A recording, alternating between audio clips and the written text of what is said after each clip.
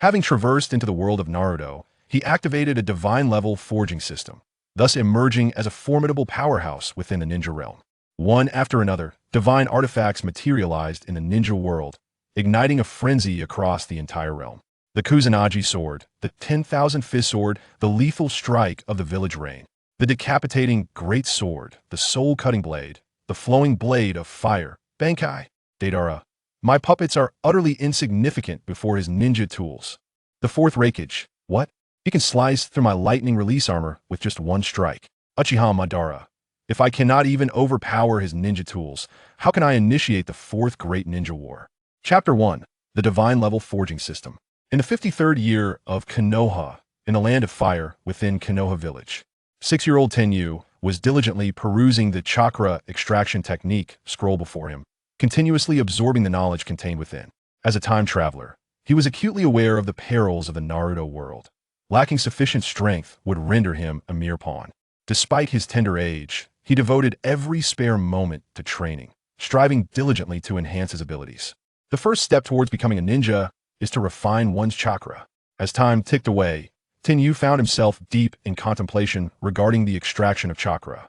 At that moment, with a sudden creak, the door to his room swung open, and a small girl with her hair styled in 2 buns peeked in, calling out in a sweet voice.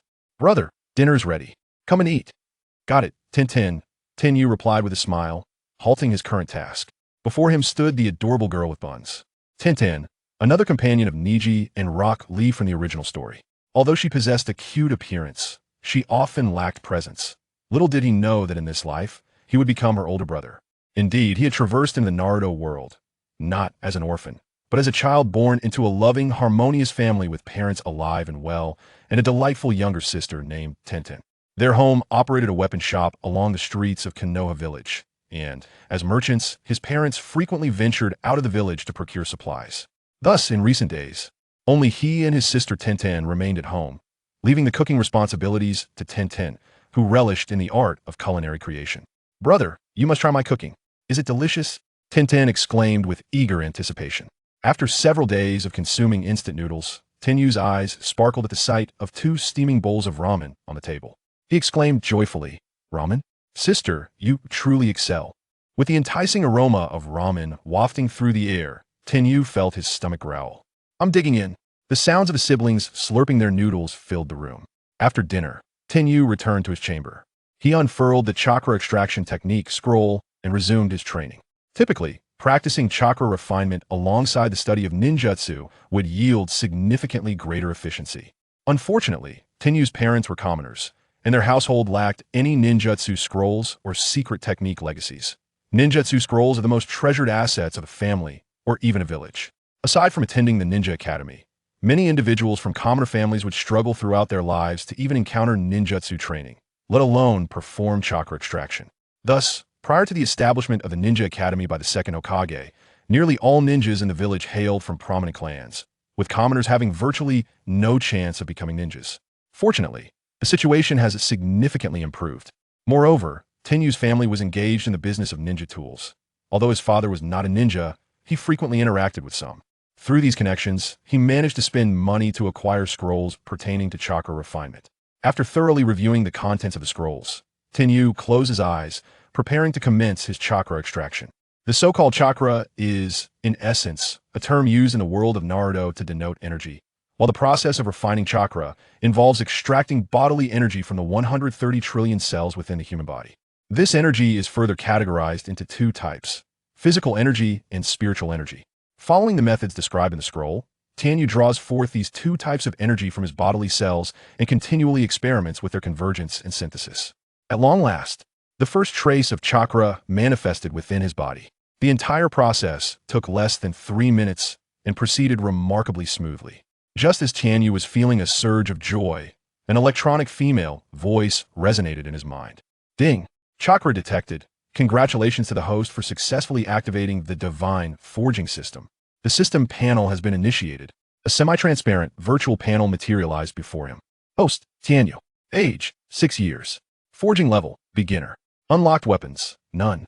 Self-created weapons, none. A divine forging system? Tenyu mused, slightly astonished. He quickly regained his composure and contemplated, could this be a system designed to assist in crafting weapons? No, since it only activates upon sensing chakra. What is forged may transcend mere ordinary weapons, perhaps even divine artifacts like the banana fan or the six-path scepter. Tianyu's eyes sparkled with curiosity about the system's capabilities, at which point the system's voice resounded again. Ding. Task issued. Coarse iron, 100 grams. System reward. Beginner forging blueprint, shadow clone kunai. Is it truly this simple? Only 100 grams of coarse iron to complete the task. After a moment's hesitation, Tianyu swiftly grasped the situation. Perhaps due to the system's recent activation, the tasks issued are relatively straightforward. Coarse iron is among the most common materials. Kunai and shuriken, commonly utilized weapons, primarily require coarse iron as their foundational material for forging. Tianyu's family operates a weapon shop, and there were numerous idle pieces of coarse iron in their yard. He casually picked up a fist-sized fragment of coarse iron, more than sufficient to fulfill the task. Ding! Task completed. System reward. Beginner forging blueprint, shadow clone kunai has been issued. Instantly, a torrent of information surged into Tianyu's mind, and he immediately acquired the forging method for the shadow clone kunai. Shadow clone kunai. Forging difficulty. Aster's skill. Instantaneous release of the shadow clone technique, creating a tangible clone. What an astonishing forging technique. After deepening his understanding of the art of forging, Tianyu couldn't help but exclaim.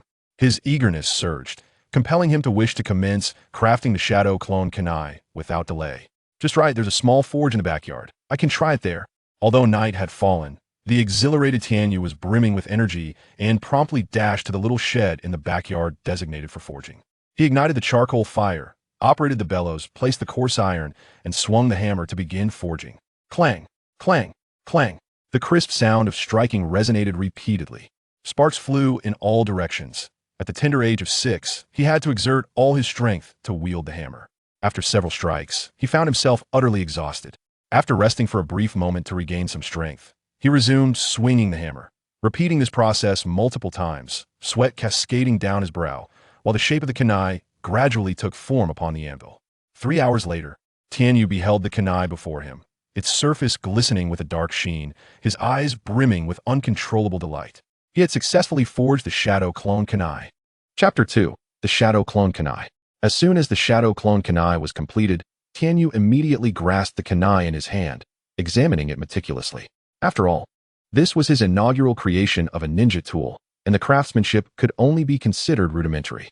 In terms of quality and excellence, it was utterly incomparable to the kunai imported from the land of iron that were sold in his family's weapon shop. However, the functionality of this kunai was markedly distinct from that of ordinary kunai. The moment it was completed, a wealth of information regarding its usage surged into his mind. Shadow clone kunai, infused with chakra to instantly create a material clone capable of both offensive and defensive maneuvers. The clones generated by the shadow clone kunai diverged significantly from the typical clone technique. The basic clone technique, as established in the foundational three-body technique, merely creates an illusion identical to the user through the refinement of chakra.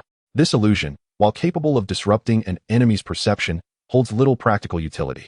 In contrast, the material clone is composed of tangible substance, often formed through transformation techniques, such as water clones, earth clones, and crow clones. Generating a material clone requires only a minimal amount of chakra, and any experience gained by the clone upon its dissolution cannot be transferred back to the original body. Thus, the material clone can be perceived as a puppet controlled by the original's consciousness, rendering this ninjutsu remarkably advantageous in combat. Tianyu infused his chakra into the kunai and subsequently hurled it forward. As expected, a clone identical to himself manifested 2 meters ahead. This was indeed a remarkable find. A glimmer sparkled in Tianyu's eyes. Instantly grasping the potential of the shadow clone kunai, he envisioned myriad possibilities. The weapon he had crafted could rival ninjutsu. With a mere infusion of chakra, he could achieve effects akin to the transformation technique without the need for hand seals, enabling instantaneous execution. In practical combat, this would provide an unparalleled advantage. This was undoubtedly a monumental breakthrough. With such capabilities, every weapon he forged would be extraordinary. Tianyu once again opened his system attribute panel. Noticing some alterations within, the data was as follows.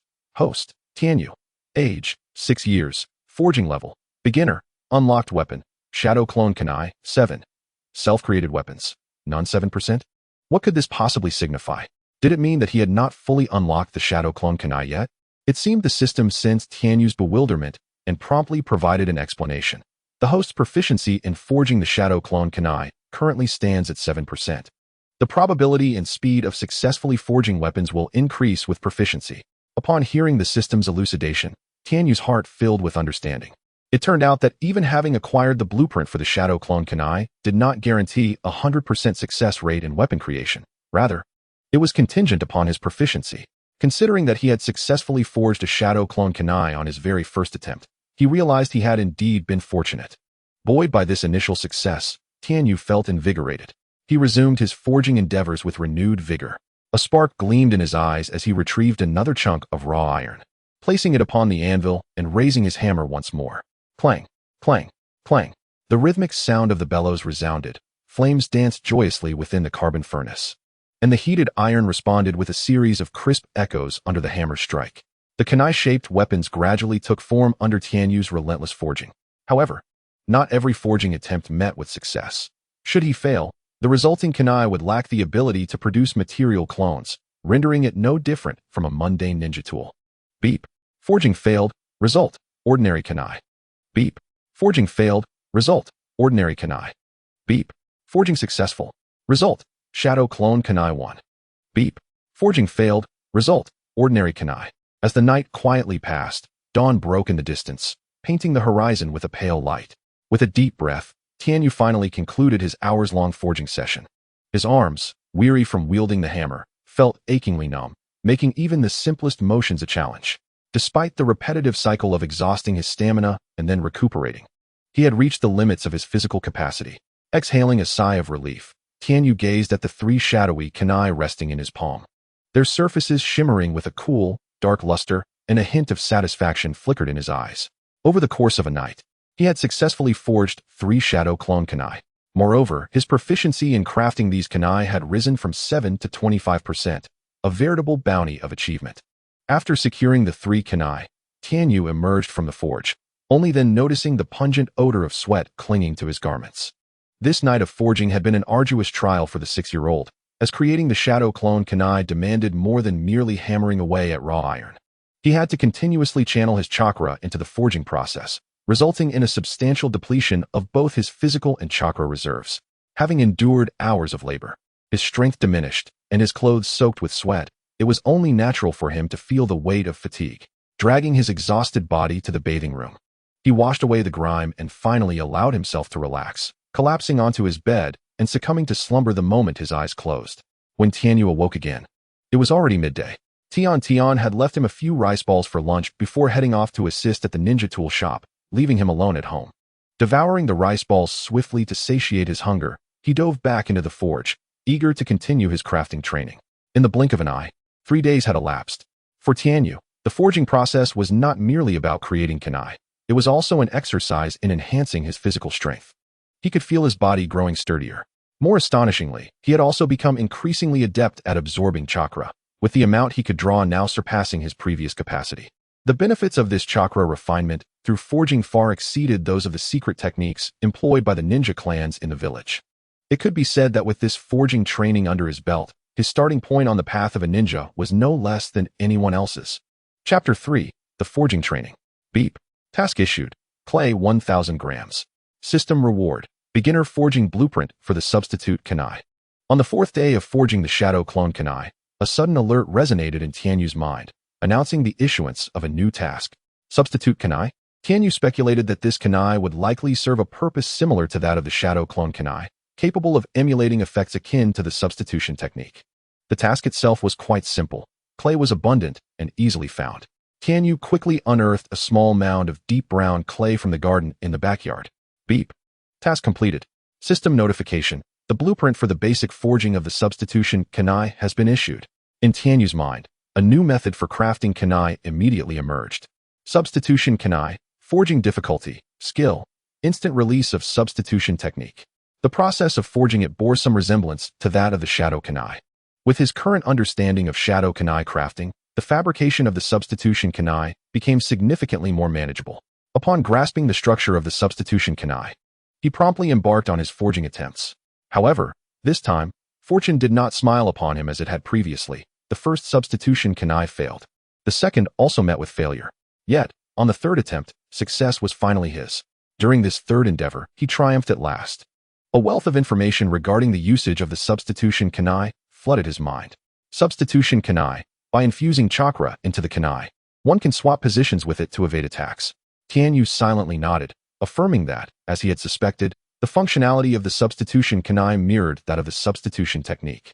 The substitution technique, one of the fundamental ninjutsu techniques, is undoubtedly among the most practical in combat, widely utilized by genin and chunin alike. Furthermore, akin to the shadow kunai, the substitution kunai requires only the infusion of one's chakra, without the necessity of hand seals, allowing for instantaneous release. It seems that I must forge several more of these substitution kunai. Energized by this thought, Tianyu resumed his crafting. Clang, clang, clang. The rhythmic sound of metal striking metal echoed through the forge. Before long, 5 days had elapsed. Tianyu surveyed the fruits of his labor, 15 successful shadow kunai and 10 substitution kunai, leaving him thoroughly satisfied. His proficiency in crafting shadow kunai and substitution kunai had risen to 77 and 45, respectively. Ding. Task issued. Fine sand, 1,000 grams. System reward. Blueprint for the transformation kunai. The familiar voice of the system resonated in his ears once more. This new task was equally simple, and Tianyu swiftly submitted it, earning the reward of the transformation kunai forging blueprint. Thus, he had successfully gathered all 3 types of ninja tools capable of executing the 3-body technique. Another 10 days quietly passed. Outside of meals and sleep, Tianyu immersed himself tirelessly in the forge, consumed by the crafting of kunai. Although the process was monotonous and tedious, he harbored no complaints, viewing it instead as a means of honing his physical abilities. The results of this arduous training were undeniably significant. Through repeated exertion and recovery of his stamina and chakra, he felt his muscle strength had markedly increased, and the speed of chakra recovery had improved as well. Tianyu estimated that, in actual combat, his punching power, combined with the use of the 3 types of kunai, would likely rival that of an average genin. Over the course of these 15 days, his achievements in crafting were also substantial. 30 shadow kunai, 20 substitution kunai, and 15 transformation kunai. Concurrently, his proficiency in crafting shadow kunai, substitution kunai, and transformation kunai had reached 100, 85, and 55, respectively. Now, with a 100 success rate in crafting shadow kunai, he no longer produced defective items during the forging process. Moreover, he discovered that his speed in forging had increased in tandem with his proficiency. Initially, crafting a single shadow kunai took him 3 hours, but now he could complete it in merely half an hour. At this point, his system panel displayed the following data. Host, Tianyu. Age, 6. Forging level, beginner. Unlocked weapons, shadow kunai, 100. Substitution kunai, 85. Transformation kunai, 55. Self-created weapons, none. One day, after concluding his training, Tianyu shared dinner with Tiantian. Following the meal, he did not rush to depart. Instead, he inquired of his sister. How has your practice of extracting chakra, as I taught you, been progressing? Tiantian stuck out her tongue and sighed. Brother, that method is quite challenging. I've been practicing for over 10 days and can only occasionally extract a bit of chakra. It's still rather unstable. Tianyu nodded, unperturbed. He patted her shoulder, offering reassurance. There's no need to rush. Simply being able to sense chakra indicates you've made a start. Just continue practicing gradually. Although Tiantian's talent for ninjutsu was not particularly remarkable, as her brother, he was determined to assist her in enhancing her abilities. Extracting chakra is inherently a daunting task for a 6-year-old child. In the Ninja Academy, the primary focus of students in their first 2 years revolves around chakra extraction training. In Tianyu's eyes, Tiantian's rate of progress was commendable. He presented her with 3 shadow kunai, saying, "Here is a delightful surprise for you. Consider it a reward for your hard work in cooking and doing my laundry." "What is this?" Tiantian asked, her eyes wide with innocence. "Infuse your chakra into this kunai. Then throw it, and you'll find out," he instructed, with a slight tilt of her head and a hint of confusion in her sparkling eyes. She obediently followed her brother's guidance. She extracted chakra, infused the kunai, and hurled it forward. Suddenly, with a loud bang, the kunai transformed into a cloud of white smoke. As the smoke dissipated, a small girl identical to Tiantian materialized before her. "It's the shadow technique," Tiantian exclaimed, covering her mouth with her hands, her eyes brimming with uncontainable astonishment. "What is happening? Did I just perform the shadow technique? But I don't know how to form hand seals or use the shadow technique." This is a special kunai I crafted over the past 2 days, capable of producing effects akin to the shadow technique, Tianyu explained, patting her shoulder with a smile. With this ninja tool, once you enroll in the Ninja Academy, our strength will undoubtedly rival that of the great ninja clans. Wow. Upon hearing her brother's explanation, Tiantian's eyes lit up, sparkling like stars, filled with admiration as she gazed at Tianyu. Brother, you are truly amazing. Now, focus on practicing diligently, he advised. Although he had crafted 3 types of ninja tools, he refrained from giving her all at once. Recognizing that Tiantian's control over chakra was not yet comparable to his, Tianyu decided to provide her only with the shadow kunai for the time being, allowing her to concentrate on mastering it before introducing her to the other types of kunai. Chapter 4, Ninja Academy. On a bright morning, after completing his morning routine and breakfast, Tianyu stood before the mirror, adjusting his attire. He had exchanged his usual plain garb worn during forging for a new flowing robe with wide sleeves and a cross-collared design, cinched at the waist with a sash. His long black hair was elegantly tied up, giving him the aura of a wandering hero. In the mirror, his tall and slender figure, complemented by sharp brows and bright eyes, exuded an extraordinary charisma. His younger sister, Tian, donned an exquisite pink qipao skirt, tailored to better suit her training in martial arts. Her hair was styled into 2 charming buns resembling panda ears, giving her an adorably sweet appearance. Let's head out. After Tianyu and Tian gathered their belongings, they stepped outside together. Today marked the commencement of the Ninja Academy. At the entrance of the academy, a multitude of children and parents had already convened, queuing to undergo the ninja aptitude test, assessing their potential to become ninjas. The test was not particularly challenging.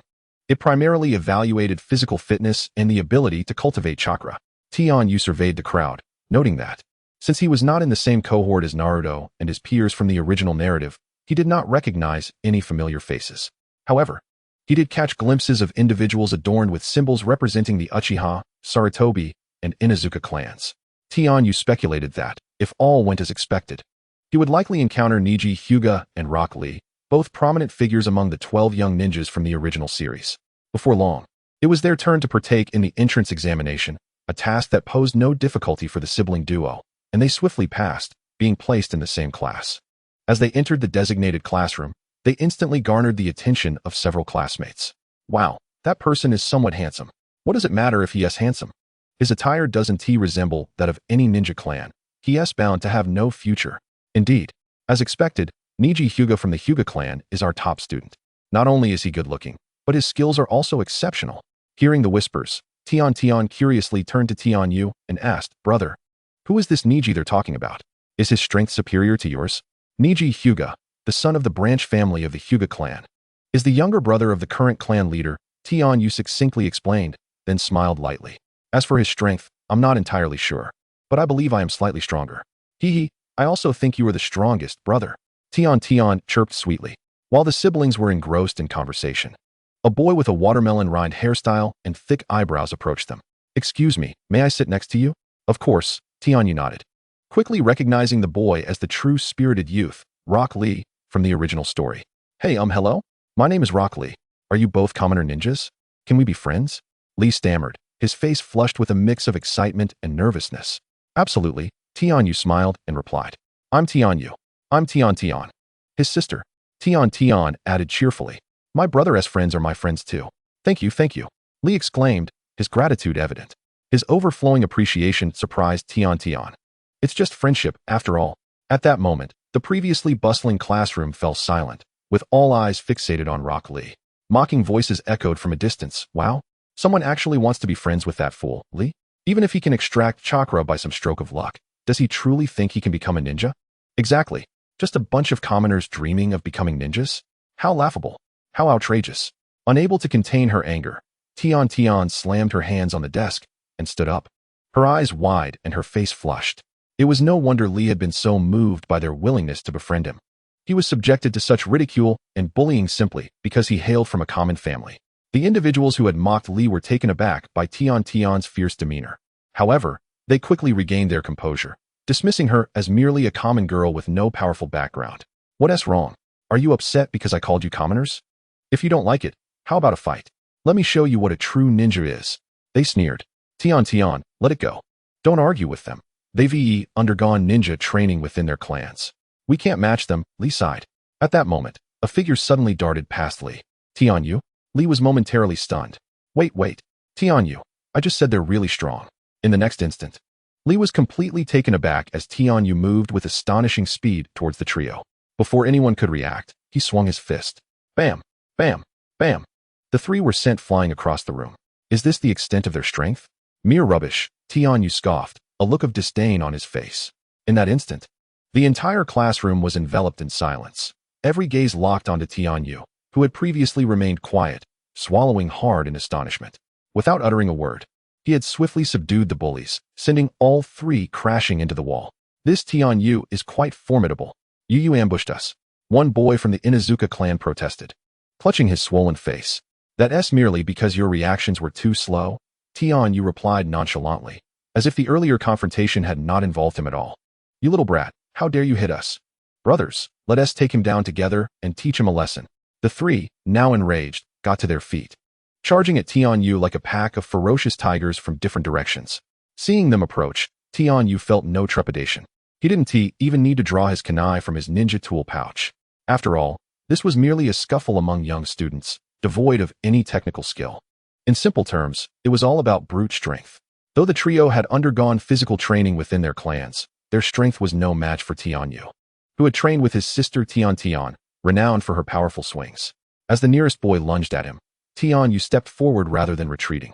In that moment, he positioned himself beside the attacker, deftly grasping the boy's arm and using his momentum to propel him like a sandbag, sending him soaring towards his companions. Bang! A loud crash echoed as the three collided with the far wall. Chapter 5. Rock Lee's gratitude with a swift, thunderous motion. Tianyu had dispatched all three boys to the ground in the blink of an eye. This spectacle left all the students in the classroom utterly astonished. Even Niji Hyuga, regarded as the top student of this cohort, couldn't help but steal a few glances at Tianyu before gradually averting his gaze. After dealing with the troublesome trio, Tianyu returned to his seat, his demeanor unruffled, as if the earlier altercation had been a trivial matter. In truth, for Tianyu, it genuinely was a trivial affair. What did it matter if one came from a prestigious ninja clan? If one lacked personal strength, they would inevitably find themselves on the ground. Tianyu, you're incredible. Li gazed at Tianyu with admiration. Coming from a common background himself, he realized that Tianyu was far more formidable than he could ever hope to be. Indeed, my brother is truly exceptional. He nods with pride every day. I've made my decision. From this moment forth, Tianyu brother shall be my idol. I am determined to become as strong as Tianyu brother. Li Locke exclaimed with excitement, his fists clenched in enthusiasm. This time, no one in the classroom dared to mock Li Locke, for Tianyu's prowess was evident to all. Meanwhile, within Tianyu's mind, the familiar voice of the system echoed once more, announcing a new task. Ding! Task released. Achieve a perfect accuracy rate in shuriken throwing. System reward. Blueprint for a beginner's storage ring. This task presented a greater challenge than the previous three, demanding that Tianyu attain perfect accuracy in shuriken throwing to be deemed complete. Mastery of shuriken throwing was a vital component of the curriculum during their time at the Ninja Academy, with most students achieving this level of proficiency by their 6th year. Although the system had not imposed a time limit for this task, Tianyu was not one to merely adhere to the Academy's pace of training. The reward for this task was a storage ring, an essential item for him. Recently, he had crafted over 60 shurikens, and a typical ninja tool pouch could only accommodate a mere 10 or so shurikens. He couldn't very well carry a large backpack filled with ninja tools everywhere he went. The storage ring would perfectly resolve his current dilemma, providing him with a personal space to carry and conceal his ninja tools. Hence, completing this task swiftly was imperative. For the time being, he had sufficient shuriken supplies. So he decided to temporarily set aside crafting more shurikens and dedicate all his time and energy to mastering shuriken throwing to complete the task as quickly as possible. After school, Tianyu and Tian walked out of the school together. Brother, isn't that the wrong direction to go home? I'm planning to head to the training ground to practice my shuriken techniques. Are you going home or coming with me? There's no one at home, so of course, I'll follow wherever you go, brother, Tian replied with a sweet smile. Tianyu nodded. Perfect, let us train together. The two soon arrived at the training ground, but quickly encountered a setback. The training ground was fully booked. Having failed to apply for use in advance, they were informed that there were no available training areas, leaving them both disappointed. It seemed training there would be impossible today. Just as they were about to leave, a familiar voice called out to them. Tianyu, Tian, are you two here to train as well? Li Lok greeted them enthusiastically. Yes, but the training ground is full, Tian sighed. You can share mine. The training ground I reserved is quite spacious. 3 people can train comfortably. Li Lok offered eagerly. Really? That's fantastic. Tian's eyes lit up. Thank you so much. Tianyu smiled, not hesitating to accept the offer, and then led Tian to his training ground. Once inside, Tianyu set up the target and took out his shuriken to begin practicing his throwing technique. Tian mimicked Tianyu's actions, practicing alongside him. Tianyu-kun looks so professional. You're already like a true ninja. Li Lok couldn't help but marvel internally. Coming from an ordinary family, Li Lok found it difficult to afford ninja tools, let alone ninjutsu scrolls. Thus, he remained oblivious to the intricacies of physical techniques, ninjutsu, and tool usage. Despite his diligence, he could only engage in simple exercises like skipping rope and push-ups to enhance his physical fitness. Would you like to give it a try? Tian offered her shuriken to Li Lok. No, it's fine. He waved his hands, shaking his head in refusal. I'd rather practice my punches. You were so cool today when you dealt with those guys in the classroom, Tianyu-kun. Although he said this, his gaze lingered on the shuriken in Tian's hand with a hint of envy. It was no wonder, coming from a family that owned a ninja tool shop, that she could easily produce so many shurikens. Looking over at Tianyu, who was diligently practicing with what must have been over 20 shuriken, Li Lok pondered the substantial cost of such tools, easily amounting to several thousand ryo. His family simply couldn't afford that. 3 hours later, as the sun set in a blood-red hue, painting half the sky, the darkness began to encroach upon their vision. Tianyu finally ceased his training when he could no longer discern the target in the distance. He understood that training was not merely about relentless hardship. One must also employ effective methods. If he could not even lock onto his target, further attempts at throwing would be futile, yielding no progress in his shuriken techniques. Thus, it was wiser to take a break, allowing his mind to digest and assimilate the results of today's training. Before leaving the training ground, Tianyu handed his ninja tool pouch to Li Lok. Tianyu-kun, what is this? This ninja tool pouch is a gift for you. No, I can't accept this. It's too precious. Aren't we friends?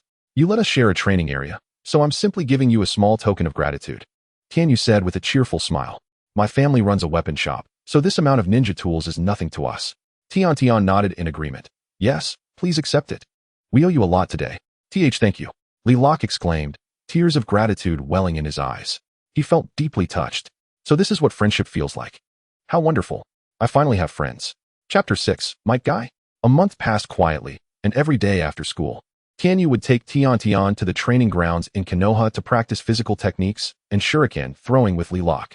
Over the course of the month, Tianyu's strength had grown rapidly, and his accuracy with shuriken throwing had improved significantly. He was quite satisfied with his training progress and estimated that within a week, he would be able to achieve perfect accuracy. Just then, the familiar voice of the system echoed in his ear, announcing a new task. Ding! Task released. Sell any one shuriken, shadow shuriken, substitute shuriken, transformation shuriken, for no less than 1,000 ryo. System reward. Blueprint for a beginner's Kusanagi Sword. Another task has been issued. I haven't even completed the previous one yet. I hope that after this new task is released, the old one doesn't just vanish. A feeling of anxiety swept over Tianyu. The storage space of the ring was exceedingly important to him at this time. He quickly opened his system panel and was relieved to see that the previous incomplete task still appeared in the system's task list. He let out a sigh of relief, grateful that the new task did not erase the previous one. With a sense of calm returning, Tianyu began to scrutinize the newly released task. However, his brow furrowed upon realizing that it involved selling the ninja tools he had crafted. Tianyu had never entertained the idea of selling his ninja tools before. On one hand, his family was not in need of money. On the other, revealing these tools too early could bring about unnecessary troubles. He was quite vigilant. Apart from his sister Tian, he had never revealed the ninja tools he crafted, even to his good friend Rock Lee. Thus, he was eager to obtain the blueprints for making a storage ring, so he could conceal all his crafted tools.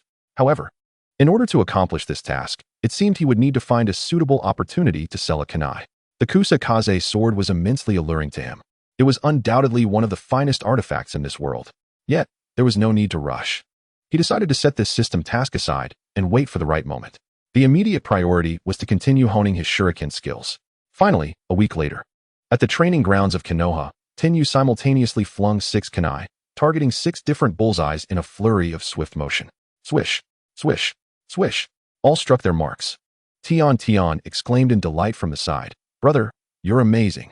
A satisfied smile graced Tenyu's lips. After a month of diligent training, he had finally achieved this milestone. Ding. Task completed. System reward. Beginner storage ring blueprint has been issued. Tenyu's progress was remarkable. Rock Lee observed Tenyu's daily improvements in shuriken techniques with a tinge of envy, yet his heart was also filled with inspiration. A fierce determination ignited in his dark eyes as he clenched his fists, leaping from the ground with a spirited shout. Yash. It seems I must work even harder. With Tenyu-kun's exceptional talent and dedication, I cannot afford to slack off. Today, I shall double my training. 1,000 jumps. If I fail, I'll do 2,000 push-ups. Suddenly, applause erupted around them, accompanied by a robust male voice from a distance. Hey, not bad, young man. Strive. Persevere. This is what youth is all about. Rock Lee was taken aback and shouted, Who is that?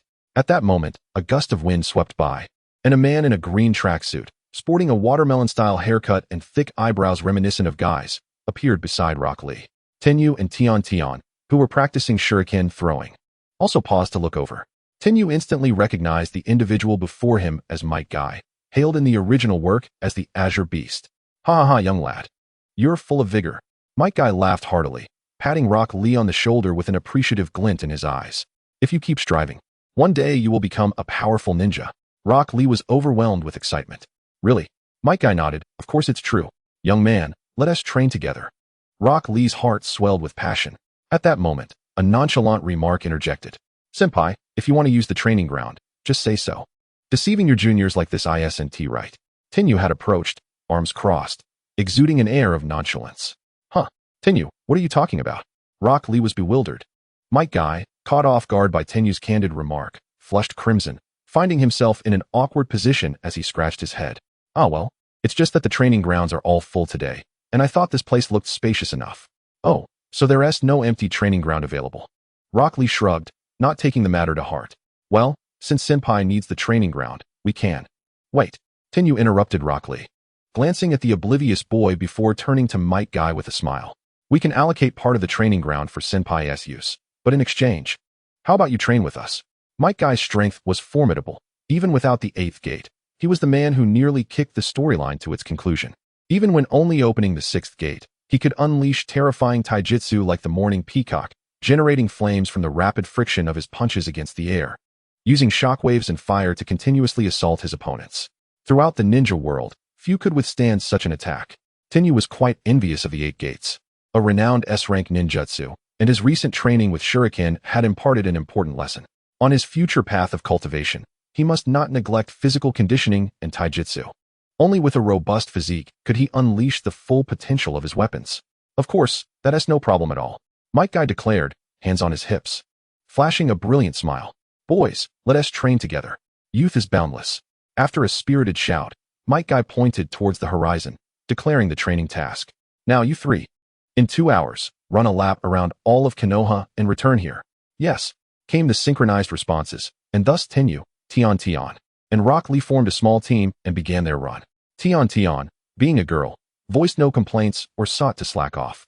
Her dream was to become a powerful ninja like Tsunade, and she would never lower her standards due to her gender. As she watched the 3 figures sprinting into the distance, Might Guy's gaze locked onto Tenyu, his pupils narrowing slightly in shock as he murmured to himself. Has that boy named Tenyu and his sister already refined their chakra? And Tenyu's chakra level is quite remarkable. It's already comparable to that of a lower-ranking ninja. He appears to be just a child who has recently entered the ninja academy. This kid might be a genius? 2 hours later, Tenyu and his companions finally completed their lap around Konoha. Tenyu was the first to reach the finish line, taking only 1 hour and 30 minutes. Rock Lee followed, arriving at 1 hour and 47 minutes. Lastly, the physically weaker Tian finished in 1 hour and 58 minutes, just making it within the allotted time. Well done, young men. Might Guy beamed, flashing a wide smile and giving the trio a thumbs up, his eyes sparkling with admiration. Your training ends here for today. Return at this time tomorrow to continue training with me. Yes, senpai.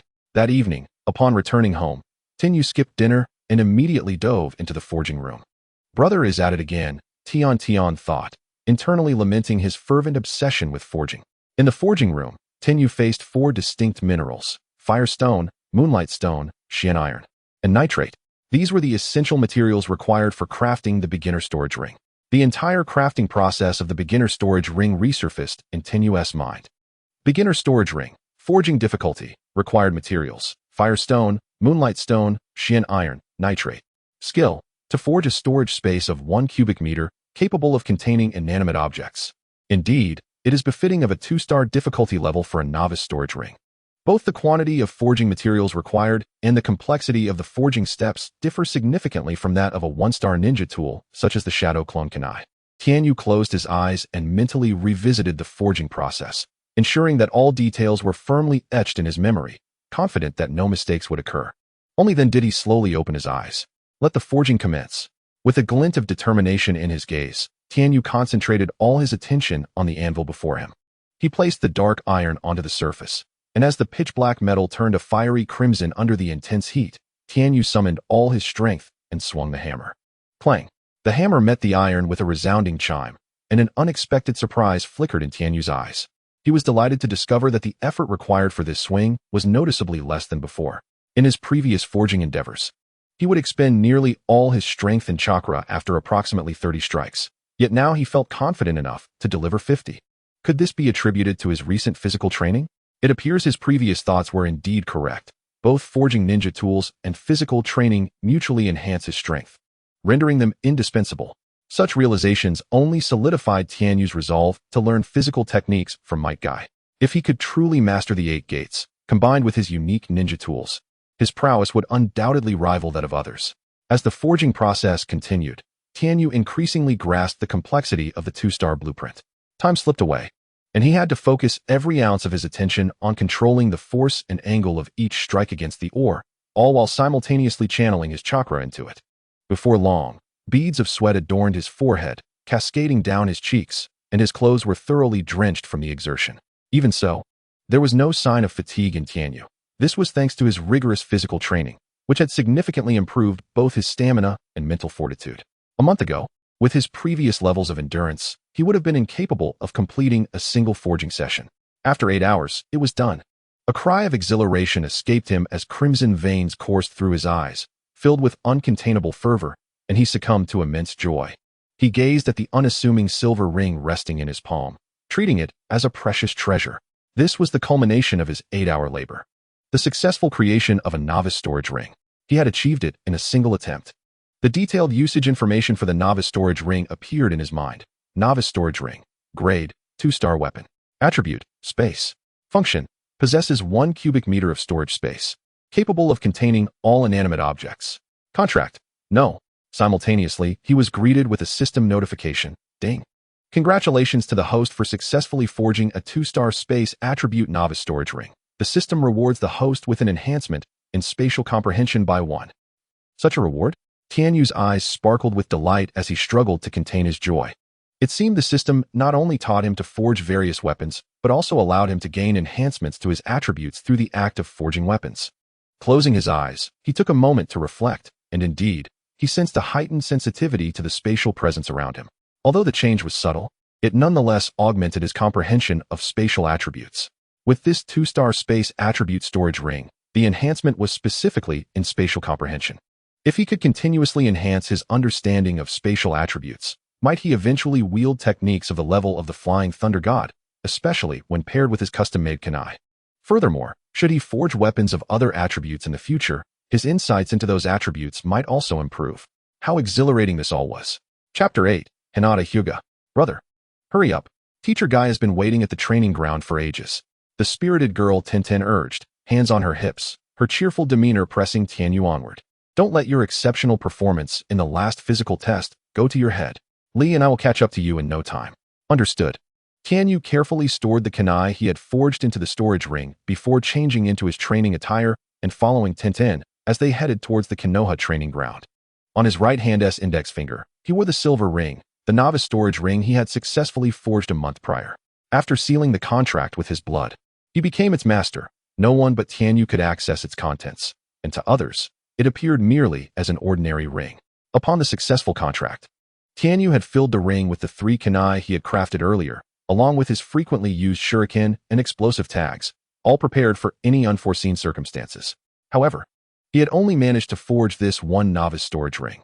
One reason was that such rings were 2-star weapons, with a notably low success rate for forging. His prior achievement was largely due to mere fortune. Another reason was that one of the essential raw materials for forging storage rings, moonstone, although inexpensive, was not a commonly used forging material. Tianyu's household supplies were limited, and after several failed attempts at forging additional storage rings, he had exhausted his supply of moonstone. It seemed that if he wished to continue forging, he would have to wait for his parents to return from their business in the Land of Iron, bringing more supplies with them. "Brother, did you hear any strange sounds?" On their way to the Konoha training ground, Tintin abruptly halted and asked Tianyu. "Over there." Tianyu nodded, having also heard the peculiar noise and determined its direction. "Let us go check it out." The ever-curious Tintin quickly tugged Tianyu along towards the source of the sound. Before long, they stumbled upon a scene where a short-haired girl with pure white eyes was cornered by a group of rowdy children. Tears welling in her eyes as she buried her face in her chest, silent and unwilling to resist. "Look, her eyes are truly white. A monster. She must be a monster. If we defeat this monster, we'll be heroes of Konoha. Let us all go together." As they spoke, the group of children advanced menacingly towards her corner, one even raising a fist to strike. "Stop!" Tintin dashed forward, leaping into the midst of the boys, arms outstretched to shield the girl. With righteous indignation, she admonished them loudly, "You shall not bully her. Otherwise, you will all be in big trouble." The boys were momentarily taken aback by Tintin's boldness, but soon they realized that the figure before them was merely a girl no older than themselves, and they erupted into laughter, regarding Tintin as though she were a fool. "In big trouble? The only one in trouble is you. Who do you think you are? Meddling in our affairs?" "Every day," Tian snorted coldly, her eyes betraying no hint of fear as she boldly extended her hand, directing her finger towards the group of unruly children behind her, indicating the formidable Tianyu. "If you wish to strike me, you must first overcome my brother." Tianyu, taken aback, responded, "Sister, is this how you rush to the aid of those in distress?" The gazes of the unruly children followed the direction of her finger, landing squarely on Tianyu. "Brothers, let's beat him up." Several of the children, fists raised, charged towards Tianyu, who would find it entertaining to engage in a tussle with a bunch of brats. Tianyu scoffed, a cold smile gracing his lips. In an instant, a flicker of dark light flashed in his hands, whereupon he expertly grasped a handful of shurikens. With deft precision, he launched them forward. Swish, swish, swish. The sound of slicing air filled the space as the shurikens grazed the cheeks, sleeves, and pant legs of the children, inflicting only minor scratches upon them. Tianyu had calibrated his strength perfectly, ensuring that they only suffered superficial injuries, sufficient to instill a sense of fear and impart a lesson to the boisterous kids. As anticipated, the moment the shurikens were released, the children were rendered speechless with fright. One of the boys suddenly felt a sharp sting on his cheek. Wiping his hand across it, he found it stained with warm, crimson blood. In a terrified shriek, he exclaimed, "Blood! I'm bleeding!" His voice trembled with fear, and soon the other children, realizing their own wounds, began to scream in panic. "I am bleeding on my arm. Oh my God! Someone is trying to kill us. Mommy, save me!" The chorus of terrified cries echoed as they regarded Tianyu with eyes wide with terror, resembling those of frightened prey before a predator, and they fled in a frenzy. At that moment, Tian had already pulled Hinata, who had been cowering in a corner, to her feet. With a cheerful smile, she reassured her, "You needn't be afraid. That group of bad guys has already been chased away by my brother. My name is Tian. What is yours?" "I am Hinata. Hinata Hyuga," she murmured softly, her gaze lingering on Tianyu. "He is my brother, Tianyu. And he is incredibly powerful," Tian enthusiastically explained. Thank you, Tianyu-kun," Hinata stammered, her eyes lowered, unable to meet his gaze. She felt overwhelmed by the radiant aura he exuded, akin to a prince descended from the heavens, so strong and handsome. Even a fleeting glance sent her heart racing. "What are you doing all alone here?" Tianyu inquired. What a gentle voice, Hinata thought, her heart fluttering. She lowered her head even further, nervously whispering, "I got lost by accident. Is this the Hyuga clan's territory? It's not too far from here. Let us escort you home," Tianyu suggested thoughtfully. Tian, observing the exchange, felt a hint of surprise. "Oh, my brother usually avoids trouble, yet today he voluntarily offers to escort this girl home. Could it be that he has taken a liking to this young lady from the Hyuga clan?" However, just as Tian pondered this, Tianyu's next words nearly made her stumble in shock, as if struck by lightning. Tianyu produced a kunai and, with a gentle smile directed at Hinata, said, "My family runs a weapons shop, and as a token of gratitude, how about purchasing one of my special kunai? It's quite affordable, Only 1,000 Ryo. Chapter 9. It was not her fault. Tian stood frozen in place, her internal monologue racing. Brother, I truly misjudged you. What heroics? What feelings for the young lady? You're merely eyeing her fine attire and noble lineage, hoping to profit handsomely from her. To demand 1,000 Ryo outright? That sum is enough for an ordinary person to live for an entire month. This little girl is barely 5 years old. How could she possibly procure such an amount? Do you take her for a princess? Yet, in the next moment, Hinata's actions left Tian utterly speechless. I only need 1,000 Ryo. Little Hinata obediently retrieved 10 bills from her pocket and offered them to Tianyu with both hands. Although she was uncertain of the kanai's utility, 1,000 Ryo was not a significant amount for her allowance, and if it could assist Tianyu-kun, she would be overjoyed. Her face radiated innocence as she spoke in a tender tone. If you need more, I have some here. That won't be necessary, Tianyu replied, accepting the 10,000 Ryo from Hinata and placing the special kanai into her hands. Here, this is my specially crafted shadow clone kanai. Although it may seem pricey, it is indeed a valuable item. Just infuse it with chakra, and you will uncover its secrets. While it may not possess grand capabilities, it is certainly sufficient to help you evade the kind of bullying you just experienced. Though 1,000 Ryo was considerable, the value Tianyu offered was undeniably fair. Such a kanai, if sold elsewhere, could fetch upwards of 2,000 Ryo, with throngs clamoring to purchase it. However, Tianyu was reluctant to sell his crafted items indiscriminately, which explained his previous reluctance to complete the system's assigned tasks. Fortuitously, he encountered Hinata, who could afford the price, and he kindly decided to sell it to her. As they continued to escort Hinata back to the Hyuga clan's territory, Tianyu and Tian bid her farewell at the entrance. We'll leave you here. Hinata, the small girl, bowed deeply in respect and sincerely expressed, thank you both, Tian and Tianyu-kun. Tian, ever straightforward, smiled brightly. No need for thanks. We're friends, after all. Goodbye, Hinata. Let us play together next time.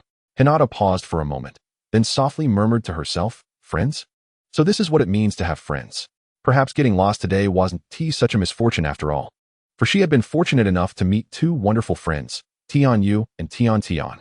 How splendid. Hinata. Just then, a cold reprimand shattered her sweet smile.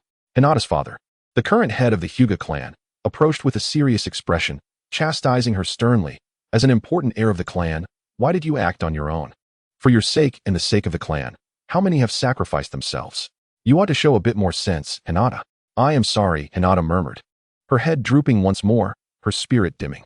Hey, old man, Tianyu interjected, turning back to face Hinata's father, Hayashi Hyuga, defiantly. Your words are rather misplaced. What right does a little brat have to meddle in the affairs of the Hyuga clan? Hayashi scoffed, completely dismissing Tianyu. Hinata quickly interjected, father, they are my friends.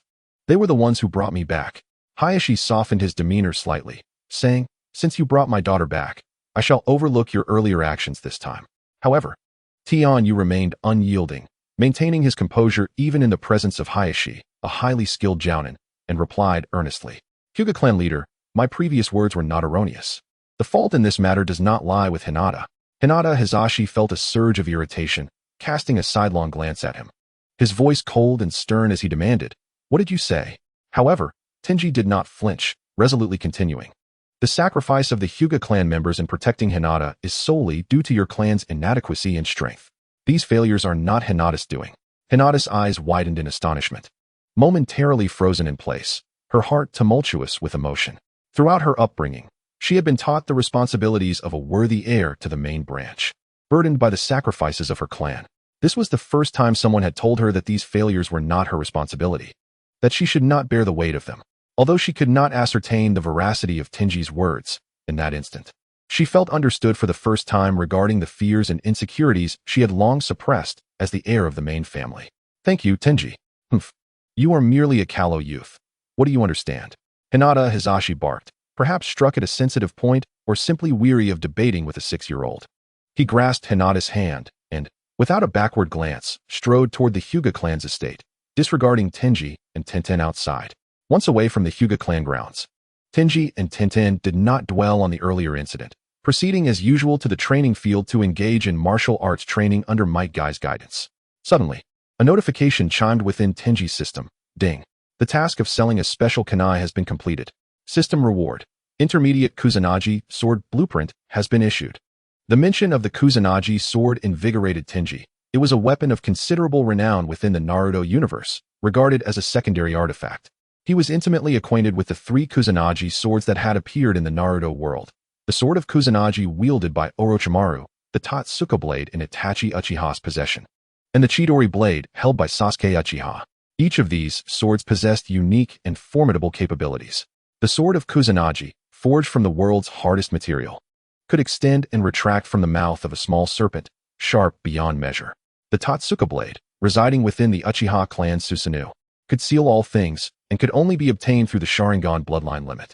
The Chidori Blade, enhanced with lightning release, doubled its destructive power and sharpness, paralyzing foes upon contact. While Tenji only possessed the blueprint for the intermediate Kusanagi sword, he estimated that the weapon he forged would not be lacking in power. Upon returning home that evening, Tenji immediately accessed the system to absorb the contents of the intermediate Kusanagi sword blueprint. He regarded this with great importance, as it was the first weapon he would forge that truly possessed combat capability, crucial for enhancing his future battle prowess. Chapter 10. The Kusanagi Sword. The blueprint of the intermediate Kusanagi sword emerged vividly in Tenji's mind.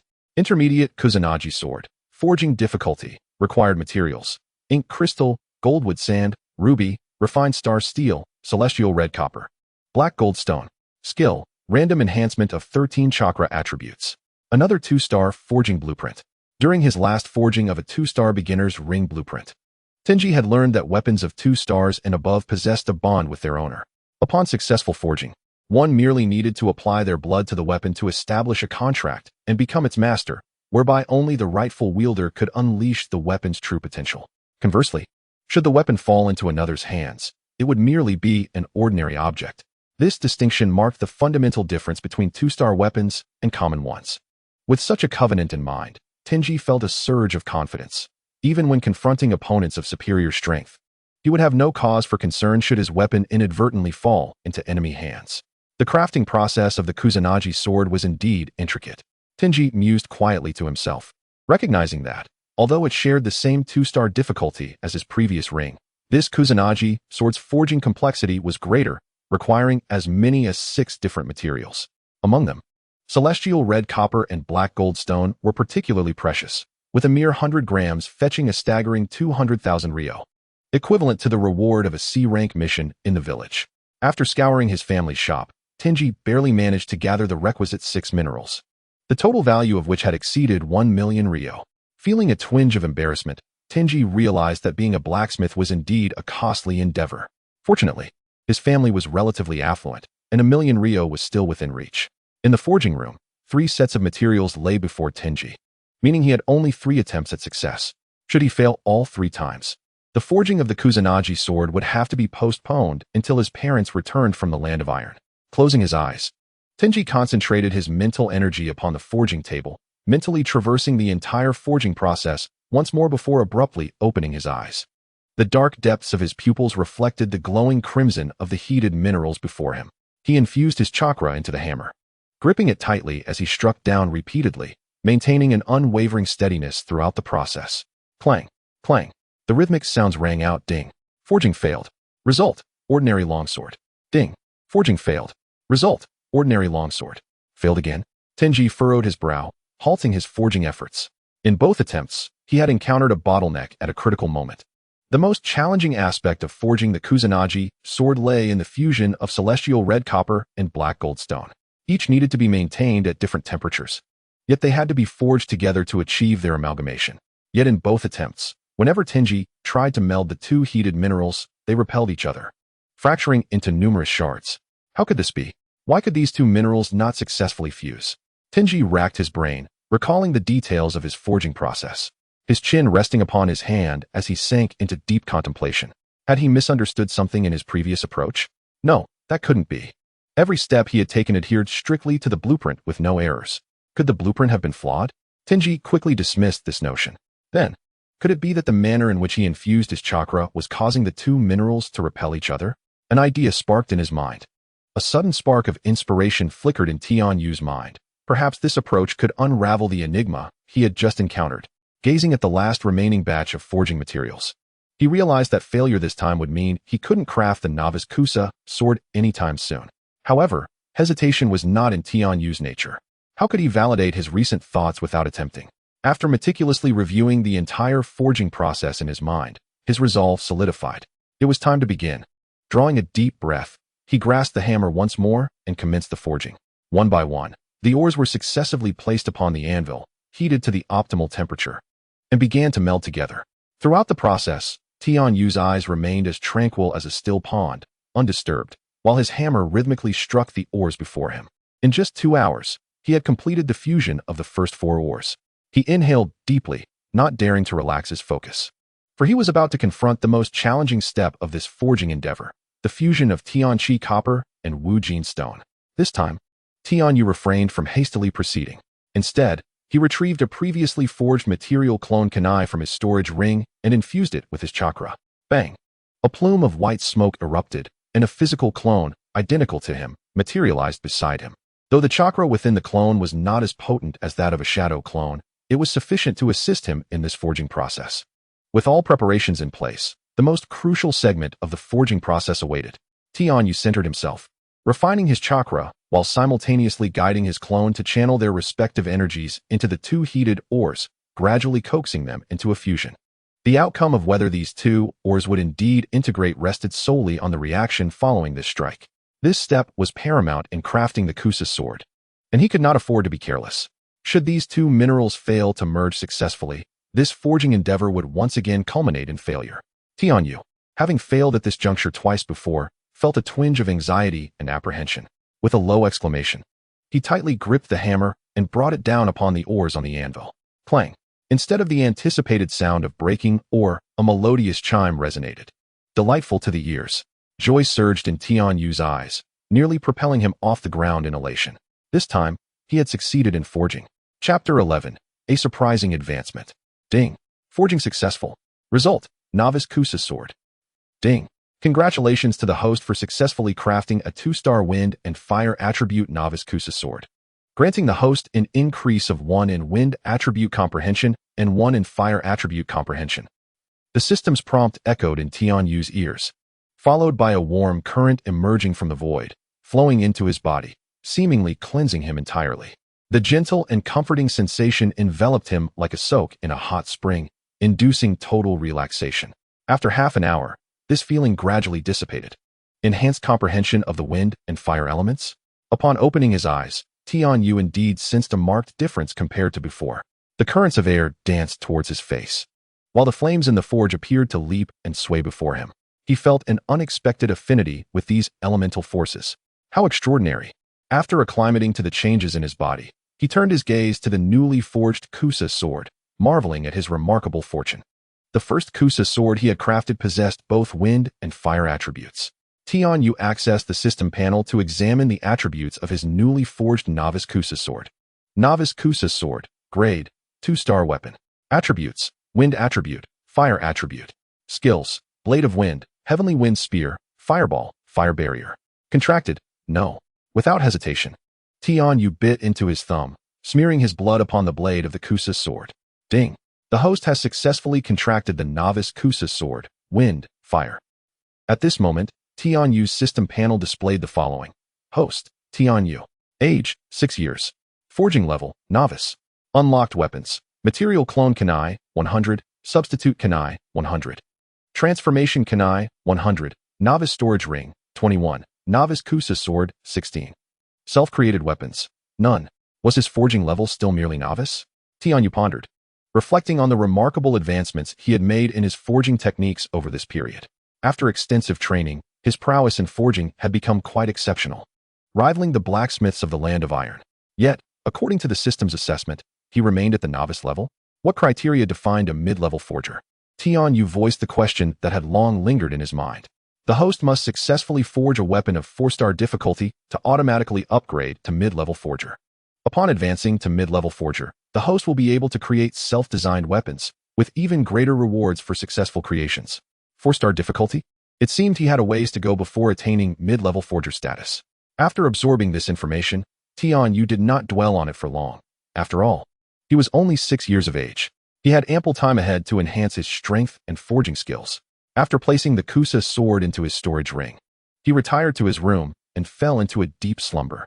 At dawn, the spirited girl, Tian, rose early, prepared breakfast, and then visited Tian Yu's room. Rousing him from his slumber after he had exhausted his energy, chakra, and mental fortitude the previous night. "Brother, we can't skip class." Tian chirped cheerfully. "I know, zzz." After dozing off in class for an extended period, Tian Yu gradually recovered from the fatigue incurred during the crafting of the Kusa sword. He couldn't help but reflect that he needed to further enhance his physical prowess. Otherwise, he would struggle to endure the demands of forging more complex weapons. His determination to train alongside Might Guy solidified even further. After school, Tian Yu, Tian, and Rock Lee arrived at the Konoha training ground, as customary, to train in taijutsu under Lee's guidance. "Hey, Tian Yu, Tian, little Lee, you three are here bright and early today." "Huh, Tian Yu, your aura has changed significantly. Your chakra levels are approaching that of a chunin. Your progress is astounding. How did you achieve this?" Might Guy exclaimed, his eyes wide with astonishment, peppering Tian Yu with questions like a machine gun. Though he lacked the Byakugan to directly observe the flow of chakra within Tian Yu as an elite jonin, discerning Tian Yu's current strength was no arduous task. Might Guy is an expert in the art of taijutsu, unmatched in his proficiency within the village. Although Tenyu has performed commendably in previous training sessions, he is acutely aware that the taijutsu exercises he has assigned to Tenyu and his companions are insufficient to account for Tenyu's rapid progress. Even a genius cannot undergo such significant transformation in such a brief period. When confronted with this dilemma, Tenyu simply smiled. Might Guy's curiosity was piqued in an instant. Ten, standing nearby, exclaimed, "It's because my brother at home crafts his own ninja tools." Tenyu nodded in affirmation, elaborating, "Indeed. It may be due to my passion for creating ninja tools that I utilize in combat."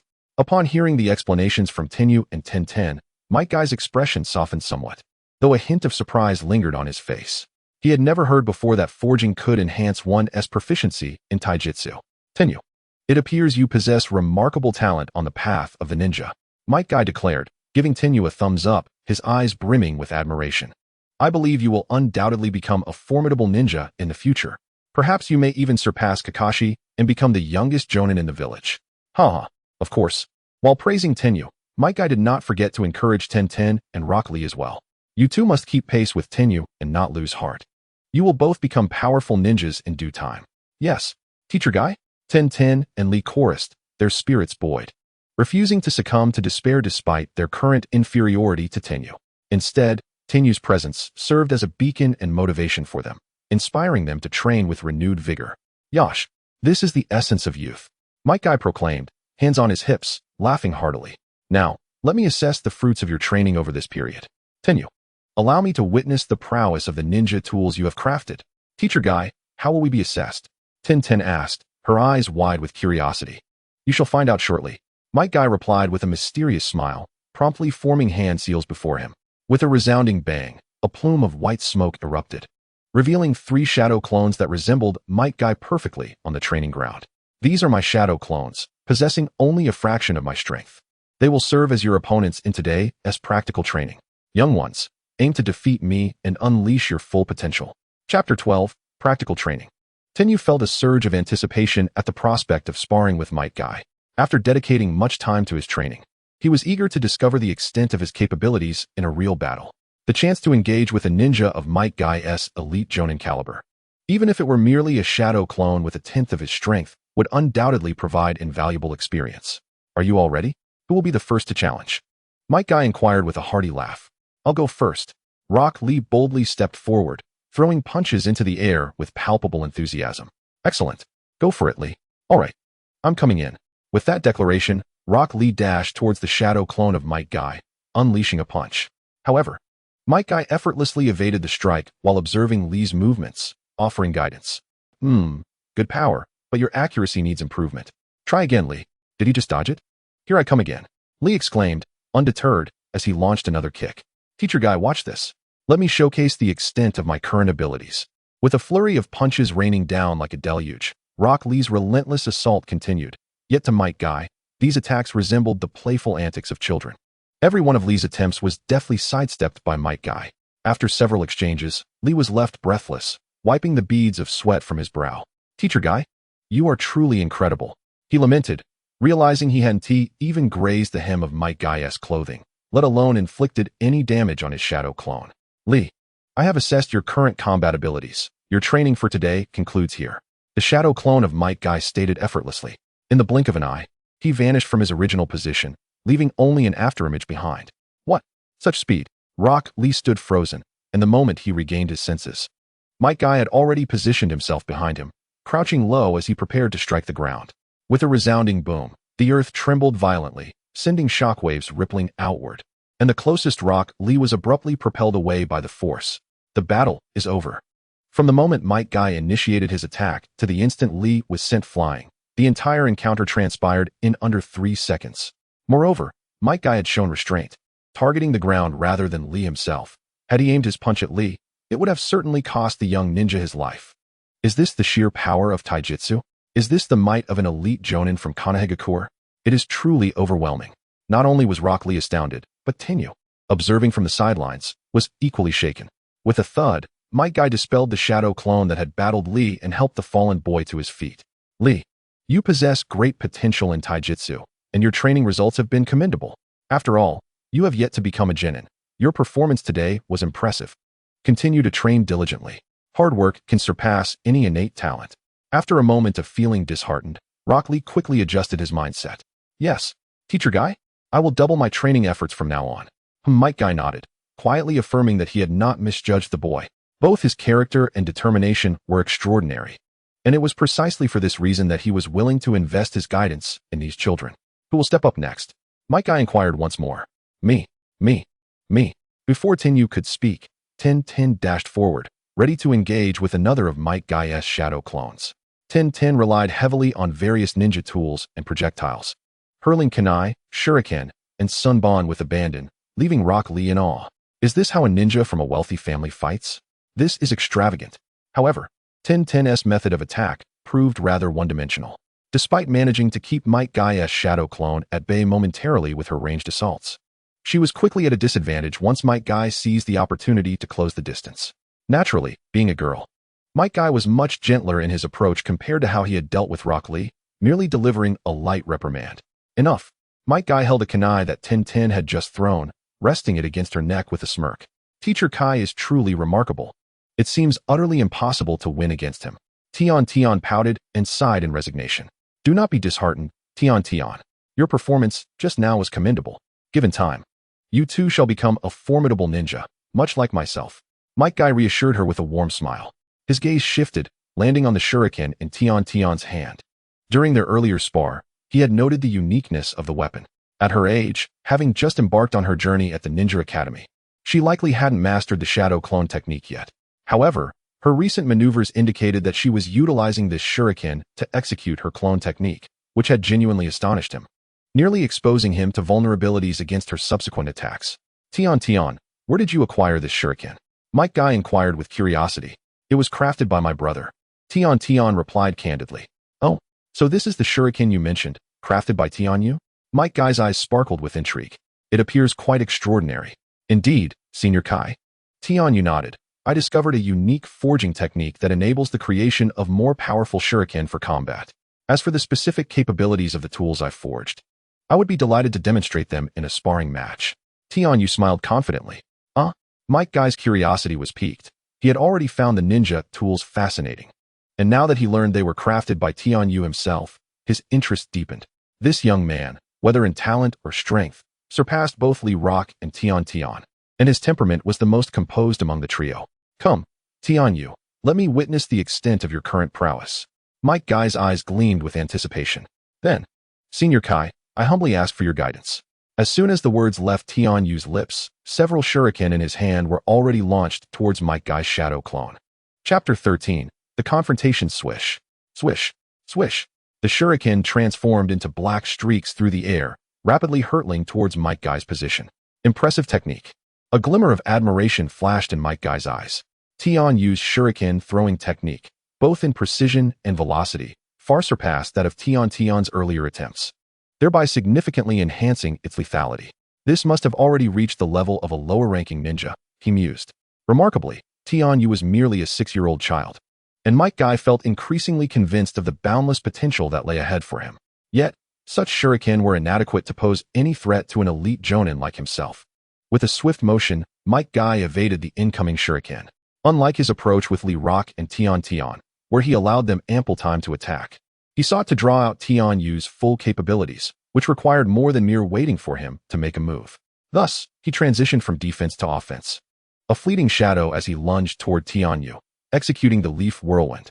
A fierce gust of wind surged as, in the blink of an eye, Might Guy was already above Tian Yu, twisting his body like a whirlwind to deliver a kick toward Tian Yu's head. Tian Yu, brother, be careful. Lee Rock and Tian gasped in shock, their hearts racing. They had not anticipated that Teacher Kai would unleash such a formidable attack so suddenly. Should that kick connect, Tian Yu might be bedridden for the next fortnight. In that moment, a loud thud echoed as Might Guy's kick struck Tian Yu, who immediately transformed into a cloud of white smoke, leaving behind a lone shuriken that fell to the ground. A substitution technique? Might Guy's eyes brightened as he quickly deduced that the shuriken Tian Yu had employed was likely similar to the one Tian had used earlier, which possessed clone capabilities. Is this the unique ninja tool crafted by Tian Yu? How increasingly intriguing. Come again, Might Guy exclaimed with excitement, transforming into a blur as he charged toward Tian Yu once more. He moved like the wind, his legs striking with the precision of whips. A whirlwind of motion as he executed the Leaf Great Whirlwind. In an instant, Might Guy's blue chakra surged forth from his body, enveloping his calves and feet, creating a dazzling spectacle. Teacher Kai's chakra is astonishingly powerful. It can even manifest externally. Lee Rock was utterly awestruck, witnessing a level of strength from Teacher Kai that he had never seen in their previous battles. I feel like Teacher Kai is bullying my brother. His strikes are so intense. Tian huffed, her heart filled with concern for her brother. Meanwhile, in the heat of battle, Tian Yu dared not let his guard down. His eyes fixed intently on Might Guy's movements, striving to decipher his techniques. The Leaf Great Whirlwind was one of Might Guy's signature moves, and unlike the Leaf Whirlwind leg, this chakra-infused technique was faster and more powerful. Might Guy's ability to augment his strength with chakra bore similarities to Tsunade's monstrous strength through chakra manipulation. Tsunade stimulated her local cells with chakra, enhancing her speed and strength to unleash devastating blows. Clearly, before learning the 8 gates from Kai, Tian Yu should first master this Leaf Great Whirlwind technique. If he could focus his power into his hands, perhaps his weapon forging skills would ascend to new heights. As these thoughts crossed his mind, a flash of white light emanated from Tian Yu's right hand, revealing a long sword gleaming with a silver aura, which had appeared in his grasp unbeknownst to him. This time, he was prepared to stand his ground. Blade of the Wind. Without the need for any hand seals, Tian Yu infused his chakra into the sword and swung it forward, unleashing a half-meter-long white wind blade that sliced toward Might Guy. Come on, Might Guy shouted with exhilaration. Having witnessed Tian Yu's technique, his desire for combat intensified. Is that ninjutsu? No, Tian Yu did not perform any hand seals. The peculiarity of his technique lies in the sword he wields. Is this another of his crafted ninja tools? Tian Yu, you continue to surprise me. However, he wondered, just how powerful is this move? With that thought, the next moment, Might Guy charged directly into the wind blade with his physical body. With a resounding boom, the white wind blade collided against Might Guy's chakra-enveloped calf, instantly shattering into fragments that dispersed into the air.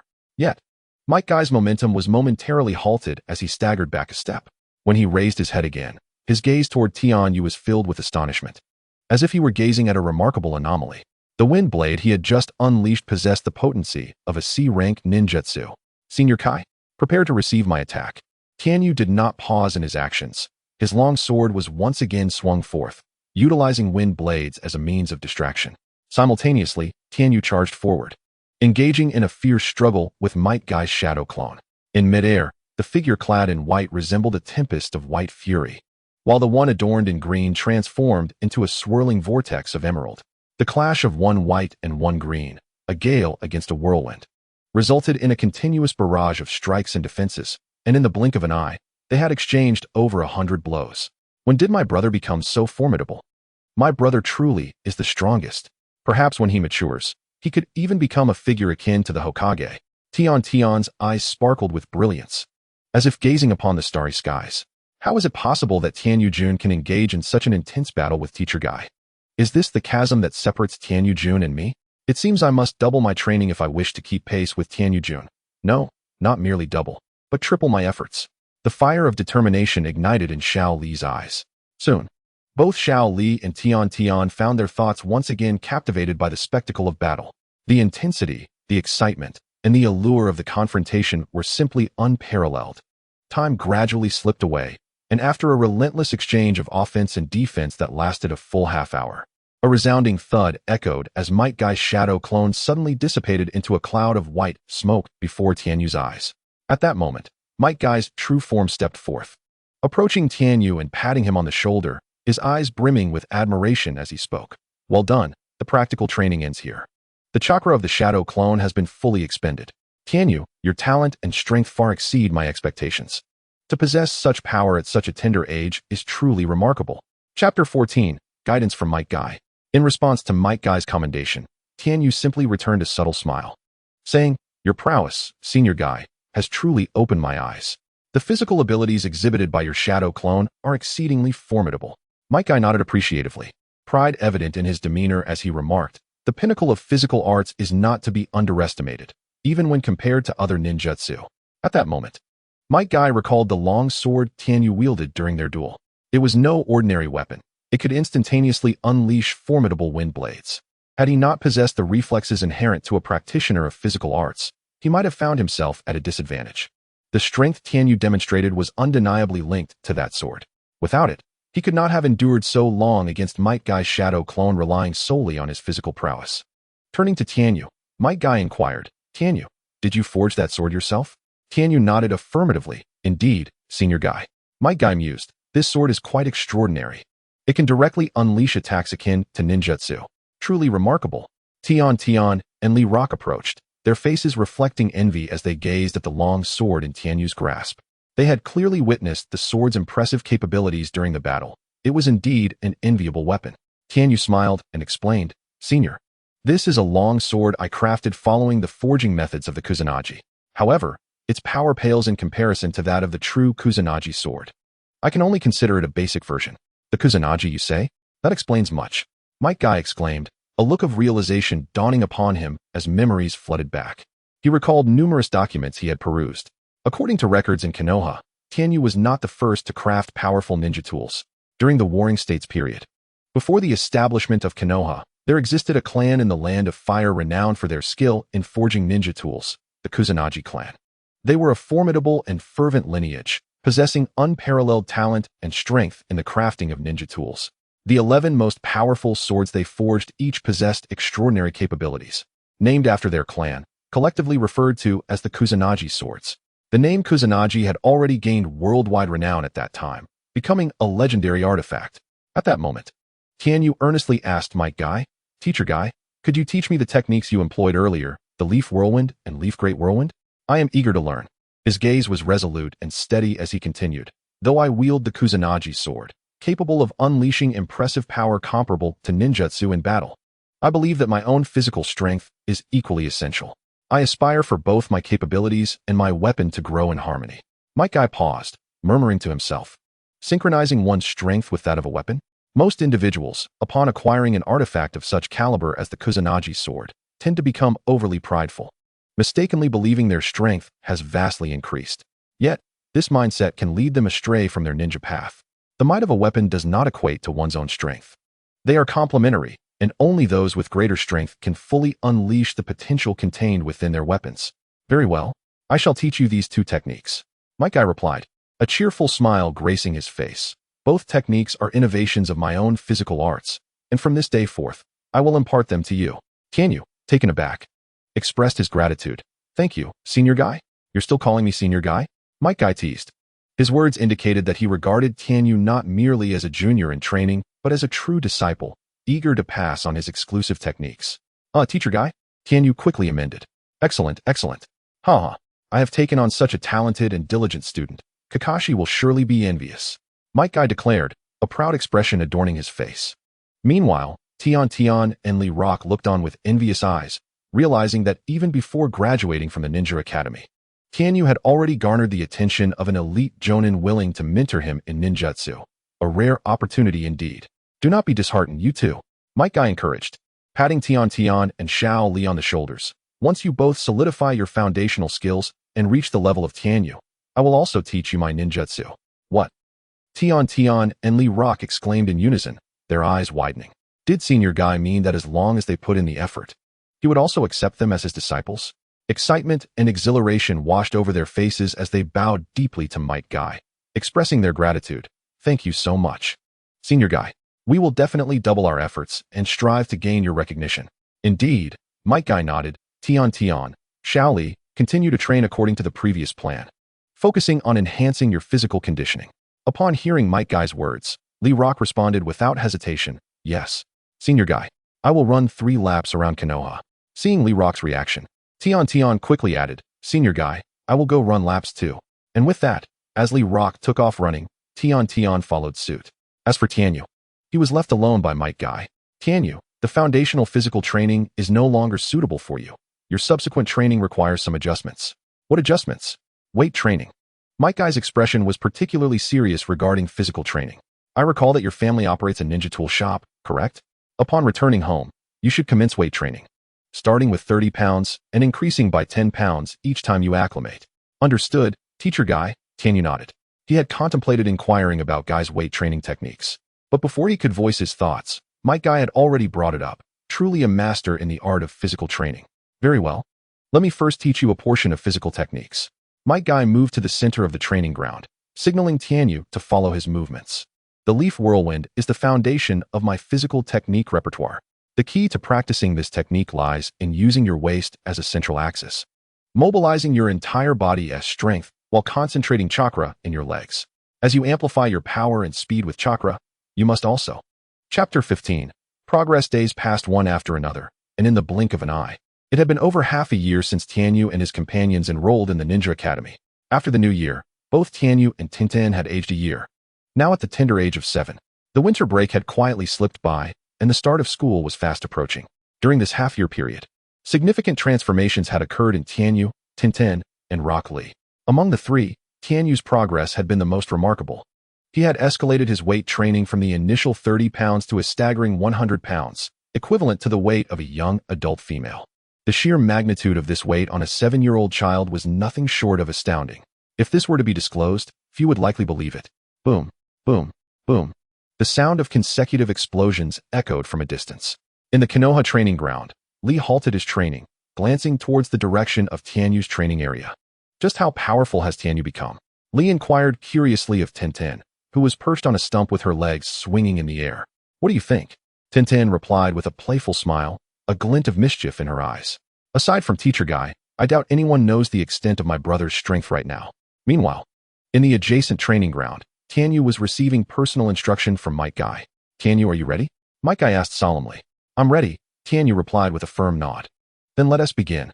Yes, Teacher Guy. As twilight descended, a gentle spring breeze tousled Tianyu's long black hair, which flowed behind him like a banner. He squinted his eyes, locking his gaze onto a wooden post 20 meters ahead. In the next instant, he surged forward like an arrow released from its bow. The transition from stillness to motion was fluid and seamless, without a moment's pause. In the blink of an eye, every muscle in Tianyu's body tensed. His heart raced to its utmost limit, and his veins bulged on his forehead like worms. Those unaware might have thought he was about to enter a state of heightened awareness. Thud, thud, thud.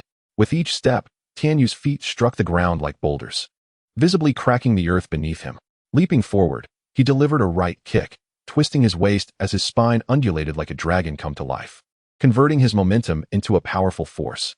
His leg struck out like a whip, fast as lightning, colliding with the wooden post. Leaf whirlwind. Boom. The post shattered instantly, a crisp crack resonating as wood splinters flew in all directions, fracturing into numerous pieces. More terrifying was the internal damage. It appeared as though the post had endured a violent explosion, with a myriad of cracks radiating from its center in all directions. Such an overwhelming physical technique. One could only imagine the catastrophic consequences had this strike landed on a person, shattering capillaries and displacing organs. A blow to the skull would be instantly fatal. Clap, clap, clap. Might Guy's applause rang out from the sidelines, thoroughly impressed by Tianyu's performance. In merely half a year of training under him, Tianyu had reached such a level of proficiency that he could flawlessly execute the leaf whirlwind. As Tianyu's mentor, Might Guy could not help but feel an immense sense of pride. Tianyu, your performance just now was absolutely brilliant.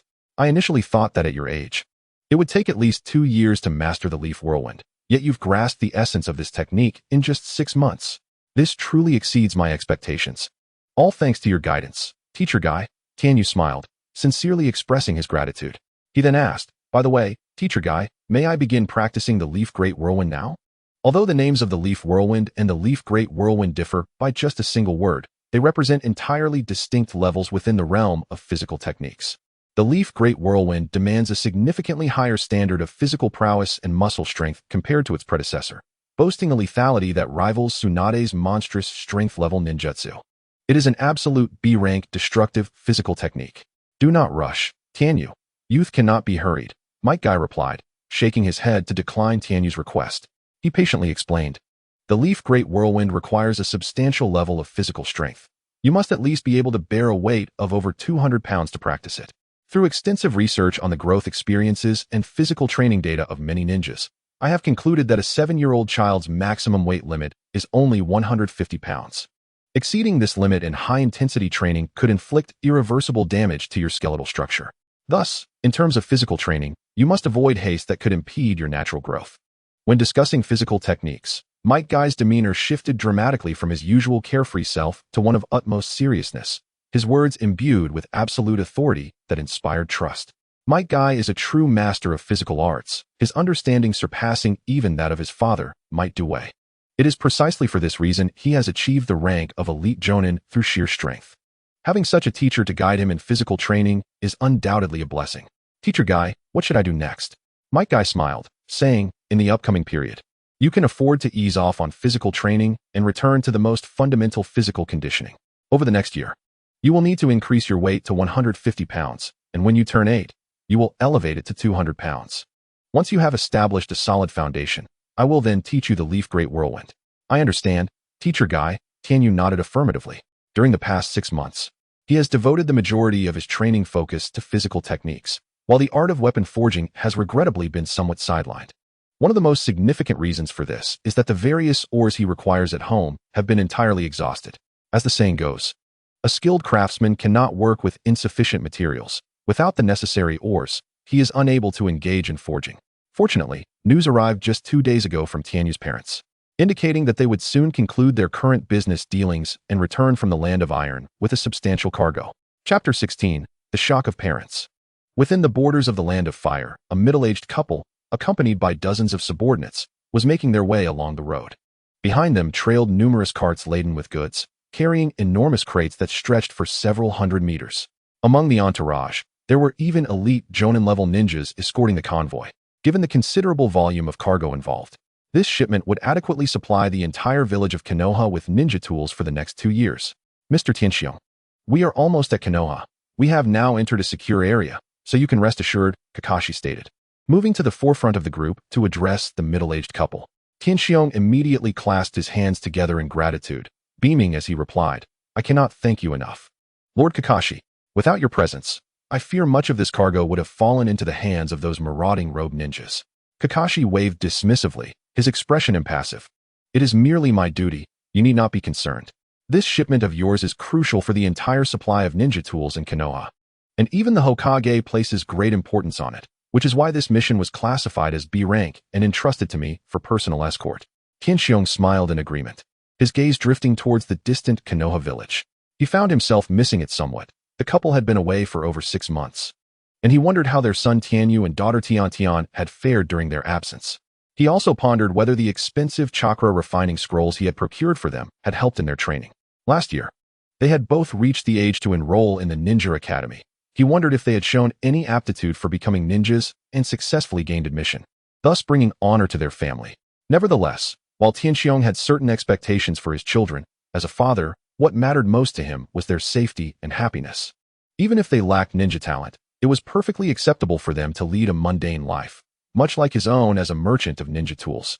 A parent's love for their children extends far into the future. He regarded the elite Jonin Kakashi beside him, the youngest and most promising ninja in Konoha, who was also the direct disciple of the 4th Hokage, if he would be willing to spare a moment to guide his children. Tianxiong summoned his courage and addressed Kakashi. Lord Kakashi, I have 2 children who aspire to become ninjas. If you have the time, would you be able to offer them some guidance? I'm afraid not, Mr. Tianxiong, Kakashi replied coolly, as if accustomed to such requests. I am usually quite busy and have no time to mentor children of lower ranks. Typically, I only provide guidance when ordered to do so by the Hokage. My apologies.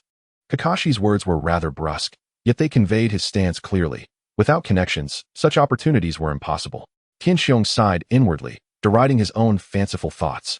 Indeed, for children from humble backgrounds, seeking guidance from an elite jonin was as challenging as climbing a mountain. Soon, the merchant convoy reached Konoha. Kakashi bid farewell to Tianxiong and his wife before proceeding to the Hokage's office to report. Behind the gates of the Tianyu residence, Mom and Dad are back, Tian exclaimed. Leaping from her bed at the sound of the commotion outside, her eyes gleaming with excitement as she turned to Tianyu. Brother, once the ores arrive, will you be able to forge me a Kusanagi sword? Tianyu chuckled. Only after you've perfected your shuriken technique. Tian pouted defiantly. Humph, I'll master it very soon. Moreover, I'm currently researching a powerful new ninja tool, and once I've developed it, I'll make you envious. All right, I'm looking forward to it. Her brother replied. The return of their parents brought a long-awaited liveliness back to the once quiet Tianyu household. The fact that both Tianyu and Tian had successfully enrolled in the Ninja Academy astonished their parents, instantly dispelling the unpleasantness of Kakashi's earlier rejection. The couple was soon immersed in the joy of potentially having two ninjas in their family. To celebrate this momentous occasion, Tianxiong promptly decided to take the entire family to the most luxurious barbecue restaurant in Konoha for a grand feast. In the days that followed, Tianyu and Tian found themselves more at ease. With their parents back, they no longer had to take turns managing the ninja tool shop, and their daily needs were assured. Over the past 6 months, Tianyu's system had issued several tasks, which he had not had the time to undertake previously. Now, with the abundance of ores returned from the land of iron, he had ample materials for forging in the foreseeable future. At the ninja tool shop, Tianxiong finally finished organizing the shelves. The newly arrived shuriken, kunai, and several types of new ninja tools were neatly arranged, all set for the grand opening. Ah, Boss Tianxiong, you're back. At that moment, Might Guy approached the ninja tool shop, greeting him with enthusiasm. Oh, Lord Guy, it's good to see you. Tianxiong replied with a smile. We just received a fresh shipment of ninja tools from the land of iron. Would you like to take a look? No, thank you. I seldom use ninja tools. I primarily rely on my fists. Haha. Guy laughed heartily, scratching his head.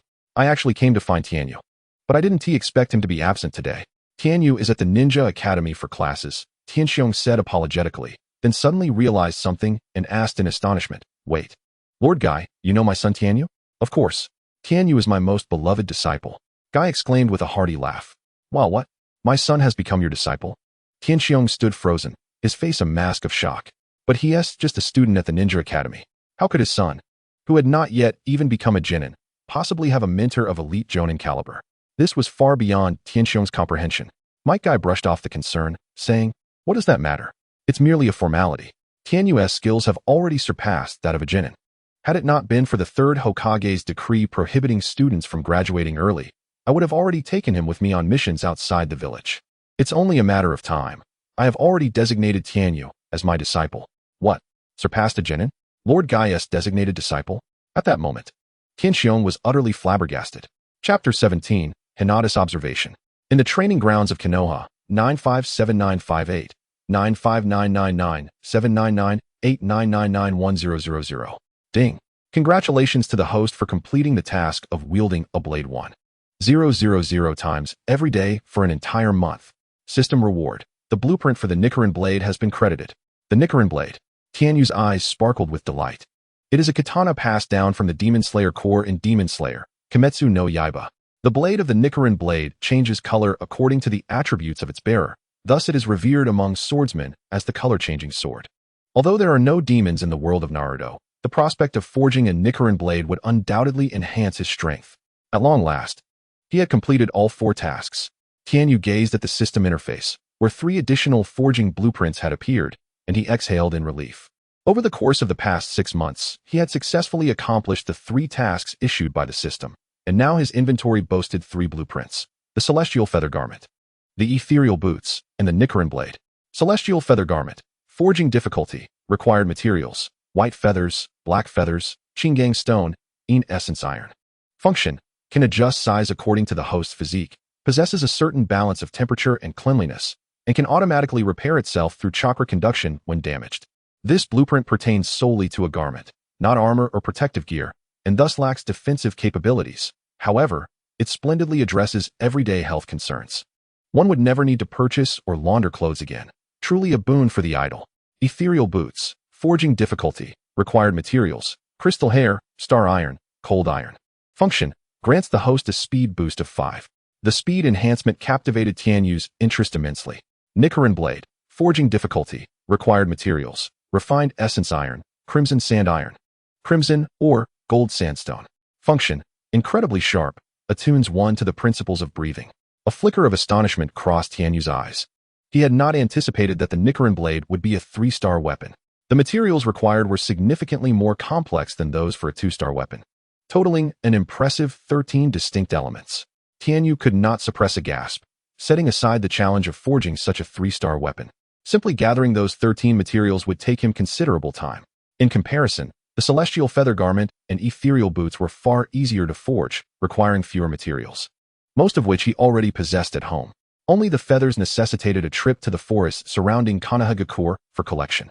Tianyu stowed the system away and sheathed his bamboo sword, preparing to exit the training grounds when he suddenly sensed a faint presence lurking nearby. Someone was spying on him. Who could it be? Furrowing his brow, Tianyu called out sharply. Who is it? I'm sorry, Tianyu-kun, a soft voice replied. From behind a large tree in the distance, a petite figure emerged. Hinata? Tianyu-kun, I'm sorry. I didn't mean to eavesdrop on your training. It seemed that Hinata feared his ire, as she unusually spoke at length and wore an adorably distressed expression, as if on the verge of tears. It's fine. I thought it might have been an enemy. Tianyu reassured her, lowering his guard as he inquired, What brings you here? Aren't you supposed to be training at home? With Tianyu not reprimanding her, Hinata's panic subsided, quickly replaced by an overwhelming wave of shyness. She averted her gaze and struggled to find her words. Aye, there's no need to be nervous. It's just the two of us here. Take your time to express your thoughts, Tianyu smiled soothingly. How gentle, Hinata thought to herself, and with a newfound courage, she nervously organized her words, speaking timidly to Tianyu. I heard that you will be facing my cousin Niji in the final practical assessment tomorrow, So you were worried about me? Tianyu asked with a chuckle. Why yes, Hinata murmured, her voice barely audible, her head bowed even lower as her cheeks flushed with heat, making it hard for her to breathe. Do you think Tianyu-kun will dislike me? Although Niji was her cousin, her heart longed for Tianyu to emerge victorious. Thus, her visit was intended to offer him encouragement. What should I do now? Hinata, Tianyu began. In a moment of utter bewilderment, Hinata felt her chin gently lifted by a pair of hands, and her gaze fell upon Tianyu's handsome visage, mere inches away. His high nose bridge, perfectly shaped lips, and deep, starry eyes were breathtakingly alluring. Why do you keep looking down? I can't see your lovely face. Look up at me like this. Isn't it much better? Hinata, have some confidence. The air seemed to freeze for a moment. Hinata's face flushed as if a pot of water had boiled over, and in an instant, she squeezed her eyes shut and fainted, collapsing backward. Whoa! Tianyu was taken aback for a moment before swiftly catching Hinata, preventing her from falling. Had he been too forward? He found himself both amused and exasperated. His intention was merely to instill a little courage in her, to help alleviate her feelings of inferiority and shyness. He hadn't expected her to faint from the encounter. Well, I'll have to encourage Hinata another time, Tianyu sighed, shaking his head in resignation as he gently carried her towards the Hyuga clan's compound. Upon arriving at the entrance of the Hyuga clan estate, Tianyu faced some scrutiny from the clan members, as their young lady was being returned unconscious. It was difficult for them not to harbor suspicions toward him, leading to his temporary detainment within the clan grounds.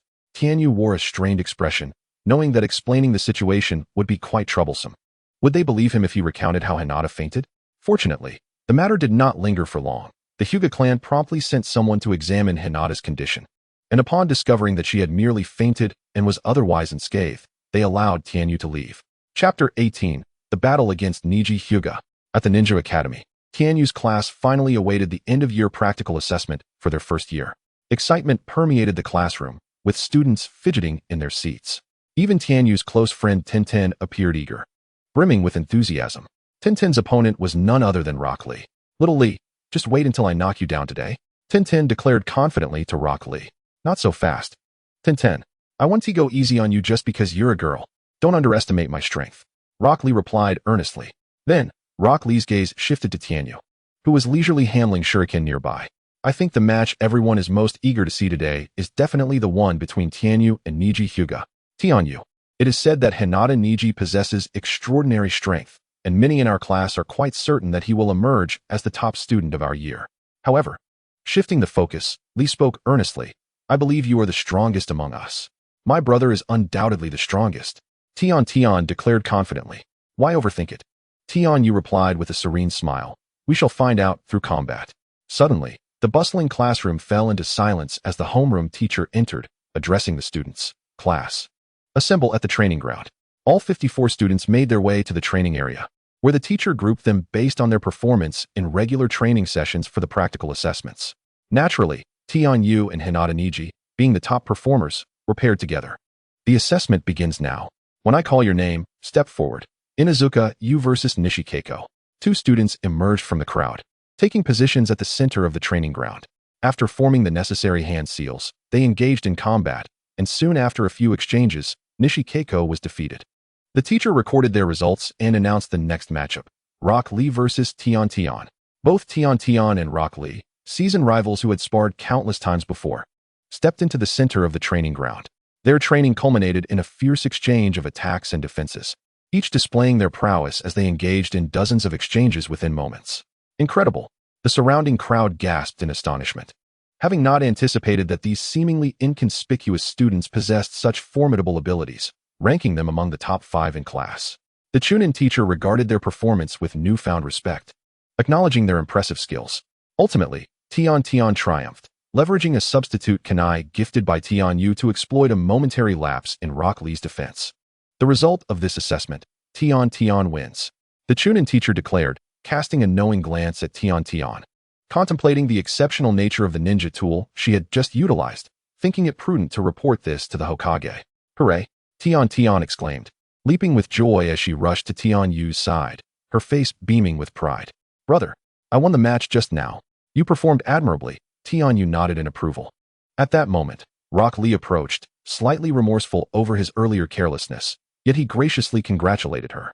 Well done, Tian. But I will strive harder, next time. I shall defeat you. He then turned to Tian Yu, his expression earnest. My goal is to surpass you, Tian Yu. I await that day with anticipation. Tian Yu replied with a gentle smile. The practical assessments continued, time slipping by until dusk approached, marking the final confrontation of the day. Hinata Niji versus Tian Yu. The two stepped forward from the crowd, moving to the center of the training ground. The students who had already completed their assessments began to murmur among themselves. Niji should be able to defeat him within 3 moves, right? He is a prodigy of the Hyuga clan. Indeed, Niji has long been regarded as the top student of our cohort. Even the elders of the Hyuga clan sing his praises. TSK. Losing to Niji wouldn't be shameful.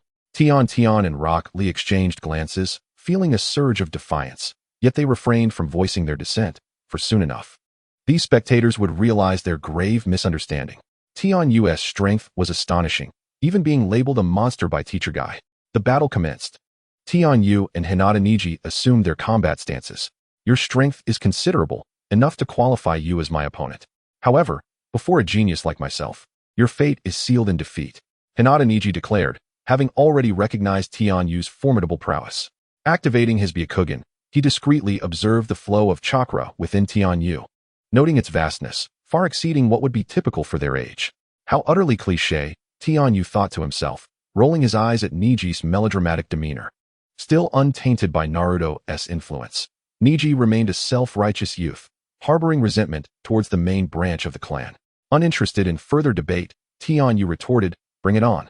I shall teach you a lesson through sheer strength. Byakugan, activate. Without a hint of hesitation, Hinata Niji unleashed his Byakugan at the very onset of the battle, veins protruding at his temples. The onlookers gasped in awe. Oh my, that's the Byakugan of the Hyuga clan. It looks impressive. Is he aiming to conclude this fight swiftly? In the middle of the training ground, Hinata Niji charged towards Tian Yu. Gentle fist, he shouted, releasing a surge of blue chakra from his palm as he struck towards Tian Yu. Decent power, but the speed leaves something to be desired. Tian Yu remained unfazed, effortlessly sidestepping the oncoming strike, as he was accustomed to dueling against Guy's shadow clones. Countering a gentle fist technique posed no challenge. It's not that simple. You have stepped into my realm, Hinata Niji proclaimed with a triumphant glint in his eyes. 8 trigrams, 16 palms. With a shout, a Tai Chi symbol appeared beneath his feet, enveloping the training ground in his dominion. though he had only mastered 16 palms from the 8 trigrams. He believed it sufficient to subdue Tianyu before him. Elders in the clan had declared that even a low-ranking ninja would struggle against this technique. However, as Niji, brimming with confidence, prepared to unleash his first strike, he was abruptly halted, for Tianyu had made his move. Chapter 19, The Top Student. Such incredible speed. Niji's pupils constricted in shock, mirroring the astonished expressions of the Chunin teacher and fellow students. In an instant, Tianyu became a mere blur, vanishing from sight. What? The crowd gasped collectively, while Niji remained rooted in place, still poised for his 8 trigram stance. Konoha Hurricane. When Tianyu reappeared, it was already behind Hinata Niji. Despite Niji's Byakugan granting him near 360-degree vision, he could not evade Tianyu's technique. The speed was simply too overwhelming. With a resounding thud, Tianyu delivered a powerful kick to Niji's back, sending him crashing to the ground. As Niji turned to look back, he found Tianyu sitting atop him, twisting his arms behind his back, with one foot pressed firmly against his spine. The dynamics of the training ground had shifted instantaneously, leaving the students who had previously cheered for Niji frozen in disbelief. In but a matter of seconds, the battle experienced a breathtaking reversal. The assessment concluded, and Tenyu emerged victorious. Witnessing this spectacle, the Chunin instructor promptly announced the results of the examination. What an astonishingly swift confrontation. With a single move, Tenyu managed to defeat Hyuga Niji. My goodness, it turns out Tenyu possesses such formidable strength. It appears that Tenyu is indeed the top student of our cohort. The onlookers outside the training ground gasped in astonishment. They had previously believed Niji to be the most powerful among their peers, only to see him swiftly vanquished by Tenyu. Some girls, who had admired Niji for his prestigious lineage, impressive prowess, and handsome appearance, found their sentiments wavering, as Tenyu seemed to surpass him in both looks and strength. All right, Tenyu, please rise from Niji and perform the reconciliation seal, the Chunin instructor said, suppressing his astonishment. Yes, sensei, Tenyu replied, standing up and placing his fingers opposite Niji's in a gesture of reconciliation. The battle appeared remarkably swift and straightforward, as Tenyu had overwhelmingly defeated Niji in an instant. However, Niji's strength was far from weak. He had already attained the prowess of a genin. The defeat with a single move did not come without considerable thought on Tenyu's part. Niji's Byakugan, capable of detecting chakra, posed a significant challenge, rendering ordinary ninjutsu ineffective against him. Consequently, Tenyu refrained from utilizing his kunai and opted instead for pure taijutsu. In the face of unparalleled speed and strength, all techniques became futile. Moreover, Tenyu's choice to employ Might Guy's signature technique, the Leaf Whirlwind, was not merely to defeat Niji, but also to showcase his capabilities to those who would follow. He understood that his performance in this assessment would undoubtedly attract attention, and revealing his association with Might Guy early on would be immensely beneficial. Thus, the details of this battle had been meticulously calculated in advance. As Tenyu descended from the arena, his close friends, Rock Lee and his sister Tenten, rushed over to him. Incredible, Tenyu. I initially thought you would need to battle for quite some time to determine a victor, yet you resolved it with a single move. You are truly becoming more formidable. No wonder I regard you as my rival. Lee exclaimed, his face filled with admiration. My brother is the strongest. Tenten chimed in playfully. How did you manage that? At that moment, a somber voice interjected from the side. It was Niji, who was being supported by friends as he walked down from the center of the training ground. The force of Tenyu's kick to his back had indeed been considerable. I mean, how did you accomplish that? You fell into my 8 trigrams area. So why could you still move? Oh, that matter, Tenyu replied nonchalantly. It's simply because my strength surpasses yours. Your 8 trigrams cannot confine me. Stronger than me, Niji murmured softly, his expression seemingly crushed, revealing signs of profound distress. Do not always consider yourself a genius. Your strength still lags far behind. Moreover, there is no fate or conclusion that is predetermined. If one strives to change, transformation is always possible. Tenyu patted Lee's shoulder, smiling as he added, Look at us. We are all diligent geniuses. Diligent geniuses? Niji froze momentarily, his mind experiencing a significant upheaval. Did such diligent talent truly exist in the world? Could mere effort genuinely alter one's destiny?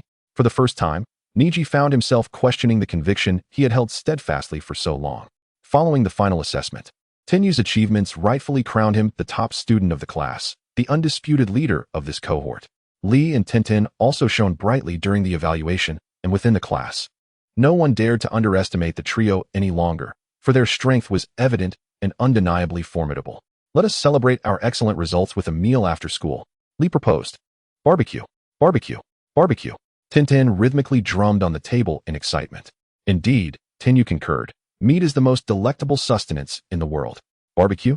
Lee hesitated for a moment. As the price of barbecue was quite steep, and his current allowance could hardly bear such an expense. Today, I shall treat you, Tenyu declared cheerfully. You too can eat to your heart's content. Make sure to indulge until you are full. Isn't that inappropriate? Lee instinctively declined. Feeling embarrassed as Tenyu had already gifted him ninja tools previously, he felt it would be excessive to let Tenyu treat him again. Not at all. My brother has ample allowance. It is several times more than mine. Tintin chimed in. Lee, you need not concern yourself, Tenyu smiled, adding, if you feel uncomfortable, you can always be my sister's sparring partner for free, ensuring she practices diligently instead of slacking off. I do not slack off. Tintin pouted. The three of them laughed and chatted as they made their way towards the barbecue restaurant. Meanwhile, within the ninja school, the Chunin instructor, having meticulously recorded all details of the practical assessment, was en route to the Hokage's office beneath the Hokage rock, pondering to himself how the third Hokage would surely be astonished upon reviewing today's report. Chapter 20. Sarutobi Hiruzen's Disappointment. In the Hokage's office, the third Hokage, Sarutobi Hiruzen, puffing on his pipe, was perusing documents on his desk. Without lifting his gaze, he listened to the report from the instructor of the ninja school. But upon hearing a particular piece of news, he suddenly raised his head, slightly astonished, and inquired, the top student this year is not that boy from the Hyuga clan? Who is it? It is Tenyu, the son of the ninja tool shop owner, Tenkyo, the Chunin instructor reported straightforwardly. Oh, a hint of curiosity flickered in Hiruzen's eyes. He was intrigued as to how a child from a commoner family had managed to defeat a prodigious youth from the Hyuga clan. Provide me with this boy's combat data, Hiruzen commanded, raising an eyebrow. Yes, Hokage-sama. The Chunin instructor promptly handed over the already prepared dossier. After the instructor departed, Hiruzen perused the report on his desk, his brow slightly furrowing as he regarded the content with growing seriousness. Knock, knock. A knock at the office door announced Might Guy's entrance. Hokage-sama, you summon me? Guy inquired. Oh, it is you, Might Guy. I did indeed want to speak with you about a matter, the third Hokage replied with a warm smile. You may not be aware, but that boy Tenyu has become the top student of this cohort. Really? That is splendid news. Might Guy exclaimed with a hearty laugh. He utilized your technique, the leaf whirlwind, during the practical assessment. What is the story behind that? Hiruzen pressed further. Report, Hokage-sama. Tenyu possesses considerable talent in taijutsu and works diligently. I have long desired to take him as my disciple, hence I imparted my techniques to him, Guy explained. I see, the third Hokage nodded. He was not particularly concerned about this matter. What he truly wished to discuss lay elsewhere. What do you know about the special kunai that Tenyu developed, which can execute ninjutsu? Hiruzen's expression grew serious. Well, I do have some knowledge on that matter. Might Guy nodded, acknowledging the remarkable talent of this child, Tenyu, in the art of forging. His ability to craft various ninja tools could indeed be considered a unique path of cultivation. Do you believe there exists a possibility for mass production of the ninja tools he creates? Sarutobi Hiruzen's eyes glimmered with intrigue as he pressed further. Upon glancing at the report earlier, he had immediately contemplated this very matter. Should the tools forged by this boy, Tenyu, be capable of mass production and subsequently outfitted to the ninjas of Konoha, it would undoubtedly elevate the village's overall combat prowess to an unprecedented level. However, Might Guy's subsequent response left Sarutobi Hiruzen feeling disheartened. He shook his head and replied, I'm afraid he cannot achieve that. Upon realizing Tenyu possessed such a gift, I pondered this very question and inquired in detail. He requires a week to forge a kunai for the body flicker technique, and a full month to create a long sword with additional functionalities. Concerning the duration of the forging process, Tenyu had, of course, deceived Might Guy. He had anticipated that someone would take an interest in his ninja tools, thus he refrained from disclosing the truth, until his own wings had fully developed. He needed to conceal his abilities and not become a pawn in anyone else's ambitions. Is that an excessively long forging time? Unsurprisingly, upon hearing Might Guy's words, Sarutobi Hiruzen's expression darkened, yet he seemed reluctant to concede defeat, proposing another possibility. Given Tenyu's youth, it stands to reason that as he matures, his forging speed might accelerate. Lord Hokage, Might Guy interjected, shaking his head once more. While the duration of the forging process alone does not negate your earlier thoughts, there exists another unique aspect regarding the tools Tenyu forges. What unique aspect? Sarutobi Hiruzen inquired. Aside from the kunai, the other weapons he crafts can only be utilized by him. Should they fall into the hands of others, they would be akin to scrap metal. I have personally verified this, Might Guy asserted with solemnity. When he had witnessed Tianyu brandish the Kusanagi Sword, he had been tempted to seize it and test its might. But once the sword was in his grasp, it not only lost its radiance, but also performed far below that of an ordinary longsword, let alone unleashing any ninjutsu. I see, Sarutobi Hiruzen sighed heavily, a palpable sense of disappointment in his eyes. While others might deceive him, he knew that Might Guy would never do so. His trust in Might Guy was unwavering. Very well, I understand. Please continue to monitor that child named Tianyu. After his graduation, I shall assign him to your class. Once Sarutobi Hiruzen's demeanor returned to normal, he spoke slowly. If there is nothing further, you may take your leave. Lord Hokage, I have one more matter to discuss. Might Guy suddenly stated. What is it? Sarutobi Hiruzen inquired. I am aware that you previously issued a decree against early graduation. However, as you have seen, Tianyu's abilities have undoubtedly surpassed those of a genin. It would indeed be a pity for such talent to remain confined within the ninja academy. Might Guy raised his head, his gaze resolute. Therefore, I request your permission, Lord Hokage, to take Tianyu out of the village for training. We shall certainly return before he graduates from the ninja academy. Training, you say? It seems you have taken quite a liking to that child. Sarutobi Hiruzen chuckled softly. I can approve of this, but not at present. Not at present? Might Guy queried. I require your presence in Konoha for the time being. The situation in the village is rather precarious. The tensions between that clan and the village have escalated significantly, and conflict could erupt at any moment. Thus, I must keep all elite jonin within the village, on standby for any eventuality. Sarutobi Hiruzen sighed and spoke gravely. I hope you can understand my position. If we can resolve this matter peacefully, that would be ideal. But prior to that, I must prepare for the worst. The Uchiha clan, then? Might Guy nodded slightly. It became clear to him why he and Kakashi, along with other elite jonin, had not received any missions requiring their departure from the village. The Hokage was indeed keeping them in Konoha to bolster their strength. He thought to himself, never did he imagine the rift between the Uchiha clan and the village had grown so severe. Although Might Guy was straightforward in nature, he was not lacking in intelligence. He was well aware of the disputes among the various factions within the village.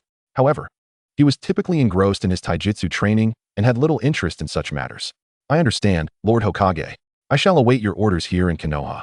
Chapter 21, Uchiha Shursui. This should be the place, Tianyu mused, glancing at the map in his hands. Though he had resided in Konoha his entire life, it was his first venture deep into the forest behind Hokage Rock.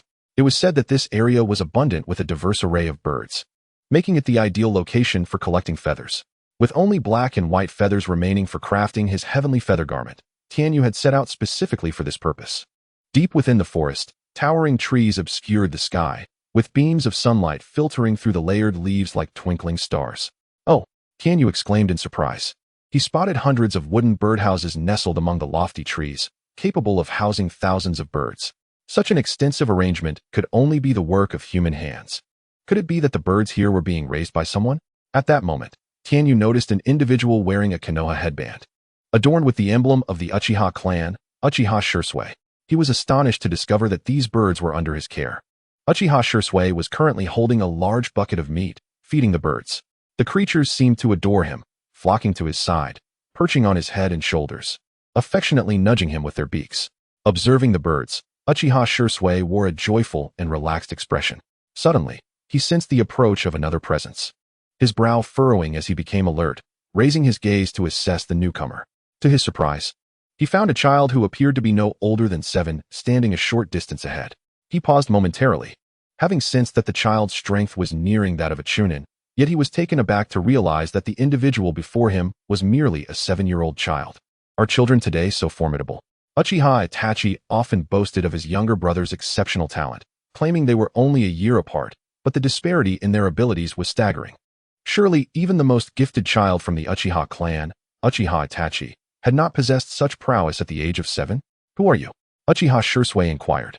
Given that these birds were under Uchiha Shursui's care, Tianyu realized he would likely need his assistance in collecting feathers. With these thoughts in mind, he spoke politely. You must be the Uchiha Shursui, known in the village as Shunshin Shursui. My name is Tianyu. My family operates a ninja tool shop in Konoha, and I require some feathers. I hope to receive your assistance in this matter. Naturally, I am willing to offer appropriate compensation or assist with anything within my capabilities. Tianyu preferred to be straightforward and to the point, so he articulated his request clearly and concisely. Uchiha Shirsue's expression shifted multiple times, as though he had a multitude of unspoken thoughts lingering on the tip of his tongue. Ultimately, he posed a rather peculiar question. Do you not care that I am of the Uchiha clan? This inquiry left one utterly perplexed. However, Tenju swiftly grasped its essence. Contemplating the current state of affairs within the village, the relationship with the Uchiha clan had deteriorated to a point of open hostility, a veritable clash of fire and water. The villagers harbored an intense aversion to the Uchiha, shunning them to the extent of expressing palpable fear at their very mention. Thus, Tenju's willingness to approach Shirsue must have seemed exceedingly odd to him. In response, Tenju offered a faint smile, for he understood that ignorance breeds prejudice. What I know of you, the one revered as Shunshin Shirsue, is that you are a proponent of peace. Therefore, how could the lineage to which you belong possibly sway my sentiments? Uchiha Shirsue paused momentarily, then nodded thoughtfully, finding a semblance of truth in the youth's words. Upon gazing at him anew, he found the boy's countenance remarkably pleasing. I have assisted you without charge, yet you must answer me one question. Please, go ahead. Shirsue replied. After a brief contemplation, he intoned gravely, when the village and the clan are at odds, does it not imply that sacrifice is inevitable? The moment the words escaped his lips, Shirsue felt a pang of regret. Had he not already known the answer? Why did he still feel compelled to utter such a question? Several comrades, who shared his fervor for both the village and the clan, had already perished under inexplicable circumstances. Moreover, it was rather absurd of him to pose such a query to a mere 7-year-old child. Perhaps it was the boy's earlier, unexpectedly mature remarks that had stirred within him an urge to confide. No, Tenju interjected, shaking his head. No. Uchiha Shirsue was taken aback, for this contradicted the answer that had long resided in his mind. Why? He pressed eagerly. At that moment, Tenju lifted his gaze, his eyes gleaming with clarity as he looked at Uchiha Shirsue and replied with a smile. Because sacrifice is inherently devoid of meaning. Sacrifice? Devoid of meaning? Did he not recall the will of fire espoused by the third Hokage? In an instant, a torrent of retorts surged within Uchiha Shirsue's mind. But Tenju continued, to me, death is simply death, whether by choice or compulsion. Some believe they can effect change, yet in truth, the deceased can alter nothing. It is only through living that one possesses the power to instigate change. No matter how daunting the challenge, as long as I endure, I shall have the opportunity to effect transformation. Perhaps this is what they mean by long-lived witnesses. Tenju silently marveled at this notion. In the face of Uchiha Shirsue's inquiry, he did not offer a hasty response, but instead articulated his genuine beliefs. He perceived that nothing in this world held greater significance than the act of living.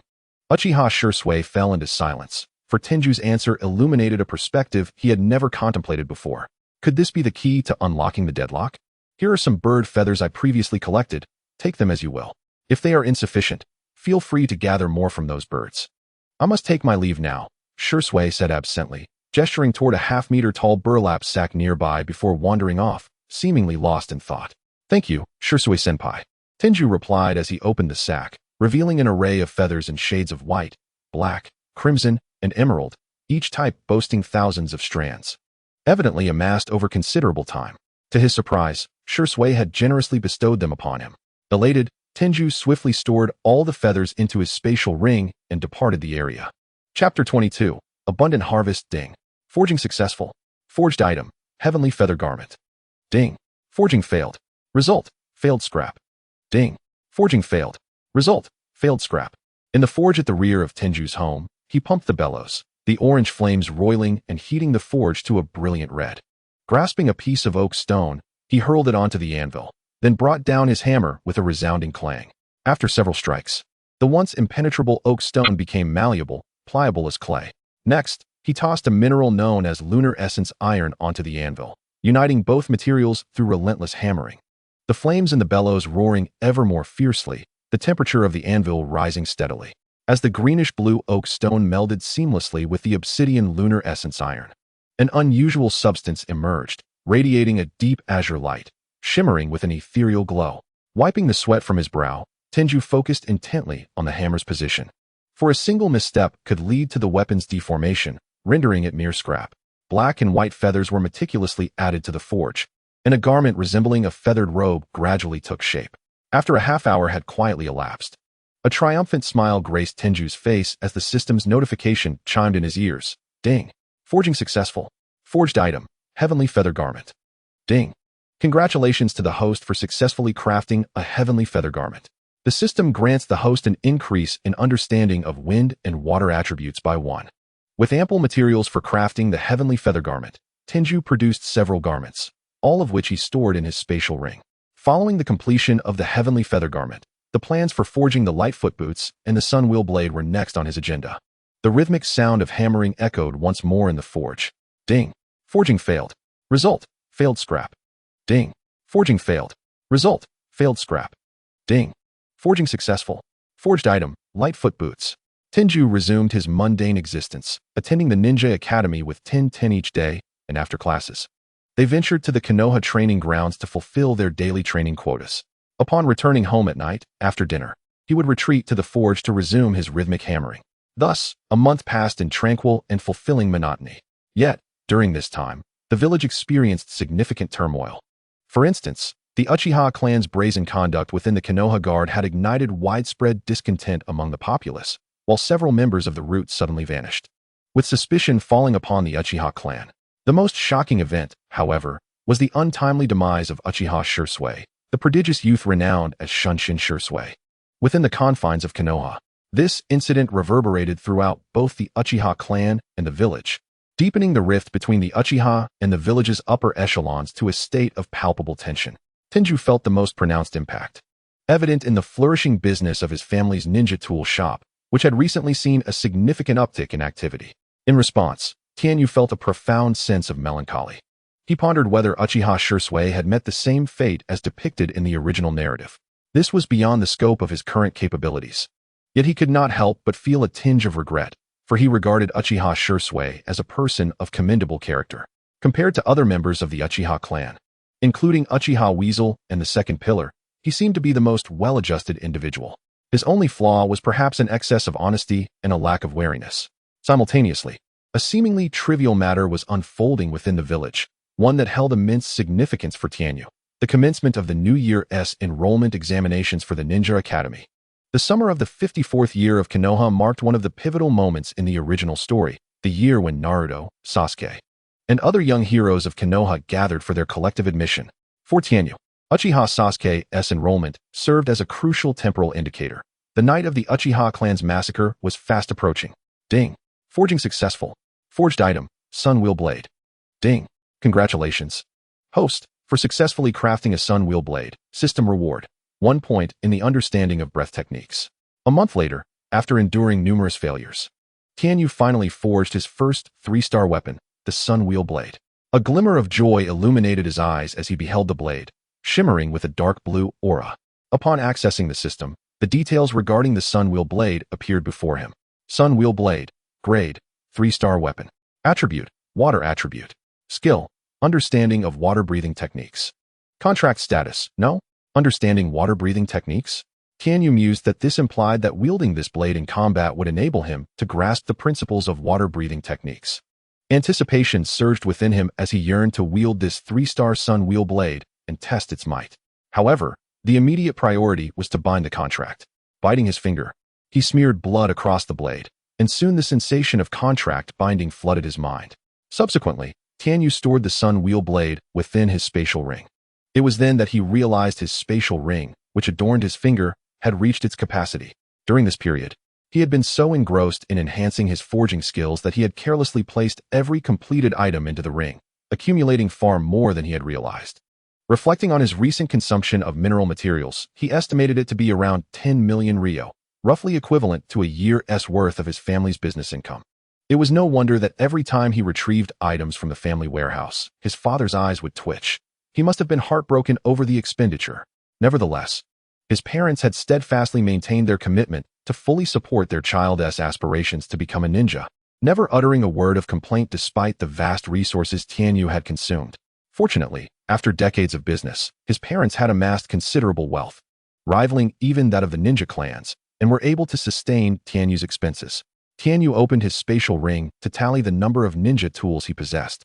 To his astonishment, he found that the total number of tools he had crafted had reached a staggering quantity: 1-star grade, 500 shadow clone kunai, 500 substitution kunai, 500 transformation kunai, 2-star grade, 5 basic spatial rings, 10 basic Kusanagi swords, 5 heavenly feather coats, 5 pairs of light spirit boots. 3-star grade, 1 sun wheel blade. Moreover, through this period of forging, Tianyu's system data had undergone significant transformation. Host, Tianyu. Age, 7 years. Forging level, beginner. Unlocked weapons, 1-star weapons. Shadow Clone Kunai, 100. Substitution Kunai, 100. Transformation Kunai, 100. 2-star weapons. Basic Spatial Ring, 100. Basic Kusanagi Sword, 100. Heavenly Feather Coat, 100. Light Spirit Boots, 100. 3-star weapon. Sun Wheel Blade, 26. Self-created weapons, none. Chapter 23. The Crumbling Uchiha Itachi. Within the training grounds of Konoha, Tianyu gripped the Sun Wheel Blade, lightly swinging it towards a wooden post in the distance. Swish. With a swift motion, the wooden post was effortlessly cleaved in two, as if it were mere paper. He had repeated this action hundreds of times that day. Exhaling softly, Tianyu paused his blade movements. Though he had yet to fully comprehend the profound essence of water-breathing techniques, the Sun Wheel Blade proved to be an exceptional swift weapon, a conclusion he reached with satisfaction. Next, Tianyu settled cross-legged on the ground, resting the Sun Wheel Blade upon his lap. Gradually, he closed his eyes, his breath becoming steady and elongated, akin to drifting into slumber. This was the Zen of the blade, a favored method among swordsmen to contemplate their swordsmanship and cultivate their inner state. In this tranquil posture, Tianyu sought to deepen his understanding of water-breathing techniques. As he embraced this stillness, his mind quieted, and the world around him faded into silence, only the faintest sounds of breath lingering in the air. All things possess breath. After a considerable time, Tianyu opened his eyes, a newfound clarity illuminating his gaze. His comprehension of water-breathing techniques deepened, and he estimated that with 3 more days of practice, he would nearly grasp the threshold of water-breathing. Ding. Task released. Collect Fire Release Ninjutsu Energy. System reward. Concealment Mask Blueprint. Tianyu inquired of the system, how does one collect this fire release energy? The system promptly provided its guidance. The host may select any kunai and place it within the fire release ninjutsu. Once the collected energy reaches its limit, the kunai will automatically shatter.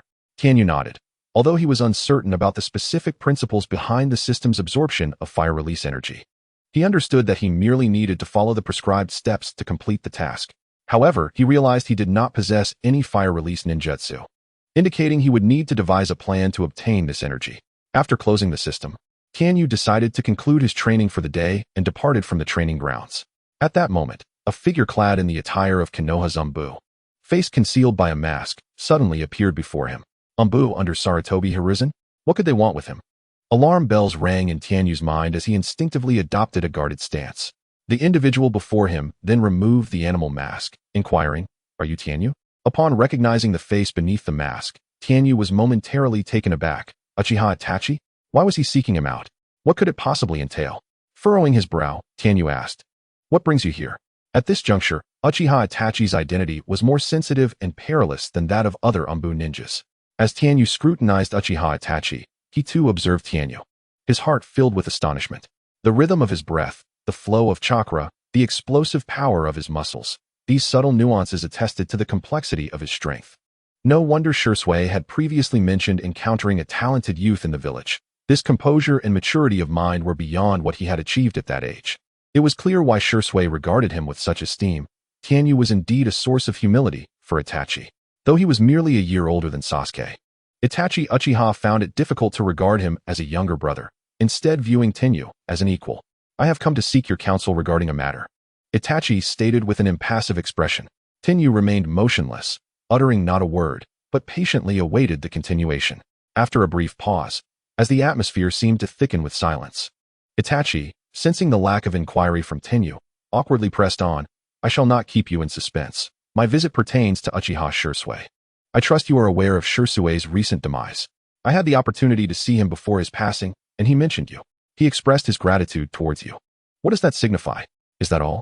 Tianyu found the situation somewhat amusing. Merely a casual remark from Shursui had prompted Itachi to seek him out for answers. Was this a manifestation of the Uchiha clan's peculiar tendency towards brotherly affection? It was indeed exemplified in Itachi's demeanor. Suddenly, he recalled a task assigned by his system. The Uchiha clan's mastery of fire release techniques was renowned, wielding power far superior to that of ordinary fire techniques. Was Itachi not the ideal candidate to assist him in fulfilling this task? "I can divulge the information you seek, but I hope you might assist me in return." Tianyu hesitated before speaking. What do you require?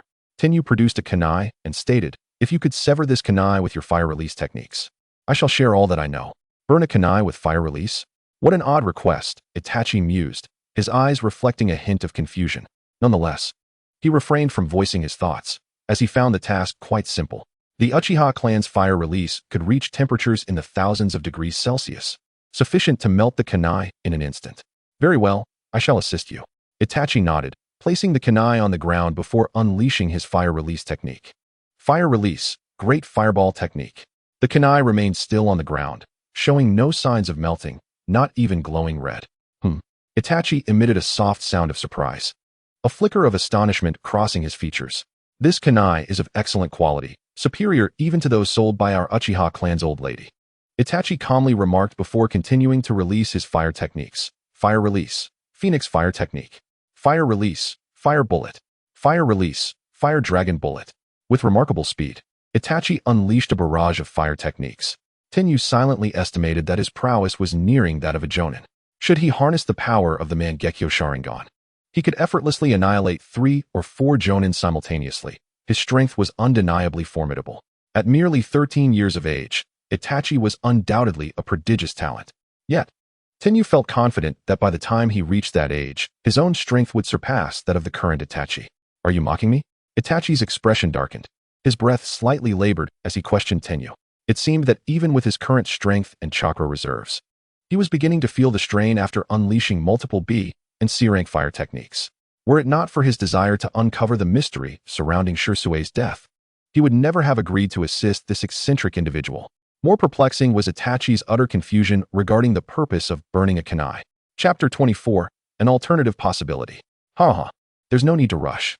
Let's take a moment to rest. Tenyu awkwardly chuckled, realizing that this task was proving to be more troublesome than anticipated.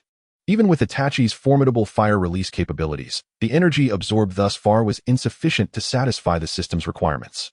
Concurrently, he felt fortunate to have sought out Itachi at this juncture. Relying solely on his own efforts would have prolonged the task indefinitely. Itachi's expression softened slightly. He remained silent, choosing to sit cross-legged on the ground, closing his eyes to recuperate his chakra. After half an hour, Itachi reopened his eyes and resumed his previous actions. Fire release, great fireball technique. Fire release, Phoenix fire technique. After repeating this process several times, a considerable amount of time had elapsed.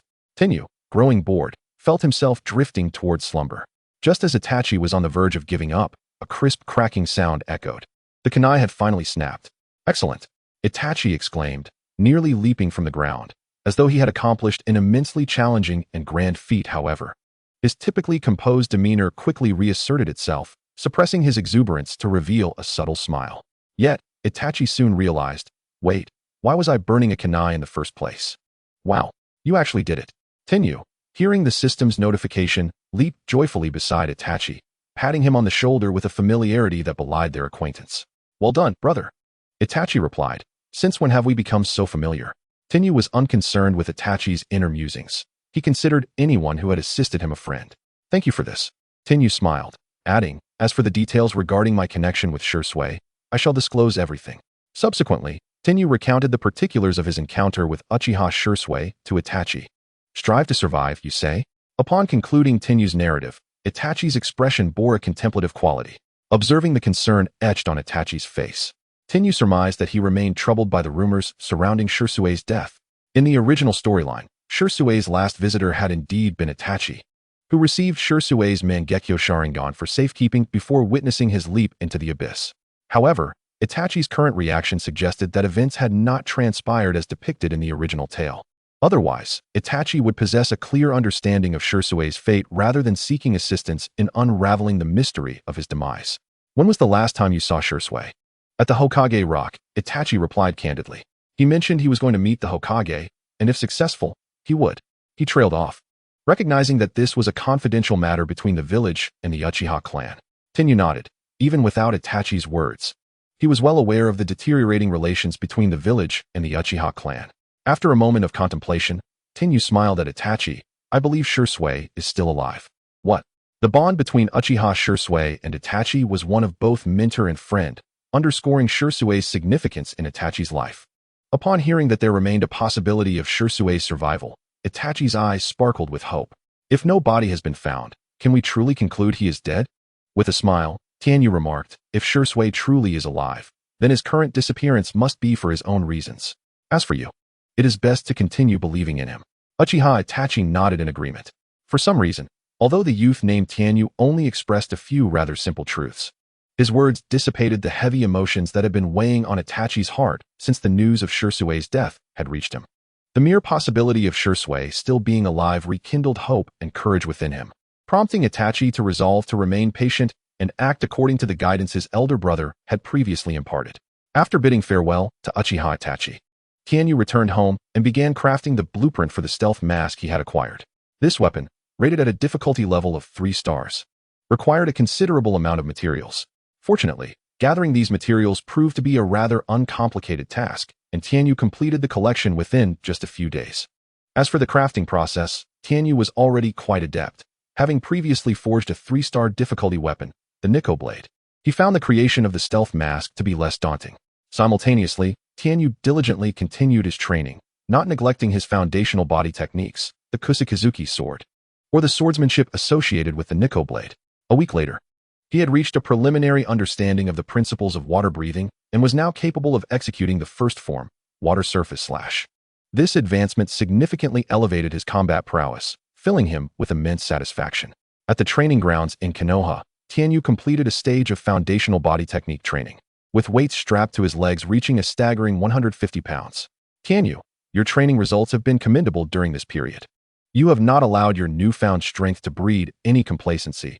You truly are a diligent young man, Mike Guy exclaimed, patting Tianyu on the shoulder with a smile. However, I have some urgent matters to attend to, which will keep me quite busy. I won't have time to guide you for a while, so consider this a break for yourself.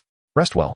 Though Mike Guy's words were somewhat vague, Tianyu surmised that they were undoubtedly related to recent events concerning the Uchiha clan. He had heard from Uchiha Itachi that the clan had been holding frequent sacrificial gatherings, suggesting that their rebellion was alarmingly imminent.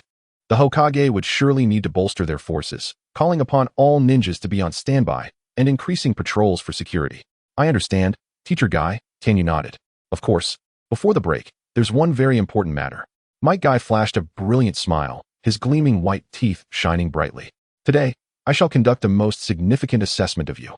Should you pass, a lavish reward awaits. What is the nature of the assessment? Tianyu inquired.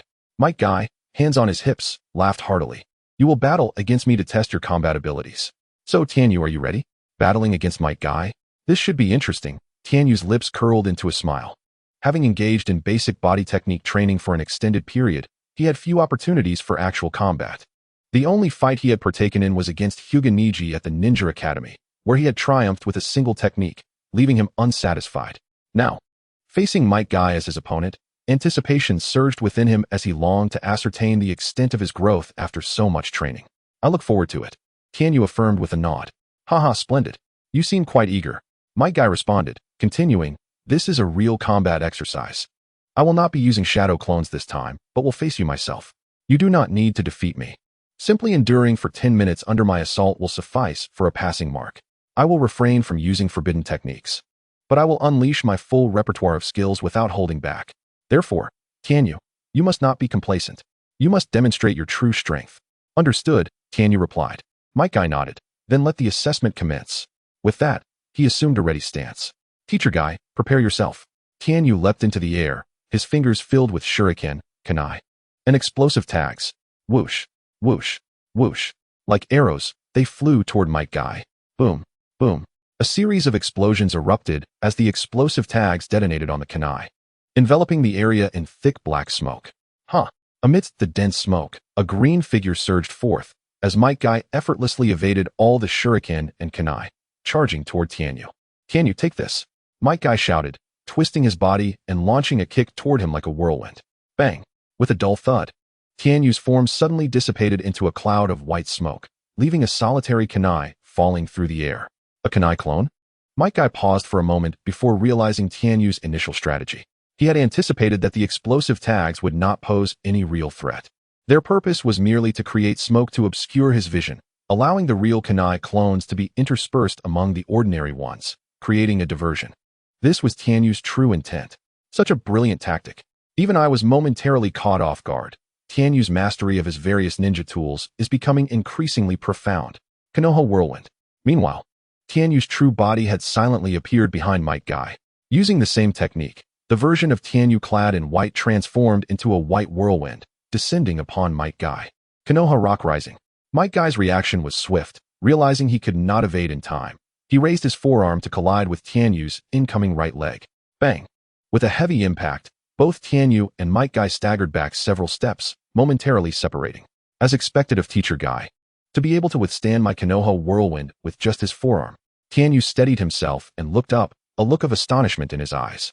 He had thought his physical techniques had improved significantly, but facing a true master like Might Guy in a physical contest revealed the gap in their abilities.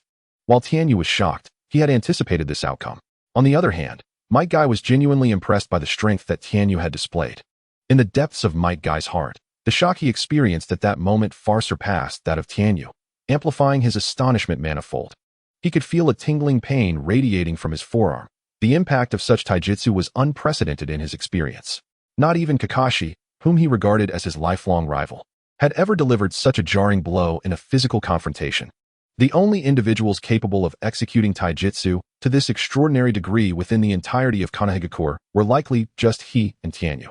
To master such martial prowess in such a brief span of time, Tianyu could undoubtedly be regarded as a prodigy in the realm of taijutsu. With a hearty laugh echoing through the arena, Might Guy launched a vigorous counterattack, the Leaf Great Whirlwind. In an instant, Azure Chakra enveloped his calves and feet, accompanied by a piercing gust of wind as he aimed a powerful kick towards Tianyu. This time, Guy was unleashing his full strength. Tianyu, however, was not one to underestimate the threat posed by this strike. The glint of silver flashed in his hand as he summoned the Kusanagi Sword. Gripping the long blade tightly, he swung it fiercely twice before unleashing a barrage. Wind Blade. Fireball. Wind Blade. Fireball. One after another, 3-meter-long blades of wind and 2-meter-wide fireballs coalesced in the air. Subsequently, these wind blades and fireballs fused together, propelled by the flames, forming a terrifying vortex akin to a fire tornado that spiraled wildly through the sky. Each fire tornado possessed destructive power rivaling that of rank ninjutsu, generating a shrill, hissing sound as they sliced through the surrounding air, seemingly on the verge of tearing apart the very fabric of space. In a short span, Tianyu successfully conjured 12 fire tornadoes. This unique technique was a product of his prior training with the Kusanagi Sword, crafted into a new combat maneuver that utilized the sword's dual elemental properties to instantaneously unleash two types of attacks, akin to a fusion ninjutsu of terrifying might. Its lethality had reached the level of A-rank ninjutsu. This was Tianyu's most formidable attack to date. Even a ninja of Might Guy's caliber could not afford to be careless. Wind and Fire, Earthly Great Tornado. With the Kusanagi Sword in hand, Tianyu commanded the 12 fire tornadoes to encircle Might Guy.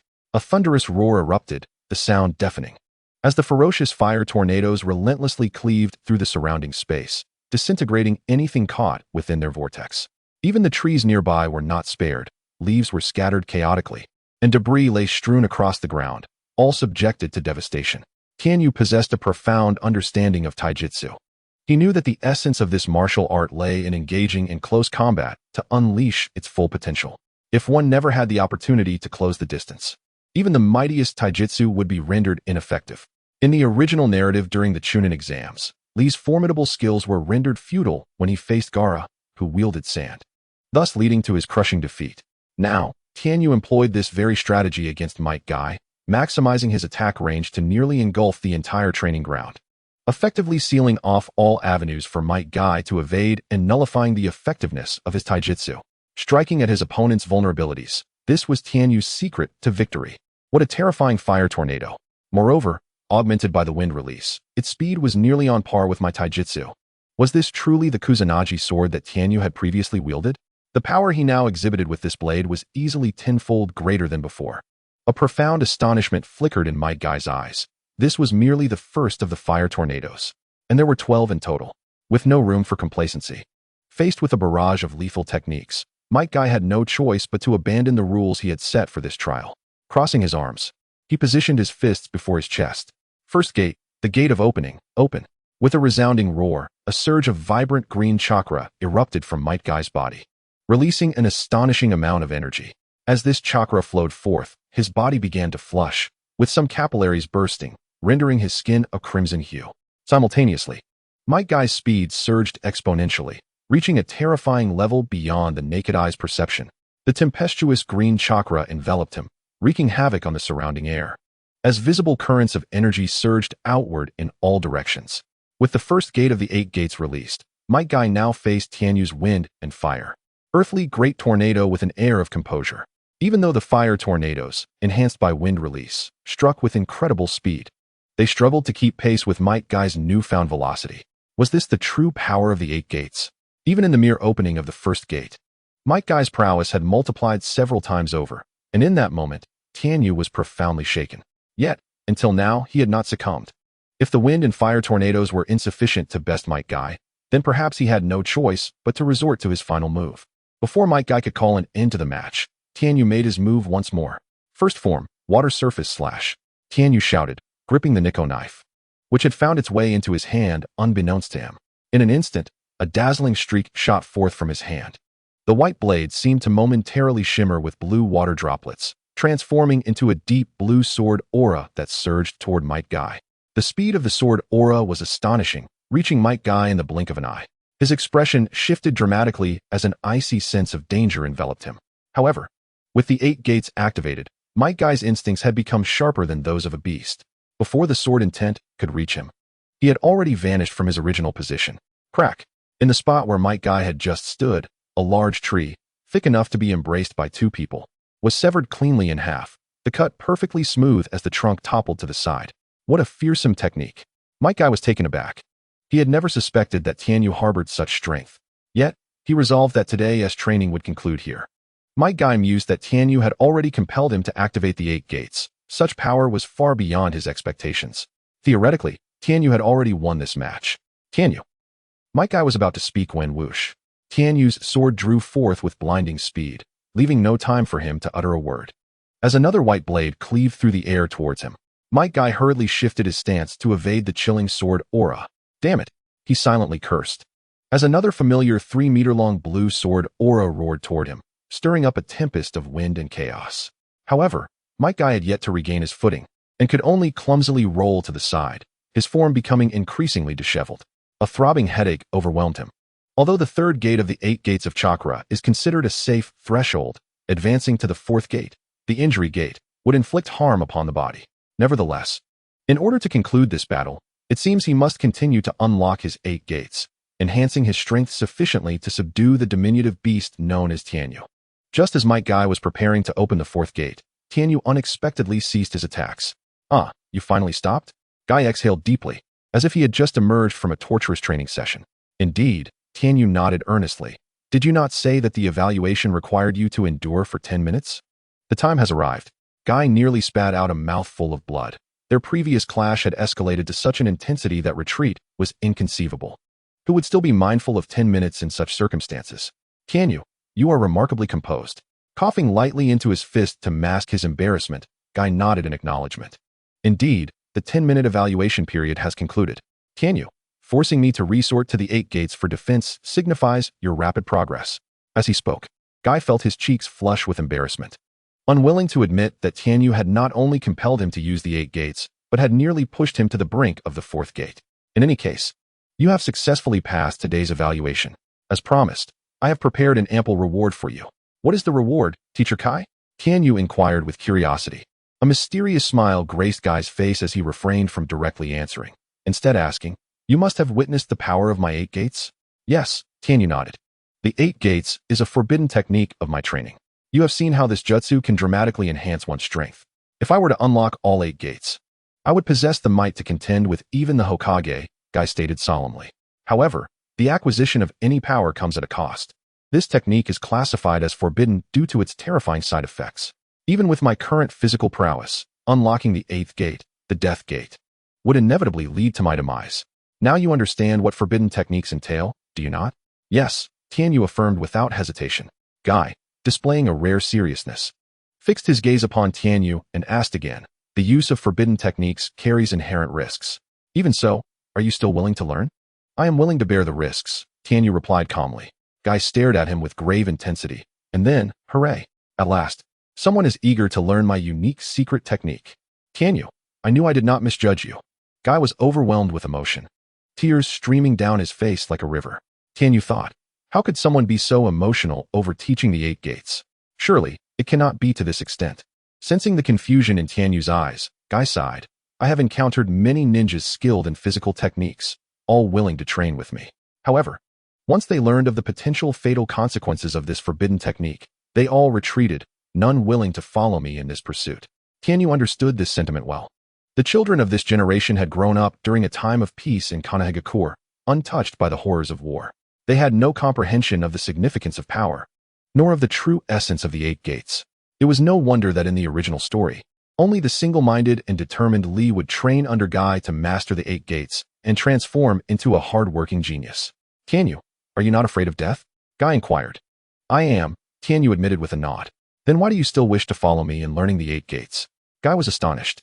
After a moment of silence, Tianyu responded, because I believe your technique, Teacher Kai, is merely a rough draft in its current form. A rough draft? Guy was taken aback. Yes, Tianyu continued. I believe the 8 gates is a forbidden technique created by other ninjas. Since it is a creation rather than an innate ability, it can be improved, even altered. Therefore, I believe there must be a way to mitigate the bodily harm caused by the 8 gates, perhaps even to avert the fatal outcome of fully unlocking them. Guy paused for a moment before bursting into laughter, his body trembling with mirth, tears of joy spilling from the corners of his eyes, visibly moved by Tianyu's words. Haha, I never expected that after all these years, someone would finally share my perspective. Tianyu, if you were closer to my age, I would truly consider you a brother. Tianyu, feeling somewhat awkward, replied, that's quite unnecessary. Once his emotions stabilized, Guy's expression turned serious again as he stated, indeed, I have pondered such notions before. Perhaps once one's physical strength reaches a certain level, even unlocking the 8 gates may result in minimized bodily damage. The side effects are related to physical constitution. The stronger the body, the lesser the repercussions. From the 4th gate onward, the side effects escalate significantly. This is why I initially had you wear weighted sandbags for training. The strength of the body is paramount in physical arts. Tianyu nodded in agreement. All right. Now I shall begin to instruct you on the cultivation process of this forbidden technique, the 8 gates. Several hours later, Guy sat cross-legged on the ground, raising a finger as he continued to explain the prerequisites for mastering the 8 gates. You have nearly reached the necessary threshold. During this time, you may cautiously explore the 1st gate's opening. If you experience any discomfort, do not push yourself, simply cease your efforts. Tianyu nodded while persistently asking questions about the intricacies of the 8 gates. Guy was astonished by the critical inquiries Tianyu posed, some details he had previously overlooked, which momentarily plunged him into deep contemplation. After completing the lesson on the 8 gates, night had fallen. It was then that Tianyu realized his stomach was completely empty. The training ground was quite a distance from home. He decided to dine out. Subsequently, Tianyu made his way to the renowned Ichiraku Ramen in Konoha. Hey, uncle. 1 bowl of ramen, please. Oh, Tianyu. Will you be having your usual chashu tonkatsu ramen? Yes, Ichiraku uncle. Tianyu's parents were often away on business, leaving their family quite affluent and unconcerned about basic needs. Thus, he and his sister had been regular patrons of Ichiraku Ramen. Since befriending Guy, who was always generous in treating them to grilled meat, it had been a while since Tianyu last visited the ramen shop. As he waited for his ramen, Tianyu idly surveyed his surroundings, only to suddenly notice a boy in an orange tracksuit loitering at the entrance of another ramen shop, hesitating to step inside. Oh, is that Naruto? Upon seeing the stubble on his face, Tianyu immediately recognized his identity. Why are you standing here and not coming in? Tianyu approached and inquired. Naruto, clearly taken aback by the unexpected conversation in the village, scratched his head awkwardly and chuckled. Well, I originally intended to come over for a bowl of Ichiraku ramen, but my savings that I had been gathering for half a month suddenly disappeared. I distinctly remember having it in my pocket, so it was merely a case of lost money. Tianyu waved his hand dismissively, saying, if it's lost, it's lost. Come in and eat with me. I'll treat you to ramen today. Chapter 28, Ichiraku Ramen. After ensuring that no one else was around, Naruto Uzumaki gazed at Tianyu with disbelief, then pointed to himself with uncertainty, asking, you mean me? Observing Naruto's reaction, Tianyu couldn't help but sigh inwardly. The son of the 4th Hokage, treated in such a manner within the village, Konoha truly had its failings. Yes, it's you. Didn't you lose your money? I'm in a good mood today, so I'll treat you to a bowl of ramen. Besides, I have plenty of funds. Tianyu casually waved his bulging wallet. Naruto's eyes sparkled with gratitude, looking at Tianyu as if he were a beacon of hope. It was the first time someone had offered to treat him to ramen in the village. The first time someone had shown him such kindness. Faced with the prospect of going hungry due to his lost money, he felt an overwhelming urge to shed tears of joy. What are you hesitating for? Come and eat. Tenyu urged. I'm coming. A radiant smile spread across Naruto's face as he hurried to sit next to Tenyu, grinning widely. Hee, I won't hold back then. Uncle Ichiraku quickly served 2 bowls of ramen, and as Tenyu and Naruto simultaneously picked up their chopsticks, they chorused, well, I won't hold back. Slurping sounds filled the air as they devoured their ramen. Tenyu had just finished a battle with Might Guy, his chakra reserves nearly depleted, and he was ravenous, devouring the ramen with great enthusiasm. Naruto, equally hungry, matched Tenyu's pace. Since beginning his taijutsu training, Tenyu's appetite had surged, although he was only 7. He could consume more than an adult. After finishing 1 bowl, he found himself only slightly satiated, still far from full. He recalled that in the original story, Naruto's appetite was substantial as well, and the sight of Naruto eyeing his bowl of ramen, clearly still hungry, was quite pitiful. Uncle, 2 more bowls, please. Tenyu called out after finishing his first bowl and noticing Naruto had also polished off his. 2 more bowls were quickly brought to the table. Eat up. Tenyu pushed 1 bowl towards Naruto. Naruto stared in astonishment, asking, is this one for me? Tenyu replied nonchalantly, of course. Since I said I'd treat you. You have to eat your fill. Hurry, or the noodles will get soggy. Thank you. Naruto's cheeks flushed slightly, and a wave of happiness washed over him. He marveled at his incredible luck today, having encountered such a generous person. Unlike others who regarded him with disdain, this person was willing to treat him to ramen. You're such a good person. Uncle, 2 more bowls. Tenyu called out again 10 minutes later. Thus, after Tenyu had devoured 5 bowls of ramen and Naruto 3, both finally felt satisfied. What a delight. The flavor of Ichiraku ramen truly lives up to its reputation, Tenyu thought, feeling rejuvenated and the fatigue from his earlier battle dissipating. Such is the joy that food brings. Naruto gazed at Tenyu with admiration, exclaiming, wow, your appetite is incredible. You can eat 5 bowls in one go. How impressive. You're quite remarkable yourself, managing to eat 3 bowls. Tenyu replied, my allowance is rather meager, so I usually only eat once a day. Thanks to you. I would have had to wait until tomorrow to eat. Naruto scratched his head, a bashful smile illuminating his face as he added, by the way, my name is Naruto Uzumaki, a man determined to become Hokage. What is your name? Eating only once a day? It was hard to fathom what kind of life Naruto had endured until now. Tenyu reflected with a twinge of sympathy, pondering what the 3rd Hokage had been doing all these years. My name is Tenyu, he replied. That is Tenyu, and may I be your friend? Naruto's expression shifted to one of nervousness, careful in his approach, having faced rejection from villagers who refused to befriend him. He was apprehensive about whether Tenyu would also distance himself due to the rumors of the 9 tails. Of course, Tenyu smiled warmly at him. But aren't you afraid that I'm a fox demon? Naruto couldn't help but ask, suspecting that Tenyu might be unaware of the rumors surrounding him. However, he felt it necessary to address it now, having already considered Tenyu a friend. He feared that if Tenyu learned of his status as the 9 tails, he might push him away. But aren't you just a kid like me? Tenyu replied casually, seemingly unfazed by the notion of the fox demon. Naruto stood frozen, and then began to cry uncontrollably. Hey, why are you crying? I'm sorry, I'm just overwhelmed with emotion. Naruto wiped his tears with the back of his hand, sobbing, this is the first time someone sees me as Naruto, not as the fox demon. It's also the first time someone wants to be my friend. Alright, stop crying. Tenyu patted Naruto's shoulder and smiled. Later, I'll introduce you to my friends. You'll have many friends from now on. They're all great people. Really? Naruto's eyes widened in disbelief. Absolutely, Tenyu assured him with a grin. At that moment, Tenyu's mind was suddenly filled with 3 notifications from the system. Ding. Task issued. Establish a friendly relationship with Naruto Uzumaki. System reward. Shadow Clone Shuriken Blueprint. Ding. Task of establishing a friendly relationship with Naruto Uzumaki completed. System reward. Shadow Clone Shuriken Blueprint. Ding. Task issued. Collect 9 tails chakra. Inject chakra into Kunai. System reward. Multiple Shadow Clone Shuriken Blueprint. Chapter 29. Concept of task completion. Collecting 9 tails chakra? What nonsense is this? Is this something that can be easily collected? Tenyu lamented internally upon seeing the system issue this task. At least 6 years would pass before Naruto could unleash the 9 tails chakra during their mission to the Land of Waves against Haku. Is it not the case that he must wait 6 years to complete this task? Tianyu rolled his eyes internally and set this task aside for the time being. Thus, he devoted himself to a conversation with Naruto. After becoming friends at the Ichiraku ramen shop, they quickly grew comfortable with each other. By the way, Tianyu, judging by your appearance, have you already become a student at the Ninja Academy? Naruto curiously pointed at the ninja tool pouch strapped to Tianyu's leg. Tianyu nodded and replied, indeed. Once the school year begins, I will be a second-year student at the Ninja Academy. Wow, that's impressive, Tianyu. Naruto exclaimed, his eyes sparkling with envy, before a goofy, radiant smile broke out on his face. But I will be enrolling soon too. Hee, I'll become really strong. Tianyu casually inquired, have you refined your chakra yet? Chakra? What is chakra? Naruto scratched his head, looking perplexed. It's the entrance examination for the Ninja Academy. What? Naruto gasped, shocked that there was an examination for admission to the Ninja Academy. Tianyu felt a sense of disbelief. How could Naruto, who didn't he even know what chakra was, possibly pass the entrance exam with his current aptitude?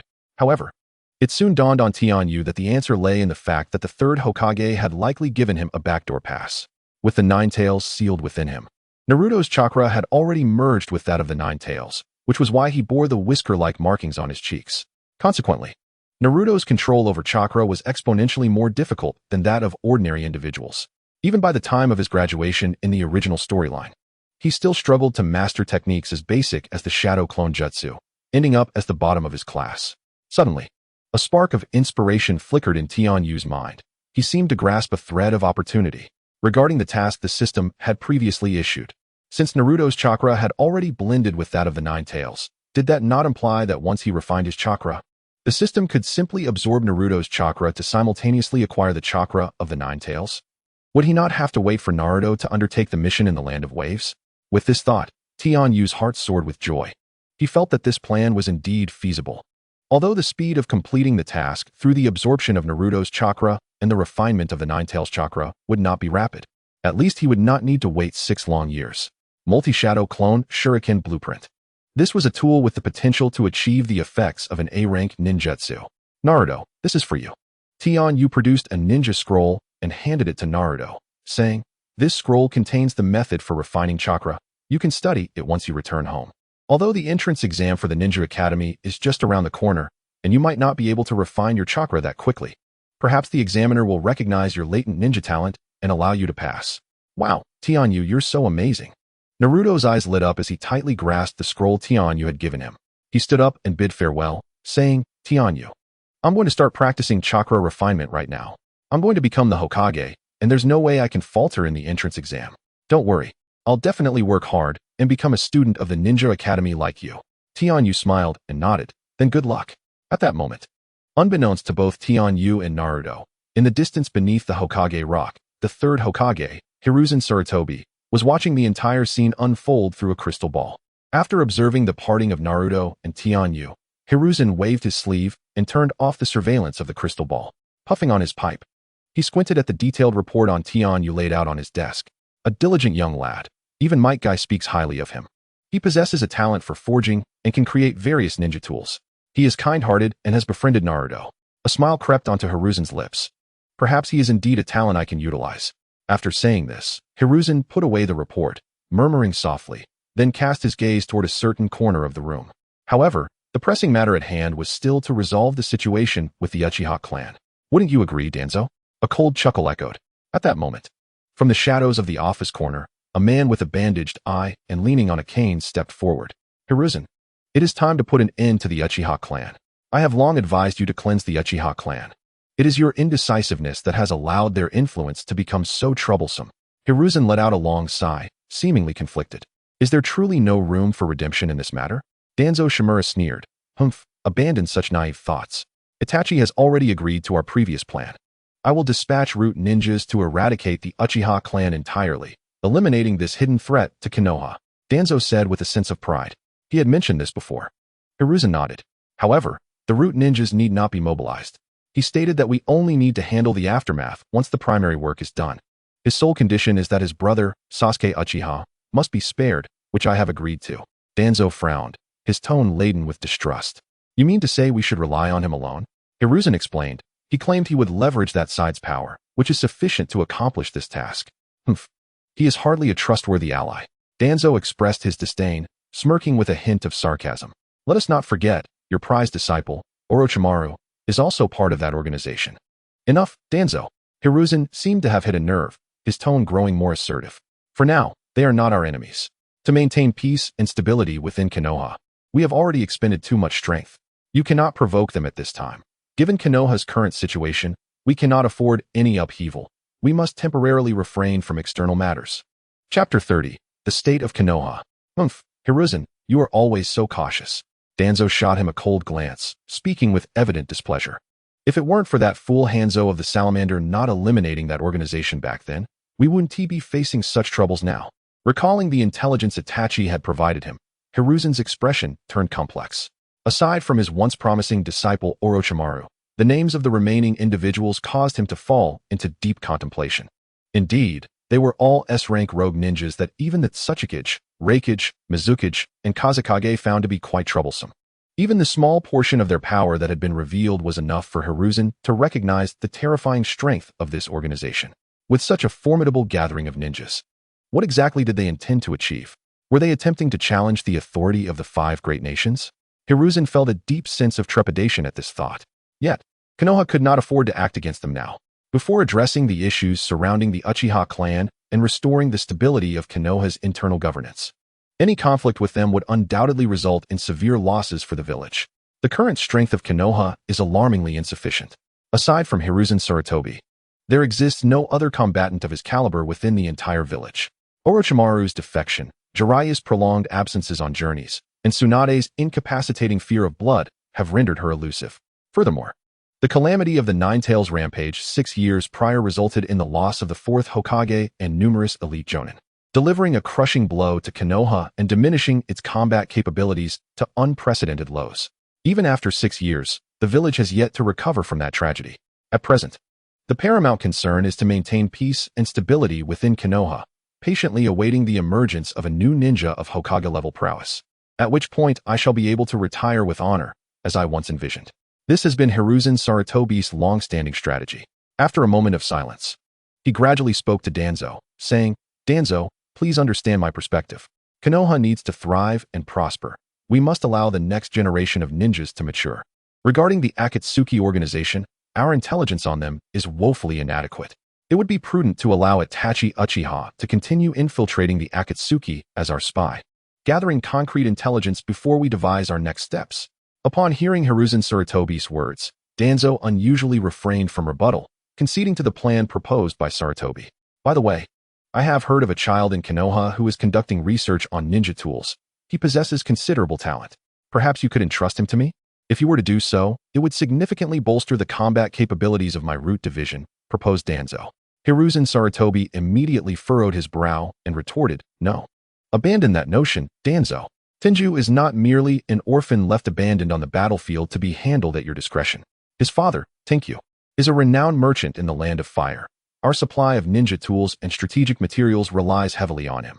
Given the current tense situation in Konoha, I cannot afford to provoke any unforeseen complications. A cold smile crept across Danzo's face as he replied, very well, I was merely suggesting. Having heard of Tenju's unique ability to craft ninja tools, Danzo swiftly dispatched his subordinates to gather intelligence on the child. He soon acquired information that mirrored what Sarutobi possessed, and upon reviewing it, he was utterly disappointed. The idea of enhancing the strength of ninjas en masse proved unrealistic, rendering the boy Tenju of little value. The immediate priority must be to resolve the Uchiha issue. Should I succeed this time, the corpses of the Uchiha clan members will be entrusted to my handling, resulting in a considerable number of Sharingan falling into my possession. Coupled with Orochimaru's previous research and the power of the first Hokage, Hashirama Senju, who knows? The Mangekyo Sharingan, or perhaps even the eternal Mangekyo Sharingan, could rival the strength of Uchiha Madara, having been born in the Warring States period. Danzo is one who has witnessed Madara's formidable power, fully aware of its magnitude. Once I possess such strength, whether it be confronting the Akatsuki or ascending to the position of Hokage, both will become easily attainable endeavors. Very well, I understand. Let us leave it at that for now. I shall take my leave, Danzo stated after a brief moment of silence. My route will ensure that everything is handled cleanly that night, and I will make certain that you, as Hokage, are not burdened by even the slightest inconvenience. A chilling laughter echoed in the office as Danzo departed. The slightly sardonic tone caused Hiruzen Sarutobi, who had always appeared amiable, to grow increasingly solemn. Meanwhile, At the Uchiha clan's ancestral shrine, Uchiha Itachi stood before the family's ancestral stone tablet, gazing intently at the engraved characters, his expression contemplative and grave. His crimson eyes, adorned with the three-tomo Sharingan, suddenly morphed into the shape of a triangular shuriken, the powerful symbol of the Mangekyo Sharingan. Empowered by the Mangekyo Sharingan. The text on the stone tablet, once tampered with by Kaguya, was now indelibly etched in Itachi's mind. After quietly perusing the entire content, his expression grew complex as he murmured, "Infinite Tsukuyomi." The name evoked memories. Upon activating his Mangekyo Sharingan, he possessed a unique Jinjutsu called Tsukuyomi. This Jinjutsu, activated through his eyes, ensnared enemies into his illusionary realm. Within the confines of Tsukuyomi's world, every element, including time, space, and quality, is under the control of the caster, often utilized to inflict psychological torment until the victim succumbs. However, he could also present the most beautiful illusions imaginable. If time could be extended, it seemed plausible to create a lasting peace. Yet, was such peace genuine? Itachi shook his head with a bitter smile. He did not accept this notion. He believed that illusion is merely illusion. The essence of all Jinjutsu is a deceptive mirage. The shattering of that illusion is merely a matter of time. As Uchiha Shursui had once told him. Chapter 31, Obito's Plan. Just as Uchiha Itachi was lost in contemplation, a swirling distortion suddenly manifested in the space behind him. A mysterious figure cloaked in black, with a face concealed by a spiral mask, appeared behind Itachi. Only one eye, adorned with a Mangekyo Sharingan, was exposed to the air. This was Uchiha Obito, or, as he publicly claimed, Uchiha Madara. Itachi, having awakened your Mangekyo Sharingan, you have undoubtedly seen the inscriptions on the tablet.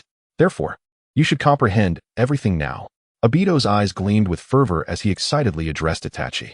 The world we inhabit is one of utter disappointment, a world that deserves annihilation. Only through the activation of infinite Tsukuyomi can we create a realm devoid of suffering and war, a world filled solely with peace and joy. Join us. Let us usher in this new world together.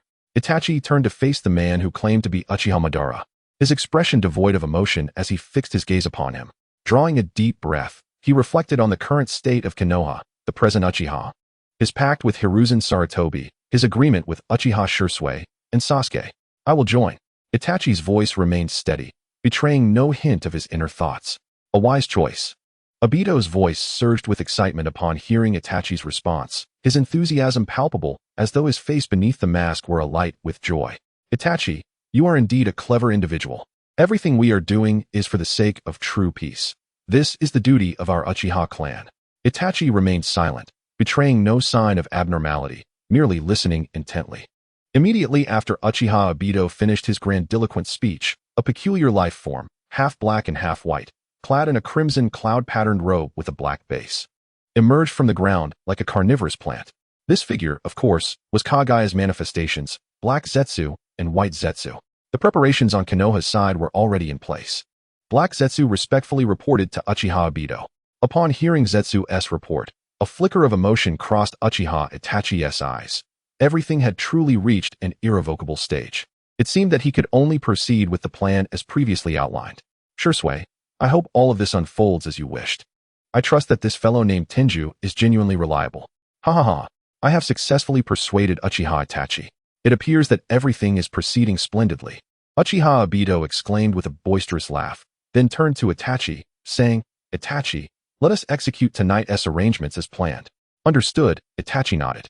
Without lingering any longer, Uchiha Obito activated his Kimui space and vanished before Itachi, while Zetsu slipped back underground, disappearing from sight. Half a month later, the Ninja Academy resumed its sessions. Tenju, along with Lee Rock and their companions, had progressed to second-year students, while Naruto Uzumaki, Sasuke Uchiha, and the other young ninjas of Konoha also smoothly entered the academy, becoming classmates. However, during the entrance examination, Naruto was still unable to refine chakra, due to the interference of the Nine-Tails chakra. Even though Tenju had provided him with a scroll for chakra refinement, he had not managed to extract chakra swiftly. Nevertheless, the examiner allowed him to enroll, citing his innate potential to become a ninja. At midnight, a bright moon hung high in the sky, and at this moment, Tenju was languidly lounging at home, toying with the silver mask he had crafted earlier. Concealment mask, rank, 3-star weapon. Attribute, space. Skills, 1. Completely transform into another's appearance. Duration, 3 minutes. 2. Completely mask 1's presence, becoming invisible, duration, 10 minutes. Contract, no? This was an item capable of concealing 1's aura, though its effect was fleeting, lasting only up to 10 minutes. However, its efficacy was truly remarkable, as Tenju had previously verified in the village. After donning the concealment mask, even a formidable figure like the third Hokage, Sarutobi Hiruzen, could not detect his presence or aura. Yet, to avoid revealing himself, Tenju refrained from making any suspicious movements.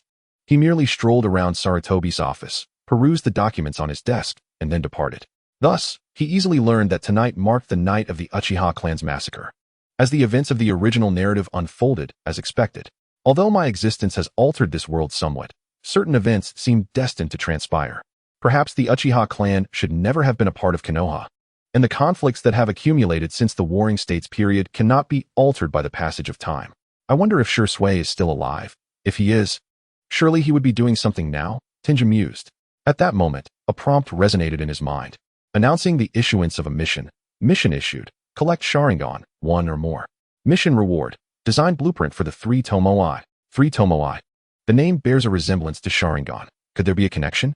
Moreover, the system's mission was precisely related to Sharingan. Tenju had never anticipated that the reward blueprint from the system would include such an item. Might the effects of this 3 Tomoe also be linked to the abilities of Sharingan? Excitement surged within Tenju's heart. Yet, as he contemplated the conditions required to fulfill this mission, he hesitated. The prerequisites for this task were undoubtedly stringent. Sharingan, what a coveted entity. Many, including Orochimaru and Danzo, had their eyes set upon it. Furthermore, tonight was the night of the massacre. By the dawn of the next day, those possessing Sharingan would dwindle to the count of a single hand. Except for Sasuke Uchiha, who had yet to awaken his eyes, the others were all formidable ninjas, making the probability of acquiring a Sharingan exceedingly slim. It appeared that tonight was his only opportunity to act. Tenju glanced at the concealment mask in his hand, and a bold idea took shape in his mind. Chapter 32, The Night of the Massacre. A full moon hung high in the sky, and in the tranquil night, even the sounds of insects were barely audible. The Uchiha clan's territory was vast, situated at the very outskirts of Konoha.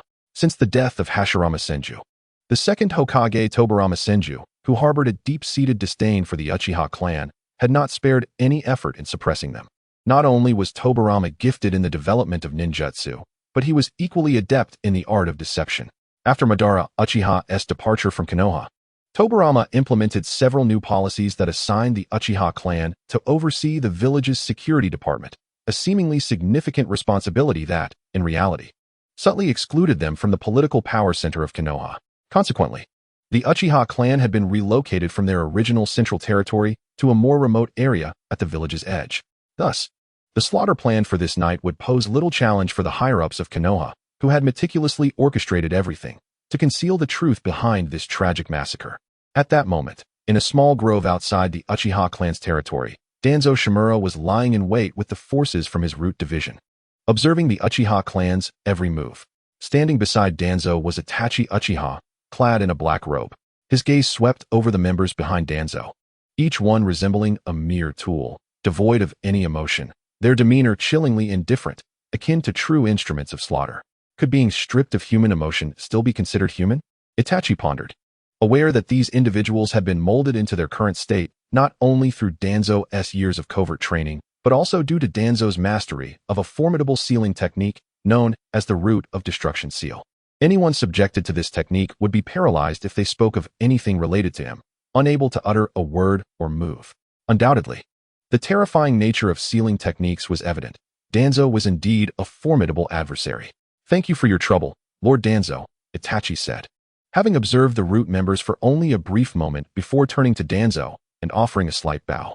Danzo, casting a penetrating gaze at Itachi, nodded. "You may proceed. I will handle the subsequent matters. I advise you against harboring any unnecessary thoughts. Do not forget that your brother is still in our custody. If you wish for him to remain unharmed." Danzo's voice dripped with a cold smirk. "Understood," Itachi replied expressionlessly, turning without a backward glance as he entered the Uchiha clan's territory. His steps were unhurried, neither fast nor slow, yet an aura of imminent danger emanated from him. As Shisui witnessed Uchiha Itachi enter the Uchiha clan's territory, he finally extended his right hand, signaling to his subordinates in the root with a gesture of command. In the next instant, Over 100 root ninjas, concealed around the periphery of the Uchiha compound, swiftly dashed in various directions, seamlessly taking up their preordained positions. They then extended their hands, rapidly forming hand seals. In mere moments, faint ripples of chakra converged from all directions, intertwining to create numerous nodes, ultimately constructing a vast barrier that enveloped the entire Uchiha clan. The members of the Uchiha clan had already fallen entirely within the confines of this barrier. Ha ha ha ha, tonight, the Uchiha clan will be utterly erased from Konoha. A flicker of anticipation danced in Shirsue's eyes as he smugly murmured to himself. Moreover, I wonder how many Sharingan I shall acquire this time. That fool Sarutobi, so fearful of any blemish on his reputation in Konoha, entrusted this task to me. Kikik. His triumphant laughter echoed, reinforcing his belief that he was indeed the most suitable candidate for the position of Hokage. Sarutobi, once I obtain the Sharingan, the seat of Hokage shall rightfully belong to me. However, in his hubris, he remained oblivious to the subtle chakra fluctuations emanating from a nearby space. At that moment, Tenyu, donned in a concealed mask, stood beside Shirsue, having overheard his boastful proclamations. Tenyu remarked, I am professionally trained. I seldom smile unless compelled to. Within the Uchiha clan's territory, Itachi was confronted by a dozen clan members stationed at the entrance. They approached him, blocking his path, their suspicious gazes scrutinizing him with evident hostility. Though you serve in the Umbu, do not forget your lineage. You are still a member of the Uchiha clan. Huh. Have you grown so accustomed to being a pawn for Konoha that you've forgotten your own surname? Due to the Uchiha clan's recent actions, many within the clan regarded him as a traitor, despite being the son of the clan leader and its eldest heir. Had Itachi maintained his customary discretion, they might not have attempted to obstruct him. Yet today, he radiated an unmistakable aura of danger. The Uchiha surname, you say? Itachi murmured to himself. In the next moment, his eyes transformed into a vivid crimson, the three tomo of his Sharingan spinning rapidly within their sockets. Then let me ascribe a new meaning to the Uchiha name from this day forth. As his words fell, the expressions of the 10 or so ninjas before him shifted to shock, trepidation, and dread. In an instant, they became entranced, frozen in place as Itachi employed his Genjutsu to seize control of them. This was the true extent of Itachi's power. His mastery of Genjutsu was unfathomable. Even without activating his Mangekyo Sharingan, the illusions cast by his three Tomo Sharingan were sufficient to overpower other Uchiha clan members possessing Sharingan. With a swift motion, Itachi's kunai easily slashed through one throat after another. The ground was soon littered with the bodies of his clan members. To Itachi, this was merely the beginning of the night's bloody saga. Chapter 33, The True Power of the Mangekyo. A massacre commenced within the Uchiha compound, where higher-tier Sharingan exerted absolute dominance over their lesser counterparts. With his Mangekyo Sharingan activated, Itachi carried out the slaughter with minimal effort. However, as the commotion escalated, the Uchiha security force finally sensed the disturbance. Itachi, what are you doing? You dare to turn against your own kin. You traitor of the Uchiha clan. Kill him. The Uchiha security force comprised the elite of the Uchiha clan, each possessing the three Tomo Sharingan and holding Jonin-level strength. If they surged forward en masse, even Itachi, with his Mangekyo Sharingan, would find it difficult to withstand their assault. Yet, just as they charged toward Itachi, a distortion rippled through the surrounding space, and Uchiha Obito, masked, appeared before them. They beheld a singular eye, the Mangekyo Sharingan. A sinister chuckle emanated from beneath Obito's mask. Allow me to handle this. Once regarded as his most cherished and intimate clan members and friends, they now stood merely as obstacles to his grand plan of the Eye of the Moon. Meanwhile, within the ancestral hall of the Uchiha clan, the elder glared at Itachi, accompanied by a throng of Uchiha ninjas, his voice trembling with ire. Itachi, do you have any idea what you are doing? In response to the questioning gaze of his clansmen, particularly that of his grandfather, who had watched him grow, Itachi maintained a calm demeanor. I have not betrayed the Uchiha clan. I am merely seeking to save it in my own way. The Uchiha strength is insufficient to contend with Konoha. Should you instigate a rebellion, the Uchiha name will forever be branded as traitors in Konoha's annals, reviled by generations to come. I am, therefore, forging a path for the Uchiha to survive. My apologies, esteemed elders. As his words echoed, Itachi's aura shifted abruptly, growing cold and menacing. The power of his Mangekyo Sharingan surged forth, causing a palpable shift in the expressions of all the ninjas present. This is the Mangekyo Sharingan. Such terrifying ocular power. Faced with Itachi, whose power was fully unleashed, even the elder was no match for him. After exchanging merely a dozen blows, Itachi severed the elder's throat, leaving him lifeless on the floor. The remaining ninjas stood no chance against Itachi. Blood gushing forth as bodies fell in disarray. Continuously casting Jinjutsu and wielding his kunai, Itachi advanced towards the heart of the Uchiha compound, his home. Within the residence of Uchiha Fugaku, the clan leader, Itachi, bloodied from the slaughter, held his kunai, tears of crimson streaming from his Mangekyo Sharingan. "Father, mother, I am sorry." Following his somber apology, Itachi plunged the kunai into the hearts of his parents. "Father? Mother? Brother, what are you doing?"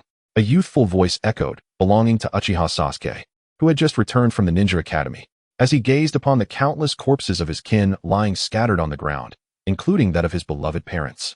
The perpetrator of this unspeakable massacre pointed unmistakably towards his most cherished brother.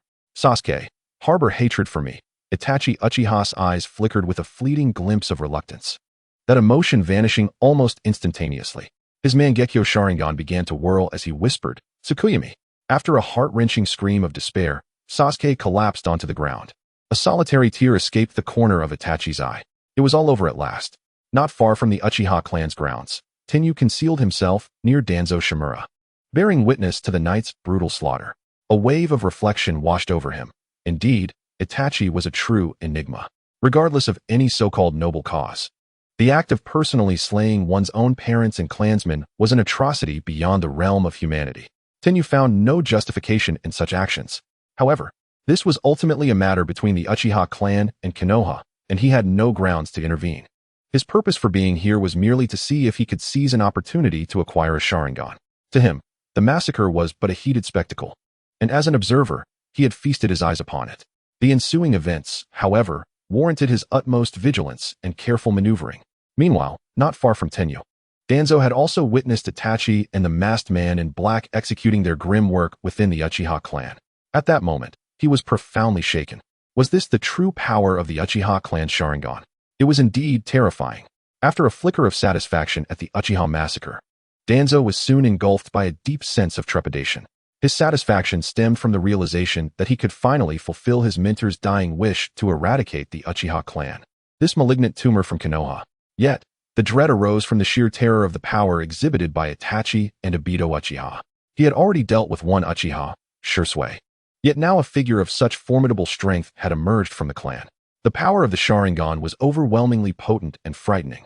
Such power must be wielded by him alone. Fortunately, Itachi possessed such awareness. Otherwise, the Uchiha clan would pose an immense threat to Konoha. Once the Sharingan embedded in these corpses fell into my hands, it would transform into my strength. Once I too possess the power of the Sharingan, I will be able to cleanse Konoha of all lingering malignancies. Danzo pondered silently, observing as Itachi and the masked man had nearly extinguished the primary fighting force of the Uchiha clan. He commenced issuing commands. With a gesture, the root ninjas promptly dispelled their barriers and activated the body flicker technique, vanishing from their locations and racing at astonishing speed towards the Uchiha clan's territory. Their movements were swift and decisive, devoid of hesitation or delay. Each one executed Danzo's orders with the precision of a finely tuned instrument. As the bulk of the root ninjas infiltrated the Uchiha grounds, only 4 of Danzo's personal guards remained by his side. Tenyu sensed that his opportunity had arrived. Chapter 34. An ambush on Danzo. Danzo's entire focus was directed towards the interior of the Uchiha clan grounds, convinced that this mission was shrouded in secrecy within Konoha. Few were aware of his presence here, hence he had not retained many subordinates at his side. However, unbeknownst to him, someone had stealthily approached his vicinity. At this moment, following the recent annihilation of the Uchiha clan, Danzo had yet to acquire a substantial number of Sharingan, nor had he implanted the wood release cells of Hashirama Senju. In this state, Danzo was merely an ordinary wind-release jonin, possessing little more than a few sealing techniques, far inferior to his later prowess during the 5 Kage summit against Sasuke. Suddenly, after a brief silence, one of Danzo's close guards, Inuzuka-yu, sensed an unusual aura nearby. This presence was strikingly abrupt, yet alarmingly close. In a moment of panic, he shouted, "Lord Danzo, be cautious." Due to the nature of the ambush, Tenyu struck with unparalleled speed. Caught entirely off guard, even a Jonin-level root ninja struggled to mount an immediate defense in that fleeting instant. With a swift thrust, a kunai cleanly pierced the throat of the Inuzuka clan ninja. Everything transpired with astonishing suddenness. Almost in the blink of an eye, A root ninja lay slain before them. "Protect Lord Danzo," another guard shouted, as the remaining three swiftly formed a triangular formation around Danzo, shielding him from harm. They immediately unleashed their sensory abilities, vigilantly scanning their surroundings. Yet, their brows soon furrowed in confusion, for despite their Jonin prowess, they could not detect even a trace of the assailant's presence. An occurrence most peculiar. "Lord Danzo, it appears our adversary is a master of stealth. Please exercise the utmost caution," one guard respectfully advised Danzo. "Who dares?" Danzo seethed with fury, his eyes ablaze with rage. He never anticipated that someone would have the audacity to attempt his assassination within Konoha. However, what awaited him was an oppressive silence in the air. As seconds ticked by, beads of sweat began to form on the foreheads of Danzo's three guards. They dared not let their guard down, for their main forces were not present, and it was imperative to safeguard Lord Danzo's safety. They were in the light while the assassin lurked in the shadows, a significant disadvantage. Furthermore, the assassin's strength was undoubtedly formidable. Not only did he possess remarkable stealth capabilities, but his ability to dispatch a Jonin-level ninja in their presence warranted their utmost caution. At that moment, Tenyu had once again utilized his concealed mask to shroud his presence, quietly observing all that transpired from a short distance, refraining from making any rash moves. His previously swift and decisive strike had yielded a most satisfactory outcome. Danzo was now consumed by fear. Objective achieved. As Tenyu contemplated his next course of action, he recognized that while his own strength was commendable, he could adequately contend with a Jonin in hand-to-hand combat.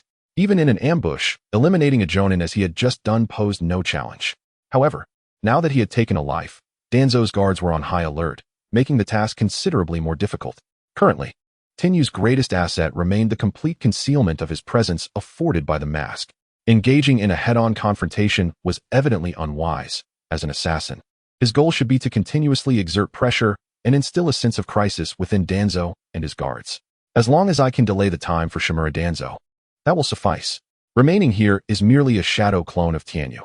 He only needs to intermittently strike, exerting sufficient psychological pressure on Danzo, rendering him unable to attend to the affairs within the Uchiha clan's territory. Meanwhile, his true self has long since donned a meticulously crafted hidden mask and is racing towards the Uchiha clan's domain. The hidden mask possesses two effects. 1. Complete transformation into the appearance of another, lasting for 3 minutes. 2. Total concealment of one's presence, entering an invisible state, lasting for 10 minutes. Additionally, the hidden mask has a usage limitation, cooldown time of 1 minute, during which the mask's abilities cannot be switched. Should Tenyu conceal his presence and directly seize the Sharingan from the hands of the root ninjas, his identity would undoubtedly be exposed in an instant, arousing the vigilance and suspicion of those elite ninjas, all of whom are at least Jonin level with an array of cunning techniques. Even with the hidden mask, escaping unscathed would be exceedingly difficult. Thus, the sole method for Tenyu to acquire the Sharingan is to disguise himself as Shimura Danzo and seize it right under the public's gaze. For Tenyu, the completion of this endeavor hinges on a mere 3 minutes. Within the Uchiha clan's territory, Lord Danzo, what brings you here? Upon seeing Tenyu, disguised as Shimura Danzo, approaching from afar, a captain from the root immediately inquired with utmost deference. "I came to see how your progress stands," Tenyu replied in a remarkably calm tone. The root captain promptly reporting to Lord Danzo, "We have nearly collected all the corpses within the Uchiha clan that possess Sharingan. Most are here. However, we have yet to locate the body of Uchiha Fugaku, the clan leader." "Oh, is that so?" Tenyu narrowed his eyes, his voice cold. "Then why aren't you hastening to search for it? All Sharingan from the Uchiha clan must be retrieved." "Yes, Lord Danzo," the captain replied. "Where are the collected Sharingan? Please allow me to show you." Tenyu, fully disguised as Shimura Danzo with the hidden mask, was confident that even a shadow-level powerhouse would be unable to see through his ruse before the 3-minute limit. However, while he could mimic Danzo's presence and chakra, he could not replicate his mannerisms. The root captain furrowed his brow slightly, sensing something amiss, yet he could not pinpoint the exact issue. Raising his head, he then noticed that Lord Danzo had arrived at the Uchiha clan's territory alone, prompting him to ask, "My lord, where are your guards?" Tenyu, maintaining an impassive demeanor, coldly retorted, "What? Must I report my personnel arrangements to you?" "I dare not, sir," the root captain replied, lowering his head. Tenyu continued, his voice icy. "The tongue-restraining curse seal I placed upon you is meant to teach you that there are questions you should not ask and things you should not say." At this pronouncement, The captain's doubts evaporated. Knowing the tongue-restraining curse seal, he realized the individual before him was undoubtedly Lord Danzo. A wave of regret washed over him as he chastised himself for having dared to question Danzo's identity. If he were to provoke Lord Danzo, the consequences would be dire. Thus, he hastily addressed Tianyu. Lord Danzo, I shall take you to view the collected Sharingan at once. Please, follow me. Chapter 35, Exposure. Following the root personnel, Tianyu soon arrived at the location where the root ninjas had gathered the Sharingan. He beheld numerous Sharingan, recently extracted from corpses, now soaking in solutions containing Senju Hashirama's cells, numbering in the dozens. Lord Danzo, these are all the Sharingan we have collected thus far. The root captain reported with the utmost reverence. Tianyu nodded subtly, then instructed the captain, these Sharingan will now be entrusted to my care. The captain hesitated momentarily, sensing that today's Lord Danzo was behaving rather peculiarly, prompting him to voice, My lord, aren't you to report this matter to the Hokage soon? Shouldn't we take these Sharingan back to the base first? Tianyu paused, but then quickly regained his composure, fixing a cold, piercing gaze upon the root ninja before him, and spoke in a chilling tone. Are you instructing me on how to conduct my duties? At this remark, the atmosphere grew eerily silent. The root captain felt a surge of fear, hastily kneeling before Tianyu, cold sweat streaming down his face as he stammered, I dare not, it was my foolishness to speak. Please, punish me, my lord. With a disdainful snort, Tianyu admonished them, why aren't you all swiftly attending to those corpses? If this matter is delayed, I shall hold you accountable. Yes, Lord Danzo. The root ninjas replied in unison, no one daring to impede Tianyu further. Aware that lingering here was unwise, he understood that the time he had to disguise himself as Shimura Danzo was exceedingly limited. Every second spent here exponentially increased the risks he faced. Tianyu approached the gathered Sharingan with an impassive demeanor. With a flicker of silver light from his hand, the Sharingan swiftly vanished into his dimensional pouch. A sigh of relief escaped him. With the Sharingan secured, he had achieved half of his objective for the night. Yet, he remained vigilant, understanding that the forthcoming ordeal of extricating himself before the root personnel was a formidable challenge. I shall leave the remaining matters to you. I must first see the Hokage. Tianyu instructed the root ninjas before turning to stride away. However, just as he reached the entrance of the Uchiha clan's domain, an unexpected turn of events unfolded. Whoosh! A flare suddenly ignited in the distant sky. All the root ninjas within the Uchiha clan's territory froze momentarily. That signal flare was not something they expected. It was only carried by their Lord Danzo and released in dire circumstances. Given that Lord Danzo stood before them now, how could the signal flare be launched from afar? The gazes of the root ninjas towards Tianyu transformed into something peculiar. A sense of foreboding gripped Tianyu as he suddenly recalled a memory, transmitted back to him from his shadow clone upon its dissolution. His shadow clone, tasked with delaying Danzo, had been seized by the very guards at Danzo's side and eliminated. Upon discovering that the assailant was merely a masked shadow clone, Danzo swiftly deduced that the intruder's intent was to delay him, while the true target was the Sharingan within the Uchiha clan's territory. Consequently, Shimura Danzo ignited the signal flare on his person, alerting the root ninjas. At this moment, the root ninjas had completely encircled Tianyu, and the captain finally recalled the oddities he had perceived in Lord Danzo's demeanor earlier, which now seemed profoundly suspicious.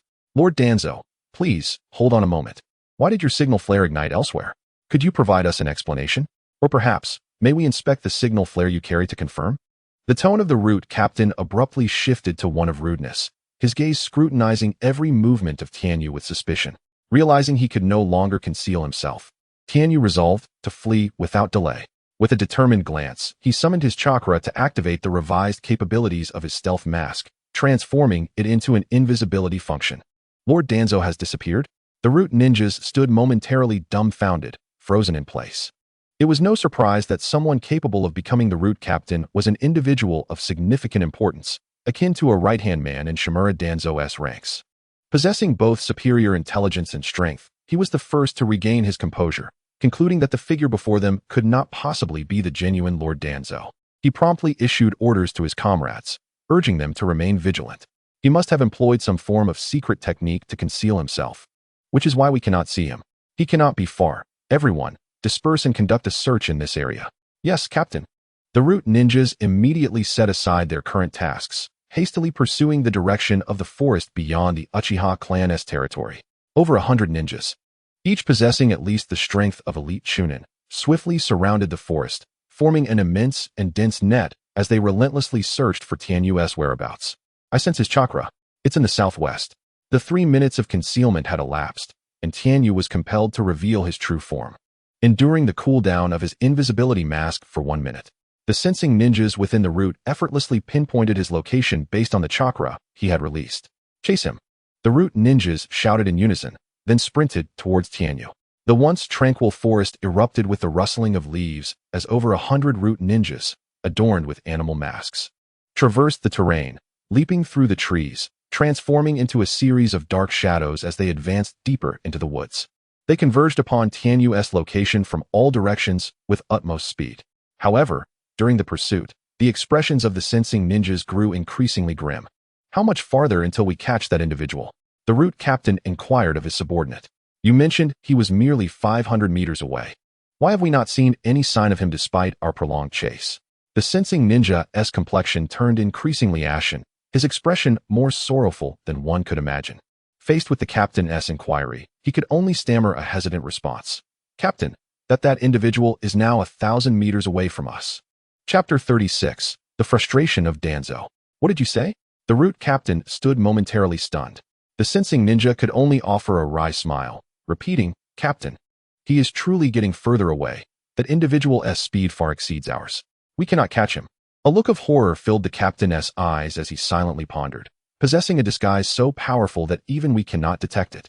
Combined with a speed that even I, an elite jonin, cannot match, could it be that his strength has surpassed that of an elite jonin, reaching the level of a Kage? The captain swiftly formulated his next course of action. I will report this matter to Lord Danzo. The rest of you, continue along this route and see if any other clues remain. The root members nodded in agreement, responding, Yes, Captain. As the night deepened, Tianyu, from the moment his identity was exposed, had leapt forth, becoming a fleeting shadow racing into the impenetrable darkness. His current strength was insufficient to confront the entirety of the root's might, and he understood that once his identity was revealed to them, even if he managed to escape Konoha, the root ninjas would pursue him to the ends of the earth, a price he could not afford to pay. Within the vastness of the night, Tianyu continually stored the sandbags he had been carrying into his spatial ring. 200 pounds, 150 pounds, 100 pounds, 50 pounds. As the burden on his body diminished, he felt himself becoming increasingly agile, sensing his speed accelerating as if the wind were beneath his feet. The chilling wind howled past him like blades, and Tianyu's slender figure darted through the night, akin to a streak of lightning. Holding his breath, he focused all his attention behind him. Once he had shed all his weight, although he had yet to master the 8 gates, he had nonetheless attained a speed surpassing that of an elite jonin. The root ninjas would require considerable time to catch up with him. And with only a minute left on the cooldown of his invisibility mask, he knew that after it reset, he could once again don the mask, concealing all traces of his presence. Even if the root ninjas possessed extraordinary abilities, they would stand no chance of locating him. They haven't caught up? Having swiftly distanced himself, Tianyu turned back to observe the root ninjas, only to find them falling further behind, their speed unable to match his own. A wave of relief washed over him. He had evidently overestimated the speed of the root ninjas. Soon, he realized why he had misjudged their speed. The only elite jonin he had ever encountered was Might Guy, who possessed exceptional taijutsu skills. Thus, Tianyu had subconsciously equated the speed of those elite jonin with that of Might Guy's usual pace. However, not every elite jonin was adept in taijutsu. In fact, within Konoha, Might Guy was the only one who could attain such velocity. With Tianyu's current formidable prowess in taijutsu, he was capable of matching Might Guy's speed over 100 exchanges, rendering the root ninja's pursuit an arduous endeavor. Ding! The invisibility mask has cooled down. The system's notification echoed in his mind, and at that moment, Tianyu's tension had dissipated entirely. A smirk crept onto his lips as he gazed towards the direction of the pursuing root ninjas, thinking, foolish ninjas of the root, I shall not entertain you any longer. Without delay, Tianyu donned the invisibility mask, completely vanishing from sight and presence. What is the situation? Shimura Danzo's expression was as dark as a stormy sky as he coldly questioned the kneeling root ninja before him. The root ninja, sweat pouring down his temples beneath his mask, struggled to suppress his fear and hastily replied, Lord Danzo, the Sharingan we previously collected has all been stolen by that rogue. What? Danzo's voice erupted in fury, his rage causing him to nearly lose control, as he bellowed. Are you all a bunch of worthless fools?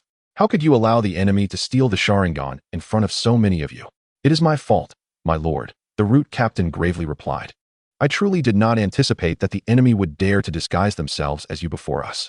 Their disguise technique is exceedingly powerful.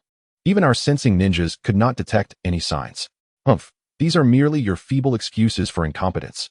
Fuming with anger, Shimura Danzo bellowed, his gaze turning cold as he spoke. Are you aware of the consequences you must bear for your failure this time? The captain of the root, his face paling beneath his mask, swiftly drew the blade from his waist and struck down upon his left arm, severing it from his body with a resounding clang. Blood gushed forth relentlessly. This was the punishment for the negligence that had long plagued the root, and even he, the captain, was not exempt.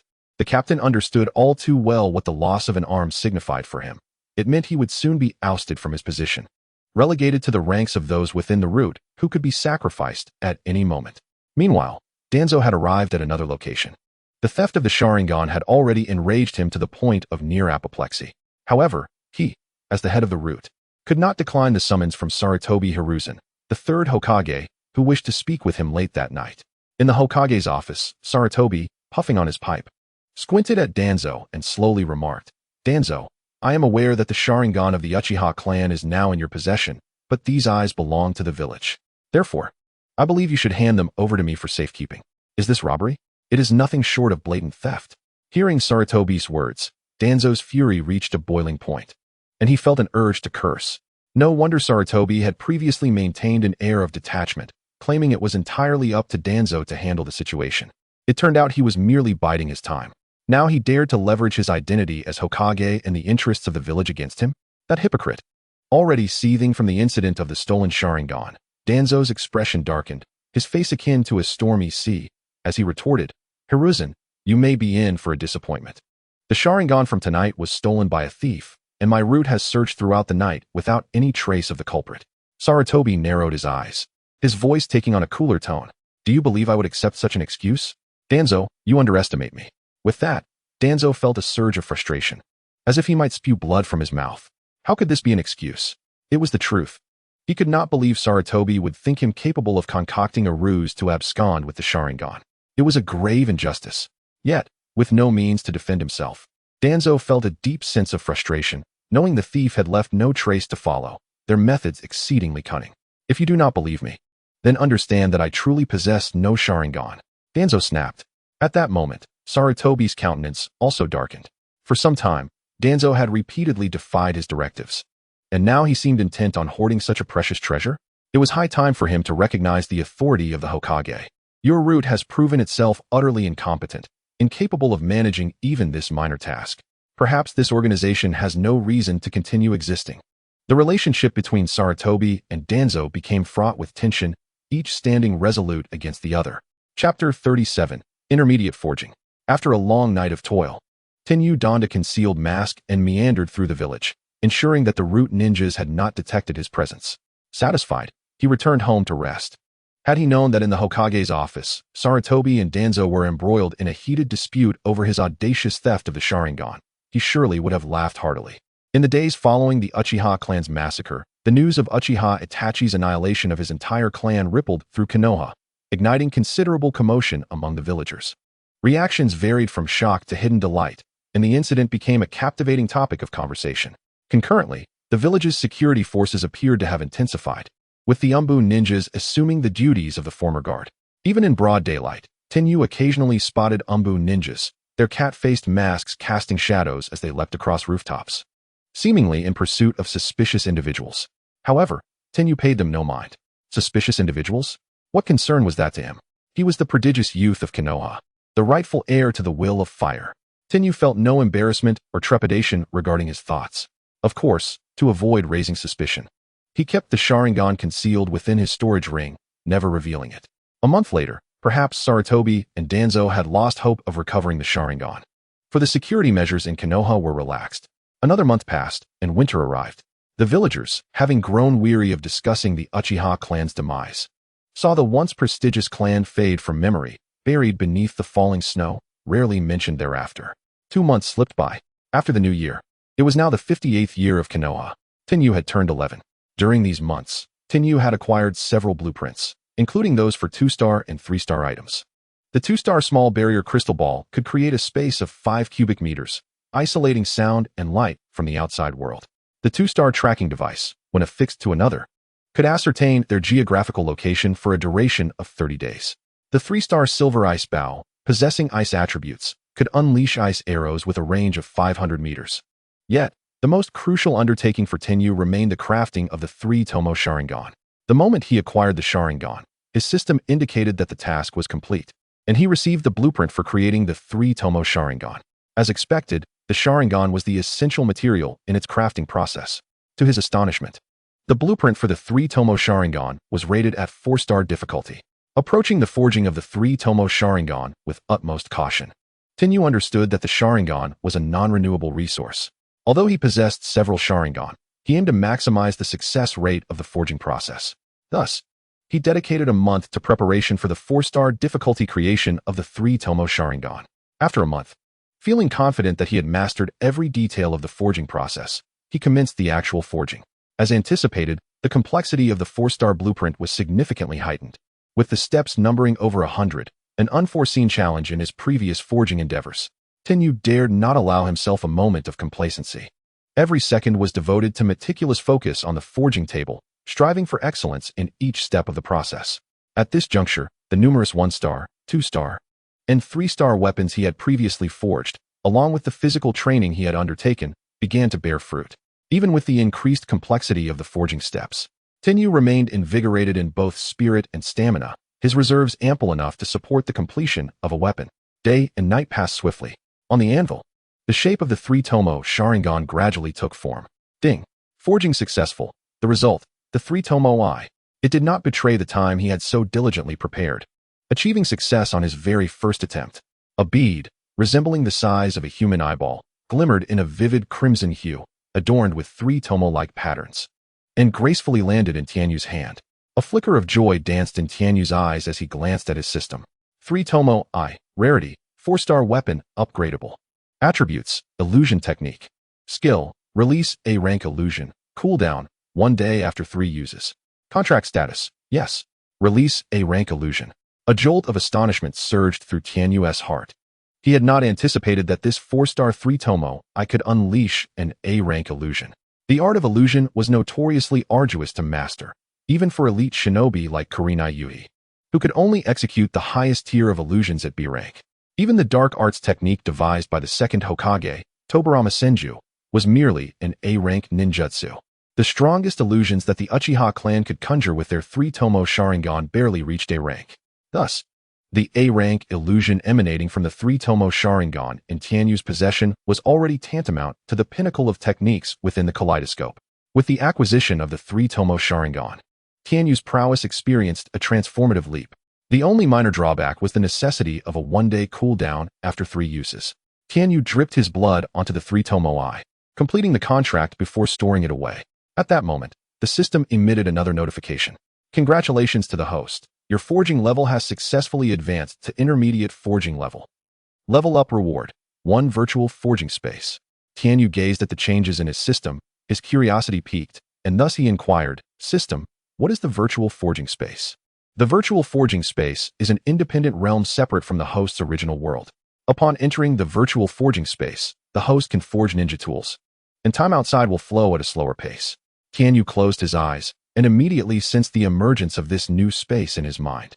When he opened his eyes again, he found himself indeed in a different place. Before him lay 3 distinct objects.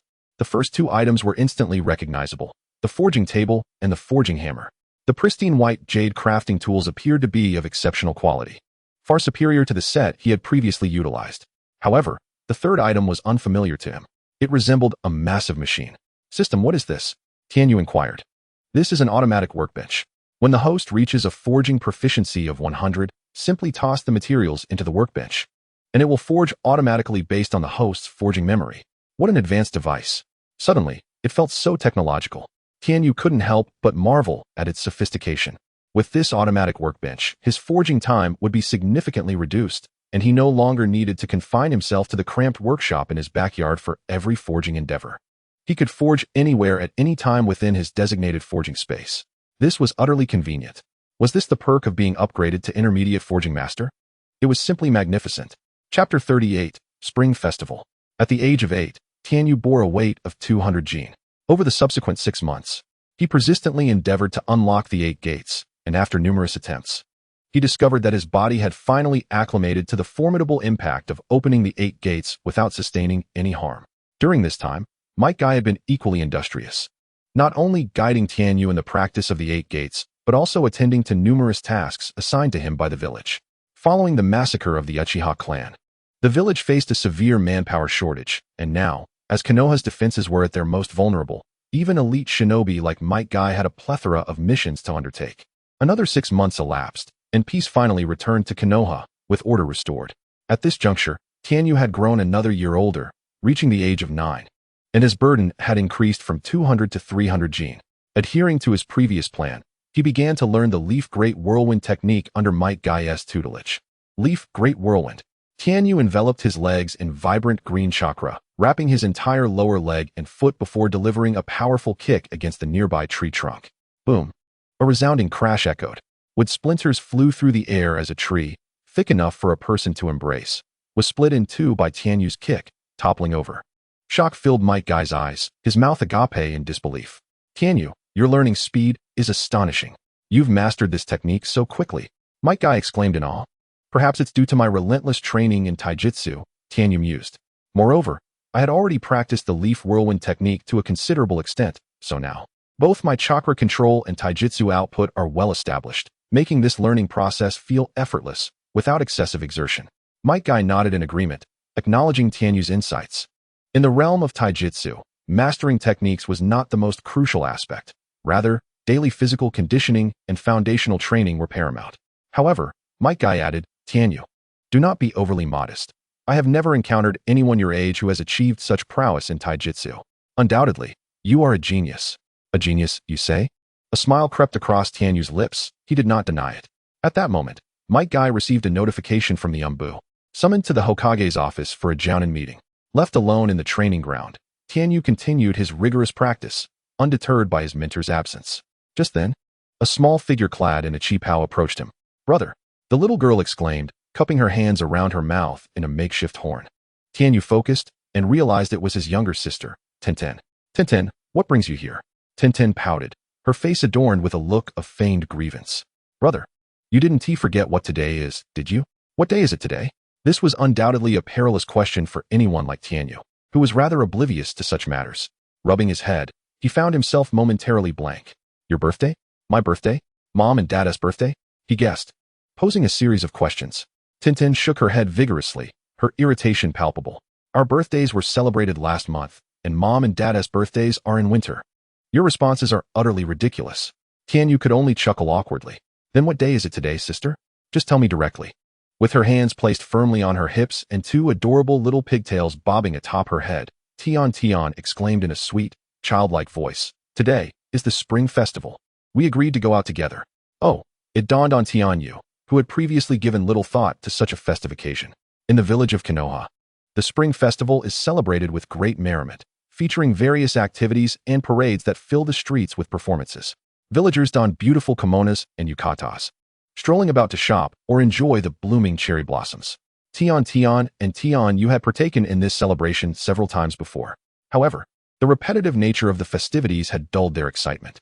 Yet, the scenic beauty of the outdoors, adorned with blossoming cherry trees, ignited a spark of inspiration within him. He turned to Tian and suggested, how about we invite a few friends and have a barbecue picnic in the great outdoors? The mere mention of a barbecue picnic illuminated Tian's eyes, and she sprang up with enthusiasm, exclaiming, that sounds wonderful. I've been wanting to have a barbecue outside. Let's divide our tasks. You can procure the ingredients while I gather cooking supplies and charcoal. Then we can invite our friends and meet by the river. What do you think? Tianyu proposed. Without hesitation, Tian nodded vigorously. Absolutely. I'll go buy the ingredients right away. With that, she dashed off like a whirlwind, clearly brimming with anticipation for the picnic. Meanwhile, Tianyu felt that the monotony of his daily training had become rather tedious, akin to that of a hermit. Indeed, a break to frolic with friends was well-deserved.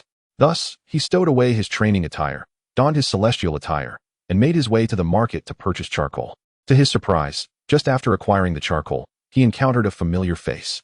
Hanabi Hyuga graced him with her presence, adorned in a pristine white kimono embellished with magnolia blossoms, exuding an air of understated elegance befitting a refined young lady. Tian Yukuin, what a coincidence. She greeted him warmly. Ah, Hanabi, it is indeed a pleasant surprise. Tian Yu replied with a smile. You look lovely today. Thank you, Hanabi stammered, her cheeks flushing a delicate shade of pink as she looked down, unable to meet his gaze. What brings you here? Are you shopping for hairpins? Tian Yu inquired, noticing the colorful hairpins in her grasp. Yes, Hanabi replied, gathering her courage to lift her chin and ask, Tian Yukuin, which one do you think looks best? Could you help me choose? Of course, he said, scanning through the array of hairpins before selecting a pink cherry blossom one. I believe this one is quite lovely. Oh, Hanabi gasped in surprise, her heart fluttering as she realized that Tian Yu had chosen the very hairpin she had coveted. Could it be that their hearts were in sync? Her cheeks flushed a deeper shade of crimson at the thought. Shopkeeper, I'll take this hairpin, she declared.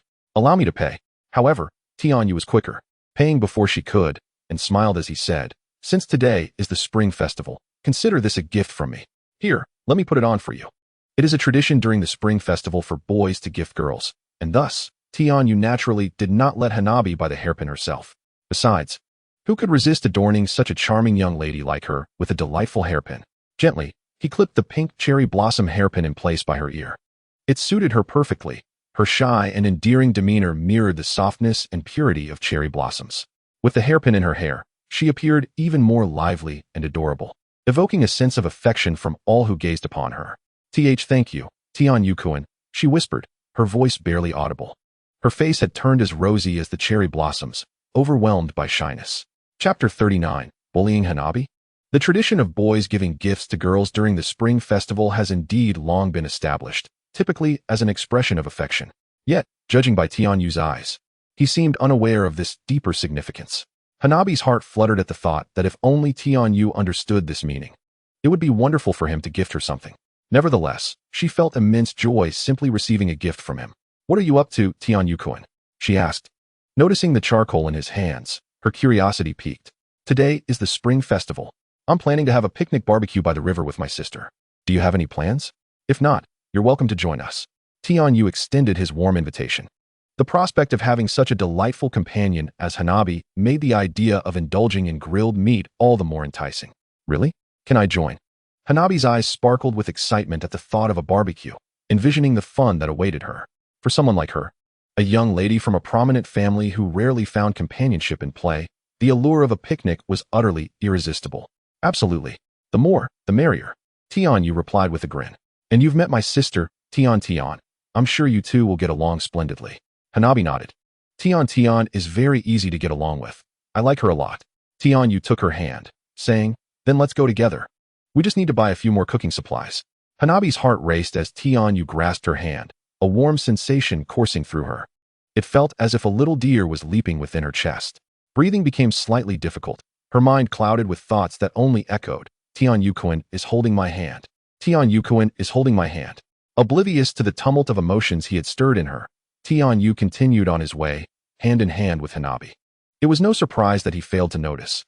Girls in the world of Naruto tend to mature earlier than those in his previous life, often aware of love and affection even at a young age. Yet, to Tian Yu, they were merely a group of adorable little girls. Furthermore, his casual interactions with Tian often involved hand-holding, hugs, and playful tussles. Tian, being a boisterous girl with a penchant for mischief, idolized Tsunade. So he never considered that such a simple gesture could leave Hanabi feeling so overwhelmed, nearly causing her to faint.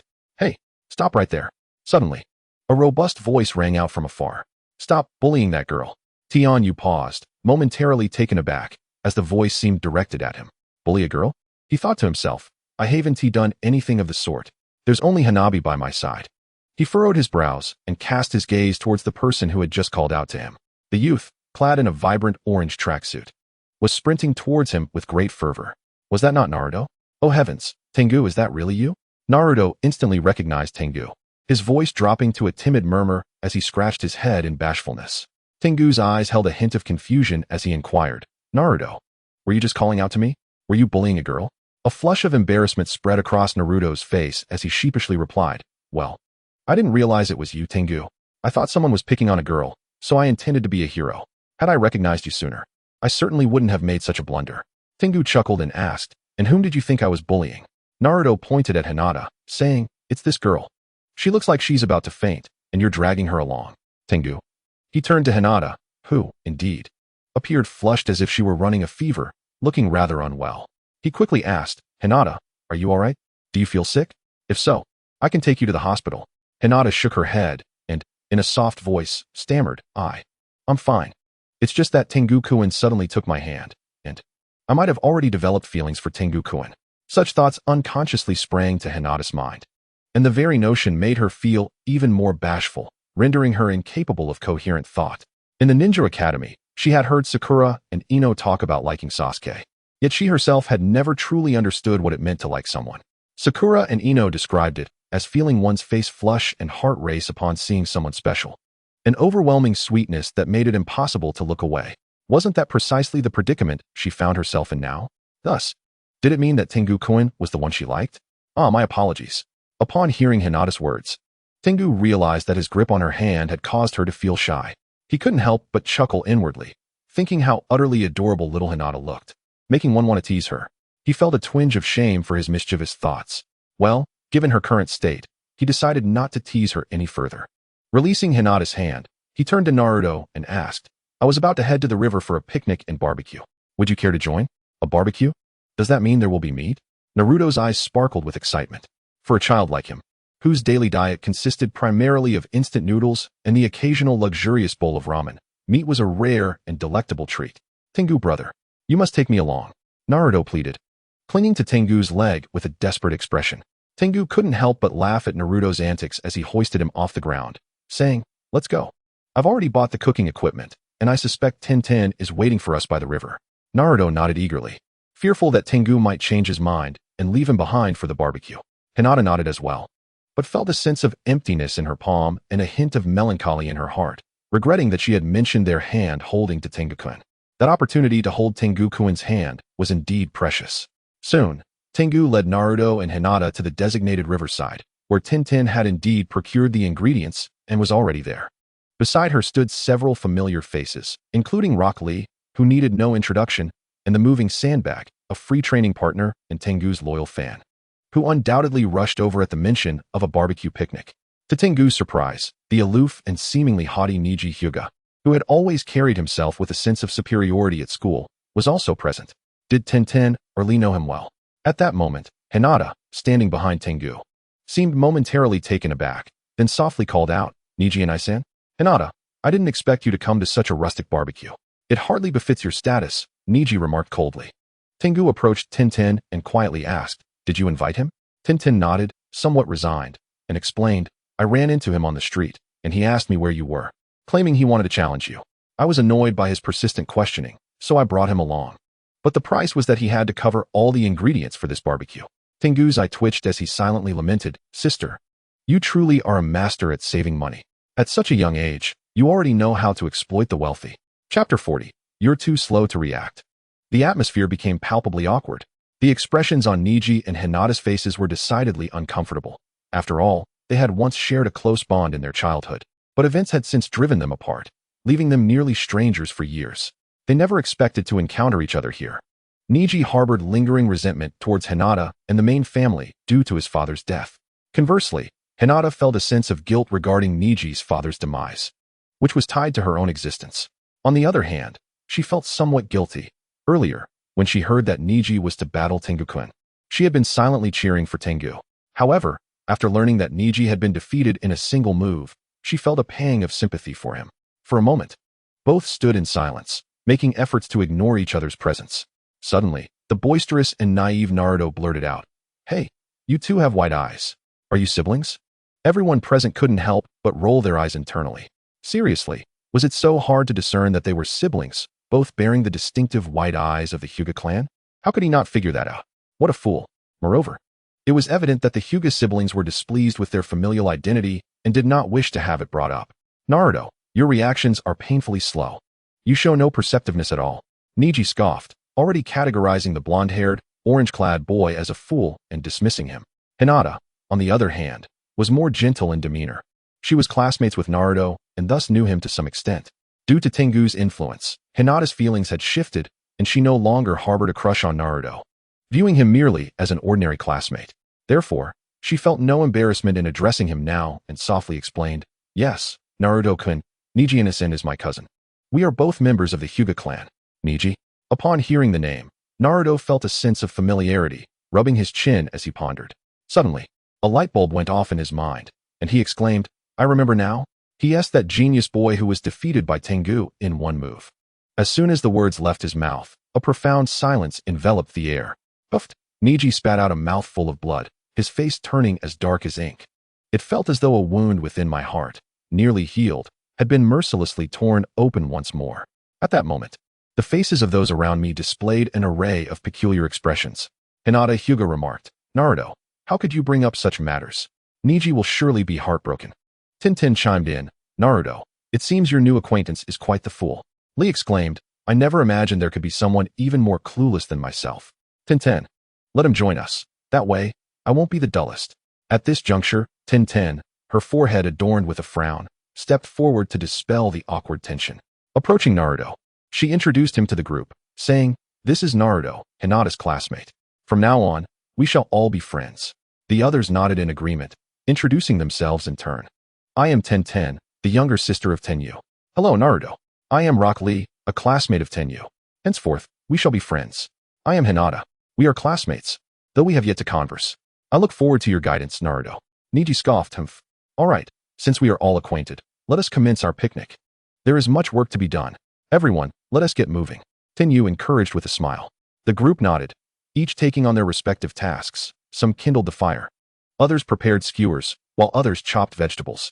Just as Tenyu was about to join in, Niji approached him, his expression icy as he declared, "Tenyu, I challenge you. We shall duel once more, and this time, I shall defeat you." Now, Tenyu furrowed his brow. If he were to refuse, this stubborn individual would likely not relent easily, complicating matters further. Thus, Tenyu replied, "I shall accept your challenge, but let us set a wager." Niji inquired curiously, "What wager?" With a smile, Tenyu proposed, "If you win, I shall return your title of top student and the moniker of genius. However, should you lose, you shall undertake all my duties during the barbecue." After a moment's hesitation, Niji nodded, "Very well, I accept." He could not allow the lesson of his previous defeat to weigh heavily upon him. He would not easily succumb to this hurdle in his life. He would surely triumph. "Then let us proceed," Tenyu said, striding into the distance. A suitable arena for their battle was necessary. Tenyu had no desire to ruin the day's barbecue. Roars of combat echoed from the forest nearby.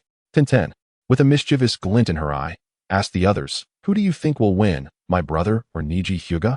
Naruto was the first to shout, "Tenyu, of course. He will surely win." Hinata nodded slightly. "Though Niji is quite talented, I believe Tenyu will emerge victorious." Lee, with a confident demeanor, crossed his fingers over his chest and asserted, "In 10 minutes, I believe Tenyu will finish the fight." So soon, both Naruto and Hinata displayed expressions of astonishment. Tintin, however, shook her head and raised 3 fingers, mysteriously smiling as she declared, "Just 3 minutes. My brother will end the battle." This revelation left even Lee astonished. Niji had demonstrated remarkable prowess at the Ninja Academy and had gathered substantial intelligence on Tenyu. Thus, he would not be caught off guard again. Surely, he could not be defeated in just 3 minutes, could he? Had Tenyu's strength grown to an unimaginable extent? Yet, during their hesitation, Tenyu and Niji emerged from the woods. Tenyu appeared as pristine as ever, his attire untouched by dust, while Niji bore signs of a fierce battle, his face bruised and battered. The outcome of their duel was clear, and the crowd had anticipated it. However, they were taken aback to discover that, just as Tintin had predicted, the entire confrontation lasted less than 3 minutes. "How did you know?" the others inquired, turning to Tintin. With a mysterious smile, she explained, "Because my brother was hungry and wanted to eat quickly." The group exchanged incredulous glances, their faces reflecting sheer disbelief. Was the urgency of hunger truly the reason for such a swift resolution? Had Tenyu been inclined to prolong the duel, perhaps he would have taken the opportunity to bolster Niji's confidence. However, driven by his appetite, he had opted for a rapid and decisive victory, showcasing overwhelming strength. In light of this, Niji's predicament seemed rather unfortunate. They gazed at him with newfound sympathy. Chapter 41, Joyful Moments. According to the agreement between Tenyu and Niji, should he lose, Niji was to take on all the responsibilities for the barbecue. Now, With a bruised visage, Niji indeed began to fulfill his end of the bargain. He tended the fire, sliced the meat, grilled the skewers, and sprinkled them with seasoning. Soon, a tantalizing aroma filled the air, and the expressions of Tenten, Lee, Hinata, and Naruto reflected growing anticipation. Even Niji, usually stoic, could not suppress his hunger. "Is there enough meat?" Tenten murmured, realizing that the quantity of provisions she had brought was insufficient for such a large gathering. "Leave it to me," Tenyu offered with a smile, turning to venture deeper into the woods. "Wait, Tenyu, that area is dangerous," Naruto shouted, unable to contain his concern. Even his mischievous nature did not compel him to venture into the depths of the forest, rumored to be home to many formidable beasts. However, it was not long before Tenyu returned, dragging a massive wild boar that appeared to weigh at least 200 pounds. Tenten, Lee, Hinata, Naruto, and even Niji paused in astonishment, their mouths agape as they beheld the enormous creature in Tenyu's grasp. "Brother, did you hunt this boar?" Tenten gasped, swallowing hard in disbelief. "Good heavens, Tenyu, you are incredible. You managed to take down such a large beast," Naruto exclaimed, eyes wide with admiration. "Tenyu-kun, you are remarkable." Hinata's eyes sparkled with awe. "Tenyu truly seems to be constantly honing his abilities." Lee pondered earnestly. Is this the secret to his strength? Perhaps he utilizes combat with wild boars to enhance his practical skills, a novel form of training. Niji's expression darkened as he murmured to himself. During their earlier skirmish, he had exhausted all his chakra and had yet to fully recover. Yet, Tenyu not only defeated him swiftly, but also had the leisure to hunt a wild boar. Just how formidable had his strength become? In Hinata Niji's eyes, a sudden veil of gray mist descended, dimming the once radiant brightness of his gaze. He found himself engulfed in profound confusion. Was it truly only individuals like Tenyu who were worthy of being labeled as geniuses? The accomplishments he had once held dear now seemed utterly insignificant in the presence of Tenyu. He felt like nothing more than a complete and utter failure. Tenyu perceived the despair and self-deprecation swirling within Niji's eyes, yet chose to remain silent. He was a person of considerable pride, easily ensnared in his own thoughts. Certain realizations and ideas had to be reached independently before any change could occur, for others could not assist him. "Come on, let's eat some barbecue. Why are you standing there like a fool?" Tenyu clapped Niji on the shoulder and nudged him towards the group gathered around the grill. "There's no need for such profound reasoning. If you're not eager to indulge, it seems your mind is not quite right." With that, Tenyu turned away, diving into the feast. Niji regarded Tenyu with a gaze rife with complexity, ultimately yielding to his own inner conflict. He made his way toward the grill, joining the others. The savory aroma of barbecued meat wafted through the air. The group, unable to contain their anticipation, began to feast heartily as the scent of meat enveloped them. "More wild boar skewers for me." "Hey, don't you dare sneakily take my meat, Niji.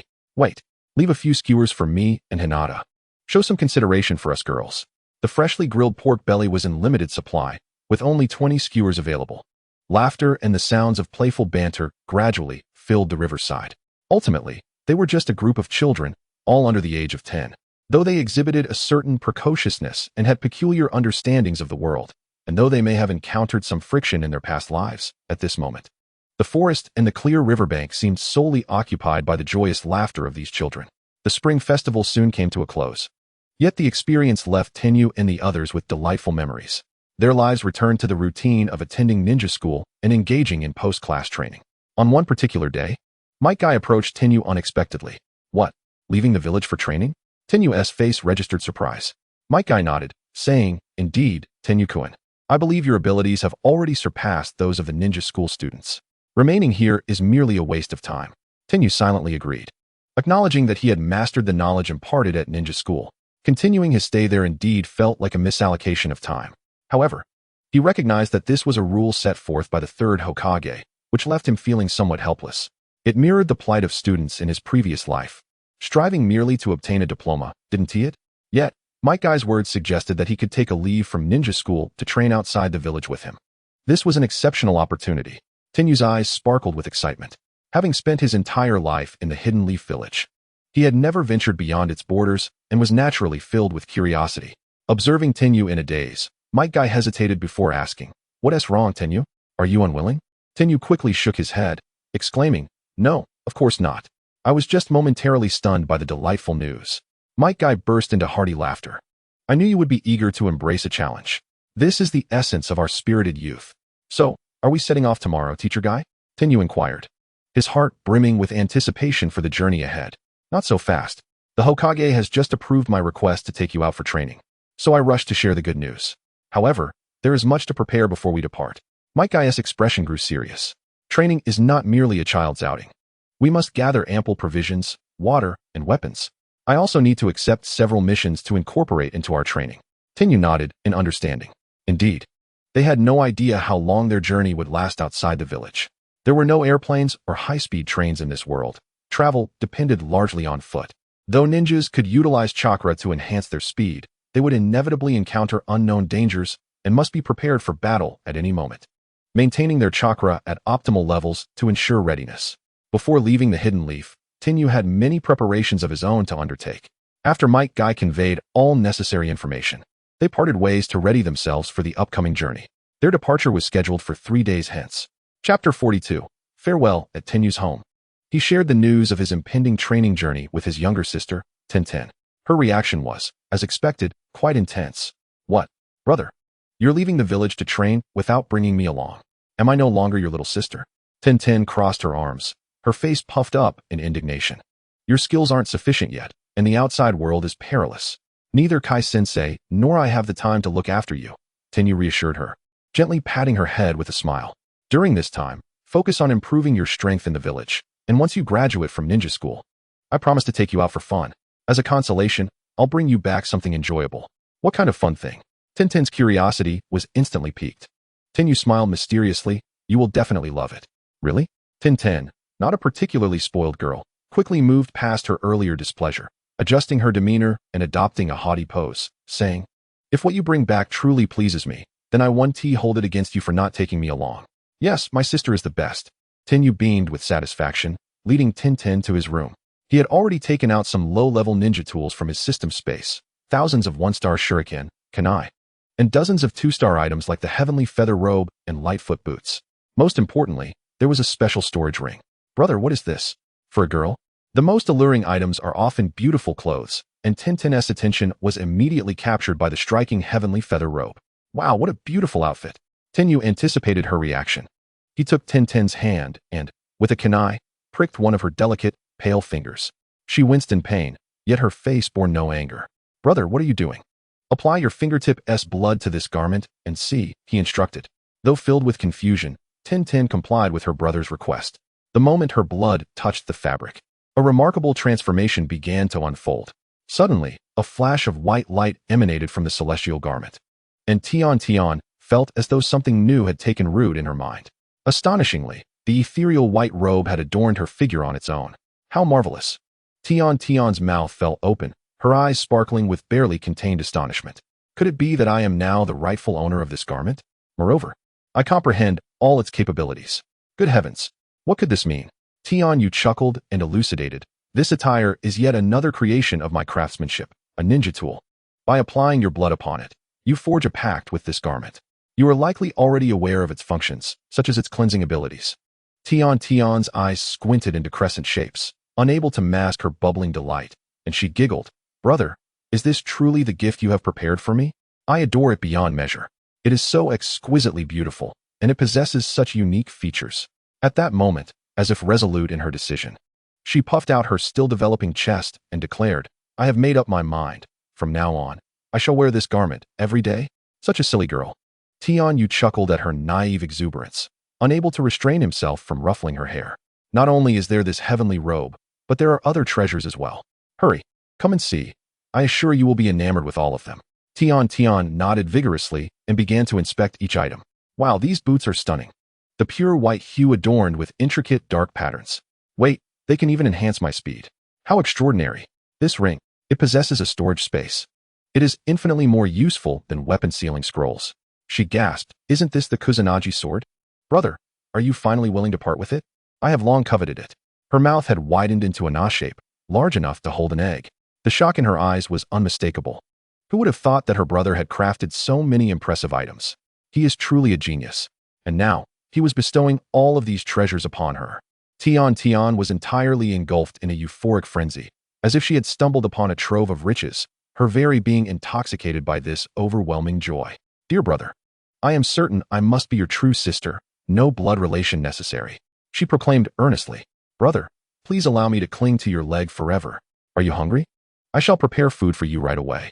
Or if you desire something else, I can fetch it for you." She continued, "Brother, I implore you to grant me an opportunity to prove myself. What on earth is going through that little head of yours?" Tianyu chuckled, bemused by her obsequious demeanor. He playfully tapped her forehead and continued, "Focus, I am imparting important matters to you."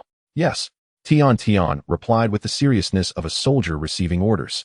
Tianyu cleared his throat and continued, "Ahem, all these items are reserved for you. They should suffice for quite some time.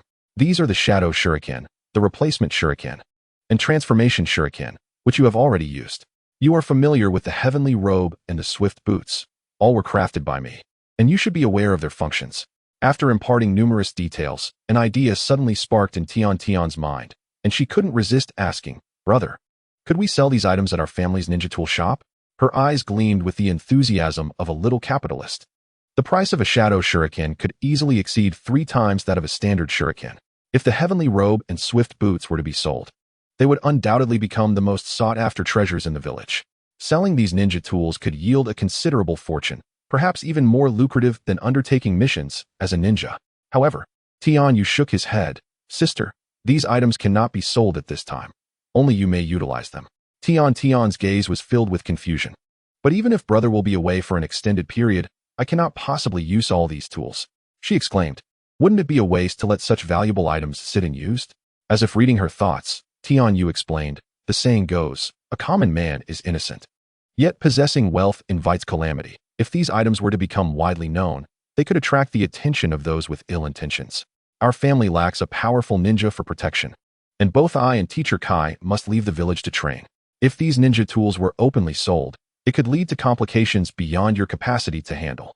Moreover, even my current strength is still insufficient. No wonder brother has crafted so many ninja tools, yet never mentioned selling them." Tian's understanding deepened quickly. She nodded and said, "I understand, brother. I will use these tools wisely to enhance my strength, so do not worry."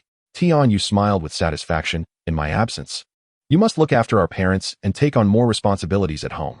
I will write to you frequently and share interesting experiences from my training. Rest assured, I will return before your graduation exams." As the conversation turned to farewells, Tian's eyes suddenly glistened with tears. She threw herself into Tianyu's embrace. Her voice tinged with a whimper as she pleaded, "Brother, you must take care of yourself while you are away. And you promised me that you would return before the graduation assessment. You mustn't lie to me." Tianyu chuckled. "When have I ever lied to you?" Chapter 43. 3 years later. 3 years later. In the year 59 of the Konoha calendar, at the border between the land of fire and the land of water, Tianyu and Might Guy were traversing through the land of waves during their training journey. Over the course of 3 years, Tianyu had matured into a 12-year-old, a youth on the cusp of adolescence. His appearance had undergone notable changes. The cherubic roundness of his baby fat had faded, revealing a more defined bone structure. He had grown taller, and his facial features had sharpened, transitioning from a cute visage to one more handsome and striking. Walking down the street, Tianyu's looks were enough to catch the eye of numerous young maidens. "Look, there's a handsome boy. So dashing. But he appears to be a bit young. What a shame. What's there to fear? Are you worried they might think you're a cougar? I've heard that young heartthrobs are quite fond of alluring older sisters like you. Stop teasing me." She laughed. After all, he is a mesmerizing young lad. Whispers and giggles fluttered from behind Tianyu and Might Guy. Both were formidable ninjas with keen senses, and they easily caught the hushed conversations. Tianyu bore an indifferent expression. He had grown accustomed to being called handsome. However, for Might Guy, this was a significant blow. His face twisted into a grimace, the very picture of despair, as he felt utterly deflated and on the verge of tears. He is the illustrious elite jonin of Konoha, renowned as the Azure Beast. With a physique chiseled from years of rigorous training and a perfect height exceeding 6 feet, he finds himself in the prime of life, suitable for romance. Yet, to his dismay, none of the women around him seem to take notice. The discussions swirling about him do not contain a single mention of his name.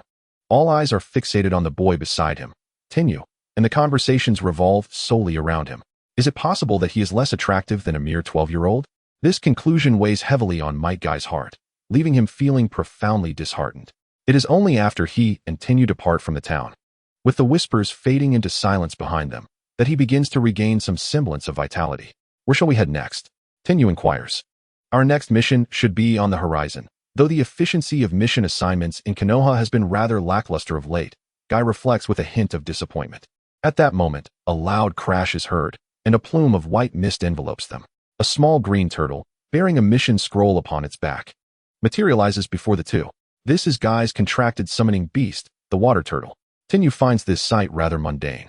Having grown accustomed to it over their 3 years of training away from Konoha, during which they maintained close ties with the village, most of their communications were facilitated through Guy's summoning beast, allowing them to continuously accept missions issued by the village. The new task has arrived, to protect Mr. Dasna while he completes the construction of a bridge, rated as a C-rank mission. Guy reads the details of the mission aloud to Tenyu, and soon expresses his thoughts. This mission is far too simple. We have both previously tackled B-rank missions. Encountering a C-rank task now hardly piques my interest. If even Guy finds the mission lacking in challenge, it must indeed be exceedingly dull. However, Tenyu pauses, contemplating. Dasna, isn't that a mission from the Land of Waves? In the original narrative, Kakashi led Naruto and his team to undertake this very C-rank mission. It appears that his presence has altered the course of the original story, fortuitously placing this task in their hands. Although it is classified as a C-rank mission, its true difficulty is akin to that of an A-rank. While Tenyu harbors no fondness for Dasna, a man who misrepresents missions and conceals information, he perceives this task as exceptionally challenging. For it involves an encounter with the rogue ninja from the Land of Water, Momochi Zabuza. Tenyu is eager to engage with him, not only due to Zabuza's elite jonin prowess, but also because of the formidable sword he wields. Tenyu yearns to discover whose blade is superior, his or Zabuza's. Just then, the system announces a new task. Task issued: collect the blood of the Decapitating Sword and the Ice Release Kekkei Genkai. Task reward: blueprint for the Zangetsu Daikarin Ice Wheel Blade. Upon receiving this information, Tenyu's breath momentarily halts in astonishment. He rarely exhibits such surprise. Even when he obtained a 6-star difficulty blueprint for the Sage of Six Paths ninja tools, he did not react as he does now. The reward blueprint is for the Zangetsu, wielded by the captain of the 10th Division, Hitsugaya Toshiro, in Bleach. The Daikarin Ice Wheel Blade boasts a vast attack range and inflicts ice damage, with its initial release capable of altering the very heavens, earning it the title of the mightiest ice type, Zanpakuto. Tenyu is invigorated. Let us embark on this mission, he declares with fervor, directing his enthusiasm towards Guy. Wait a moment. Aren't you the one who usually finds B-rank missions lacking in difficulty? Why are you suddenly so excited about a C-rank task? Guy wonders aloud, perplexed by the sudden shift in Tenyu's demeanor. Outside a small tavern beyond the borders of the Land of Waves, Guy and Tenyu meet with their mission's client, Dasna. Perhaps due to the timeline being a year ahead of the original story, Dasna appears less disheveled and defeated, devoid of the appearance of a drunkard. However, upon laying eyes on Tenyu, a flicker of distrust crosses his features. So, you are the only ninja assigned to this task? Dasna inquires with a sidelong glance. Guy earnestly assures him, indeed. However, this young man is my disciple, and his abilities are nearly on par with mine. With both of us, we are more than capable of accomplishing this mission. Huh. Dasna's expression becomes exaggerated, and he bursts into laughter. Mr. Guy, are you jesting? How old is this boy? 10, 11? If he truly possesses such strength, why is he not a ninja yet? Mr. Dasna, I am 12 years old, Tenyu replies with a smile. TCH. Still just a child. Dasna dismisses, taking a hearty swig of sake. Yet, at that moment, Tenyu's kunai glints in the air, pressing against Dasna's throat. A sharp sting signals the arrival of a faint pink mark upon his neck. Maintaining a composed smile, Tenyu states, Mr. Dasna, should you continue to doubt my abilities, I could easily sever your throat. A madman. A dangerously powerful madman. Though only 12, Dasna finds himself unable to underestimate the boy's strength, for his eyes reveal a depth of experience. Dasna's face pales in terror, as if his blood were in reverse flow, gripped by sheer fear. He has no doubt that should he provoke this individual, he would indeed face death. I am the client. You cannot kill me. That would violate the code of conduct for ninjas. Dasna exclaims in panic. Tenyu's smile broadens as he calmly responds. As you can see, I am not yet a ninja. Nor are you my official client. It would make no difference should I choose to end your life. Do you still question my capability? No, I no longer question it. I trust your abilities. Dasna gulps nervously, drenched in sweat. Is this the terrifying nature of a ninja? Even a child possesses the strength to take his life at any moment. Dasna's gaze towards Tenyu shifts, now tinged with respect. Excellent. Tenyu nods in satisfaction, retracting his kunai. To prevent unnecessary complications later, he deems it prudent to instill a measure of intimidation in this man. Now, let us be on our way. The trio of Tenyu, Might Guy, and Dazna exits the tavern, journeying towards the land of waves, nestled between the land of fire and the land of water. As Dazna is but an ordinary man, they cannot travel at the pace of ninjas and must instead walk slowly alongside him. The journey to the land of waves will take approximately 2 days. Tenyu glances at the map, frowning at the thought of wasting time on travel. On Tianyu's finger rested a dark golden ring, a mid-level spatial ring, a 5-star grade spatial weapon.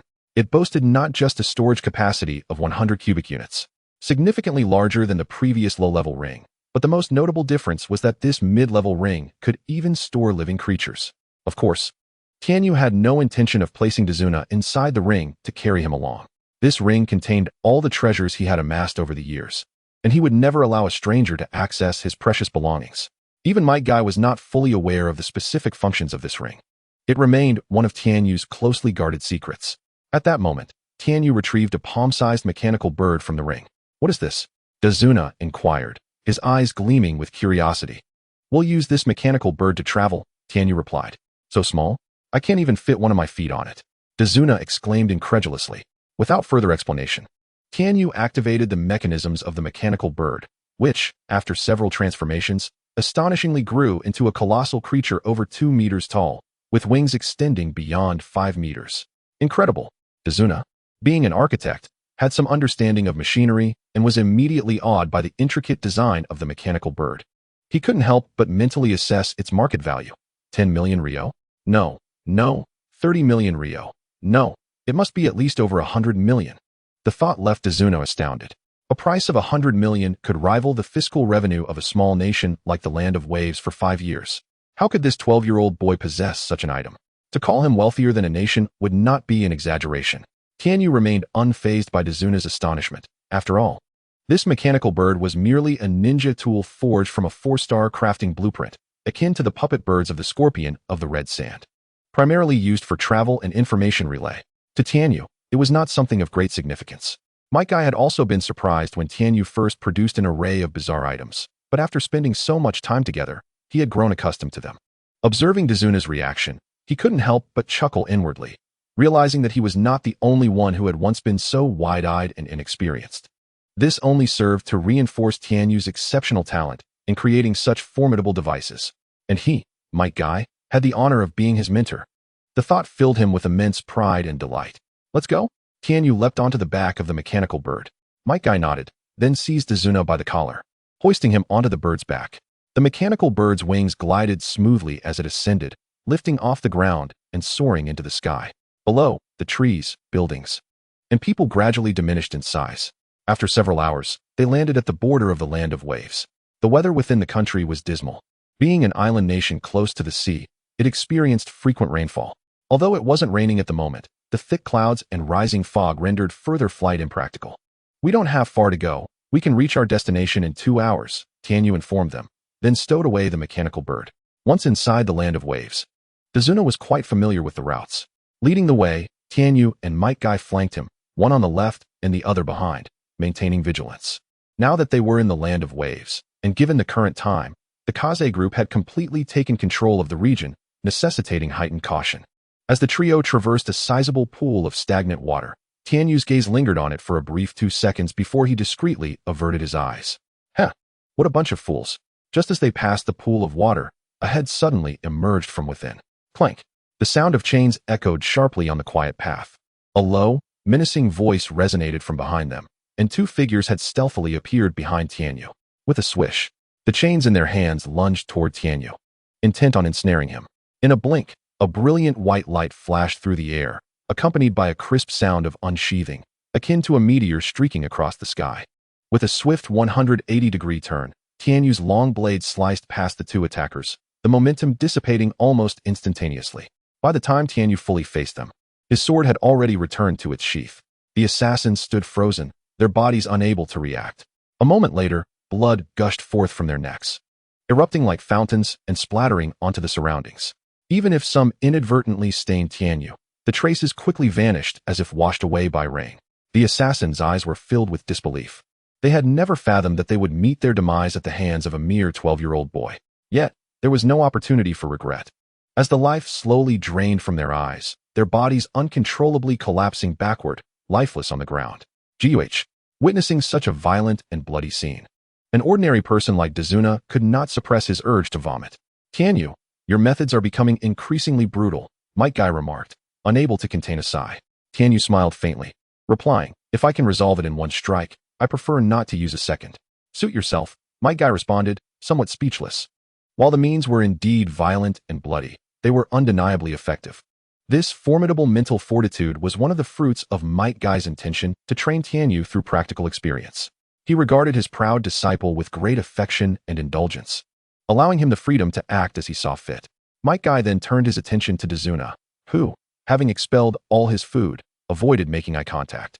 Might Guy initiated the conversation. Mr. Dazuna, it seems you have concealed quite a bit of information regarding this mission. Based on the characteristics of these two corpses, they were both rogue ninjas, yet possessed at least the strength of a chunin. In our Konoha mission classification, any task involving combat with ninjas is classified as a minimum B-rank mission. Why did you misrepresent the mission's difficulty? How do you know they were targeting me? Dazuna stammered, attempting to deflect blame by pointing at Tianyu, insisting they were attacking him.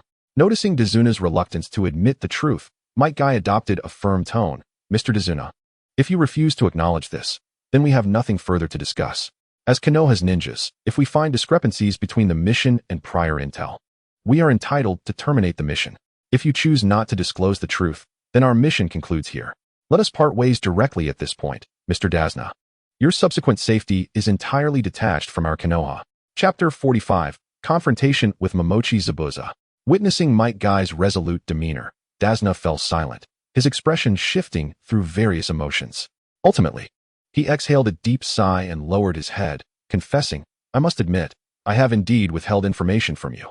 Subsequently, Dazna revealed the complete circumstances surrounding the Land of Waves. Upon grasping the whole truth, Might Guy found himself in a predicament. In addition to the two rogue ninja they had just eliminated, they might encounter other rogue ninja of higher ranks. This was no longer merely an ordinary B-rank mission. In terms of combat difficulty, it had escalated to an A-rank level. A-rank missions, even for elite jonin like Might Guy, carry a significantly high mortality rate, underscoring the peril inherent in such assignments. Tianyu, what are your thoughts? Might Guy inquired. Teacher Guy, let us proceed with the mission, Tianyu replied, his eyes shimmering with determination. Hearing this response, Might Guy's expression momentarily faltered. Within Tianyu's pitch-black eyes, he perceived a glimmer of excitement. Considering Tianyu's current prowess, even against high-ranking jonin, he possessed a fighting chance. Thus, he nodded and declared, then we shall continue with this mission. As Tianyu and his companions embarked on their journey once more, they had entered the Land of Waves, yet still faced a considerable distance to reach Dazna's home. Traversing the secluded forest path, both Tianyu and Might Guy adopted a more serious demeanor than before. However, idleness was not their style, since Might Guy was not a sensory-type ninja. The task of scouting the surroundings fell to Tianyu. From his storage ring, Tianyu produced a small pouch, emptying its contents onto the ground. They resembled diminutive mouse-shaped toys, each no larger than a fingernail, totaling in the hundreds. These were reconnaissance mice, a Tier 3 weapon. They possessed a heightened sensitivity to chakra and elemental forces, allowing all information gathered by the reconnaissance mice to be shared synchronously. These hundreds of reconnaissance mice could assist Tianyu in swiftly collecting all nearby intelligence, forming a comprehensive network of information in his mind. With the aid of the reconnaissance mice, Tianyu's scouting abilities rivaled those of specialized reconnaissance ninjas. Teacher Guy? Someone approaches from ahead. Tianyu quickly relayed the information from the reconnaissance mice. Might Guy, trusting Tianyu's words, nodded and instructed, Tianyu, ensure Mr. Dazna's safety. At that moment, a formidable aura approached, and even Might Guy sensed the impending presence. Whoosh!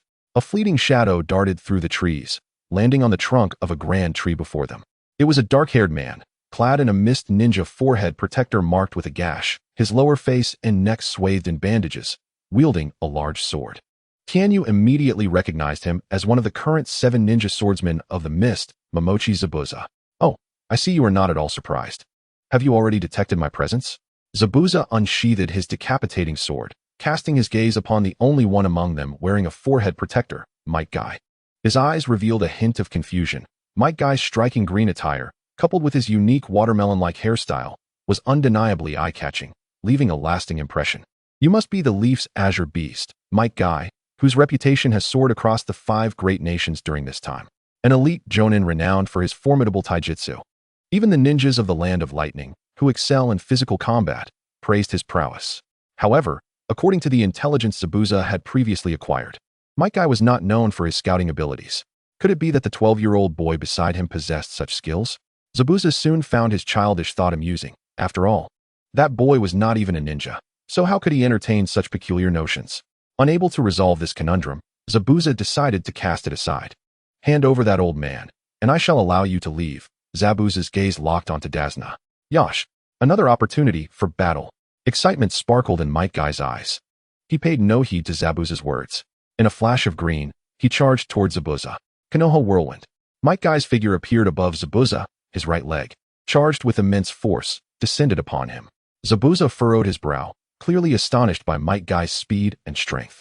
He swiftly raised his decapitating sword, blocking the fierce blow with its heavy blade. The azure beast of Konoha? Truly deserving of your reputation, Zabuza stated gravely, but you are unfortunate to encounter me. With a splash, Zabuza transformed into a puddle, utilizing the water clone technique to relocate to a distance. He formed a hand seal, unleashing a surge of powerful chakra, proclaiming, Hidden Mist Technique. Dense fog enveloped the area instantly. What had merely been overcast weather transformed into a thick mist, obscuring visibility completely. Tianyu, be careful. His target is Mr. Dazna. Might Guy promptly warned Tianyu. At this moment, Tianyu had already drawn the blade hanging at his waist, murmuring, Fear not. He approaches just as I desire. Crack. The crisp sound of the blade being unsheathed echoed. In the next moment, the clashing of metal resonated continuously. Tianyu stepped forward, positioning himself protectively in front of Dazna, effortlessly parrying Zabuza's relentless onslaught with merely his Nichiren blade. This little brat possesses such strength? After several exchanges, Zabuza's attention was immediately captured by Tianyu. He had not anticipated that this boy, despite lacking a ninja forehead protector, exhibited considerable prowess. Not only had he defended against Zabuza's attacks unscathed, but it also seemed that Zabuza's hidden mist technique had no effect on him whatsoever. Could this kid be the sensory ninja I suspected earlier? Zabuza's curiosity was piqued further by the black blade in Tianyu's hand. Little brat, what is the name of that sword you wield? The sword, entirely black, including its blade, appeared to be forged from a unique mineral. Even Zabuza, an expert in swordsmanship, had never seen or heard of such a weapon. This blade is called the Nichiren blade, Tianyu declared, the thrill of battle igniting within his eyes. Allow me to demonstrate the true power of this sword. The Nichiren blade, crafted 4 years prior, had allowed Tianyu to refine his skills in the water-breathing technique through relentless practice. While higher-tier weapons generally possess greater capabilities, the lethality of a weapon is not solely determined by its rank. Though the Nichiren blade was merely a Tier 3 weapon, its destructive potential rivaled that of a Tier 5 weapon. After 4 years of relentless exploration and cultivation, Tianyu finally grasped the entirety of the water-breathing techniques. Water-breathing, 4th form, tidal wave. Tianyu bellowed, raising his katana high. With a delicate touch of his toes against the ground, he propelled himself backward toward Momochi Zabuza, swinging down with fervor. Whoosh! The white gleam of the blade, entwined with azure droplets, transformed into the sharpest of edges, slicing through the dense fog before him. A streak of blue sword energy, 3 to 4 meters long, surged forth, its cerulean waves churning violently, creating a colossal tide that roared toward Momochi Zabuza. The speed at which this sword energy spread was astonishing, akin to a tsunami, crashing in wave after wave toward Zabuza's position. Chapter 46, The Sun Wheel Blade vs. The Decapitating Sword. What a jest! Is this even considered swordsmanship? Zabuza's eyes twitched violently, disbelief spilling forth as he hastily raised his own decapitating sword to defend against the relentless onslaught of sword energy. The azure sword energy, resembling splashes of water, collided with the edge of the decapitating sword. 1 strike, 2 strikes, 3 strikes. Zabuza's complexion paled with each impact. The force of the sword energy fracturing the grip of his sword, blood trickling from the gash. His arms, once steadfast, trembled uncontrollably. The 4th strike surged toward him.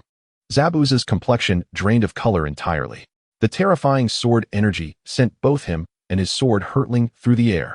His body smashed into the trunk of a great tree, sending splinters flying as he careened several meters away before the blue sword energy finally dissipated. A straight, smooth ravine connected the places where both Tianyu and Zabuza had fallen, stretching an impressive 17 to 18 meters. Each consecutive strike had proven more devastating than the last. By the fourth strike, the vast range of the sword energy attack, spanning 17 to 18 meters, would require at least an A-rank ninjutsu to replicate such lethality. It was evident just how astonishing Tianyu's water-breathing, fourth form, tidal wave, truly was capable of instilling profound shock in Zabuza. Though he had previously witnessed Tianyu's exquisite swordsmanship, each encounter left him astounded anew. As the fog lifted, Might Guy, too, observed the scene as Tianyu unleashed his sword techniques upon Zabuza. He couldn't help but exclaim, aside from his unparalleled Sun-Will Blade, Tianyu's comprehension of swordsmanship has reached a terrifying level, capable of delivering such exaggerated strikes. Even the legendary Konoha White Fang, Tsukumo Hatake, could hardly compare. It's hard to fathom that this is the fruit of his self-study. After sending Zabuza flying with a single blow, Tianyu did not immediately pursue. Instead, he glanced at the Sun-Will Blade in his grasp. After all, it was merely a 3-star weapon, yet he had developed it to such an extent, unleashing power that even elite jonin would find formidable. Faced with the renowned Decapitating Sword of the 7 Ninja Swordsmen of the Mist, Tianyu felt that the blade in his hand paled in comparison. The refinement of swordsmanship and a warrior's understanding of it were undeniably crucial. However, a high-quality blade could amplify one's prowess significantly. Tianyu gazed at his Sun-Will Blade, musing aloud. If a 3-star Sun-Will Blade has attained such strength, how formidable will I become once I acquire the blueprint for a true Zanpakuto and forge one? With this thought, anticipation surged within him. His gaze fell upon Zabuza's decapitating sword in the distance, and he channeled chakra into his lightweight boots, doubling his speed. He swung the Sun-Will Blade and charged once more towards Zabuza. Panic surged in Zabuza's heart. He realized that his swordsmanship was no match for the 12-year-old before him.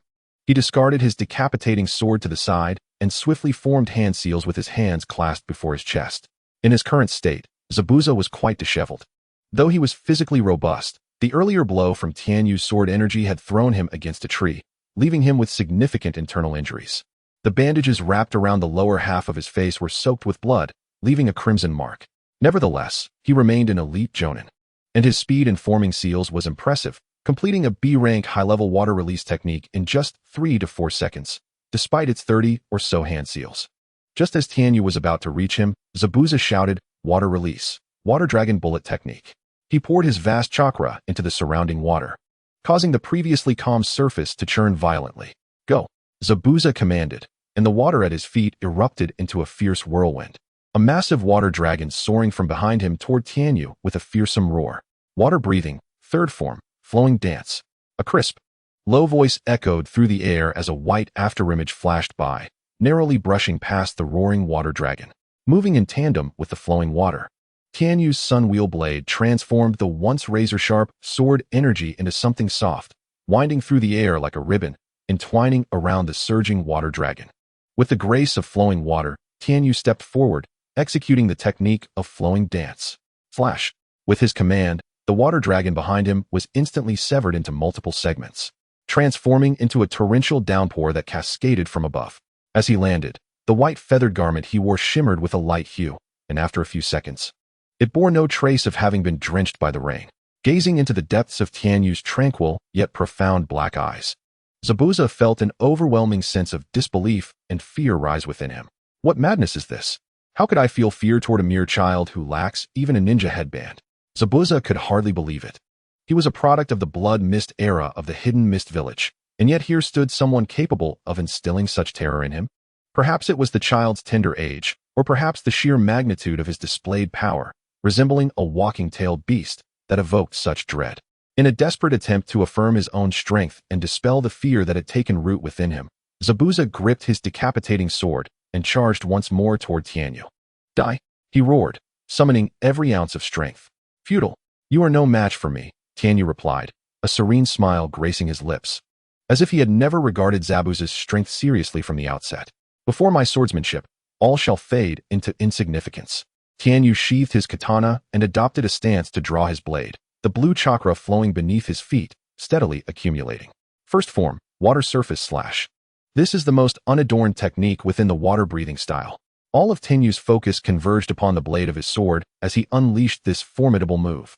4 or 5 years prior, during his battle against Might Guy, he had compelled Guy to unleash the 8 gates using this very technique. After years of rigorous training, Tenyu's swordsmanship and strength had evolved beyond recognition, undergoing a profound transformation. Crack!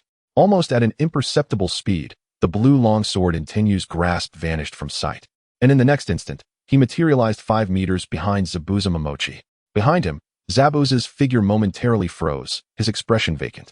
The massive sword he had raised high in his hand clattered to the ground, shattering into 2 pieces. Thud! Zabuza knelt on the ground, and a blood pillar over a meter high erupted suddenly from the area before his chest.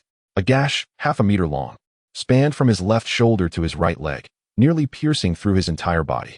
Even his ribs had been severed, despite utilizing Tsunade's in-sealing technique.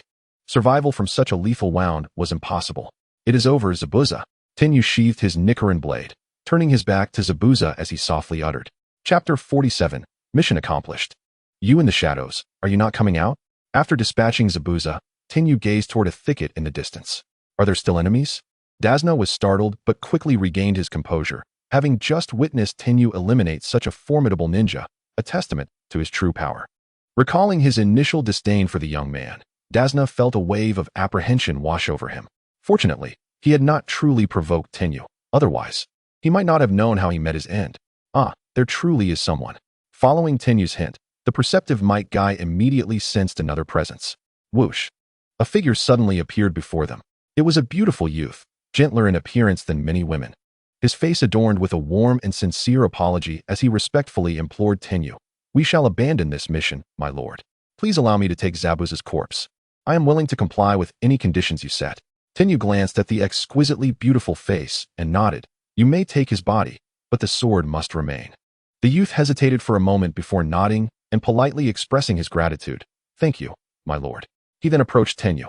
His gaze was remarkably calm, devoid of any fear that Tenyu, as his adversary, might renege on their agreement. Within his black pupils, Tenyu discerned a hint of despair. It seemed he harbored no desire for vengeance against Zabuza, perhaps deterred by Tenyu's overwhelming strength, or perhaps his inherent kindness led him to renounce the task of killing.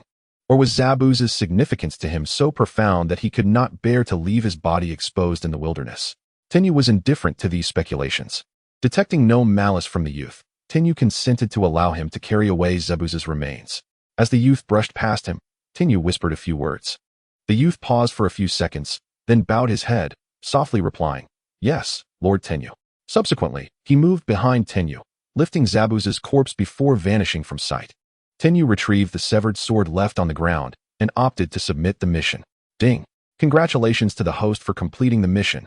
Mission reward: blueprint for the Zanpakuto Daiguren Hyarinmaru. Upon hearing the voice from the system, Tenyu felt immense satisfaction. Upon receiving the information regarding the Daiguren Hyarinmaru blueprint, a flicker of astonishment appeared in his eyes. It was actually a 6-star blueprint. Tenyu couldn't help but marvel inwardly. Daiguren Hyarinmaru truly deserved its title as the most powerful ice-type Zanpakuto. He was certain that once this Zanpakuto was forged, it would undoubtedly become an artifact capable of astonishing the entire world. Moreover, this was the first 6-star blueprint he had obtained in the past 4 years. Although he had undertaken numerous missions issued by the system, the highest-ranked blueprints he had acquired were merely 5-star. Over this span, his system interface had experienced significant changes. Host: Tenyu. Age: 12 years. Forging level: intermediate. Unlocked weapons: 6-star weapon, Zanpakuto Daiguren Hyarinmaru. 5-star weapons: intermediate spatial ring, white mist sword. Heavenly fire 10 needles. 4-star weapons: mechanical bird, 3 tomo eye, 9 dragon pearl crown, 8 treasures knight illuminating helmet. 3-star weapon: Nichiren blade. 2-star weapon: heavenly feather garment. 1-star weapons.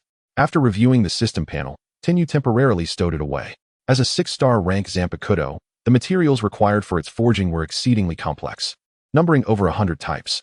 Although Tenyu had gradually gathered many special materials and ores in his spatial ring over the past few years, it was still insufficient to fully meet the requirements for the Zanpakuto's forging. Some unique minerals could only be found within the borders of the Land of Fire. Thus, he would have to wait until he had collected all the materials before commencing the forging of this Zanpakuto. Tenyu, your strength has grown yet again. Might Guy approached Tenyu, patting him on the shoulder, his voice filled with exhilaration.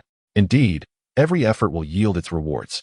I have witnessed your relentless dedication throughout this journey, and I have also seen your rapid growth in strength. This is the invigorating spirit of youth. Haha, my apologies, Teacher Guy. I've stolen your opponent, Tenyu chuckled. No worries. Might Guy energetically swung his fists as if eager to exhibit his prowess. Our mission has yet to commence. Dasna mentioned there's a villain named Kato in the Land of Waves, right? Hee. Just wait until I arrive in the Land of Waves. I shall make him wish he had never been born. Kato, you say? Tenyu couldn't suppress a smile. The forthcoming events would likely leave Teacher Guy greatly disappointed. Tenyu, Might Guy, and Dasna, after a brief interlude, once again embarked on the path leading to Dasna's home. In under 2 hours, they reached their destination.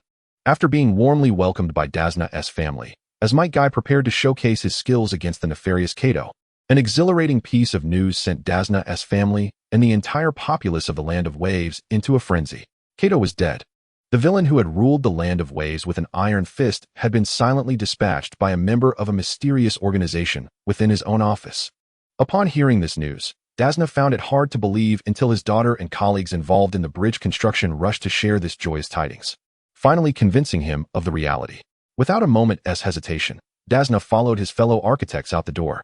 Uncertain whether it was to address the political aftermath of the Land of Waves or to hasten the construction of bridges, Might Guy, upon hearing the news, wore an expression of profound disappointment, akin to a deflated balloon that had lost all its zest. Overwhelmed by an extreme sense of ennui, Guy, guided by his primal instincts, sensed something amiss. Fixing his gaze on Tenyu, he exclaimed, "Goodness, apprentice, could it be that you are behind this mischief?" Feigning innocence, Tenyu blinked and replied, "Oh, Teacher Kai, you mustn't make such baseless accusations without evidence. Besides, with that rascal Kato deceased, the Land of Waves is no longer in peril. Hence our mission is effectively concluded, is it not? Once Mr. Dazuna returns, we can inform him and consider our task accomplished. We can depart tomorrow." Might Guy scratched his head and responded to Tenyu, "No, you're deliberately shifting the topic." Guy suddenly realized, deepening his suspicion of Tenyu, though devoid of tangible proof. He harbored an instinctual belief that Kato's demise was somehow linked to his apprentice. "Tenyu, you truly have a connection with Kato." Just as Might Guy was about to pose another question, Tenyu abruptly interrupted him. "Teacher Kai, you haven't forgotten that the day after tomorrow is my graduation exam, have you?" "What? The graduation exam is the day after tomorrow?" Guy was momentarily taken aback, clearly having forgotten such an important event. As I suspected, Tenyu sighed dramatically, exasperatedly pressing his forehead. "We must return to Konoha before the day after tomorrow. If we fail to complete this task in time, I will miss my graduation exam and be held back a year." Might Guy, wearing a look of guilt, puffed out his chest and assured Tenyu, "Once we conclude our business with Mr. Dazuna, we shall set forth immediately. Rest assured, Tenyu, we will certainly make it back in time." Chapter 48. The return in the classroom of the Ninja Academy in Konoha. A group of 11 and 12-year-olds gathered in clusters, their faces alight with barely contained excitement. For today marked the day of their graduation exam. Once we graduate today, we shall all be ninjas.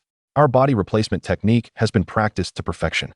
This graduation assessment will pose no issue. At last, the moment of graduation had arrived. "My dream is to become Hokage," shouted a small boy, his nose dripping. Laughter erupted throughout the classroom. At that moment, a Chunin teacher, adorned with a Konoha forehead protector and clad in a green vest, entered the room. Instantly, the classroom fell silent as the students gazed up at him with expectant faces. The Chunin teacher felt a rare sense of pride and said, "Students, after 6 years of diligent study at the Ninja Academy, the time for your graduation has finally arrived. Today, you will face your graduation assessment. Please line up orderly and proceed to the designated classroom for your evaluations." After the teacher's announcement, the students began to form a long line, exiting the classroom one by one. Rock Lee prepared to rise and join the queue when he noticed Tintin still seated at her desk, wearing a thoroughly dejected expression. "Tintin, are you worried about Tenyu because he hasn't returned yet?" Tintin nodded, her brow furrowed with concern, her small face puffed up like a steamed bun as she fumed. "Oh, that scoundrel. I explicitly urged him during our last communication to return early for the graduation exam. Yet here I am, still waiting for a glimpse of him."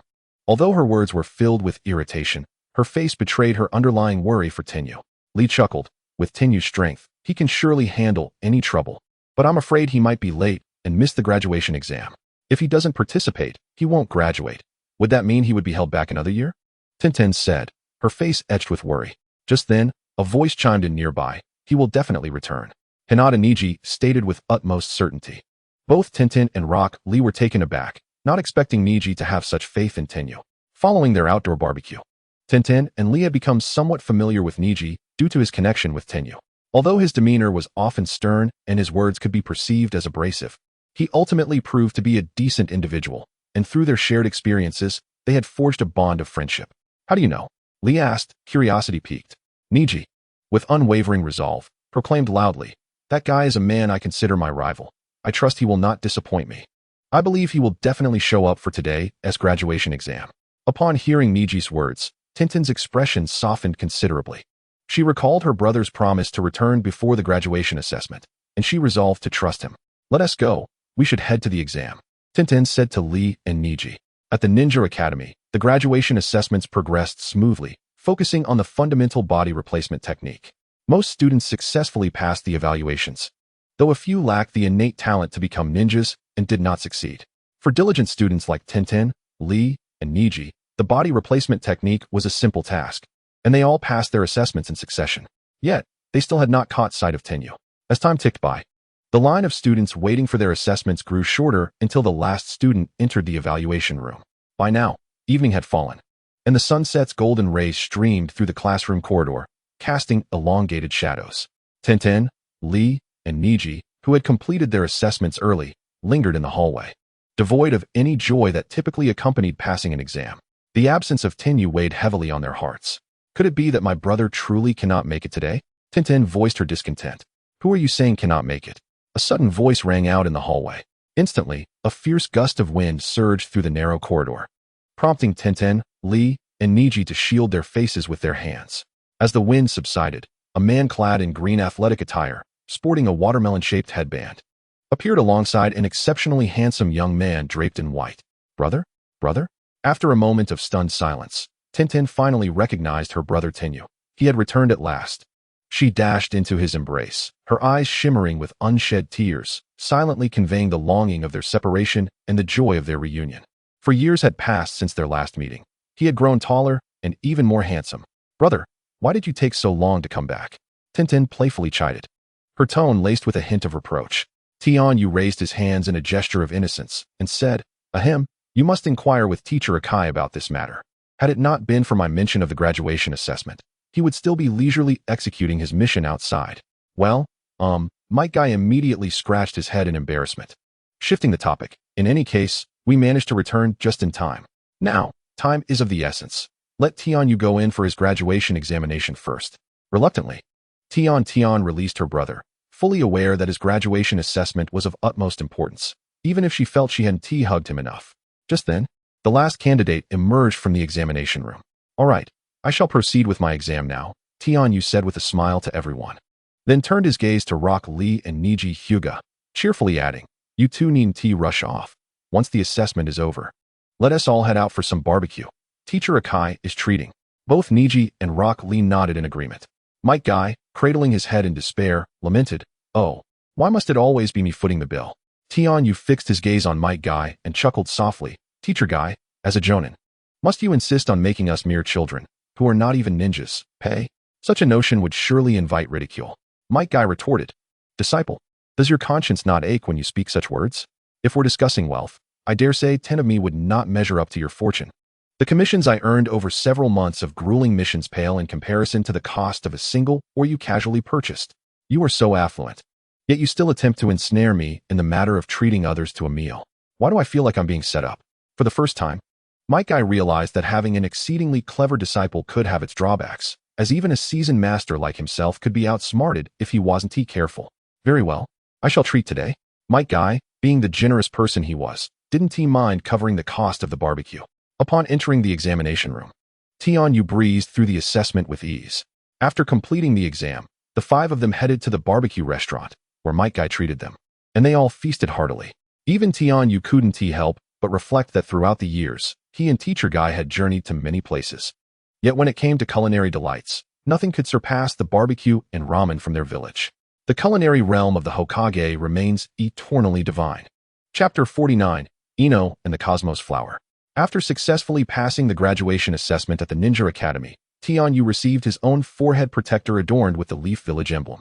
The 5 of them walked towards the barbecue restaurant as previously agreed. Strolling through the streets of Konoha, Tianyu, who had been away for 4 years, was overcome with emotion upon returning to this familiar place. He mused to himself, no wonder the other great nations covet the land of fire, in terms of climate, agricultural conditions, and so forth. It is indeed the land of fire that boasts the most abundant resources and is the most conducive environment for life. After 4 years of trials, Tianyu's understanding of this world had matured significantly. Now 12 years old, the childishness that once adorned his face had gradually faded. Yet his exquisitely perfect features remained unchanged.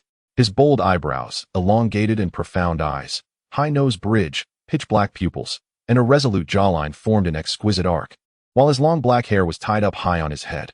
Dressed in a feathered garment with subtle white patterns and silver boots, crowned with a white jade tiara, he exuded an air of nobility and grace in every movement. At that moment, Tianyu was walking alongside Might Guy, Tian, Rock Lee, and Niji Hyuga through the streets of Konoha, heading toward the barbecue restaurant, unaware that his presence had already stirred quite a commotion in the village. Along the way, numerous young women's gazes were drawn to him. Wow, that boy is so handsome. Heavens, where did this little heartthrob come from? He's just too charming.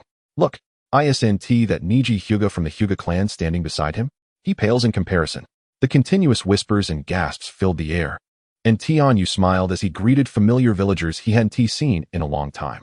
In the flower shop, Yamanaka Ino was helping to tend to the flowers when she suddenly heard the chatter outside. Lifting her head, she caught sight of an exquisite profile in the distance. Wow, what a handsome young man. He is exactly my type. Ino's eyes sparkled as she rested her chin in her hands, enamored. Her exclamations drew the attention of Shikamaru and Choji, who were also assisting in the shop. Shikamaru, looking exasperated, remarked, "What is this? Weren't you interested in Sasuke before? Sasuke can't even compare. If I could be with this handsome guy, I'd gladly leave Sasuke to Sakura," Ino declared, hands on her hips. Indifferent to her previous crush. What a hassle, Shikamaru sighed, stifling a yawn. I can't let this chance to meet a handsome guy slip away. Ino's eyes darted around. Then she grabbed a basket of flowers and dashed outside. What is she up to? Choji wondered, crunching on a chip. Shikamaru shook his head in disbelief. What else? She is definitely going to flirt. Excuse me, handsome. Would you like a bouquet? We have a special offer today. You can choose any flower you like for free. Ino's golden hair danced in the breeze, and her face radiated a vibrant smile like a flower in bloom. I'll take this one, Tianyu replied. Ino paused, realizing he had chosen the cosmos flower. Her favorite. Was this mere coincidence? Is that not permissible? Tianyu asked with a smile. Ino snapped back to reality, stammering, of course. Absolutely. She quickly handed him the bouquet of white cosmos flowers. Why did you choose this flower? Ino couldn't help but ask. Because I find this flower beautiful. And it carries a wonderful meaning. The cosmos flower symbolizes a true girl's heart, Tianyu replied with a smile. Ino felt her cheeks flush slightly, sensing that she had been inadvertently charmed. Is your family in the flower business? Tianyu continued. Can I place an order at your shop for flowers to be delivered to my home weekly? Absolutely. Ino exclaimed, her excitement bubbling over. She couldn't help but feel thrilled. If this handsome guy ordered flowers, wouldn't that mean she could obtain his home address? Moreover, it would provide her another chance to meet him. Oh, what a wonderful opportunity. This is my home address. I hope to see the flowers you send every week. Thank you, Miss Ino, Tianyu said, handing her a note with his address, exuding an air of elegance and nobility with every gesture. All right. Ino grasped the note tightly, as if it were a treasure. It wasn't until Tianyu and the others had walked far away that she suddenly realized something. Wait a minute. That handsome guy actually knows my name. Tianyu returned to Konoha, participated in the graduation examination of the Ninja Academy, and successfully passed, earning his Konoha headband. The entire Tianyu family was filled with immense joy over these events. Particularly, Tianyu and Tiantian's parents were almost beside themselves with elation, exuding an overwhelming sense of happiness. Even the ninjas who visited their weapon shop to purchase ninja tools could not resist engaging in conversation with Tianxiong, proudly proclaiming that his son and daughter had now become ninjas, highlighting their extraordinary capabilities with exuberance and uncontainable pride. This left both Tianyu and Tiantian in a state of profound helplessness. It seemed unthinkable to dampen their parents' spirits, so they simply acquiesced to their joy. Naturally, Naruto and Hinata soon learned of Tianyu's return to Konoha. The very next morning, Naruto even decided to skip class, eagerly rushing to Tianyu's home to seek him out. Tianyu-ji, I heard you came back, right? Naruto called out loudly from inside the house. Early in the morning, you are indeed bursting with energy, Naruto. Tianyu replied as he stepped out of his room, still somewhat bleary-eyed. After years of training outside, he had not enjoyed such restful sleep. Indeed, nothing compared to the comfort of his own bed. Tianyuji, you must tell me about all your experiences during your training over the years. Naruto asked excitedly. Did you encounter anyone with 6 hands? Or perhaps someone with 4 legs and 2 heads? Do those monsters really eat people? Tianyu responded with a bemused expression. What are you talking about, Naruto? Have you been reading too many comic books? However, he had indeed come across beings with 6 hands, 4 legs, and even 2 heads. You wish to hear my tales from my travels? Tianyu inquired with a playful glint in his eye. Yes, yes. Naruto nodded vigorously, displaying an obedient demeanor akin to a puppy before Tianyu. If Irika, who was currently troubled by him, could see this obedient side of Naruto, he would surely be astonished. Well, I don't mind sharing stories, but I have one condition, Tianyu stated seriously. What is it? You must commit to your training, Tianyu declared with gravity. Train. Naruto stammered, utterly taken aback. He had not anticipated such a demand upon Tianyu's return. But training is so difficult. I still can't master the shadow clone technique. I can teach you, but only if you approach your training with the seriousness it deserves, rather than succumbing to despair at the first sign of difficulty, Tianyu said, placing a reassuring hand on Naruto's shoulder, embodying the role of an elder brother. Naruto, while you have a friend like me by your side now, I believe deep down, you also wish to change the villagers' perceptions of you and earn their respect, don't you? Chapter 50, Guiding Naruto. They arrived at a vacant training ground in Konoha. What incredible ninjutsu are you going to teach me, Tianyuji? Is it more powerful than the body flicker technique? Naruto asked, his curiosity piqued. Of course.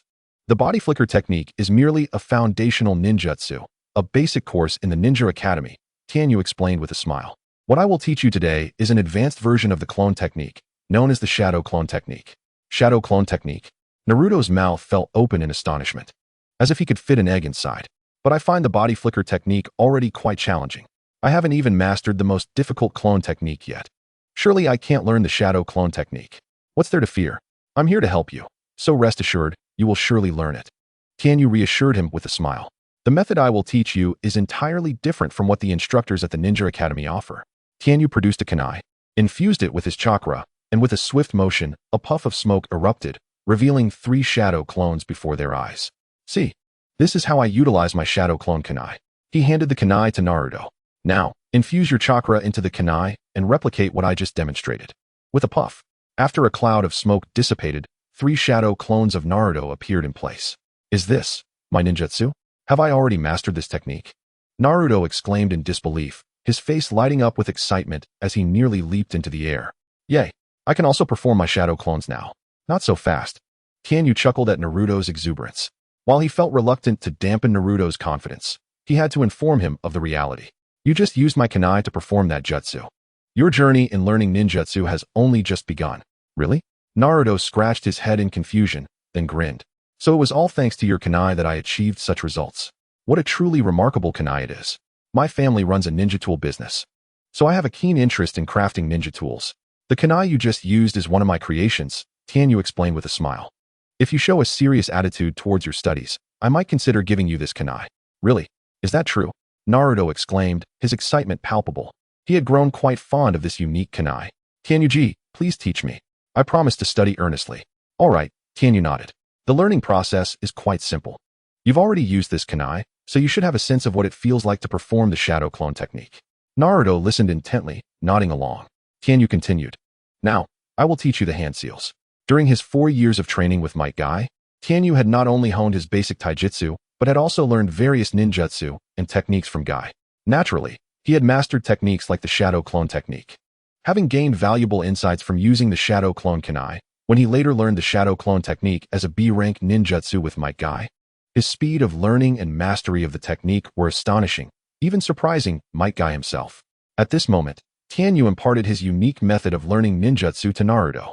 With this approach, even Naruto, who typically found learning ninjutsu daunting, quickly grasped the nuances of practicing the shadow clone technique. Brother, hee, I knew you would be here. Suddenly, a melodious laughter rang out from a distance. Tianyu and Naruto both looked up to see Tian and Hinata skipping joyfully towards them, hand in hand. Hee, brother. You won't believe it. The moment school ended, Hinata rushed to ask me if you had returned. Tian whispered conspiratorially to Tianyu.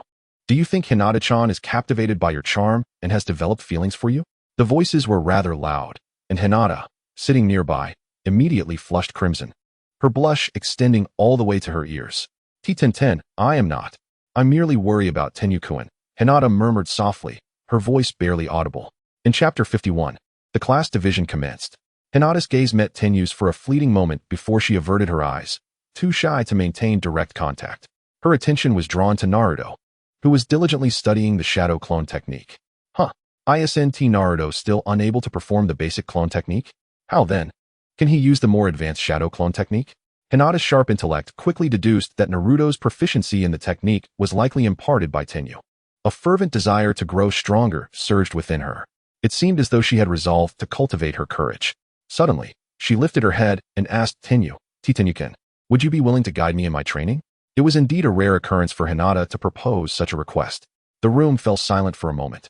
But Tenyu was the first to respond, smiling as he nodded. If you wish to learn, I would be delighted to teach you. Oh really? Upon hearing his response, Hinata was overwhelmed with joy. Of course, I too wish to become stronger. Though her tone was gentle, a glimmer of determination shone in her eyes, akin to a flower blooming at the edge of a precipice. At that moment, Ten-Ten, who perceived the significance of the exchange, stifled a laugh behind her hand. She then seized Naruto and made her way to another training ground. Hey, Ten-Ten, where are you taking me? Naruto exclaimed in confusion. Oh, what a fool. Can't you see what's happening? We mustn't interrupt my brother while he personally guides Hinata in her training. Ten-Ten replied cheerfully, pulling Naruto along. Days passed since the graduation assessment at the Ninja Academy, and Tenyu and his friends visited a photo studio to have their identification pictures taken, subsequently receiving notice to attend the Ninja Academy.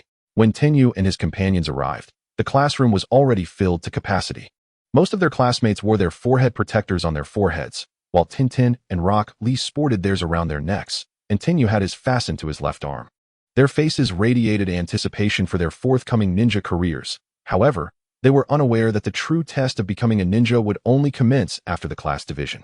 At that moment, a Chunin instructor entered the classroom and sincerely congratulated them, saying, "Congratulations. From this day forth, you are all independent ninjas. However, as you are still genin, you will need to form teams of 3 and work alongside a jonin for missions." He then began to announce the group assignments. As the announcement of 3-member teams commenced, the atmosphere in the classroom grew lively, with students glancing around eagerly, curious about their team assignments. A significant number of glances converged on Tenyu. Although he had been absent from the Ninja Academy for 4 long years, the memory of him defeating Niji Hyuga to become the top student remained vivid in the minds of his peers. To be placed in a team with such a formidable individual would undoubtedly ensure a higher success rate in future missions. The Chunin instructor began to announce the groups. Inuzuka Hate, Aburame Shida, Hyuga Tanuki, Tanizaki, Tenyuki, Urano Yui. As the group assignments became clearer, the emotional responses varied greatly. Those who teamed up with friends wore expressions of delight, while those paired with less favored companions displayed their displeasure. Yet, the long-awaited name of Tenyu remained unspoken. Finally, the instructor announced the last group. The members of the 9th group are Ten-Ten, Rock Lee, and Hyuganiji. At that moment, countless gazes turned toward Tenyu. He was taken aback. He had not anticipated that his name would not appear on the division list. Without hesitation, he stood up and inquired of the instructor, "Sir, why is my name absent from this division?" The instructor replied, "Tenyu, the Hokage has special plans for you."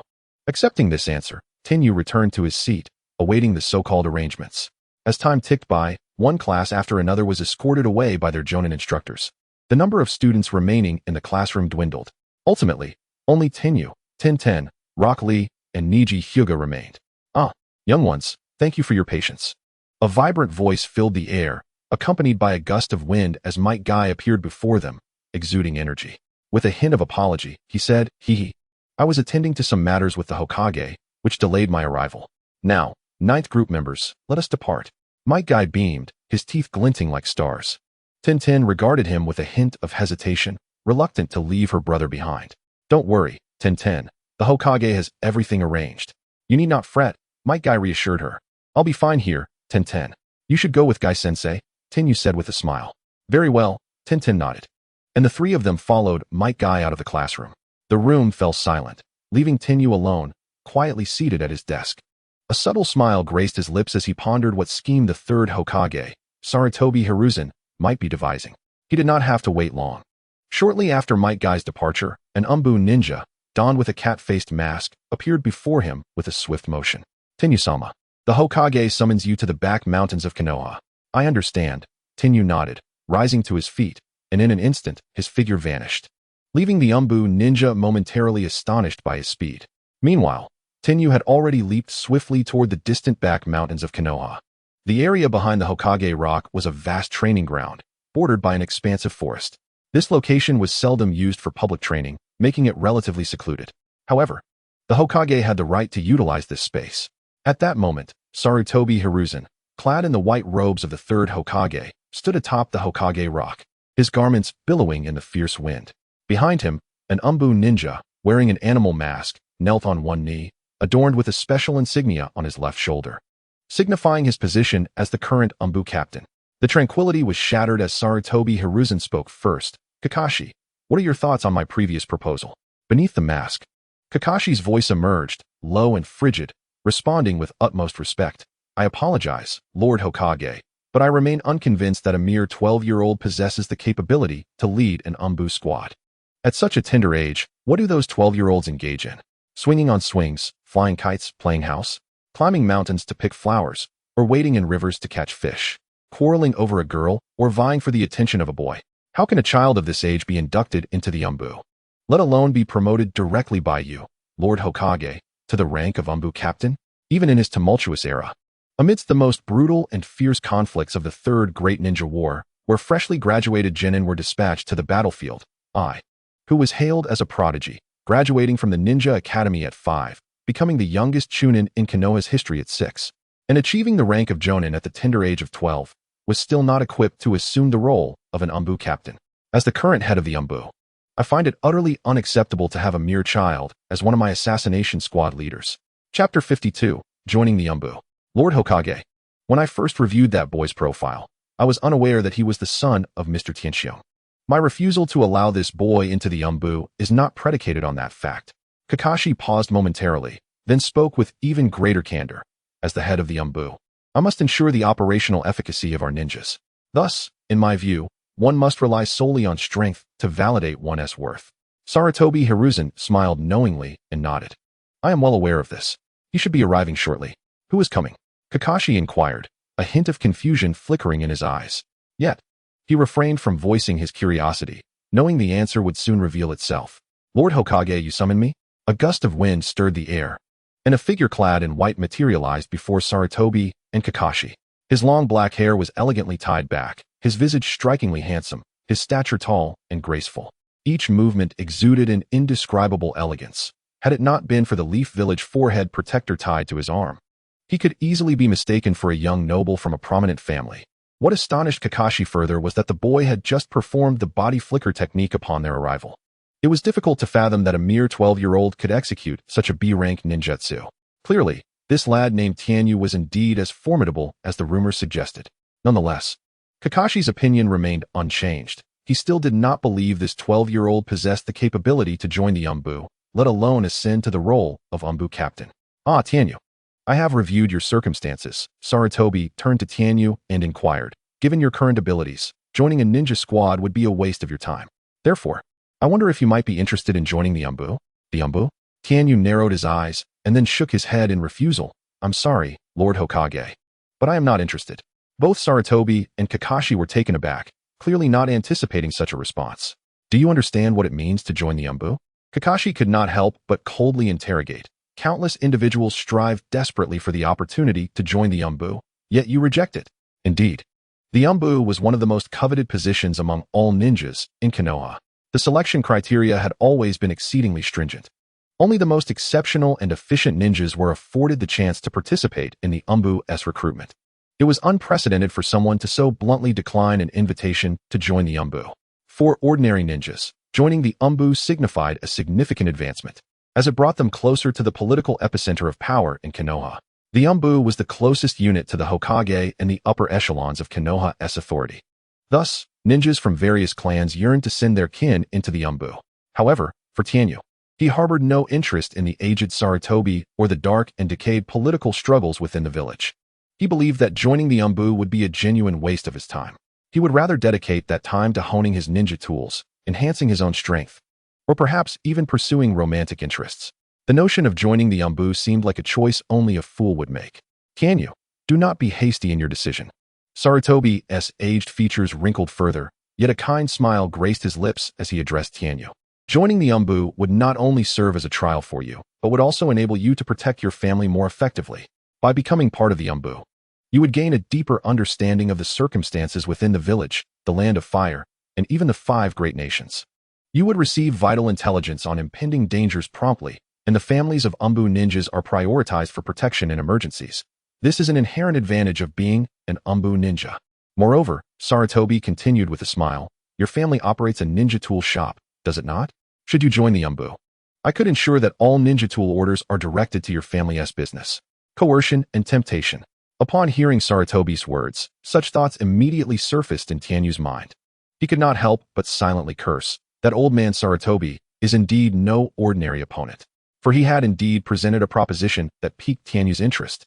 Sarutobi initially invoked the safety of his family to pressure him into joining the Umbu, only to follow it up with a tangible offer of mutual benefit. Although Tianyu's family was currently the largest ninja tool merchant in the village, they had only engaged in retail. The lucrative wholesale business for departments like the Umbu, the Guard, and the Interrogation Division had always been managed behind the scenes by the Sarutobi clan. Understanding the intricacies of the ninja tool trade, Tianyu realized that the orders in Sarutobi's possession could yield far greater profits than regular retail sales. Securing such orders would allow his family's store to double its size, dominating the ninja tool market in Konoha and potentially establishing a monopoly. Tianyu found himself quite tempted. He mused, after all, that old man Sarutobi doesn't he have many years left. By the time Naruto and the others graduate and the Chunin exams roll around, he'll likely be eliminated by his own apprentice, Orochimaru. I wouldn't he have to remain under his command for long. Considering this deal seems quite advantageous. That old coot Danzo is still alive and kicking in the village, though the likelihood of him focusing on me and my family is minimal. However, becoming an Umbu ninja would indeed offer my family an additional layer of security. Thank you, Lord Hokage, for your guidance. I now comprehend. A smile graced Tianyu's face as he declared, I choose to join the Umbu. Ah, splendid.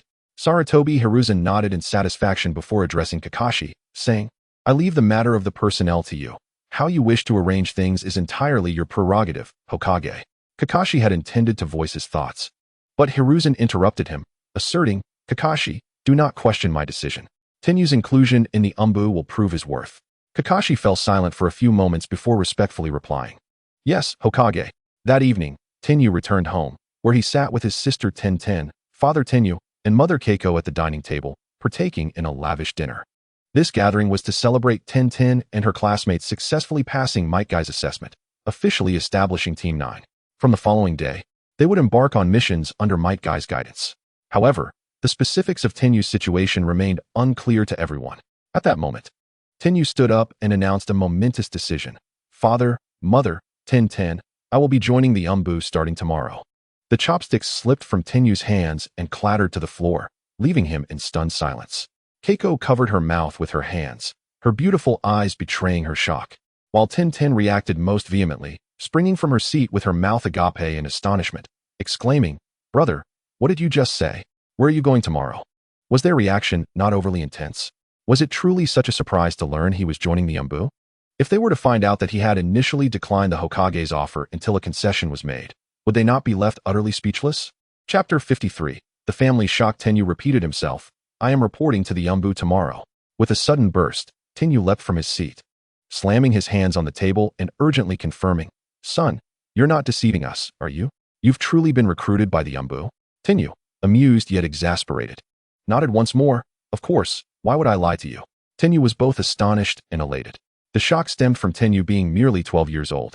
He had never heard of a ninja so young being accepted into the Umbu. His son could very well become the youngest Umbu member in history. The joy came from the realization that both of his children had become ninjas, and his eldest son had, at such a tender age, entered a formidable organization like the Umbu. This was indeed a matter worthy of familial pride. Years prior, a boy from a humble background in Konoha rose to prominence due to his extraordinary talent, ultimately becoming a disciple of Jiraiya, one of the legendary Sannin. He would later gain immense renown for his innovative jutsu during the Third Great Ninja War, earning the fear and respect of his enemies as the Yellow Flash. This individual was none other than the later fourth Hokage, Minato Namikaze. Though over a decade had passed since the fourth Hokage's sacrifice, the previous generation still held indelible memories of that remarkable, radiant, and powerful leader. Now, with his son displaying prodigious talent and strength in ninjutsu, could it be possible he might also aspire to the title of Hokage someday? The mere thought sent waves of excitement through Tenyu's heart. Ten, hurry. Go tell your uncle and the others. Tenyu bellowed. Ten, bewildered, responded, huh? Tell them what? Of course, tell them your brother has successfully joined the Umbu. Such joyous news must be shared with relatives and friends. Oh, and inform them that we will be hosting a dinner this weekend to celebrate. Tenyu exclaimed. His complexion flushed with excitement, akin to someone slightly inebriated. Understood, Ten replied, then dashed out energetically. Enjong, my brother has been selected for the Umbu. My father invites you all over for dinner this weekend. Uncle Tenjia, my brother has been chosen for the Umbu. Please bring Aunt Yui to our house for dinner this weekend. Uncle Tenji Chuan, my brother. Outside the window, Ten's jubilant exclamations echoed in succession. With Tenyu's current perceptive abilities, he could hear her voice clearly from several hundred meters away. He couldn't help but facepalm. He had not anticipated that his mere entry into the Umbu would elicit such excitement from his family. As for his previous refusal of the Hokage's offer, he decided it best to keep that information to himself. Tenyu resolved not to provide them with any further shocks. Soon after, Ten returned, and the threshold of their home began to fill with visitors. Oh, my brother Tenyu, congratulations. They say a tiger begets no dog, and your son truly brings you great honor. Not only has he become a ninja, but he has also joined the Umbu. How remarkable. Oh, brother Tenyu. As soon as I heard Ten's announcement, I rushed over. I didn't have time to prepare a gift, but I brought some freshly made tempura for Tenyu to try. Brother Tenyu, my little one, Jichiro, has been clamoring to become a ninja. I wonder if Tenyu could spare a moment to offer him some guidance? Haha. Considering our friendship, we can certainly discuss the terms, and I assure you, I won't be stingy. As Tenyu observed the increasing number of guests and the growing merriment among his father and his friends, he felt an uneasy sensation in his heart. Just then, Ten caught his eye and winked. Instantly, they shared a silent understanding and chose to make their escape. That night, Tenyu lay in his bed, perusing a document Kakashi had given him earlier that day. It contained a detailed introduction to the Umbu, foundational knowledge, and daily regulations. The latter sections recorded Tenyu's new Umbu ninja identification number and codename registration. Upon his first official encounter with the Umbu, Tenyu realized that it was not merely about combat as he had previously imagined. There were numerous aspects to learn, such as various codes and methods of information exchange. Every qualified Umbu operative must undergo a period of acclimatization to fulfill their duties effectively. Of course, there were many benefits to being an Umbu ninja. All necessary tools for training were provided free of charge, and the compensation for completing missions surpassed that of ordinary ninjas. Additionally, in the unfortunate event of a mission resulting in death, the compensation for the family was several times greater than that of regular ninjas. The title of Umbu Ninja, akin to that of a civil servant in the ninja world, came with commendable perks. However, Tenyu was indifferent to these advantages. He neither lacked tools nor financial resources. The second benefit lies in the unrestricted access to the records within Konoha, encompassing not only confidential documents and materials, but also intelligence gathered by Konoha's information ninjas regarding other nations and ninja villages, accessible freely to the members of the Umbu. Moreover, the most significant privilege afforded to the Umbu ninjas is their ability to enter a clandestine base within Konoha designated for the storage of ninjutsu scrolls. They are permitted to study all B rank and below ninjutsu, taijutsu, and jinjutsu at their discretion. This singular advantage, despite the Umbu's demanding and perilous duties, continues to attract a multitude of ninjas eager to join their ranks. Thus, for a commoner like Tenju to have the opportunity to join the Umbu is indeed a matter of great significance. B-rank ninjutsu typically represents the elite forces within the ninja world, requiring a lifetime of dedication and practice to master. Naturally, even among B-rank techniques, there exists a disparity in strength. The B-rank ninjutsu executed by an ordinary jonin pales in comparison to that unleashed by a Hokage-level ninja, such as Sarutobi Hiruzen, in terms of lethality. To some extent, it can be asserted that the ranking of ninjutsu and an individual's prowess are mutually reinforcing in determining one's combat capability. Both are indispensable. My current strength is commendable, yet the number of ninja tools I have exposed to others remains limited. For certain tools, I require a plausible justification to present them to the public, and this base for ninjutsu scrolls could serve as an excellent pretext. After perusing that document, Tenju murmured to himself. Furthermore, acquiring knowledge of additional ninjutsu may significantly aid me in creating my own unique ninja tools. Early the next morning, clad in the umbu attire he had retrieved the previous day, along with his fox mask, Tenju stepped out of his home. Following the coordinates indicated in the document, he arrived at a concealed location in Konoha and subsequently entered an underground passage. The umbu headquarters, a secret base located beneath Konoha, features numerous divisions scattered throughout the village, each housing different teams of ninjas. To Tenju's astonishment, the position of the umbu headquarters is almost directly beneath the Hokage's building. Additionally, there are passages connecting the umbu headquarters to the Hokage's office, allowing any command from Sarutobi Hiruzen to be relayed to the umbu with remarkable ease and speed. Chapter 54, Umbu Report. Upon entering the umbu's inner sanctum, Tenju was immediately enveloped by an oppressive aura of malevolence. As the umbu operates underground, the lighting is dim, casting a somber and eerie atmosphere. Here, masked figures dressed in gray vests or cloaked in black robes hurried past him. Some glanced curiously at Tenju, while the majority disregarded him entirely, moving past with indifference. These individuals are Konoha's most elite ninjas, having survived countless battles, their minds focused solely on their missions. Continuing deeper into the umbu, a figure approached Tenju directly and inquired in a low voice, "Meiyu?" Meiyu is the codename Tenju had assigned himself within the umbu. "Yes. Follow me." The umbu ninja spoke succinctly, leading Tenju through the complex. "Over there is where missions are assigned and submitted. That area is for collecting supplies, materials, ninja tools, and medicines, all free of charge. And there is the repository for ninjutsu, taijutsu, and jinjutsu scrolls, accessible for perusal." The ninja provided Tenju with a comprehensive tour of the umbu's facilities and their respective functions, granting him a much clearer understanding of the organization. Although he had previously read the original works and possessed some knowledge of the umbu, nothing could compare to the first-hand experience of joining. The umbu operates under the direct command of the Hokage, serving as Konoha's elite force. It stands as the final line of defense and the sharpest blade against any threats lurking in the shadows. Every member of the umbu possesses, at the very least, the strength of an elite jonin. At this juncture, the umbu ninja escorted Tenju to the office of the umbu leader. "Leader, Meiyu has arrived." "Very well, you may leave." The office now contained only Kakashi and Tenju. "Meiyu, I have already reviewed your file. Under normal circumstances, I would never accept a student fresh from the Ninja Academy," Kakashi stated coldly. "Although you have joined the umbu at the behest of the Hokage, this does not imply that I acknowledge your strength." Tenju raised an eyebrow, curiosity flickering in his eyes as he regarded Kakashi. "Do I require your approval?" Kakashi, momentarily taken aback, felt a chill descend upon him, his gaze towards Tenju growing increasingly unfriendly. While his true strength remained uncertain, Tenju's demeanor suggested he was not one to easily submit to authority. After a brief silence, Kakashi replied frostily, "You may not need my approval, but you must demonstrate sufficient strength to earn the respect of your fellow umbu members. Today is your first day. You have yet to be assigned to any team. Though the Hokage expressed a desire for me to appoint you as an umbu captain based on your file, I believe your current experience and strength are woefully inadequate." As Kakashi's words hung in the air, Tenju, concealed behind his mask, could not suppress a roll of his eyes. If not for the mask obscuring his expression, Kakashi would have certainly noticed the disdain etched upon his face. "Please, Kakashi, you managed to hold your own against Zabuza Momochi, yet ended up bedridden for 3 months due to excessive use of your Sharingan. That very Zabuza has already been eliminated by me not long ago. What gives you the right to look down upon me?" However, Tenju also surmised that Kakashi's misunderstanding of his own strength stemmed from the past. During his travels with Might Guy, he had not yet acquired a ninja headband and was not recognized as a formal Konoha ninja.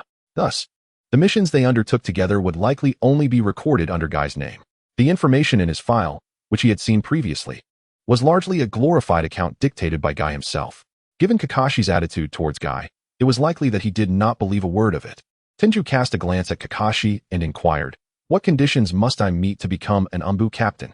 The basic operational mode of the umbu revolves around executing missions in teams of 4, each team led by a captain, typically an upper jonin or higher. Furthermore, every 10 teams are organized into a larger unit. Currently, the umbu comprises only 3 units: the first assassination unit, the second assassination unit, and the third assassination unit. To hold the esteemed position of captain within the assassination unit, one must possess at least the prowess of an elite jonin, with some even mastering formidable forbidden techniques. If the 3 captains of the Dark Division were to unite, Even a ninja of the caliber of the third Hokage, Hiruzen Sarutobi, would find himself facing a significant threat. Above these three assassination captains stands the current minister of the Dark Division, Kakashi Hitaki. The operational framework of the Dark Division is remarkably sophisticated, comprising a total of 121 formal members, each an elite among the ninjas of Konoha. In Konoha, the number of Chunin and Jonin is indeed substantial, far exceeding the mere hundreds of the Dark Division. However, the existence of the Dark Division represents one of the most crucial forces in maintaining the daily order of the village. This vast assembly of elite ninjas is unparalleled. Whether compared to the once dominant Uchiha clan or the currently prominent Hyuga clan, making it the foundational strength that allows the third Hokage to govern all of Konoha. Their responsibilities range from safeguarding the Hokage's safety to patrolling the village and executing various assassination missions beyond its borders. Of course, within the Dark Division, the authority one wields varies with rank. The most junior members often engage in mundane tasks such as patrolling, delivering messages, and other repetitive duties, rendering their work both monotonous and excessively busy. However, once one ascends to the rank of assassination captain, they gain the privilege to select their own team, undertake missions, and lead their squad outside the village for assassination activities, enjoying relative freedom and generous remuneration. Upon hearing Tianyu's inquiry, Kakashi furrowed his brow and responded, "I can offer you an opportunity to prove yourself. Should your strength warrant recognition, you may ascend directly to the rank of Dark Division Captain." "How shall I demonstrate this?" "By battling you?" Tianyu asked casually, his tone lighthearted. "There's no need for that," Kakashi replied coolly, internally bemused by the apparent naivety of the youth before him. Even if the boy possessed some aptitude in ninjutsu, he would undoubtedly not last more than 3 moves against him. Simply select any Dark Division captain and defeat him. Kakashi handed Tianyu a list of names, continuing, "This is the roster of captains currently not engaged in missions. You may choose any of them." After scanning the code names, Tianyu declared, "I choose him, Tenzo." This ninja, known by the codename Tenzo, was likely the sole survivor from the batch of children implanted with the cells of the first Hokage, Hashirama Senju, by Orochimaru during their childhood. He later inherited the first would-release bloodline limit, adopting the alias Yamato. Tianyu's reasoning for his choice was straightforward. A task assigned by the system in his mind required him to collect chakra of the wood-release nature, and this battle with Yamato would provide an excellent opportunity for that. However, upon Tianyu's selection, Kakashi appeared momentarily taken aback before promptly cautioning, "He is not merely a captain of the Dark Division. He is the leader of the second assassination unit, possessing strength at the elite Jonin level. Are you certain you wish to challenge him?" "I am certain," Tianyu affirmed. "Very well, should you choose to challenge Tenzo, you need only endure for 5 minutes in his presence," Kakashi stated, then instructed his subordinate to summon Tenzo to his office. A smile crept onto Tianyu's face beneath his mask. 5 minutes? That should suffice. Chapter 55, Confrontation with Yamato in a short while. A tall man wearing a mask entered Kakashi's office. "Minister, you summoned me?" he inquired in a deep voice. "Yes," Kakashi nodded. "Tenzo, you have no current missions, correct? Please assist me in assessing the capabilities of this newcomer." "I indeed have no tasks at hand," Yamato replied respectfully. Then his gaze fell upon Tianyu. He scratched his head, somewhat troubled, saying, "Minister, you can't possibly expect me to evaluate this little one's strength, can you? Are you certain this isn't a jest? He looks hardly older than a recent graduate from the Ninja Academy." Tianyu's expression darkened. Did he truly appear so young? At just 12 years of age, he had grown to around 1.7 meters tall. Among his peers, he was quite tall. He just joined the Dark Division today, and yes, he is very young, only 12 years old. He was personally assigned by the Hokage, Kakashi explained. Yamato gasped in astonishment. 12? Has the Hokage lost his mind? Our Dark Division is not a place for children to play pretend. Kakashi sighed silently, but did not refute Yamato's words. Since it is the Hokage's order, we must comply. The purpose of your presence is to assess his strength, so I can subsequently arrange a position for him. Yamato nodded, albeit reluctantly, and said, "Very well, I understand." He then looked at Tianyu, patting him on the shoulder with a serious tone. "Don't worry, during the assessment, I'll be mindful of my strength. Just do your best to showcase your abilities, and I will hold back to ensure your safety." Tianyu's mood soured further. It seemed he was utterly underestimated, and such condescension was rather irksome. He coldly shrugged Yamato's hand off his shoulder and retorted, "I don't need your consideration." Yamato frowned slightly, but said nothing further. The 3 of them soon arrived at a training ground within the Dark Division. As the Minister Kakashi and the captain of the second assassination unit, Tenzo, entered the arena, They immediately garnered the attention of numerous Dark Division ninjas. The minister and the captain are both at the training ground? How rare, whispered one ninja. I hear they're here to test the strength of a new recruit, and he's only 12 years old. So young. Isn't it customary for kids that age to just become genin? How did he manage to join the Dark Division? Is he perhaps favored due to connections? The surrounding Dark Division ninjas, who were not currently on missions, cast curious and scrutinizing glances at Tianyu. Many regarded him with disdain. They doubted that a 12-year-old child could possess any noteworthy abilities and questioned why the Hokage would assign him to the Dark Division. Conversely, a portion believed that the third Hokage must have had compelling reasons for his actions, sensing that this young boy might harbor strength capable of astonishing them. After all, history had shown that many prodigies emerged in their youth. Veteran members of the Dark Division recalled the formidable Uchiha Itachi, who had astounded all with his talent before eventually becoming the architect of the Uchiha clan's demise. Of course, the name Uchiha Itachi had since become taboo in the village, no longer to be uttered. However, this situation sufficiently illustrates that age is not a reliable metric for gauging an individual's prowess. The fact that the esteemed Captain Tenzo of the 2nd Assassination Unit is personally overseeing the assessment adds an intriguing layer to the proceedings. I truly believe this young lad possesses remarkable potential. Observe how he exhibits no signs of trepidation whatsoever.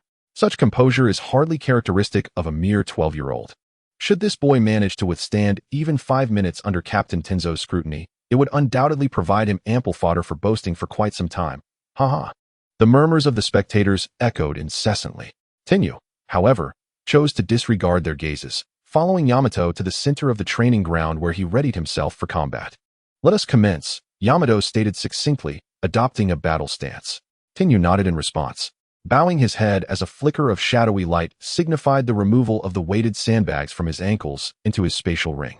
In the next moment, he exhibited no intention of holding back, transforming into a whirling white cyclone as he charged towards Yamato. Fierce wind of the leaf. In an instant, azure chakra enveloped his calves and feet, accompanied by a deafening rush of wind, as Tenyu launched a powerful kick towards Yamato. From the outset, Tenyu unleashed his full might. Underestimating a ninja of Yamato's elite Jonin caliber would be tantamount to courting disaster. Having resolved to showcase his abilities, Tenyu naturally held nothing back, not out of a desire to eliminate his opponent instantly, but rather a commitment to give his all. As Tenyu unleashed his full speed, gasps of astonishment reverberated throughout the arena. Even among these elite Umbu ninjas, Tenyu's form seemed to dissolve into mere afterimages, rendering his true figure nearly impossible to discern. His velocity surpassed that of Lee's in the original series during his Chunin exam battle against Gaara, achieving speeds akin to Lee's after unlocking the first gate. After training in taijutsu since the tender age of 5, Tenyu's 7 years of dedicated practice culminated in a display of astonishing power and speed. The entire assembly fell into a stunned silence, each individual inwardly questioning whether they could ever hope to match such swiftness. The conclusion they reached was one that sent chills down their spines. They were utterly incapable. In terms of speed, these seasoned Umbu members found themselves outpaced by this 12-year-old prodigy. What incredible speed! One exclaimed, were it not for my own eyes, I would scarcely believe that such velocity could belong to a boy of merely 12 years. Isn't that a technique of Senior Guy? This child has actually mastered it? What is his connection to Senior Guy? They pondered. This lad, personally selected by the Hokage to join the Umbu, is indeed extraordinary. Not only the Umbu spectators, but even Kakashi, the examiner for this practical assessment, wore a visage of profound astonishment. Such speed is entirely commensurate with that of an elite Jonin. To witness a 12-year-old achieve such a formidable level of taijutsu, Kakashi could only think of one individual, his dear friend Might Guy. Although he had previously known that this child had trained under Guy for several years, he had not anticipated that he would have mastered Guy's fierce wind of the leaf technique. It appears he has indeed inherited Guy's true legacy. Kakashi couldn't help but feel a tinge of regret for having underestimated Tenyu earlier. As he observed the unfolding contest, his gaze grew more serious and solemn. So swift. Meanwhile, Yamato, positioned at the center of the training ground, was equally astonished by Tenyu's remarkable speed. However, as an elite Jonin, his reflexes were equally rapid. Just as Tenyu's right leg approached for the kick, Yamato completed his hand seals. Boom. With a resounding explosion, Yamato's body was propelled into the air, only to transform into a wooden log that shattered dramatically, sending splinters scattering through the air. Substitution Technique. Chapter 56. Would Release. Bloodline Limit. Yamato executed the substitution technique. his figure reappearing at a distance, where he completed his hand seals and shouted, "Would release." Silent binding technique. In the very instant his command echoed, the previously smooth training ground erupted, as a robust trunk surged forth from the earth, rapidly extending towards Tenyu. It was the captain's would release ninjutsu. To employ such a powerful technique right from the outset indicates the captain's significant regard for this boy. Witnessing the captain employ a jutsu typically reserved for the first Hokage was indeed a visual treat. A chorus of gasps arose from the onlookers. Yet, Tenyu remained unfazed. Even without glancing back, he raised his elbow and struck at the advancing trunk. Leaf-destructive rock rise. Crack. As Tenyu's elbow collided with the oncoming trunk, fractures began to spiderweb across its surface, radiating outward. Break. Tenyu bellowed. Boom, boom, boom. With a series of explosive sounds, the trunk connecting Tenyu and Yamato erupted, fracturing into numerous segments, scattering debris in all directions. What? A look of incredulity crossed Yamato's face. He had not anticipated that Tenyu could shatter his wood release merely through the power of taijutsu. Witnessing this spectacle, Yamato's expression grew grave. It seemed he had indeed encountered a formidable adversary today. The wood-release ninjutsu he had deployed was countered by the raw strength of Tenyu, who was not merely a brute force type of ninja. Such ninjas typically possess cumbersome physiques, making them vulnerable in terms of speed. However, Tenyu had already displayed his remarkable velocity, surpassing even that of an elite jonin. Truly, a troublesome opponent. Yamato furrowed his brow beneath his mask. Since direct confrontation proved ineffective, he would need to resort to alternative strategies to engage him. Unbeknownst to Yamato, at that moment, he had entirely disregarded Tenyu's age, perceiving him solely as a formidable rival that necessitated strategic combat. What a troublesome opponent. In terms of taijutsu, I cannot match him. I must avoid close-quarters combat. It seems I have no choice but to employ this technique. He mused, forming hand seals once more. Wood release, forest of birth. This was a technique conceived by the first Hokage, Hashirama Senju, classified as a bloodline limit, and could only be executed by someone like Yamato, who possessed the wood release bloodline. Utilizing his chakra as the source of life, several saplings burst forth from the training ground, growing at an astonishing rate within mere seconds. The entire area transformed into a vast, towering forest. This is the technique of the first Hokage. My heavens! Captain Tenzo has surprisingly mastered even this technique of ninjutsu. It's over now. With this move unleashed, that boy surely stands no chance, for this is a jutsu invented by the first Hokage himself. The vast forest envelopes the entire training ground, with Tenyu standing at its center, vines relentlessly attacking him from various directions, closing in with each passing moment. Tenyu continuously shifts his position, leaping through the dense foliage, while the trunks and vines behind him strike from unexpected angles. Whoosh! A long vine pierces through Tenyu's body. With a resounding thud, his form transforms into a withered branch, tumbling from the air. A substitution technique. Yamato seems to have anticipated this. His demeanor remarkably calm as he channels more of his chakra to manipulate four vines, sending them to strike at Tenyu's last known position once more. Whoosh! The vine strikes Tenyu again, and Yamato subtly shakes his head. This is a shadow clone technique. With a loud bang, Tenyu's clone vanishes once more. A smile graces Yamato's lips as he glances skyward, his mouth slightly agape. He channels his chakra fervently into the trees, nourishing them, and soon 10 vines, as thick as a wrist, rise from the ground, cutting off all avenues of retreat, ensnaring Tenyu from multiple directions. This time, there is no escape. Whoosh! The vines entwine around Tenyu's wrists, ankles, thighs, and arms, binding him tightly. Then, the vines constrict violently, pinning Tenyu to the trunk of a tree. The vines swiftly merge with the wood, embedding Tenyu entirely within the trunk, completely immobilizing him. Finally, he is restrained. Observing Tenyu rendered motionless, Yamato wipes the sweat from his brow, internally relieved. Those ensnared by his jutsu, even shadow-level warriors, find it exceedingly difficult to escape. The vines and tree trunks continuously siphon chakra from the captive until their reserves are depleted, ultimately providing sustenance to the tree itself. This is the true terror of the wood release bloodline limit. Though Yamato's execution of this technique, the forest of trees, cannot compare to that of the first Hokage, it is nonetheless a formidable killing move among elite jonin. Tenyu, surrender. 5 minutes have elapsed. Even if you concede now, you will have passed this assessment. Yamato calls out from a distance. True to their previous agreement, he has refrained from causing Tenyu any real harm. Nonetheless, Tenyu's displayed prowess is already sufficient to earn their admiration. Oh, Surrender? Despite being bound to the trunk, there is no hint of panic in Tenyu's eyes. He remains composed, exuding an air of relaxed confidence. He doesn't even attempt to struggle, standing there as if he were the sovereign surveying his domain. The word surrender has never existed in my vocabulary. Ha ha. Tenyu's boisterous laughter reverberates through the and the sheer bravado of his mirth, coupled with his unflinching demeanor, earns him a measure of respect from several of the members. Yamato's eyes narrow slightly. It seems he will have to let Tenyu endure a bit of hardship. Yamato clenches his hand, causing the tree trunks binding Tenyu to tighten abruptly. He intends to drain Tenyu's chakra completely. He is eager to see if, deprived of chakra, Tenyu will still refuse to yield. But at that moment, a strange smile creeps across Tenyu's face as he inquires, "Captain Tenzo, have you not noticed anything peculiar?" Yamato blinks in surprise, suddenly sensing something amiss. Wait a moment. His eyes widen in disbelief as he realizes that the tree trunks and vines he controls are not absorbing Tenyu's chakra. Rather, they are siphoning his own chakra instead. The rate of chakra loss is even more rapid than during his previous use of ninjutsu. What is happening? Yamato's face pales in terror as he gazes at the boy in the distance, trembling as he demands, "Why you?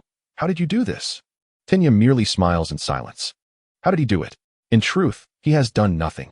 The system had previously issued a task to collect wood-release chakra, which he had set aside until now. This was the perfect opportunity to complete it. By merely making contact with the trees spawned by the wood-release chakra, the system automatically siphons Yamato's chakra for his own use. Thus, the current situation is merely a result of Yamato falling into the trap that Tenyu had laid. Tenyu is not truly unable to escape the bindings. He is simply seeking a more advantageous means for the system to extract the wood-release chakra. Yamato has been outsmarted. Chapter 57, The Pinnacle of Taijutsu. Ding. Congratulations on completing the task. Collect wood-release chakra. Task reward. Blueprint for chakra crystal forging. At that moment, a notification from the system echoes in Tenyu's ears. His eyes brighten, and a smile graces his lips. Finally, he can engage in a true battle. Before the shock on Yamato's face has faded, he witnesses the next astonishing spectacle. The 8 gates open. First gate open. Second gate open. Third gate open. 3 thunderous roars erupt, and a tempestuous surge of green chakra explodes from Tenyu's body, unleashing an astonishing energy. As this chakra surges forth, Tenyu becomes enveloped in its vibrant glow, his black hair billowing in the air. When Might Guy or the original stories opened the third gate, their bodies would suffer from ruptured capillaries and flushed skin. However, even after activating the third gate, Tenyu's complexion remains pristine. Aside from the tremendous surge of aura and chakra, there are no adverse physical changes. This showcases Tenyu's remarkable achievements in physical training over the years. For him, entering the third gate of the 8 gates is as effortless as eating or drinking. This is an accomplishment that even his mentor, Might Guy, could not achieve. Tenyu's enhancements to the 8 gates are among Might Guy's proudest achievements. As Tenyu unleashes this technique, the ninjas erupt in excitement. My goodness, it's Lord Guy's unique technique. This boy has even mastered the 8 gates. How terrifying. But isn't he only 12 years old? How could he have learned such a forbidden S-rank technique? At this moment, Kakashi, who was most familiar with Might Guy, could hardly conceal the astonishment in his eyes. The 8 Gates of Might is a technique formidable enough to be classified as an S-rank forbidden jutsu, and thus, few in the village possess a comprehensive understanding of it. However, Kakashi is not among them. Considered as Might Guy's lifelong rival, Kakashi had faced this very technique multiple times, making him quite knowledgeable about its intricacies. He could hardly fathom that Might Guy would impart such a dangerous technique to him. Was Guy out of his mind? The toll this forbidden jutsu exacts on the body is immense. It is a classic case of self-harm that inflicts greater injury upon the user than upon the opponent. Without harming the enemy, one first harms oneself. After a single battle, the aftermath could leave one bedridden for 10 days to half a month, or worse, lead to permanent disability or even death. This boy is merely 12 years old. How could his body withstand the damage inflicted by the 8 gates? No, something is amiss. Kakashi's mind screamed suddenly, for the scene before him diverged from his memories of Might Guy activating the 8 gates. Though Kakashi could not see his face due to the mask, the skin on his hands did not flush red from exertion as it did for Guy. Moreover, his current aura seemed to be harnessed with greater ease. Was this merely an illusion? Could this boy's mastery of the 8 gates surpass that of Might Guy? At this moment, after activating the 8 gates, Tenyu exerted a slight force, instantly snapping the branches and vines that bound him, causing them to tumble away. Realizing the precariousness of the situation, Yamato quickly retreated into the forest he had conjured using would-release chakra. True to his reputation as a seasoned captain, Yamato's mind remained clear. He understood that Tenyu could not maintain the 8 gates for long. This explosive surge of power was ultimately temporary. If he could endure this fleeting moment, he would still possess the strength to confront him.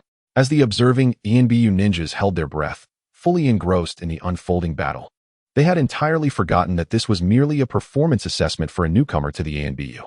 Instead, they viewed this confrontation as an exceedingly rare duel between two formidable warriors. Who would emerge victorious? They were utterly eager to discover the outcome. Step by step, Tenyu gripped a wind elemental Kusarigama, advancing purposefully to seek out Yamato's hidden figure. Hiding, are we? Tenyu's lips curled into a disdainful smirk. He then raised his Kusarigama high and swung it fiercely toward the forest before him. Wind release, vacuum blade. Without the need for hand seals, Tenyu unleashed a powerful wind technique from the Kusarigama, whose destructive force rivaled that of a B-rank jutsu.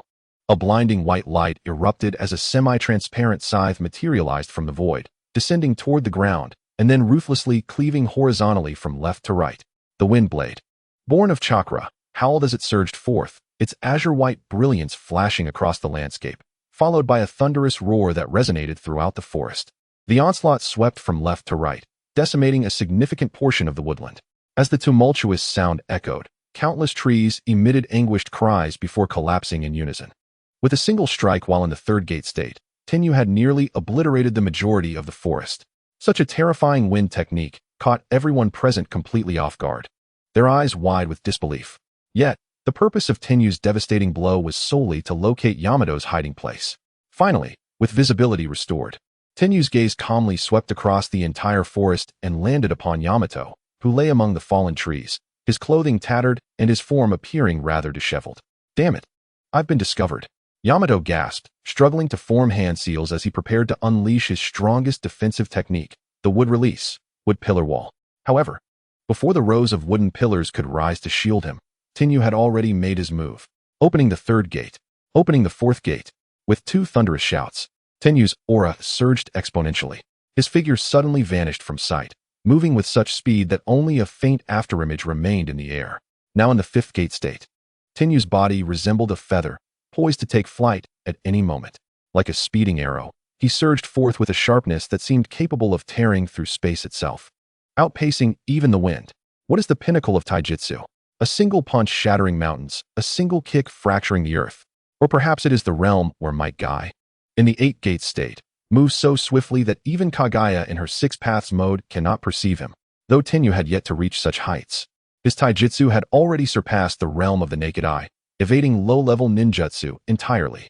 When his speed reached its zenith, he could prevent his opponent from even forming hand seals. If he could deny his adversary the time to retaliate, what could possibly threaten him? Suddenly, the sound of wind erupted. Tenyu appeared beside Yamato like a specter. With a single step, he crushed the ground beneath him, sending dust swirling into the air before abruptly raising his right leg and delivering a powerful kick to Yamato's abdomen. Yamato attempted to block the strike, but in that fleeting moment, his eyes widened in shock. Such overwhelming strength. Yamato's body was uncontrollably sent flying into the air. Yet, this was not the end. Tenyu propelled himself off the ground like a sharp arrow, pursuing the airborne Yamato and unleashing a flurry of strikes to his thighs, arms, chest, and back. In the finale, Tenyu leaped behind him, and the bandages around his wrists, which had inexplicably come undone, began to entwine around Yamato's body in a layered embrace. What? Yamato's eyes brimmed with terror, yet suspended in midair, he found himself powerless to escape the binding grip of the bandages. What manner of jutsu is this? It is truly terrifying. It evokes a sense of utter despair. Chapter 58, Victory. As Tenyu's bandages enveloped Yamato, both plummeted headfirst toward the ground, enveloped in green chakra, descending at an alarming speed, akin to a meteor hurtling from the heavens. Yamato's complexion had turned pale. In this moment, he felt the icy grip of death. No. Yamato cried out, his eyes filled with despair. Yet, he was utterly powerless. Just as they were about to collide violently with the ground, Tenyu altered their trajectory mid-descent, gently landing Yamato, bound like a rice dumpling, on the ground. Captain Yamato, you have lost, Tenyu remarked softly, a hint of a smile gracing his features beneath the mask. Gasping for breath, Yamato collapsed onto the ground, overwhelmed with relief, having narrowly escaped the clutches of death. He truly had come perilously close to losing his life. Having personally experienced the terrifying technique of renge, Yamato acutely felt the sheer horror it embodies. His back was completely drenched in cold sweat, and the chakra within him had dwindled to a mere residue. "I have lost," he said, a bittersweet smile flickering beneath his mask as he spoke in a notably weakened tone. At that moment, the training ground fell into a profound silence. All eyes were fixated on Tenyu, ensnared in a state of stupefaction. Their gazes were laden with uncontainable astonishment and disbelief. For this newcomer, who had just entered the Umbu, had just defeated Captain Tenzo before their very eyes. Was Mingyu truly only 12 years old this year? Such power was indeed terrifying. Defeating Captain Yamato at such a tender age foretold a boundless future ahead of him. When someone in the crowd uttered this sentiment, the Umbu ninjas once again fell into a hushed silence. Indeed, this boy before them was merely 12. Such poise, such demeanor, such prowess truly marked him as a prodigy, already exuding the aura of a formidable warrior. The gazes of the Umbu members towards Tenyu now held a touch of admiration and respect. At that moment, the Umbu leader, Kakashi, strode over with purpose, commanding his subordinates, "Hurry, summon the medical ninjas." Everyone was momentarily taken aback, but quickly adhered to the leader's orders. The distance to the ninja hospital was short, and the medical ninjas soon arrived at the Umbu. "Who is injured?" one of the medical ninjas inquired. "It is our Captain Tenzo who has sustained injuries," one of the Umbu ninjas responded. However, Kakashi swiftly moved to the medical ninja, grasping his arm and dragging him to Tenyu. "Captain Tenzo has merely sustained superficial wounds. There is no urgency. You should first examine this child." Kakashi insisted with a sense of urgency. Yamato thought, is the leader's attitude not a bit disheartening? After all, I am one of the 3 high-ranking officials in our Umbu, a vital asset, and yet you are not concerned when I am injured? Meanwhile, Tenyu appeared utterly bewildered, taking a step back and furrowing his brow. "I am not injured. What do you need to check my body for?" Kakashi disregarded Tenyu's refusal, stating earnestly, "It's all right, Mingyu. I know it is challenging for you to stand here right now. You have achieved victory in this test, and your strength has earned the recognition of us all. So there is no need for you to be stubborn." Kakashi patted Tenyu's shoulder, adopting a tone of earnest concern. "What am I being stubborn about?" Tenyu replied, his expression a mixture of confusion and incredulity. "I am not being stubborn. I assure you, I am not injured."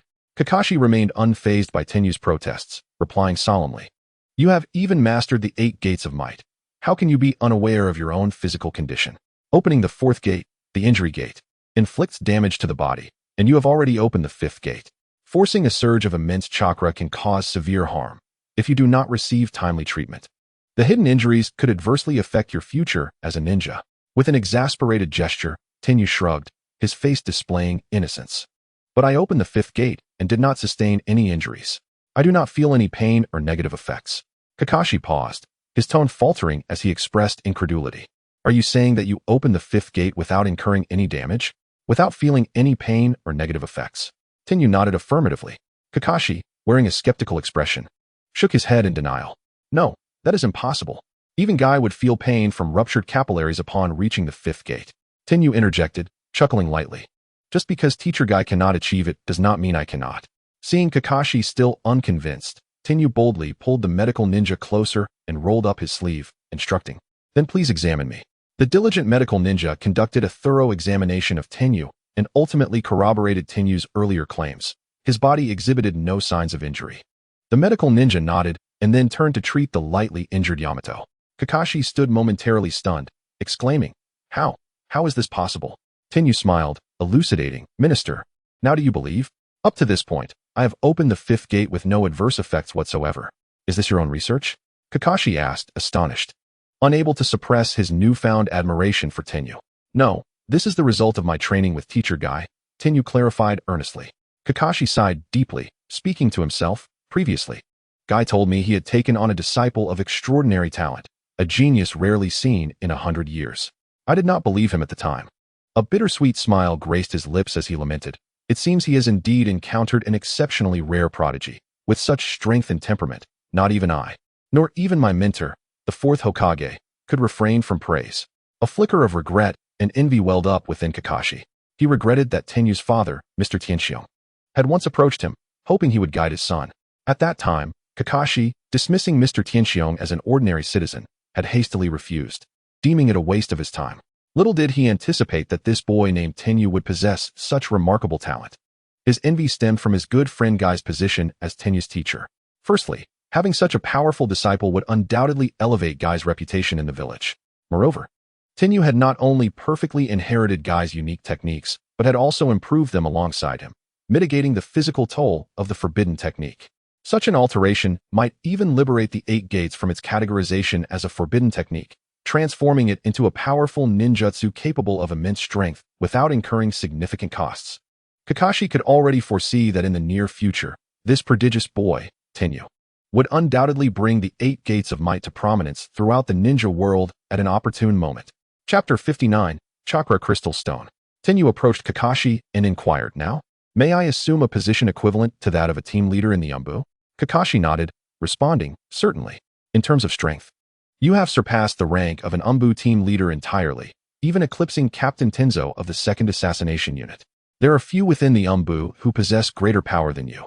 However, in terms of experience executing missions, you still have some deficiencies for the time being. Therefore, I can only appoint you as the captain of the assassination squad in the 3rd Assassination Force. Are you satisfied with this outcome?" Tenyu nonchalantly nodded and casually replied, "Sure."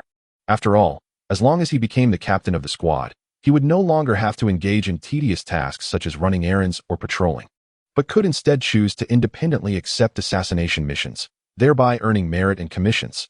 Such privileges were akin to those of an ordinary jonin. Upon his promotion to squad captain of the 3rd Assassination Force, Tenyu did not immediately plunge into work. The Umbu required some time to allocate suitable personnel to his command in order to form a complete 4-member team before they could commence their missions. Tenyu had no objections to this. The news of a new Umbu member, codenamed Mingyu, quickly spread like wildfire among the clans of Konoha. He had just entered the Umbu and had already defeated the 2nd Assassination Force's captain, Tenzo, a secret that circulated rapidly among the clans. Firstly, the battle between Tenyu and Daijuro was hardly a secret, thus there was no pressing need to keep it under wraps.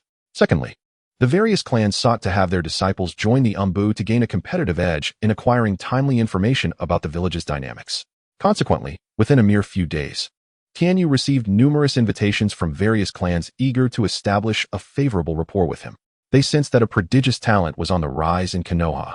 Compared to the illustrious Hyuga from the previous generation of genin, a common-born ninja like Mingyu, who could join the Umbu, was undoubtedly the most desirable candidate for them to court. However, Tenyu was utterly disinterested in these affairs. He tossed a mountain of invitation letters into the furnace, watching them burn and transform into a cloud of ashes in the air. During this period, Tenyu informed his father, Tenshinho, about the weapon orders that Lord Hokage had entrusted to their family. Naturally, Tenshinho was overjoyed, his eyes sparkling with excitement. This was a significant business opportunity. If they successfully handled this deal, their family would no longer need to worry about business matters. Even if they did nothing, a substantial income would flow into their shop daily. After his father's ecstatic reaction, he wholeheartedly supported Tenyu's aspirations to enhance his strength or craft ninja tools. He even generously declared that whatever ores or materials Tenyu needed, he would certainly procure them for him, just as Tenyu was busy gathering materials. Hearing his father's promise filled him with delight. However, Tenshinho soon regretted his earlier boast. His precious eldest son promptly emerged from his room with a small stack of scrolls filled to the brim with writings and handed them to him. Why a stack of scrolls instead of just one? Because one scroll was simply insufficient. When Tenshinho unrolled the scrolls, the densely packed lists of materials nearly caused him to faint from shock. When he finally ventured out to purchase the materials listed, he was on the verge of tears. To gather these materials, he had expended more than half of the family's fortune. Were it not for the lucrative deal Tenyu had secured with Lord Hokage, this purchase alone would have bankrupted their weaponry business. Nevertheless, despite the financial strain, he tearfully supported Tenyu's endeavors and completed the material acquisition. "Thank you, Dad," Tenyu exclaimed, looking at the overflowing carts of materials and noticing his father's slightly haggard appearance. He stepped forward and enveloped him in a heartfelt embrace. Tenshinho, tears streaming down his face, declared it was worth it, all of it. After collecting all the materials, Tenyu secluded himself in his room, embarking on his training. He accompanied Master Might Guy on missions outside the village while his parents busied themselves preparing for the significant business deal with Lord Hokage, ensuring no one would disturb him during this time. Thus, he closed his eyes and commenced this phase of his training, as his system had recently acquired several high-quality blueprints awaiting his craftsmanship. Name: Chakra Crystal Forging Blueprint. Forging difficulty. Skill. One-time use item, capable of storing chakra. Once the crystal is crushed, the stored chakra will be automatically absorbed. This blueprint was a reward from the system after Tianyu completed the task of absorbing would release chakra during his battle with Daijiro. It was a crystal capable of storing chakra. The pivotal role of chakra in combat is self-evident. Most ninjas, constrained by their chakra limitations, are unable to freely unleash jutsu during battles. Thus, the unique physique of Naruto Uzumaki, coupled with the chakra of the Nine Tails, becomes his ultimate advantage. With the chakra crystal, Tianyu would no longer need to worry about depleting his chakra from releasing jutsu. As long as he had enough of these crystals to continuously replenish his chakra, he would possess the ability to fight persistently in battle. This was indeed a remarkable item, although the forging difficulty was not high. Being merely a Tier 3 ninja tool requiring only a handful of material types, Tianyu felt the necessity to produce a significant quantity of these one-time use crystals as reserves. He set a modest forging target of 100 crystals. Of course, he wouldn't spend time forging each one individually. This was where the benefits of the forging table he received upon upgrading from a novice to an intermediate forger became apparent. He only needed to invest 2 or 3 hours to successfully forge a complete chakra crystal, after which the forging table could replicate the process. Subsequently, he merely had to provide the corresponding materials, and the table would automate the remainder. A few hours later, Tianyu held a radiant blue crystal core in his hand. The forging was a success. The 3-star difficulty of chakra crystal forging posed no challenge for him at this point, aside from the time investment. Gazing at the azure crystal resembling a sapphire, Tianyu attempted to infuse it with his chakra. The crystal itself contained no chakra.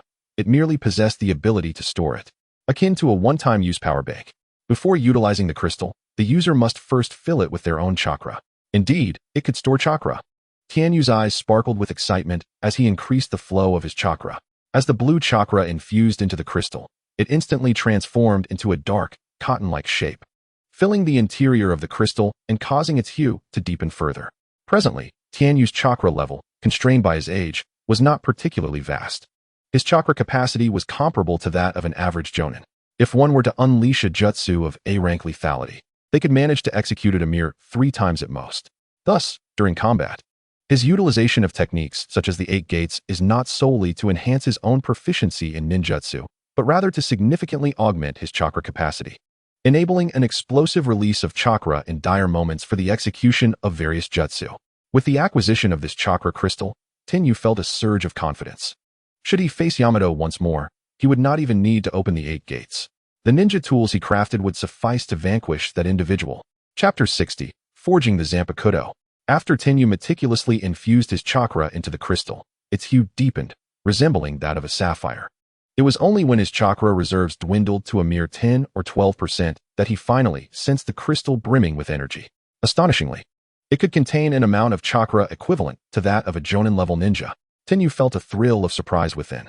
In a moment of inspiration, he recalled a particular jutsu, the Yin sealing technique devised by Tsunade. The Yin seal involves accumulating chakra at the forehead, forming a diamond-shaped mark, which can be released through unsealing techniques in times of need, unleashing vast quantities of chakra. This technique serves as a prerequisite for Tsunade's forbidden medical jutsu, Creation Rebirth and the 100 Healings technique, supplying them with a substantial chakra reserve. The Yin seal is classified as an S-rank support ninjutsu. The chakra crystal in Tianyu's hand evidently achieved the same effect with remarkable ease, and it was far more convenient to utilize. He placed the meticulously crafted chakra crystal onto the forge and subsequently added the requisite materials for the forging process. The forge began to operate autonomously, mimicking Tianyu's previous forging methods as it commenced the crafting of the chakra crystal. Meanwhile, Tianyu sat cross-legged beside it, closing his eyes to mentally digest another forging blueprint, the 6-star difficulty Zanpakuto blueprint, Dahong Lianbing Luanwan. Once Tianyu had committed every detail of the forging process to memory, he suddenly opened his eyes, striding purposefully to the forge, and grasped his hammer, igniting the flames. The forge glowed a fiery red from the intense heat. Tianyu had already prepared the myriad forging materials, each meticulously labeled with their corresponding numbers. Number 1. Tian Yin Xian Iron. Number 2. Ice Crystal Stone. Number 3. Cloud Crystal, or Number 4. If a merchant were to witness the array of materials Tianyu employed for forging, they would surely scream in madness, for each item was exceedingly precious. With several being so rare they could not be quantified in monetary terms, dazzling the beholder's eyes. Only someone of Tenyu's father, Tian Xiong's wealth, could procure such an extensive collection of materials within such a short span, especially since several of them could only be found in the black market. Tenyu began to individually introduce these minerals into the forge, where flames licked hungrily, transforming the materials into a molten state that radiated a brilliant light. Simultaneously, he infused his chakra into the mixture, enveloping each distinct mineral in chakra, drawing them into delicate, thread-like forms that intertwined in midair. For years prior, after ascending from an apprentice to an intermediate forger, Tenyu's forging skills had transcended the standards of the Naruto world. Even the renowned craftsmanship of the land of Iron's Mifune, known for his unparalleled forging expertise, could not rival Tenyu's prowess. Now, Tenyu regarded the creation of this Zanpakuto, Dahong Lian Bing Luan Wan, as an endeavor worthy of divine distinction. Perhaps only 6 legendary ninja tools in the entire Naruto realm could be considered its equals. Huh, Tenyu bellowed, as his hammer descended with force. His eyes, calm and unwavering, betrayed no sign of the tempest within. With each strike, he commanded the materials, summoning them through chakra to soar toward him and land upon the forge, where they melted under the intense heat. Through the heavy hammering, impurities within the minerals were eradicated, revealing their true colors as they transformed into a crystalline azure reminiscent of oceanic gems. This vibrant solution coalesced into the blade of a longsword, merging seamlessly into the ice-blue sword body like a luxurious blue satin. The spectacle was nothing short of magnificent, a wondrous sight as the materials underwent continual forging, heating, and reconstitution, culminating in the emergence of the sword's initial form. The ice-blue blade shimmered with a silver glow, as if forged from the frost-laden realms of the far north. A subtle smile graced Tenyu's lips, his anticipation mounting. Though this was his first attempt at crafting a 6-star weapon, his forging technique had reached an unparalleled level of mastery. The only aspect that posed a challenge was the drain on his mental energy during the process. The higher the weapon's difficulty, the more intricate the steps became. For this Zanpakuto, the forging materials numbered in the hundreds, with the forging, tempering, and extraction processes exceeding 1,000 steps. Each phase required flawless execution, and the entire forging sequence had to be performed in one continuous flow to yield the most perfect weapon. The demands on the forger's mental acuity were extraordinarily high. Even with Tenyu's current abilities, he felt a wave of dizziness at the critical juncture, a sharp pain indicating a depletion of mental energy spreading through his mind. Converge. Tenyu gritted his teeth, bringing the hammer down with renewed vigor, fighting against the piercing pain in his head. His resolve remained steadfast at the forge, refusing to allow any error. Suddenly, a surge of energy pulsed from the forge, emanating a formidable force from within the weapon. This energy signified the completion of the forging. Tenyu exhaled deeply, his concentration momentarily relaxing, fatigue washing over him like a tide. He scarcely had time to examine the Zanpakuto he had successfully crafted before he exited his mental space, only to find himself collapsing onto his bed, succumbing to a profound slumber. When he awoke, 3 days had passed. As he opened his eyes once more, he was greeted by a blinding whiteness. Gradually, the scene clarified, revealing that the expanse of white was, in fact, the ceiling above him.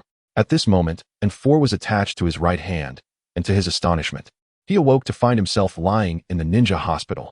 What could have transpired? Just as Tianyu was pondering this bewilderment, a loud voice interrupted his thoughts. Brother! Brother! He awake.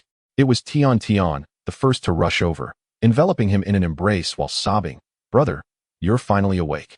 Do you have any idea how worried we've been?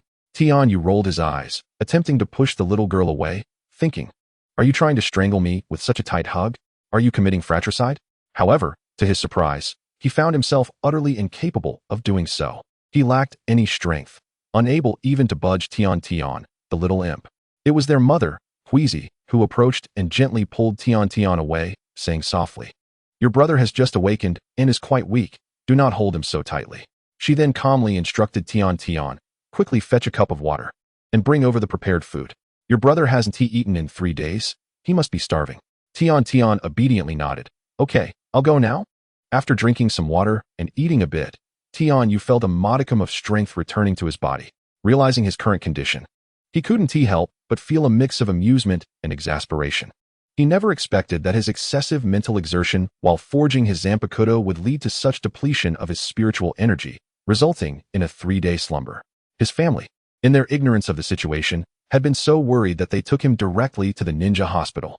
Chapter 61. The Umbu Squad.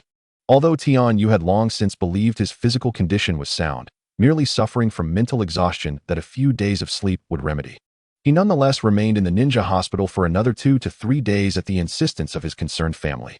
It was only after the doctor completed his examination and confirmed that he was in good health that he departed from the hospital. The day after leaving the ninja hospital, Tian-Yu received a notification from the Umbu. 3 new members had been assigned to his squad, and they were ready to embark on missions. Thus, he donned his Umbu attire and, wearing his fox mask, swiftly made his way to the Umbu headquarters, where he met the 3 members under his command.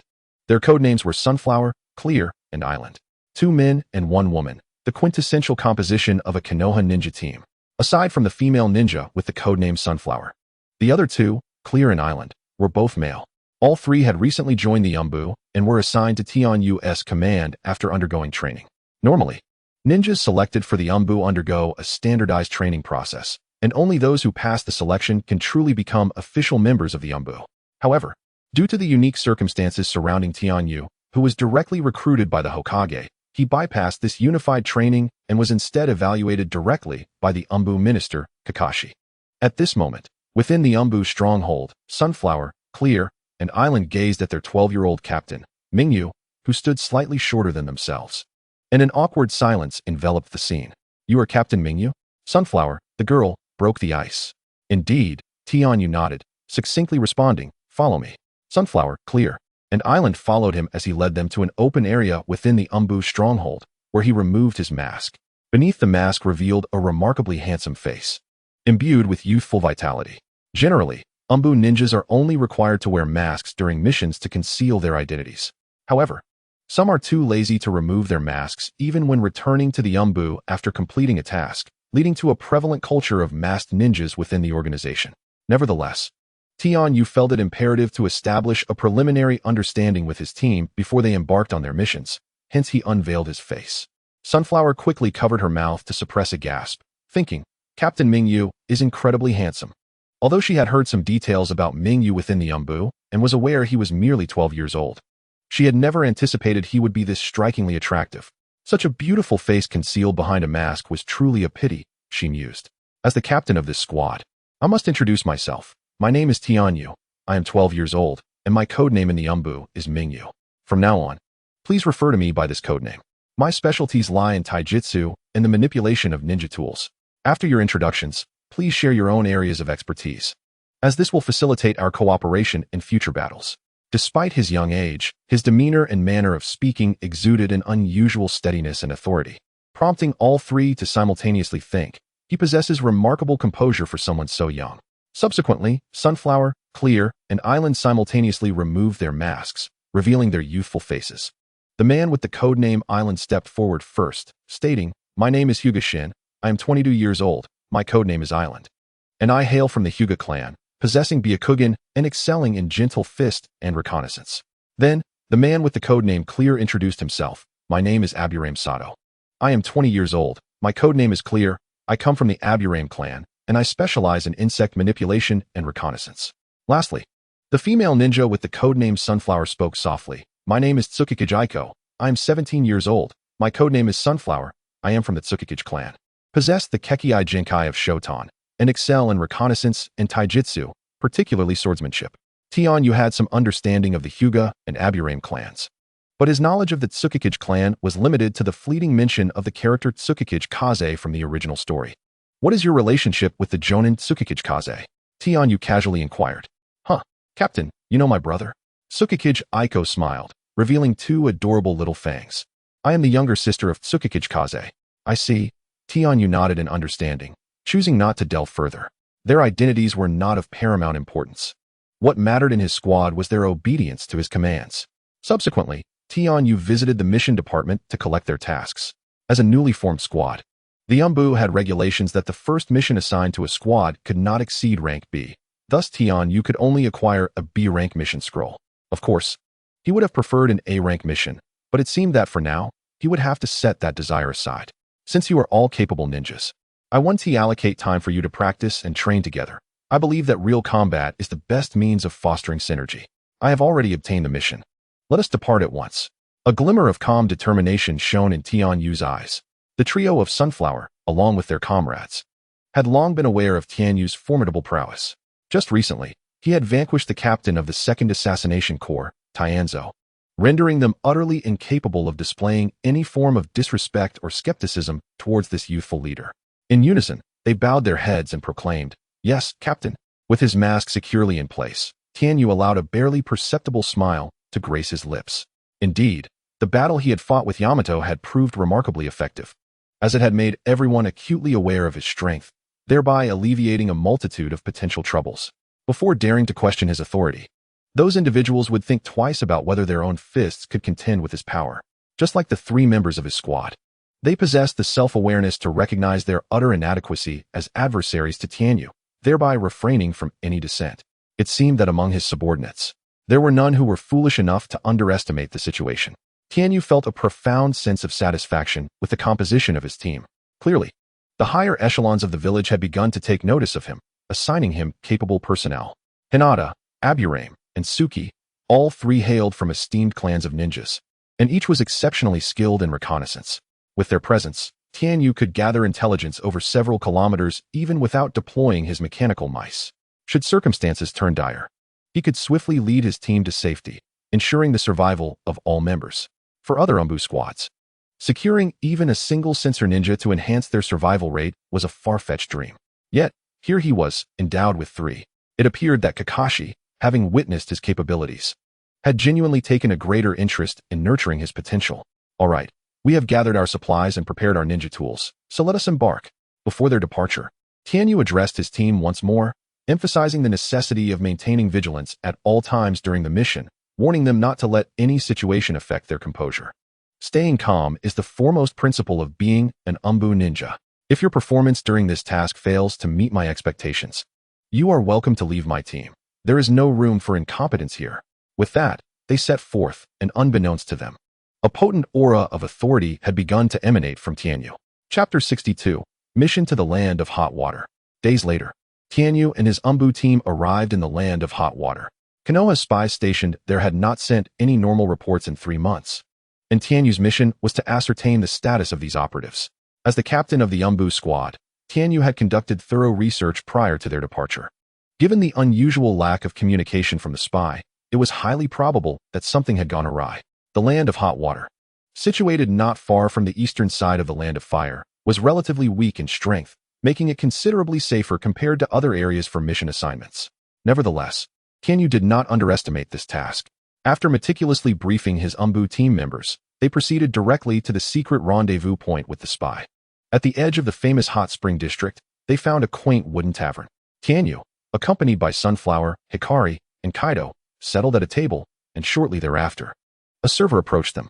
"I would like an onsen egg," Tianyu stated, specifying that he desired the type with a runny egg white and a solid yolk. The server paused, a twitch of disbelief flickering across his face. "Sir, you must be joking. There is no such onsen egg with a solid yolk and runny egg white." Just as Tianyu was about to respond, Hikari interjected, "Let us go. It seems this isn't the right place." However, Tianyu firmly grasped Hikari's arm, signaling him to remain seated. With a smile directed at the server, he continued, "There indeed exists such a type of onsen egg, though few have encountered it. Given your youth, it is understandable you might not have heard of it. Could you kindly summon your boss?" "Very well, please wait a moment," the server replied before hastily retreating into the depths of the establishment. The onsen egg with runny egg white and solid yolk served as a covert communication signal exchange between Konoha and the spies embedded in the Land of Hot Water. Requesting such a peculiar dish at this location would not raise suspicion, even if the wrong contact was approached. Conversely, if the individual left immediately upon failing to recognize the signal, it would heighten the other party's suspicion. Thus, this location offered the highest probability of successfully contacting the intended informant. "Apologies, esteemed guests, but we truly have no knowledge of any onsen egg with runny egg whites and solid yolks," the tavern owner stated, bowing repeatedly in apology. Shortly thereafter, a middle-aged man appeared at their table, guided by the server. "Tianyu, we must leave. We've come to the wrong establishment." Upon hearing the proprietor's words, Sunflower too felt compelled to rise and depart. The tavern owner, still bowing, continued to apologize profusely. "I am terribly sorry for the oversight." A glimmer of realization crossed Tianyu's eyes. "Never mind, just prepare whatever onsen egg you can manage. After calming his Umbu members and urging them to sit, he noticed the owner discreetly signaling with his hands, a gesture indicating the successful exchange of the signal. As he gestured for his team to settle, Tianyu reciprocated with a confirming gesture. Please wait a moment. Shortly thereafter, a standard onsen egg was delivered to their table. After consuming the dish, the tavern owner beckoned Tianyu and his companions to follow him, jokingly delivering the coded message in a light-hearted manner. Tianyu responded in kind, exchanging further secret phrases, and the owner matched each one accurately. The contact had been successfully established. The tavern owner was indeed the informant. After confirming their identities, the owner turned to Tianyu, apologizing. I must express my regrets. Recently, the atmosphere has grown tense, and I have had to exercise caution. Tianyu furrowed his brow and inquired. Konoha has not received any normal reports from you for 3 months. What has transpired? Well, the tavern owner began. There has emerged a mysterious force in the land of hot water recently, establishing a highly lucrative casino. In light of this sudden appearance, Konoha's spies need to ascertain the origins of this casino. However, after visiting the casino, the spies would only return to the tavern to order food, failing to exchange any information and treating me like a stranger. This is troubling, the owner speculated. It's quite possible that the spies have been taken captive by the mysterious casino operators. Since then, an increasing number of unusual patrons have frequented the tavern, gesturing erratically and employing various incorrect signals. Occasionally, 1 or 2 might inadvertently utter a fragment of a signal, yet the remainder is invariably incorrect. Consequently, I have become increasingly cautious. Upon your arrival, I required confirmation of the signal before I could lower my guard. In the midst of the convoluted exchange, the tavern owner's vigilance was also undiminished due to the presence of Tianyu. His youth rendered him uncertain, until all signals were accurately matched. He could not fully trust that the youthful visage before him was indeed the informant. Reflecting on the casino associated with this mysterious force, Tianyu pondered. What can you tell me about the individual we suspect has been captured? Tianyu refers to that particular scout. The shopkeeper promptly responded that he currently holds the position of an elite chunin, yet his strength rivals that of a jounin. A jounin, you say? Tianyu fell into a contemplative silence. Observing Tianyu's demeanor, Hikari couldn't help but blink her large eyes and inquire, Captain, what are you pondering? Captain? He is the captain? The shopkeeper was taken aback. Hikari turned to the shopkeeper and nodded innocently. Yes, he is the captain of our small team. Aye. The shopkeeper faltered, and in light of the signals aligning perfectly, he accepted Tianyu as an operative dispatched by Konoha. Despite conversing with Tianyu, he was perplexed by the notion of a captain.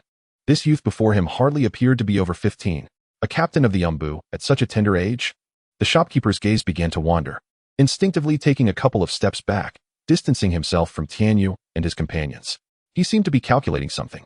Umbu ninjas are all elite. As a member of the Umbu, Hikari immediately perceived the shopkeeper's thoughts. Hey boss, please don't be afraid.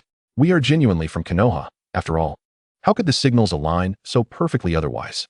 Although Captain Tianyu is only 12 years old, he is indeed our captain. And you can rest assured that he possesses the strength of an elite jounin, Hikari teased. As an Umbu member, they were not only elite but also trained to analyze the expressions and actions of others to discern their thoughts. Aye. The shopkeeper stammered for a while before bowing to Tianyu. I apologize, Lord Tianyu. Questioning your identity was my folly. Tianyu lifted his head from his reverie and smiled at the shopkeeper. No harm done. Taking a deep breath, the shopkeeper endeavored to accept the reality of a 12-year-old Umbu captain and spoke. Lord Tianyu, what should we do next? After a moment's pause, Tianyu proposed 3 courses of action. First, to charge boldly into that mysterious casino and rescue our comrades. Second, to proceed with caution, infiltrating the casino to ascertain its details before launching a rescue. Third, to retreat to Konoha and report to the Hokage, allowing him to decide on sending personnel to engage with the mysterious casino of the Land of Soup. As soon as Tianyu finished speaking, a commotion erupted. His Umbu teammate, Hikari, immediately refuted the third option. How could we possibly choose the third option? We are the reinforcements sent by Konoha. How can we sit idly by while our comrades are in peril? Hikari's dissatisfaction was palpable, her words laced with a fiery intensity. Kaido also chimed in. I too find the third option untenable. We need not consider it, as we can choose between the first and second options. While he agreed with Hikari, he did not share her explosive demeanor. Hikari remained silent, her unwavering gaze fixed on Tianyu. Chapter 63, The Casino. The regulations of the Umbu are exceedingly strict, particularly during missions. As the captain of the Umbu, Tianyu's decisions during this mission supersede all others. and every member of the Umbu team must heed his orders.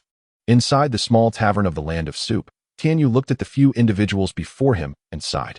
Hikari, seemingly fueled by explosives, expressed her dissatisfaction towards him.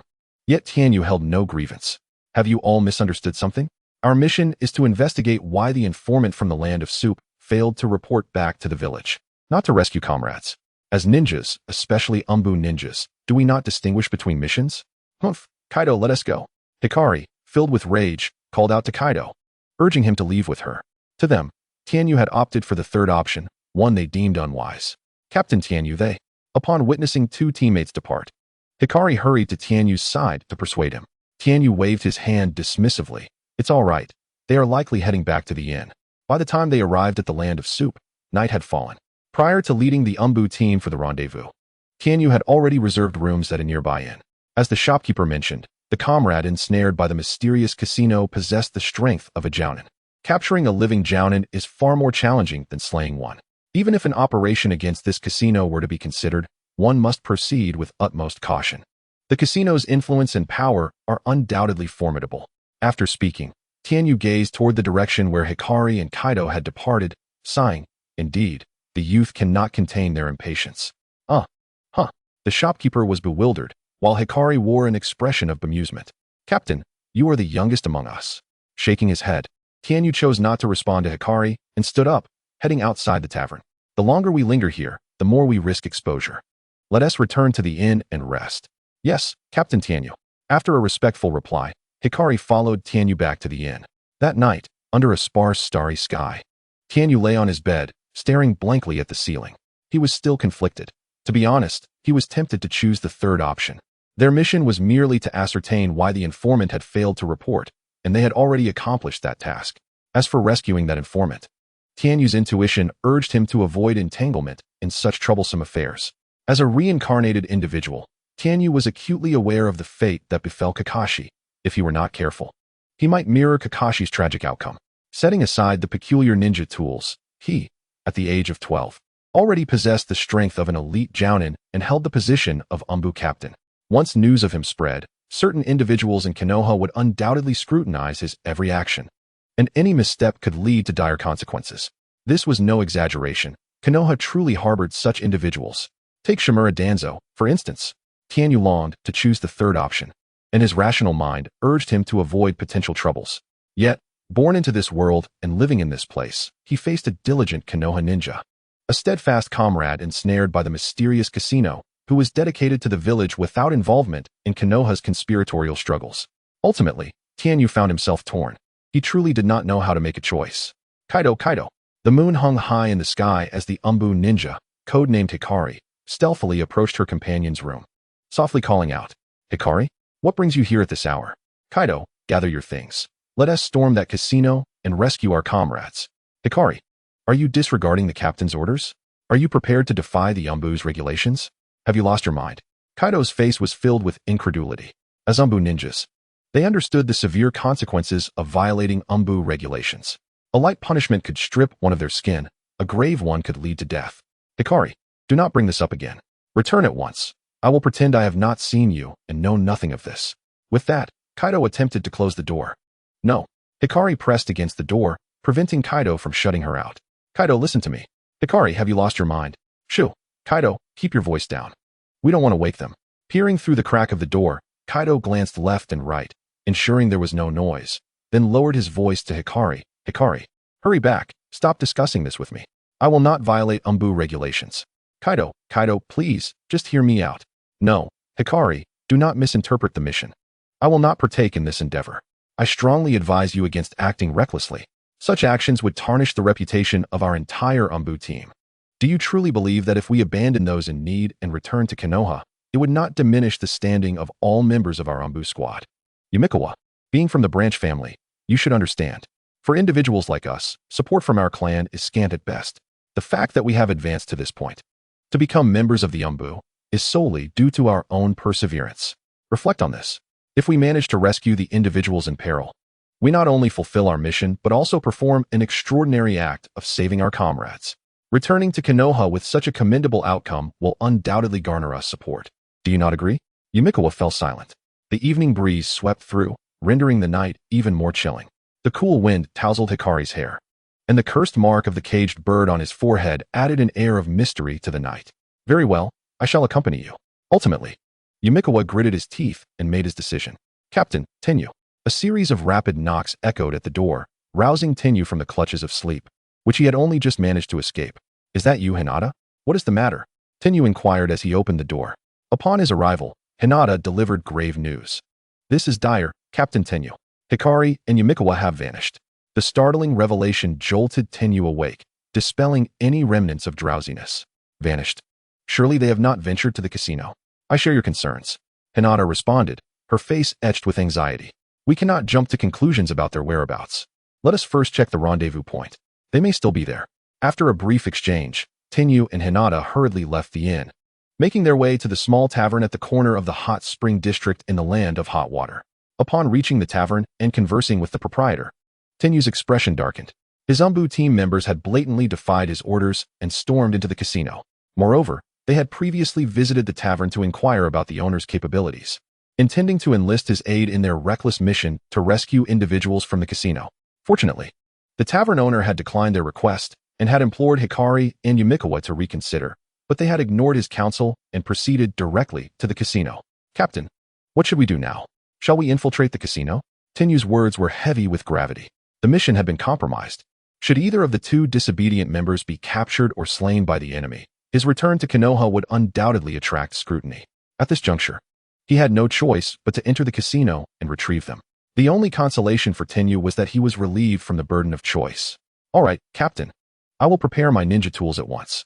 We must not draw attention. We will enter the casino as patrons. Huh. Hinata was taken aback. Tenyu elaborated. Hikari and Yumikawa intend to rescue someone, and we find ourselves in the land of hot water. They would hardly take their time to infiltrate the casino before acting. Fearing that we might pursue them, they must have opted for the more direct approach of barging in. To charge in without gauging the enemy's strength, they are indeed fools.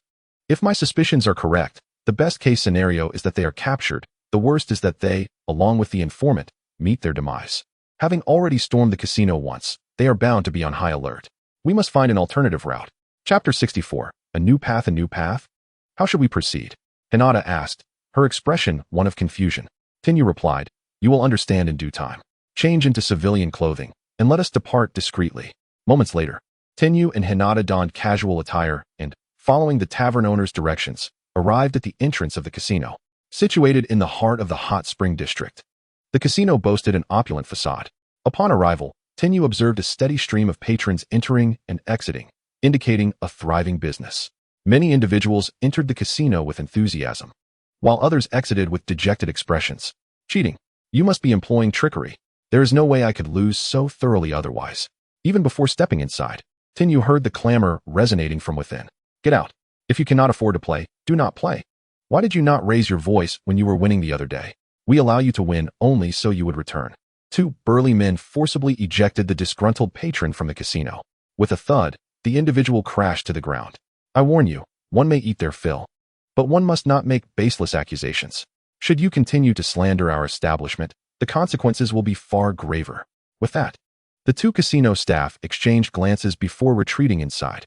The commotion at the entrance drew a crowd around the fallen man, but Tenyu paid them no mind. This was of no concern to him. Besides, the desire to strike it rich overnight was a perilous gamble that the man had brought upon himself. Let us proceed inside, Tenyu stated. Captain, what about that person? Hinata inquired. Tenyu shook his head, dismissing the matter. There is no need to concern ourselves with him. He is merely an ordinary gambler, and I doubt he possesses any useful information. As an Umbu member, Hinata, educated in the cold realities of their role, had no inclination to assist the man who had been ejected from the casino. He had brought this upon himself. However, Tenyu believed that while the man might lack valuable intelligence, he had gleaned something from the incident. He had sensed a significant chakra fluctuation from the two men who had expelled the gambler, indicating that they were at least mid-level ninja. In contrast, the guards at the casino's entrance, while possessing chakra, were far beneath even the level of a low-ranking ninja. In a world as chaotic as that of the shinobi, it was customary for casinos to station formidable guards at their entrances.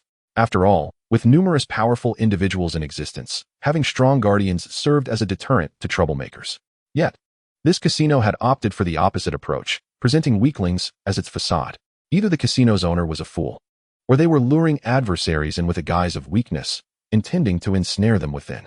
Given the previous intelligence that a spy of Leaf Village status had been captured without resistance, it ruled out the former possibility. This establishment was clearly one that thrived on deception. It was a venue that sought to devour both the innocent and the guilty. This casino was indeed a treacherous place. Let us enter, Tenyu urged as he and Hinata joined the throng entering the casino. Upon crossing the threshold, they were engulfed by a cacophony of sounds. Groups of individuals fervently surrounded various gaming tables, their faces flushed with excitement as they fixated on the dice cups, seemingly placing their hopes and dreams upon them. Roll. Big win. As the dice were cast, cheers and groans erupted in equal measure. The overpowering stench of smoke filled the air, causing Hinata to cough involuntarily. Are you all right? Tenyu inquired, promptly producing a piece of white cloth from his pocket and offering it to Hinata. Tie this around your mouth. It will help mitigate the acrid odor. Ahem.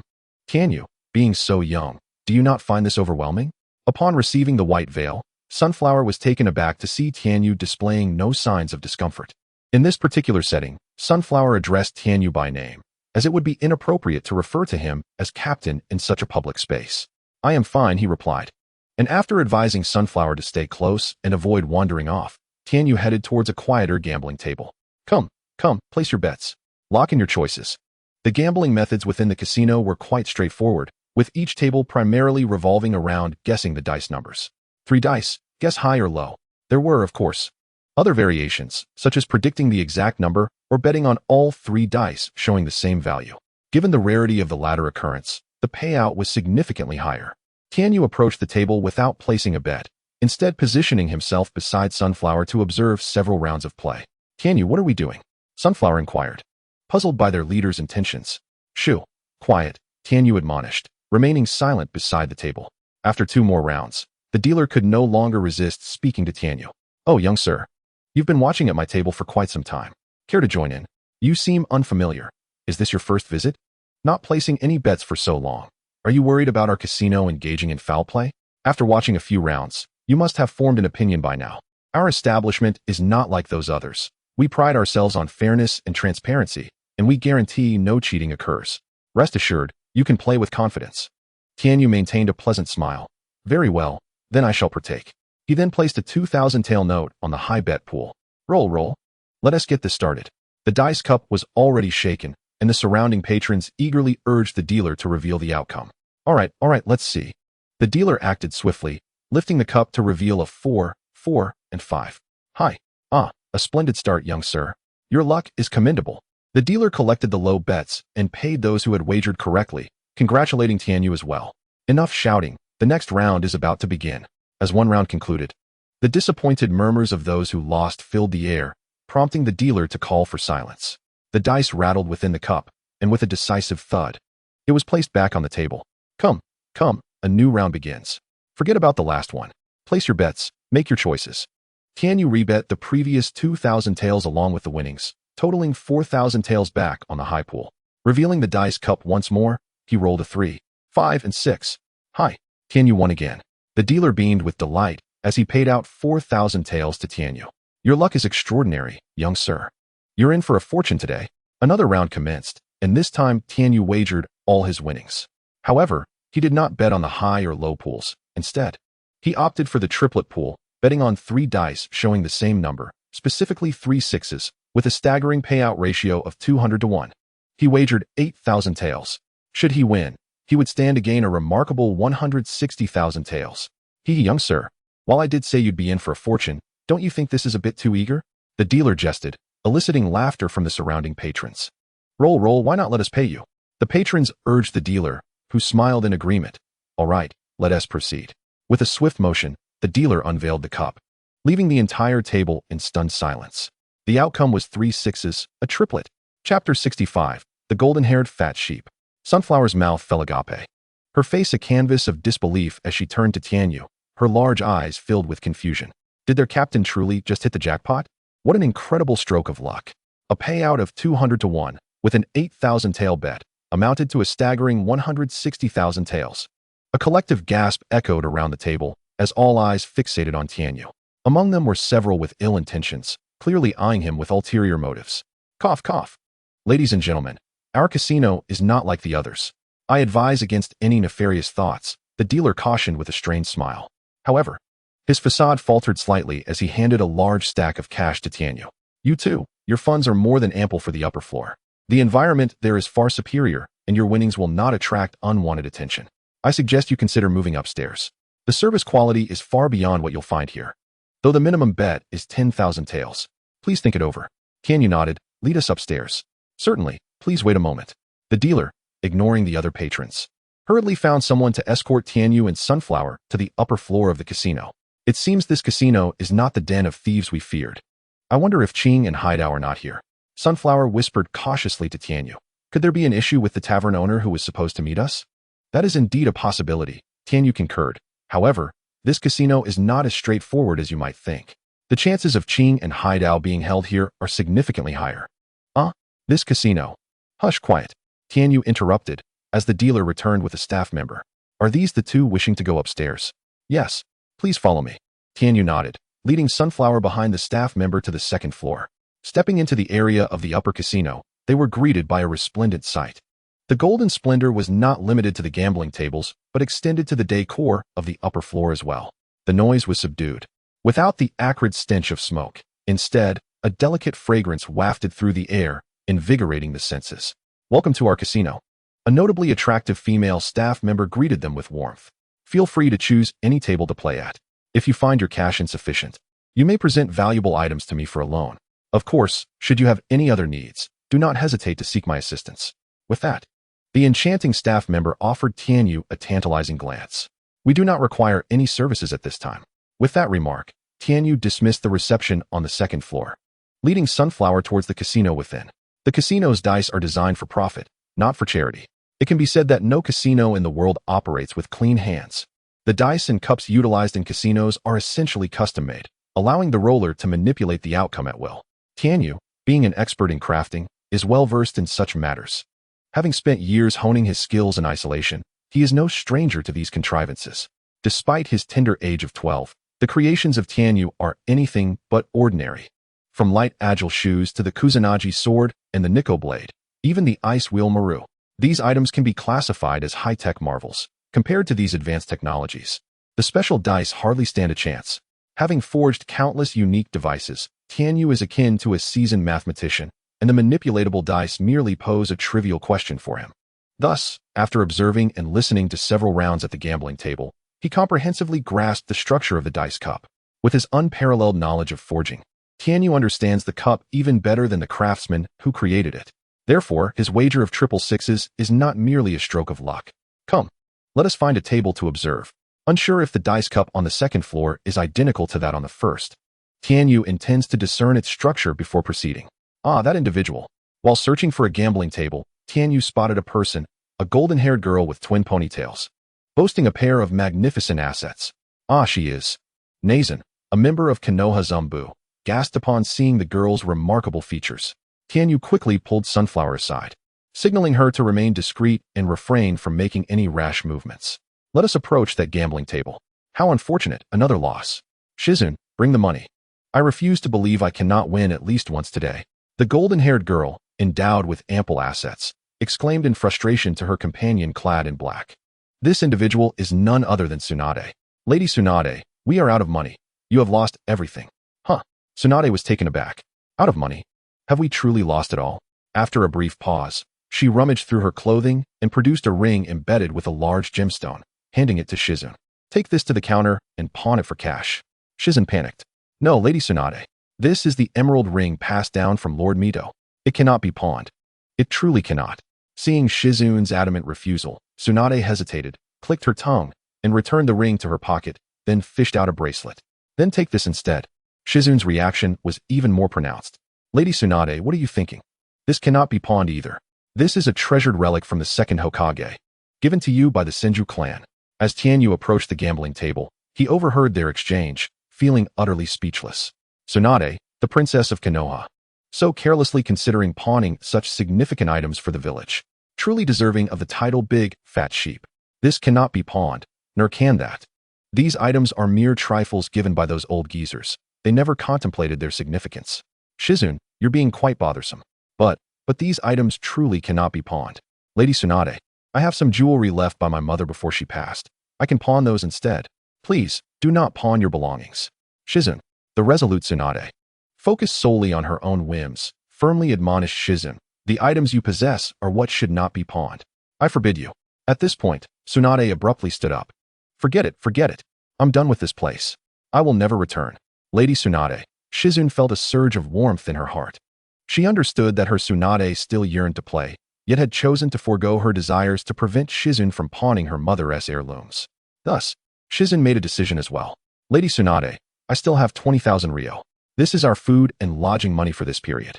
Tsunade's eyes lit up, her previous displeasure vanishing entirely, as she snatched the money from Shizun. Hand it over. Shizun was taken aback. She indeed intended to give Tsunade some money, but she had only planned to offer her 10,000 ryo to indulge her gambling habit while reserving the other 10,000 to scrape by. Now, all 20,000 ryo were in Tsunade's possession. Relying on Tsunade to win, she would only end up losing everything. This meant that for the foreseeable future, they would be left penniless, devoid of funds for food and lodging. They were about to face a life of sleeping on the streets. Chapter 66. The Big Fat Sheep That Won Money. With a fresh capital of 20,000 ryo, Tsunade immediately wagered 10,000 ryo on the small pool at the gambling table. Open. 4, 5, 6 a straight. Big. Konoha's princess, Tsunade, once again lost another 10,000 ryo. Upon seeing the result of the dice, Tsunade gritted her teeth. She hadn't won a single round today. In recent games, she had consistently bet on small outcomes, only to have large ones appear, including a triplet. She refused to believe this misfortune. Was it truly impossible for a small outcome to show up today? Tsunade grasped her last 10,000 ryo, ready to bet again on the small pool. A somewhat youthful voice chimed in from behind. Bet big. It will be big this time.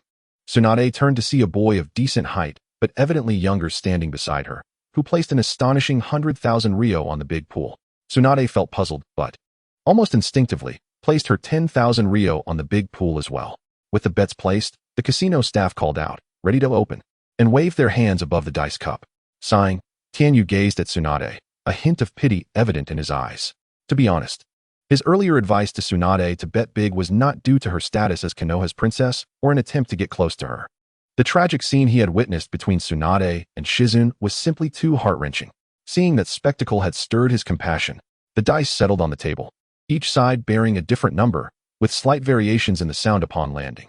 Being adept in forging and possessing elite shinobi strength, Tianyu had exceptionally keen hearing. He could discern the numbers on the dice as if it were scripted. 3, 5, 5 big. However, after advising Tsunade to bet on big, the casino staff's erratic movements altered the outcome of the dice. Although they loudly proclaimed for bets to be finalized, the subtle sounds within the cup did not escape Tianyu's acute ears. The numbers inside the cup turned to 2, 2, 2, a triplet, small. The casino's operators are undoubtedly in it for profit. On the gambling table, with the small pool holding more funds, even with Tianyu's 100,000 ryo added, it was still far inferior to the small pool's total. In such a scenario, despite having rolled a big outcome, the house ensured its profit by covertly manipulating the dice to yield a small result, thereby incurring losses for Tsunade. Tianyu gazed at Tsunade with a complex expression. In such circumstances, he could only attribute it to her unfortunate gambling luck. It was indeed a mystical occurrence that defied belief. Hey kid, why are you staring at me like that? Tsunade was no ordinary individual. Sensing a gaze fixed upon her, she immediately adopted a defensive stance. Upon turning around, she recognized the young lad who had advised her to bet on the larger numbers. In that fleeting moment of alertness, she categorized Tianyu as a potential adversary, especially as he regarded her with a peculiar expression. Sister, your luck at gambling seems rather dismal, he remarked. Tsunade responded, puzzled. At that instant, Tianyu made a subtle movement, causing the gambling table to tremble imperceptibly. Open. The dealer's voice rang out, announcing 3 5s a win. The attendant was momentarily taken aback, perplexed that the numbers had not changed despite his earlier adjustments to favor a smaller outcome. Could it be that the mechanism had malfunctioned? His surprise was fleeting, as he quickly resumed his duties, declaring the results of the game. Victory! Victory! Shizun, I've finally won a hand, Tsunade exclaimed, nearly springing into the air upon seeing the dice results. Luck is turning, Shizun. Today, I must reclaim all that I lost earlier.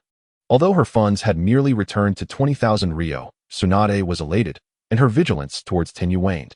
For it was his counsel that had led her to wager on the larger numbers and ultimately secure her victory.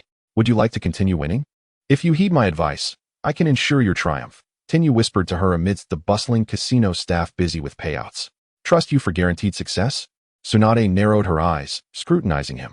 You certainly have an audacious claim, young man. Tenyu merely smiled slightly, standing by without further comment. The efficiency of the casino staff was remarkable. Another round of betting commenced swiftly. The dice rattled within the cup, and soon, they were cast onto the table. Bets are in. Final wagers.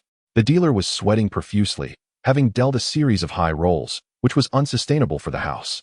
To avoid the scorn of others, he felt compelled to ensure a low outcome this time.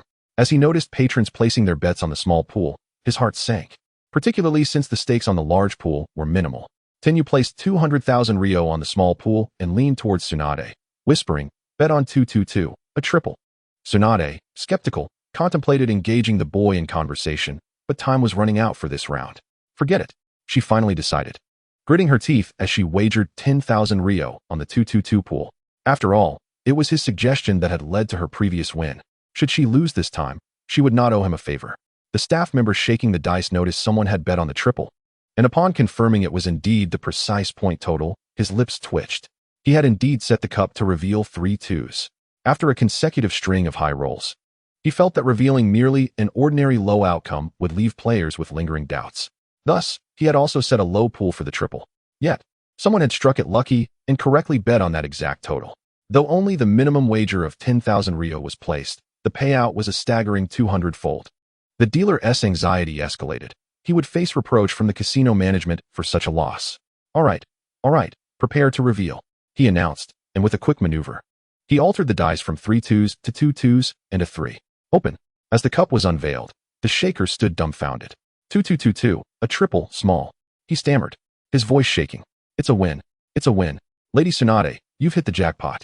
Shizune exclaimed joyfully upon seeing the results, her hands on Tsunade's shoulders, shaking her with excitement. I actually won. 200-fold payout. The overwhelming joy left Tsunade momentarily speechless. After the results were revealed, Tenyu leisurely resumed the conversation, echoing Tsunade's earlier words, bet with me, and I'll ensure your victory. However, the casino may come looking for me afterward, so you must assist me. If you decline, I won't pressure you. With 2 million ryo on the line, you should have enough to recover your previous losses and exit gracefully. His initial guidance to Tsunade was not an attempt to ensnare her, but rather out of sympathy for her and Shizune's earlier misfortunes. Having assisted her in winning 2 million ryo, he felt he had done his part. Should Tenyu directly request assistance from Tsunade, she would likely acquiesce. However, he preferred not to impose moral obligations upon her. The choice was now hers. Tsunade's response far exceeded Tenyu's expectations. Well, I lost far more than 2 million. Hearing this, Tenyu felt a bead of sweat form. More than 2 million? This woman is truly reckless. At a loss for words in response to Tsunade's declaration, he was momentarily speechless. If you help me win, I'll handle any trouble that comes your way from the casino, Tsunade asserted. With her agreement, Tenyu felt a wave of relief. With Tsunade, one of the legendary 3 ninjas by his side, his venture would be considerably safer. All right, we'll bet on the small pool next, but don't wager excessively. That would draw unwanted attention, he instructed. Understood. With Tenyu's assistance, Tsunade was poised for victory, slowly coming to trust him. Today, she would win. Chapter 67, Negotiation. This time, a bet on the high numbers. A new round commenced, with Tenyu wagering 200,000 ryo, followed by Tsunade matching his bet. Open. 3 threes and a 6, a win. Now for a small bet. Open. 111, a triple, small. Each round unfolded with Tenyu and Tsunade emerging victorious time and again. The dice shaker was bewildered. Had his control over the dice malfunctioned? Midway through the game, the shaker apologized to the table, claiming he had been working too long and needed a break. A new shaker took over, but after a few rounds, he discovered that his specially crafted dice had also gone awry. Tenyu and Tsunade continued their winning streak.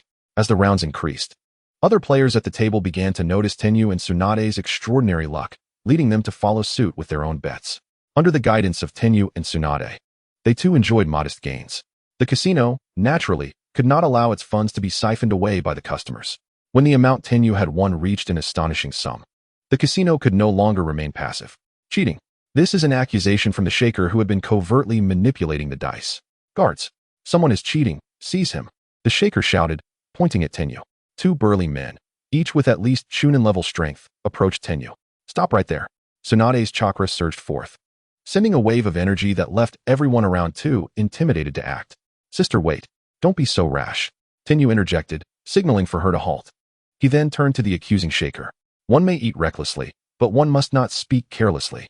Unfazed by the accusations hurled at him, Tianyu responded with remarkable composure, asserting, "The dice have always been under your control. I have not laid a finger on them. If anyone is to be labeled a cheat, it should be your casino." He turned to the patrons who had placed bets alongside him, eloquently addressing them. "Ladies and gentlemen, we are all playing at this table together.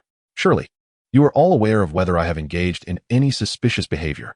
Today, I have won, and the casino accuses me of cheating. Tomorrow, if you win, how will they speak of you?" Tianyu began to sow seeds of doubt among the crowd. "Indeed, we have not touched the dice. How could we be cheats? Is it your casino's policy to only allow losses?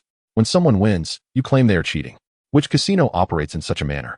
Initially, the croupier who had accused Tianyu of cheating distanced himself, fearing repercussions, while the patrons, now gripped by panic and stilled by Tianyu, began to question their own safety. They had all won a considerable sum while following Tianyu's lead. Would the casino not turn its attention to them next after dealing with him? The atmosphere thickened with trepidation, as no one wished to be entangled in trouble. "Is your casino not a den of inequity? Forget it. I shall not return here again." The influence of a single voice is limited, yet when a multitude speaks, their collective power is formidable. Almost all the patrons at Tianyu's table rallied to his defense, vocalizing their grievances against the casino.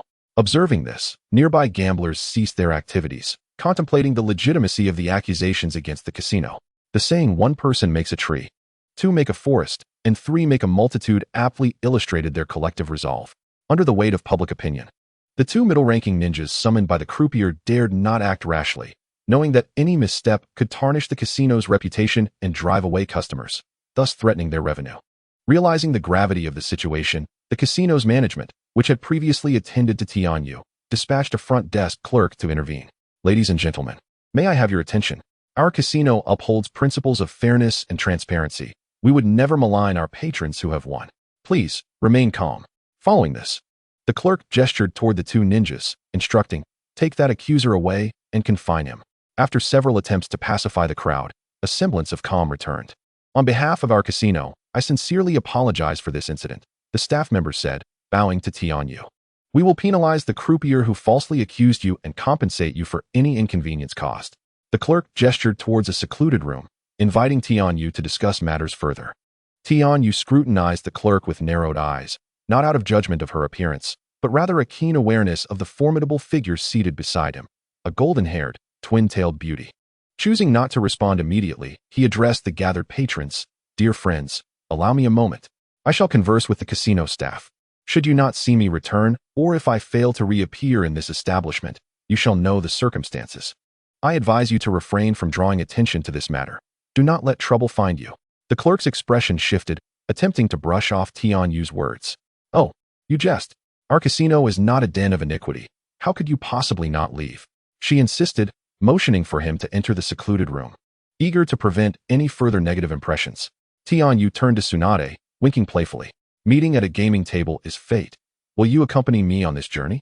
Tsunade, having won her share, nodded in agreement and followed Tianyu into the secluded chamber. Upon entering, the atmosphere shifted as chakra surged within the space. This was a reception room, occupied by 4 casino personnel, all of whom appeared to be elite ninjas. As they stepped inside, Hinata instinctively assumed a defensive posture, ready for action.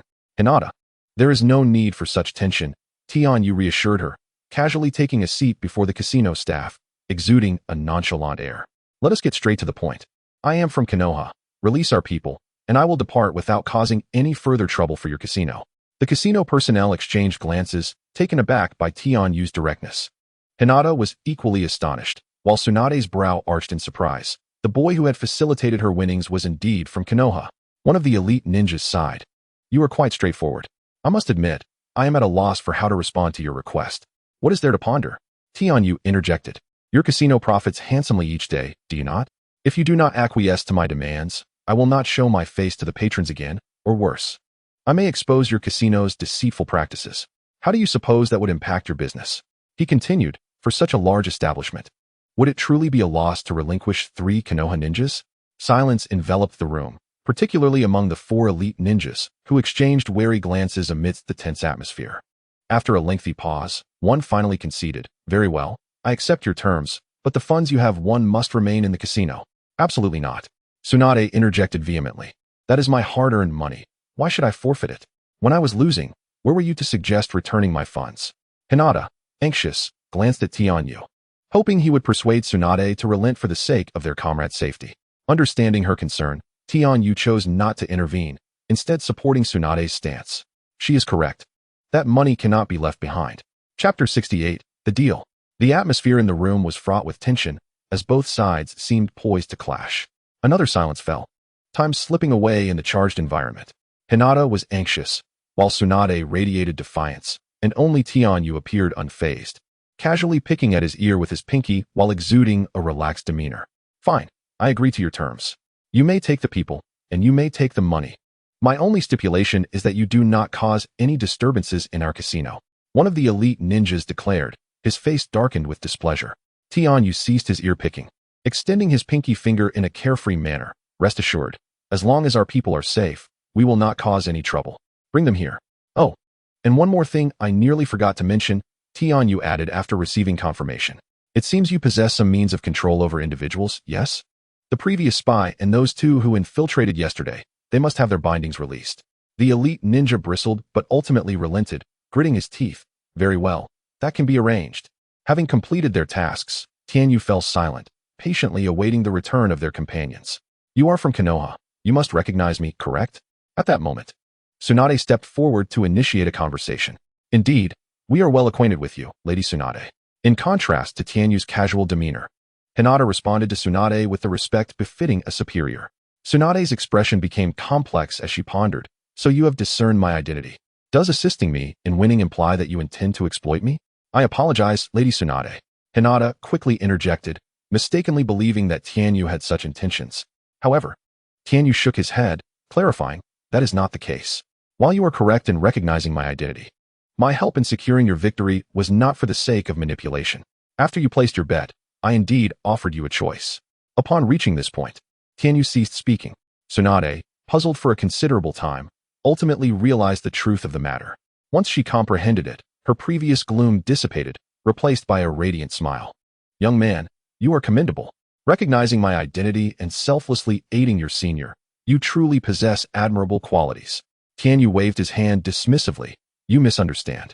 Even if I wished to assist others, I would not do so in this manner. My help was not due to your esteemed status as a senior of Konoha, but rather because I found your plight too distressing to ignore. Tsunade. Tianyu paused again at this juncture. Tsunade was compelled to inquire further, questioning how a renowned Sannin, the granddaughter of the first Hokage, could possibly be in such dire straits. Meanwhile, Shizen frantically tugged at Tsunade's sleeve, imploring her not to ask. Shizen felt embarrassed for herself, let alone wanting Tsunade to suffer humiliation. The illustrious Tsunade gambling to the brink of destitution. With no food to eat, Shizen simply could not bear to hear such words. She could not allow Tsunade to bring shame upon herself. Moments later, individuals from the casino entered, bringing along Hikari and the newcomer, who was presumably a spy from Konoha. Is everything all right? Have they released your restraints? Tianyu spoke first. Yes, they have released us. Thank you for your rescue. The Konoha spy said, bowing repeatedly in gratitude, while Hikari and the newcomer kept their heads down in silence. Having defied their captain's orders and acted independently, only to be caught red-handed and subsequently rescued by the very captain they had disobeyed. Hikari and the newcomer felt utterly ashamed in Tianyu's presence. No need for such formalities. Let's be on our way, Tianyu said, showing no intent to make it difficult for Hikari and the newcomer, exchanging a few words with the Konoha spy before they all departed the casino. The individuals were rescued, and the techniques were undone. Tianyu chose not to create further trouble at the casino. As he exited the secluded building, countless patrons approached him, inquiring about the situation, to which Tianyu deftly evaded their questions. He was no saint. He had no obligation to divulge the casino's secrets to these patrons. Their inquiries were not out of genuine concern for Tianyu, but rather an attempt to glean information that might benefit themselves. Upon leaving the casino, Hinata reverted to addressing Tianyu more formally. Captain, shall we promptly return to Konoha? She expressed her admiration for Tianyu, marveling at how they had managed to rescue their comrades without engaging in battle, and how even in the enemy's territory, Jonin dared not make a move. Her eyes sparkled with admiration as she gazed at him. Tianyu nodded, then turned to the Konoha spy, advising, "You should accompany us. Your identity has been compromised, making it unwise for you to remain in the land of water. All right, it is time for us to bid farewell." Tsunade and Shizune also took their leave from Tianyu. "Lady Tsunade, you wouldn't intend to go back on your word, would you?" Tianyu suddenly said to Tsunade. Surprised, Tsunade replied, "Young man, how could I possibly go back on my word? Did you not say that if I helped you win, you would assist us in resolving our troubles? But you seem to have handled this trouble all on your own. What further assistance do you require from me? Young man, are you attempting to extort me?" Tianyu shook his head. He had won approximately 10 million ryo at the casino, and Tsunade had fared well too. Not only had she recouped her initial investment, but she had also redeemed her pledged items and won an additional 3 million ryo. Having amassed such wealth, the casino will not simply let this matter rest. Furthermore, it is worth noting that after several rounds of gambling, the casino must have realized something significant. They know I can manipulate their specially designed dice. This essentially places their very lifeblood in my hands. They will not easily allow me to depart. However, the ruckus Tianyu had caused in the casino was too great. If they did not permit him to leave, their reputation among patrons would be irreparably damaged. For the sake of their profits, they had no choice but to let Tianyu go to avoid tarnishing their credibility. "I kindly request that Lady Tsunade accompany us for a while for mutual protection." Shizune's face was etched with worry, and before Tsunade could respond, she agreed to Tianyu's proposal. Within that secluded room of the casino, there were 4 jonin present, which could not possibly represent the entirety of the casino's strength. If more adversaries were to come after her and Tsunade, after a moment of contemplation, Tsunade concurred with Tianyu's suggestion to travel together for a while. Thus, Tianyu led a small team comprising his Umbu squad, the spies embedded in the land of water affiliated with Konoha, along with Tsunade and Shizune, forming a total of 7 members as they swiftly set off towards Konoha. As the stars hung low in the sky and the night enveloped the landscape, a gentle breeze rustled the leaves, producing a soft whispering sound. Fireflies flitted through the air, lazily drifting past the thickets, merging seamlessly with the ambience, rendering them nearly unnoticeable. One firefly landed on Hikari's fingertip amidst the group. After a moment, Hikari inquired of Tianyu, "Captain Mayu, we have yet to detect any signs of pursuit. Should I continue to scout?" Tianyu replied coolly, "Maintain vigilance. I am certain those individuals will pursue us. Having taken such a substantial amount of their wealth and uncovered their secrets, they will not let us go so easily." He then turned to Kaida, instructing, "Kaida, do not forget to employ your Byakugan to constantly monitor for any traces of chakra activity." "Understood, Captain Mayu." Kaida nodded in agreement. At that moment, Tsunade, seated not far away, took a gentle breath, releasing a soft sound. Her beautiful eyes revealed a hint of unmasked astonishment. Within this small team, there were members from the Hyuga clan.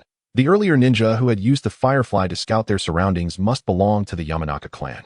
One was a Hyuga ninja, another from the Yamanaka clan, 2 sensory-type ninjas. The identity of the remaining female ninja remained unknown. Yet the presence of 2 rare sensory ninjas from prominent clans within an Umbu squad was indeed peculiar. Tsunade narrowed her eyes slightly. The Konoha assassination unit was originally established by her great-grandfather, Senju Tobarama. She was all too familiar with the structure and operational style of this organization, having had ample interactions with them in the past. Konoha's Umbu ninjas had always prioritized strength above all else, often employing ruthless methods to accomplish their missions, where power was paramount. Thus, the inclusion of more than 2 sensory ninjas in this squad struck Tsunade as particularly strange. However, the most astonishing aspect was that the leader of this Umbu squad was merely 12 years old. Was the capability of such a team truly reliable? Tsunade sighed inwardly, considering her own past as a Konoha ninja. Moreover, that little rascal had just helped him win quite a sum of money. If there were any way he could assist, he might as well lend a hand. Chapter 69, Ambush. The firewood crackled as it burned, and Tianyu sat cross-legged beside the flames, consuming some rations and rehydrating with water before he began to meditate. Suddenly, a small gray-black mouse, no longer than a finger, appeared before everyone, emitting a series of squeaks. "Ah, what is that?" Sunflower shrieked in surprise, leaping off the ground and instinctively recoiling towards Tianyu. Haidao, momentarily taken aback, instinctively drew a kunai from his ninja tool pouch and hurled it in the direction of the mouse. However, to his astonishment, his usually precise kunai technique was evaded with remarkable agility by the little creature. "Fear not," Tianyu reassured her, steadying her shoulder. "This is my mechanical mouse, utilized for reconnaissance. It is not a real mouse." Sunflower, as ninjas of the Umbu, we must remain composed and maintain a clear mind in any crisis. "Why yes, I'm sorry." I have a natural fear of mice, Sunflower murmured softly, tugging at Tianyu's sleeve in a playful manner. I promise I won't panic like that again, Captain. After learning that it wasn't a real mouse, her composure returned. Tianyu couldn't help but smile, realizing she was merely a young girl. Typically, those selected as official members of the Umbu had undergone rigorous trials and had blood on their hands. Yet, who would have guessed that this girl, unafraid of taking lives, would harbor a deep-seated fear of mice? Mechanical mouse? Captain, what purpose does it serve? Sunflower lifted the gray-black mouse into her palm, inspecting it with curiosity gleaming in her eyes. Tianyu replied in a calm tone, "It is for gathering intelligence. Our pursuers are already upon us." "No way." Hikari sprang to her feet, shaking her head vehemently. "If anyone were approaching us, my insects would have detected them immediately. The absence of any feedback indicates that there are no enemies nearby." Haidao immediately chimed in, "Byakugan, activate." The veins at his temples bulged as his vision sharpened, encompassing a kilometer radius within his sight. "Captain, there are indeed no signs of other chakra in the vicinity. My Byakugan has detected nothing amiss," Haidao inquired uncertainly. "Could it be that your mechanical mouse is mistaken?" In response to their skepticism, Tianyu merely smiled faintly and countered, "When did I say they were surrounding us?" Everyone was momentarily taken aback, puzzled by his words. Even Tsunade glanced curiously in his direction. At that moment, Tianyu leisurely elaborated. "They are lying in ambush 5 kilometers ahead of us. I understand now. It's the Flying Stone Pass." A Konoha spy who had been stationed in the land of hot water suddenly exclaimed, "No one knows this terrain better than us. That is the only route back to Konoha from the land of hot water. They must be lying in wait there." Tianyu nodded with a gentle smile. Haidao and Hikari exchanged incredulous glances, their expressions filled with disbelief. "But Captain, the Flying Stone Pass is 5 kilometers away. How could you possibly know?" Suddenly, their voices faltered, realization dawning upon them. The mechanical mouse, the very one that had just been revealed before them. Could it truly detect chakra from 5 kilometers away? Upon grasping this connection, both Haidao and Hikari felt a chill run down their spines. It was terrifying, exceedingly terrifying. To perceive chakra fluctuations over such a distance was an extraordinary feat for a sensory ninja. Perhaps only someone of the clan leader's caliber could possess such a keen perception. Silence enveloped them as they contemplated their 12-year-old captain, who was far more formidable than they had previously understood. "Let us move," Tianyu stated coolly. "Since they have prepared for our passage, we must confront them. Otherwise, these ruffians might believe we are mere soft persimmons to be squeezed."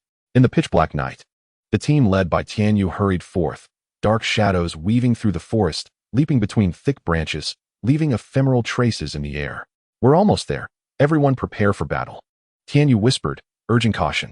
"Understood, Captain, Lord Mingyu." The reply was a chorus of affirmation, echoing through the air. Except for Tsunade and Shizune, the remaining Konoha ninjas, including the spies, followed Tianyu's orders without question. Unbeknownst to them, Tianyu, as the Umbu captain, had assumed absolute command of this small team. Though Tsunade and Shizune remained silent, they too readied themselves for the impending confrontation. Suddenly, the air was pierced by the sound of several projectiles slicing through the atmosphere, as thousands of kunai were simultaneously launched toward them. "Everyone be cautious," Haidao shouted, swiftly adopting the stance of the 8 trigrams palm, positioning himself at the forefront of the group. 8 trigrams, return heaven. The 8 trigrams, return heaven was a high-level taijutsu secret technique of the Hyuga clan. In the instant of attack, it released a substantial amount of gentle fist chakra from the chakra points within, executing a circular motion akin to a spinning top, capable of deflecting all physical assaults. This secret technique, combined with the Hyuga clan's superior rotational ability and the exceptional observational prowess of the Byakugan, rendered return heaven an effective form of absolute defense. Clang, clang. Most of the kunai and shuriken clashed against the chakra barrier formed by Haido's return heaven technique. The few remaining kunai were intercepted and struck down by the kunai wielded by Tianyu's team midair. Remarkably, not a single member of their group sustained any injuries amidst the rain of kunai. Kunai and shuriken attacks, if launched unexpectedly against the unprepared, might succeed against weaker opponents. Yet, given Tianyu's team's considerable strength and their prior awareness of the ambush, such simplistic assaults posed no threat whatsoever. At this moment, with his Byakugan activated, Haidao's vision was enhanced several times over, even in the darkness. "How can there be so many?" Haidao exclaimed in astonishment. "How many are there?" Sunflower urged impatiently. "There are 5 elite Jounin-level enemies. Additionally, there are 15 special Jounin. The rest are all above the Chunin level, numbering around 70 or 80. A sudden gasp echoed through the air, and upon hearing the report from the island, every individual present, save for Tianyu, furrowed their brows in unison. 5 elite Jonin, 15 special Jonin, and 70 or 80 Chunin. Such a formidable assembly of ninja. Could a mere gambling den possess such martial prowess? Although previously, when Haida and Hikari infiltrated that establishment, they were captured, the ninja strength and numbers they encountered then were by no means as daunting. This level of combat capability surpassed that of an entire nation's military defense. At this moment, even Tsunade recognized that Tianyu's earlier caution was not born of cowardice or ineptitude, but rather a reflection of the formidable adversaries they were now confronting. Chapter 70. The strength of the Umbu. At this juncture, a smile graced Tianyu's lips. Such a multitude seemed to hold us in high regard. At the forefront of the opposing crowd stood the 5 elite Jonin, arrayed in a line, effectively blocking the path back to the land of fire. Do you think the riches of our casino are so easily acquired? One of them spoke in a low tone, extending his index finger towards Tianyu as he continued. I advise you to hand over that little brat to us, and surrender all the winnings you've amassed. Perhaps we might grant you your lives. You're dreaming. Captain Mayu will never be handed over to you, Sunflower retorted, hands firmly planted on her hips, stepping forward to confront the assailants. Such a naive little girl, another elite Jonin sneered, his voice laced with ominous laughter. Today, we have come fully prepared. Even with Tsunade, one of the legendary Sannin of Konoha, here, you shall not escape unscathed. You, Sunflower's eyes widened in defiance beneath her mask, ready to retaliate with her words, yet a hand rested firmly on her shoulder, restraining her. The captain, Sunflower, bit her lip. There was no need to hastily engage in a battle of words. With a swift motion, Tianyu raised his hand, launching shuriken into the fray, and calmly declared, "Let us commence the battle." Haida, Hikari, and Sunflower, in unison, responded with a resolute yes, before dashing off in different directions. Haida, a master of close combat, utilized the Byakugan and gentle fist techniques typical of the Hyuga clan. His prowess rendered even Chunin opponents incapable of withstanding more than 10 exchanges, while special Jonin could barely endure 100 strikes. Thus, upon breaching the enemy ranks, he swiftly dispatched 3 or 4 ninjas. 8 trigrams gentle fist, 8 trigrams 64 palms. The blue chakra emanating from his strikes reverberated through the air, sending adversaries flying like kites severed from their strings. At this moment, Hikari entered the fray. As a member of the Aburame clan, although his primary strength lay in sensory abilities, he was by no means lacking in combat prowess. Rather than charge into the melee like Haida, he opted to maintain his distance, raising his sleeves to unleash a swarm of parasitic insects that billowed forth, clouding the air like a dark fog. Secret technique, parasitic insects. Secret technique, insect tornado. The wails of the afflicted echoed as those ensnared by the parasitic insects succumbed to a gruesome fate. Their remains quickly reduced to a pile of bleached bones, a horrific sight indeed. In contrast to Haida's physical assaults, the Aburame clan's secret techniques proved far more troublesome to counter. Given the sheer volume of the parasitic insects, which rendered conventional physical techniques ineffective, the collaboration between Haida, excelling in taijutsu, and Hikari, proficient in ninjutsu, was remarkably seamless, as they effectively countered various types of enemy techniques. In no time, they had eliminated over 20 Chunin-level ninjas. Though Sunflower was a girl, her combat capabilities were equally formidable.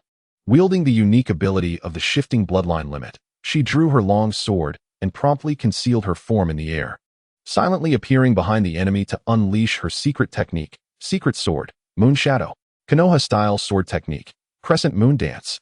The heads of several adversaries fell as effortlessly as if she were chopping vegetables. Despite her diminutive stature and demeanor, she displayed no hesitation in taking lives. Is this the strength of an Umbu ninja? Incredible. The Konoha spy, whom Tianyu had rescued from the casino, swallowed hard, his eyes wide with astonishment. Tianyu remained silent. Umbu ninjas were accustomed to slaughter as part of their routine, and the paramount requirement was possessing formidable strength. The disparity in capability compared to the Konoha spy, engaged in espionage, was glaringly apparent. All 3 of them are quite capable, Jingyin remarked from the sidelines, cradling a small pink piglet in her arms. While Jingyin had attained elite Jonin status, her focus on medical ninjutsu rendered her combat effectiveness incomparable to the specialized Umbu ninjas. Just average, Tsunade replied with casual indifference. In her presence, as one of the legendary Sannin of Konoha, these 3 Umbu ninjas were still lacking. She quickly discerned that they were merely novices newly inducted into the Umbu. While their abilities were commendable, their battle experience was still significantly deficient. Despite taking down several foes with their various techniques, the considerable chakra expenditure would soon take its toll, especially against an enemy force exceeding 100. Such reckless depletions of chakra would preclude them from sustaining a prolonged engagement. Experienced Umbu operatives could dispatch adversaries with a mere kunai, avoiding unnecessary chakra expenditure through efficient and decisive actions, a hallmark of Umbu methodology. These three young ninjas clearly had a considerable journey ahead to reach the true standards of Umbu operatives. At this moment, Tsunade's gaze shifted to Tianyu.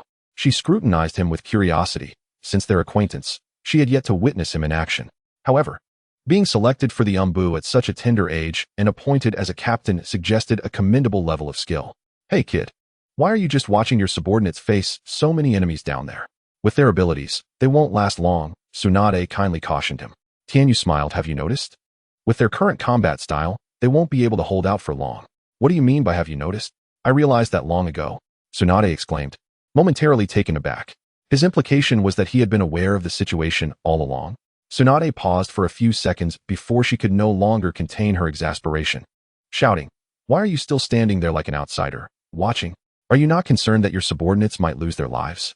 Will you just stand idly by as they perish at the hands of the enemy? Aren't you, the ninjas of Konoha, supposed to value the bonds of camaraderie above all else?"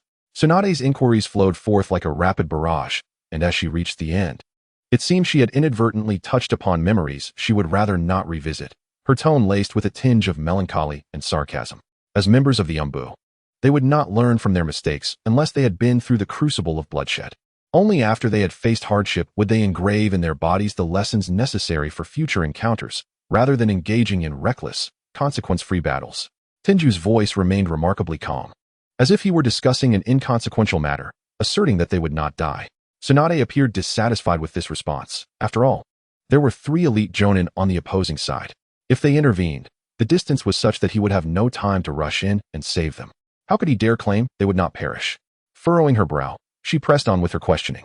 A hint of amusement danced in Tenju's eyes as he regarded Tsunade, and he replied nonchalantly, "Because, if they were to die, it would reflect poorly on my capabilities as their leader."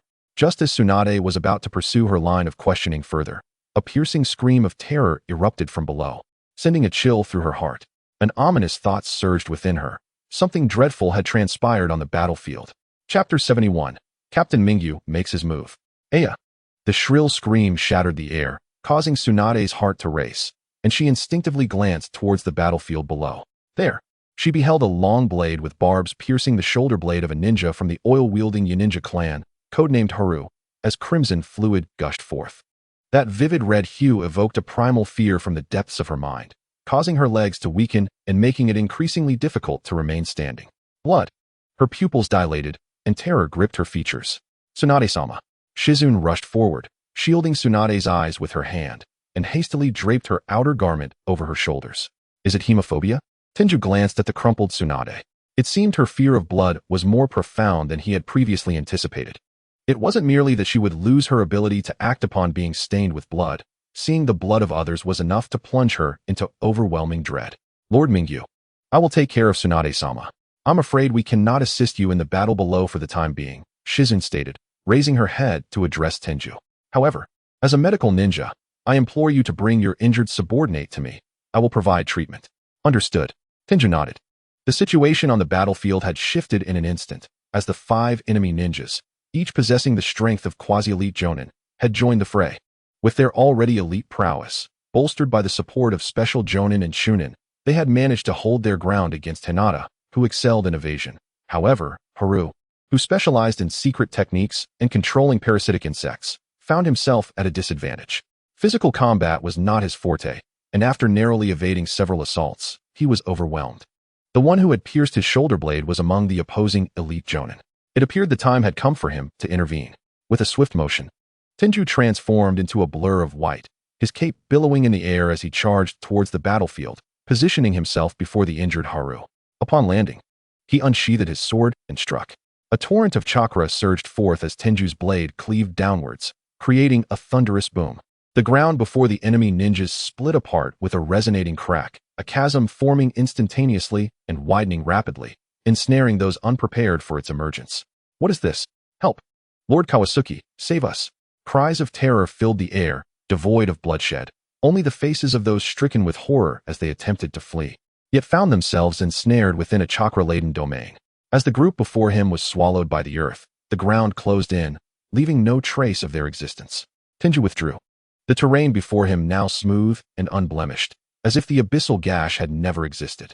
This transpired in the blink of an eye, and the jonin they referred to as Lord Kawasuki could only watch in horror as he witnessed over a dozen of his subordinates being entombed alive. In an instant, he was rendered incapable of responding, unable even to attempt a rescue, forced back several feet by the residual shockwave from Tenju's strike. Captain, initially resigned to certain death, filled with despair and trepidation, he was now overwhelmed with gratitude as he witnessed Captain Mingyu's intervention. Hinata, Keidu, come here. Yes, Captain. Yes, Captain. The two promptly withdrew from their respective conflicts and joined Tenju's side, but correspondingly, the previously scattered enemies converged upon them. However, facing Tenju, who had just dispatched more than a dozen foes with ease, they now regarded him with trepidation, hesitant to charge forward. The battlefield had entered a stalemate. In the preceding skirmish, Keidu had eliminated 1 elite jonin, for special jonin, and over 10 shunin. Haru had dispatched 2 special jonin and 7 chunin. Hinata had taken down 1 special jonin and 5 chunin. Presently, for elite jonin, 8 special jonin, and approximately 20 chunin remained. How much chakra do you have left? Tenju inquired. I have 1/3 remaining, Keidu replied. I have less than half left, Hinata added. You've only defeated 1/3 of the enemies, yet your chakra reserves are dwindling. If I refrain from intervening, what do you plan to do in the ensuing battle? Keidu, Hinata, and the injured Haru fell into a heavy silence. Although Tenju, as their captain, did not reprimand them, his question weighed heavily on their hearts. They all understood that without Tenju's intervention, they would face only death. Well, we'll just fight them to the end, Keidu declared defiantly from beneath his mask. Foolish. Tenju's tone turned grave. Do you believe that meaningless sacrifice is something to be proud of? In an instant, the atmosphere was once again enveloped in silence. Tianyu understood that he had achieved the desired effect. Now, it was up to these 3 individuals to reflect upon their prior shortcomings in battle. This was the lesson he, as their captain, could impart to them. That practical experience has always been the most effective teacher of strength. Very well. Take the injured Qing to Jinin, Tianyu instructed Haidao and Rihue. Jinin, a medical ninja, would tend to Qing's wounds. Understood. Rihue promptly lifted the injured Qing, supporting his weight as they made their way toward Jinin. Meanwhile, Haidao remained rooted to the spot, reluctant to depart.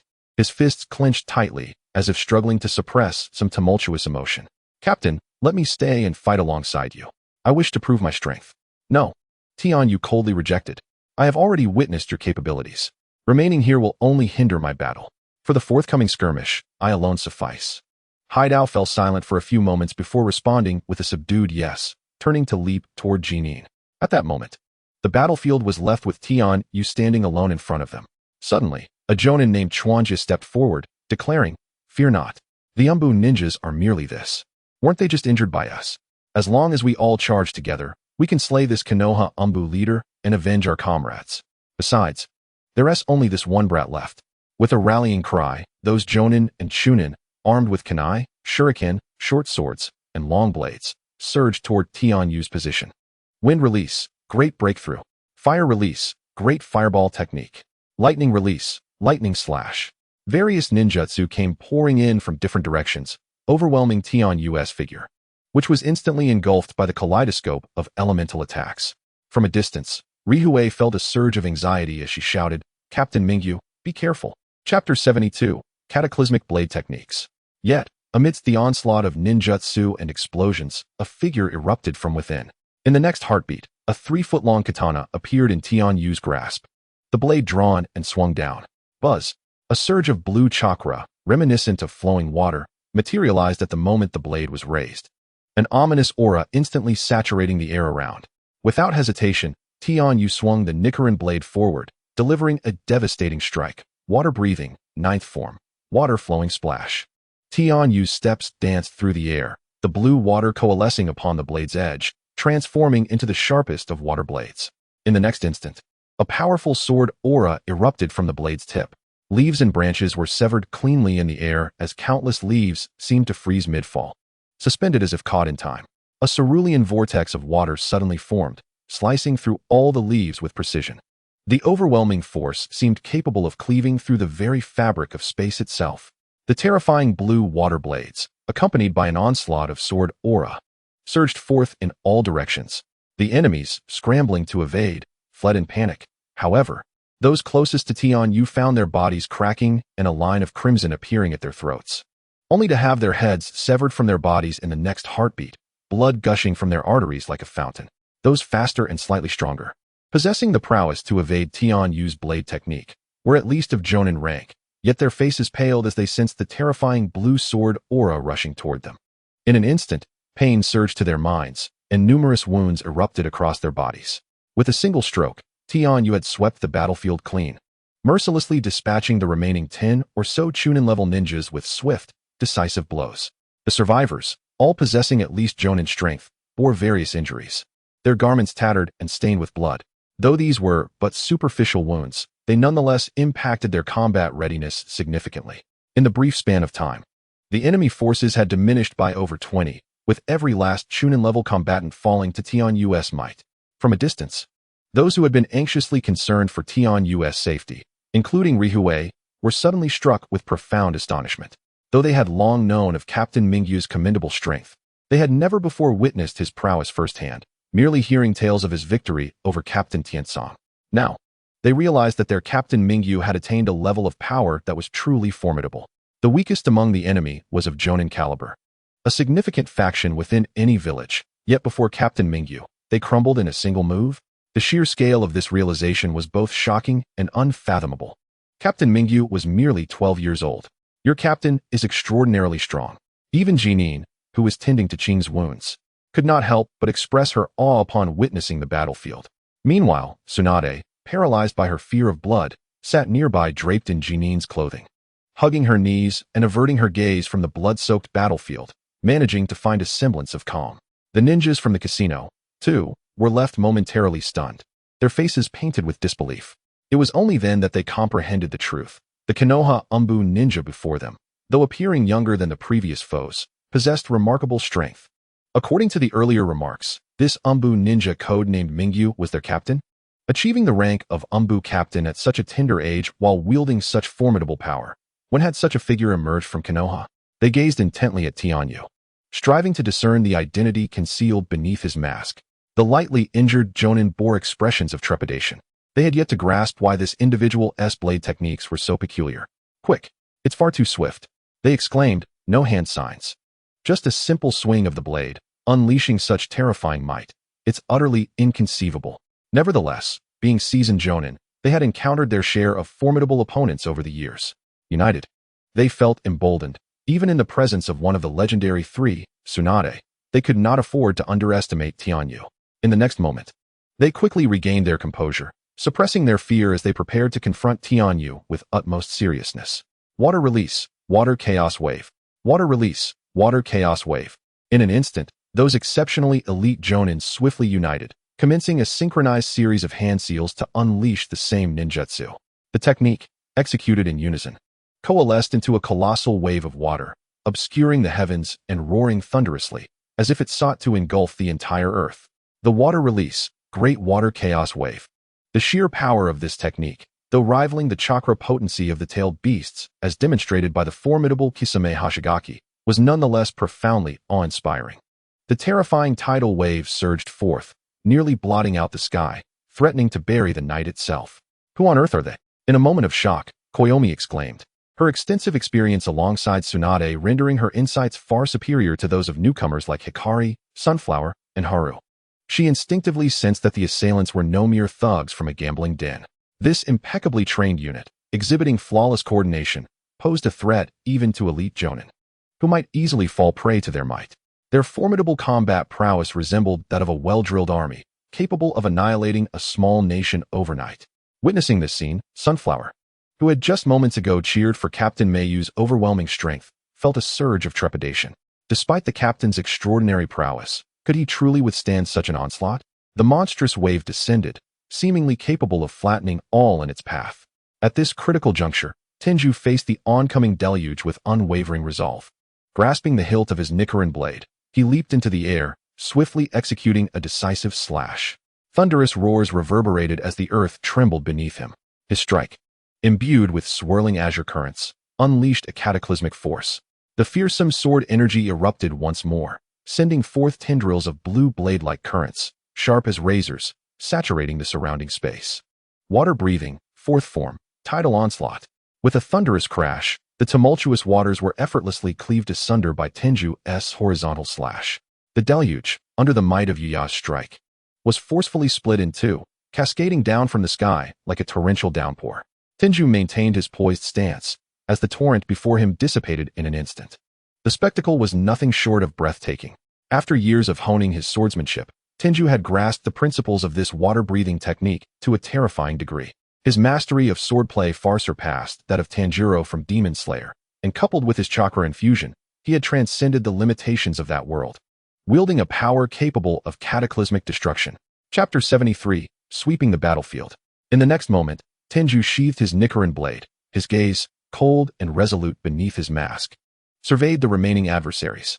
He knelt, stowing the weights on his legs into his storage seal, then channeled chakra into his swift boots. A dazzling azure radiance flickered upon his footwear.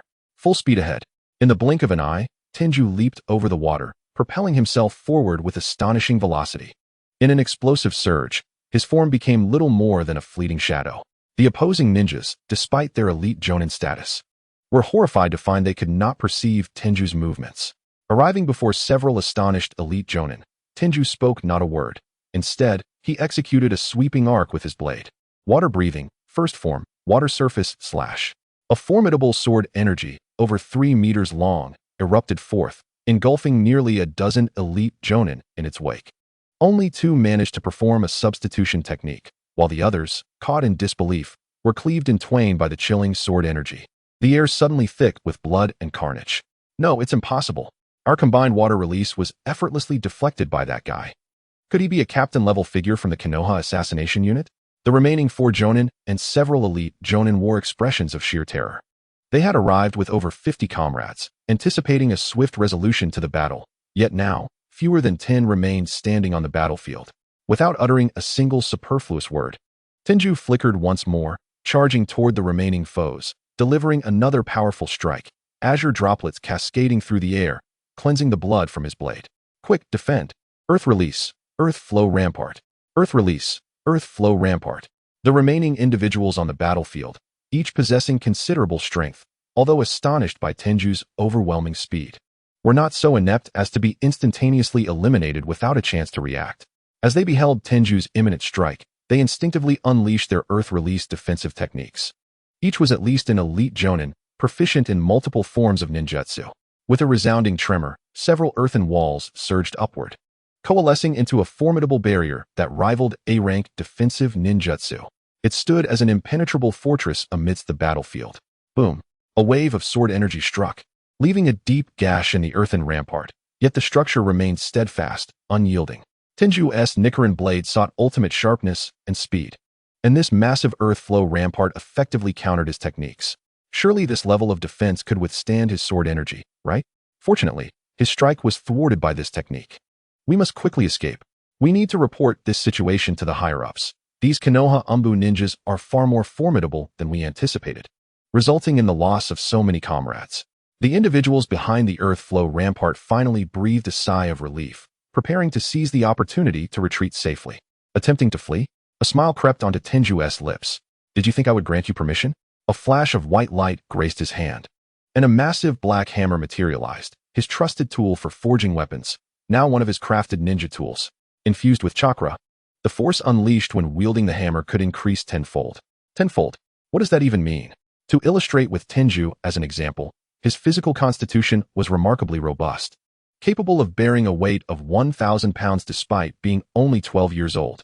If he wielded an ordinary hammer for forging, he could exert a pressure of 2,000 pounds.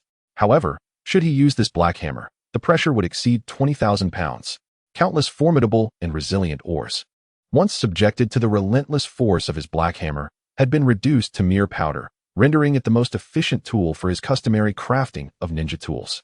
This was a weapon so powerful it could shatter even steel. At this moment, Tenju swung the black hammer with a flourish and struck it against the earthen wall. 80. He exclaimed with a mischievous tone, "Little hammer 40, big hammer 80. Those in the know will understand the reference." Crack! Tenju's hammer collided with the earthen wall, causing the previously cohesive earthen barrier to tremble violently. 80. With another swing, the wall's structure erupted, revealing a web of cracks that threatened to bring the entire wall crashing down. 80. The third strike shattered the already fissured wall into fragments, unleashing a cataclysmic force that swept across the battlefield, ensnaring those who had been lurking behind the earthen barrier, poised to make their escape. In an instant, under the immense shockwave, everyone was violently jolted, spewing blood in unison. The next moment, Tenju activated his swift boots and charged forward at an astonishing speed, delivering yet another hammer blow with the ease of sweeping away dead leaves. Boom! This time, bereft of the earthen wall's protection, none could withstand Tenju's assault. Even those who managed to conjure their life-preserving techniques were obliterated by the raw, unyielding power emanating from the hammer, leaving no one standing against him. Under this overwhelming force, the ground itself cracked and fissured, radiating outward in all directions, not as a consequence of any earth-style ninjutsu, but due to the sheer might associated with the hammer. The depressions left by the water-style ninjutsu now found their path, flowing into the cracks and vanishing from sight. The ground, stained crimson, resembled blooming flowers amidst the debris of the battlefield, with countless corpses serving as the refuse from which these hellish blooms sprang forth. Thus, the ambushers targeting Tenju were nearly annihilated, with the majority falling to the hands of Tenju alone. He had dispatched more foes single-handedly than the combined efforts of Hinata, Kaido, and Haru. This entire sequence unfolded in the blink of an eye, as Tenju swept through the battlefield with a force akin to a tempest, annihilating them all. Of course, aside from Tenju, one enemy remained, the one who had initially wounded Haru, a jonin named Kawasuki. Among this group, he was the strongest, barely evading the final onslaught of Tenju's hammer, unlike the others who had perished instantaneously.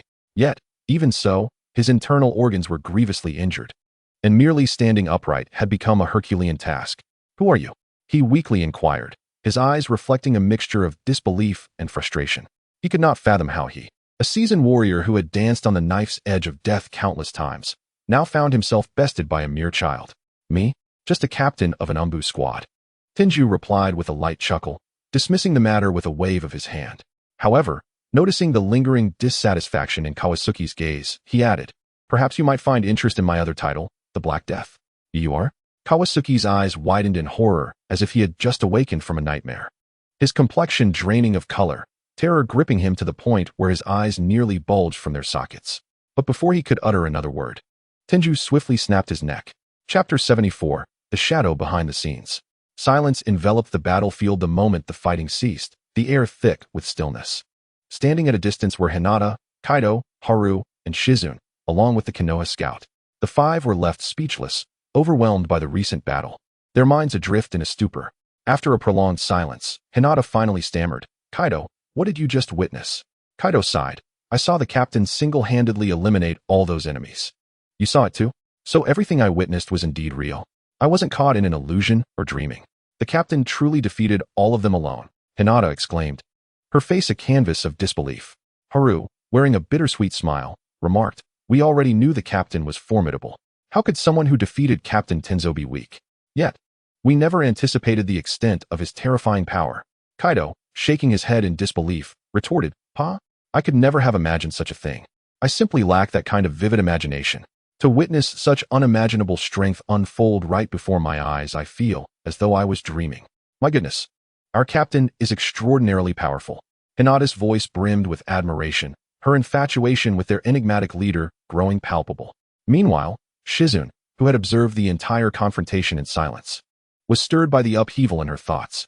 When did such a genius ninja emerge from within Konoha? Her keen intellect noted the extraordinary tools wielded by the young man, the formidable blade, the fearsome black hammer, and the peculiar boots that enhanced his speed. Each item was undoubtedly extraordinary. The enhancements to his abilities were considerable, and given her time with Lady Tsunade, Shizune instinctively assessed their immense value. If these treasures were sold, they would command prices beyond measure. Who exactly was this young captain, possessing such an array of exceptional ninja tools? Even the son of the third Hokage, Sarutobi Asuma, during their time at the Ninja Academy, could hardly afford such invaluable artifacts. Her intrigue towards this Umbu captain deepened. How is Lady Tsunade faring? Has she overcome her fear of blood?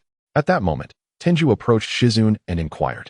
Lady Tsunade is fine, Shizune instinctively replied, only to realize something was amiss. Wait, how do you know about Lady Tsunade's fear of blood? Such knowledge is one of her greatest secrets. Very few know of this vulnerability. And if it were to fall into the hands of ill-intentioned individuals, it could pose a grave danger to her. Shizune's concern escalated. With the earlier events, could such a matter remain hidden? Tenju paid no heed to Shizune's worries or suspicions, walking directly to Tsunade's side and asking, "Are you all right?" Yes. Tsunade's emotions had largely stabilized. Do you still possess combat capabilities? Tianyu inquired. Yes, but I cannot bear to see it, Tsunade replied softly, her voice devoid of its usual assertiveness and pride. She appeared far removed from the illustrious Tsunade of the legendary Three Ninjas. Instead, she resembled an ordinary girl next door. What if you close your eyes?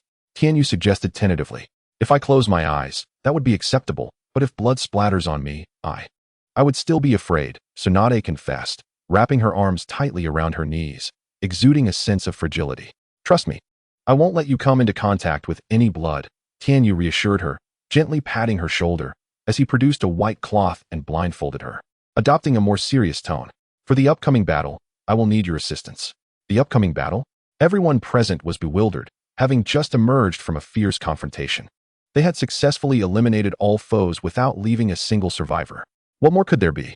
The mere thought of their captain being so apprehensive, requiring Tsunade's help, was perplexing. Captain, what are you saying? Hinata interjected bluntly, turning to Tianyu. Didn't you just defeat all those enemies? What more battles lie ahead? Even if foes were to arrive. Both Haida and I have nearly restored our chakra. We can fight alongside you. I can too, Kira chimed in, struggling to rise from the ground. His tone resolute despite his minor injuries. After receiving treatment from Shizune's medical ninjutsu, he was now largely unscathed. No, Tianyu shook his head, directly dismissing their proposal. Those who ambushed us were merely underlings. They are not the true masterminds behind that casino.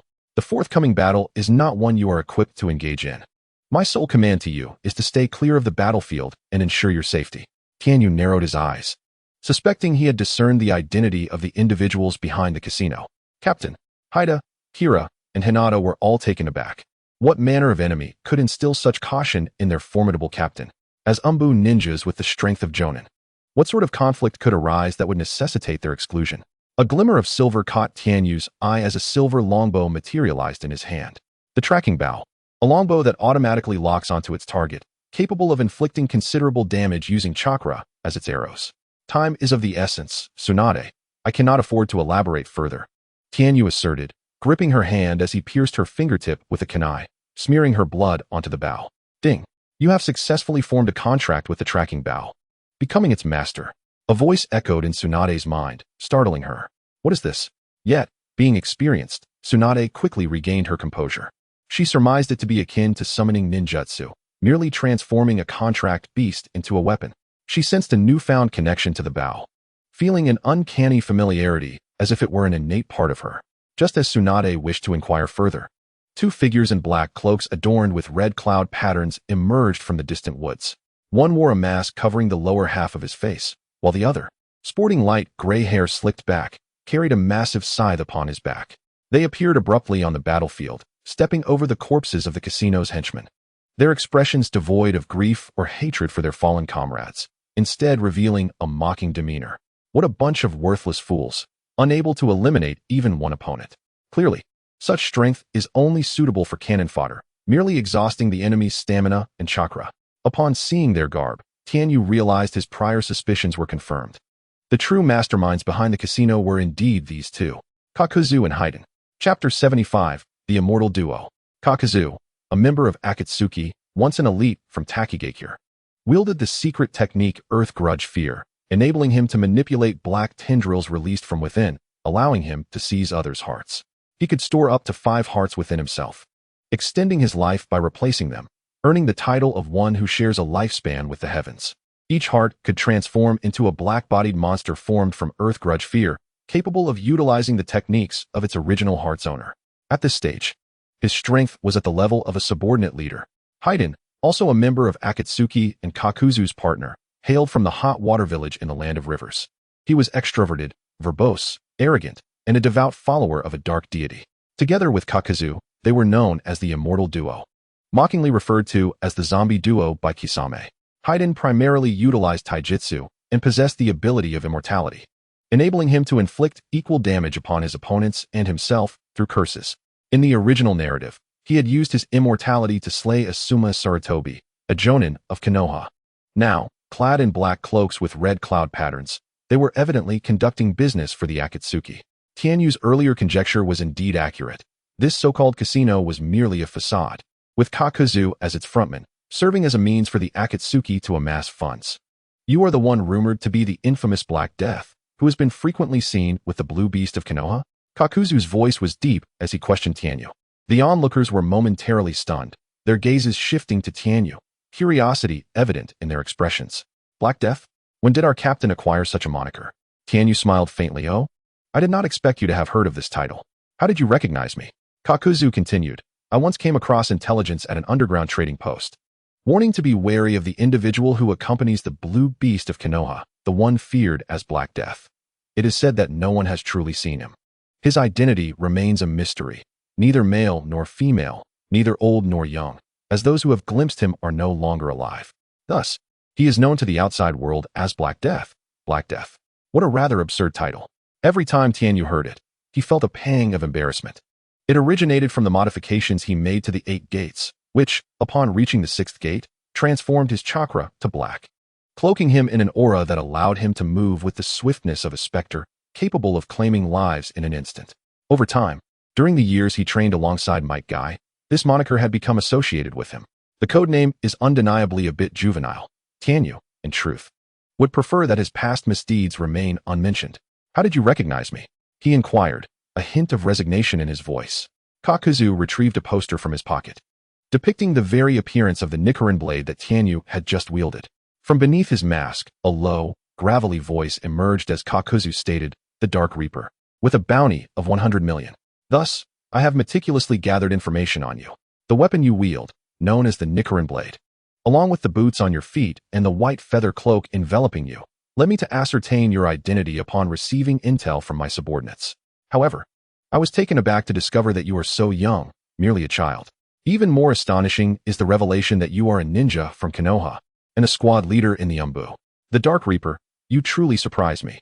With such a status, your bounty shall exceed 100 million. Kakuzu's eyes gleamed with avarice as he regarded Tianyu, akin to a predator eyeing its cherished prey. The Warring States period had drawn to a close, marking the nascent era of the 5 great shinobi countries and their respective villages. As an elite of Takigakure, Kakuzu had once undertaken the mission to assassinate the first Hokage, Senju Hashirama. Yet, he had suffered a near-fatal blow from the first Hokage's wood release, ultimately managing to return to his village, only to be met with the stigma of failure and severe punishment. This was a cruel fate for one who had gambled his life for his village. Fueled by intense hatred, he escaped from imprisonment, seizing the forbidden technique, the Earth Grudge Fear, which was treasured by Takigakure, and subsequently slaughtered the village's upper echelons, claiming their hearts. Henceforth, Kakuzu placed his trust solely in wealth, believing that only eternal riches would never betray him, and he has continued to thrive in the shinobi world ever since. Enough chatter, Kakuzu. Quickly eliminate these fools. I can hardly wait to offer their blood as a sacrifice to our Dark Lord. Haiden urged impatiently from the side. Meanwhile, Tianyu had long since readied himself for battle. Approaching Tsunade, he whispered, that one wielding the scythe, who seems rather dim-witted, is your responsibility. His secret technique allows him to draw blood with his scythe and inflict the same injuries upon others as he endures himself. Tsunade, given your hemophobia, you should maintain a distance. Engage him with ranged attacks using your tracking bow. Once I handle Kakuzu, I shall assist you. Humph. Do not underestimate me. Tsunade huffed, unwilling to be belittled by this young boy despite her phobia. At that moment, her blindfolded state rendered her fear almost negligible. Gripping her tracking bow tightly, she unleashed a sharp arrow infused with green chakra towards Haiden's direction. Though blindfolded, she accurately identified the seemingly simple-minded adversary that Tianyu had pointed out. After releasing an arrow, she promptly bit her fingertip and slammed her palm onto the ground, invoking the summoning technique. A colossal slug appeared, instantly occupying a portion of the battlefield. Standing atop the slug, Tsunade launched herself towards Haiden. Haiden, wielding his enormous scythe, showed no fear as he charged forward, his combative nature urging him onward. The two engaged in a fierce clash, their strikes creating chaos, and in the blink of an eye, they exchanged over 100 blows. Meanwhile, Tianyu advanced toward Kakuzu, determined to conclude their skirmish swiftly. Uncertain of how long Tsunade could withstand Haiden's onslaught, he knew he needed to resolve his battle with Kakuzu with utmost urgency. Kakuzu, too, yearned to finish this fight quickly, as the prospect of a 100 million bounty was tantalizing. Earth Release, Earth Spear, Kakuzu proclaimed, swiftly advancing and delivering a powerful punch. His waxen skin bore a faint metallic sheen. This Earth Release technique hardened his skin through the flow of chakra, enhancing both his defense and the destructive power of his taijutsu. It was a technique that seamlessly integrated offense and defense, allowing him to transform his body into a mineral as resilient as diamond, inflicting damage upon his opponents in the process. An Earth Release technique that hardens the body? As Kakuzu attacked, Tianyu's expression brightened with intrigue upon witnessing the formidable combination of Kakuzu's Earth Release and his superb taijutsu. Perfect. I relish the challenge of striking hard materials. Let us see whether your skin is tougher or my hammer is heavier. Boom. No sooner had Tianyu spoken than he wielded his black hammer, swinging it with unadorned grace directly into Kakuzu's hardened fist. The collision produced a sharp, metallic clang that reverberated through the air, sending a ripple of shockwaves that left all present in awe. Chapter 76. The True Master of Yin and Yang. This hammer possesses something peculiar. Upon their clash, Kakuzu immediately sensed an overwhelming force crashing upon him like a tidal wave, even with his body fortified by the Earth Release technique. Pain shot through his fist as he grappled with disbelief. How is this possible? This boy's strength is incredible. Surprised? I have only utilized less than 30% of my strength. Surely, such power is not beyond your capacity to withstand. The true master of Yin and Yang, Tianyu, wore a mocking grin as he addressed Kakuzu. As expected, Tianyu's words ignited Kakuzu's fury, prompting him to shout vehemently, "Umph! You arrogant little brat! Just because you possess a few formidable tools, you dare to flaunt them before me." Suddenly, black threads erupted from Kakuzu's body, causing his previously intact form to disintegrate, resembling a doll being torn apart, with joints disconnecting from his body as more black threads surged forth. Earth Grudge Fear Mode. Tianyu's expression shifted to one of caution. As the once-cherished technique of Takigakure, Kakuzu's ultimate secret art had claimed countless lives in its wake. Go! Kakuzu bellowed, as numerous black threads, as thick as arms, converged from various directions toward Tianyu, encircling him from all sides. His hands, feet, arms, thighs, body, and even the hammer he held were ensnared, leaving him unable to move. What are those black threads? Is the captain in danger? Hikari, standing nearby, paled with worry. Do not fret too much. Since Captain Mayu has made his move, he must be confident in his abilities. We must trust him. The island exhibited a remarkable composure. After spending a considerable amount of time in contact with Tianyu, he had gained some understanding of this captain of the Mingyu. Typically, he would devise a thorough strategy and ensure every detail was meticulously arranged before making a move, only acting when he felt entirely confident. The fact that he had previously invited Lady Tsunade for assistance indicated that the combined strength of the three of them was, at present, insufficient to serve as his support. They would adhere to the instructions given by Captain Mingyu and focus on safeguarding themselves. Rizuki, aren't you worried about Captain Mingyu? He has been ensnared by that peculiar adversary, and you're not anxious at all? You were the one most concerned about the captain's safety before, Ching remarked, casting a curious glance at Rizuki. I am not worried at all. No, wait. Was I really concerned about our captain getting hurt? Rizuki retorted, her tone tinged with a hint of pride.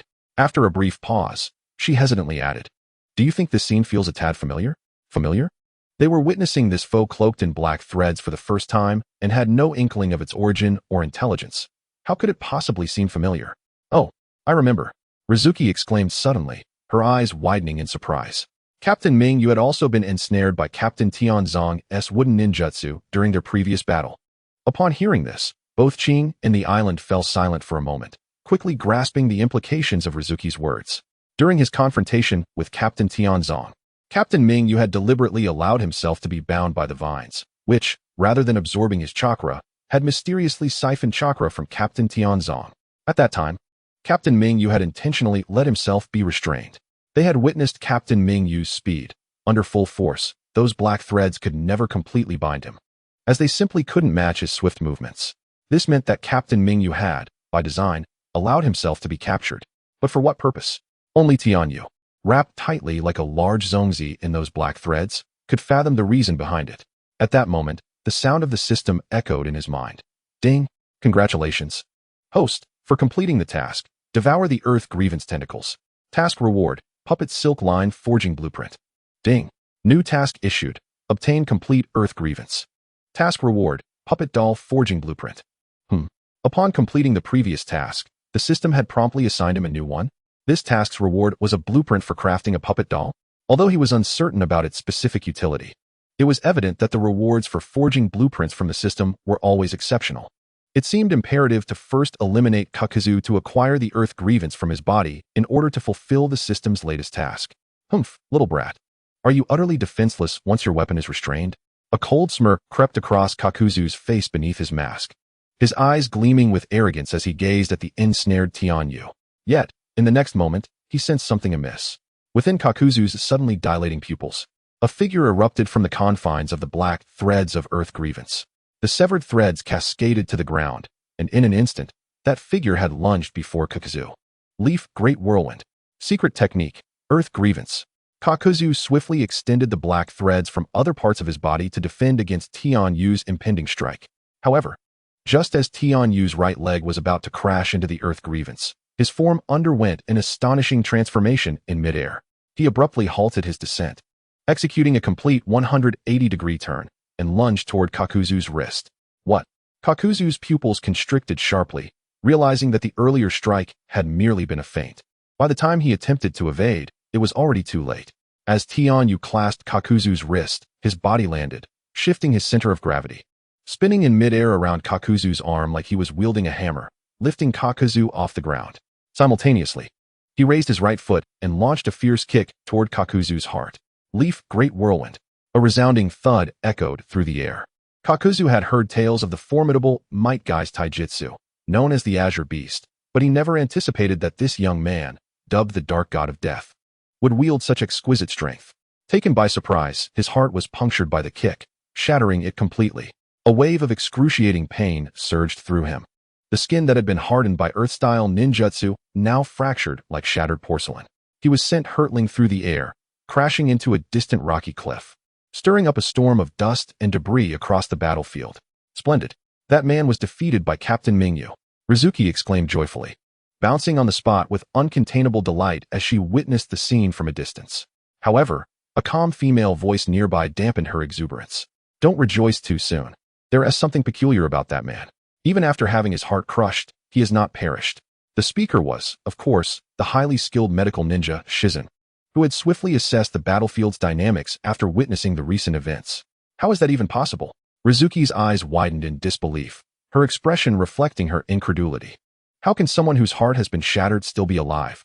Shizen's words had entirely surpassed her comprehension. Chapter 77, Kakuzu's Secret. Cough, cough, cough. Injured? It seems I underestimated you, little leaf brat.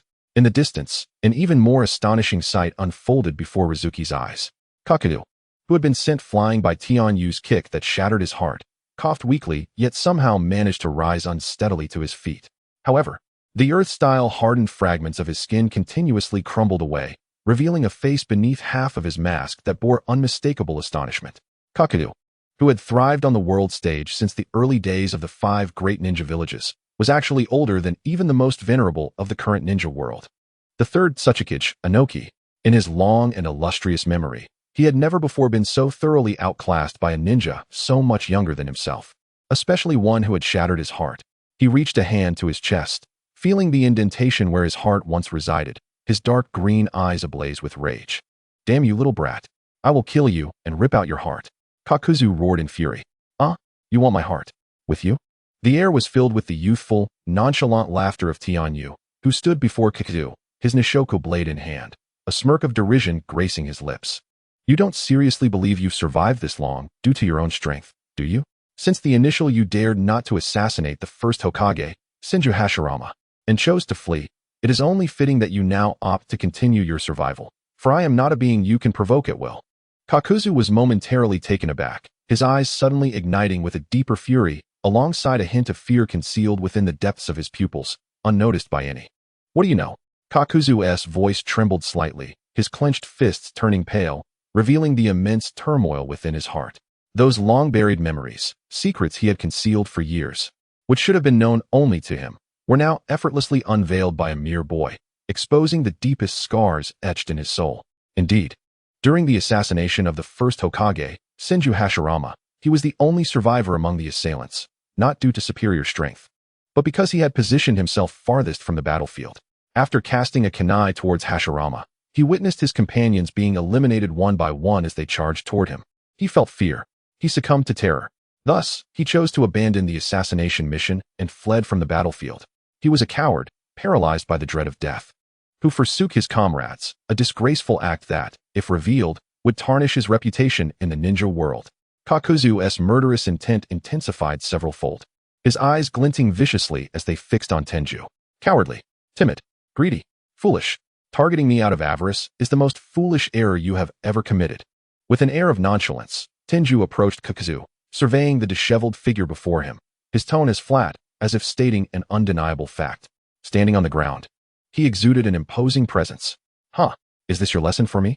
After just one exchange, reduced to such a pitiful state, with his deepest secrets laid bare and Tenju's condescending tone ringing in his ears, Kakuzu's complexion turned a shade of blue and purple, and he shouted vehemently, "You must understand that when I was navigating the ninja world, brats like you were yet to be born."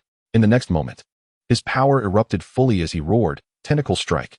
Although Tenju had shattered one of his hearts, due to the influence of the earth grudge fear, it did not significantly impair Kakuzu's combat abilities. Determined, he resolved to teach this insolent boy a lesson, unleashing the full might of earth grudge fear. In an instant, Kakuzu furiously launched a punch through the air toward Tenju. A sharp shadow sliced through the air. Kakuzu's wrist snapped at the joint, and an abundance of black, mysterious tendrils erupted forth, extending rapidly to deliver a devastating blow. The force rivaled that of Tsunade's monstrous strength, capable of easily demolishing a wall. Was this the legendary technique of Takigakure, earth grudge fear, manifesting its true power? Facing Kakuzu's elongated fist propelled by earth grudge fear, Tenju remained remarkably composed, his dark eyes mirroring the tranquility of an autumn pond in the mountains. How repulsive it looks, turning oneself into something neither human nor ghost. Thankfully, the system issued a task that allows for the direct retrieval of such an entity. Otherwise, even if I obtained it, I would never consider embedding it within myself. While earth grudge fear indeed bestows considerable strength, being a once-cherished secret technique of Takigakure that manipulates black, vascular tendrils birthed within the body, it can execute tactics that leave opponents bewildered. Furthermore, these black tendrils can seize others' hearts, drawing both chakra and life essence into the user, potentially granting Kakuzu a semblance of immortality. Moreover, earth grudge fear is exceedingly peculiar and challenging to counter. Even when separated from the body, the tendrils can move freely like living beings, altering their length and shape to adapt to any situation. In its complete form, Kakuzu concealed his remaining 4 hearts deep within the body of earth grudge fear, making it nearly impossible for Tenju to strike him effectively. In this state, Kakuzu was virtually devoid of vulnerabilities. Yet, such power is still insufficient to pose a threat to me. A smile graced Tenju's lips as he quietly proclaimed, "The 8 gates, first gate, open. Second gate, rest gate, open. Third gate, life gate, open. Fourth gate, wound gate, open." With a series of incantations, Tenju opened the 4th gate, unleashing a torrent of ferocious green chakra that erupted from within him, radiating an astonishing energy. The wild green chakra wreaked havoc upon the surrounding air, visibly sending torrents of energy spiraling outward in all directions. This momentum was immensely imposing, grandiose, and utterly terrifying. Tenju's lethality had now reached a remarkable zenith.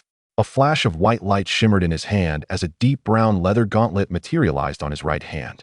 The 4-star ninja tool, the rampant gauntlet, imbued with wind attributes, boasted a 300% critical hit rate, triggering minor wind-style ninjutsu at random. With this rampant gauntlet equipped, Tenju's power would amplify over 3-fold, elevating his combat prowess to a truly fearsome level. Come. The moment the words left his lips, Tenju transformed into a blur, charging directly toward the incoming punch of Kakuzu's tentacle, meeting it head-on. With a single strike, a tempest arose. The fierce wind surged alongside Tenju's fist, instantly morphing into a flurry of razor-sharp wind blades. Under Tenju's command, these fine, lethal wind blades coalesced around his rampant gauntlet, enveloping his fist entirely. In the blink of an eye, Tenju's fist collided with Kakuzu's tentacle punch. Boom! A deafening explosion resounded. followed by a chaotic tempest sweeping in all directions, raising clouds of dust and debris, the terrifying aftermath resembling a minor explosion. Tenju's fist not only shattered Kakuzu's tentacle strike, but surged forward, propelling him directly toward Kakuzu's core. The overwhelming force attached to Tenju's fist crashed into Kakuzu's body. Bang! Amidst the thick smoke, Kakuzu was sent sprawling from the battlefield like a kite severed from its string.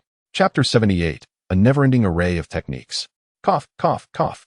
In the distance, amidst the haze, Kakuzu coughed up blood, expelling fragments of his internal organs. With that last strike, he had lost yet another heart. Kakuzu's eyes darkened, his murderous intent palpable. A taijutsu rivaling that of the Konoha's Azure Beast? Huh. The intelligence I previously gathered only pertained to your ninja tools. I never anticipated your taijutsu to be so formidable. Since you are such an extraordinary opponent, it seems necessary for you to witness my true power.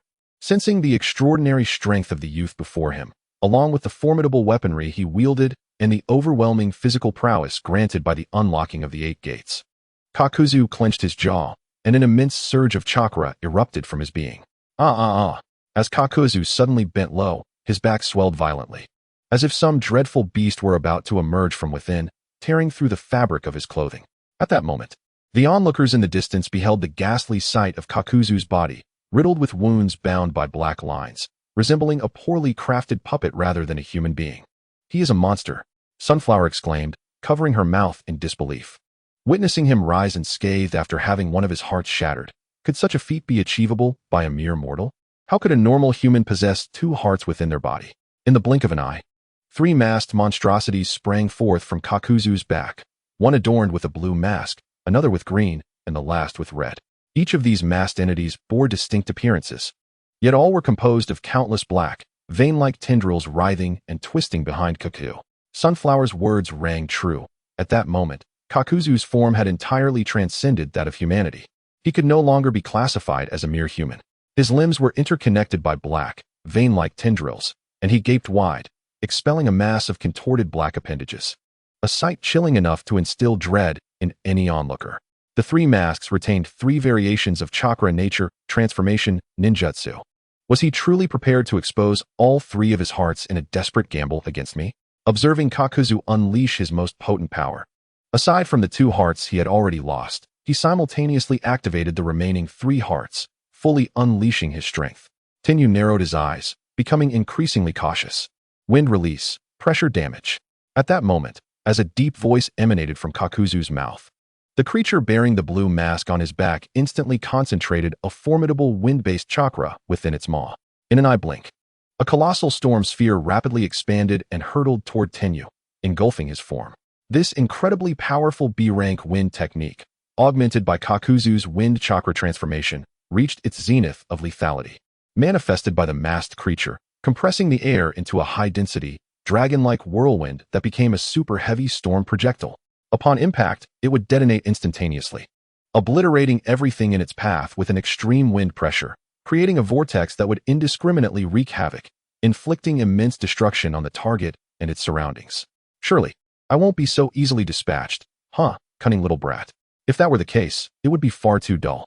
Countless inky tendrils spread throughout his body. As Kakuzu regarded Tenyu, consumed by the powerful wind technique unleashed by his wind-masked creature, with a hint of amusement in his tone. Eliminate him?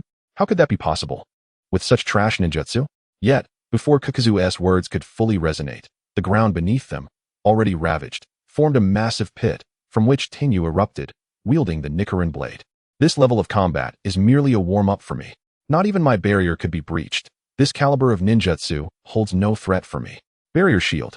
As the swirling dust began to settle, within Kakuzu's slightly narrowed pupils, he beheld the youth standing resolutely before him, arms crossed, clutching a piece of white crystal, while a colossal arc-shaped transparent shield loomed before him. This barrier stone, which he had always employed to obscure others' sight and hearing, possessed commendable defensive capabilities. Its strength was sufficient to withstand all B-rank and lower ninjutsu attacks. The entirety of the ground had been devastated by the powerful wind technique unleashed by the wind-masked creature. Yet the land beneath Tenyu remained intact, just as he was, and not a single scratch marred the mask upon his face. TCH, bothersome little brat. What a nuisance.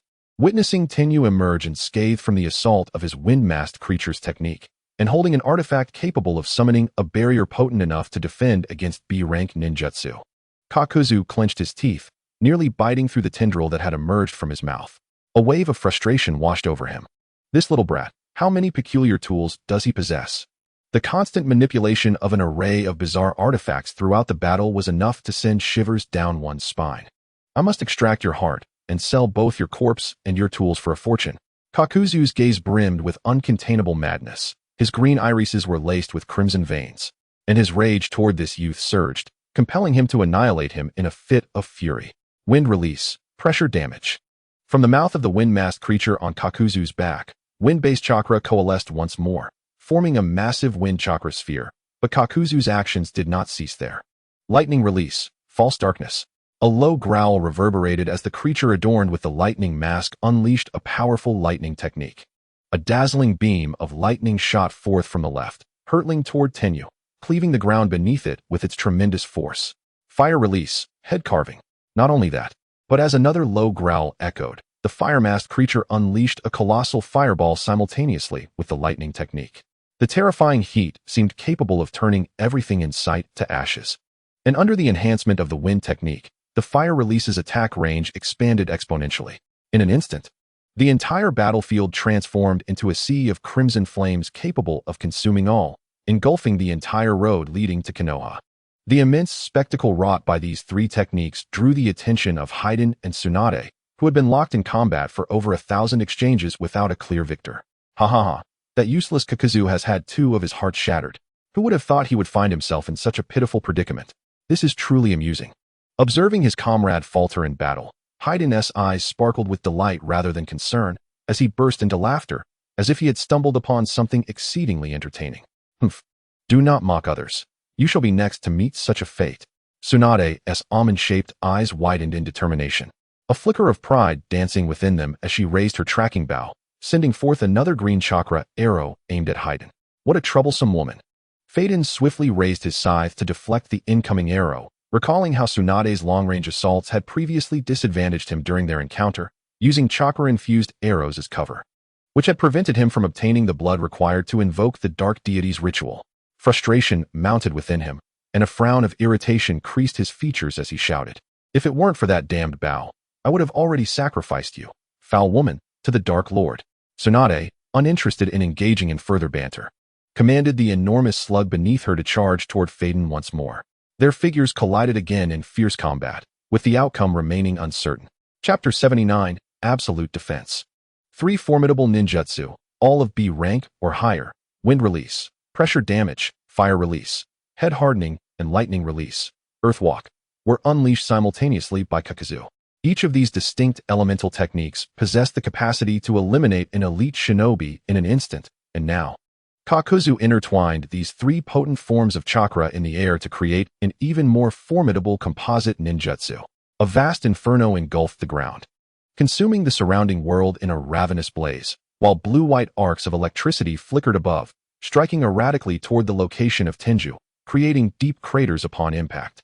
This composite ninjutsu boasted a lethality equivalent to S rank. Kakuzu had once defeated a shadow-level opponent with this very technique, and now he was equally confident that this little brat would perish beneath his overwhelming power. Composite ninjutsu, flame, thunder, and wind tempest. The very air vibrated with a resonant hum. The crackling of flames mingled with the sharp snaps of lightning descending from the sky, as a symphony of sounds intertwined in the atmosphere, resembling a cavalry charge rushing forth toward the hapless individuals below. The exuberant flames soared skyward, breaking through the darkness and illuminating the realm. In the midst of this colossal, torrent-like impact, silence fell momentarily between heaven and earth. The sight was so terrifying that Sunflower, Hikari, Kaido, the Konoha scouts, and Shizune, standing at a distance, were rendered completely dumbfounded. They finally comprehended why Captain Mingyu had previously barred them from participating in this battle. Against such a formidable and fearsome ninjutsu, their strengths would scarcely allow them to survive even a single exchange. The scene evoked a singular word in their minds: hell. Indeed, the legendary 18 layers of hell could scarcely compare to this. The imagery of mountains of knives and seas of fire, coupled with thunderous wrath, sent shivers down their spines. Especially for Hikari and Kaido. The realization that the two figures adorned in black with red cloud patterns were the masterminds behind the gambling den filled them with cold sweat and icy dread. They were profoundly relieved that they had not encountered these two individuals during their earlier intrusive visit to the den, and even more grateful that their captain, Mingyu, had swiftly come to their rescue, allowing them to escape unscathed. Regret swelled within them as they chastised their past recklessness, affirming that Captain Mingyu's prior actions had indeed been the wisest course of action. Breath of water, 12th form, continuity. A ribbon of azure water, akin to silken fabric, floated around Tenju. His Nikko blade reappeared in his hand, and his chakra surged as he unleashed his swordsmanship once more. Breath of water, 12th form, continuity. With each stroke, 1, 2, 3, 10, 11, 12, he gazed up at the overwhelming, hellish ninjutsu hurtling toward him. A subtle smile graced his lips. Was it merely high-level ninjutsu? Who among them could not master such a technique? His Nikko blade could also unleash sufficient power to counter this assault. Even the techniques from the Demon Slayer world, which remained undeveloped by the narrative's end, were mastered by Tenju, who had taken the art of water breathing to its zenith, creating a 12th form that had never been revealed before. Continuity. This was the singular technique among the water-breathing forms that was not intended for offense. On the battlefield, Kakuzu could no longer see Tenju, as he had been completely consumed by the previously unleashed inferno. Kakuzu panted heavily, having expended considerable chakra through the release of 3B rank ninjutsu. Nevertheless, those struck by his composite ninjutsu had never emerged alive. Not even elite shinobi could withstand it. Yet this little brat had wielded hammers, gauntlets, and barriers with remarkable ingenuity. Kakuzu shook his head. No longer could he refer to him as a mere brat. He was indeed worthy of being considered a rival, capable of shattering two of Kakuzu's hearts. A testament to his formidable prowess.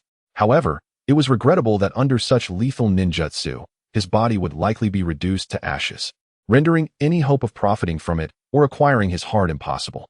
Kakuzu sighed, feeling a twinge of regret but no remorse. This young man possessed an array of techniques. If given the chance to strike again, he could pose a significant threat. Thus, Kakuzu dared not underestimate him and immediately unleashed his most potent ninjutsu, determined to eliminate him at all costs. Clang. There was no violent explosion, no thunderous roar, only the delicate sound of a blade slicing through air as if it were tofu. Anyone fortunate enough to witness Tenju's current swordsmanship would undoubtedly be left agape, for no one had ever wielded a blade in such a manner. Streams of azure water swirled around Tenju, resembling musical notes or ribbons dancing through the air, entwining around him in layers, moving in rhythmic circles.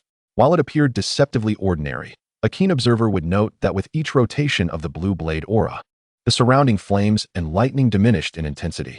Indeed, Tenju's uniquely crafted 12th form of water breathing was the sole technique not intended for attack, possessing the formidable power to nullify incoming assaults. This represented Tenju's pinnacle of understanding within the water-breathing swordsmanship. The highest virtue is like water. It benefits all things without contention, yet it could, in silence, moisten all things, rendering them formless.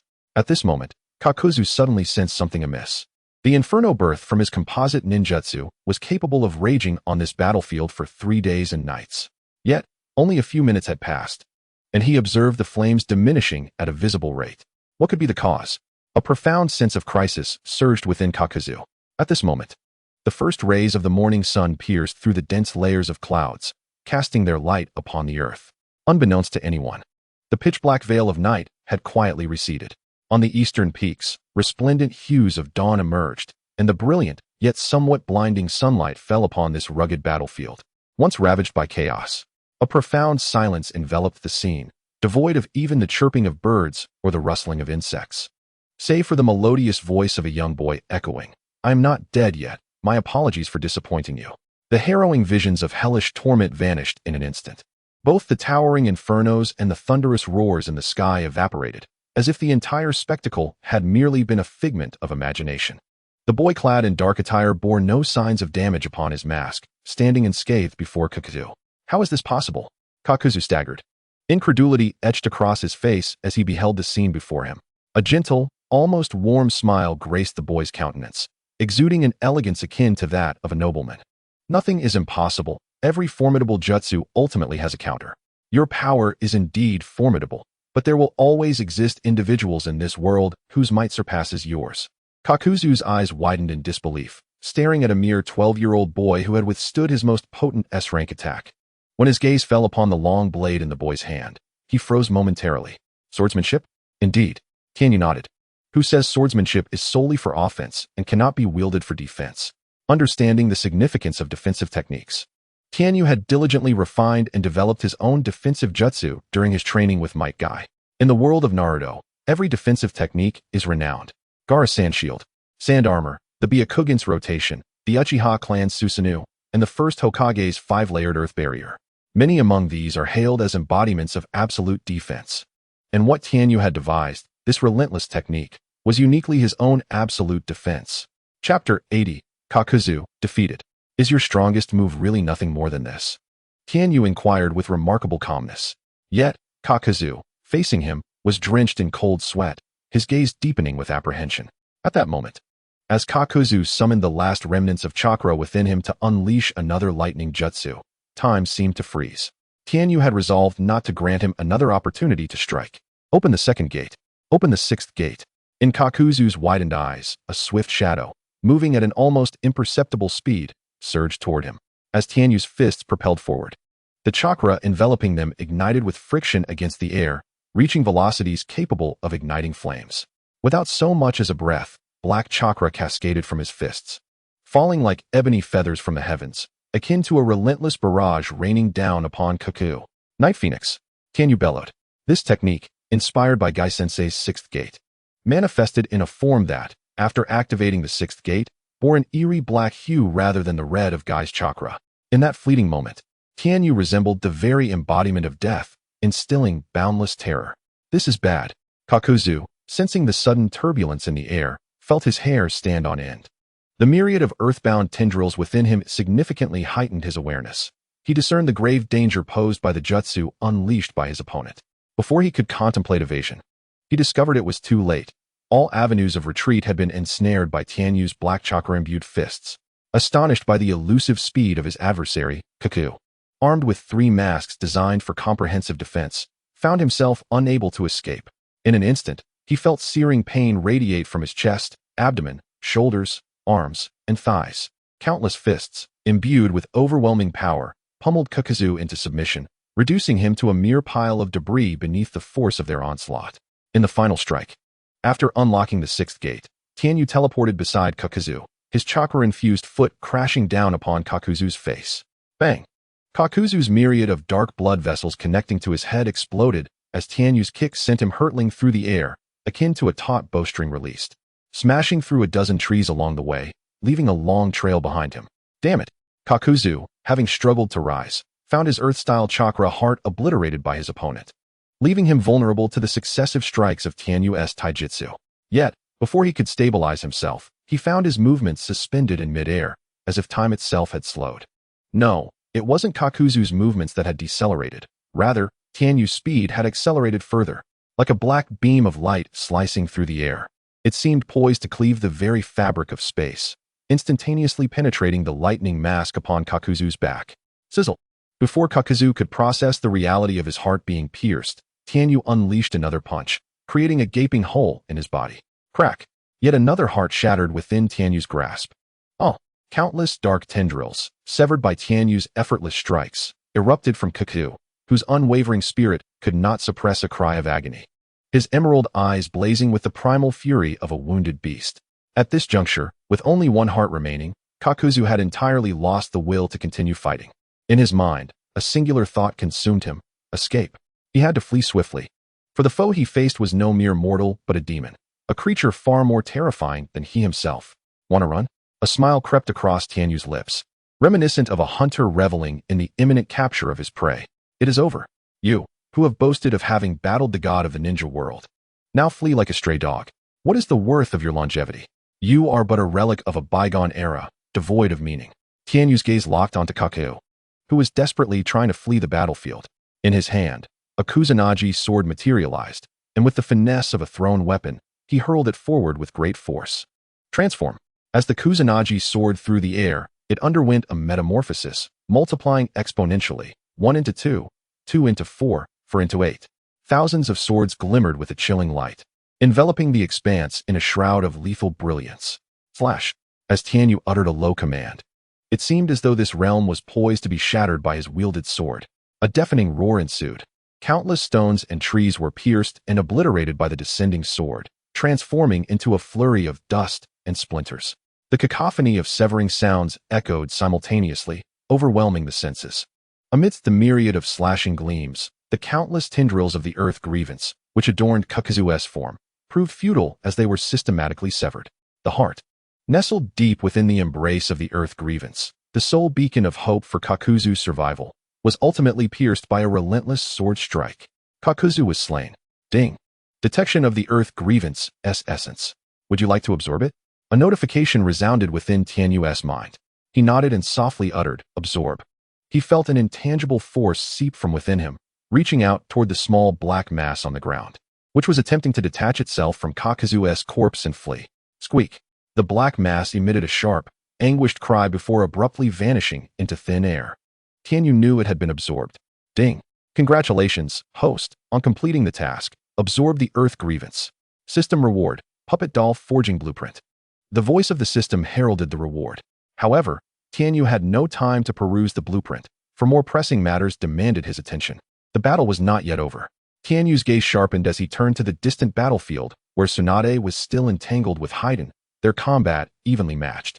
In terms of raw power, Tsunade held the upper hand. However, her hemophobia compelled her to avoid close combat, as she had blindfolded herself to evade the sight of blood, relying solely on her instincts to fight. Thus, her mastery in taijutsu was constrained, rendering her equally matched against Haiden. Leave the rest to me.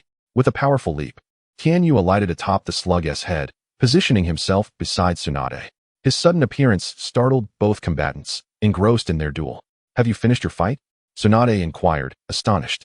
You defeated Kakuzu? Haiden's eyes betrayed his disbelief, fully aware of Kakuzu's formidable nature. Tianyu remained silent. His presence spoke volumes. Yet, Tsunade shook her head, exhaling with resignation. Let me handle this. You've just fought, and your chakra must be nearly depleted. This Haiden fellow is quite the formidable opponent. Chakra? That is something I lack not. A confident smile graced Tianyu's lips as he twirled his wrist, revealing a deep blue mineral crystal that he promptly tossed into his mouth and crushed. Instantly, azure light swirled through the air, and before Tsunade, Haiden, and several sensing ninjas in the distance, Tianyu's chakra surged back, akin to a tide rising. Chapter 81. Return to Konoha. An hour later, with a flash of his daybreak blade, Tianyu severed Haiden's head from his body. Having discerned the nature of Haiden's sacrificial jutsu, he primarily focused on preventing Haiden from acquiring his blood to initiate the dark ritual. Dealing with him was far simpler than contending with Kakuzu. Damn it! Damn it! Damn you, brat! Haiden's head, now severed, continued to spew invectives, akin to a shrewish harpy. What is happening here? Hinata and her companions approached, astonished by the scene before them, their eyes wide with disbelief.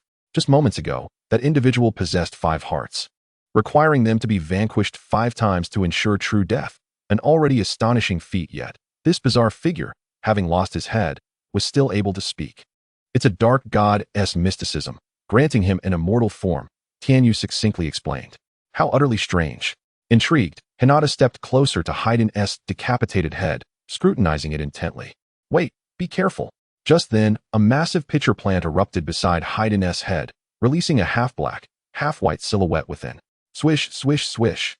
Several shuriken shot off in various directions, catching Tsunade and her comrades off guard, who hurriedly dodged to safety. However, Hinata, closest to Haiden, had no time to evade. In that split second, Tianyu reacted with remarkable speed, leaping to Hinata's side and deflecting the incoming shuriken with a series of clangs.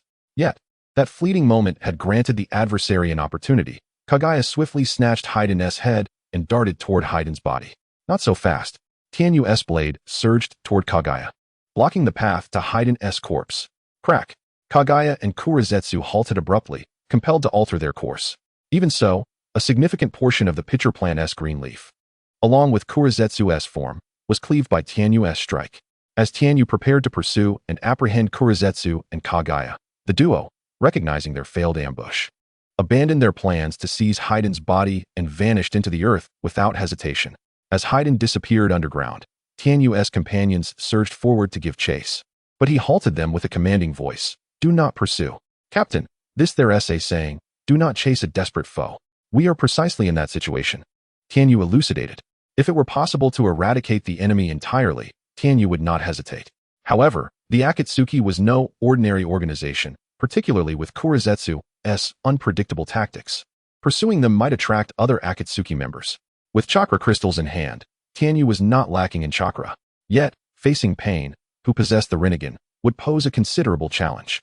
Let us tidy the battlefield and retrieve the enemy corpses. We shall return to Konoha, Tianyu commanded, exuding unyielding authority. Yes, Captain Mayu, Hinata replied, while the others, including Haru and Keidu, obediently followed Hinata to collect Kakuzu's remains. Impressive, young one, Tsunade remarked, her eyes gleaming with admiration as she observed Tianyu. Your prowess may indeed surpass my own. As the battle concluded, Tianyu swiftly regained his composure, appearing as he always did. Tsunade-sama is jesting. Without your assistance, our Umbu team would have met their demise here, Tianyu remarked, sincerity evident in his tone. Given his current strength, facing two Akatsuki members simultaneously would be quite taxing. Haha, you clever little brat. Tsunade laughed heartily, then promptly handed the bow she had on her back to Tenyu, saying, Here, this belongs to you. Tenyu smiled, but did not reach out to accept the tracking bow, as he considered it a token of gratitude for her assistance. Tsunade shook her head, firmly rejecting Tenyu's suggestion. This simply cannot be. Business is business. Assisting you is akin to a wager where you help me win. This bow is not part of our agreement. As she spoke, Tsunade stepped forward a couple of paces and returned the bow to Tenyu. The tracking bow was, without a doubt, an exceptional weapon, worthy of being called a divine artifact. Such a splendid item was desired by all, including Tsunade herself. Yet, she ultimately restrained her desires and returned the tracking bow to Tenyu. Winning a bit of money at the gambling den pales in comparison to the arduous battle we faced. Consider this bow an additional reward, a gift for you. Tsunade-sama, please do not decline. Persisting in refusal would seem rather pretentious, Tenyu remarked with a smile. Very well. Since you insist, I shall accept it. Tsunade responded graciously. Tsunade then inquired, Are you heading back to Konoha? Tenyu nodded. All right, I shall accompany you. It would be rather unbecoming to accept such a precious gift from Tenyu and then part ways. Thus, Tsunade decided to escort Tenyu back to Konoha, offering her assistance should they encounter any further battles along the way as a means of repaying his generosity. It had been many years since she last visited Konoha, and it would be a fine opportunity to see how the village had fared. Tenyu did not refuse her request. Shortly thereafter, the Umbu squad finished collecting Kakuzu's remains, and Tenyu's group set off towards Konoha once more. 2 days later, in the Hokage's office in Konoha, Tenyu, you have truly worked hard this time. Sarutobi Hiruzen said with a hint of nostalgia as he praised Tenyu. It is my duty, Hokage-sama. After hearing Tenyu's report and reviewing the documented accounts several times, Sarutobi Hiruzen chuckled and said, I will elevate this mission to an A-rank task. When you go to collect your reward, be careful not to mistakenly claim a B-rank reward. Old man, are you really being so stingy? You mention an A-rank task, yet I must ask, could any standard S-rank task compare in danger to this mission? A discontented voice reverberated through the Hokage's office, displaying a lack of respect towards the Hokage. Under normal circumstances, a cadre of lurking Umbu ninjas would have subdued the intruders long ago. However, the Hokage's office was devoid of Umbu action, primarily because the speaker was none other than Tsunade Haim, the granddaughter of the first Hokage and the princess of Konoha. They dared not act out against Tsunade. Chapter 82. I think he is quite remarkable. All right, let us elevate it to S rank. Sarutobi Hiruzen exclaimed, taken aback by Tsunade's retort before bursting into laughter. For him, it was a trivial matter to appease both Tenyu and Tsunade simultaneously, so why not indulge? Thank you, Hokage-sama, Tenyu replied unhurriedly. Well then, Tenyu, if there is nothing else, you may take your leave. I have not seen Tsunade in many years. We must catch up. Yes, Hokage-sama. Tenyu had no desire to linger in the Hokage's office and promptly exited. As for Sarutobi Hiruzen's true intentions, they were of no concern to Tenyu, who was indifferent to the matter. It had been far too long since he had seen Tenten, and he wondered how far she had come in her training. I should go back and see, he mused, a smile creeping onto his lips at the thought of Tenten. Having been away from home for so long, he was curious about how worried she had become. He imagined she would cling to him like a shadow, reluctant to let go for several days. Captain Mingyu. Upon exiting, Tenyu encountered members of the Umbu team, Hinata, Haru, and Kaida. The comrades we rescued in the Land of Water have already met with the Hokage, who has assigned them to other duties. Upon hearing this, Haru and Kaida lowered their heads, unable to meet Tenyu's gaze. They felt ashamed to face him after their actions. Go collect your mission rewards. Then each of you should take some time to rest. Understood, Hinata responded first, acknowledging that without Captain Mingyu, she might not have made it back alive. This mission had been perilously dangerous, and having encountered foes with 5 hearts, and those who could survive decapitation, her worldview was on the verge of collapse. She truly needed some time to recuperate and adjust her mindset. Captain Mingyu, may I visit you occasionally during my leave? Tenyu raised an eyebrow, genuinely surprised by Hinata's request. Of course, he replied with a smile. Captain, Haru and Kaida stammered as they approached Tenyu, still hesitant to fully lift their heads. What is it? Do you have something to say? He inquired, suddenly realizing what they wanted to discuss. During their time in the Land of Water, Haru and Kaida, as Umbu members, had disregarded the orders of their captain and acted independently, nearly jeopardizing the entire team's return to Konoha. Under such circumstances, no captain would treat such disobedient subordinates kindly. Moreover, Tenyu had just reported the mission's details to the Hokage, leaving Haru and Kaida's hearts in a state of anxiety. Rest assured, I did not speak ill of you to the Hokage. I reported the mission's progress objectively and informed the Hokage that you acted with the intention of protecting Konoha's citizens. Tenyu reassured them. Did the Hokage mention us? Haru asked hesitantly. Tenyu shook his head. The Hokage did not bring you up. All right, after this mission, everyone is exhausted. Hurry back and get some rest. With that, Tenyu turned and walked away, leaving behind the elated voices of Haru and Kaida, who had narrowly escaped a dire fate. We are still in the Umbu. Thank you, Lord Tenyu. Tenyu did not respond, but proceeded to the reward collection area to claim the resources from this mission before heading home. Haru and Kaida were still too naive. Although Tenyu had not made life difficult for them, and the spies lurking in the Land of Water had spoken on their behalf, Sarutobi Hiruzen, the seasoned strategist he was, would not genuinely favor those who acted recklessly, disregarding orders and disobeying commands. Hiruzen would certainly deal with Haru and Kaida, but not at this moment. Furthermore, the consequences of such actions could not be made explicit. They would undoubtedly find it difficult to remain in the Umbu. And not only in that capacity, other vital positions within Konoha would also be beyond their reach.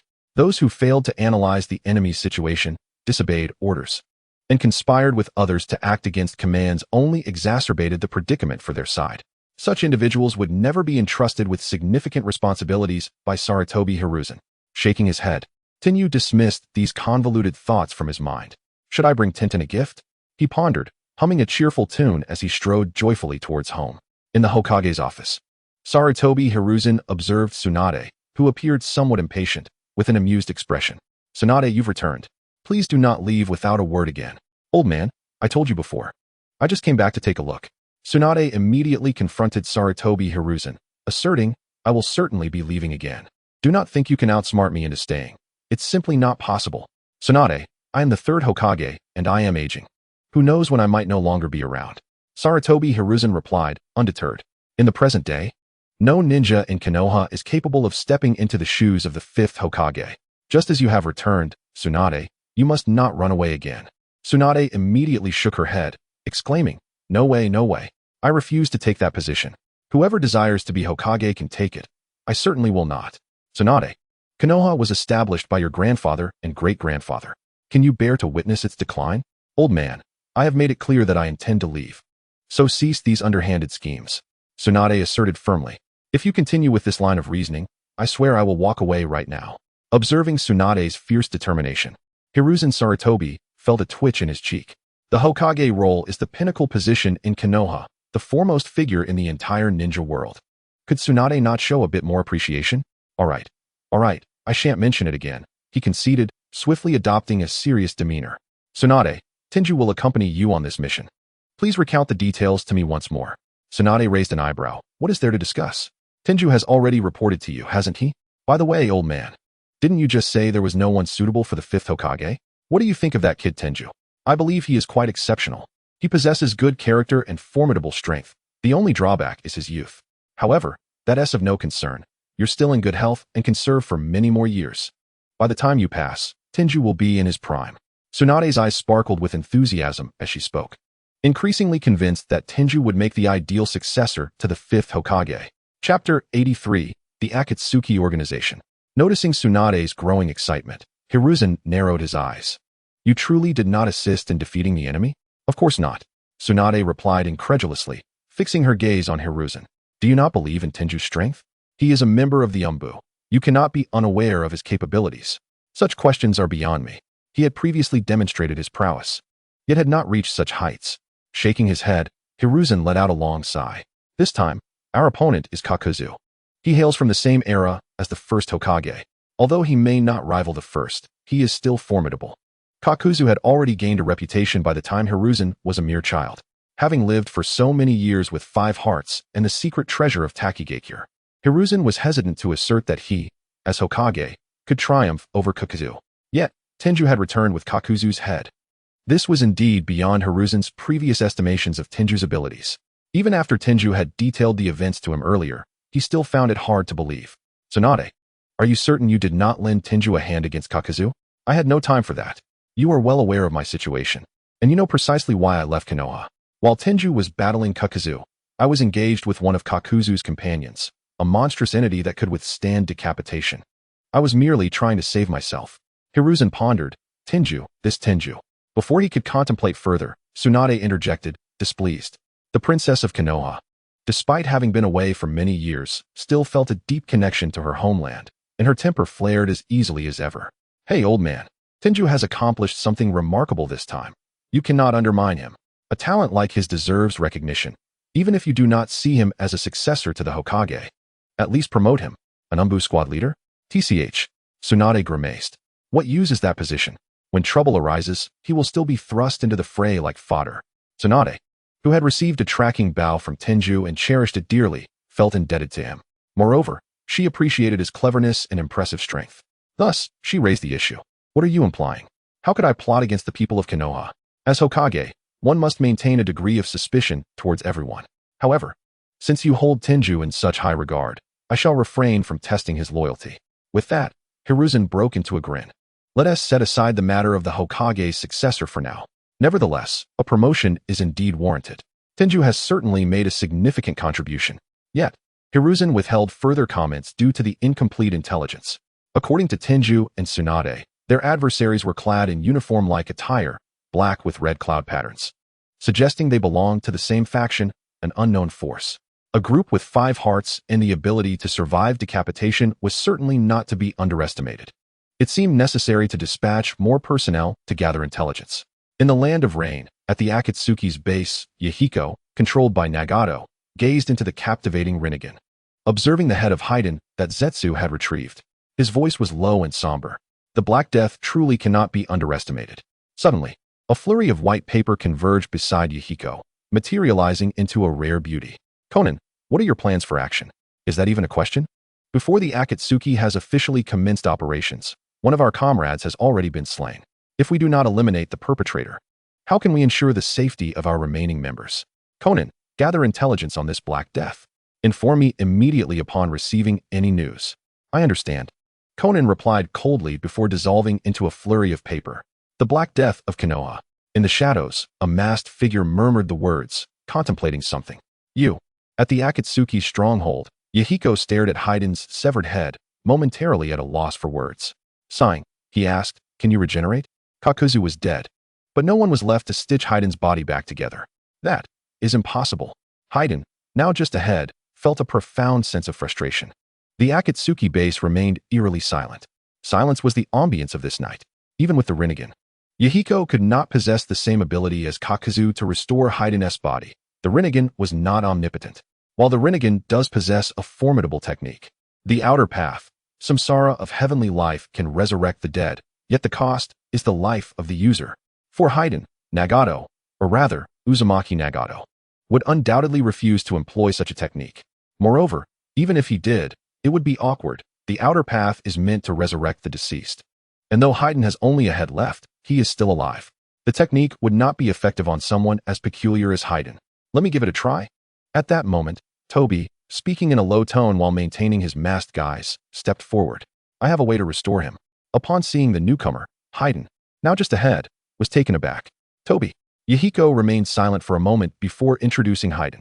Toby is merely his alias. His true identity is Uchiha Obito. Haiden. Only I know Obito's identity, and now you do as well. Yahiko paused before adding, but do not let rumors of Uchiha Obito circulate outside. Even as only a head, Hayden managed to display an expression of normalcy. As if struck by a thunderbolt, Hayden gaped in astonishment at the news, his mind utterly befuddled. Madara Uchiha. Hayden had, to be precise, been dragged into this predicament by Yahiko, or more accurately, by Nagato of the Uzumaki clan. He had mistakenly identified the masked figure before him. Obito Uchiha, as Madara Uchiha? Rest assured, I shall not speak out of turn. Hayden hastily retorted, recalling Yahiko's previous words tinged with menace. Indeed, he possessed an immortal body, yet he harbored a fear of pain. Those eyes of pain belonged to the Sage of Six Paths. Ancient legends spoke of the sage wielding a sealing technique capable of creating a moon with a mere gesture. He feared that pain might employ him to create a miniature moon. Obito Uchiha feigned the guise of Madara, circling Hayden's head a few times before lifting it. Hayden, I shall take you away, he declared. Pain, masquerading as Yahiko and utilizing Yahiko's deceased body, responded to the masked Obito, who pretended to be Madara. Ah, by the way, Obito halted in his tracks. I just overheard something quite intriguing. The Konoha's death god. At this juncture, the Akatsuki cannot afford to be exposed.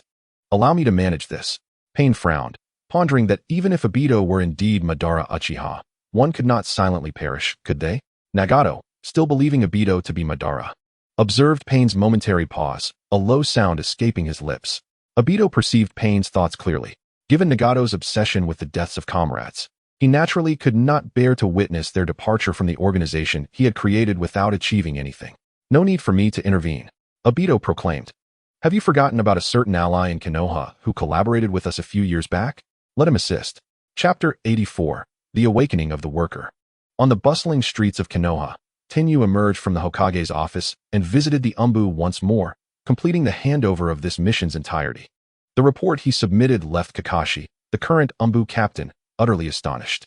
Had Tenyu truly reached such remarkable heights in strength, capable of contending with someone as formidable as Kakuzu? His rate of development was astonishingly swift, or perhaps he had simply never unleashed his full potential before. Regardless of which scenario was true, both were enough to instill a sense of dread. Captain, if there are no pressing matters, I will refrain from accepting missions for a while and take a leave, Tenyu informed Kakashi. Understood, Kakashi nodded in acknowledgement. As Tenyu turned to leave the Umbu, a thought suddenly struck him. He pivoted back, his expression grave as he fixed his gaze on Kakashi, who felt a surge of tension.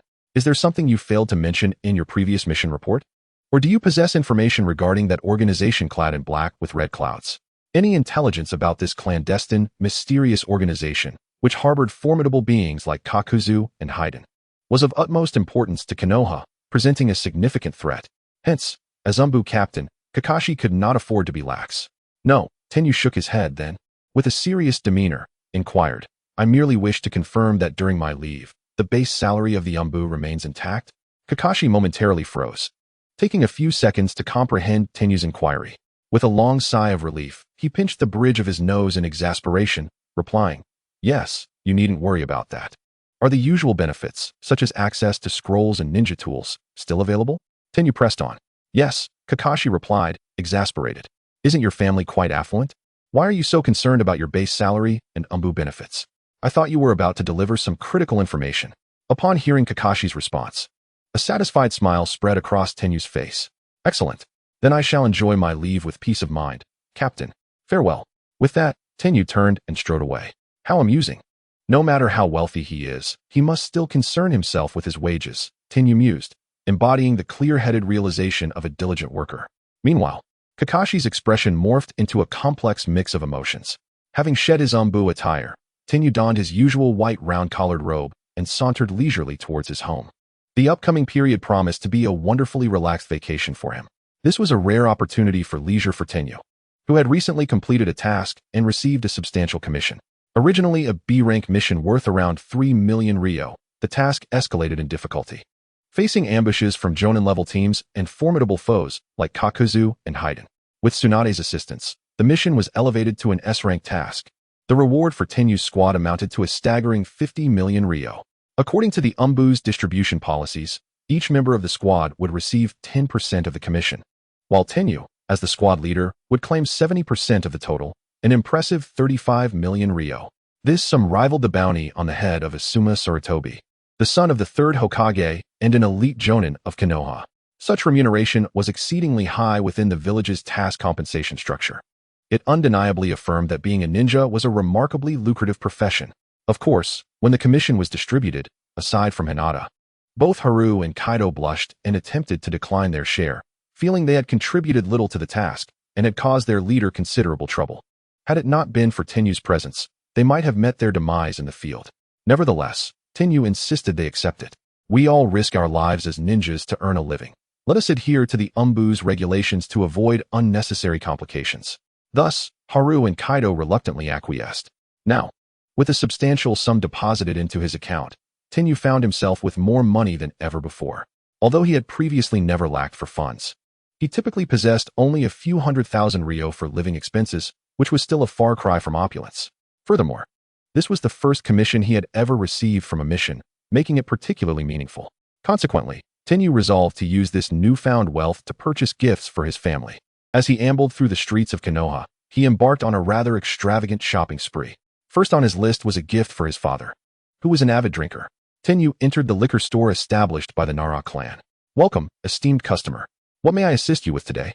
We specialize in deer blood wine, which is renowned for its remarkable health benefits. Our deer blood wine is famous throughout the Land of Fire. Consuming it revitalizes the body, mends hidden wounds, and enhances longevity for ordinary folk.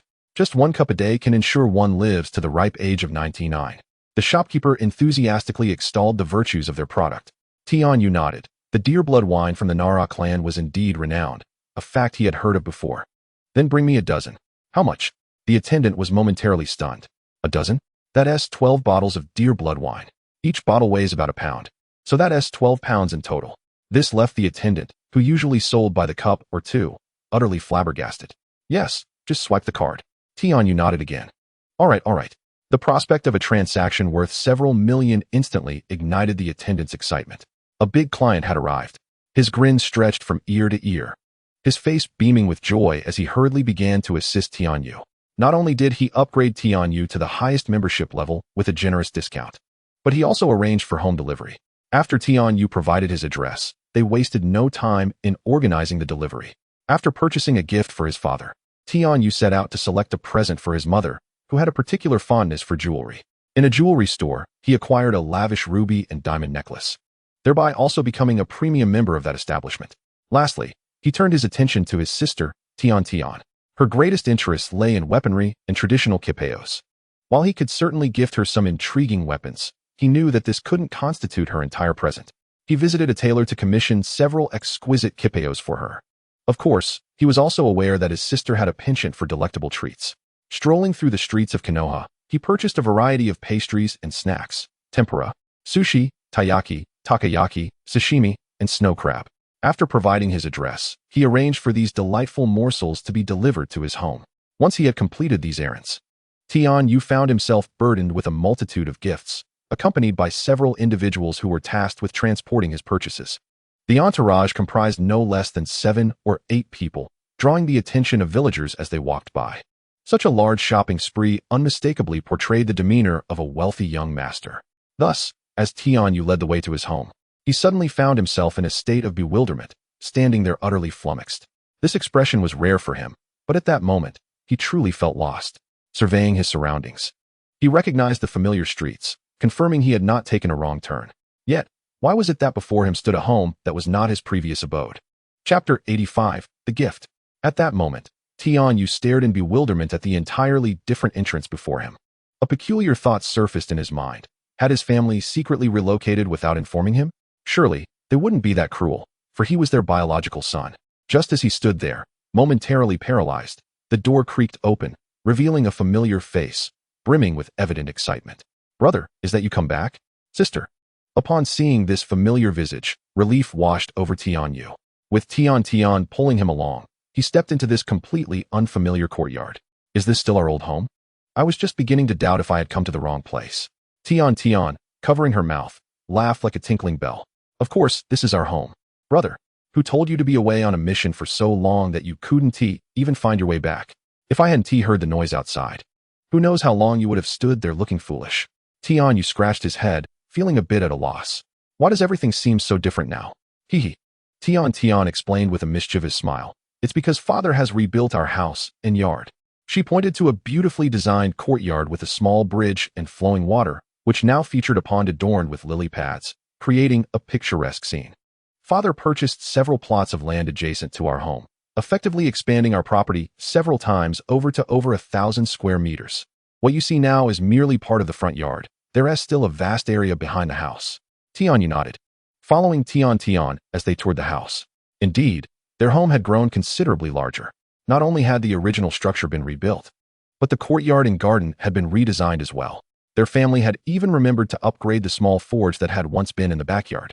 Now, it was a spacious room of about 20 square meters, complete with a forge and neatly organized shelves stocked with various ores and materials that Tianyu frequently used. Although he now crafted almost all his ninja tools within his system space, the thoughtful care and meticulous preparation from his family still moved him deeply. By the way, sister, I returned with gifts for you.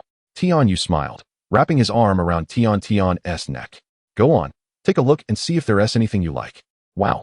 Tian's eyes sparkled with delight. What girl doesn't love gifts? So many delicious treats. And they're all my favorites. Wow. I can eat until I'm stuffed today. She immediately grabbed a small cake and took a big bite, a look of bliss spreading across her face. Although she could usually buy such treats herself, this time felt different. These were gifts from her brother, making them taste far superior to her usual purchases. Was this what it meant to be a brother's little fan? Never mind. After all, my brother is the best brother in the world. By the way, Tian. Besides these snacks, I have one more thing to present to you. With a flourish, Tianyu produced a delicate item from his dimensional ring, a ball of white silk thread. Puppet silk thread. This was a 4-star weapon he had forged on his return journey, utilizing a crafting diagram rewarded by the system. Though it appeared unremarkable, resembling a mere ball of white fishing line, it possessed remarkable properties. It could be infused with chakra and manipulated to take any shape, suitable for controlling weapons. Moreover, its greatest advantage was its invulnerability. It was impervious to blades and fire. Even Tianyu's razor-sharp Kusanagi Sword struggled to slice through this puppet silk. After testing its resilience, Tianyu's eyes sparkled with surprise. It was no wonder it was classified as a 4-star weapon. Its performance was indeed extraordinary. However, due to the rarity of the special silkworm silk required for crafting such weapons, he had only managed to procure a small amount during an adventure with Mike Guy in a tiny village. Even with his now perfect success rate in forging, he had only managed to create 2 strands of puppet silk. Now, he presented one of the puppet threads to his younger sister, Tian. His own prowess was already quite remarkable, granting him a certain degree of self-preservation within the entire shinobi world. Even when faced with opponents of the 5 Kage caliber, he possessed the strength to contend with them. Should he ultimately be defeated, he certainly had ample means to ensure his escape. Thus, this puppet thread served as a mere embellishment to Tianyu's arsenal. However, for his sister, Tian, it was akin to a lifeline in the snow. Upon experimenting with the use of the puppet thread, an expression of astonishment instantly graced her face, her eyes shimmering with excitement, and her countenance radiating uncontainable delight. Brother, did you create this as well? She exclaimed, momentarily lost for words in her exuberance. Are you truly giving me this ninja tool? I absolutely adore it. This item is of immense significance to me. Tianyu regarded Tian with curiosity. Why was such a simple puppet thread so vital to her? Sensing his inquisitiveness, Tian promptly elucidated. Brother, I have recently been accompanying Teacher Akai on missions outside the village, where we encountered some wandering ninjas. One of them was particularly formidable, reaching the level of an elite chunin. During our engagement, I encountered certain challenges and hit a plateau in my ninjutsu. Were you injured? Tianyu inquired, concern etching his features. His primary worry was for his sister's safety rather than her strength. No, Teacher Akai ensured our safety, Tian replied, shaking her head as she continued. He believes that I, along with Xiao Li and Niji, are now capable of attempting to challenge ninjas of that caliber, which is why he encouraged us to test our mettle. If he sensed any danger, he would intervene promptly. Tianyu nodded in understanding. This was indeed consistent with Teacher Akai's usual teaching style. During his own travels with Akai, he had experienced similar lessons, where Akai would allow him to face opponents he deemed capable of handling alone without excessive interference. It was precisely due to this method of instruction that Tianyu had made such rapid advancements over the years. However, a sudden look of despondency clouded Tian's expression as she continued. Yet, during that battle, both Niji, with his gentle fist and Byakugan techniques, and Xiao Li, who focuses solely on taijutsu, performed significantly better than I did. In fact, the impact I had while manipulating the ninja tools was the least effective, and I was the slowest to dispatch my opponent. The adversary was a ninja exceptionally skilled in wind release techniques, which countered me perfectly. It was only thanks to the enhancements from the tools you gifted me that I managed to barely defeat that enemy. Had I relied solely on my own devised fighting methods, such as the Rising Dragon and Manipulation Binding Meteor Jutsu, I would have found it impossible to strike my opponent due to the interference from his wind release techniques. Perhaps Teacher Akai recognized this weakness in me and selected a wind-type ninja as my opponent. Although he praised my performance in the aftermath of the battle, I found no joy in it. Brother, I yearn to grow stronger, to become as powerful as you. I wish that when others speak of me, I am not merely identified as Tianyu's sister, but as a formidable kunoichi in my own right. Just like Lady Tsunade. This heartfelt declaration momentarily left Tianyu, as an elder brother, in shock. Tian had always exhibited commendable abilities during her time at the Ninja Academy. Even though her grades did not surpass Niji Hyuga's, she consistently outperformed Xiao Li in practical combat. Over time, she had become the de facto leader in Xiao Li's eyes, a position that filled her with immense pride. However, in recent times, Tianyu had been preoccupied with his duties in the Umbu, thus failing to notice the changes in his sister. How could her performance in taijutsu have diminished compared to Xiao Li's? Suddenly, a thought struck him, and his expression turned somewhat peculiar. He awkwardly ventured, "Were you on your period during that battle?"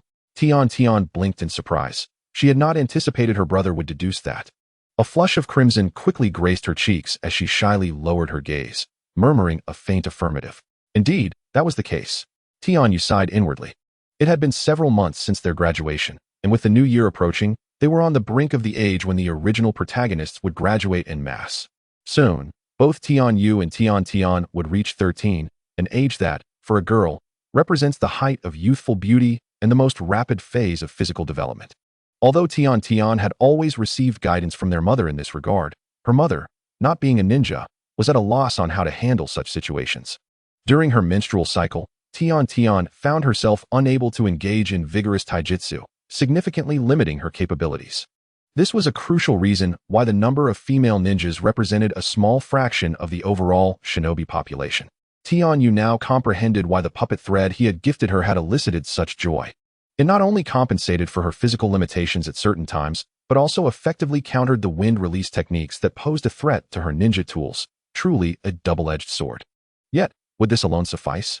After a moment of contemplation, Tianyu suggested, "Sister, why not accompany me tomorrow? I shall take you somewhere special."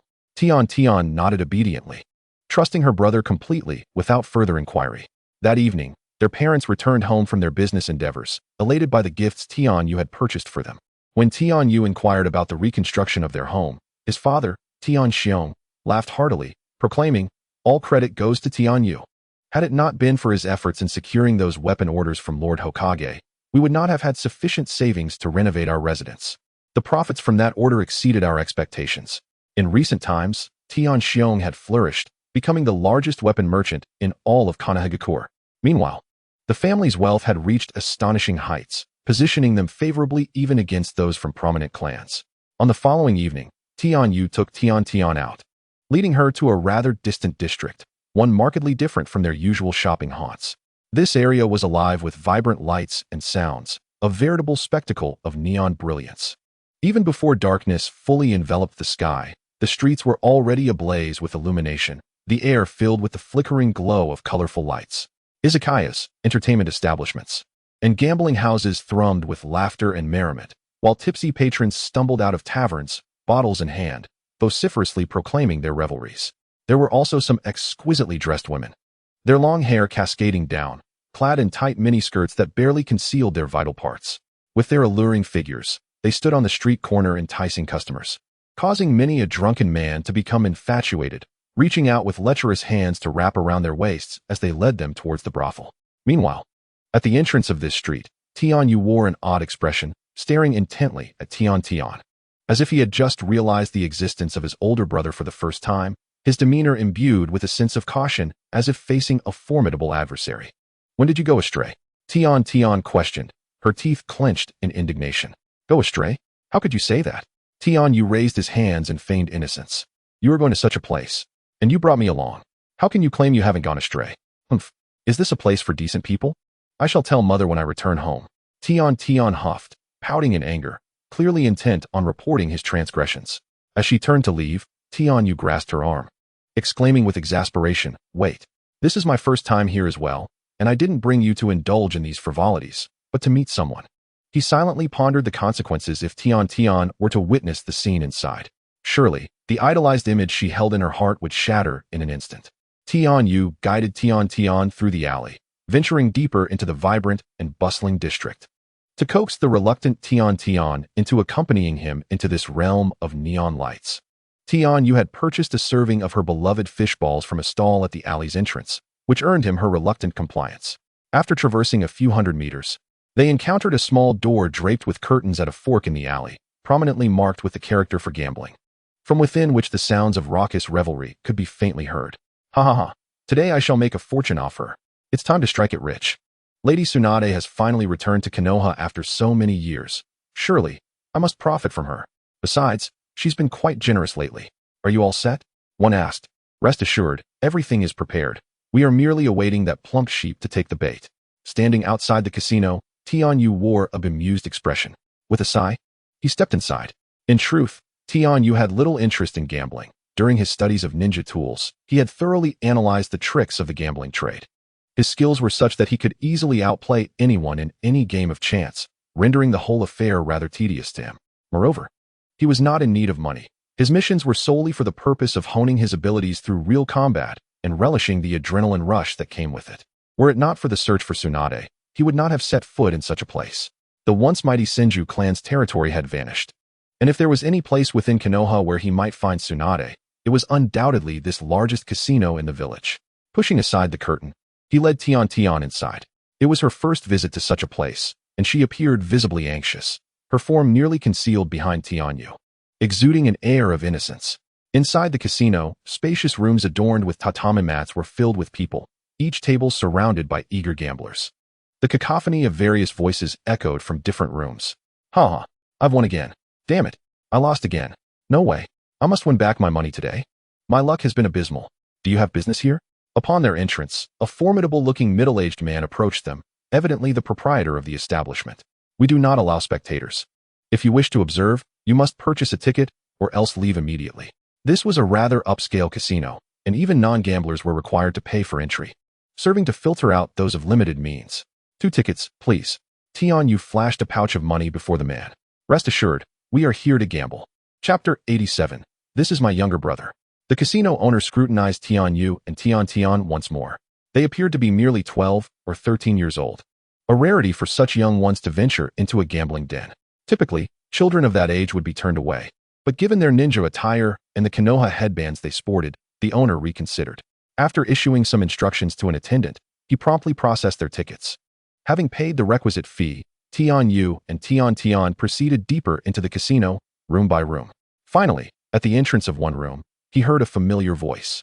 Humph, you lot, just wait to lose today. I will reclaim every penny I've lost. The disgruntled voice of a woman rang out, while several patrons nearby forced smiles in her direction. Though they regarded Tsunade as a lucrative target, they were cautious not to overlook her status within the village. After all, she was known for her gambling habits, and she would always repay her debts, unlike others who might not be so forgiving. Lady Tsunade, you speak as if we are cheating you. One man grinned, his demeanor obsequious. We're merely here for a good time, and the amount you lost is trivial. One mission will cover it. Besides, you are hardly the type to worry about such losses. Indeed, Lady Tsunade, we are old acquaintances. Even when I played cards with the first Hokage, I lost more than I won. Don't take to heart the rumors circulating outside. An elderly gentleman chuckled. He was a regular at the casino, often relying on his gambling skills to provide for his family. Lady Tsunade has endured a string of losses lately. Surely, she must be due for a win. Enough, enough. Tsunade interjected impatiently, waving her hand with an air of authority. Let us not waste time. Let us get started. I can afford to lose. All right, Lady Tsunade, what shall we play today? Bridge? Sure. Tsunade nodded decisively, reaching into her pocket to reveal a substantial stack of cash. After counting briefly, she placed it carelessly on the table in front of her, exuding an air of nonchalance. Given Tsunade's prowess, none dared to employ underhanded tactics against her. Having returned to Konoha just a few days prior, Tsunade and Shizune hadn't been back in ages. After their return, Shizune had gone off to visit her clan. leaving Tsunade to revel in the casino's ambience, her reckless generosity on full display. The dealer shuffled the bridge cards as the other players began to pull out their own stakes, with the smallest amounts reaching into the tens of thousands. While Tsunade's contributions were in the hundreds of thousands, including 3 notes of 100,000 each. This is. Behold the enchanting woman clad in a resplendent green robe, her golden locks elegantly styled into 2 low ponytails, her mouth agape in an astonished O, her eyes brimming with uncontainable surprise. This visage, one she had previously encountered within the scrolls of Konoha's archives, could it be? Indeed, this was none other than the illustrious Tsunade Haim, the idol whom she had revered since childhood. My heavens, it truly is her. Astonishingly, she resembles her portrait from the scrolls to an uncanny degree. Even after the passage of over a decade, her beauty remains untouched, her figure as alluring as ever, her countenance breathtakingly lovely. This is the real Tsunade Haim. Brother, do you see this? Surely, I am not dreaming. I seem to have lost my ability to articulate, desperately shaking Tenyu's arm, unable to conceal my overwhelming excitement. Indeed, this woman is undeniably Tsunade.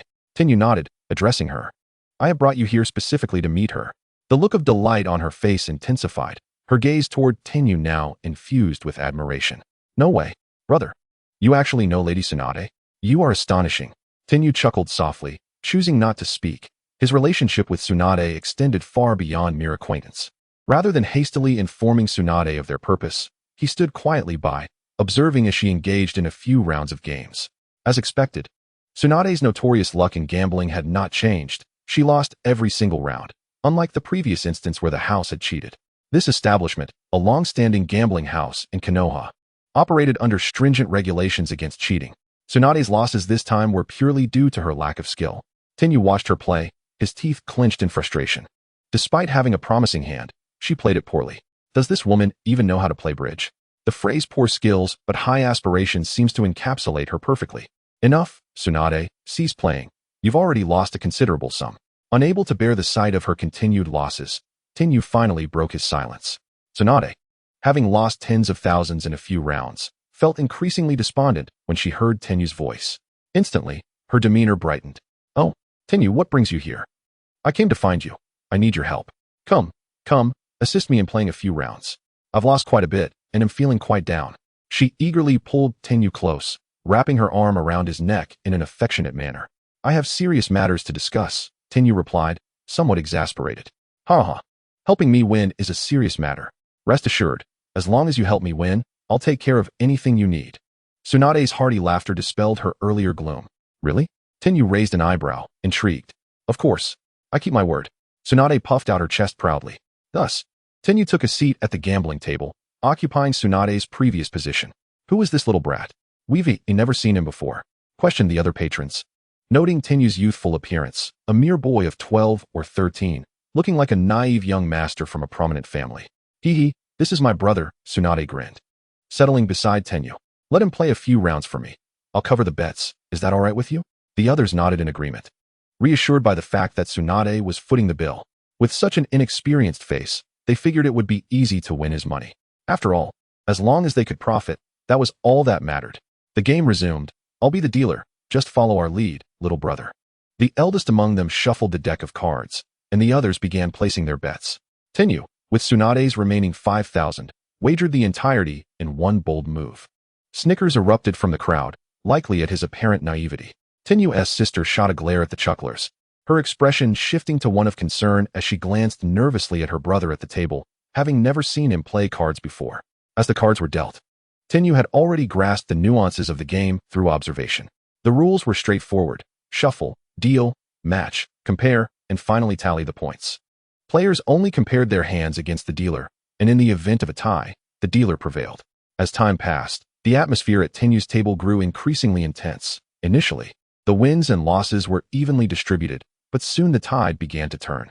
Tenyu's money multiplied exponentially. 5,000 transformed into 10, 10 into 20, 20 into 40, 40 into 80, and 80 into 160. Within a mere half hour, a substantial stack of silver notes accumulated before him.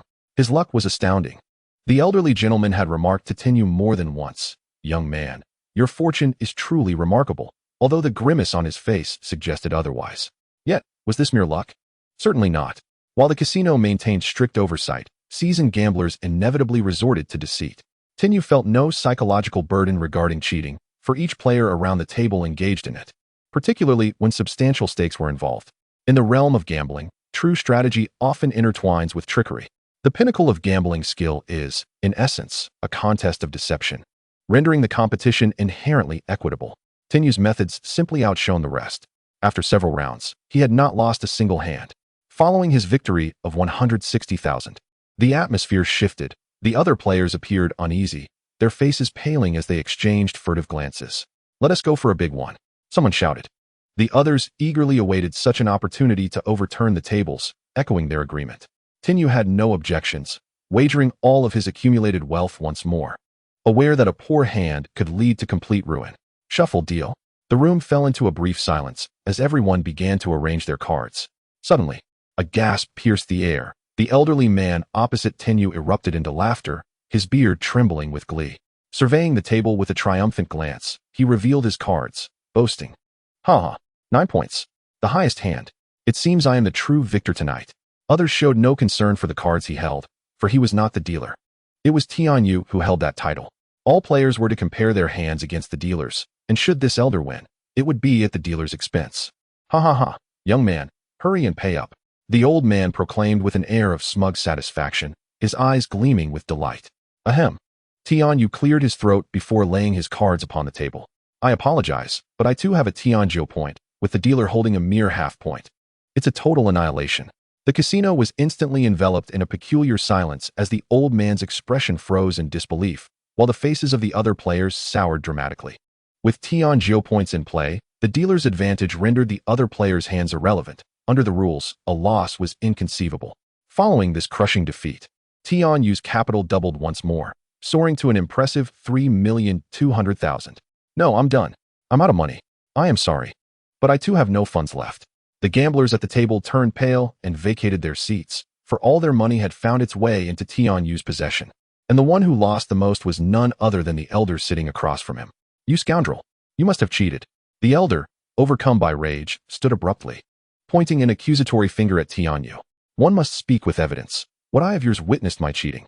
Tianyu narrowed his gaze, exuding an aura of danger. "Indeed, are you attempting to rob me outright?"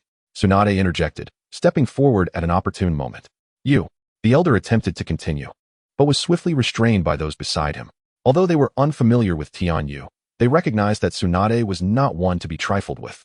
Typically, they were the ones winning her money, but today, it was all taken back by this young man, leaving them with no choice but to concede in silence. The elder's face turned an unhealthy shade of green, his expression grotesque, as if he had swallowed a fly. Yet he dared not utter another word given Tsunade's presence and the casino's order. Damn it! After Tianyu and Tsunade departed the casino, he could no longer contain himself and bellowed in frustration, kicking over a nearby table laden with tea, his eyes glinting with malice. "Ha ha!" A woman's boisterous laughter echoed down the street, exuding pure joy and abandon. Tsunade patted Tianyu's shoulder, nearly doubled over with laughter, tears of mirth glistening in her eyes. "Is it truly that amusing?" Tianyu inquired, his tone laced with curiosity. "Absolutely." Tsunade's face radiated excitement. You should have seen Jiangchuan's expression. It was as if he had just consumed excrement. He turned completely green. "Ha ha, after knowing that old coot for so long. It's the first time I've witnessed him so thoroughly humiliated." "Ah, so you are well acquainted with him?" Tianyu asked casually. "Yes, we often played cards together." "That old fellow is indeed quite skilled," Tsunade acknowledged with a nod. "His name is Shimura Jiangchuan, an elder of the Shimura clan. In his youth, he was a subordinate of my great-grandfather." Tianyu raised an eyebrow, considering, "Is there anyone formidable among those who play cards with you? Your tendency to lose at gambling hardly serves as a standard for assessing other skills." However, he was somewhat taken aback to learn of the elder's status within the Shimura clan. That connection was indeed noteworthy. As Tianyu pondered, his sister, Tian, who had only just come to her senses after meeting her idol, finally regained her composure. Yet the events that unfolded left her utterly bewildered. The Tsunade she had idolized since childhood was, in fact, a gambling addict, and one with poor skills at that. This was a far cry from the magnificent image she had constructed of Tsunade. Was this what her brother had referred to as a collapsed house? Collapses occur every year. But today it was her family's turn. In an instant, Tian's expression grew complex.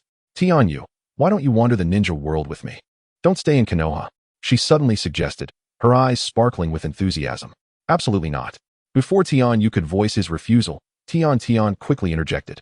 My brother has only just joined the Umbu. How could he possibly leave Konoha? At the little girl's outburst, Tsunade scoffed. What is so great about Konoha? And what is so special about being a mere captain of the Umbu? It's not like you're being promoted to division leader. Huh. Both Tian and Tian looked bewildered. Division leader? Tian cautiously inquired. Oh, it hasn't been officially communicated yet, Tsunade muttered. Didn't I mention that your last mission was rated S-class? After you left, I had a chat with Sarutobi, and he decided to promote you. The official order should be forthcoming soon. Tian nodded appreciatively, whispering, thank you. He surmised that this promotion likely had Tsunade's support behind it. Tsunade, not one to hide her intentions, straightforwardly replied, no need for thanks. If you truly wish to express your gratitude, follow me when I leave Konoha. With you around, I won't have to fear losing in the casino. Tian's cheeks twitched slightly. Let us not go that far. Meanwhile, Tian remained in a daze. Division leader.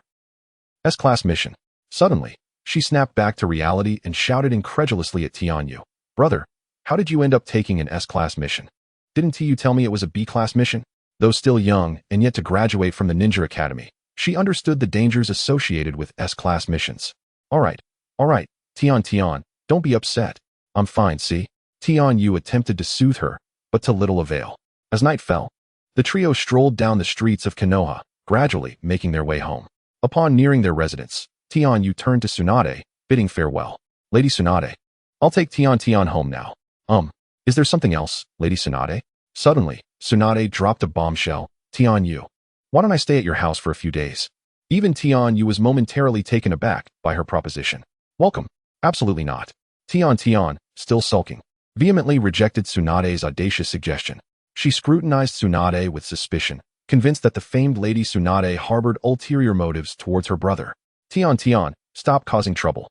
Tian gently patted her head before turning to Tsunade. Please disregard my sister's words. She is merely a child. It would be my honor for you to stay at my home. After you. Please, he gestured for Tsunade to lead the way. Tsunade nodded, unperturbed by Tian's remarks, and proceeded ahead. Brother, she. Tian wanted to say something more, but Tian shook his head. Tian, you're overthinking it. He was well aware of her concerns, but how could there be any ill intentions from such a prime target? She merely understood that proximity to the water tower brings the moon's favor first. She simply wished that when losses befell her at the casino, she could effortlessly summon Tianyu, her ally, to assist her in recovering her stakes. Lady Tsunade, are you planning to invite Shizen to stay at my house as well? Tsunade hesitated momentarily. Although she had accompanied me on my journeys through the ninja world since her youth, she still had some acquaintances in Konoha. Perhaps it was best not to call her. Let Shizen reconnect with her old friends during her stay in the village instead. After speaking, Tsunade muttered softly. If she discovers that I'm visiting Konoha and going to the casino, she will certainly scold me. Tianyu felt a pang of embarrassment. So this was the actual reason behind her reluctance? Lady Tsunade, this is my home, he announced. In just a few steps, they arrived at Tianyu's residence. Wow, your house is quite spacious, Tsunade remarked. It isn't from your gambling winnings that you bought this mansion, is it? Tianyu was left speechless. The legendary Sannin, who had transformed the ninja system and elevated medical ninjas, saw her esteemed image in Tianyu's eyes shatter completely. My family owns the largest ninja tool shop in Konoha. How could we possibly have prospered through gambling? Tianyu retorted, somewhat disgruntled. Tsunade cast a surprised glance at Tianyu. It seemed he was a wealthy heir after all. Tianyu smiled and gestured, Lady Tsunade, please. The three of them entered the house in succession. Upon entering, Tianyu's parents heard the commotion. Tianyu, where have you taken Tian at this late hour? They asked. Oh, and who is this? Upon seeing Tsunade, the couple was somewhat taken aback. Tianyu has brought a woman home. While the lady was undoubtedly beautiful, was there not a significant age gap between her and Tianyu? Noticing the scrutinizing gaze of his parents on Tsunade, Tianyu felt a bead of sweat form on his brow. What are you two thinking? This is a friend of mine. Well, a very good friend who will be staying with us for a few days. After a brief pause, Tianyu decided it was best not to reveal Tsunade's true identity to his parents. They were simply honest ninja tool merchants, deeply intertwined with the ninja world. But Tianyu felt it prudent to keep them from delving too deeply into the realm of ninja politics. Follow me. Before Tsunade had the chance to greet Tianyu's parents, he hurriedly pulled her into a separate room. What is this? Tianyu's father looked at his mother, a complex question evident in his eyes. It appeared that Tianyu's relationship with this girl was far from simple. Dear, don't you think the age difference between Tianyu and that girl is a bit concerning? I believe we should let Tianyu handle this. He has never been particularly close to any girl, and now that he has finally brought one home, let us avoid doing anything to upset him. All right, you're right. Tianyu's parents were engaged in a silent yet complex dialogue when an incongruous, youthful voice interrupted them. Hey, where are you two thinking of going? I'm not happy. Tian was displeased. Although she had sensed an ominous premonition upon hearing that Lady Tsunade would be staying at their home. Seeing her parents' approval caused her inner feelings of sibling rivalry to surface. She had to alter their perceptions. Her brother would not be with Tsunade. That woman was Lady Tsunade. The two could never be together. What? Lady Tsunade? The Tsunade of the legendary three? Tianyu's parents were astonished. Yet they still found it hard to believe and continued to question Tian. The princess of the Senju clan, Tsunade? The granddaughter of the first Hokage?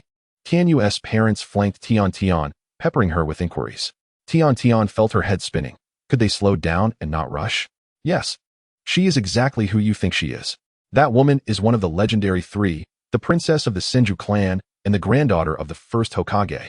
Lady Tsunade was actually visiting their home. Moreover, she would be staying for a few days. The shock was overwhelming, leaving Tianyu's parents momentarily speechless. Tsunade, a legendary figure from the Second Great Ninja War, was several times older than her brother, so it was impossible for them to be together. Hey, are you even listening to me? Dad, Mom.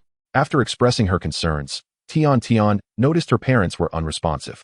She approached them and shook their arms. Ah, I'm listening. Lady Tsunade is here. She is visiting our home. Dear, quickly prepare more dishes to warmly welcome Lady Tsunade. It takes quite a while to cook. Let us just go buy something from a restaurant instead? Yes, you're right. I'll go right now. Hurry up. I need to tidy up the room. Oh dear, why is this place so messy? The two rushed off. One darting outside and the other frantically straightening up an already tidy room.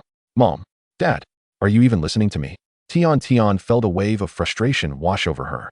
Her earlier statements were not merely about Lady Tsunade visiting their home. I'm listening.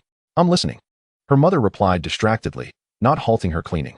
Tian, don't just stand there. Come help me tidy up the house. A legendary figure like Lady Tsunade is coming to our home. We must ensure the place is spotless to host her. In the room, Tianyu confided in Tsunade about his concerns regarding keeping their parents detached from the ninja world, urging her to cooperate by concealing her true identity. Tsunade understood perfectly.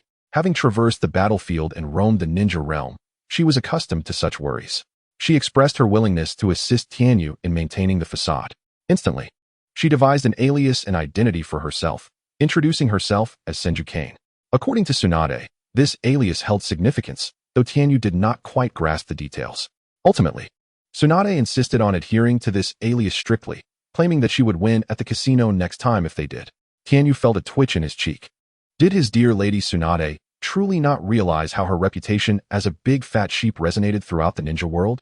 If her mysticism were genuinely effective, would she still bear such a title? Chapter 90. Something is off. Once Tsunade had donned her theatrical persona, Tianyu and she exited the room. As Tsunade, their guest, could not neglect to greet Tianyu's family, they descended the stairs only to witness his parents simultaneously setting off two party poppers. Welcome, Lady Tsunade. Multicolored streamers cascaded from above, leaving Tianyu and Tsunade in stunned silence. What had just happened? Was her alias, Senju Kane, unable to manifest? How would she win tomorrow? This was Tsunade's inner monologue. Meanwhile, Tianyu observed the lavish spread before him, as well as Tian, who was puffing her cheeks and sulking. Realization dawned upon him. He facepalmed, letting out a sigh. How could he have forgotten about Tian? Even an old horse stumbles at times, as the saying goes. But he was no longer that old. Lady Tsunade, please, take a seat. Tianyu's parents hastily gestured for her to occupy the seat of honor, as her status warranted such respect. Konoha's Tsunade chuckled heartily. It would be inappropriate for me, as a guest, to occupy the main seat. I shall take that one instead. She then proceeded to choose a seat and settled down. This simply will not do. Lady Tsunade, please take the honored seat. Tianyu's parents hastily interjected. Just treat her as an ordinary guest. Enough. Sit down and prepare to eat. I'm quite famished. Tianyu found an excuse to urge his parents into the main seats. All right, let us commence the feast. With his palms pressed together in prayer, Tianyu began to eat, marking the official start of the banquet. During the meal, Tianyu's parents engaged in polite conversation with Tsunade. Noticing their slight discomfort, Tsunade showcased her carefree and boisterous demeanor, gradually easing their tension throughout the banquet. The meal lasted a full 2 hours. "Mother, please help father back to rest," Tianyu suggested, glancing at the equally inebriated Tsunade, shaking his head. "I will escort Lady Tsunade to her room to rest." Both Tsunade and Tianyu's father had indulged too much in drink. "Ah, very well," Tianyu's mother replied, somewhat dazed. In the presence of the legendary Sannin, she too had enjoyed a few cups. "Remember what we agreed upon earlier. Do not speak of Lady Tsunade visiting our home." I remember," Tianyu assured, and with that, his parents supported each other as they made their way back to their room. Tianyu then assisted the flushed and disheveled Tsunade back to the guest room. Tianyu quietly murmured a few words before he began to clear the remnants of the meal. With his parents intoxicated, it fell upon him to tidy up the dishes and chairs. Huffing, Tianyu exerted considerable effort to help the drunken Tsunade onto the bed. Her loose clothing did little to conceal her impressive figure, revealing her fair and supple skin, blushing like a ripe peach. The sight was striking, causing Tianyu to shake his head. Despite his strong resolve, he found himself slightly swayed by the scene. After laying Tsunade down, he hurriedly exited the room. He was not the type to take advantage of others' vulnerabilities. He would rather be considered a rogue than a hypocrite. As he stepped out of Tsunade's room, Tianyu took several deep breaths to steady his emotions. "Hey brother, what's wrong?" Just then, his sister Tian passed by, noticing his discomposure. "It's nothing. I'm heading back to my room to rest," he replied, hastening away down the wooden corridor. His mind was still in turmoil. "By the way, Tian, make sure to rest early after you're done cleaning up," he called out before entering his room. "Okay, I will," she responded, but her small face was clouded with worry. Something's not right with brother. The following morning, Tsunade left early. Tianyu could easily surmise that she was off to the casino to try her luck. As a ninja of Konoha, he had been granted a rare day off. However, he had no desire to venture out for leisure, opting instead to rest. This morning, he made a beeline for the forge, eager to experiment with the puppet doll blueprints he had acquired during his last mission. Before he knew it, noon had arrived, and his parents rushed into his private forge. "Tianyu, I heard from Tian that you undertook an S-rank mission?" His mother wore a worried expression, while his father clenched his fists tightly, clearly anxious yet maintaining a serious demeanor. "Tianyu, I heard you're to be promoted to the captain of the Umbu?" Tianyu paused his work, smiling reassuringly at his parents. "Mom, Dad, it's true I encountered an S-rank mission, but you've misunderstood. That girl Tian is quite the exaggerator. I wasn't on an S-rank mission, it was a B rank. I merely faced unexpected complications along the way. Upon returning to the village, the Hokage reassessed it as an S rank. As for the Umbu captaincy, Lady Tsunade informed me of that last night. Otherwise, I would have been none the wiser." After his explanation, Tianyu's father turned to his mother, saying, "I told you Tianyu is a sensible individual. He wouldn't act recklessly. Now that he is an Umbu captain, do not hold him back with your maternal instincts." After a moment of silence, he added quietly, "Tianyu, we do not expect you to achieve great feats. We support whatever path you choose. Just be cautious moving forward. Though we may not comprehend the world of powerful ninjas, if you encounter difficulties, do not hesitate to share them with us. We will do our utmost to assist you." Tianyu felt warmth in his heart. "I understand. Thank you, father." "Thank you, mother. Rest assured, I harbor no ambitions to act recklessly, nor will I seek out dangerous tasks. My promotion to Umbu captain and the S-rank mission were mere coincidences." After reassuring his parents, he continued conversing with them for a while longer. Once they departed, he resumed his forging activities. As night fell, the striking figure of the golden-haired Tsunade entered Tianyu's forge. "Tianyu, you must help me. Those scoundrels at the casino must be cheating. Not only that, they mocked me. In a fit of rage, I smashed their establishment." But the old man Sarutobi intervened to mediate. Although she had wrecked their place, she could not shake off her anger. Tianyu sighed. He had anticipated this. With Tsunade staying at his home, it was only natural she would drag him to the casino. "How much did you lose?" "1 million Rio?" 10 million Rio, she replied. Tianyu exclaimed, "That casino is definitely cheating." He chuckled lightly. It was not that he doubted Tsunade, for cheating was commonplace in casinos. If there were a casino that didn't cheat, he would find that truly astonishing. "All right, I will accompany you once more, but this will be the last time." Tianyu wanted to refuse Tsunade's request, to advise her to quit gambling, to tell her it was not a worthwhile pursuit. Yet, Tsunade's gambling addiction was not easily shaken off. Shizune had accompanied Tsunade for decades, and even she could not persuade her to stop gambling. Trying to get Tsunade to quit was not a task that could be accomplished overnight. Truth be told, Tianyu contemplated letting Tsunade suffer a significant loss before stepping in to help her see reason. However, Tsunade's destruction of the casino indicated that they had truly struck a nerve with her. Under these circumstances, it was imperative that he lend a hand. Chapter 91, Tion's Apprenticeship. In the dead of night, a man and a woman walked along the tranquil streets of Konoha. The golden-haired woman was in high spirits, her laughter echoing through the night. Tsunade felt elated. Tianyu had helped her reclaim her honor. Not only had she won back the initial capital of 10 million ryo, but she had also gained an additional 20 million ryo. Although Tianyu did not share a single ryo of the winnings with her, Tsunade remained overjoyed.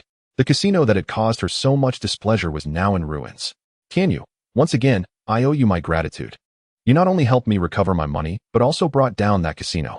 How should I repay you for this favor? Under the sparse moonlight, Tsunade blinked her sparkling eyes at Tianyu, radiating a unique charm. You needn't worry about repaying me. It's no trouble at all, Tianyu replied, utterly oblivious to the underlying implications. Oh, you think a mere favor from me is not worth repaying? Tsunade teased playfully. The tone of Tsunade shifted, and Tianyu sensed an ominous atmosphere. Without hesitation, he blurted out, Then please, Lady Tsunade, guide my younger sister in her training. Your sister? Tsunade paused, recalling the somewhat confrontational Ten, who had been rather vocal lately. The sum of 10 million from this time, coupled with the previous 2 occasions, played in her mind. She mumbled a few words before nodding. Very well, I shall oblige. The corners of Tenyu's mouth twitched. Was it really necessary to include the money she had previously won back? Was guiding a mere child through training such a daunting task? Upon returning home, Tenyu once again immersed himself in the forge. The creation of the Dyuan had reached a critical juncture, and he was eager to complete it and put it to the test. The next day, dawn had long since broken, yet Tenyu remained abed. He had stayed up late the previous night crafting the Dyuan, only succumbing to sleep as the first light of dawn appeared. However, his slumber was short-lived, as he was abruptly awakened by Ten's incessant noise. Brother, did you really ask to have Lady Tsunade as my mentor? No, I don't want that. Groggy and still in bed, Tenyu heard Ten's uproar. Mentor? Wait, let me collect my thoughts. As he sat up, it took him a couple of minutes to recall his words to Tsunade the night before, suggesting that she guide Ten in her training as a form of repayment. Tsunade misunderstood. Tenyu couldn't help but chuckle at the absurdity of it all. No wonder she had been so meticulous about the figures last night. It all made sense now. Understanding the situation, Tenyu reassured Ten. It is indeed a fortunate opportunity that Lady Tsunade has agreed to take you on as her disciple. Why are you so reluctant? Ten pouted her lips, and after a moment of silence, she spoke with a tone heavy with grievance. I do not wish to become a gambling addict in the future. What does becoming a gambling addict have to do with being mentored by Lady Tsunade? Tenyu queried, baffled. The other day when I accompanied you to the casino, I heard someone calling her a big fat sheep, claiming she perfectly inherited the gambling addiction and luck of the first Hokage. If I become her disciple, she might pass that trait on to me. I do not want to become such a useless adult. That's merely a rumor. Do not believe such nonsense. Tenyu chuckled, ruffling Ten's hair, while simultaneously reflecting on the audacity of those in the casino, unafraid to speak such words and invite trouble upon themselves. Each individual's habits are shaped by their own choices. If you do not wish to become a gambling addict, no one can influence you, much less infect you with such tendencies. Children, indeed, remain children, while the children in the world of Naruto may seem mature. Their understanding is often limited. But, Ten continued to pout. Ten. From downstairs came the robust voice of Tenyu's father. Thud, thud, thud. Heavy footsteps approached. Ten, come down quickly. Lady Tsunade is going to take you on as her disciple. This is a monumental opportunity. Why are you here with your brother? Ten hesitated. Come down at once. Tenyu's father urged. So many wish to study under Lady Tsunade, yet few succeed. Hurry, you won't regret becoming her disciple. Tenyu also encouraged Ten. Well, all right then. I just hope Lady Tsunade's gambling addiction doesn't rub off on me. How dare you speak like that? You must address her as Lady Tsunade. Tenyu's father scolded. Oh, no, you'll have to call her teacher from now on. With that, Tenyu's father took Ten by the hand and led her downstairs to pay respects to her new mentor. In the room, Tenyu merely smiled. Though he had only slept for 3 or 4 hours after being awakened by Ten, he felt somewhat rested. He rose to wash up and prepared to return to the forge. Tsunade taking on a disciple. This isn't a matter of gambling assistance, nor can it be quantified in monetary terms. Tenyu intended to craft another item as a gift for Tsunade. He desired to cultivate a friendship with her, for among friends, assistance is granted. However, The value of such mutual aid should not be so great that it jeopardizes their bond. What should I craft? Upon descending the stairs, he beheld Tenten bowing and serving tea to Tsunade, performing the ritual of taking on a mentor. This was not akin to the ninja academy where one is assigned a jonin instructor post-graduation. Tenten was engaging in a truly traditional ceremony that had been passed down since the Warring States period. It was remarkably strict, as mandated by Tenyu's parents. As Tenten presented the tea, her little lips remained puckered, suggesting her dissatisfaction. Tsunade accepted the cup and took a symbolic sip. From this day forth, you are my disciple, Tenten. Henceforth, refer to me as teacher. Yes, Tenten replied, albeit with a hint of reluctance.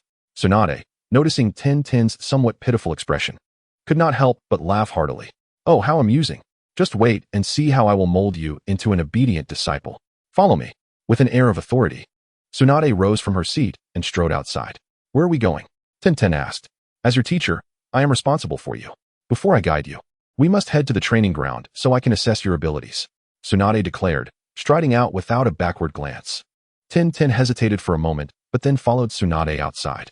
Seeing their daughter, Tenten, officially becoming Tsunade's disciple, filled Tenyu's parents with uncontainable joy. Before Tenyu headed to the forge, he exchanged a few words with his parents. 2 hours later, at training ground number 1, Tenten was drenched in sweat, gasping for air, while the training targets before her were riddled with kunai and shuriken. Is this all you can do? Tsunade frowned, seemingly displeased with Tenten's performance. She had anticipated that with a brother as extraordinary as Tenyu, Tenten would display remarkable talent as well. However, while Tenten's performance was not poor, she could at least rank among the top in the ninja academy. She still paled in comparison to Tenyu. Noticing Tsunade's dissatisfaction, Tenten huffed in annoyance. Now that she was Tsunade's disciple, she understood the principle of not contradicting her teacher. Tsunade had brought her to the training ground, and they began immediately. During the 2-hour intensive training session, Tenten was pushed to her limits and barely had a moment to rest. To endure such a high-intensity trial for 2 hours without faltering was no small feat in Konoha, yet Tsunade remained unsatisfied. Tenten felt a growing discontent towards her teacher. Make way, make way. I need this training ground. A brash ninja, several years older than Tenten, swaggered over arrogantly. Upon seeing him, Tenten furrowed her brow tightly, her dissatisfaction with Tsunade evaporating, replaced instead by animosity toward this pompous individual. Teacher, let us leave, Tenten urged Tsunade. Leave? Where to? The trial isn't over yet. Don't think you can cut corners. If you want to keep pace with your brother, you must continue training. Tsunade replied with unyielding firmness. Tenten took a deep breath, striving to maintain her composure, then explained to Tsunade, Teacher, it's not that I want to cut corners. That person is from the Shimura clan. He always claims the training ground for himself, and if we don't vacate, he'll cause us trouble. Humph, Tsunade scoffed. Claiming a public training ground? Does Konoha belong to him? Stay here and continue your training. I want to see how he dares to trouble us. Chapter 92. A single punch shatters the training ground. Tsunade was incensed, though Tenten was reluctant to act against her will. She had no choice but to remain on the training ground and continue the trial Tsunade had set for her. Who else is still here? Upon the arrival of this young lord, should you not obediently retreat and leave the training ground for him? Go, you lot, and teach her a lesson. The speaker, though youthful, exhibited an arrogance that was utterly intolerable. However, his commands were met with inaction from the subordinates meant to protect him. Although Tsunade had been away from Konoha for over a decade, many still recognized her. Among the guards of the Shimura clan, someone identified Princess Tsunade. The young lordess subordinates were too intimidated to act against her, and they could hardly match her strength. Before the young Shimura could voice his inquiry, one of his followers interjected, My lord, it would be wise not to provoke her. You cannot afford to. That is Tsunade, granddaughter of the first Hokage, princess of the Senju clan, and direct disciple of the third Hokage. The young Shimura's face turned a shade of deep crimson, as he yearned to assert his identity and regain the dignity of the Shimura clan's young lord. Yet, his subordinates were right. He could not afford to cross Tsunade. Resigned, he muttered, The training ground is spacious enough. We one team missed their presence. Let us focus on our training. Yes, my lord. Thus, the Shimura clan began their training in a rather disheartened manner. Although their numbers were considerable, the primary objective was merely to train the young lord. Occupying a significant portion of the space, targets, ninja tools, and imagined adversaries, truthfully taking up most of the training ground without yielding any productive results. Tion and targets 1 and 3 also joined the training. Tsunade-sensei, this just do as instructed? Yes. The training area for Tsunade and Tion expanded, clashing with the space occupied by the Shimura clan. However, out of respect for Tsunade, they dared not retaliate. It's fine. We don't need such a large area anyway, the young lord of the Shimura clan thought. Yet, not long after, Tsunade commanded that targets 4 and 6 be added.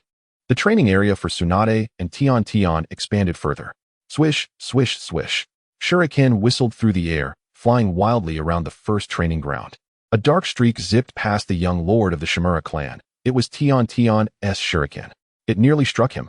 This incited the young lord's fury. Hey, don't you have eyes? Can't you see someone is training over here? Tsunade, what of it? If I hadn't stopped, I might have lost my life. He could no longer contain his anger.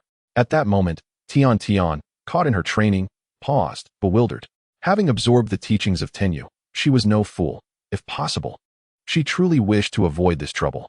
Tion, did I tell you to stop? Your trial is not up to standard. At this rate, you will never catch up to your brother Tenyu. Tsunade scolded fiercely. Tion shrugged, showing no reaction.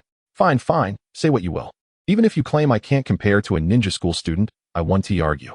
The shuriken thrown by Tion, under Tsunade's pressing demands, nearly harmed the young lord of the Shimura clan. Should this displease him further, it could lead to a grudge. And one should be wary of the Shimura clan's considerable influence in Konoha. Not wanting to provoke such a formidable entity, Tion was cautious. After reprimanding Tion, Tsunade turned to face the young lord, her exquisite visage now filled with ire. What is it, little brat? Do you have something to say to me? Following her outburst at Tion, Tsunade's expression radiated fury, making the guards of the Shimura clan hesitate to approach. The young lord of the Shimura clan instantly shrank back. We are training over here, and you are throwing shuriken from so far away. It's dangerous. After much deliberation, the arrogant young lord could only mumble this. This is a public training ground, and I shall train as I please. In stark contrast, Tsunade now displayed her own brand of arrogance. Are you reprimanding me? Do you think this training ground belongs to your family? Tsunade narrowed her eyes, an aura of danger causing the Shimura clan's guards to retreat several steps. Tsunade, the legendary figure of the Second Great Ninja War, the one who fought valiantly against Hanzo and earned the name of the legendary Three Ninjas. Tsunade emanated the atmosphere of a battlefield, exuding immense authority and peril, which the guards of the Shimura clan could not overlook. Of course, it does not belong to my family, but this is a shared training ground, at the very least. How about a little courtesy? Previously, the overbearing young lord had demanded that others clear the training area for him, believing he was above reproach. Is it only allowed for officials to set fires while the commoners are forbidden to light lamps? Upon hearing this, Tsunade laughed, a laugh born of exasperation. Very well, I shall be more courteous. Tsunade did not retort, but casually walked towards the target at the center of the training ground. May I use this target? The young lord was taken aback. He did not comprehend Tsunade's intentions, but he noticed his guards retreating as she approached. When faced with Tsunade's inquiry, he numbly nodded, of course. Tsunade laughed heartily and shook her shoulders. It's been a while since I've been to the training ground for some exercise. Tion. Step back. Tion, who was already some distance away, was bewildered. Aren't we far enough apart? What was Tsunade planning? Tion was puzzled. Yet she complied with her teacher's command, retreating several steps. Not enough, go further back. Uncertain of Tsunade's intentions, Tion ran to the very edge of the training ground. Observing Tion's retreat and Tsunade's insistence on distance, the astute guards of the Shimura clan had already retreated even farther than Tion. The young lord, still confused, understood he should also move back. However, before he could take more than a few steps, he heard Tsunade's booming voice behind him. Watch closely, Tion. This is the first technique I wish to teach you. With a mighty surge of chakra, Tsunade gathered it in her right hand. Clenching her fist, she suddenly struck the center target of the first training ground. Boom. The target shattered upon impact with Tsunade's fist. Following this, her fist slammed into the earth. A dull thud resonating throughout Konoha. Rumble, rumble. Tion felt the very ground beneath her feet tremble violently. Crack, crack, crack. The earth of the first training ground fissured, with terrifying cracks spreading like a spider's web across the entire area. Chapter 93, Accountability. Tion's eyes sparkled with admiration as she fixated on Tsunade, filled with reverence. With a single punch, the vast training ground had been utterly destroyed. This was the Tsunade she idolized, the legendary Sannin, the granddaughter of the first Hokage, and the princess of the Senju clan. Most importantly, This individual was her teacher. Enough, today's trial ends here. Tian, let us return. Standing amidst the cracked earth, Tsunade scoffed, calling out to Tian without looking back as she made her way toward the Tenyu household. Yes, Tsunade-sensei. Tian exclaimed, her eyes gleaming with excitement as she enthusiastically followed Tsunade like a devoted apprentice. In training ground number 1, amidst the cracked earth, the cries for help echoed. Save me, save me. The arrogant young master of the Shimura clan had fallen into a narrow pit. After a considerable wait, the guardian assigned by the Shimura family finally arrived. Young master, are you unhurt? I shall rescue you at once. In the residence of the Tenryu family, Tsunade sat on the tatami in the living room, her delicate brows slightly furrowed, clearly in a foul mood. To monopolize a public training ground. Those Shimura clan folks are truly insufferable. Despite having left Konoha for over a decade, the village, founded by her grandfather, Hashirama Senju, was her root. Witnessing such events unfold in Konoha genuinely troubled Tsunade. How could she alleviate her worries? Only through a drink. In the living room, Tsunade lifted her cup and downed its contents with a satisfying gulp.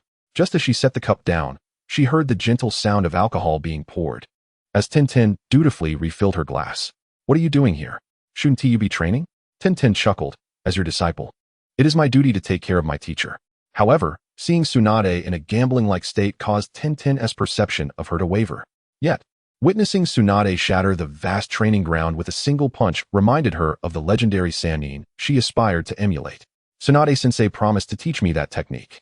Once I master it, Tintin was elated that her brother had urged Tsunade to take her as a disciple. I don't need a half-grown brat like you to take care of me, Tsunade retorted, shaking her head. I have matters to attend to. So you should train on your own. Tintin paused, then inquired. Sensei, you're not heading to the casino, are you? What are you thinking? Tsunade gently tapped Tintin's head. This is serious. Shortly, someone will escort me to meet Lord Sarutobi. No sooner had she spoken than a shadow appeared before Tsunade. Lady Tsunade, the Hokage requests your presence. Tintin was taken aback. Is Tsunade-sensei really that remarkable? Is this the legendary Sannin? Tsunade nodded at the Yanbu member. I'll be there shortly. You may return. The Yanbu hesitated. Tsunade's voice turned stern. What? Do you intend to forcibly drag me there? With that, a surge of chakra emanated from her. Of course not. We wouldn't dare. The masked Yanbu ninja transformed into a shadow and vanished before Tsunade and Tintin. Tsunade then lifted her cup once more, taking another hearty drink. Her destructive display at the training ground would deprive the villagers of a public venue. And such a significant incident would undoubtedly draw the attention of Hokage Sarutobi. Tsunade was acutely aware of this. At that moment, Sarutobi had already summoned her. Tsunade's refusal to accompany the Anbu was not mere obstinacy. It was a deliberate display of her authority. The fact that a mere clan member could commandeer a training ground, publicly accessible since Konoha's inception, highlighted the current state of the village. Konoha, after years of development, had not only stagnated but seemingly regressed. Tsunade felt compelled to confront Sarutobi and demand an explanation. As a disciple of the third Hokage, Tsunade could not reproach her master. Yet, her lineage was remarkable. As one of the legendary Sannin, she held the right to question Sarutobi, not to mention her status as a princess of the Senju clan. The very founders of Konoha, and the granddaughter of the first Hokage, Hashirama Senju. Every aspect of Tsunade's identity forbade her from idly watching Konoha decay. She must meet with Sarutobi. Tsunade's visit was not to apologize, but rather to hold Sarutobi accountable. Tintin, refill my cup. Yes, sensei. After 3 more cups. Tsunade signaled Tintin to stop pouring. Rising from her place, Tsunade prepared to head toward the Hokage building. Taking a deep breath, she steeled herself with the words she would confront her teacher with. With a long sigh before departing, Tsunade turned to Tintin with utmost seriousness. If you wish to keep up with the Tenryu, you must work exceedingly hard. Otherwise, let us not discuss it further. I'm leaving, Tintin. Train diligently. Your age is not one for idleness. Behind her, Tintin nodded vigorously. Understood, sensei. Tsunade's excursion to the Hokage's office would last until midnight before she finally returned to the Tenryu residence. What transpired in the Hokage's office remained a mystery to all except Sarutobi and Tsunade. Tintin, surprisingly, refrained from prying into the matter, dedicating her day to rigorous training. Meanwhile, Tenryu remained engrossed in the forge. The following day, rumors about the legendary Sannin Tsunade shattering training ground number 1 began circulating throughout Konoha. Tintin was not at home that day. She had assembled with her ninja team early for an E-rank mission assisting farmers in tilling their fields. Tenten, I heard you've become a disciple of Tsunade-sama? In the fields, Niji Hyuga, a leaf ninja with long black hair and a forehead protector, suddenly inquired. How did you know? I was just accepted by Tsunade-sensei yesterday, Tenten replied. Niji smirked. You caused quite a commotion at training ground number 1 yesterday. The whole of Konoha is aware now. Did Tsunade-sama really shatter the training ground with just one punch? Niji pressed on. Indeed. Tenten nodded enthusiastically. Tsunade-sensei is truly incredible. Meanwhile, Niji clenched his fist. As a branch member of the Hyuga clan, he bore the cursed seal of the caged bird on his forehead. He yearned to break free from this constraint. Every branch member of the Hyuga clan aspired to overcome the limitations imposed by the caged bird. Breaking free meant Niji needed to possess strength comparable to that of the clan head. The Hyuga clan was the most prominent family in Konoha, and the head, Hayashi Hyuga, was formidable. In Niji's view, Hayashi's strength could rival that of Tsunade, one of the legendary Sannin. The thought of Tsunade's ability to demolish the training ground left Niji in awe. Wow, Tsunade-sama is so strong. Are the other 2 Sannin equally powerful? Oh, this is exhilarating. This is youth. Beside them, Lee, sporting a watermelon-shaped hairstyle, burned with an inexplicable fervor in his eyes. I must train diligently to reach Tsunade-sama's level as soon as possible. I'll add another 100 laps to today's running drills. Well said, Lee. Tenten chimed in. Another green-haired, watermelon-headed figure joined, giving a thumbs up to the diminutive Lee, showcasing a radiant smile. Sweating it out is what youth is all about. In the golden light of dawn, the 2 green-haired youngsters dashed toward each other, embracing tightly. Sighing, Tenten observed this with bemusement. Here we go again. I wonder how long it will take them to return to normal. Tenten, how did you become Tsunade-sama's disciple? Niji suddenly asked after a moment of contemplation. A formidable mentor is guiding him, and he is bound to make significant progress. Hinata Niji also yearns for a powerful teacher to mentor him, rather than the exuberant and somewhat foolish Might Guy, who incessantly shouts about youth. Well, Tenten, slightly taken aback, divulged to Hinata Niji. It was my brother who persuaded Lady Tsunade to take me as her apprentice. Your brother? Tenten? Hinata Niji was momentarily bewildered, unable to comprehend how Tenten's brother could be connected to one of the legendary Sannin, Tsunade. What? Brother Tenten? The ever-enthusiastic Rock Lee, with his green, watermelon-shaped head, immediately abandoned Might Guy's fervent enthusiasm, his eyes sparkling with excitement as he rushed toward Tenten. Brother Tenten has returned. I haven't seen him in ages. Tenten calmly nodded, acknowledging Lee's query, yet she still found it difficult to understand why he was so fervent. Ahem. The momentarily abandoned Might Guy felt quite awkward. Yes, Tenten's brother has returned, and he has a vacation period. He must have been tinkering in their family's forge these past few days. Tenten's brother is truly remarkable. I've heard he recently completed an exceedingly perilous S-rank mission. Upon hearing this, the flames of enthusiasm within Rock Lee blazed even brighter. Meanwhile, Hinata Niji clenched his fists tighter, acutely aware of the widening chasm between himself and Tenten's brother. Tenten. Lee's voice brimmed with excitement. After the mission concludes, may I visit your home to seek guidance from Brother Tenten? But after your mission, aren't you supposed to train? By the time you finish training, it will be dark. How will you come? Little Lee found himself in a quandary, torn between training and seeing Brother Tenten. At that moment, Might Guy stepped in. His gleaming white teeth flashed once more. Lee, you can visit Tenten's home to meet Brother Tenten and request his guidance for your training. That way, you won't have to be torn between the 2. Indeed, enlightened by Might Guy's suggestion, Little Lee's eyes sparkled with brilliance. Truly, you are a wise teacher. Guy-sensei, your thoughts are more comprehensive than ours. Have you not considered that Brother Tenten might be preoccupied and unable to guide your training? Or that he may simply be unwilling to do so? Hinata Niji scoffed from the side, dousing Little Lee with a dose of cold reality. Little Lee found himself once again in a state of confusion, while the exuberant green-haired watermelon head stepped forward once more. Fear not, Lee. Brother Tenten is not so stingy. Even if he is busy, he will surely take a moment to guide you. Guy-sensei, but would that not trouble Brother Tenten? It will not, Lee. After reassuring Little Lee, Guy also gazed toward the horizon. I too have not seen Brother Tenten in ages. Once our mission concludes, let us all visit Tenten's home to find Brother Tenten. As the sun dipped below the mountains, the evening glow bathed Konoha in a golden hue. Tenten's brother continued to toil away in his forge, crafting puppets. The gift for Tsunade was already completed, awaiting an opportune moment for presentation. Though he had not ventured outside or engaged in conversation with Tsunade, Tintin's brother sensed her discontent. Ever since Tsunade visited the Hokage building yesterday, her spirits seemed rather dim. Although she had not overtly expressed her unhappiness, he had ultimately discerned it. How did he come to this conclusion? Considering yesterday and today, it had already been 2 days. Have you seen Tsunade-sama frequenting the gambling halls? Thus, he concluded that Tsunade was indeed troubled. As for the nature of her troubles, he remained unaware and did not inquire. Tsunade taking Tintin as her apprentice was a favor to him, and naturally, he could not turn a blind eye to her troubles. Why did he not ask Tsunade if she was facing difficulties? After all, this was Konoha. Surely, Tsunade could manage any issues here.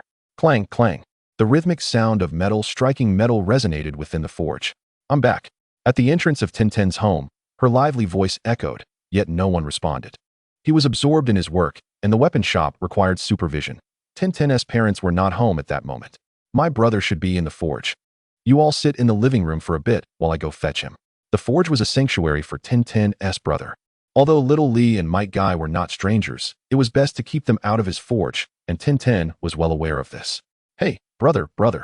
Tintin did not enter the forge, but called out loudly from the doorway. Guy-sensei, Little Lee, and Niji have come to find you. Hey, can you hear me? At that moment, the rhythmic clattering from within the forge momentarily paused. I understand. You go ahead and entertain them. I'll finish this task and join you shortly. Chapter 95, The Forest of Death. Tintin's brother replied from the forge. Generally, when at home, he did not confine himself to the forge. He occasionally utilized the newly expanded workspace, renovated by his parents, to craft ninja tools. Otherwise, it would seem rather peculiar to continuously conjure up an abundance of ninja tools from thin air. Moreover, this new forge represented his parents' support for him. Crafting within this new space also brought comfort to his parents. At this moment, Tintin did not forget to remind him, don't forget to shower before you come out. You've been in the forge all day, and your clothes are bound to be dirty. Just toss your dirty clothes in the laundry room. I'll wash them for you later. All right, I got it. After Tintin's reminder, the rhythmic sound of metal striking resumed once more. Tintin's brother continued his work. Half an hour later, he concluded his forging task, took a shower, discarded his dirty clothes in the laundry room, and donned a fresh outfit before heading to the living room. Hello, everyone. It's been a while, Guy-sensei, and the same goes for Little Lee and Niji. Tintin's brother greeted the members of Tintin's ninja team with a smile. Among them, he shared the deepest bond with Might Guy. Little Lee was also all right. But as for why Niji had come to his home, he was somewhat puzzled. Nonetheless, he refrained from mentioning it and welcomed everyone with a polite smile. Tintin, you've grown taller again.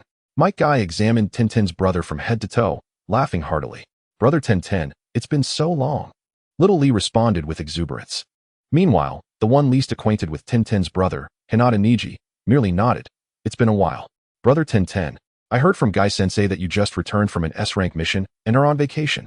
Little Lee, ever blunt, expressed his thoughts without hesitation. So how was it? Brother Tintin, was the S-rank mission difficult? What were your feelings upon its completion? S-rank missions are quite challenging. Do not underestimate their perilous nature. Tintin's brother cautioned Little Lee, recognizing that at his young age, he was susceptible to forming misguided values. Thus, he earnestly warned Little Lee that S-rank missions were no trivial matter. Subsequently, he smiled. It was a long-awaited reunion. There was no need to be overly serious. This mission, too, was a matter of luck. It was through mutual support among the members of the Umbu squad that they barely completed the S-rank mission. Really? Brother Tintin only considers it luck? It's that dangerous? At that moment, an incongruous voice interrupted. Lee, do not heed Tintin's nonsense. He is far from merely lucky. He is the leader of the Umbu squad, and among them, his strength is unparalleled. Might Guy, a jonin, directly exposed Tintin's embellishment. He turned to Xiao Li and said, Li, Tianyu has become so formidable. You must not be outdone. You need to intensify your training, aiming to run 500 laps upside down around Konoha each day in order to catch up with Tianyu. I have high hopes for you, Li. Yes, Master Kai. Xiao Li immediately straightened his body, as if he had received a military order. Has the Umbu squad leader Tianyu grown this powerful? Hyuga Niji was taken aback, inadvertently revealing his astonishment. Ha, indeed. The Umbu squad leader must possess the strength of a jonin to hold such a position, Mado Kai added with a chuckle. With his Umbu status, Tianyu's treatment in Konoha is nearly on par with mine. Niji was momentarily stunned. While he knew Tianyu was strong, he found it hard to believe he had reached such heights. Master Kai, you jest. How could I possibly be on the same level as you? Tianyu chuckled. Fully aware of the bond between Mado Kai and his students, a bond he would never forget. Master Kai, Xiao Li, and Niji. It has been quite some time since we last met. Please wait here for a moment while I step outside to procure some fine dishes for us to enjoy and have a good chat. With that, Tianyu rose. For he could not allow his guests to sit idly, especially when one of them was Mado Kai, who had imparted the 8 gates technique to him. Ha. No need for that, Tianyu. We did not come here for a meal. Xiao Li and I haven't seen you in ages, and I merely wanted to visit. While Xiao Li hopes you can guide him in his training. Xiao Li, feeling somewhat embarrassed, added, Master Kai, I don't want to trouble Tianyu. Tianyu smiled, of course. I would love to see how Xiao Li's training has progressed. Shall we set off now? After a moment's contemplation, Tianyu proposed, to training ground number 1. Upon hearing this, Mado Kai, Xiao Li, and Niji fell silent, while Tianyu bowed his head in thought. What is wrong with you all? Training ground number 1 is currently unavailable. Xiao Li replied quietly, adding, it was destroyed yesterday by Tian and Lady Tsunade. Oh, at this, Tianyu turned to Tian, who had already lowered her head to avoid his gaze.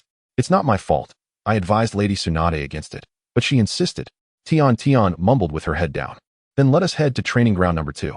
With the graduation exams approaching, Niji interjected, training grounds number 2 and no. 3 are occupied today by a large number of students from the Ninja Academy. Tianyu found himself at a loss for where to go next. How about we venture to the Forest of Death? It's a secluded place, ideal for training. Mado Kai suggested once more. Wait, the Forest of Death is home to many wild creatures. It's quite dangerous. Niji exclaimed, rising abruptly. It's fine. We shall go to the Forest of Death. Tianyu replied with a smile, decisively determining the training location. Danger? Under the guardianship of 2 elite jonin, Tianyu and Mado Kai. What could possibly happen to Tian and Xiao Li? Yes, we shall listen to Brother Tianyu. The excitement of being guided by Tianyu overshadowed any concerns Xiao Li had about the danger Niji mentioned.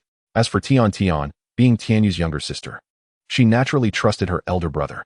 Among the 5 of them, only Niji felt out of place, as if he were not truly part of Mado Kai's ninja team. Rather, Tianyu was the true member of this squad. All right, let us set off. With a loud call, the group ventured forth, accompanied by a somewhat reluctant Niji, towards the Forest of Death. Chapter 96. What merit do I have? Konoha Hurricane. Konoha Great Whirlwind. Deep within the Forest of Death, clad in a tight green suit, Xiao Li exerted himself to the fullest, launching an attack towards Tianyu. Yet, Tianyu effortlessly deflected Xiao Li's assault with a mere flick of his hand. It was Tianyu's idea to allow Xiao Li to attack him. To truly understand a person's strength, engaging in battle is the clearest and most direct method.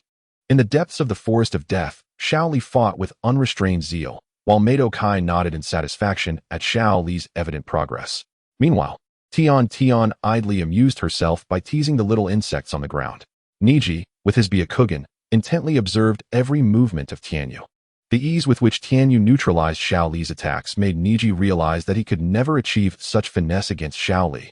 Just as Xiao Li and Tianyu were deeply engrossed in their training, Niji abruptly interjected, Tianyu, may I also request your guidance? Can we have a match? During the sparring session, Tianyu once again raised his hand to deflect Xiao Li's attack before turning to Niji, of course. But you'll need to wait until I finish with Xiao Li. Although Niji was not intimately familiar with Tianyu, he was still a member of Master Kai's team and had accompanied Mado Kai, Xiao Li, and Tian to visit, making it difficult for Tianyu to decline. However, priorities must be set.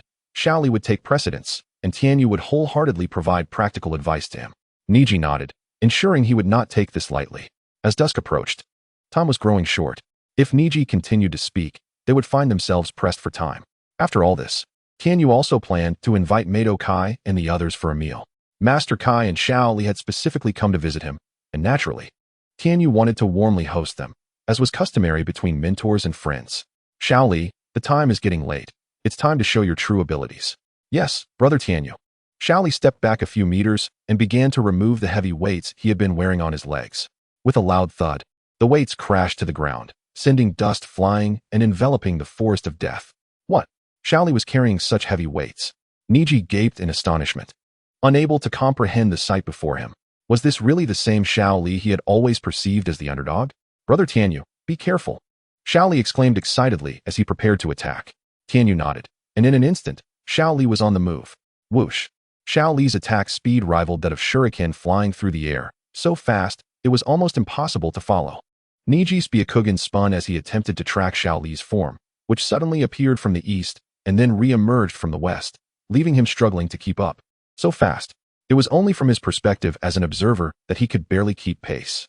Xiao Li was truly hiding his capabilities. A bead of sweat trickled down Niji's temple. Facing Xiao Li, even with his mastery of the heavenly spin, it seemed impossible to win. With Xiao Li's rapid-fire attacks, he could defend against one instance of heavenly spin, but not the next, unless he continuously employed the technique. But Niji's chakra reserves would not permit such an endeavor. Clenching his fists tighter, Niji felt utterly despondent. How could he, once the top student of the Ninja Academy, fail to overcome even the so-called underperformer Xiao Li? He felt utterly defeated. With the advantage of his Byakugan, Niji also noticed something remarkable. Tianyu, after having surpassed Xiao Li's speed, stood his ground, effortlessly neutralizing Xiao Li's rapid attacks, without taking a single step. Just how powerful was Tianyu? Not bad. Tianyu praised Xiao Li during their match. Your stamina is impressive. Even with such a relentless assault, your speed shows no signs of waning. Xiao Li, it seems your burden can be increased further. During the spar, Tianyu offered a suggestion regarding Xiao Li's training. Yes, brother Tianyu. Upon hearing Tianyu's words, Xiao Li halted his movements. By the way, did Master Kai teach you the 8 gates of Duanjia? Tianyu inquired suddenly. Xiao Li nodded in affirmation. Have you mastered it? I have. How many gates can you open? Currently, I can barely open the 4th gate. Tianyu nodded and said, then open the 2nd gate for me. Let me see. Huh. Xiao Li replied, taken aback. Tianyu, slightly puzzled, asked, what's wrong? Have you not trained well? Oh no. There's nothing wrong with my training in the 8 gates of Duanjia. Brother Tianyu, don't worry. Xiao Li hesitated, and Tianyu pressed on. Just what? This technique is something I've reserved for Niji. Hyuga Niji? Xiao Li has a trump card. Once he sheds his burden, I won't stand a chance against him. He even saving a secret move for me? Niji felt an urge to curse. Ha, Li, it's fine. If Tianyu tells you to use it, then use it. Chuckled Mike Guy from the side. With Guy's encouragement, Xiao Li nodded. Brother Tianyu, please be careful. 8 gates of Duanjia, open. 1st gate, open. Rest gate, open. In an instant, Li Rock opened 2 gates, and a torrent of chakra surged forth from his being. Xiao Li's speed elevated to unprecedented heights. Thud, thud, thud. The dull sounds of fists and feet colliding echoed, and Niji's eyes struggled to keep pace with Xiao Li's movements. Although Xiao Li was a genin, after opening the 8 gates of Duanjia, Tianyu had to take him seriously. Tianyu focused intently. After a while, seeing that Xiao Li exhibited no adverse reactions, he spoke. Xiao Li, open the 3rd gate. Yes, brother Tianyu. Life gate, open. Once more. The chakra engulfing Li Rock surged like a raging fire. Xiao Li's speed intensified even further. He reached another level. Niji could now only occasionally catch glimpses of Xiao Li's figure. After opening the 3rd gate, Xiao Li's strength was formidable. Relying solely on taijutsu made it somewhat challenging for Tianyu, as he could no longer stand immobile and effortlessly deflect Xiao Li's attacks as he had previously. The state of the 3rd gate was indeed stable. Xiao Li, open the 4th gate for me to see. All right. At the command, Xiao Li promptly opened the 4th gate. Injury gate, open.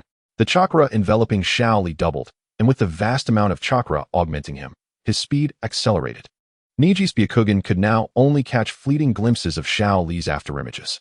Niji's typically inscrutable expression twitched several times. He felt an urge to curse. What have I done to deserve this? Why does Li Rock reserve such a powerful move for me? Xiao Li, stop. In the depths of the death forest, Tianyu called a halt to Xiao Li's onslaught, signaling him to cease the 8 gates of Duanjia state. Li Rock complied instantly.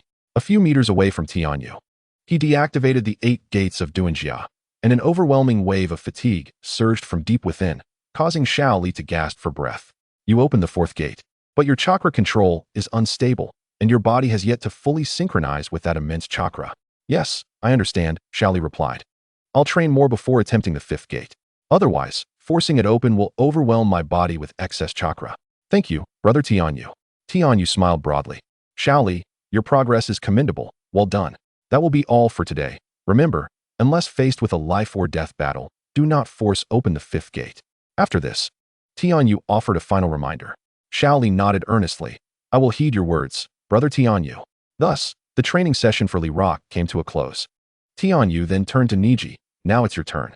Witnessing Xiao Li's fervent display, Niji was still in a state of shock. My turn? No. I think I'll wait for another time to seek your guidance. Tianyu, somewhat puzzled, noted Niji's sudden change of heart. Earlier, during the spar between Tianyu and Xiao Li, Niji had expressed his desire for guidance. Yet now he seemed to retract that request.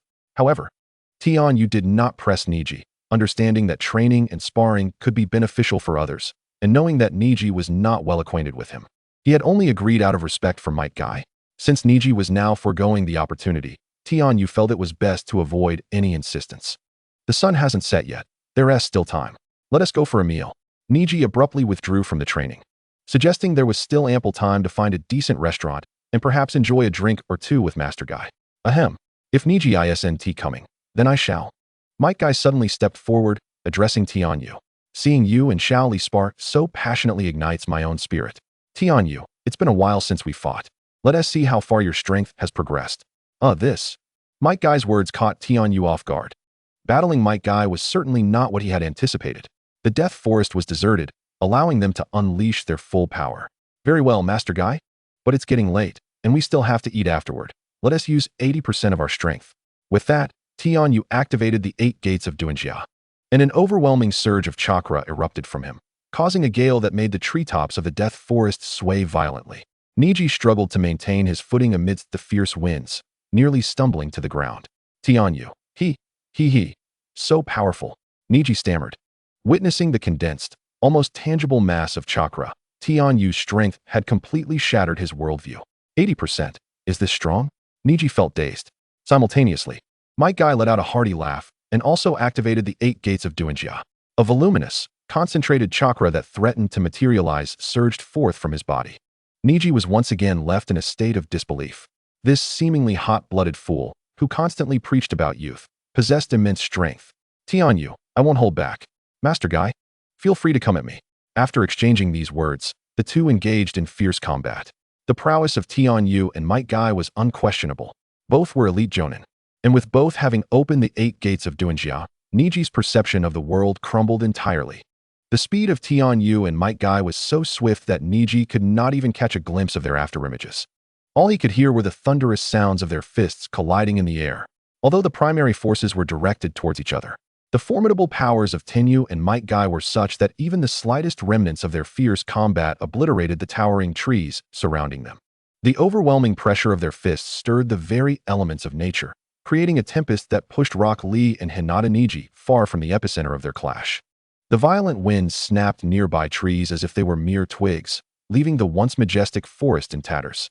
Unintentionally, the fierce struggle between Tianyu and Might Guy rendered the Death Forest a desolate wasteland. Witnessing the devastation akin to a tornado wreaking havoc, Hinata Niji realized just how formidable ninjas could truly be. Half an hour later, as the winds of the Death Forest subsided, both Might Guy and Tianyu emerged from the heart of the battlefield. That battle was exhilarating. Tianyu, you've certainly grown stronger. After indulging in the thrill of combat, Might Guy's spirits were remarkably high. No one can surpass Teacher Kai, Tianyu humbly replied. It is rare for a teacher to feel no sorrow at being surpassed by a student. Tianyu wished to prevent the ever-jovial Might Guy from becoming melancholic. Come now. Might Guy cast a rare glance of reproach at Tianyu. Do you think I am unaware of your true condition? Is this your full strength? You haven't even brought out those ninja tools you forged. Those are your main assets. If you intend to deceive me, at least put in some genuine effort. What? This isn't even my full strength. Hinata Niji was utterly astonished. The power that could shake the very foundations of the earth was merely a fraction of Tianyu's capabilities. Furthermore, Teacher Guy had mentioned that Tianyu's primary strength lay elsewhere. How potent must Tianyu be if he unleashed his entire power? Just how strong had he truly become? Chapter 98. The Secret of Strengthening. Teacher Kai, Lee, and Niji, let's not rush back just yet. Allow me to treat everyone to a meal. After the battle concluded, Tianyu took the initiative to invite everyone to dine together. Sounds great. Might Guy, known for his straightforwardness and camaraderie with Tianyu, did not hesitate to accept the invitation. It's getting late, and most restaurants will be closing soon. How about we dine at your home? I could use a couple of drinks, and if I get drunk, I'll just crash at your place for the night. Might Guy was quite comfortable in his familiarity, and Tianyu responded cheerfully, sure. If Lee and Niji find it inconvenient to return, they can stay over at my place. Tianyu's home had recently been renovated, sprawling over 1,000 square meters, which was more than sufficient to accommodate Might Guy and the others. Like Might Guy, Rock Lee was a straightforward individual with no ulterior motives. Really, Tianyu? Awesome. Then I'll stay at your place tonight. However, Hinata Niji, as a member of the esteemed Hyuga clan, was accustomed to decorum and propriety. He had always been somewhat independent and would not typically consider staying over at someone else's home, let alone dine at Tenyu's at this hour. Yet, having witnessed the might of Tenyu and Might Guy, he found it hard to decline the invitation to dine with these two formidable individuals who had shattered his worldview. On their way home, Tenyu ordered a few dishes from some still-open restaurants to take back. Upon arriving home, the group jubilantly began a small banquet. Ha! This wine is quite potent. Come on, Tenyu, have a drink with me, or else I'll be all alone and it'll be terribly lonely. In Tenyu's banquet hall, Might Guy, slightly inebriated and in high spirits, urged Tenyu to join him in toasting. Apart from Might Guy, no one present was of age. Although Tenyu himself was not yet an adult, in Might Guy's eyes, he was no longer a child. No, Teacher Kai, I'm still a child. Is it appropriate for you to urge me to drink? Tenyu respectfully declined. As a craftsman, excessive drinking could lead to nerve impairment, resulting in a slight numbness that would hinder his forging, especially for Tenyu, who relied on high-precision blueprints from the forging system. Even the slightest error could lead to catastrophic results. Of course, this did not imply that Tenyu abstained from alcohol entirely. He would occasionally enjoy a few drinks without adverse effects. However, drinking alongside Might Guy and Teacher Kai, who tended to drink themselves into a stupor, was not advisable. So Tenyu opted for the excuse of being a child to evade the situation. As the evening progressed, Might Guy and Rock Lee feasted heartily, with Lee's face flushed from the effects of the drink. Realizing his attempts to intoxicate Tenyu were fruitless, Might Guy called upon Lee to join him in drinking. During this time, Hinata Niji mustered the courage to inquire of Tenyu. Tenyu-senpai, may I ask how you became so strong in such a short period? Can you share your secret with me? Niji, unfamiliar with Tenyu, recognized the audacity of his question, but Tenyu bore him no ill will. Smiling, Tenyu replied, Want to grow stronger? It's simple. Just practice diligently like Lee, and you'll naturally become stronger. Niji frowned, clearly dissatisfied with Tenyu's response. When great responsibilities are bestowed upon a person, they must first endure hardships, labor, and hunger. Tenyu recited a famous quote from his past life. Niji paused momentarily, contemplating Tenyu's words. Indeed, Niji carried significant burdens. He resented how members of the Hyuga branch family were treated like caged birds by the main family. He aspired to overturn this system. Was this not a great responsibility? Thank you for your guidance, senpai. Niji expressed his gratitude respectfully. After a while, he turned to the now inebriated Might Guy and asked, Teacher, I would also like to learn the 8 gates. Could you teach me? By this point, Might Guy was quite drunk and oblivious to Niji's attempts to engage him. Teacher, Niji called again. I cannot teach you this technique. Tenyu interjected on behalf of Might Guy. Why not? Niji queried. The 8 gates is a forbidden technique, and to put it bluntly, it comes at the cost of one's vitality. I'm not afraid. Niji replied eagerly. It's not a matter of fear. You simply cannot withstand the backlash of the 8 gates. But Lee, Tenyu rolled his eyes. Lee maintains a high-intensity training regimen, and his physical condition is exceptionally strong, which is why he can barely use the 8 gates. Niji pondered for a moment and said, I can train too. Tenyu chuckled lightly. Let me put it this way. Aside from myself and Teacher Guy, Lee is likely the strongest in terms of physical prowess in Konoha. Even Lord Hokage may not surpass Lee's physical abilities. Niji was taken aback. He had thought that Might Guy only taught Lee out of favoritism. But now he realized that Lee was indeed exceptional. Lee, Niji muttered softly. Hey, are you all gearing up for an all-nighter? A melodious, mature voice resonated from the doorway. A voluptuous blonde woman stood at the entrance, capturing everyone's attention. Tsunade, Lady Tsunade. Might Guy abruptly awakened, his respect for Tsunade, one of the legendary Sannin, palpable, given that he hailed from an earlier era of ninjas.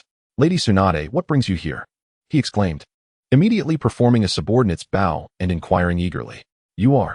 Tsunade furrowed her brow, seeming unfamiliar with this individual.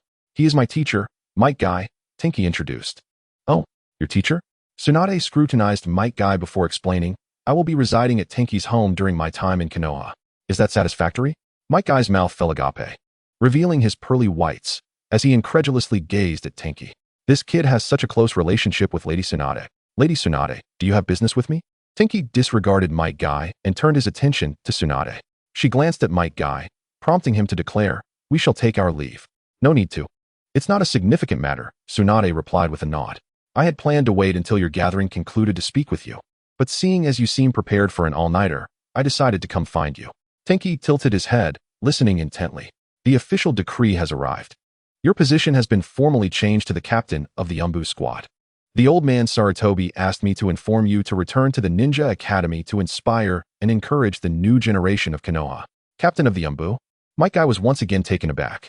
While he could regard Tenki as an equal as a squad leader, being the captain of the Umbu placed Tenki's status above even that of Might Guy, who was a jonin.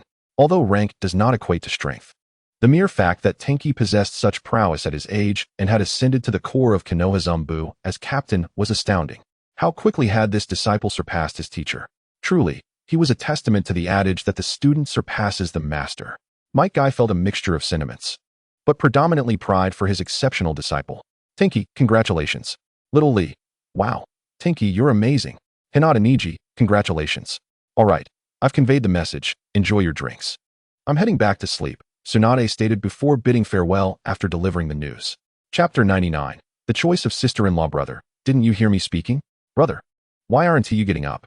Ten entered Tenki's room, only to find her brother sprawled across the bed, blissfully asleep and looking remarkably peaceful. Suddenly stirred by an impulse, she tiptoed to his side, observing his half-profile, sharp features, fair skin, and long, dark eyelashes resembling a fan. Wow, my brother is getting more handsome by the day, she mused internally, pondering that if she were to seek a boyfriend in the future, he would inevitably need to be more attractive than her brother. After all, having grown up alongside him and being accustomed to his stunning visage, she might struggle to accept anyone lacking in looks. However, upon reflection, it seemed she had yet to encounter anyone more handsome than her brother. Even Niji, once lauded as the heartthrob of their class, paled in comparison to him. Oh dear. Ten cupped her face in her hands, astonished. I want to end up single forever because my brother raised my standards, will I? If so, he must take responsibility. But then again, what if remaining unmarried and living with her brother was quite appealing? Even if he found a sister-in-law for himself, she was certain they would get along splendidly. As for her ideal sister-in-law, she thought of Hinata Hyuga, the daughter of the clan leader, noble by birth yet completely devoid of any haughtiness. Even more approachable than Niji from the branch family. She was, in Ten's eyes, the perfect candidate for a sister-in-law. As for Tsunade, despite her formidable strength, impressive figure, and striking beauty, her age and fiery temperament rendered her unsuitable. Absolutely not. Regarding the blonde girl who sent flowers weekly, while she appeared pleasant and had a cheerful disposition, there was something a tad too infatuated about her. Let us just keep her on the consideration list for now. Just as Ten became lost in her thoughts, a face suddenly loomed before her. She jumped back in surprise, nearly toppling over, but the person swiftly caught her. Brother, why did you scare me? She exclaimed upon recognizing her brother. I was about to ask you the same. Tenki frowned. You little rascal. Instead of sleeping in your own room, you come to sit by my bedside and giggle like a fool. What are you up to? Giggling? I was not. Ten quickly touched her face, realizing she indeed had been smiling foolishly. How embarrassing. She would never confess that she was contemplating potential sister-in-law candidates. Ahem. The reason I came to find you is quite serious. Ten's eyes sparkled as she swiftly changed the subject. You haven't forgotten, have you? The Hokage asked you to give a speech today as an outstanding graduate to the new class, she said, her expression a mix of surprise and urgency. Oh, is that so? Tenki's face reflected growing astonishment. Wait, you actually forgot something so important? This is an opportunity many dream of.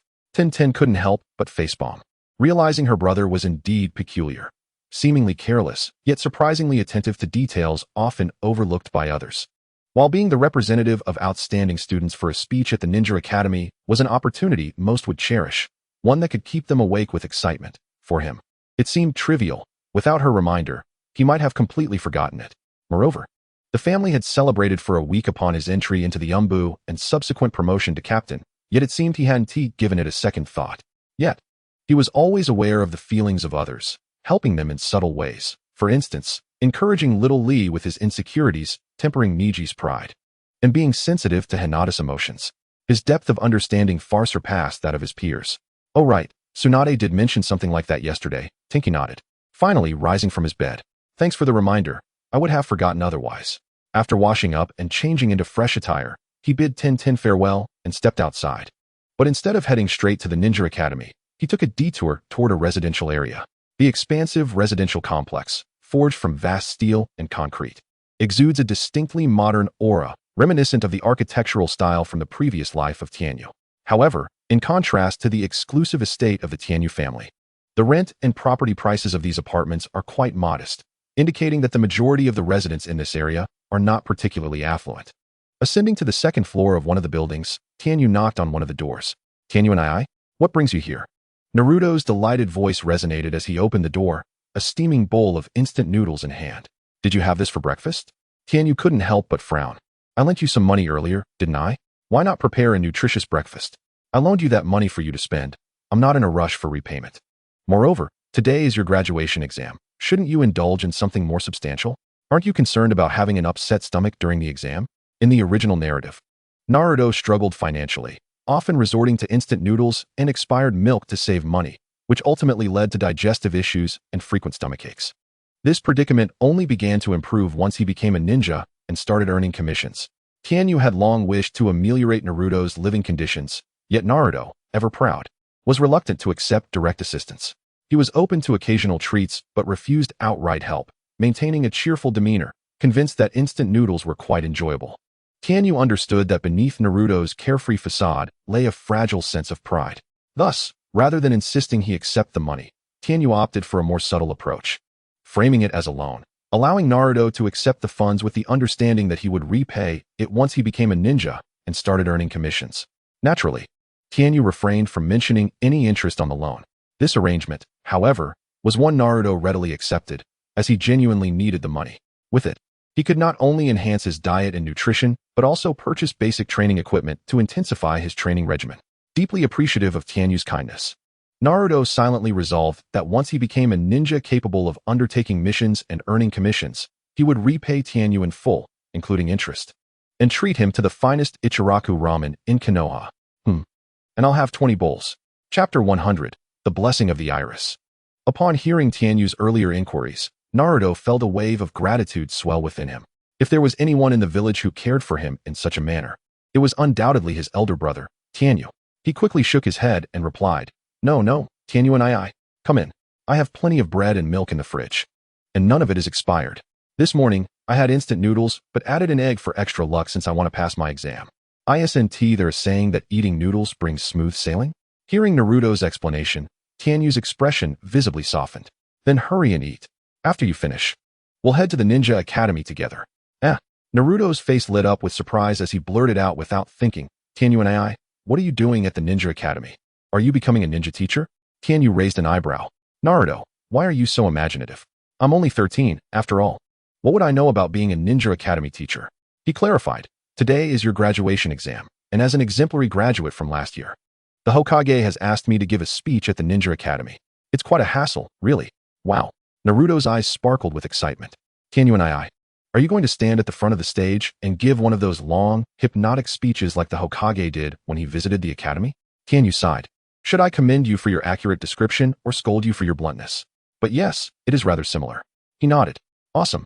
Naruto jumped up from his seat, his face brimming with enthusiasm. I can't believe Tianyu and I is already able to stand before everyone and give a speech like the Hokage. You're so cool. I knew you were my idol. Cool. Tianyu replied, bemused. From your description, I couldn't quite grasp the essence of cool in your portrayal. I'm done. Naruto quickly finished his breakfast, and the two of them set out towards the Ninja Academy. Along the way, many curious glances were cast their way, with most of the attention focused on Tianyu. The recent return of Lady Tsunade to the village had already become common knowledge. Simultaneously, another astonishing piece of news had spread throughout the village in just a few days. Tianyu, the eldest son of the Tenku family, had become the captain of the Umbu at the tender age of 13. This revelation was nothing short of sensational. Though the details regarding Umbu members were largely classified and prohibited from being disclosed, some outstanding members were known by their real names or code names in the outside world. For instance, Kakashi Hitaki's reputation had preceded him long before he joined the Umbu, making his current position as Umbu captain an open secret. Similarly, the admission of Itachi Uchiha into the Umbu had once sent shockwaves through Konoha, and now, it was Tianyu's promotion that had everyone talking. While Tianyu's initial entry into the Umbu had caused a stir within the ninja clans, it had been limited to whispers among the more perceptive families who sensed the rise of a prodigious youth. However, news of his promotion to captain spread so rapidly that even the common villagers were somewhat aware, given the extraordinary nature of his ascent. Both in terms of age and speed, he had achieved the strength of an elite jonin. 13 years old, an elite jonin. What a concept. Not long ago, He had even brought back the corpse of Kakazu, who had fought against the first Hokage. His presence was enough to draw the attention of many villagers. Wow, he really is as young as the rumors say. Indeed, he is only 13. Who knew he'd be so handsome? I wonder how many parents in the village have their eye on him now, huh? That is a good point. Brother, you've reminded me. My daughter is in the same class as him. I must ensure she has a chance to get to know him well. Among the crowd, many people also noticed Naruto standing beside Tianyu, and whispers began to circulate. Hey, why is Lord Tianyu with that fox demon? Right? Why do they appear to be on such good terms? Isn't he afraid that the fox demon will destroy our village? Is it because Lord Tianyu is exceptionally powerful? Is it true that he possesses the confidence to safeguard our village? Does this imply that we need not live in fear of the fox spirit any longer? Although Naruto is now surrounded by friends like Tenyu, Tintin, and Lee, thus alleviating the solitude of his childhood compared to the original narrative, his situation within the village remains unchanged. The ignorant villagers still perceive him as a fox demon, filled with dread and loathing, viewing him as a mere monster. However, with Tenyu's presence, many seem to have begun to shed their fear of Naruto. They now gaze upon the boy clad in orange sportswear, recognizing him as just an ordinary child. What, then, have they been so afraid of all this time? Confusion flickered across some faces, and at that moment, a strikingly beautiful woman with flowing hair stepped forth from the crowd, positioning herself before Tenyu and Naruto. Sister I am? Naruto exclaimed in surprise. Hee Naruto. I heard you're participating in the graduation exam today. I am beamed with a sweet smile, producing a card from her pocket. This is a free ramen voucher from our family. There are 6 in total. I wish you all the best today. After the exam, bring your friends to our place for ramen. Naruto's face flushed crimson, his nose tingling and eyes moistening, overwhelmed with emotion and nearly on the verge of tears. Yet, he was no longer a mere child. He was on the brink of becoming a fully fledged ninja, not the kind to cry easily. He flashed a radiant smile and cheerfully replied, Thank you, Sister I am. I will certainly do my best. Yes, you can do it. I am winked at Tenyu before turning to leave. Tenyu stood silently by, smiling without a word, certainly not admitting that he had orchestrated this event. Chapter 101, a classic reprise. At the Ninja Academy, it had been announced in advance that Tenyu would be delivering a speech as an exemplary graduate today. So many students were already aware of this. Haruno Sakura gazed dreamily at Sasuke in the distance, drooling slightly. Wow, Sasuke-kun is as handsome as ever. I must defeat Ino and become Sasuke's girlfriend. Humph. I am the only one worthy of being Sasuke's woman. As she entertained these thoughts, Sakura suddenly realized that Ino had not been seen around Sasuke lately. Could it be that she has withdrawn, knowing she cannot compete with me for Sasuke's affections? Sakura's gaze fell upon Ino, who was sitting between Nara Shikamaru and Akimichi Choji. And to her astonishment, she discovered that Ino was actually applying makeup. Oh my, she looked stunning today.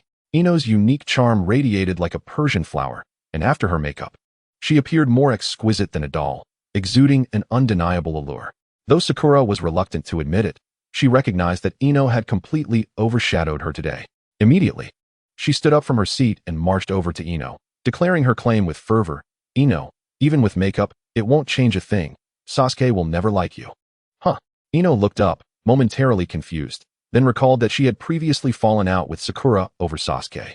She smiled brightly, her eyes sparkling. Don't worry. I won't compete with you for Sasuke. I already have my own idol. Idol? Sakura was taken aback for a moment, unable to suppress her curiosity. Is he so handsome that you would give up on Sasuke? Ino replied with a grin. Of course.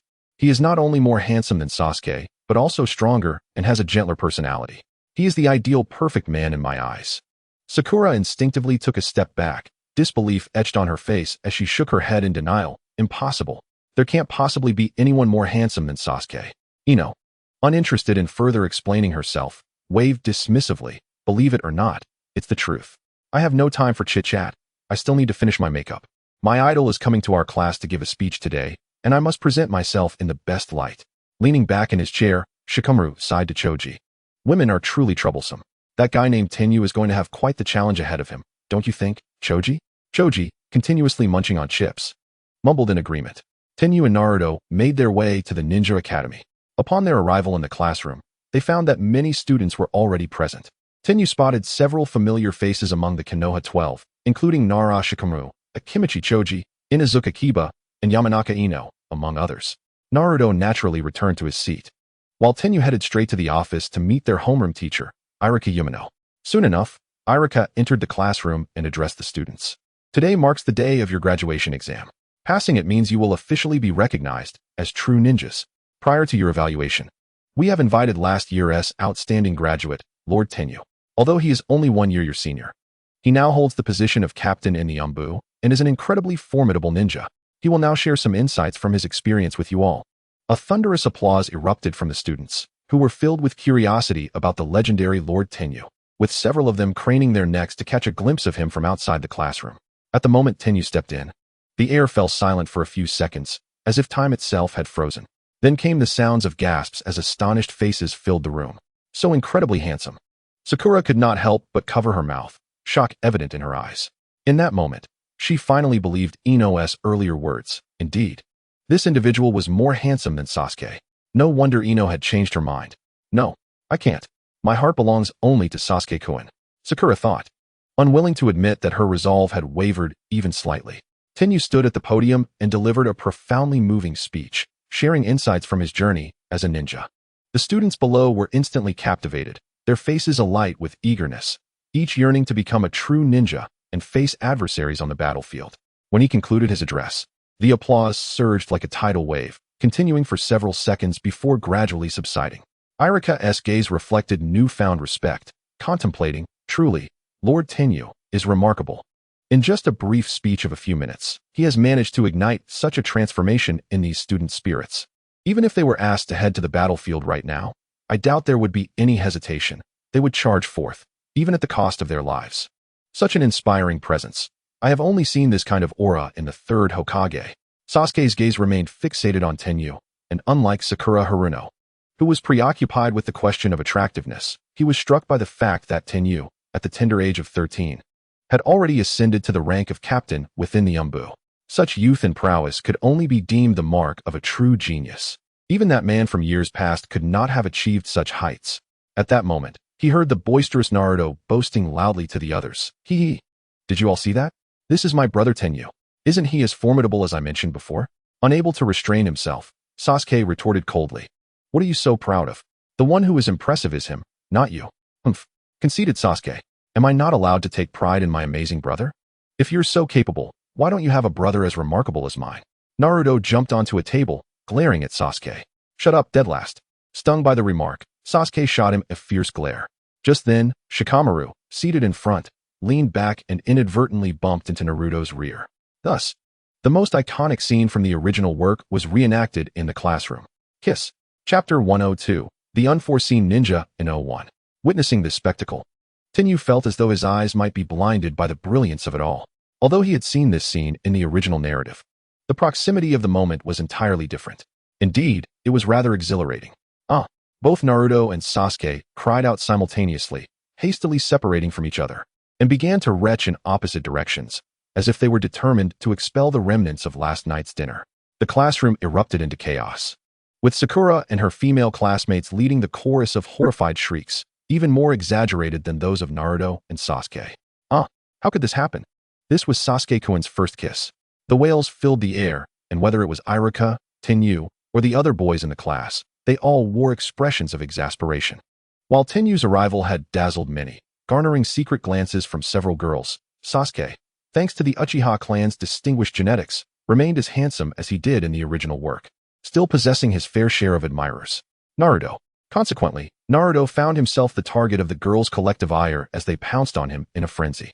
The other classmates lined up in an orderly fashion reminiscent of Tenyu and the others during their graduation assessments, entering the classroom one by one to undergo their graduation evaluations. Next, Yamanaka Ino. Irika called out at the entrance. Ino walked into the classroom with poise, forming hand seals before exclaiming, bang, as she created a perfect copy of herself. Very good, you pass. Irika smiled. Next, Hyuga Hinata. At this moment, Hinata sneaked a glance at Tenyu, who offered her a gentle smile and softly encouraged. No need to be nervous, just perform as you normally would. I believe in your abilities. Thank you. Hinata's voice was barely above a whisper. Her cheeks tinged with crimson as she bashfully turned her head aside, burying it low and fiddling with her fingers as she entered the examination room. What an adorable girl, Tenyu thought to himself. Before long, Hinata emerged from the classroom.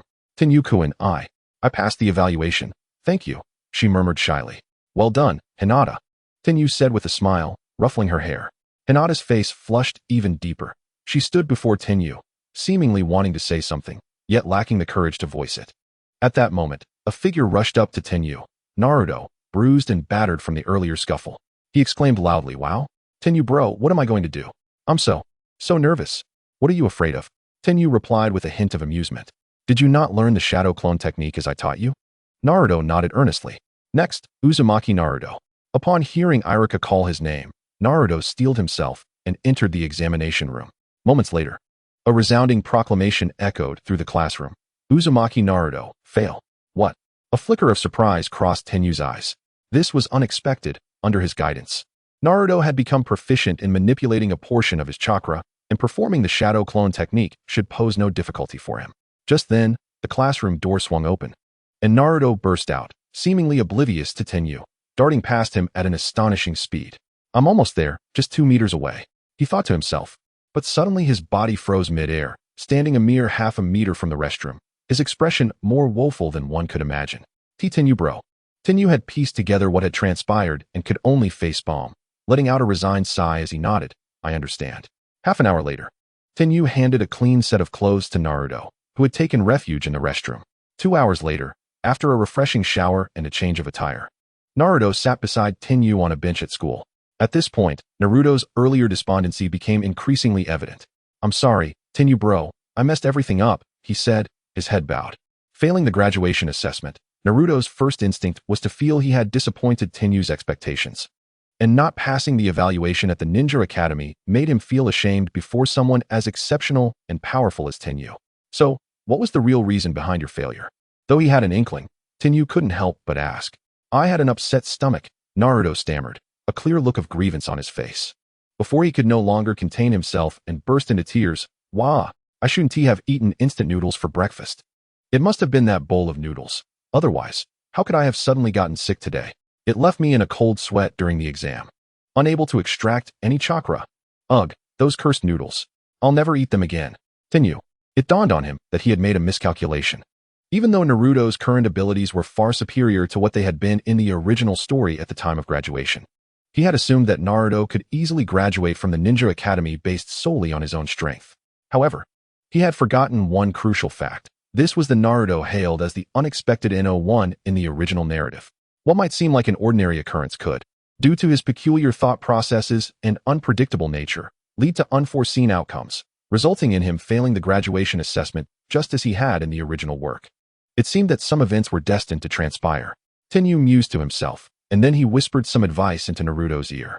Shortly thereafter, Tenyu received a summons from the Umbu, requesting his presence in the Hokage's office for a mission. Thus, after changing into his Umbu attire at home, Tenyu transformed into a shadow and leaped towards the Hokage rock, heading for the office of the third Hokage. Naruto found himself languidly swaying on a swing at the school gate, seemingly lost in contemplation. "Naruto-kun." Suddenly, a voice broke through his reverie, and he looked up to see Mizuki, a teacher from the school, standing before him with a warm smile. "Mizuki-sensei," Naruto exclaimed, his face betraying a clear sense of surprise. His astonishment did not stem from the unexpected encounter, but from the realization that Mizuki-sensei had indeed approached him just as Tenyu and I had foretold. Could it be that his graduation from the Ninja Academy was finally within reach? Chapter 103. The peculiar master-disciple dynamic. After exiting the Hokage's office, Tenyu headed straight home. Upon entering, he was met with the sounds of an argument. "Stop sneaking sips. This tea is for my brother. If you keep drinking it, you'll finish it all."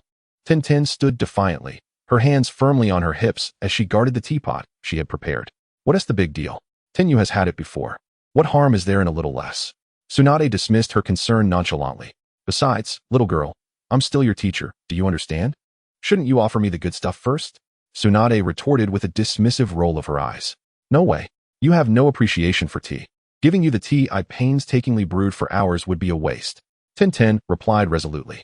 "TCH, if it weren't for the fact that your tea actually tastes decent, I wouldn't even consider drinking this bland leaf water." Tsunade scoffed, rolling her eyes again.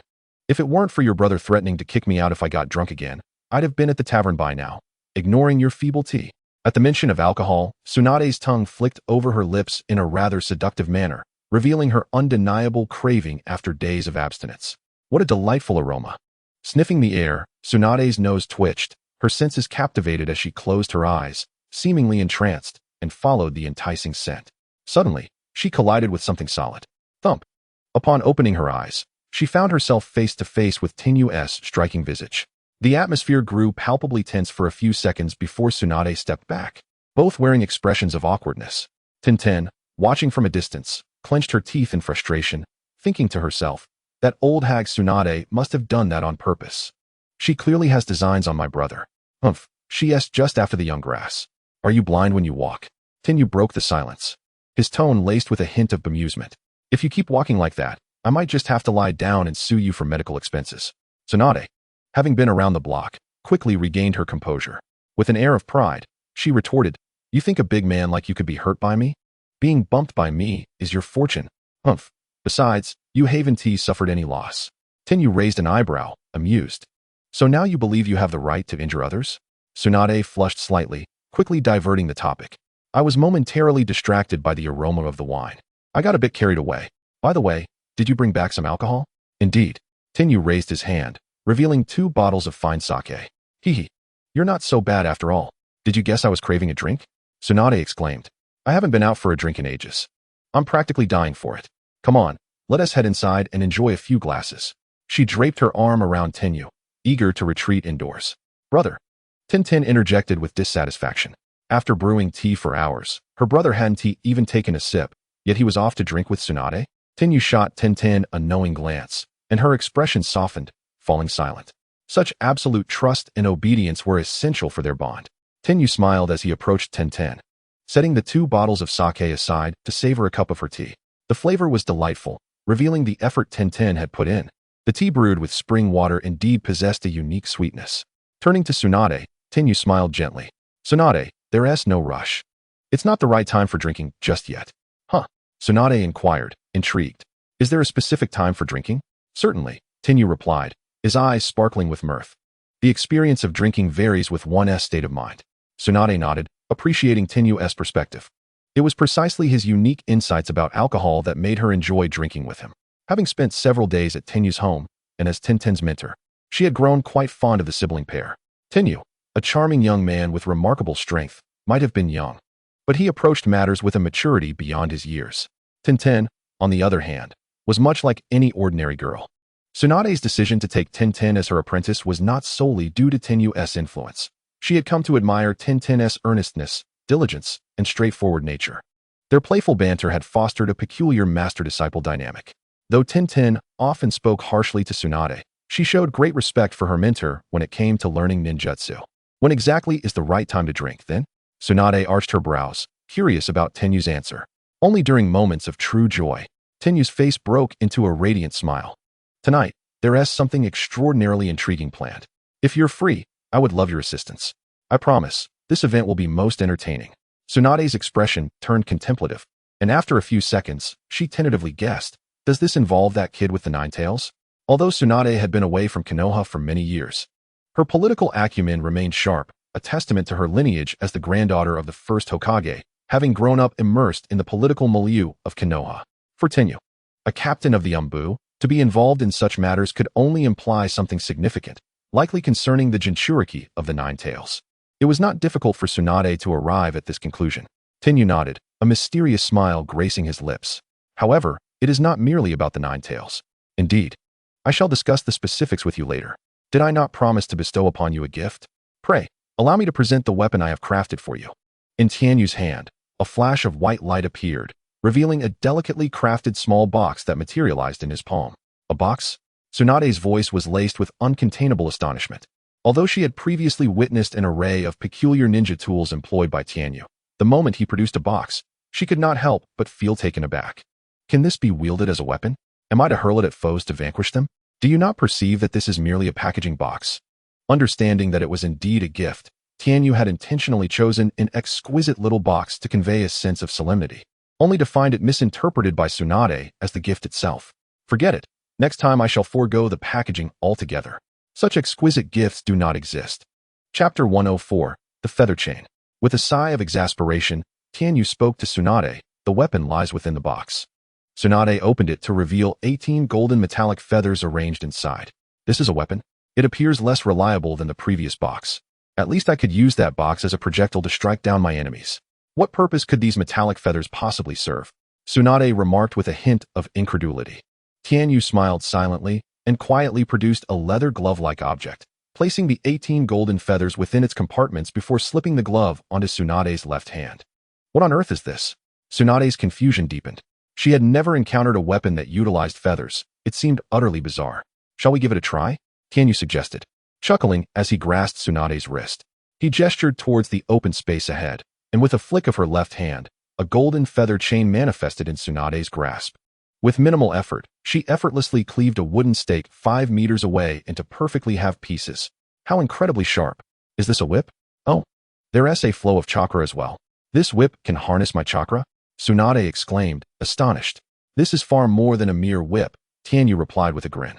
He gave Tsunade's wrist a gentle shake, causing the feather chain to disassemble into the 18 golden feathers, which flew like darts, piercing through several empty wooden crates situated 10 meters away in the yard. To Tsunade's utter amazement, the feathers, akin to boomerangs, circled back midair and reassembled into the feather chain, returning to her hand. Is this chakra thread? Isn't this technique exclusive to puppeteers? I can actually utilize it? Tsunade gazed at Tianyu with disbelief, her eyes reflecting a mix of astonishment as she contemplated the sheer peculiarity of this weapon. Indeed, I infused the original materials with a metal capable of attaching chakra. Theoretically, when you channel your chakra into this weapon, it will autonomously create chakra threads, enabling you to manipulate the 18 metallic feathers as a feather chain, Tianyu explained, smiling. My heavens! Tsunade gasped, unable to contain her excitement. Such an exquisite design. How did you conceive of this? I have never seen anyone wield such an unusual weapon. How did I come up with it? Naturally, it was derived from the schematics provided by the system. Though this feather chain is remarkably intricate and versatile, often catching foes off guard during battle with its unpredictable transformations, Tianyu possessed an abundance of various concealed weapons. This particular piece, while exceptionally sharp, could not be deemed top tier in overall lethality. To Tianyu, it was merely an unremarkable weapon. Yet for Tsunade, it held profound significance. There was another crucial reason Tianyu chose to present this feather chain as a gift to Tsunade. Instead of directly explaining it to her, he opted for a practical demonstration. He released a common laboratory white rabbit from a cage in the yard. The moment the rabbit was freed, it scampered away in terror. Try to attach your chakra surgical knife to this feather chain, Tianyu instructed Tsunade. Tsunade's expression was one of uncertainty, yet she complied with Tianyu's earlier instructions, channeling her green chakra into the feather chain. The feather chain flew forth, and the golden feathers, seemingly locked onto a trajectory, pursued the fleeing rabbit from varying angles. Swish! Invisible threads of energy sliced through the air beside the rabbit, immobilizing it mid-leap, its body twitching slightly. 3 seconds later, the rabbit was instantaneously severed into several pieces, its head, forelimbs, hind legs, and tail, each segment flying off in different directions and landing on the ground, leaving the unfortunate creature devoid of life. Tsunade gasped, quickly covering her eyes. While she had witnessed death before, the brutal manner in which this small rabbit was slaughtered struck her as particularly cruel. Tsunade had sensed the impending doom just before the rabbit was torn apart, and thus, she had preemptively closed her eyes, afflicted as she was with a fear of blood. Open your eyes, trust me, you will not be afraid, Tianyu said, gently patting Tsunade's shoulder, his voice imbued with an enchanting charm. Despite her trepidation regarding blood, she followed Tianyu's advice and opened her eyes. To her astonishment, there was no blood. The rabbit had been dismembered, akin to a torn doll, its remains scattered across the ground. Tsunade had expected that such a gruesome outcome would result in blood splattering everywhere, perhaps even onto herself, yet the reality was starkly different. The severed sections of the rabbit bore only faint traces of crimson, without any significant spillage. This was entirely contrary to Tsunade's prior understanding. What had she done to achieve such an effect with this weapon? As if sensing the confusion in Tsunade's gaze, Tianyu explained with a smile. The greatest virtue of this weapon lies solely in its sharpness. Remarkably sharp. Your current handling is still quite awkward, hence the relatively crude cutting effect. However, as you become more adept at harmonizing the chakra surgical knife technique with this feather chain, the precision of your cuts against adversaries will improve significantly. After your rigorous training, when you unleash your chain for a swift decapitation, the optimal outcome is that it takes half a minute for the enemy's head to finally detach from their neck. By that time, you would have ample opportunity to vacate the battlefield, leaving no trace of blood behind. A glimmer of pride flickered in Tianyu's eyes as he gazed upon the feather chain he had meticulously crafted. He turned to Tsunade and inquired, "What do you think of this weapon I forged for you? Not only does it help you circumvent your hemophobia, but it also enhances your combat prowess. Do you like it?" "Indeed," Tsunade replied, lowering her head, her bangs cascading down the sides of her forehead, obscuring her eyes and concealing her expression. Yet, Tian astutely observed that Tsunade's elegant fingers, long and delicate as green onions, had their nails deeply embedded into her flesh, indicating her struggle to restrain her emotions. With a swift turn, Tsunade lifted her head and strode purposefully toward her dwelling, leaving behind only the silhouette of her figure to Tianyu and Tian in the courtyard. "I truly adore this gift. Be sure to include me in tonight's grand spectacle," she called out playfully, not looking back as she entered her chamber. From a vantage point unseen by Tianyu and Tian, a solitary tear glistened as it fell from the air, while a smile lingered at the corners of Tsunade's lips, one she remained blissfully unaware of. "Humph. I am Tsunade, one of the legendary Sannin of Konoha. I shall not allow anyone to discover that I was momentarily moved to tears by that impish Tianyu." Chapter 105. The Theft of the Sealing Scroll. Meanwhile, at the base of the Shimura clan in Konoha village, a resounding crash echoed as Shimura Danzo's palms smashed down onto a table, reducing it to splinters. At this moment, Danzo was engulfed in a tempest of fury. "That Sarutobi scoundrel. He truly has begun to underestimate me. Does he think that by disbanding my rude organization, everything will unfold according to his whims? For all these years, had I not been safeguarding the peace of Konoha from the shadows, he would have been eliminated long ago." At that moment, an elder entered the room. Anyone daring to approach the enraged Shimura Danzo, the clan leader, must possess considerable respect within the clan. This elder was none other than Shimura Kawakawa, the clan's esteemed elder, who had previously suffered a complete defeat at the gambling table against Tianyu. In terms of relations, he was Danzo's own uncle. He surveyed the wooden debris littering the ground before turning to Danzo and inquiring, "Danzo, what has transpired? I heard from the clan members that you returned from the Hokage's office in a fit of rage." Danzo's expression was as dark as a stormy sea as he bellowed, "That bastard Sarutobi has defied my counsel, insisting on seizing this opportunity to show that Fox Demon the sealing scroll. What if the Fox Demon goes berserk again? What if he truly learns the forbidden techniques contained within the scroll? He claims he trusts that Fox Demon? He must be out of his mind." "What?" Shimura Kawakawa's pupils constricted. "Did he truly say that? Would I deceive you?" Danzo's countenance darkened further, his voice laced with shadows. "Every time I suggested viewing the sealing scroll, he rejected me. And now, he dares to present it to a mere 12-year-old brat? Does he think that child can comprehend it? Moreover, he claims to have dispatched Umbu ninjas to ensure that tonight's events go off without a hitch. Humph. If the Nine Tails goes on a rampage, what good will an Umbu do? Our entire village would be doomed." The air fell silent for a few moments before the elder Kawakawa's eyes glimmered with insight. And he pondered, "Danzo, since the sealing scroll will fall into that Fox Demon's hands tonight, does that not imply we have an opportunity as well?" Before Kawakawa could finish his thought, Danzo immediately grasped the essence of his words, his tone rising with excitement. "Are you suggesting we send people to seize the sealing scroll? The chaos tonight presents an exceptional opportunity for us to approach the scroll, regardless of whether the scroll ends up in the hands of that Fox Demon or Mizuki. It poses no threat to us." However, as Danzo's enthusiasm peaked, his gaze suddenly dimmed. "But the Umbu under Sarutobi will also be participating, which poses a significant dilemma for us. Had I still possessed the root organization, I could have contended with them. Yet since the root was ordered to disband, my current forces may be insufficient. I shall provide assistance." At that moment, Elder Kawakawa resolutely stepped forward. "Over the years, I have amassed a considerable number of ninjas under my command with my resources. I will mobilize them all to aid you in your quest for the sealing scroll." "Really?" Danzo's eyes brightened, his heart racing with excitement. "If I can obtain the sealing scroll, my power will undoubtedly ascend to new heights. I will then have the leverage to compete with Sarutobi for the position of Hokage. Our Shimura clan standing in the village will surely soar." "Elder, your foresight is truly commendable." "Ha ha, Danzo, do not celebrate prematurely. While lending you manpower is no issue, I do have one condition. Please, Elder, go ahead. You must, amidst the chaos tonight, assist me in eliminating a certain individual." Kawakawa's eyes gleamed with a ruthless glint. To sever someone's means of livelihood is akin to slaying their parents. My hatred for this person has grown to an irreconcilable level through our previous confrontations. "Who?" Danzo inquired, intrigued. "I have discovered that this person is currently the captain of the second assassination unit within the Umbu codenamed Mingyu. His true name is Tianyu. In the dead of night, a luminous moon hung high in the sky, and within the tranquil forest, a figure darted through the trees. This figure was none other than Naruto. Clad in an orange tracksuit, carrying a massive scroll on his back, the sealing book he had effortlessly pilfered. Meanwhile, in the Hokage's office, a Chunin burst in, exclaiming, "Sir, the sealing book has been stolen by Naruto." While patrolling the village, a Chunin had discovered the commotion surrounding the sealing book and hurried to report the matter to the Hokage. Understood, the third Hokage, Sarutobi Hiruzen, responded. Quietly puffing on his pipe, his gaze fixed upon the crystal ball depicting Naruto's frantic escape, his expression remarkably calm, as if not taken aback. As expected, this child has succumbed to Mizuki's temptations and stolen the sealing book. The third sighed silently.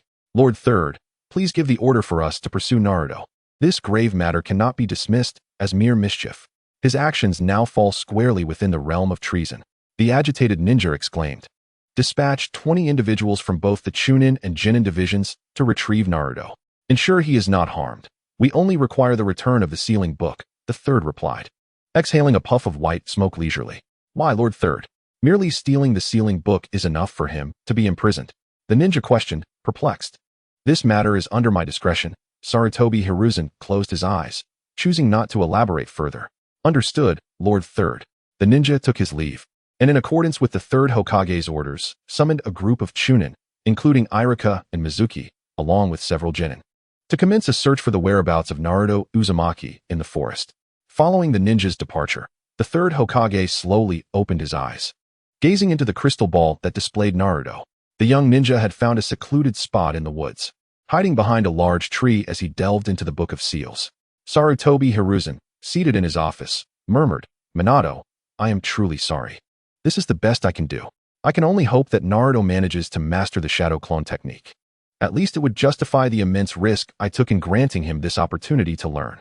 Unbeknownst to Sarutobi, Naruto, after merely glancing at the first technique, the shadow clone technique, did not linger for even a second, his gaze already shifting towards the next jutsu. He muttered to himself, the shadow clone technique? Is such a simple jutsu even included in the sealing scroll?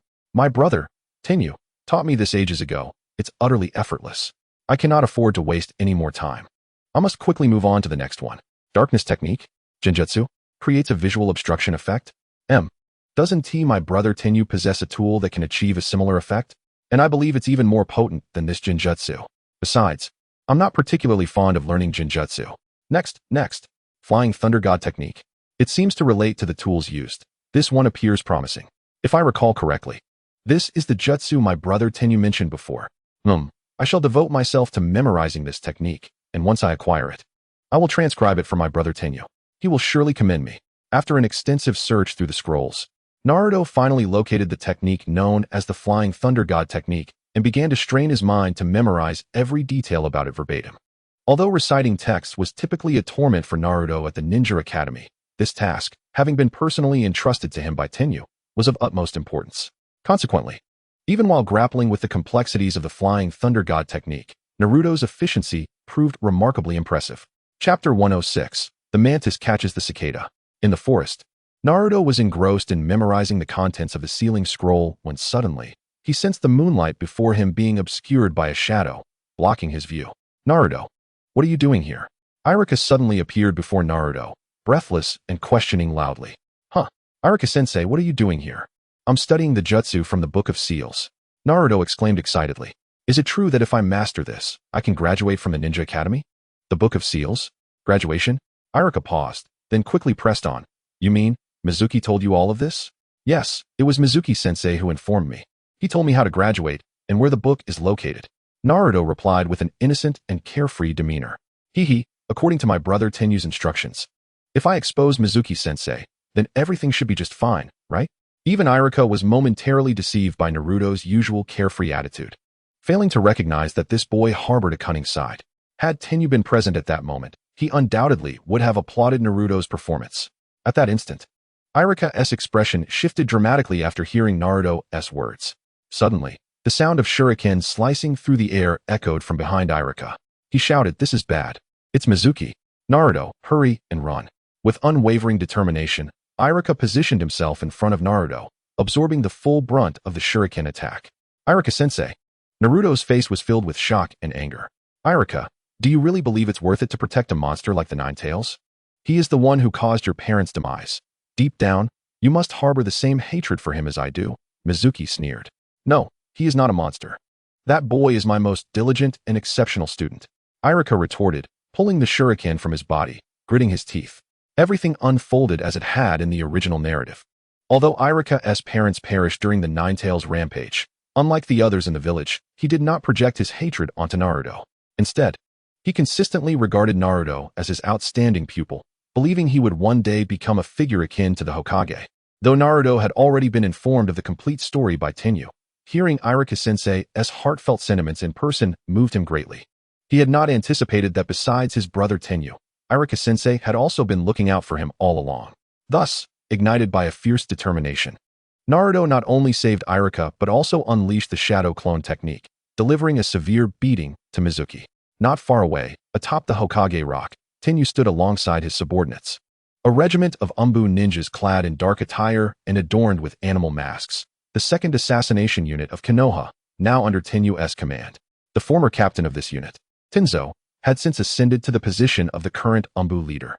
The rationale being, of course, that Kakashi, the Umbu leader, had voluntarily applied to guide the graduating class under the third Hokage, Sarutobi Hiruzen.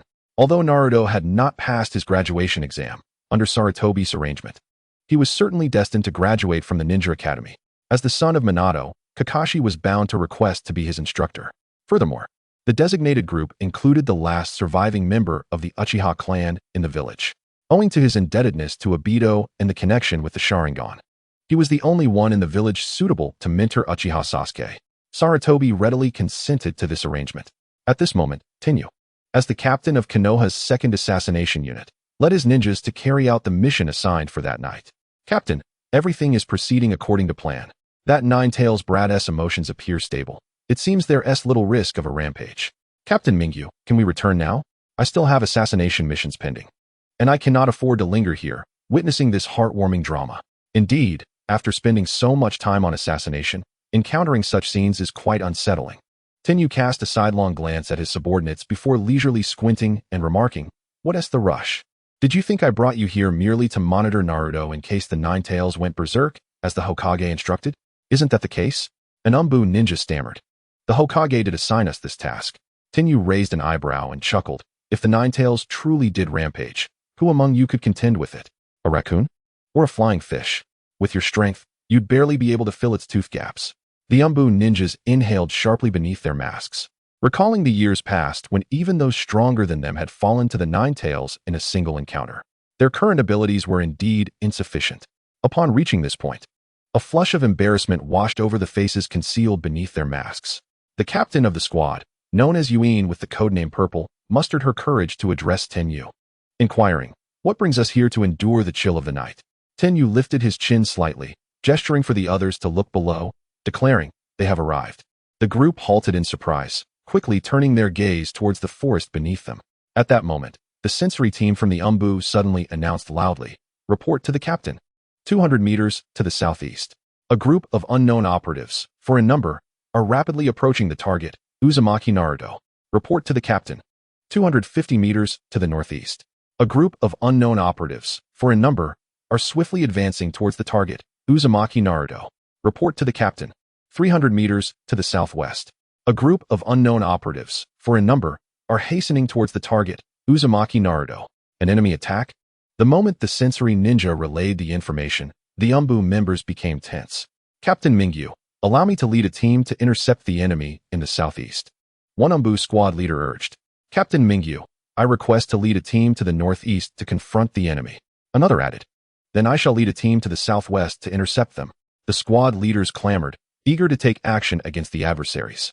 In contrast, Tenyu remained unperturbed, raising his right hand to signal for silence among his subordinates, indicating that they should heed his command. With a faint smile gracing his lips, he reassured, "There is no need for haste. Let us first observe the intentions of these intruders." Upon hearing this, the Umbu ninjas exchanged puzzled glances. The enemy was already converging upon their target, Uzumaki Naruto. Why did the captain remain so calm?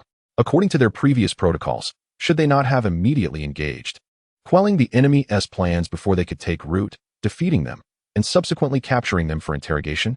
Such passivity was never the hallmark of the Umbu's operations. However, Tenyu had no intention of providing explanations. His composed demeanor stemmed from a profound understanding of the enemy's identity. Without allowing the adversary to reveal their intentions, how could he seize their weaknesses? As the saying goes, while the mantis stalks the cicada, the oriole waits in the shadows.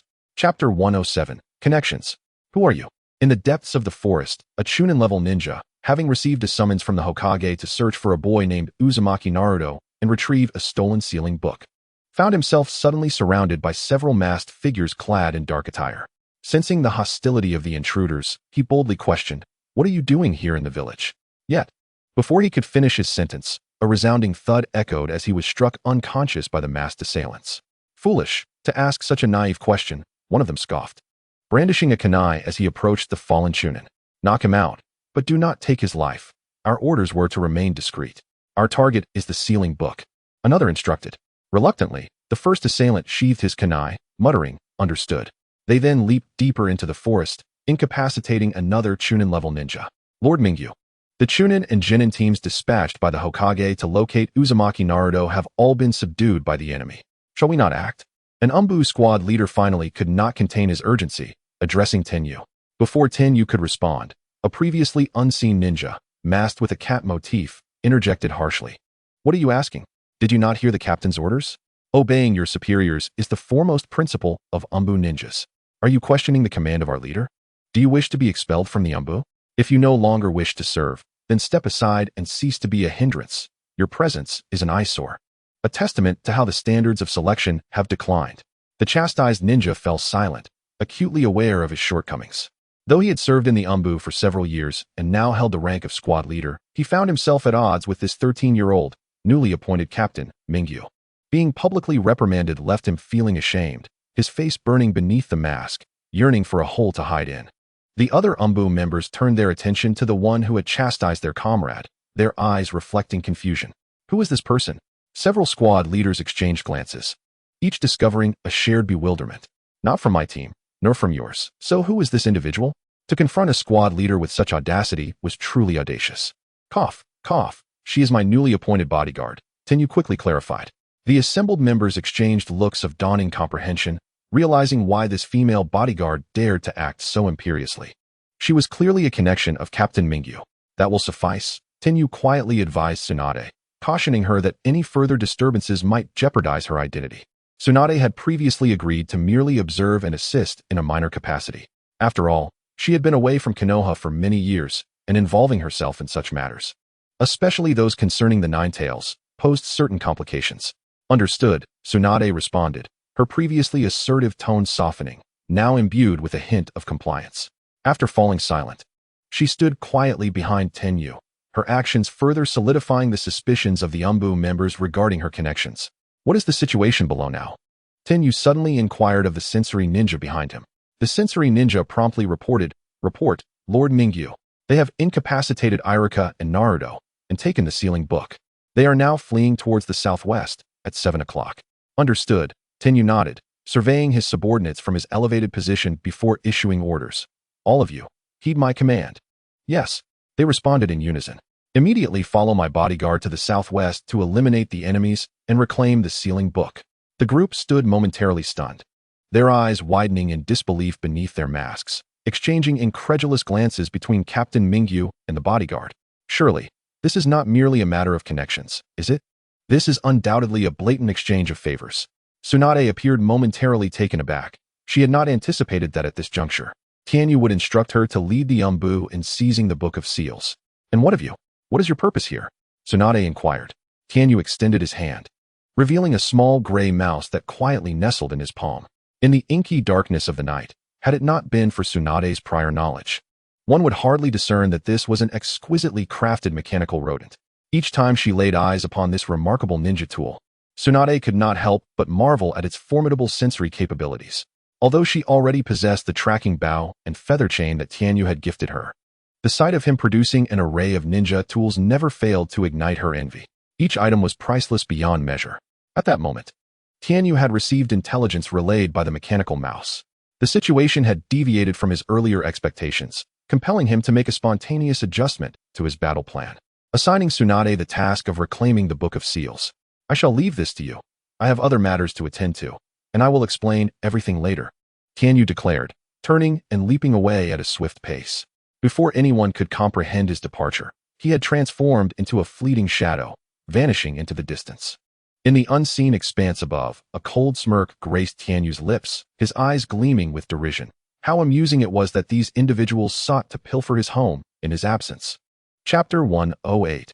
Breaching the defense in the pitch-black night, three formidable ninjas, their identities obscured by masks, swiftly approached Tianyu's residence. Is this the place? Yes, let us act quickly. Lord Danzo has instructed us to move with urgency. Whoosh. The shadows darted across the rooftops of Konoha's commercial district, their destination set on Tianyu's home. They were remnants of the route, direct subordinates of Danzo, tasked with capturing two defenseless ordinary individuals, the owners of the ninja tool shop, Tianyu's parents. This night was destined to be tumultuous. Konoha would not find peace this evening. Swish, swish, swish. The sound of slicing air pierced the stillness, and in this enigmatic darkness, several shuriken gleamed with a lethal intent, hurtling towards the three root elite ninjas. Not good, we're under attack. Although the shuriken were nearly undetectable in the dimness, as elite ninjas, the root members could still discern the threat from the subtle sound of the projectiles cutting through the air. With a clang, the leading root ninja deflected the oncoming shuriken, turning to caution his comrades. However, with a sudden thrust, the very shuriken he had diverted turned back, mercilessly embedding itself in his shoulder. What is happening? The root ninja's face contorted with fear. He had clearly deflected that shuriken. Simultaneously, his two companions emitted muffled groans, having also been struck. Something's amiss. Tread carefully. The three root ninjas quickly formed a defensive circle, each scanning the surroundings for the source of their assailant. Oh, is it that the root ninjas are so powerless in the face of such circumstances? A somewhat juvenile voice echoed in their ears, heightening the tension among the root ninjas. Who? They exclaimed, on high alert. A hearty laugh resonated among them, followed by the appearance of a figure before their eyes. The youth appeared nonchalant, showing no signs of preparing for combat despite facing three elite ninjas. If I do not make my presence known, can you not even sense where I am? The root truly is inept. The boy shook his head, a sigh escaping his lips, seemingly disappointed in the root ninjas. Upon sighting the enemy, the three root ninjas found themselves at a loss for action. The hunters had become the hunted. The earlier shuriken had been so peculiar, and the boy emanated an overwhelming aura, leaving no room for them to act recklessly. I do not comprehend what you speak of. Why would you harm us? One of them stammered. Oh, you do not know? The boy chuckled, a hint of madness in his laughter. If you wish to harm my family, you must be prepared for the consequences. As soon as the words left his mouth, an immense chakra erupted from the boy. Water-breathing, fifth form, rain of mercy. In an instant, the youth's figure appeared before them, a radiant blue blade flashing in the night. The cool yet warm droplets cascaded down, and the root ninja hastily performed a body flicker technique to create distance. Wiping the refreshing yet warm droplets from his face, he gazed at his hand, which was now stained crimson. The liquid that had splattered on his face was not merely water, it was the blood of his fallen comrade. You. The leader of the mission, the root ninja, felt a surge of terror as he witnessed the body of the ninja who had stood back to back with him. Lifeless on the ground, its head severed and lying several feet away. Taking a deep breath, the leader steadied his voice. You misunderstand. We bear you no ill will. In fact, we do not know you. How could we possibly wish harm upon your family? In that fleeting moment, the root ninja made a decision. He could not confront this adversary directly. He must bide his time. Captain, we. Another root ninja attempted to speak, but was silenced by a fierce glare from the leader, urging him to remain quiet. You bear me no grudge? The boy laughed once more, his tone dripping with skepticism. With a swift motion, he flicked his wrist, shedding the remnants of warm liquid from the blade of his sun-wheel knife. We are all citizens of Konoha. I shall grant you an opportunity for survival. Tell me, where is Danzo at this moment? Tianyu's chakra surged to unprecedented levels, exuding an undeniable presence. Through the mechanical mouse, he had sensed an impending threat to his parents and had rushed to their aid. Prior to his arrival, he had speculated that the assailants were likely from the root. However, he needed confirmation. Engaging in conversation with these root ninjas, Tianyu sought to extract information that would validate his suspicions. The leading root ninja inhaled deeply, striving to maintain his composure in the face of Tianyu's overwhelming aura. At this moment, he could not allow himself to be swayed by Tianyu's words. He must not reveal his identity or mission, and so he continued to feign ignorance. You truly misunderstand. I genuinely do not comprehend what you are saying. In the depths of the shadowy night, the blue blade flashed once more. The contrasting blue droplets and crimson blood mingling in a surreal dance as they fell from the air. The leader of the root ninjas fell lifelessly to the ground, the blade sweeping through the air to cleanse itself of the stains. Tianyu turned his gaze towards the last surviving elite ninja of the root trio. I. The lone surviving root ninja trembled under Tianyu's penetrating gaze, nearly losing his footing. Elite ninjas. The odds were 3 against 1. Upon their initial encounter, his 2 companions vanished without a trace. The figure before him, Tianyu, appeared to him not as a mere human, but as a monstrous entity, an abomination far more terrifying than the legendary Nine Tails. The elite shinobi fell victim to a swift, unforgiving strike, leaving him utterly defenseless. Is this a feat achievable by any mortal? The youth before him. No, this creature was simply too horrifying. I'll tell you everything. Please, spare my life, he pleaded, his voice trembling. Both of his companions had once been part of the root, but he himself was not. Tianyu's decisive and ruthless actions shattered the resolve of this root shinobi. Faced with the dread of impending death, he made a choice, unhesitatingly opting for survival. He shouted towards Tianyu. Lord Tianyu, the old root base of Danzo lies approximately 5 miles to the west. You speak the truth. Lord Danzo has ordered us to target your parents. The sole survivor of the mission urgently confessed. I beg you, spare my life. At these words, a smile graced Tianyu's lips. Ah, indeed, the cunning Danzo. He regarded the root shinobi with an approving glance. Well done, you're quite astute. The root shinobi, sensing Tianyu's apparent good mood, felt a surge of elation. Then, my lord, if you, before he could finish, Tianyu had already closed the distance between them. Suddenly, the shinobi felt his perspective shifting, his vision spinning. You can't kill me. His eyes widened in sheer terror as he shouted. But his words were abruptly cut off by a sharp sound. The azure spray of water erupted once more as Tianyu severed the head from the body before him. You think revealing Danzo's location will spare you? Huh, Tianyu scoffed. This group had targeted his family. There was no way he would let them go unpunished. At the old root base, as Tianyu pondered his next move, a mechanical mouse relayed urgent intelligence. Nearly 20 individuals were rapidly approaching him. Moments earlier, at the old root base, Danzo had summoned the remaining shinobi, bolstered by reinforcements from Shimizu Egawa. He awaited the opportune moment to support those retrieving the sealing scroll. However, fortune favored none. The squad dispatched to abduct Tianyu's parents had barely departed when an overwhelming surge of chakra erupted nearby. Danzo realized that their plan to kidnap Tianyu's parents had been thwarted. Tianyu had returned. Gritting his teeth, he couldn't fathom how Tianyu had learned of his intentions. Yet, this was not the time for contemplation. With Tianyu back, the Umbu dispatched to pursue the sealing scroll would be significantly weakened. The scroll was now secure. Unbeknownst to Tsunade, who had incorporated Tianyu into the Umbu team, Danzo concluded that he must retreat to avoid further exposure. Having failed, the pragmatic Danzo sought to minimize his actions. However, among those tasked with abducting Tianyu's parents was someone he simply could not abandon, Shimizu Egawa's son. The boy's father had lost nearly half his fortune to Tianyu, and he himself had suffered injuries at the hands of Tsunade and Tianyu's sister in training. The weight of vengeance pressed heavily upon him. When Danzo announced the mission, Egawa's son eagerly volunteered, determined to exact revenge himself. Reluctantly, Danzo acquiesced to Egawa's request and appointed the boy as the leader of the kidnapping squad. Just moments ago, that immense chakra surge resonated in Danzo's mind, leading him to speculate that Tianyu must have discovered their intentions and returned to thwart them. If he failed to intervene, Egawa would undoubtedly hold him accountable, perhaps even leading to his downfall in front of Sarutobi Hiruzen. Sighing, Danzo recognized the necessity of rescuing Egawa's son. Everyone, prepare for action. He bellowed to the remaining root shinobi gathered at the barbecue shop in the west. They swiftly set off towards Tianyu's location. The plan to use Tianyu's parents as leverage against him was no longer viable. They had to act to rescue Egawa's son. Having come this far, Danzo resolved to take matters into his own hands and eliminate Tianyu himself. A fierce smile crept across his face. Eradicating such a talent as Tianyu would not be a loss for him. After all, he had received intelligence from the Akatsuki, promising that if he succeeded in killing Tianyu, they would assist him in a task of equal significance to the annihilation of the Uchiha clan. The speed of ninjas was formidable, especially with a mere 5 kilometers separating them. They would arrive swiftly. Danzo moved with great haste, but Tianyu's actions were swifter still. Confronted by a squad of 3 elite root shinobi, Tianyu acted decisively, employing his specially crafted kunai to inflict injuries upon them. In mere moments, he dispatched 2, leaving the last in a state of utter psychological collapse upon realizing that they were indeed Danzo's men. By the time Danzo arrived at the scene, the lifeless bodies of the 3 shinobi lay cold on the ground. Upon seeing Tianyu and the corpses at his feet, Danzo's fury ignited. Have you come with such a force, perhaps overestimating me?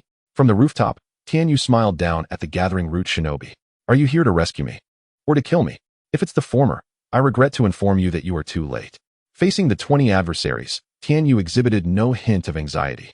After a brief pause, he continued, Has that old fool Danzo arrived? He then playfully called out, Danzo, Lord Shimura Danzo, are you among this motley crew? Have you come to take my life? His clear voice echoed through the night sky, reverberating through the ears of countless Konoha residents. In an instant, the root shinobi were thrown into disarray. Captain, what should we do? Within Konoha, Danzo, concealed by a mask, could not allow his subordinates to utter his name or reveal his identity. Disperse and conceal yourselves. Do not let the Konoha residents spot you. I will confront him. The masked Danzo commanded, leaping onto the rooftop to engage Tianyu. Wind release, shuriken. He hurled several shuriken infused with wind chakra, their edges honed to a razor-esque sharpness. Aimed straight for Tianyu's throat. Clang. Tianyu swiftly unsheathed his Kusanagi Sword, deflecting the lethal projectiles. Even with wind-infused chakra, your tools remain rudimentary. Allow me to demonstrate what true shinobi equipment looks like. Deflecting the kunai launched by Shimura Danzo, Tenmu swiftly retaliated, having previously injured 3 root jonin. The kunai, imbued with tracking properties, was hurled forth. Chapter 110, Tenmu vs. Danzo. Several kunai slipped from Tenmu's grasp, hurtling towards Danzo with lethal intent. Clang, clang, clang. Danzo, wielding kunai enhanced by wind chakra, expertly deflected each one. Smirking, these tools of the shinobi are hardly formidable. Just as this thought crossed his mind, a subtle gust of wind brushed past him. A sense of urgency arose. Shimura Danzo had not ascended to a prominent position within Konoha solely through cunning. His formidable prowess was equally notable. Having trained under the 2nd Hokage, Senju Tobarama, and survived alongside the 3rd Hokage, Sarutobi Hiruzen, on the battlefield, he was a force to be reckoned with. The kunai he had deflected turned back, charging at him once more, and at the critical moment, Danzo sensed the looming danger. He spun around swiftly, blocking the incoming kunai with remarkable agility. The kunai, thrown by Tenmu, relentlessly pursued him, seemingly intent on striking its target. Danzo felt a jolt of alarm. What sorcery was this kunai possessed of? In an instant, this veteran of the First Shinobi World War found himself ensnared by mere kunai. Meanwhile, Tenmu was far from idle. Danzo-sama, why have you summoned such a crowd? Are you hoping to assist Konoha in reclaiming the stolen Book of Seals? The thief has fled southward. Why come here to confront me? Tenmu's voice rang out, clear and resonant, echoing throughout Konoha. Upon hearing Tenmu's call, Danzo's expression darkened. He could not allow Tenmu to continue his vocal tirade. Yet, the kunai relentlessly pursued him. Gritting his teeth, Danzo made a decisive choice. Clang, clang, clang.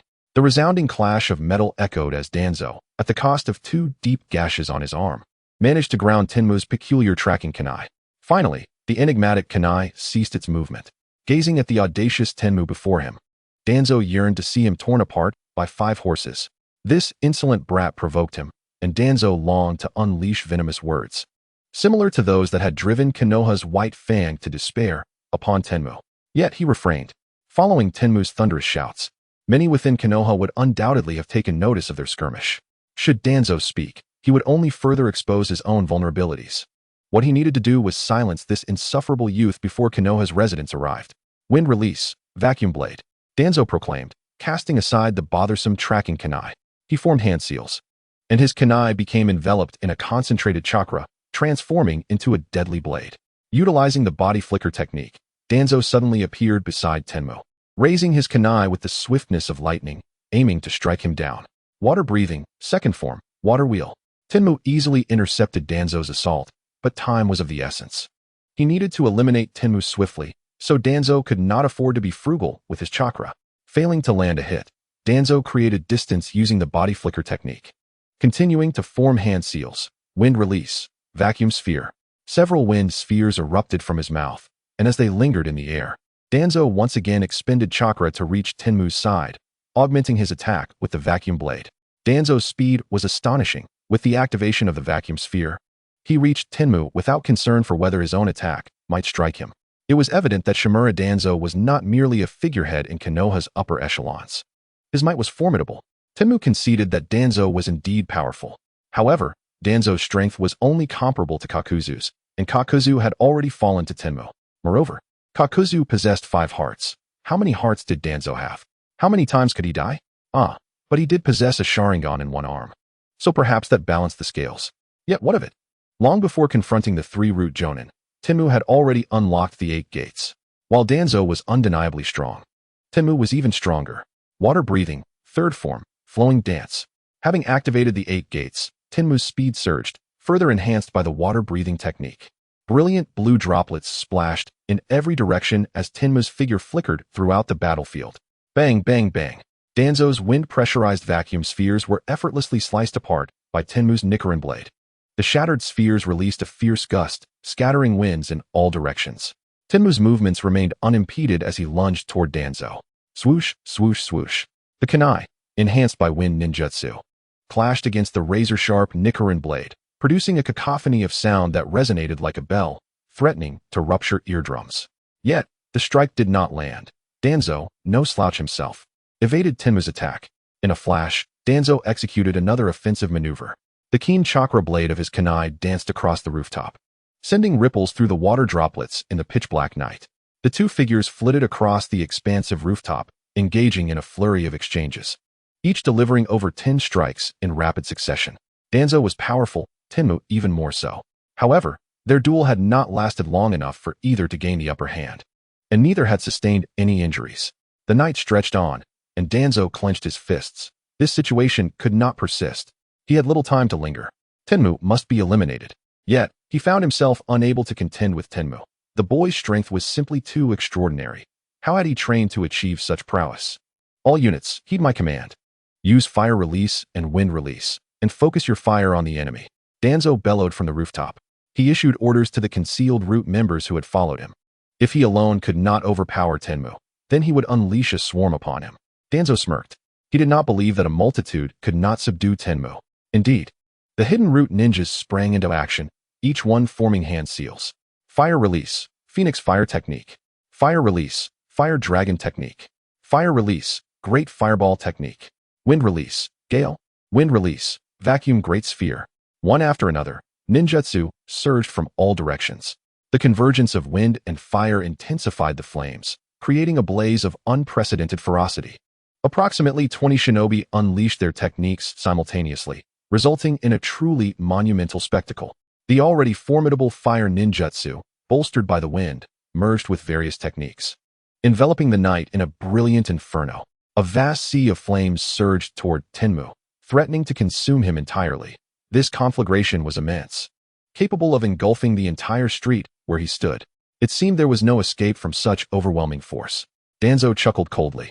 He held no concern that he would be caught in the crossfire of his own subordinate's ninjutsu, for his Sharingan was not without purpose. With a chilling gaze, Danzo directed his attention toward Tenmu, seeking to discern any trace of fear or astonishment on his face. Yet, he was met with disappointment.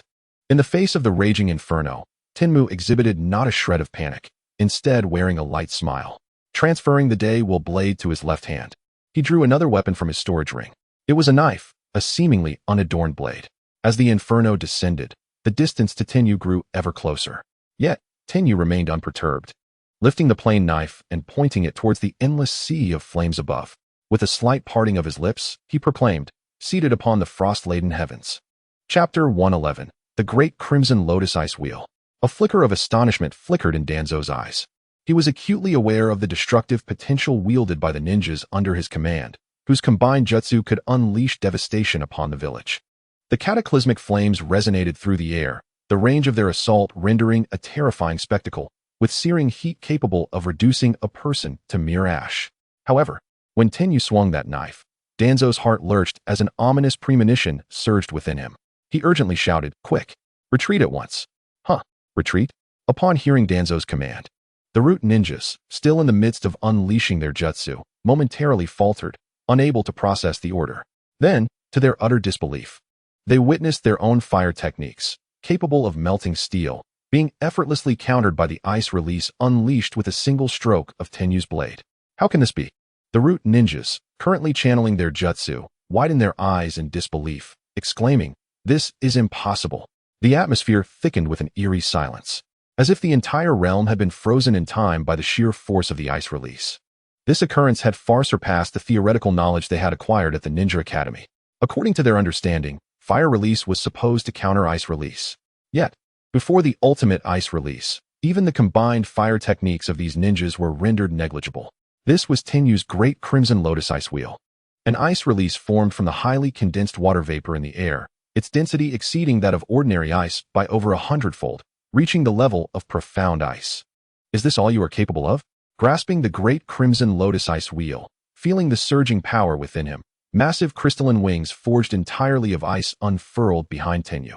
In that moment, propelled by the mighty wings, he soared into the air, gazing down upon the root ninjas led by Danzo, as if he were a divine being poised to administer judgment. With a slight smile gracing his lips, Tenyu addressed the Chunin before him. Let this game come to an end. It had been some time since he forged the great Crimson Lotus Ice Wheel, and while he had diligently trained and developed his skills with this blade, he had scarcely employed it in actual combat. Today marked the moment for his blade to shine. Buzz! A surge of white frost rapidly emanated from the tip of the knife, coalescing into a dense blanket of white mist that enveloped a radius of 100 meters in an instant. The root ninjas still engaged in their jutsu had no time to cease their techniques before they felt an icy chill envelop them. Danzo, upon witnessing this scene, inhaled sharply. His eyes filled with fear and trepidation. What is this? An ice release jutsu? He pondered, hiding behind the root ninjas. How can Tenyu wield such a technique? This is a jutsu only known in the land of water or the distant snow country.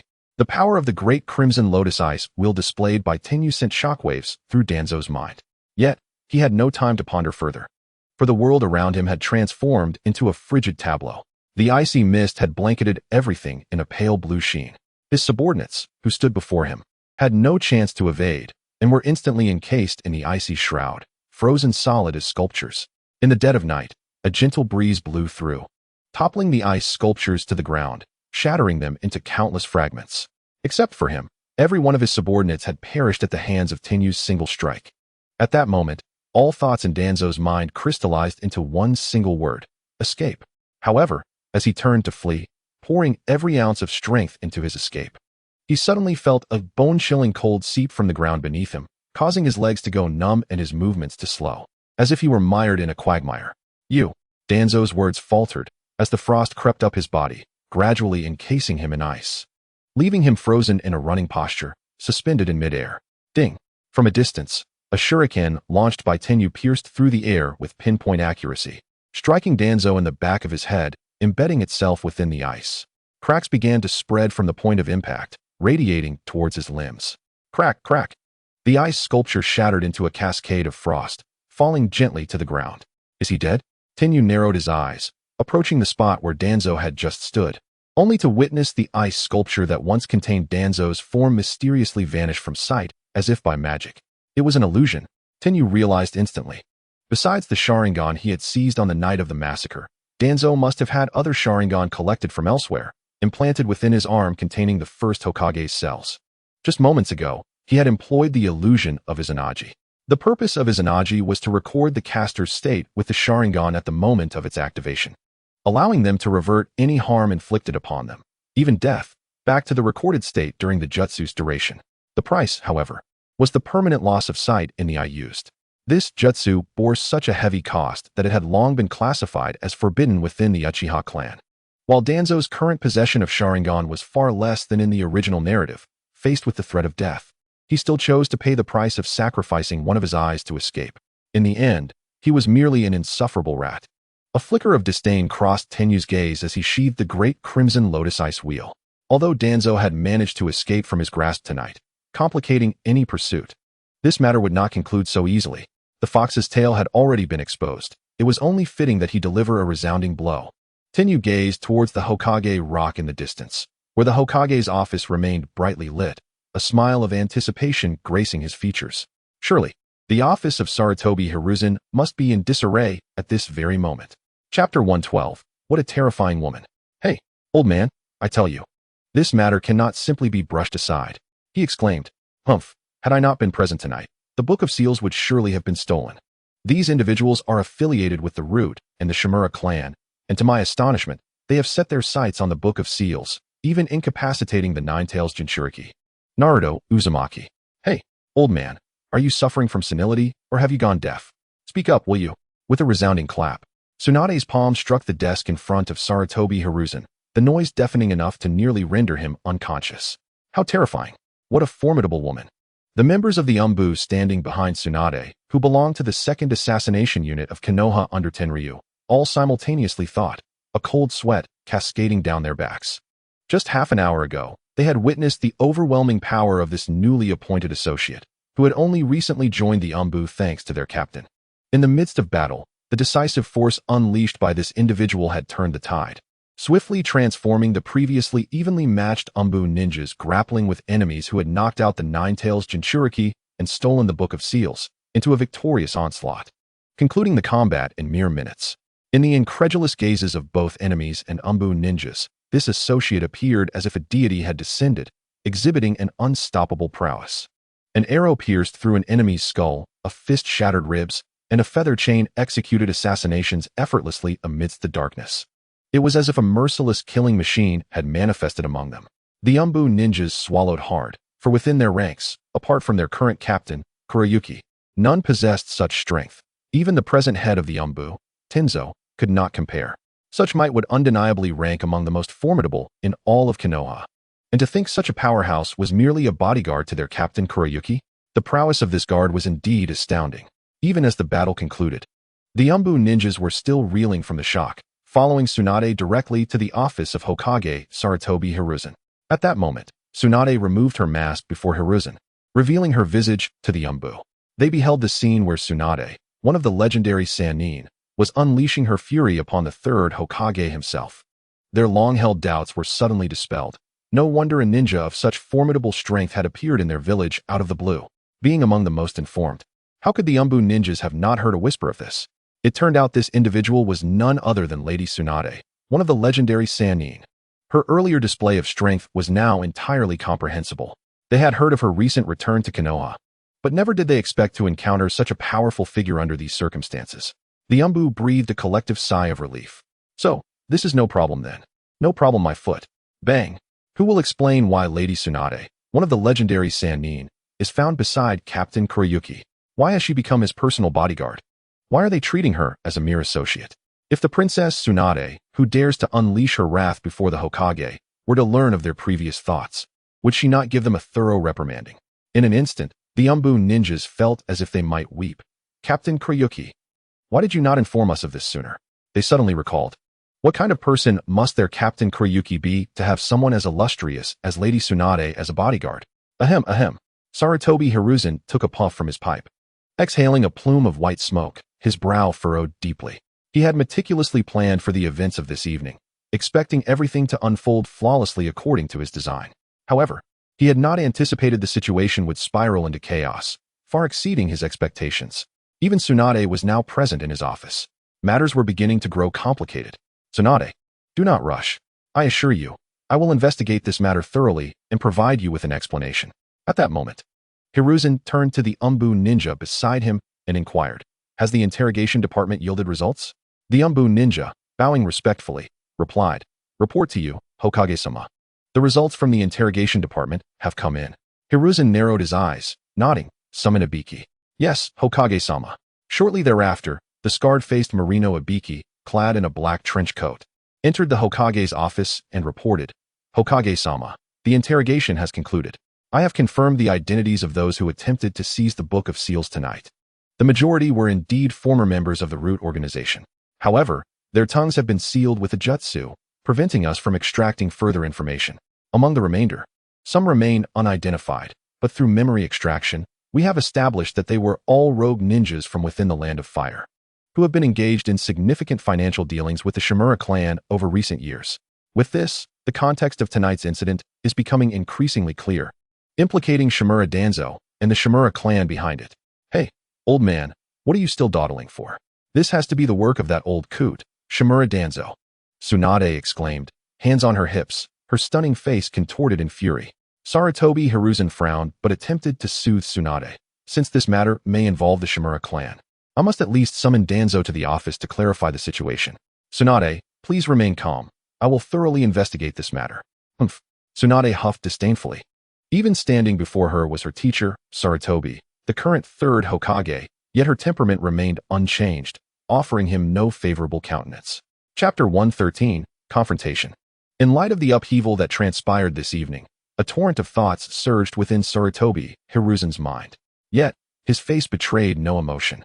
Years in a position of power had taught him to mask his feelings, concealing his true thoughts deep within. In the stillness of the night, the previously extinguished lights flickered back to life, illuminating the Hokage's office, now bustling with people. Tsunade stood before Sarutobi Hiruzen, flanked by the ninjas of the Second Assassination Unit. Behind them lay the book of seals they had recovered, along with the bodies of their foes. Until this matter was resolved, they had no intention of departing. Hiruzen, you summoned me?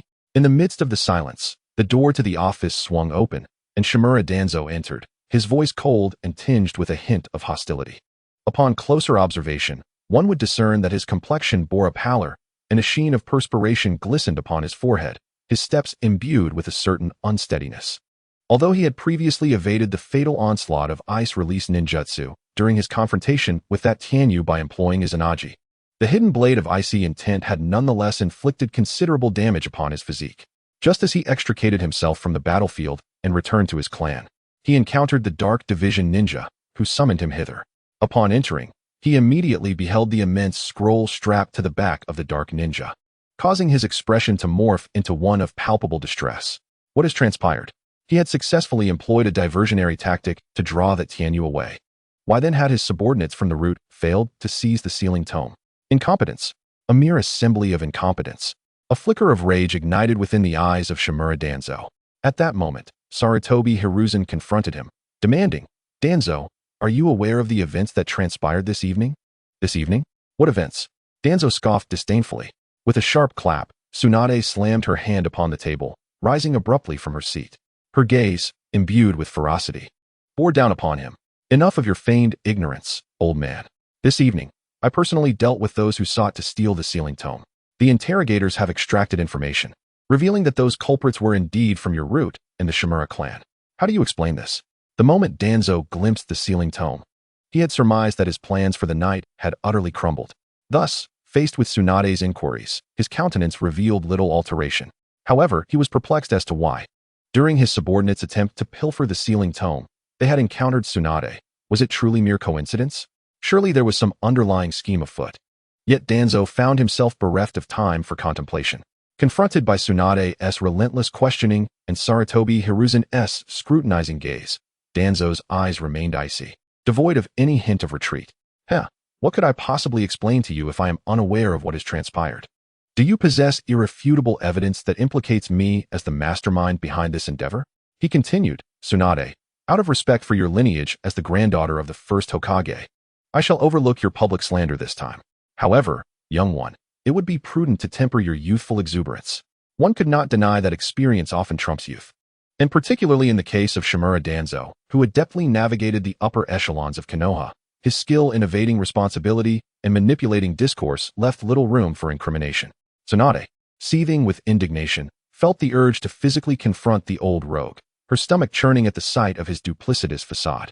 Upon her departure from Konoha, a considerable factor had been her conviction that, in the wake of her great-uncle and grandfather's deaths, the village's leadership had fallen into the hands of those lacking genuine prowess, yet skilled in the machinations of political intrigue, rendering her continued presence there meaningless. Had she not encountered the intriguing young Tianyu, she would have had no desire to return to face this assembly of aged schemers. A sardonic smile graced Tsunade's lips as she taunted, Danzo, who doesn't know that Root was your creation, filled with your own subordinates? And among them, there are also members of the Shimura clan. As the clan leader, you cannot possibly claim that this bears no relation to you. Yet, when confronting Danzo, Tsunade appeared somewhat naive. Her accusations, though pointed, were ineffectual against someone as thick-skinned as Danzo. His gaze remained cold as he chuckled. Of course, this is not without my connection. Though the Root organization disbanded years ago at Sarutobi's request, they were once my subordinates. As the leader of the Shimura clan, I must certainly investigate any involvement of our clan members in such matters. Perhaps someone is orchestrating events to sow discord between Sarutobi and myself?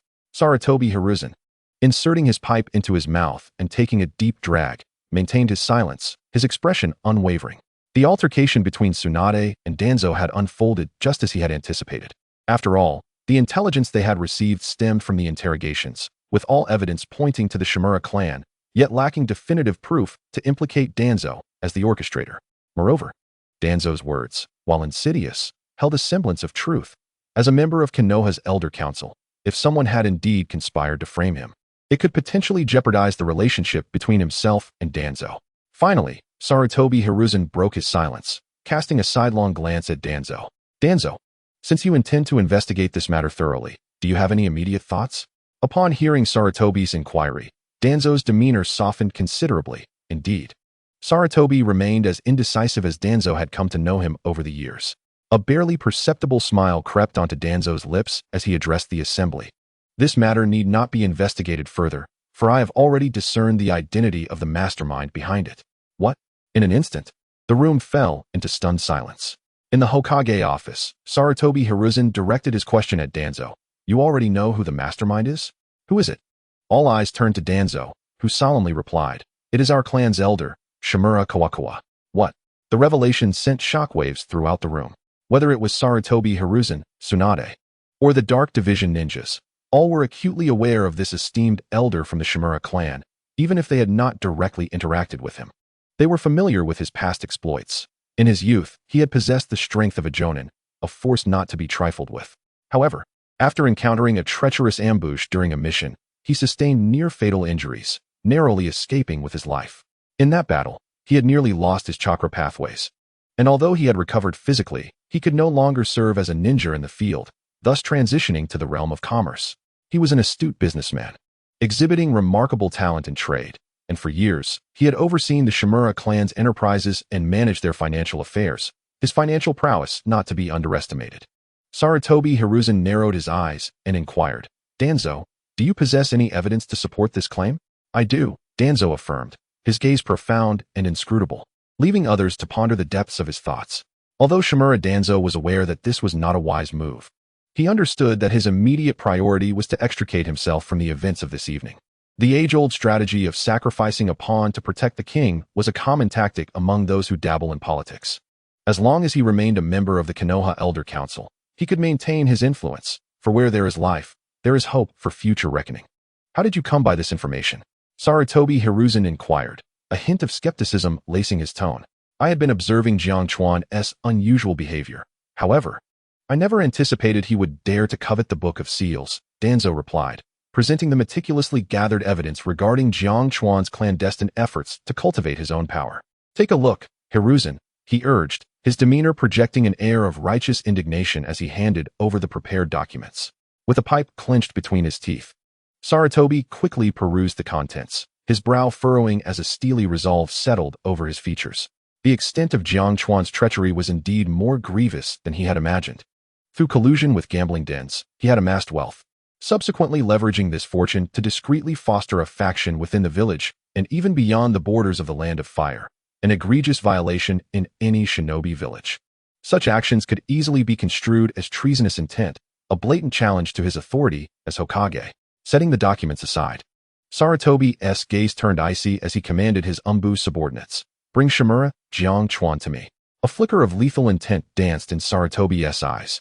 Soon, under the watchful escort of the Umbu, the elder Shimura Jiang Chuan, older than both Sarutobi and Danzo, was brought into the Hokage's office. Hokage-sama, I hear you summon me? Jiang Chuan remarked, his heart sinking at the sight of the gathered shinobi in the dimly lit room. He was acutely aware of the knight's plans and knew that his son had personally participated in the operation, intent on bringing down that brat Tenji. As he scanned the room, he noted the absence of Tenji, whose code name was Feather of Darkness. Had tonight's mission succeeded? Just as he pondered this, he spotted Danzo standing nearby, which momentarily assuaged his anxiety. Surely with the clan leader present, all would be well. However, before he could voice his thoughts, Danzo strode toward him with unanticipated speed. Just as Jiang Chuan's lips parted to utter the word leader, a resounding slap echoed through the room, striking him across the face without mercy. Elder, your actions are bringing disgrace upon the Shimura clan. Danzo lamented, feigning heartbreak. Had it not been for the irrefutable evidence, I would never have believed you capable of such treachery. What? What have I done? Jiang Chuan stammered, clutching his face in shock, his mind reeling from the unexpected blow. Are you going to deny it? Look for yourself. Danzo narrowed his eyes, hurling the incriminating documents at Jiang Chuan. As he caught the papers, a chill coursed through him. Beads of cold sweat began to trickle down his forehead. The more he read, the deeper his dread grew, especially standing before the third Hokage. The act of secretly cultivating a faction was an unforgivable offense against the Hokage. Within mere minutes, his garments were drenched in perspiration. Hokage-sama. Jiang Chuan's voice faltered as he lifted his gaze, pale as a ghost, struggling to articulate his defense. With a heavy sigh, Sarutobi spoke gravely, Jiang Chuan. We have known each other for many years.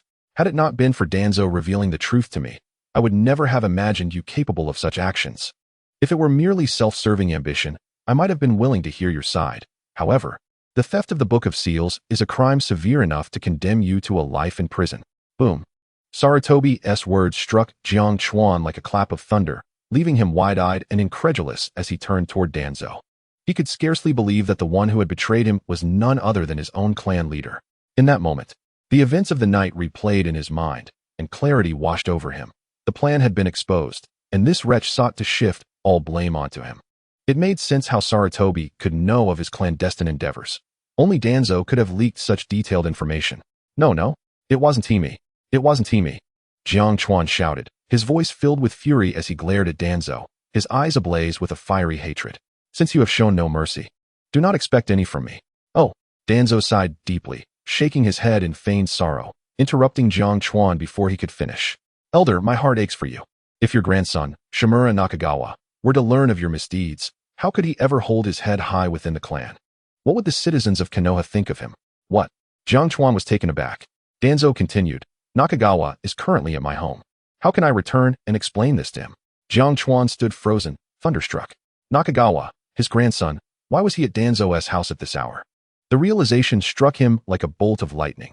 Danzo had taken his grandson hostage to use as leverage against him, fueled by rage and despair. Jiang Chuan's eyes turned red. Elder, why did you steal the Book of Seals? What are your true intentions? By the way, what of your son? Why isn't he here with you? Before Jiang Chuan could respond, Danzo turned to Sarutobi, asking, Hiruzen, did the Umbu find Shimura Yanchuan at the Elder's residence? Sarutobi's gaze flickered uncertainly. He was unsure of Danzo's motives.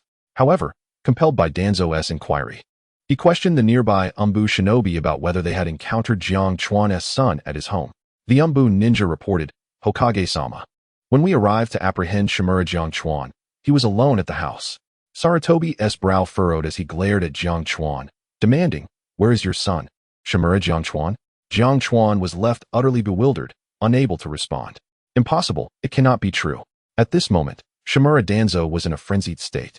Eager to absolve himself of all blame, he pointed an accusatory finger at Shimura Egawa, exclaiming loudly, Elder, could it be that you dispatched Shimura Yanchuan to the Leaf Village South Commercial Street?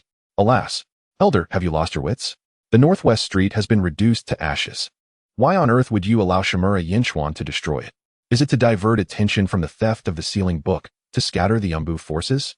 Or perhaps, having lost money at the gambling den, you seek malicious revenge? Regardless, you cannot wreak havoc upon the village like this. Shimura Danzo feigned deep distress, and Shimura Egawa understood all too well. His beloved grandson was in Danzo's clutches, while his own son had perished on Northwest Street. The devastating news struck like lightning, leaving Shimura Egawa utterly drained, his complexion pale. A moment of misstep caused him to collapse to the ground. You. He pointed at Shimura Danzo, struggling to articulate his thoughts. Elder, are you still in denial? Yet, Shimura Danzo pressed on. Must you wait for evidence to be presented before you relent? You are the elder of the Shimura clan. Even if you are unwilling to confess for the sake of the clan's honor, at least consider the dignity of your grandson. Shimura Yanchuan. Aye. Shimura Egawa gasped, stammering, yet words eluded him. Breathing seemed a Herculean task. Finally, the light in his eyes dimmed, extinguished like a candle's flame. Lord Hokage, I confess. It was I. I orchestrated everything. The sealing book was stolen at my behest, and the individuals at the commercial street were dispatched by me. The gambling den on Northwest Street had cheated me out of a fortune. I had long harbored ill will towards them. Seizing this opportunity, I wreaked havoc on the street, not only to distract the Umbu forces and facilitate the acquisition of the sealing book, but also to eliminate that nefarious gambling den. I did it all. I take full responsibility. As he spoke, Shimura Egawa's voice grew weaker, his pallor increasingly ghostly. Seize him. Sarutobi Hiruzen commanded darkly to the Umbu ninjas beside him. At once, 2 elite Umbu shinobi swiftly approached Shimura Egawa, lifting him from the ground and binding him tightly with ropes. Take him to prison. How to deal with him will be determined later. Yes, Lord Hokage. The 2 Umbu ninjas complied and turned to escort him to the prison. Danzo. Before all was concluded, Shimura Danzo called out to Sarutobi Hiruzen. With a thud, Danzo knelt on one knee, his face a mask of sorrow as he bowed to Hiruzen. Lord, 3rd Hokage, though Shimura Egawa has committed grave errors, he is still the elder of our Shimura clan. I beseech you, for the sake of the blood our clan has spilled for Konoha over the years, grant him mercy. Sarutobi Hiruzen narrowed his eyes, scrutinizing Danzo, slowly enunciating his name. Shimura Danzo. As Hokage, he would not permit anyone to enjoy privileges. The arrogant Uchiha clan had already been eradicated. He could not allow another clan to rise, especially under his very nose and protection. Danzo remained kneeling, resolute in his stance. I do not seek your mercy for Shimura Egawa. You may imprison him for life. I merely request that you, for the contributions our clan has made to Konoha, spare the elder from death. Hiruzen did not acquiesce. Enough. I am weary. You may all withdraw. With a dismissive gesture towards the Umbu, he turned his back, no longer regarding the assembly. Outside the Hokage's office, Tsunade led the Umbu ninjas, escorting Shimura Egawa to Konoha prison. At this moment, Shimura Danzo finally exhaled deeply. Phew. At last, I have managed to navigate this ordeal. Surely, Sarutobi Hiruzen's suspicions of me have diminished considerably. It was never Danzo's desire to plead for Egawa's life. After all, Egawa was well aware of his wrongdoings and possessed evidence against him. If anyone wished for Egawa's demise, it was undoubtedly Danzo. The reason for his plea was to mitigate Hiruzen's suspicions. It was entirely within the realm of normalcy for a clan leader to plead for the elder who had erred. This not only reduced his own culpability, but also signaled his stance to Shimura Egawa, soothing his emotions. After all, Egawa's only bloodline was in Danzo's hands. And with Danzo having just interceded on his behalf to spare him from death, Egawa had no reason to betray him. Phew, that was truly perilous. That brat Tianyu has caused both of my plans to fall through. He truly is a thorn in my side. A glint of ruthlessness flickered in Danzo's eyes. He would not let Tianyu escape unscathed. Just as Danzo intended to take a moment to rest and devise a strategy to deal with the troublesome Tianyu, a sudden flash of light caught his attention from directly ahead, accompanied by a surging inferno, chaotic flames intertwining with billowing black smoke, soaring into the sky. Danzo froze for a second, then realized with alarm, this is bad. The fire is spreading towards the territory of our Shimura clan. Chapter 116, Tsunade's shock. Quick, hurry and put out the fire. Heavens, how has such a massive fire ignited without anyone noticing? No, this cannot continue.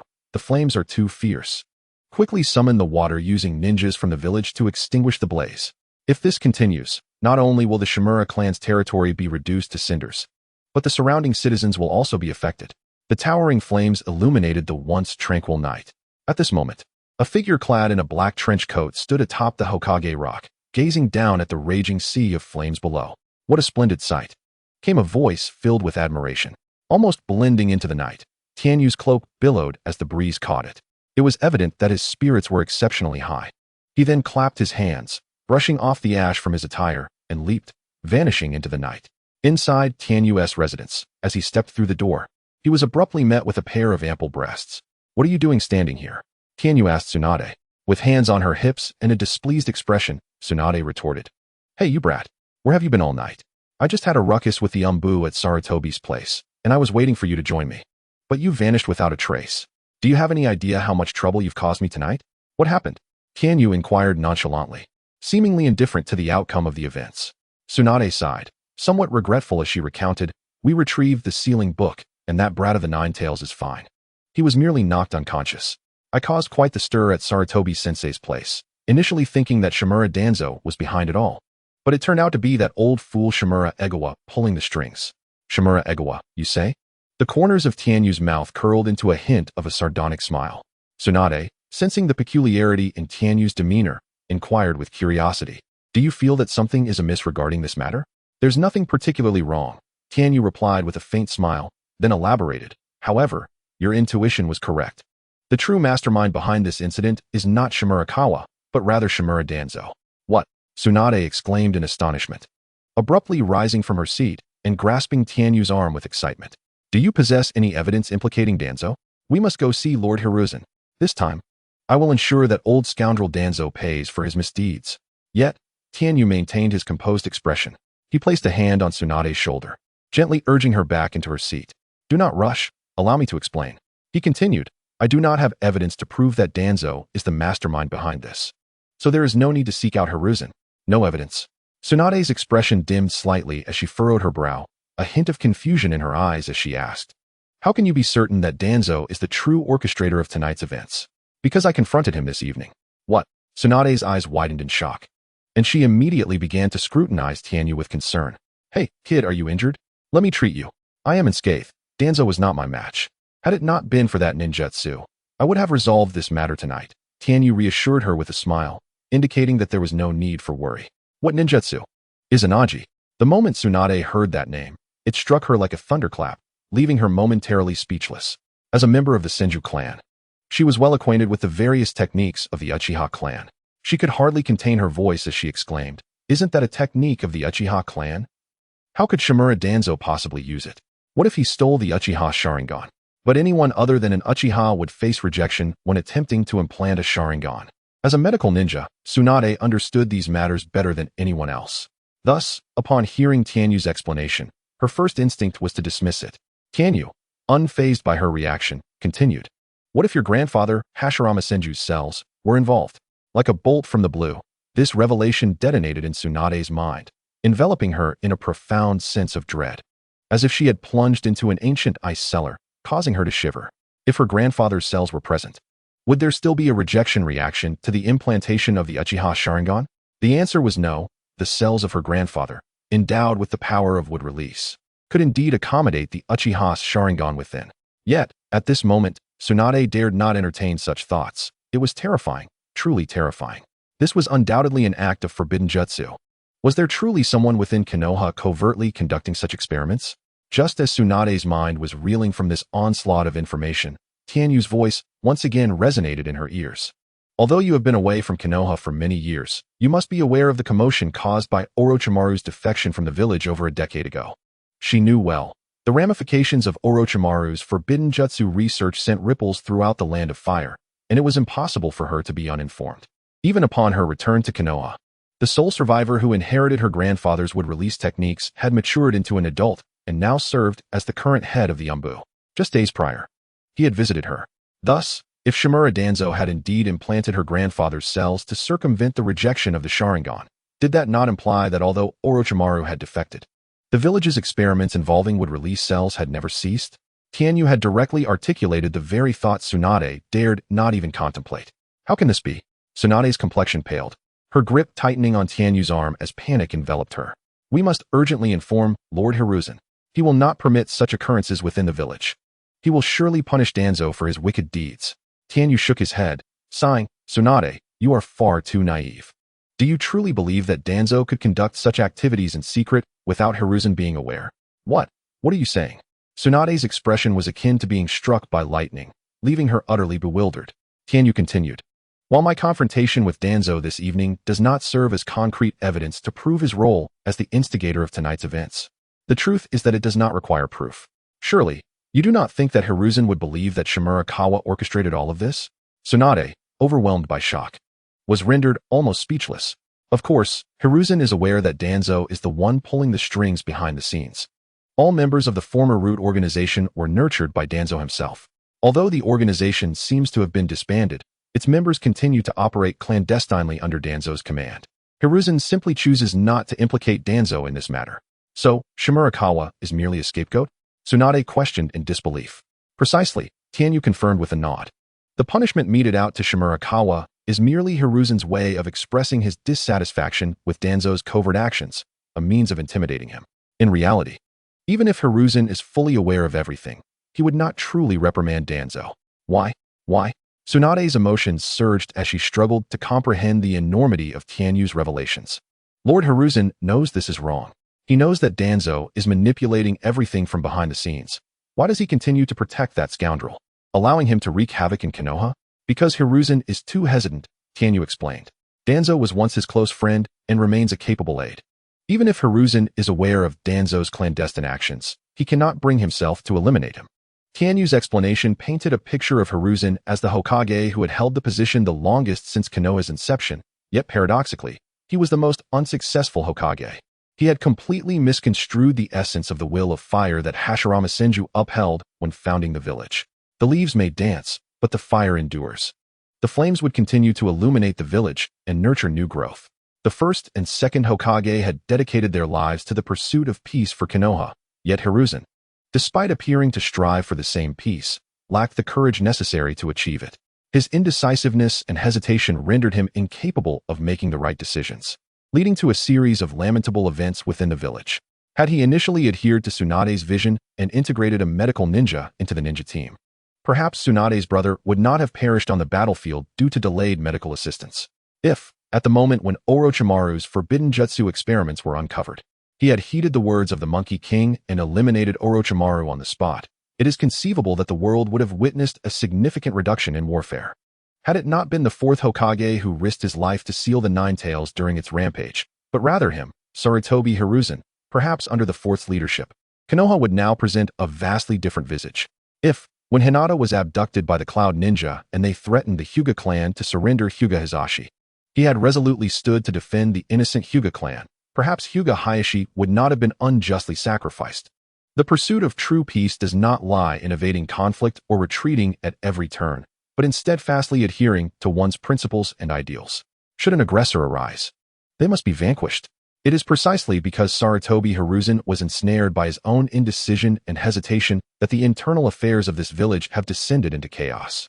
The departure of the legendary Sannin from Konoha, the sacrifice of the fourth Hokage, the suicide of Hyuga Hayashi, and the annihilation of the Uchiha clan, each of these tragedies, while seemingly detached from Sarutobi Hiruzen, can be traced back to his incompetence, culminating in these calamities.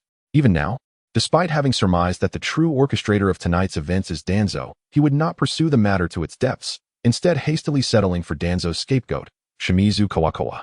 How infuriating! How could this be? Tsunade slammed her fist onto the table in exasperation, her chest heaving with indignation. I could hardly contain my desire to rush over to Danzo's residence and pound that old bastard into the ground. At that moment, Tsunade seemed to have an epiphany, casting a peculiar glance at Tenki. So, what prompted your early departure tonight, and how did you come to confront Danzo? Tenki recounted the events truthfully, explaining that Danzo had brought a contingent towards his home, and suspecting they intended to harm his family, he intercepted them along the way. The Northwest Street. Was that where you engaged them? Tsunade's eyes widened in astonishment. Shimizu Kawakawa's son, Shimizu Yosuke, wasn't also among those you dispatched, was he? Shimizu Yosuke? I'm unfamiliar with him. Tenki replied, shaking his head nonchalantly. If he was among them, he likely met his end. Aside from Danzo, who evaded my attack with his Izanagi, the others perished. Gulp. Tsunade swallowed hard, unable to suppress the urge to give Tenki a thumbs up. I now realize you are truly a formidable individual. Danzo's misfortune is merely a consequence of his own folly. In Tsunade's eyes, Tenki had become an entity far more fearsome than even her mentor, Sarutobi. However, it is for the best that Shimizu Kawakawa is imprisoned. Had he learned that you were responsible for his son's demise, he would undoubtedly seek revenge. Tsunade remarked gleefully. As for Danzo, I shall find another opportunity to settle the score. No need. I've already avenged myself, Tenki replied with a faint smile. You. How did you exact your vengeance? Tsunade felt a chill run down her spine, hastily reaching for a cup of water to steady herself. She sensed an unsettling premonition that whatever Tenki was about to disclose would be anything but trivial. I incinerated the Shimizu clan. Uffed. Tsunade sputtered, expelling the water from her mouth, then leaped onto the wall, gazing towards the direction of the Shimizu clan. Indeed, flames soared to the heavens. A fierce blaze that could be seen clearly even from across much of the district. In her earlier haste to escort Shimizu Kawakawa to prison, she had been oblivious to the inferno engulfing the Shimizu clan. Tsunade quickly turned back, her eyes now filled with horror as she regarded Tenki. At that moment, she came to a stark realization. In this village, one could provoke anyone, but one must never cross Tenki. He is simply too terrifying. Chapter 118, Resignation. To not avenge a grievance is not the mark of a gentleman. Following his confrontation with Danzo, Tenki would certainly not let the matter rest without addressing the old man directly. He understood well that seeking out Sarutobi Hiruzen would yield no fruitful outcome at this juncture. Thus, Tenki opted to employ his own means to demonstrate to Danzo the consequences of provoking him. Did he not wish to raid a home? Let him experience the sensation of being robbed. With Tenki's prowess, discreetly igniting a fire was an effortless task if he wished to remain undetected. Ha! You have truly executed a satisfying act.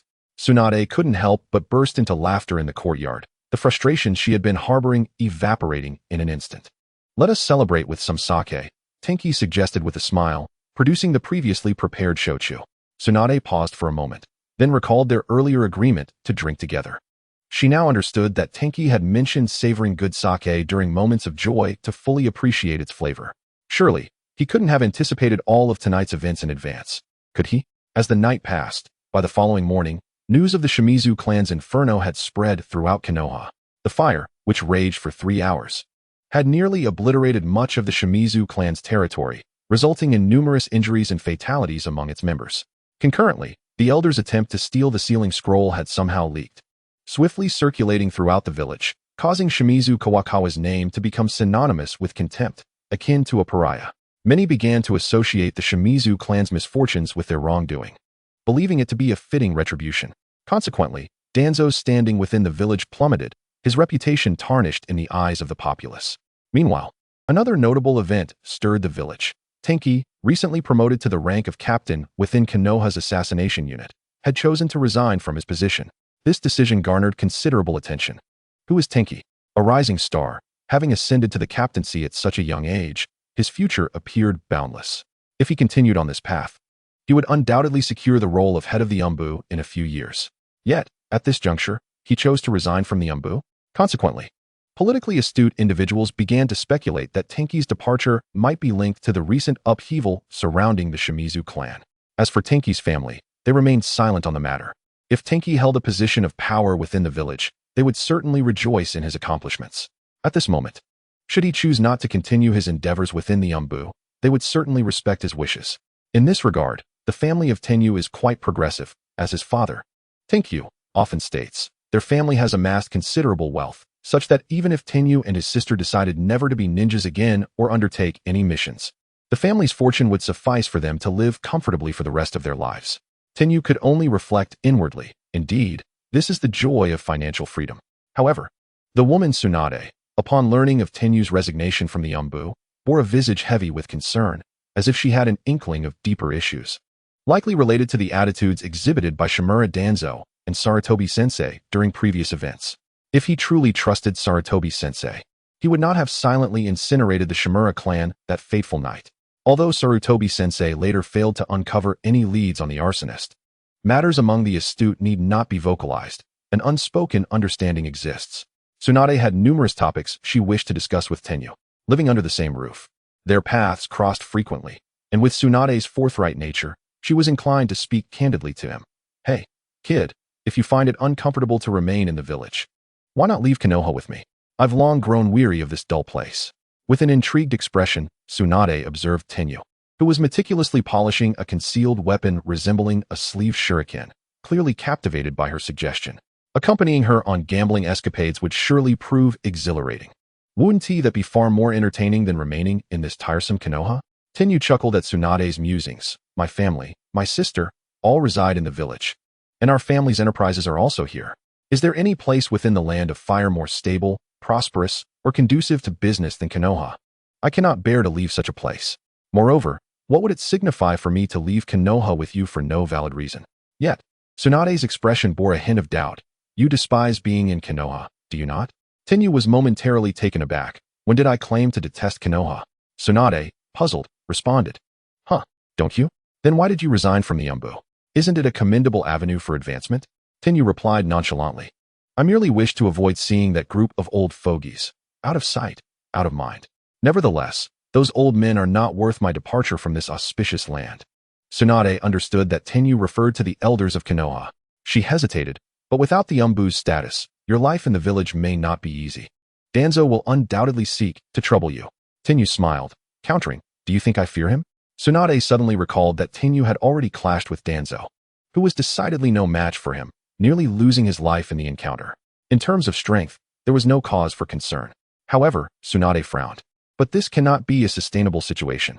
If you were to target your family covertly, you might manage to defend against him momentarily, but not indefinitely. Tsunade's concerns were not without merit, yet Tenyu's countenance remained untroubled, a glint of determination flickering in his eyes as he smiled at Tsunade. Fear not. The power dynamics within the village are soon to be reshuffled. Chapter 119, Leisurely Days. After his abrupt resignation, Tenyu found himself enjoying a considerably more leisurely lifestyle. When Sarutobi Hizashi attempted to dissuade him from leaving the Umbu, he ultimately relented upon realizing Tenyu's resolve and approved the resignation. Now, Tenyu had reverted to being an ordinary ninja within the village. Naturally, he was exempt from participating in the Chunin exams, having ascended directly to Jonin status during his tenure in the Umbu. With no financial constraints, Tenyu had no need to undertake missions for income, and thus, he experienced an unprecedented level of leisure. During this period of respite at home, life was exceedingly pleasant. Visitors frequently graced his abode. Sometimes it was Ino, who would ring the doorbell, bearing an armful of fresh flowers to replace the wilting ones in Tenyu's vase. Each time, she ensured to leave a splendid bouquet of blooming Gerbera daisies on his bedside. According to Ino, the fragrance of fresh flowers could uplift one's spirit, and their beauty could herald a delightful day.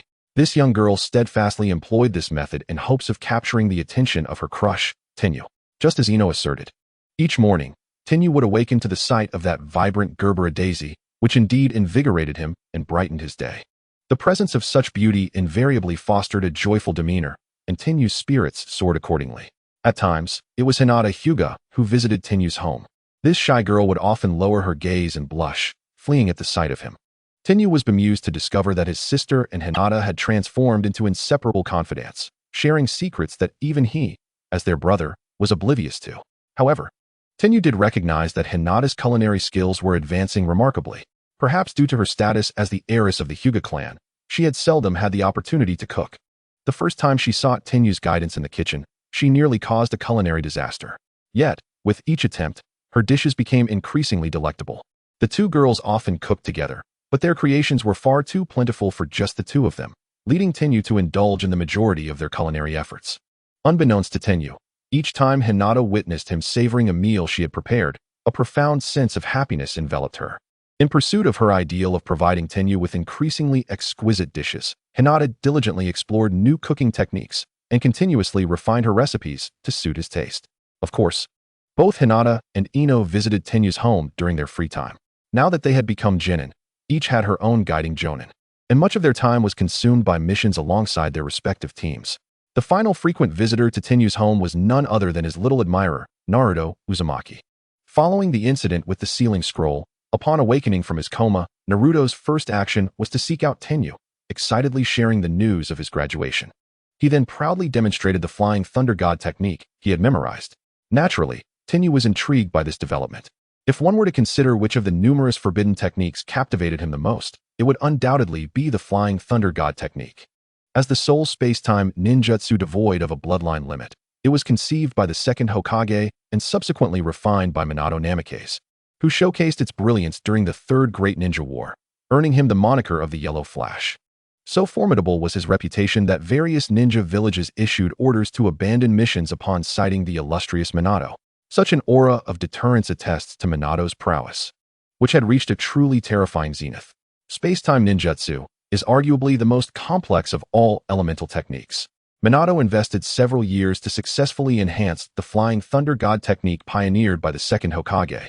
Now, with the detailed records concerning this technique, which Naruto had committed to memory from the Book of Seals, Tenyu found himself on the brink of comprehending the rudiments of space-time ninjutsu. However, it must be emphasized that possessing this documentation does not guarantee Tenyu the ability to master the Flying Thunder God technique. Otherwise, Sarutobi Hiruzen, who held the Book of Seals, would have long since acquired it. Mastery of the Flying Thunder God technique necessitates a profound understanding of space-time attributes.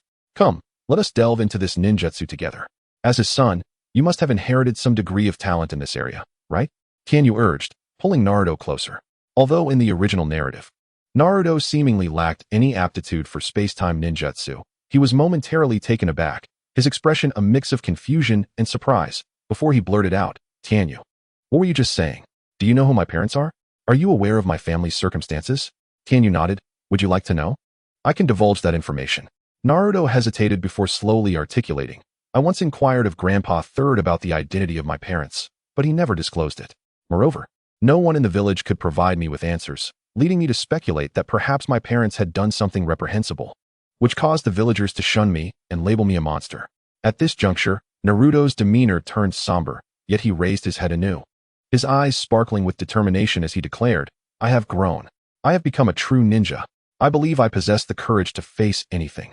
Regardless of who my parents were or what misdeeds they may have committed, that does not alter the fact that they are my parents. With sincerity and resolve, Naruto implored. So please, Tianyu, tell me who my parents are? Perhaps due to Tianyu's presence in this world, altering Naruto's childhood experience. The current Naruto appeared far more mature than the mischievous boy from the original narrative, who sought attention through antics. Tianyu was visibly moved. He had not anticipated that beneath Naruto's seemingly sunny exterior lay such a heavy burden of thoughts. Sarutobi Hiruzen, was this your doing? Allowing the son of the fourth Hokage to be reduced to such a state, while you still wish to showcase your benevolence before the masses. Your actions over the years would chill even Minato's heart, were he to witness them from beyond. Chapter 120, The Truth of the Past. Very well. I shall reveal everything to you, Naruto. Tianyu nodded, placing a reassuring hand on Naruto's shoulder. In truth, your parents were not villains. They never committed any wrongdoings. They were great heroes of the village, who sacrificed their lives for the greater good. What? Naruto's azure eyes widened in disbelief. The revelation far beyond anything he had ever dared to contemplate. Tianyu, you are not deceiving me, are you? His voice trembled, revealing the profound impact this news had on his heart. I would never lie to you. Your father is Minato Namikaze, the fourth Hokage, revered as the Yellow Flash of Konoha, and your mother hails from the Uzumaki clan, the previous Jinchuriki of the Nine Tails. The tragedy that befell them occurred on the day of your birth, when they were ensnared by the machinations of enemies, resulting in the Nine Tails rampaging during your mother's labor. Your parents chose to sacrifice their lives to protect the village and to safeguard you, sealing the Nine Tails within you. Tianyu elucidated.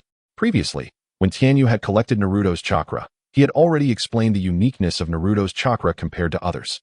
Thus, Naruto was already aware of the Nine Tails sealed within him, making it easier for him to comprehend the situation now. Nevertheless, even with this knowledge, the truth left Naruto stunned for a considerable time before he regained his composure. His expression bore confusion as he pressed Tianyu. But if my parents were great heroes, why does everyone despise me? The number of villagers aware of your lineage as the fourth Hokage's son has dwindled significantly. Tianyu sipped his tea, continuing amidst Naruto's look of bewilderment. After the Night of the Nine Tails, the third Hokage, Sarutobi Hiruzen, sealed the information regarding your parentage as a top-secret matter, forbidding any disclosure. However, the fact of the Nine Tails being sealed within you became known among the higher echelons of Konoha, leading to the treatment you received in the village. In truth, this was largely orchestrated by those in power, including Sarutobi Hiruzen himself. The original text provided little insight into Naruto's childhood experiences. Many secrets were only uncovered after Tianyu entered the Umbu and investigated numerous archives, piecing together the truth. The implications of Tianyu's words struck Naruto deeply. A close elder, indeed the only person he idolized apart from Tianyu, had now disclosed that the harsh treatment he endured in his childhood was orchestrated by his very own grandfather, the Hokage. Tianyu, are you saying all of this was caused by Grandpa Hokage? Why would he do such a thing? Naruto's emotions surged, and he leaped from his seat, demanding answers from Tianyu. Because they feared the power of the Nine Tails. The power of the Nine Tails? Naruto glanced at his abdomen. Indeed, Tianyu affirmed, continuing. To Sarutobi Hiruzen and the safety of the village, your life and that of your heroic parents were deemed secondary. For the sake of Konoha's peace, he would sacrifice anyone, including the happiness of your childhood. Naruto was left in a state of utter confusion, prompting Tianyu to elaborate. Due to the might of the tailed beasts and the uniqueness of their Jinchuriki, they are regarded as superweapons of immense significance to any village, crucial instruments in warfare. For the shadows of the 5 great villages, a matter of paramount importance is to keep the power of the Jinchuriki firmly within one's grasp. The technique employed by Sarutobi Hiruzen, the third Hokage, is the card of emotions. The card of emotions? Uzumaki Naruto scratched his head, feeling utterly bewildered. Indeed, you, who have already lost your parents, have become an orphan, and thus lack in the realm of emotions.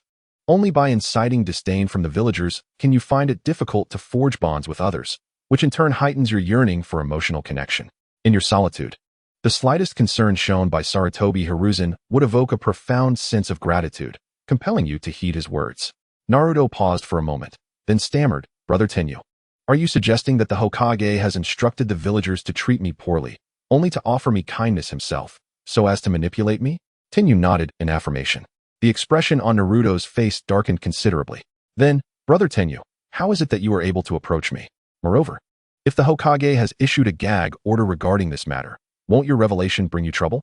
At that moment, upon hearing Tenyu's words, the benevolent image of Sarutobi Hiruzen that had been constructed in Naruto's heart over the years crumbled in an instant. Naruto felt that the only person he could trust at this moment was Brother Tenyu before him.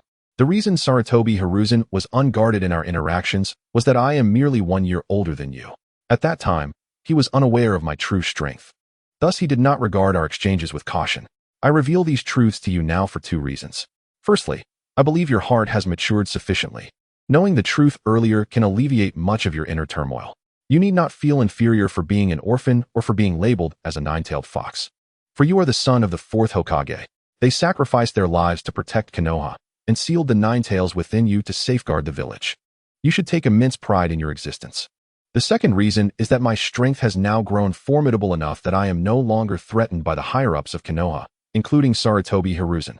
Naruto's eyes widened in astonishment as he exclaimed, Brother Tenyu, are you saying that your strength now surpasses that of the Hokage? Chapter 121, A New Mission. In response to Naruto's inquiry, Tenyu merely smiled faintly, not providing a direct answer. The implication was clear, and Naruto understood. A brief silence enveloped the air as he lowered his gaze, his expression complex. Brother Tenyu, I must take my leave for now. I've learned too much today. My mind feels a bit overwhelmed. I need time to digest all this information. Although Naruto attempted to maintain a facade of nonchalance, sporting a carefree smile as usual, his expression was far from pleasant, merely a forced grin. Tenyu nodded in understanding. Having learned the entire truth, Naruto indeed required time to process the revelations. In the days that followed, Tenyu did not encounter Naruto again, as he had reportedly embarked on a mission outside the village as a member of Team 7 under Kakashi's guidance. Tenyu had already resolved the incident in the Land of Waves, so Naruto's current mission was merely a standard C-rank task, posing no significant danger. Thus, a month swiftly passed. The spring sun shone brightly, and the gentle breeze caressed the grass below. Tenyu lay languidly on the lawn beside training ground number 3, reveling in a moment of tranquility after finishing his training. Truly leisurely, he mused, when suddenly, Might Guy, clad in his green tracksuit, appeared at his side.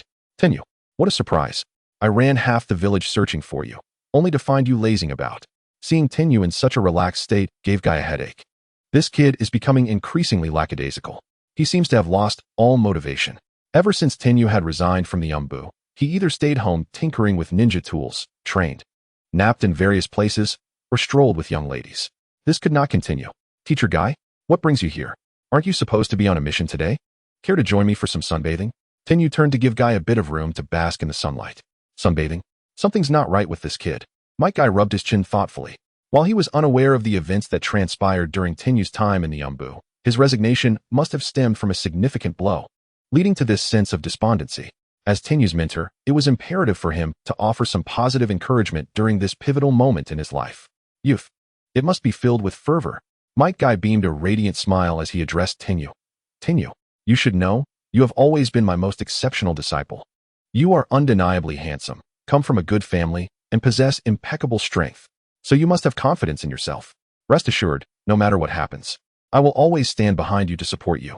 As he spoke, Might Guy opened his arms, intending to embrace Tenyu. Whoa. I'm not interested in that.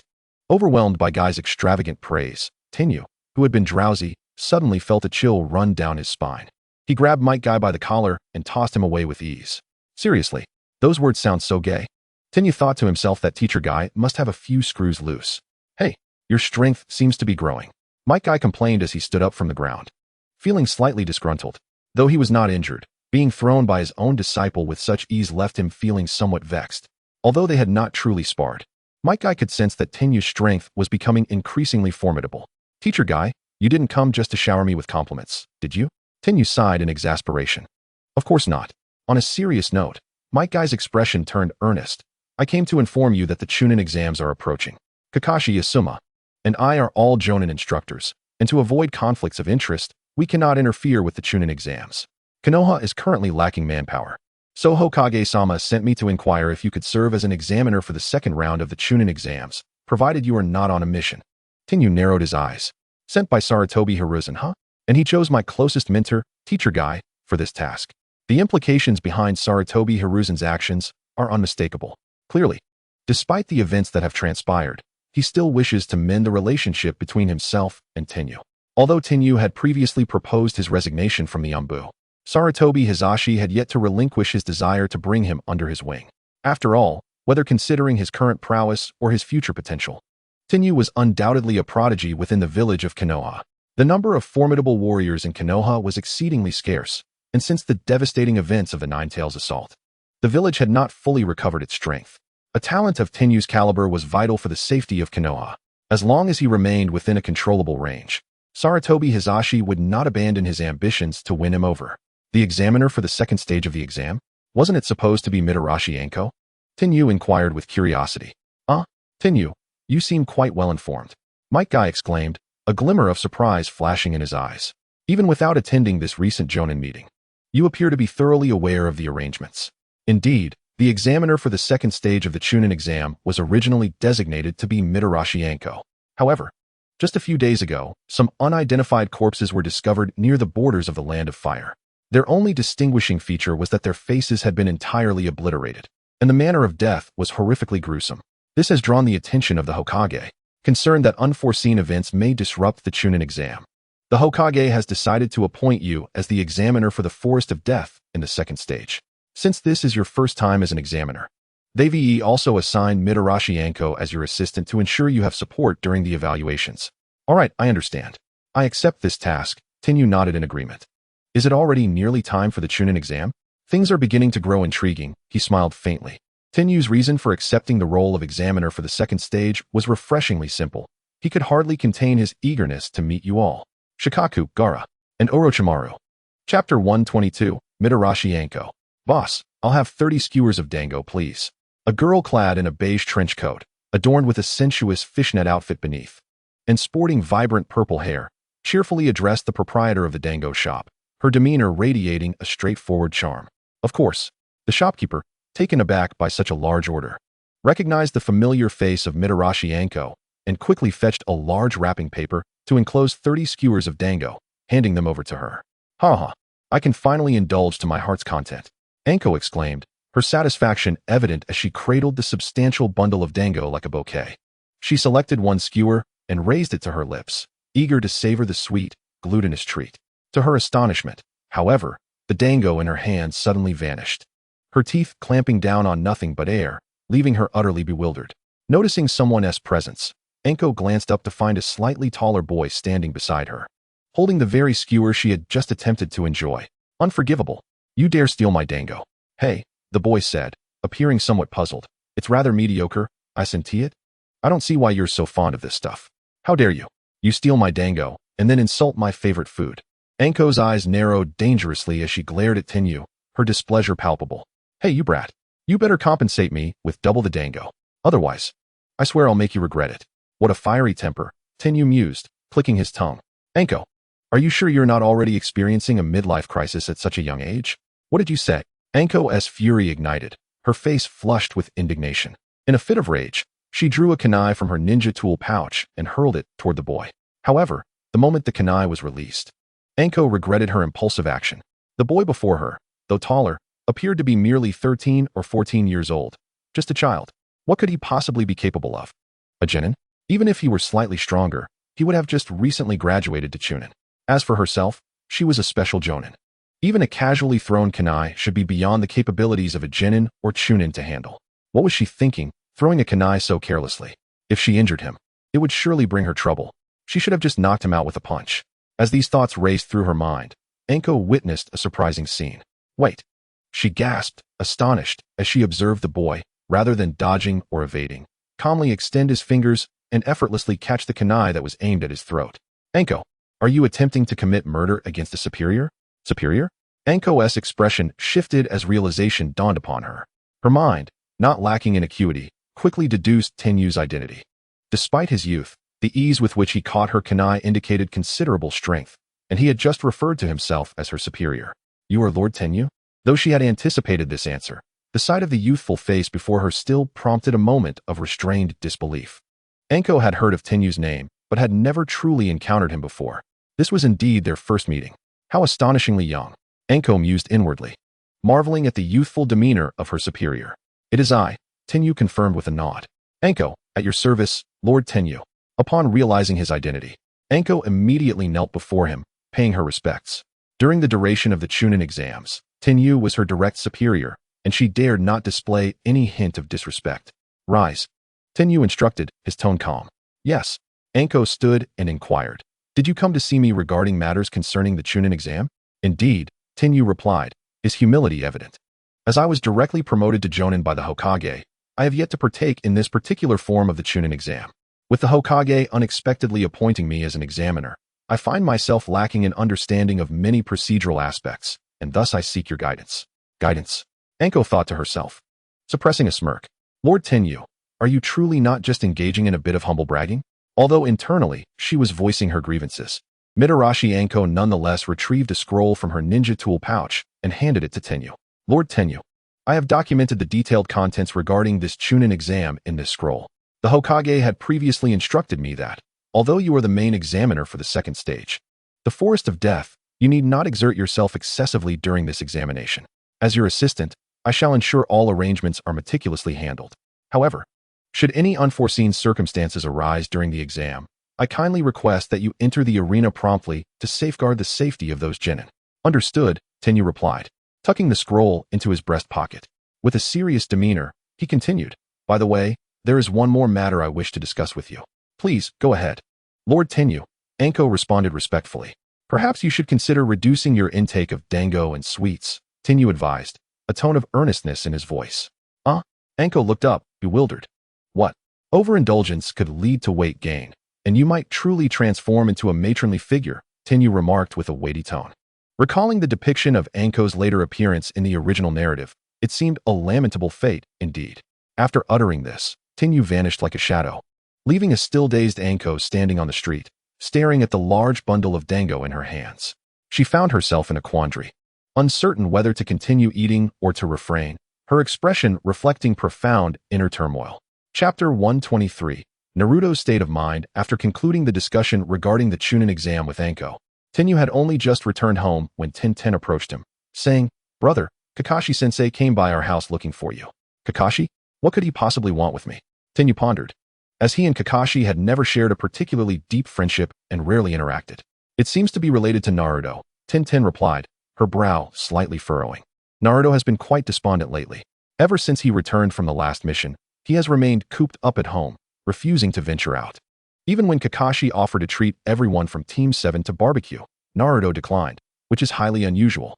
Kakashi-sensei is worried, hence his visit to inquire about you, Tenten concluded. Is there a problem? Tenyu mused thoughtfully before responding to Tenten. All right, I understand. I will go check on Naruto. You all can start dinner without me. As soon as the words left his lips, Tenyu had already vanished from the courtyard. Rather than heading directly to Naruto's home, he first stopped at Ichiraku Ramen, securing 2 servings of ramen to go before knocking on Naruto's door. After a brief wait, the door creaked open to reveal Naruto, clad in his pajamas. His hair a disheveled mess from several days without washing. He appeared both slovenly and haggard, and his expression turned to one of surprise upon seeing Tenyu at his doorstep. Big brother Tenyu? What brings you here? I brought you some food. I figured you might not have been eating well these past few days, Tenyu replied, stepping inside with the packaged ramen. Upon entering, he noticed several unopened instant noodle containers strewn across the dining table. I'll clean up right away, Naruto exclaimed, feeling embarrassed that Tenyu had seen his room in such disarray. He hurriedly tidied up, tossing all the trash into the outdoor bin, finally creating a space for Tenyu to settle. Big brother Tenyu, I was about to, Naruto began, but Tenyu interrupted him. Let us eat first. We can talk afterward, Tenyu said calmly. Okay, Naruto nodded obediently.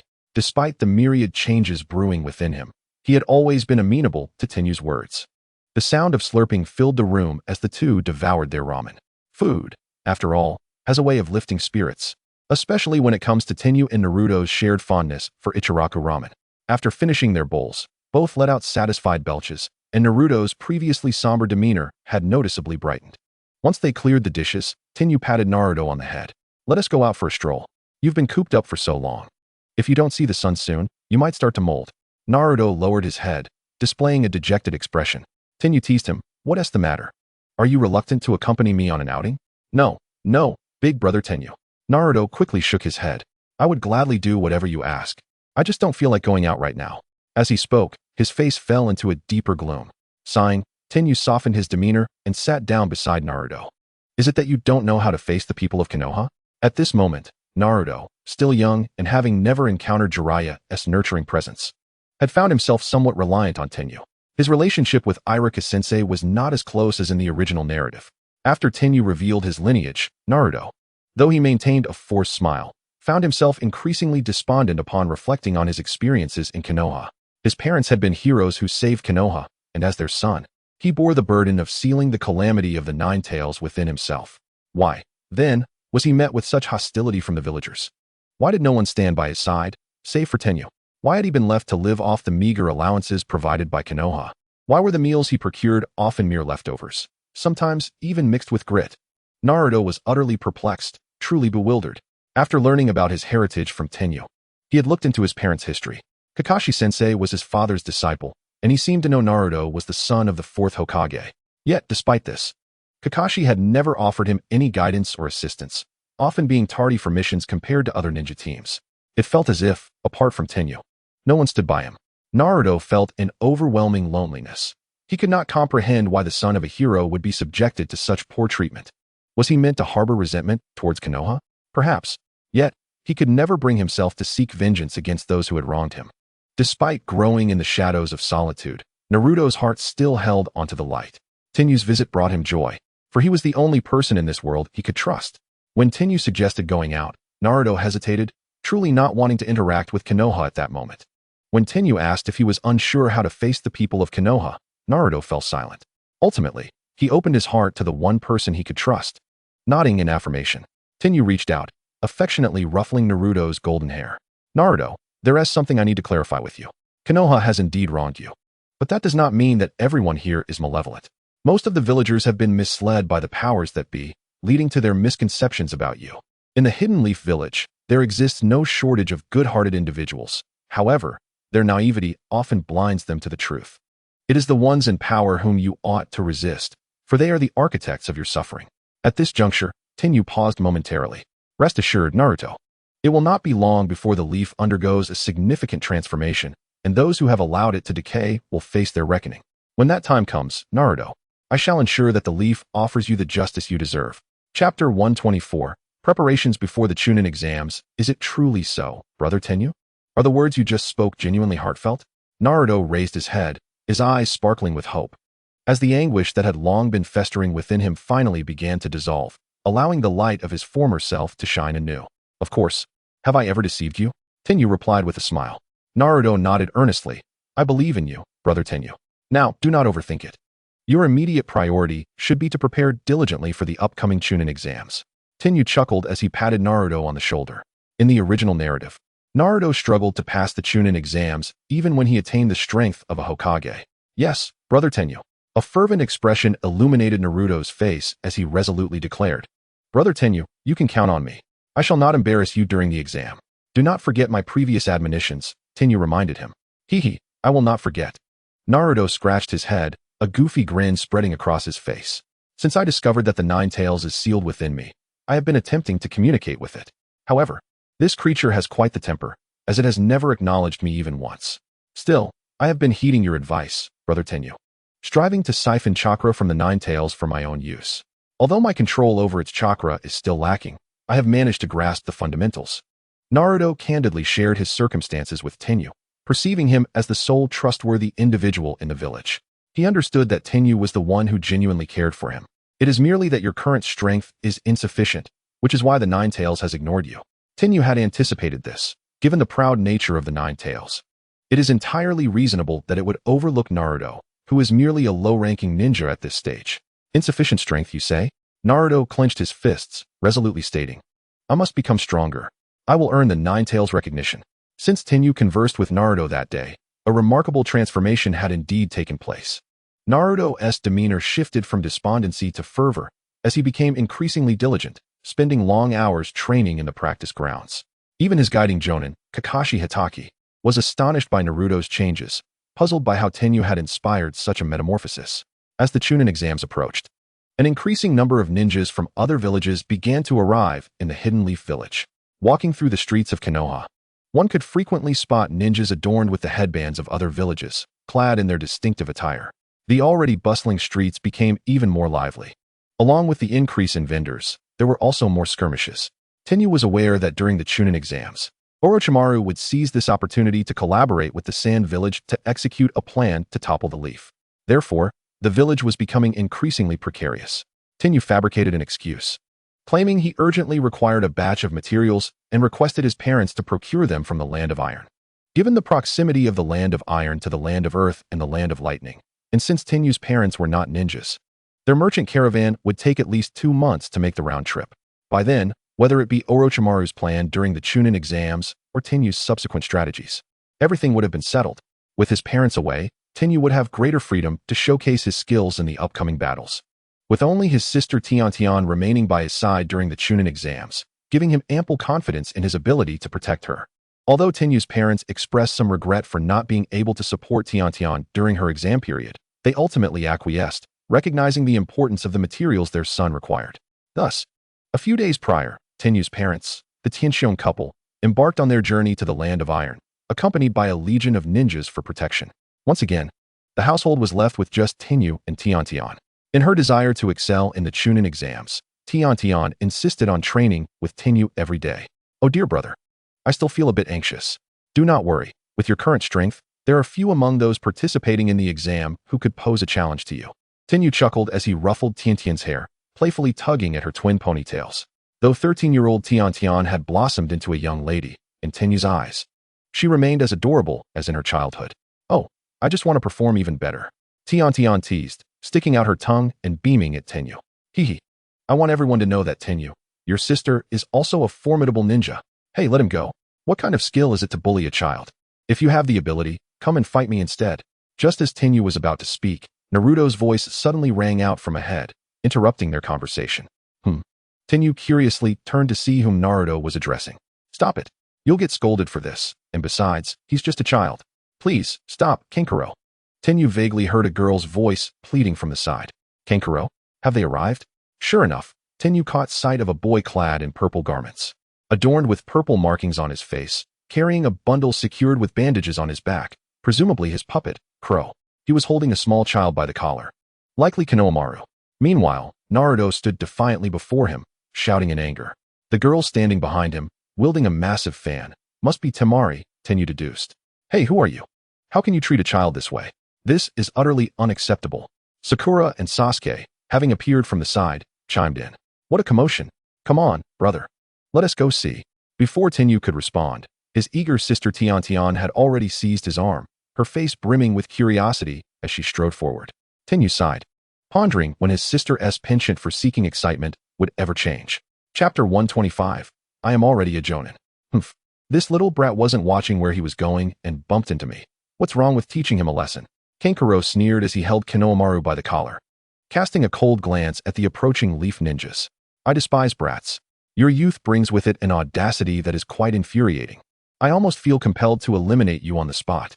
First, I shall deal with this little brat, and then I will turn my attention to the rest of you." With that, Kanjuro's fist descended toward Konohamaru's face. "Stop." In a moment of desperation, Naruto dashed forward, spreading his arms wide to shield Konohamaru, closing his eyes in anticipation of the blow. What a nuisance. From a distance, Tenyu sighed in resignation. He had little desire to involve himself in such trivial matters. However, given that the assailants were ninjas from Sunagakure, he could not allow them to flaunt their arrogance in Konohagakure, especially while bullying Naruto. He found himself unable to remain a passive observer.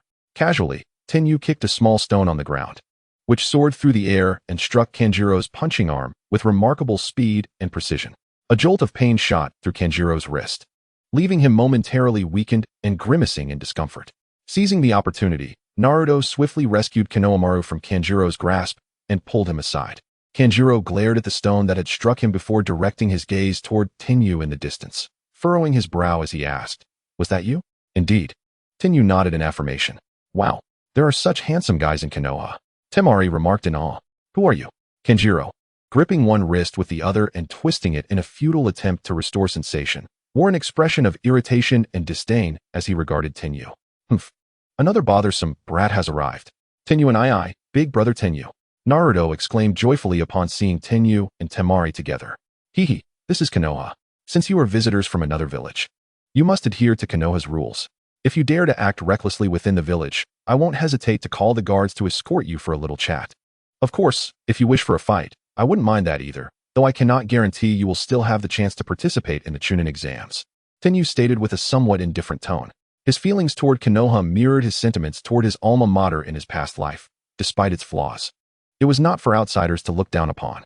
While he would certainly choose an appropriate moment to cleanse the village of its corruption and darkness, as long as he remained within Konoha, he would not permit anyone to challenge its authority. What? You insolent brat.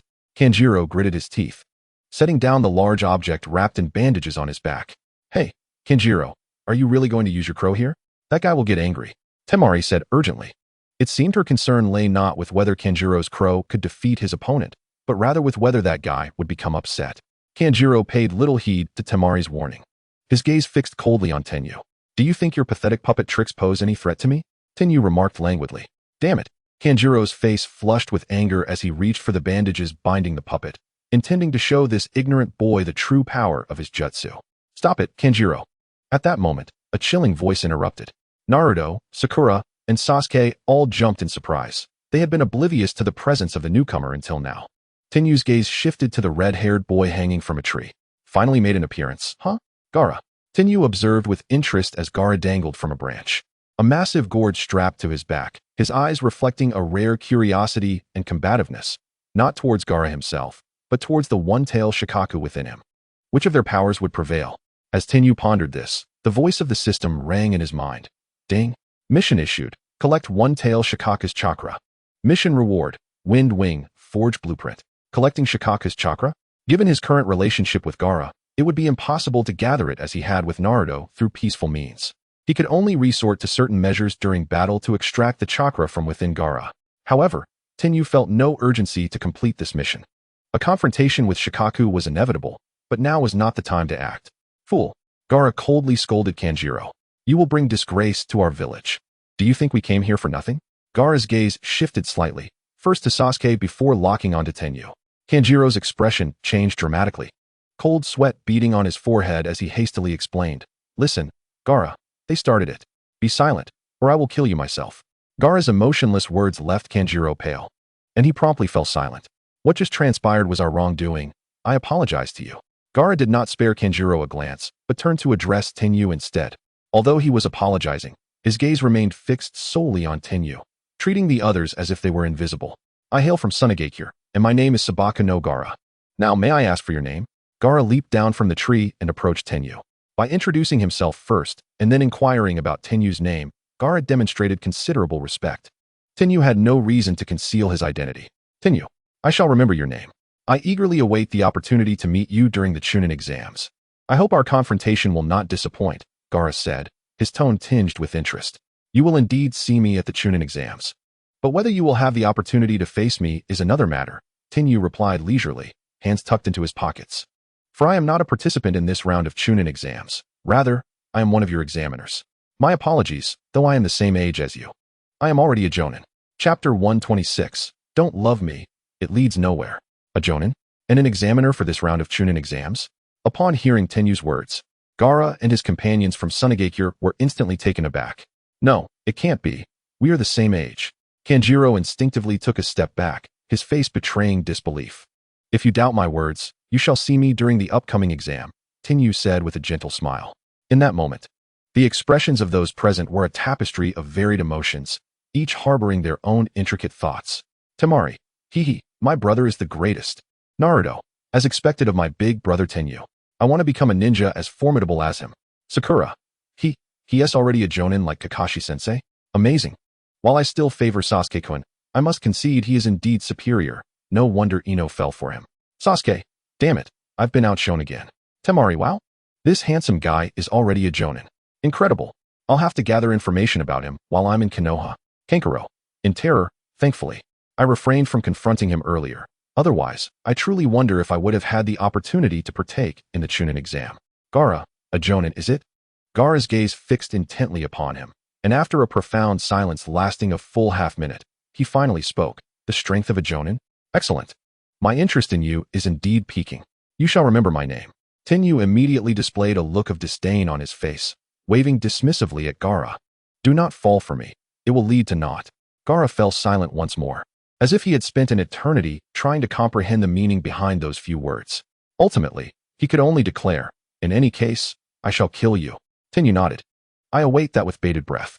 Temari, Kankuro, let us depart. Gaara coldly turned away, leading the two of them off. Tenyu watched as Gaara and his companions receded into the distance, a faint smile curling at his lips. At last, Konoha was poised to become lively. Naruto, beside them, was fuming. That fellow Gaara had entirely focused his attention on Tenyu, disregarding him completely. He then began to shout frantically at Gaara's retreating figure, introducing himself as Uzumaki Naruto, Tenyu's subordinate, and vowing to defeat them in the Chunin exam, ensuring they would regret underestimating him. Yet, he was met with utter disregard. Gaara and his companions did not even glance back as they walked away. A gust of wind swept through, causing a few leaves to flutter down from the sky. Naruto stood there, frozen in a dramatic pose, rendering the scene exceedingly awkward. Fool, Sasuke remarked disdainfully. How embarrassing, Sakura sighed, facepalming. Naruto's eye twitched. He had intended to look impressive, yet it had culminated in this embarrassing spectacle. Tenyu's earlier words had been so cool. How infuriating. Clearly, he still had a long way to go to earn Tenyu's recognition. If he wished to be acknowledged, he must strengthen himself post-haste. Cheer up, Naruto, said Tenten, her face beaming with a radiant smile as she patted Naruto's shoulder in encouragement. Indeed, Tenten, you are right. I shall unleash my potential. I will train harder. Tenyu, please assist me in rigorous training. No matter how arduous, I shall persevere. Naruto's eyes burned with fierce determination as he clenched his fists and addressed Tenyu. Very well, Tenyu replied, casting a sidelong glance at Naruto. Given your enthusiasm, let us add an additional 30 pounds to your weights. Huh. Naruto's face fell instantly. Tenyu, I already bear a weight of 150 pounds. Adding another 30 would amount to 180 pounds. This is practically child abuse. But 180 pounds is hardly child abuse. Did you not claim you wished to catch up to me? I was capable of bearing such weight at the age of 7, Tenyu remarked nonchalantly. Besides, even Tenten, who is merely a year older than you, carries twice that weight, and she is still a girl. What? No way, Naruto exclaimed, staring in astonishment at Tenten. He had always focused solely on Tenyu, not realizing how formidable Tenten truly was. Perhaps Tenyu's overwhelming prowess as an older brother had overshadowed Tenten's considerable strength. Just then, the boy saved by Naruto, Konohamaru, approached them. Big brother, you are all ninjas from Konoha, right? Thank you so much for earlier, he said with a giggle. No problem, Naruto replied, grinning widely. You were really cool just now. Konohamaru gazed at Naruto with admiration, convinced that this golden-haired big brother who had rescued him was someone truly remarkable. Ha ha ha, it was nothing, Naruto said, feeling somewhat bashful from the praise. You should hurry home. It's dangerous for a child to wander the streets alone. Had we not encountered you, you could have been in serious trouble. At that moment, a voice called out nearby. Konohamaru, young master Konohamaru, where are you? I'm over here, Konohamaru shouted back, then turned to Naruto to introduce him. Big brother, that ninja is my tutor. Oh, young master Konohamaru, we finally found you. Ebisu, wearing sunglasses, leaped in front of Konohamaru. After surveying the area, his gaze landed on Tenyu first. He inclined his head slightly in respect, saying, Lord Tenyu, I did not expect to find you here. I merely happened to pass by and noticed some trouble. Tenyu replied coolly, Indeed, I merely witnessed a minor inconvenience. At this moment, Ebisu's attention was drawn to the wrinkles on Konohamaru's clothing, and he frowned. Shifting his focus to Naruto, he promptly shielded Konohamaru behind himself. Young master Konohamaru, was this fox demon bothering you? Please, do not run off recklessly in the future, and always keep your distance from such dangerous individuals. Upon hearing this, Naruto's expression soured considerably. Konohamaru paused, then attempted to refute. No. This guy named Naruto is a good person. He just saved me. Saved you?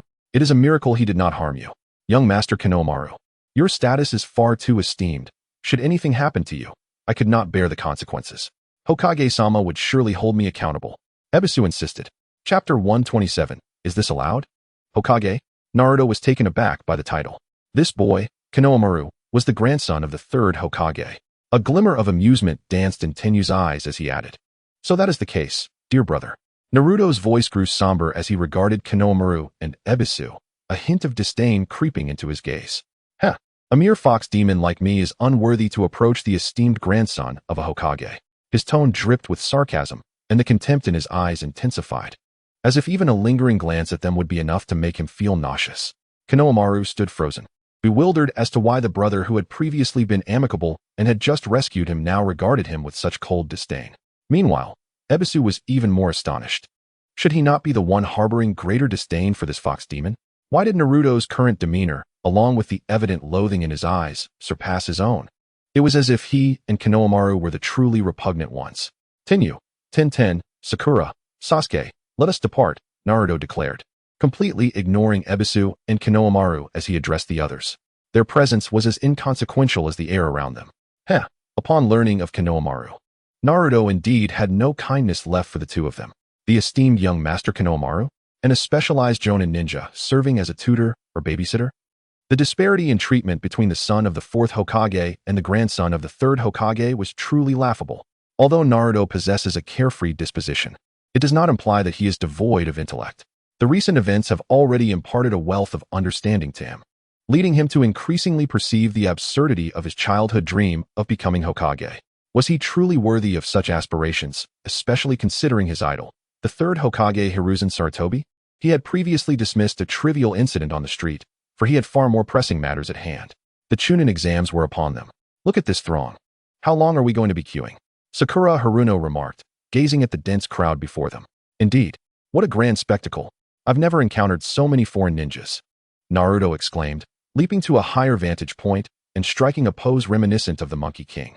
"Behave yourself, or you'll be perceived as a fool. You imbecile," Sasuke admonished, distancing himself from Naruto, clearly indicating his desire for separation. "Hey, could you please let us through?" someone implored. "Listen well, this is for your own good. The Chunin exams are a genuine trial. Failure could result in death. Chunin-level ninjas are capable of leading a squad, bearing significant responsibilities. If a mission fails, the loss of subordinates rests solely on your shoulders. You youngsters are unlikely to pass anyway. It wouldn't be unreasonable for me to send you away now." As they approached, they overheard a voice emanating from the entrance. There was no need for further explanation. Tenten recognized it as a mere prank orchestrated by some bored Chunin. Originally, Lee and the others were supposed to join in the performance, but given their familiarity, they would likely be easily recognized. "Must we defeat them to gain entry? Surely they won't make us fight here?" Tenten queried, her curiosity piqued. "All right, let me warm up a bit. I'm eager to gauge the prowess of these two Chunin-level ninjas," Lee declared, brimming with enthusiasm. "Just Chunin," Niji remarked nonchalantly, showing no signs of concern. His gaze then shifted towards Tenten, for his goal was to surpass this man. At that moment, Tenten smiled softly. "No need. Allow me to handle this. Sister, I promise to escort you to the examination venue." Though already a Jonin and an examiner for the second round of the Chunin exams, Tenten had no obligation to be present at the venue right now. However, sensing her anxiety before the exam, Tenten decided to personally escort her. Hence his presence alongside Niji's team. As Tenten stepped forward, the previously arrogant expressions of the two Chunin vanished, replaced by solemnity as they respectfully addressed him. "Lord Tenten, how may we assist you?" "My sister is here to participate in the Chunin exams. May they enter?" "Of course, please allow them entry." The two Chunin replied, their faces beaming with smiles. Witnessing this scene, Lee and Tenten were left utterly speechless. Is this permissible? I never imagined we could enter in such a manner. Niji, however, remained unfazed. As a member of the Hyuga clan, he found such occurrences quite commonplace. It would be odd if those two Chunin did not show respect to Tenten. "How enviable," murmured the surrounding crowd. Their eyes filled with admiration as they watched Tenten's team pass through unhindered into the examination hall. After Tenten's team entered, the rest soon followed suit. At this moment, the original 12 strong had gathered. Kiba Inuzuka, Shino Aburame, Hinata Hyuga, Shikamaru Nara, Choji Akimichi, Ino Yamanaka, Naruto Uzumaki, Sasuke Uchiha, Sakura Haruno, Tenten, Lee Rock, and Niji Hyuga. "Phew. Thankfully that individual is not competing in our Chunin exams," Kiba remarked, surveying the crowd with relief. Contemplating that individual, the others shared a sense of ease. Indeed, if Tenten were to participate in the Chunin exams, his strength would undoubtedly overshadow them all. Soon, the first round of the Chunin exams, the written test, commenced. Sasuke exploited his Sharingan to cheat. Sakura relied on her memory to answer swiftly, while Naruto, true to his character, scratched his head in frustration, unable to conjure a single word. Tenten, however, donned a pair of glasses, a small gift from Tenten. Though not particularly powerful, they proved incredibly useful. With these glasses, she gained insight akin to the Byakugan of the Hyuga clan, enabling her to perceive every corner of the room. Copying an answer was childish play for her. The only drawback of these glasses was their limited range of 100 meters. Otherwise, their formidable capabilities would certainly attract the attention of various factions. Chapter 128, A Steadfast Dream. At last, after a multitude of candidates were ejected from the examination hall due to disqualification, Ibiki Marino finally announced the last question. Now, you must decide whether to take the exam or not. This is your 10th question, he stated. To take or not to take the exam. This query reverberated in the minds of the candidates. What happens if we choose not to take it? One candidate inquired. If you opt out, your score will be 0, thus forfeiting your chance to continue. Moreover, your teammates will also lose their qualifications, Ibiki clarified, observing the candidates before him. Additionally, if you choose to take the exam but fail, you will permanently lose the opportunity to participate in the Chunin exams. His words struck like a thunderclap, stirring a commotion among the candidates. Many found themselves wavering at such a choice. Noticing this, Ibiki seized the moment to bait them. Those lacking confidence should wisely choose not to take the exam. That way, you may still participate next year or the year after. As Ibiki concluded his statement, several candidates stood up and exited the examination hall. Noticing the hesitant candidates remaining, a faint, barely perceptible smile crept across Ibiki's face. Meanwhile, Tenten and Anko Mitarashi, serving as examiners for the second round, stood on a high balcony of a distant building. Anko peered through binoculars, capturing every detail of the unfolding scene inside the examination hall. That old man Ibiki, while undeniably unpleasant in demeanor, must be acknowledged for his skill in manipulating human emotions. Each year, at least half of the candidates are eliminated during the first written test, Anko mused, observing with a sense of detachment, while simultaneously educating Tenten about the nuances of the Chunin exams. Inwardly, she marveled at the fact that her superior had never even participated in the Chunin exams, yet was capable of serving as the chief examiner. Quite fortuitous. Those few cowardly genin from Takigakure who opted out are clearly spineless. Their departure saves us the trouble of the second round, Tenten remarked leisurely. Wait, you were aware of what transpired in the classroom? Mitarashi Anko's face was adorned with a hint of astonishment. Beside her, Tenyu had not employed any telescopic device moments prior. Yet he was able to discern events occurring some 400 to 500 meters away from the examination classroom. Tenyu merely smiled, offering no further explanation. His ability to perceive the happenings below stemmed, of course, from the efficacy of his ninja tools. Such diminutive devices, designed to assist in combat, were nearly innumerable. In his leisure time, he had crafted countless such tools, with a veritable mountain of them accumulated in his system space. The X-ray glasses he had previously gifted to Tenten were among them, as was the one he was currently utilizing. As for why Mitarashi Anko had not noticed, it was likely because she remained unaware of the existence of a contraption known as contact lenses in this world. In the examination room, a trembling hand was raised, crashing heavily onto the desk, accompanied by an audacious declaration, "I want to stay." Instantly, all candidates turned their gazes toward the source of the voice. Marino Ibiki regarded the youthful boy with sun-kissed hair, a glimmer of interest in his eyes, and inquired, "Are you certain? If you fail, there will be no second chance." Naruto met his gaze and replied, "I understand, but I am a ninja now. If I were to falter and retreat due to cowardice at this moment, my older brother would undoubtedly mock me mercilessly. I am already distanced from him, yet I shall not relinquish any opportunity to catch up. He promised me that I would become a formidable ninja, and I vowed to him that no matter what lies ahead, I shall persevere. Having chosen to advance, I shall see it through to the end." Naruto's impassioned words resonated throughout the examination room, dispelling any hesitation from the expressions of Sasuke, Ino, Rock Lee, Tenten, Niji, Hinata, and others, as if a resolute dream had ignited within their hearts. Even if they might never ascend to the rank of Chunin, they were determined to pursue their aspirations with unyielding fervor. The palpable shift in atmosphere caught the attention of Marino Ibiki, who displayed an unusual expression of surprise. Such a sight was unprecedented during his tenure as an examiner. Curiosity about the identity of this boy's older brother filled his mind, though at that moment, Ibiki was unaware that Naruto referred to Tenyu. To strive to keep pace with another, what an intriguing young lad. Who, then, was this older brother he sought to emulate? Ibiki mused internally, recognizing that someone capable of exerting such influence must possess a remarkable stature. Should the opportunity arise, he resolved to learn more about that individual.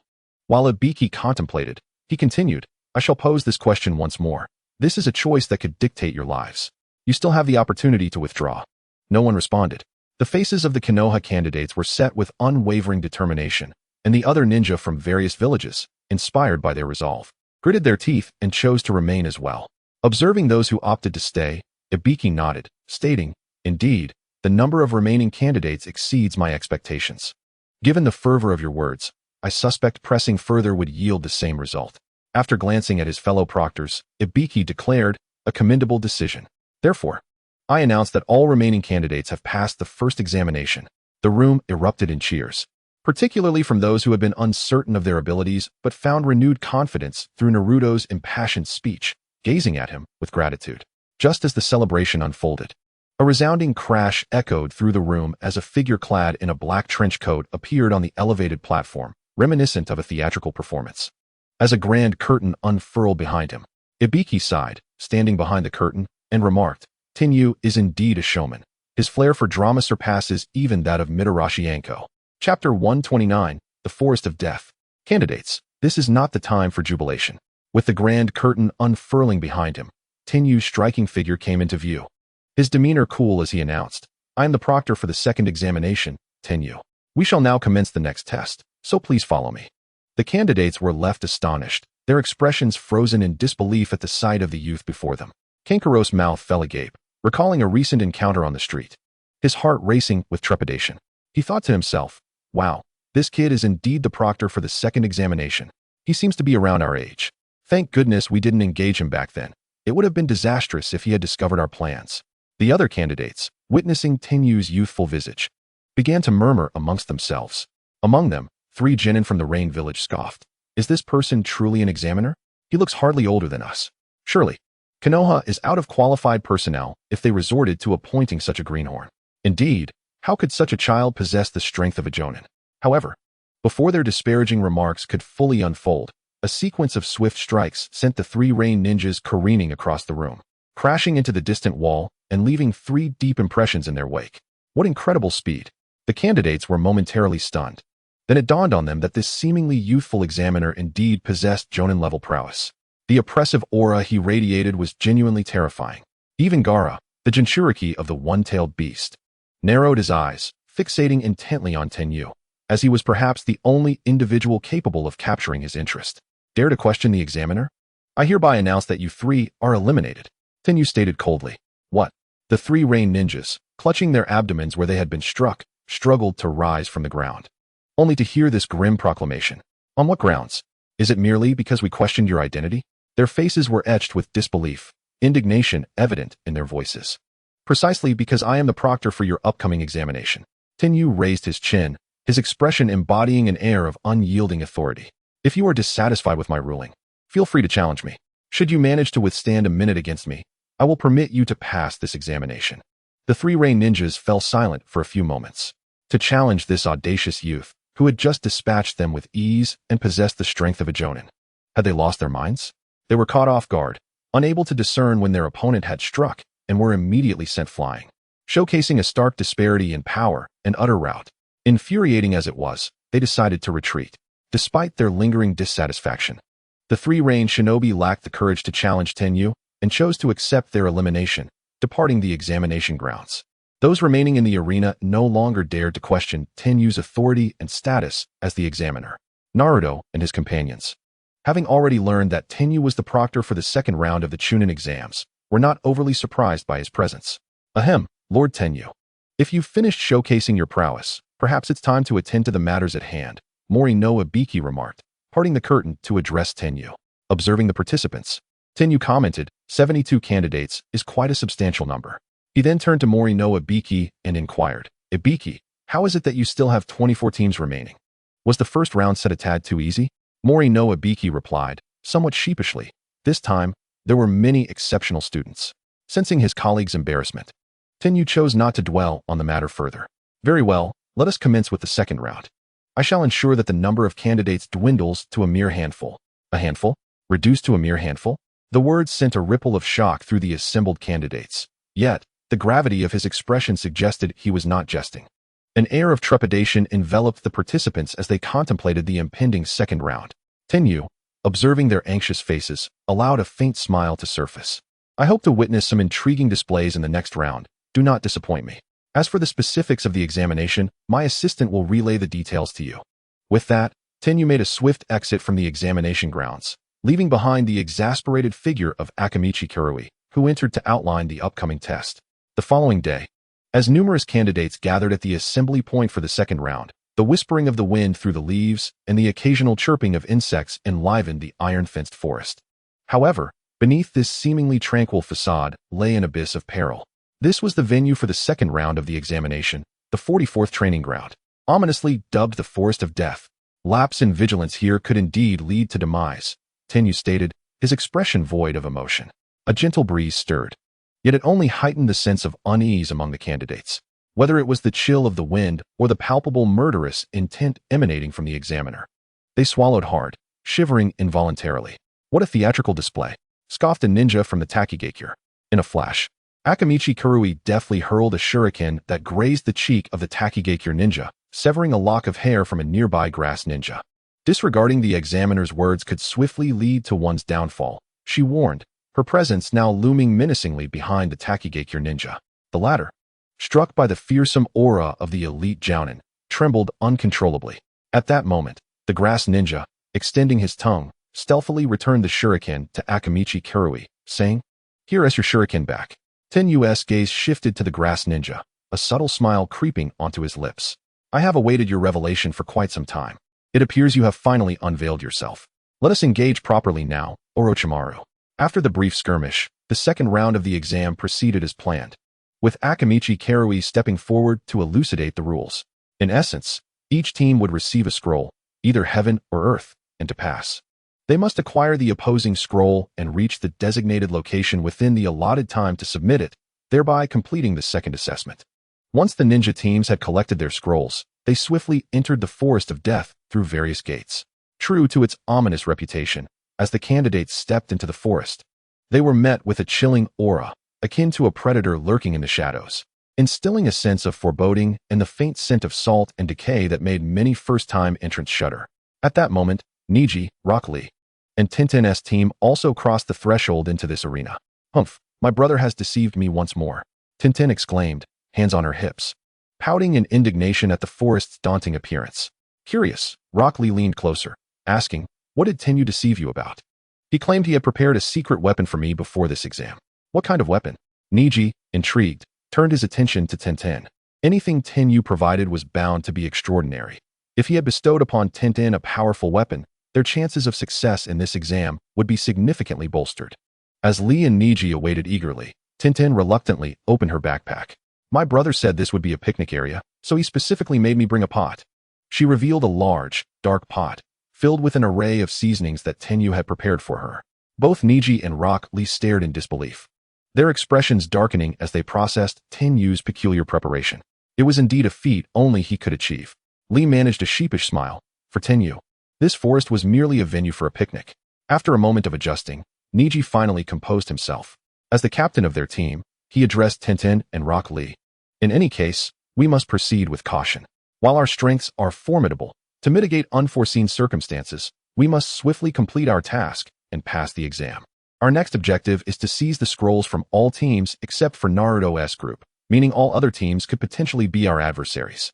Furthermore, the forest's dark surroundings and lurking beasts pose additional threats, and our sustenance must rely on our own efforts, complicating our mission."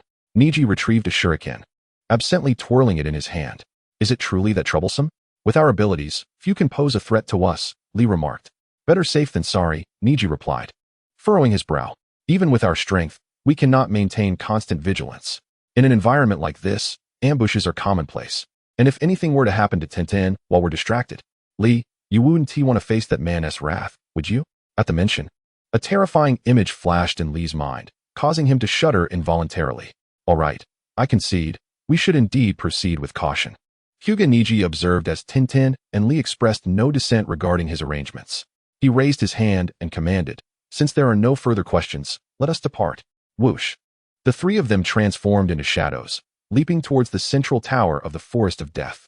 Meanwhile, outside the Forest of Death, we can finally take a break, Mitarashi Anko said, sauntering over to Tintin with a leisurely tone. You rest here. I need to venture into the Forest of Death. You need not accompany me, Tintin replied. A hint of surprise flickered across Anko's face. I know your sister is also participating in the exam, but surely she isn't so weak that she requires your intervention to pass? Moreover, if you interfere with the exam, it may incite discontent among the other candidates. Rest assured, I will not meddle with the examination, Tintin replied with a subtle smile. I merely intend to find someone. Find someone? Who? Anko inquired, puzzled. Did you not notice the three grass shinobi earlier? They seem quite peculiar, Tintin whispered, leaning closer to Anko, ensuring only they could hear. Grass shinobi? What about them? Anko's confusion was evident. Tintin merely smiled, gesturing towards her neck. In an instant, Anko's expression shifted dramatically, her face paling. The carefree demeanor vanished, replaced by an unusual solemnity. You don't mean that man has returned to Konoha, do you? What do you think? Tintin countered, with a determined bite of her lip. Anko prepared to charge into the Forest of Death. Regardless of his intentions, I must stop him, even at the cost of my life. Wait. Just as Anko was about to rush forward, she felt a powerful force grip her shoulder, preventing her from advancing another step towards the Forest of Death. You are no match for him. Why rush in? I already stated my intention to find him, Tintin said with an air of ease, seemingly unfazed by the prospect of Orochimaru's presence in Konoha. Well, Anko recognized her own limitations. Indeed, she was not a match for Orochimaru, and Tintin's strength surpassed her own. It was prudent for Tintin to enter the Forest of Death to seek Orochimaru. With gritted teeth, Anko declared, I will report this matter to Lord Hokage. You simply need to hold that man off. I will bring reinforcements as swiftly as possible. As you wish. Tintin waved her hand dismissively, then vanished from sight, entering the Forest of Death. Even if Anko did not inform Sarutobi Hiruzen of the situation, he likely had already deduced the circumstances. A few days prior, the elimination of three grass shinobi within the Land of Fire and the theft of their faces was not a feat accomplished by many. Sarutobi Hiruzen had merely been unable to pinpoint Orochimaru's disguised identity, opting to observe the situation unfold. Otherwise, he would not have taken it upon himself to serve as the proctor for the second exam in the Forest of Death. His hope was that his presence could counter Orochimaru, reducing student casualties. However, what Sarutobi Hiruzen did not anticipate was that Orochimaru was also Tintin's target. Chapter 131. The snake is too large, one pot cannot contain it. Within the Forest of Death, Sasuke, do you think Naruto will be okay after leading that snake away? Sakura asked timidly. He's fine. That kind of snake wouldn't stand a chance against Naruto. You shouldn't underestimate him, Sasuke replied nonchalantly. But why did that snake appear here? This situation feels far from simple. Do you trust your comrades so easily, Uchiha Sasuke? A voice interrupted unexpectedly, echoing around Sakura and Sasuke. Who goes there? Show yourself. Sasuke scanned the surroundings cautiously. You need not search any longer. With a sinister tone, a loud crash reverberated, and through the billowing smoke, a figure began to materialize. I am here. The smoke gradually cleared, revealing a pale-faced man donning a large straw hat, adorned with the grass shinobi forehead protector. His long, black hair flowed like a waterfall, and his vertically slit pupils glimmered with a snake-like eeriness. Despite his slender frame, an ominous aura radiated from him. Sasuke regarded the adversary coldly, instinctively sensing the imminent danger, a profound peril. He activated his Sharingan and, armed with kunai, sought to eliminate this foe at the earliest opportunity. Sakura, filled with concern, clutched her kunai tightly but hesitated to advance. Impressive. As expected of the last surviving member of the Uchiha clan, renowned as a genius, Uchiha Sasuke, the man's face displayed a hint of admiration. Your eyes are remarkably akin to that man's. Have you already awakened the two Tomo? He observed Sasuke's Sharingan, his elongated tongue licking his lips with a glint of greed, resembling a formidable hunter eyeing his prized prey. You must desire my Book of Earth. For yours is the Book of Heaven. After speaking, the grass shinobi extended his long, saliva-coated tongue and, to the astonishment of both, swallowed the Book of Earth scroll. Let me witness your prowess in this scroll contest. Fire style, Fireball Jutsu. Seizing the moment, Sasuke launched a kunai while simultaneously unleashing his most potent jutsu. Earth style, Earth Flow Wall. A massive earthen wall rose, completely blocking the fire technique, leaving him unscathed. However, throughout the ensuing battle. Despite Sasuke employing every ounce of his strength, he felt as though he were a mouse at the mercy of a cat, gaining no advantage whatsoever. In mere minutes, Sasuke's chakra was nearly depleted. He gazed in horror at the man who seemed to have barely moved, his heart filled with dread. Who was this man?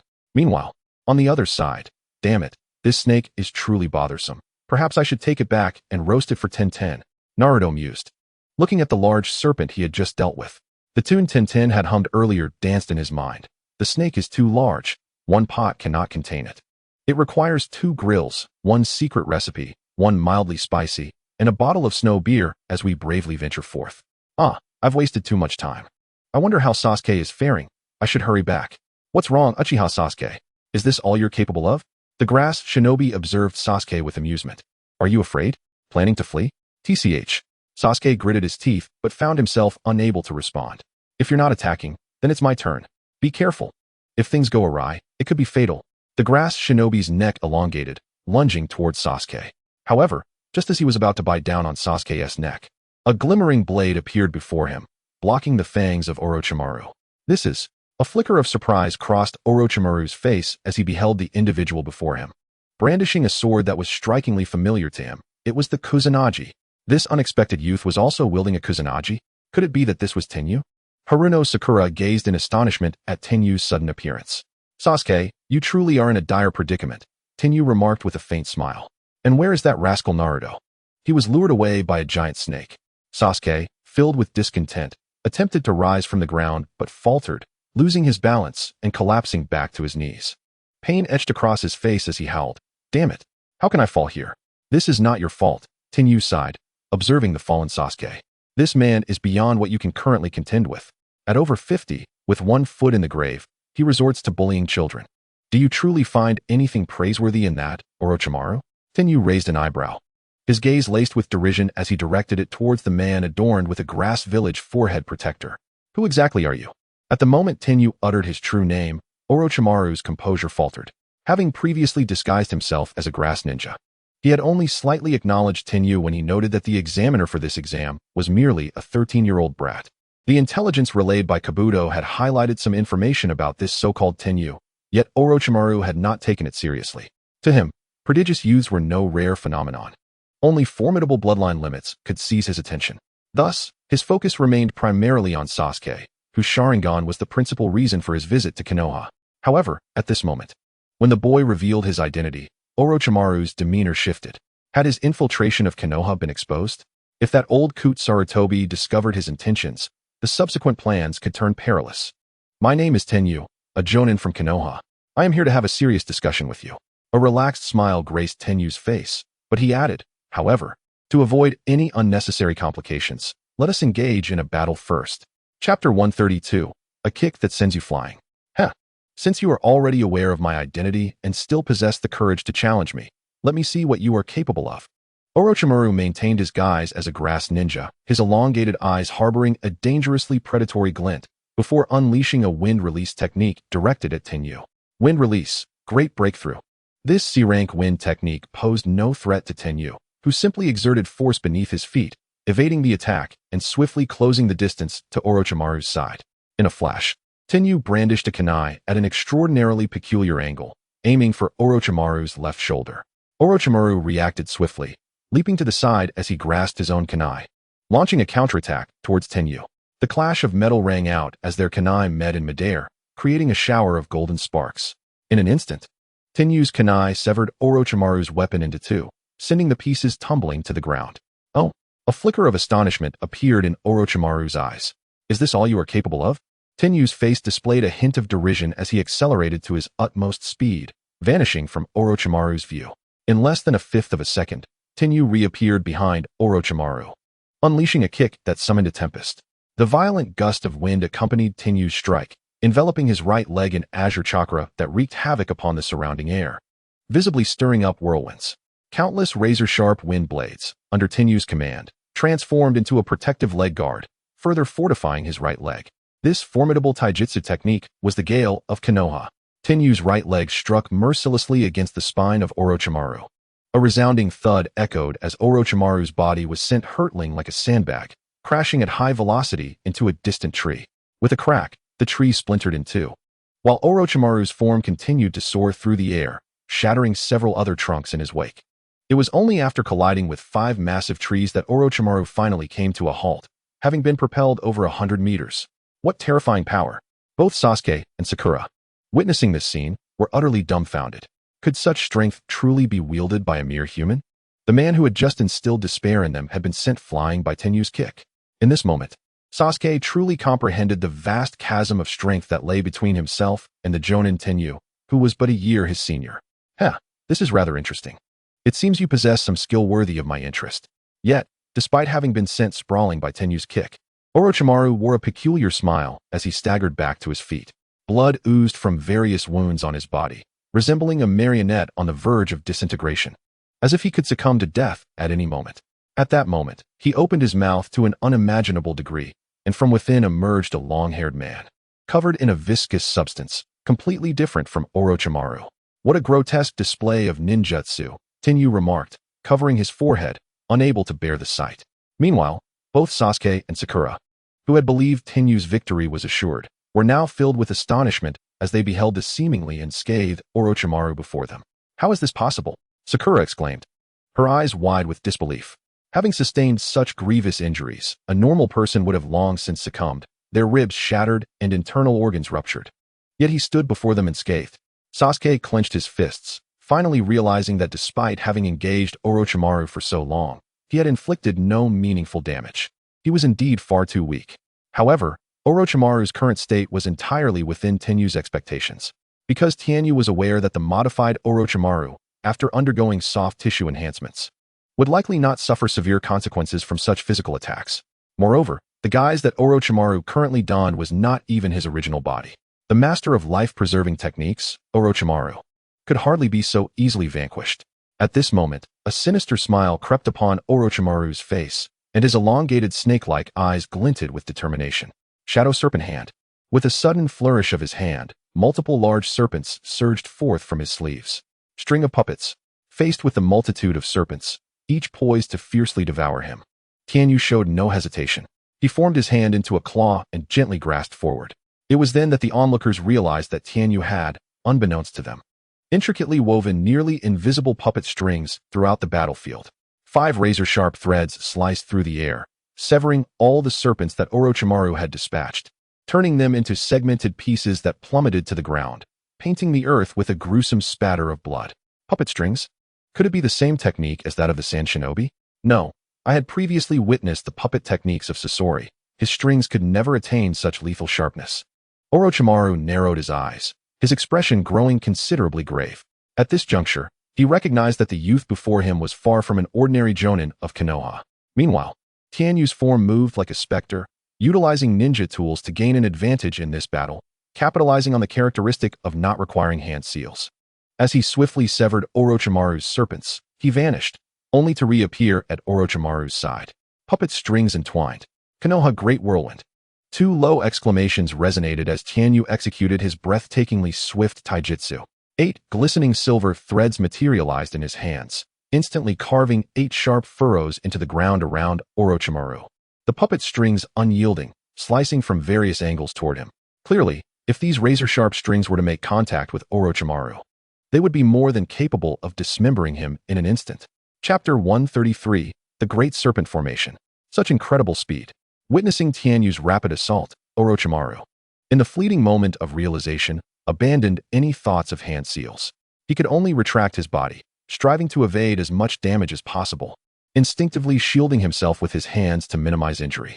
Boom. Yet, Orochimaru had gravely underestimated the potency of Tenyu's puppet strings. They were sharper than any blade. The hands he raised in defense were instantly severed, and his entire being, along with the surrounding trees, was cleaved in twain. The falling trees stirred up a massive cloud of dust, and both Sasuke and Sakura stood transfixed, their expressions frozen in shock at the fierce clash unfolding before them. Such terrifying power. This battle had completely surpassed their comprehension. Even their mentor, Kakashi, had never unleashed such overwhelming strength. At this moment, it was Sasuke who remained the more composed, quickly assessing the battlefield. He turned to the still-dazed Sakura and stated, "Sakura, we need to leave. We must find Naruto and regroup, or else the aftermath of this battle could obliterate us." Gritting his teeth, Sasuke struggled to rise from the ground. Understood. Sakura finally snapped back to reality, nodding as she helped him to his feet, and together they leapt toward Naruto's direction. Seeing Sasuke and Sakura retreat, a smile crept onto Tanyu's lips. Though Sasuke often exhibited a haughty demeanor, he was not lacking in intelligence, recognizing the need to distance themselves from the battlefield. With their absence, Tanyu could engage Orochimaru without restraint. Despite the swirling dust obscuring the scene, he understood that Orochimaru would not be easily defeated. Having reached the level of a Kage, Orochimaru possessed not only formidable combat prowess, but also extensive battle experience. The aura he exuded was unlike anything Tanyu had encountered in his previous confrontations with Kakuzu and Haiden. Although they had presented significant challenges, neither had radiated the same intense malevolence that Orochimaru did, a presence forged from the countless lives he had extinguished. Ah, so you are indeed the prodigy of Konoha. As they say, I had underestimated you, Tanyu mused.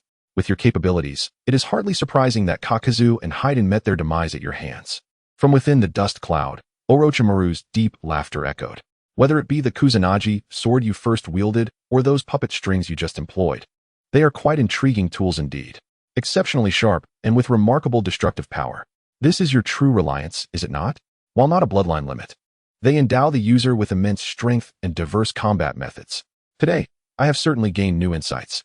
As the dust settled, it became clear that Orochimaru's body had been bisected, yet his expression remained eerily calm as he continued to speak. His gaze, fixated on the silvery threads in Tanyu's hand, gleamed with avarice, for he perceived that the chaos Tanyu had wrought was solely due to that rare and formidable weapon. Indeed, your body has transcended the realm of humanity. Tanyu observed as he watched Orochimaru's bisected form sprout numerous serpents from the wounds, which coalesced to restore his body to its former state, seemingly untouched. What a grotesque and nauseating ninjutsu, Tanyu thought, slightly grimacing as he mentally assessed Orochimaru's strength. Although he and Tsunade had once belonged to the legendary Sannin of Konoha, their combat abilities were not on the same level. Were he to engage Tsunade, even without her fear of blood, she would likely succumb within mere moments. Particularly given the power he exhibited now, he was a natural counter to ninjas relying on physical attacks. For most shinobi, what could deliver fatal injuries would hardly affect Orochimaru at all, while he lacked a bloodline limit. The ninjutsu he had developed bore similarities to the secret techniques of the Akimichi clan, granting him immunity to physical assaults. At that moment, Orochimaru grinned ominously. My body has undergone numerous transformations. In this world, nothing can kill me. This soft tissue modification was one of the forbidden techniques I once experimented with. After years of exploration and development, Orochimaru had long since perfected his techniques in this regard, leading him to undergo numerous modifications to his own body. Not only could he transform his hands, feet, and skull into whip-like appendages, capable of being flung out to launch attacks, freely extending and twisting at any angle, but he could also withstand the majority of physical assaults. This evoked a thought in Tanyu, reminiscent of Luffy's gum-gum fruit abilities from the anime One Piece. Of course, Orochimaru's soft body transformation still fell short of Luffy's invulnerability. Thus, while combat against him could prove challenging, it was not insurmountable. Nothing can kill you? I beg to differ. Tanyu replied with a slight smirk, remaining noncommittal. Those who set such bold proclamations inevitably find themselves confronted by reality. Much like the characters in the Naruto universe who boast about their invincible techniques, only to be shattered by greater power. It seems your recent victories over Haiden and Kakuzu have inflated your ego, haven't they, Tanyu-kun? Orochimaru's elongated serpent-like eyes glinted ominously as he sensed the youthful bravado. Allow me to demonstrate the vast disparity between shadows. With a low incantation, Orochimaru's mouth gaped wide, extending to an unimaginable angle. Yet this time, it was not him emerging anew from his body, but a multitude of serpents that surged forth from his maw, forming an overwhelming tide that engulfed the small forest. The sheer volume of snakes, a sight that could induce fainting in those with a fear of densely packed creatures, rushed toward Tanyu with a menacing momentum. Each serpent bore a sharp sword in its mouth, glinting ominously. Chapter 134, A Threat. What is this? Not far away, Sasuke and Sakura, who had just reunited with Naruto, turned to witness the forest they had just traversed now completely submerged beneath a frenzy of serpents, leaving them momentarily stunned. The trio collectively gasped, having never encountered such a terrifying spectacle. Was this truly still within the parameters of the Chunin exam? They all sensed that a significant disruption had occurred during this examination. At that moment, Naruto abruptly seized the heaven scroll from Sasuke's grasp and prepared to unfurl it. Naruto, what are you doing? Sakura exclaimed, astonished, covering her mouth in shock. Did you not see the fate of those who opened scrolls before? We would be directly disqualified from the exam. And what of it? Naruto countered, undeterred by Sakura's alarm. His gaze was resolute as he continued to unfold the scroll. Tanyuanai is currently battling that enemy alone. Can we merely stand by and watch? What does it matter if we're disqualified? By opening this scroll, Kakashi-sensei will be able to rush here based on its seals, and the village's ninjas will arrive in time. Compared to Tanyuanai's safety, what does our disqualification even mean? Wait. Naruto. As the scroll reached halfway, Sasuke pressed down on Naruto's hand, halting his actions. Sasuke, are you trying to stop me too? Naruto raised his head, his expression serious, resolute, and stubborn, seemingly ready to sever ties with his closest friend if necessary. If you wish to prevent me, then take the scroll from me by force. I will not waver in my decision. No, I do not wish to stop you, Sasuke replied coolly, his demeanor surprisingly calm. I merely wish to ask, are you certain that Kakashi-sensei's arrival would truly aid your Tanyuanai? What do you mean? Naruto paused, taken aback. What I mean is, your Tanyuanai's current strength far surpasses that of Kakashi-sensei. Sasuke's eyes darkened, his voice steady. Naruto, remain calm and think carefully, based on my previous observation with the Sharingan. Your Tanyuanai's power is entirely on par with that serpent-wielding adversary. Therefore, summoning Kakashi-sensei with the scroll might only complicate matters for your Tanyuanai. Sasuke paused before continuing. Moreover, had your Tanyuanai not arrived in time, I would have likely fallen victim to that opponent's attack. Consider this. Your Tanyuanai is the proctor of this exam. His presence here indicates that those outside the exam hall are already aware of the intruder's existence, and reinforcements from the village will surely arrive shortly. Really? Naruto's eyes widened with surprise, and upon reflecting on Sasuke's words, he began to see the validity in his friend's reasoning. So what should we do now? He asked. Scratching his head, Sasuke contemplated for a moment before asking, your Tanyuanai's sister is also participating in this Chunin exam, correct? You mean Tenten? Yes, she is indeed part of it, Naruto nodded. Then we must find their team, Sasuke stated decisively. Huh, why do we need to find them? You fool. With such a significant upheaval, the exam arena has undoubtedly become more perilous. We must inform them of the situation. If your Tenten is caught in the crossfire of this battle, your Tanyuanai would surely be furious. Sasuke, you do make a fair point, Naruto reluctantly conceded. Clearing his throat, though he was loath to admit that he had been momentarily flustered with worry for Tanyuanai, which had led to his earlier disarray. Let us go. Not just Tenten, but all the ninjas from Konoha must be informed. With that, the trio transformed into shadows and swiftly darted toward the distant forest. Meanwhile, the battle between Tianyu and Orochimaru raged on. Tianyu gazed at the approaching tide of serpents, feeling a wave of contemplation wash over him. Although the anime depicted Orochimaru as having once been swiftly dispatched by Itachi's Sharingan Genjutsu, leading many to underestimate his prowess, he remained one of the foremost antagonists in the early Naruto saga. In his youth, he was hailed by the third Hokage as a once-in-200 years prodigy, excelling in ninjutsu, jinjutsu, taijutsu, and even in the realm of research, marking him as one of the few geniuses in the ninja world. After all, Uncle Snake wielded the very core technologies of this realm. While other factors were at play, the deaths of the fourth Kazekage and the third Hokage in the anime served as a testament to Orochimaru's formidable strength. Such a tumultuous display was not to be taken lightly. Then I shall not hold back, he declared. As Tianyu stood on the verge of being engulfed by the relentless tide of countless serpents, a glimmer of silver flickered in his grasp. In an instant, a long blade, gleaming with a chilling radiance, materialized in his hand. With calm precision, he swung it gracefully, proclaiming, Ice Wheel, in a low yet resonant voice that reverberated through the air. In the next moment, the temperature plummeted dramatically, and a tremendous force erupted from the blade's tip, coalescing in the atmosphere into numerous colossal icicles that surged forth into the serpentine onslaught, unleashing violent waves of freezing and explosions. Countless serpents, armed with lethal fangs, were instantaneously transformed into ice sculptures midair, only to be shattered into fragments or reduced to ashes upon being struck by another icicle. Witnessing this breathtaking spectacle, Orochimaru's face bore an unusual expression of astonishment, a rare glimpse of surprise that clearly indicated the profound impact this scene had on his intellect. For one so deeply versed in the study of bloodline limits, Orochimaru could not help but draw a connection to the abilities of the ice release bloodline limit. Yet, he pondered, Could such power truly stem from the ice release alone? In that moment, he found himself ensnared in a web of confusion. But one truth was evident. The youth before him was a significant threat. Chapter 135, The Eight-Headed Technique. Standing amidst the corpses of the slain serpents, Tianyu sensed Orochimaru's peculiar gaze from a short distance away. With a serene smile, he stood firm, once again wielding his long blade to deliver a casual yet decisive strike. An ominous feeling surged within Orochimaru, who sensed the playful smile adorning Tianyu's lips. A potent sense of impending danger flashed through his mind. Ice Dragon Spiral. Orochimaru suddenly glanced down at the trembling ground beneath him.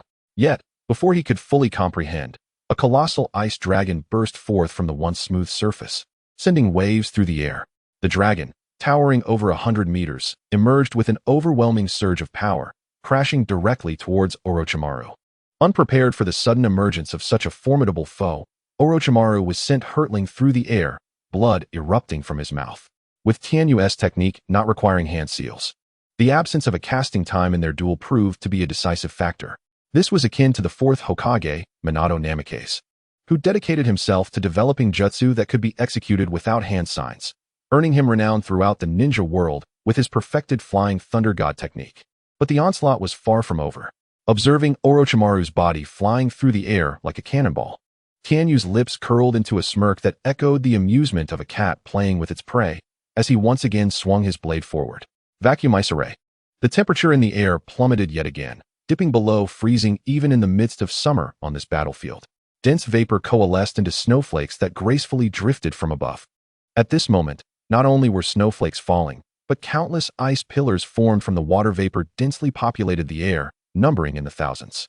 With a whoosh, sharp icicles rained down from above, plunging toward Orochimaru's location with a force greater than that of machine gun fire, intent on piercing him completely. Damn it! Orochimaru's pupils constricted as he soared through the air. The opponent's speed was astonishingly swift, and while he was momentarily taken aback, he quickly reacted. Orochimaru's body, still in mid-flight, elongated like a supple whip, twisting and writhing through the air like a serpent, evading the potentially lethal barrage of ice. Boom! Thousands of icicles crashed down, leaving the ground in ruins, a scene of utter devastation. Although Orochimaru had skillfully evaded much of the fatal damage, his body bore over 100 wounds, leaving him bloodied and battered.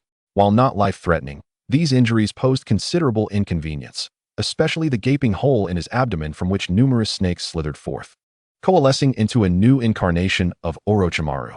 However, this new form appeared far weaker than in their previous encounters. His pallor was stark, and it was evident that his chakra reserves had been severely depleted. Orochimaru had merely utilized a forbidden technique to augment his body, granting him immunity to physical harm. Yet, every jutsu required chakra, and thus he was not invulnerable. How utterly suffocatingly powerful. In such a brief span, my 3 bodies have been obliterated. Tianyu, your innate strength is undeniably formidable, yet you do not truly possess the ice release bloodline limit, do you? The ice release techniques you wield are undoubtedly derived from that blade in your hand, a most intriguing weapon indeed. In the blink of an eye, Orochimaru had replaced 3 bodies. An undeniably significant loss for him, as suitable vessels were not easily obtained. Nevertheless, he remained undeterred by this setback, meticulously analyzing his opponent's abilities while remaining vigilant against Tianyu's onslaught. Thanks to his keen insight, he quickly discerned that the ice powers emanated from the sword wielded by Tianyu. This revelation ignited a spark of excitement within Orochimaru. He had identified an object of great interest, the weapon in Tianyu's possession. Should he acquire this blade capable of unleashing the ice release bloodline limit, the quest for a perfect vessel would become substantially easier, freeing him from the relentless pursuit of a bloodline-enhanced body. Orochimaru's cold serpent-like eyes fixated upon the composed black-haired youth before him, and he slowly licked his elongated tongue, his gaze filled with avarice. That blade must be mine. Eight-headed technique. With a low growl, Orochimaru seized the fleeting moment before Tianyu could launch his next assault, furiously forming hand seals. This S-rank forbidden technique required over 50 seals, and at his usual pace of 5 seals per second, it would take him a full 10 seconds to execute.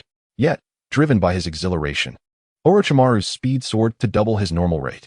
He understood that his opponent would not grant him the luxury of 10 seconds and would inevitably intervene before he could complete the seals. Exhaling a breath of relief, Orochimaru completed his seals in under 5 seconds. Having nearly reached the pinnacle of sealing technique speed, He finally completed the jutsu just before the opponent could strike. At this moment, Orochimaru's eyes gleamed with an unmistakable pride, reflecting his unwavering confidence in the prowess of his ninjutsu. This was, in his estimation, the most formidable technique he had ever devised, embodying his long-standing obsession. With Orochimaru's exceptional talent, mastering this technique had taken him an entire month. In an instant, he could transform into a colossal white serpent, so fearsome that it was dubbed the Divine Dragon, manifesting 8 heads and 8 tails. This technique was powerful enough to rival Susanoo in the original narrative. At last, you've been forced to unveil this technique, Tianyu remarked softly, as a small orb suddenly materialized in his hand. As Orochimaru's body contorted, he fixated curiously on Tianyu, unwilling to relax even for a moment. The previous grass cutter sword, the puppet threads, and that colossal blade capable of unleashing ice release had all posed significant challenges for him. He pondered what new weapon this individual had produced. When Orochimaru finally discerned the small orb, he was momentarily frozen in place. His crimson pupils, adorned with 3 black tomo, spun relentlessly. He was all too familiar with this object. It was precisely what he had sought from Sasuke during his visit to Konoha. How could he possess the Sharingan? Chapter 136. We are not enemies. In an instant, Orochimaru's expression became vacant. He had succumbed to the illusions cast by the Sharingan. Within this phantasm, he vividly felt himself being slain by that young boy. Cold sweat poured down his pale cheeks, and when he regained his senses, he realized that the formidable 8-headed serpent technique he had just unleashed had yet to manifest its power before being interrupted. Now, Orochimaru knelt on one knee, utterly exhausted, his already pale complexion now resembling that of a ghost. It was evident to anyone that he was in a dire state. How does it feel, Orochimaru? To be ensnared in an illusion? Tianyu inquired, a smile gracing his lips, refraining from launching another attack. It seemed Tianyu's earlier deductions were accurate. Physical assaults were futile against Orochimaru, who was indeed a genius in ninjutsu, making it challenging to inflict substantial damage. Even the renowned Sarutobi Hiruzen, hailed as the doctor of ninjutsu, had found himself powerless against his own pupil. Ultimately, he resorted to the Shiki Fuin, hoping to confront Orochimaru in a life-or-death struggle, but ended up merely sealing away the souls of Orochimaru's hands. Tianyu had fully discerned Orochimaru's true weakness, his mental fortitude. Presently, Orochimaru's spirit was remarkably feeble.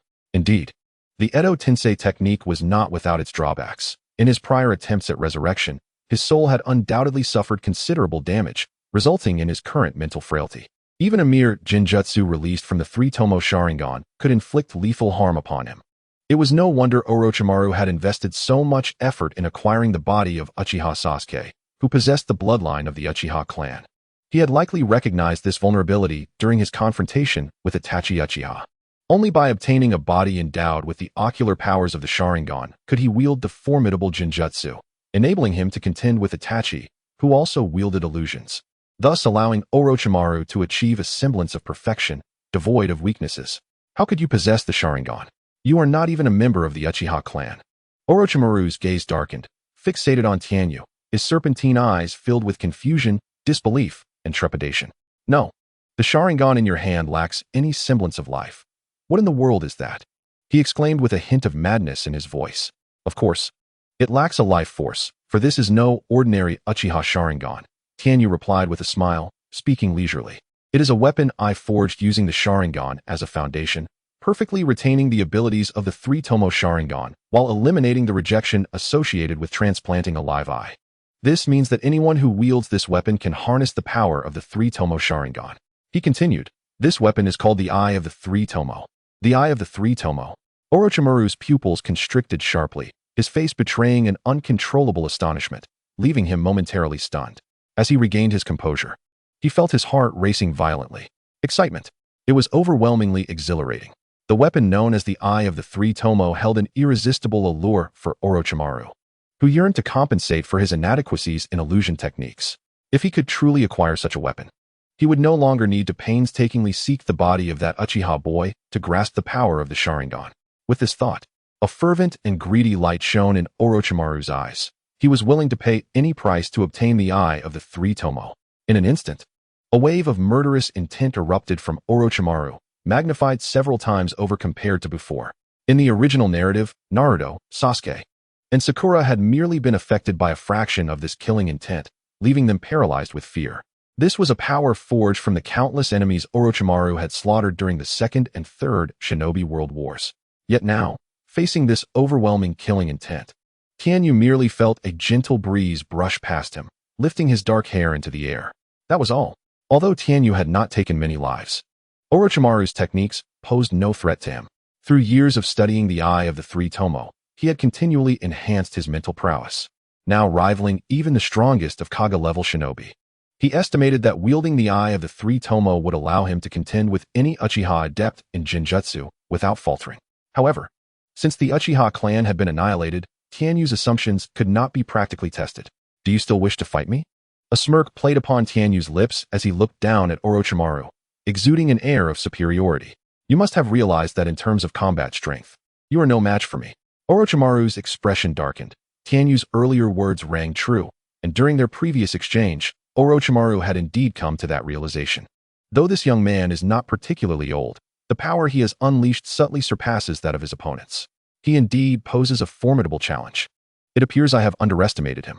In a direct confrontation, Orochimaru recognizes that he would not stand a chance against him. Should they engage in a full-scale battle, the most favorable outcome would likely result in mutual destruction, and he might not even succeed in seizing that coveted Sharingan. If his combat power were to be significantly diminished, his subsequent plans would face severe repercussions. Very well, Tenyu, today you have triumphed, and I concede my defeat without resentment. However, what do you intend to do with me next? Orochimaru observed Tenyu with utmost vigilance, prepared to transform into a white serpent and flee at any moment. Ha.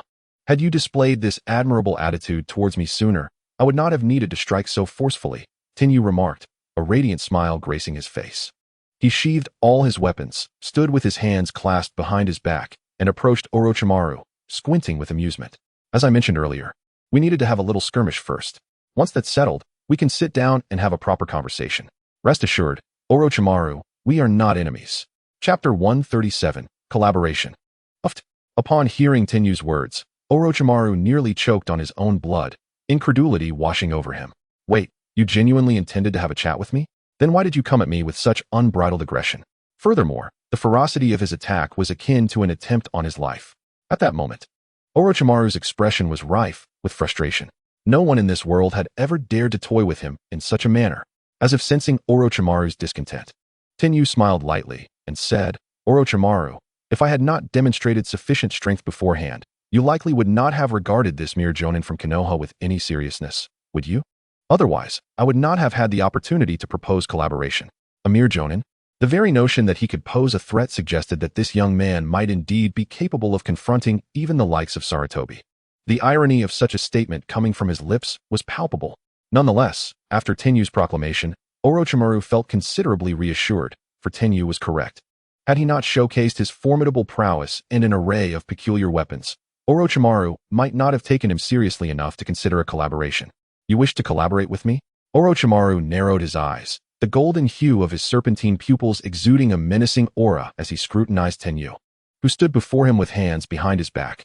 As a ninja of Konoha, he was aware of Orochimaru's identity as a rogue ninja. Yet he did not intend to apprehend him. Instead, he sought collaboration. Orochimaru was intensely intrigued by what Tenyu was about to reveal. I am aware that one of your objectives for coming to Konoha was to cultivate a worthy vessel, specifically that Uchiha boy, Sasuke Uchiha. Am I correct? Tenyu smiled. How do you know that? Orochimaru's heart raced, tension etching itself across his features. The boy before him possessed such intricate knowledge of his plans that Orochimaru found it increasingly difficult to decipher his intentions. And if I am not mistaken, you became intrigued by the Sharingan after witnessing me utilize it just now? A round, gleaming Sharingan lay steadily in the palm of Tenyu's hand. With a casual motion, he tossed the Sharingan towards Orochimaru. What are you doing? Orochimaru exclaimed, momentarily bewildered. In a frenzy of elation, he swiftly caught the Sharingan, cradling it as if it were a treasured gem, pouring his chakra into it to awaken the powers it promised. However, the subsequent scene left him utterly disheartened. The Sharingan in his grasp remained inert, devoid of any response. Futile. This weapon is bound by a contract I have established. No one but me can activate it. Tenyu said, a smirk playing on his lips. He had anticipated Orochimaru's reaction, and every development was unfolding according to his design. Moreover, in addition to that Sharingan, I possess no fewer than 20 such artifacts. With a graceful flick of his long fingers, Tenyu conjured forth 20 Sharingan, each resembling an eye, floating above his palm like a mesmerizing display. At that moment, Orochimaru's face bore an expression of unprecedented astonishment. He had assumed that acquiring even a single Sharingan was a rare feat, yet his opponent had produced 20 in an instant. This was ostentation, an unequivocal display of wealth. Orochimaru swallowed hard, unable to suppress the envy that bubbled within him. How could this young man possess so many powerful artifacts? Where did they come from? Orochimaru was aware that numerous legendary weapons existed in this world. He had invested considerable time searching for the Kusanagi Sword, a weapon renowned as one of the divine implements. Other more potent weapons, such as the Six Paths tools, were merely spoken of in legends, each one a coveted artifact sparking fierce contention among all. What set them apart was that each divine weapon was unique. How could Tenyu produce over 20 at once? Such behavior was akin to that of a vulgar nouveau riche. I possess such a plethora of formidable weapons because they originate from my own craftsmanship, Tenyu replied, withdrawing the Sharingan from Orochimaru's view. His earlier display of opulence had been deliberate, a strategic maneuver in the negotiation he was about to initiate. In other words, if you desire a Sharingan of your own, I can craft one specifically for you, custom-made, one that he could wield himself. At that moment, Orochimaru's heart began to race once more, as if the dream he thought shattered had suddenly been illuminated by a glimmer of hope. What are your terms? Orochimaru was no fool. The enticing bait Tenyu had cast undoubtedly came with complex conditions for collaboration. Excellent. Everything is proceeding smoothly, Tenyu remarked with a smile, taking a step closer. He leaned in, speaking in a tone audible only to the two of them. My condition is that you assist me. Orochimaru's pupils constricted once more, utterly astounded by Tenyu's audacious proposition. What audacity of thought could lead one to conceive such a request? At this moment, Orochimaru's heart swelled with a fervent excitement, a thrill that he struggled to contain.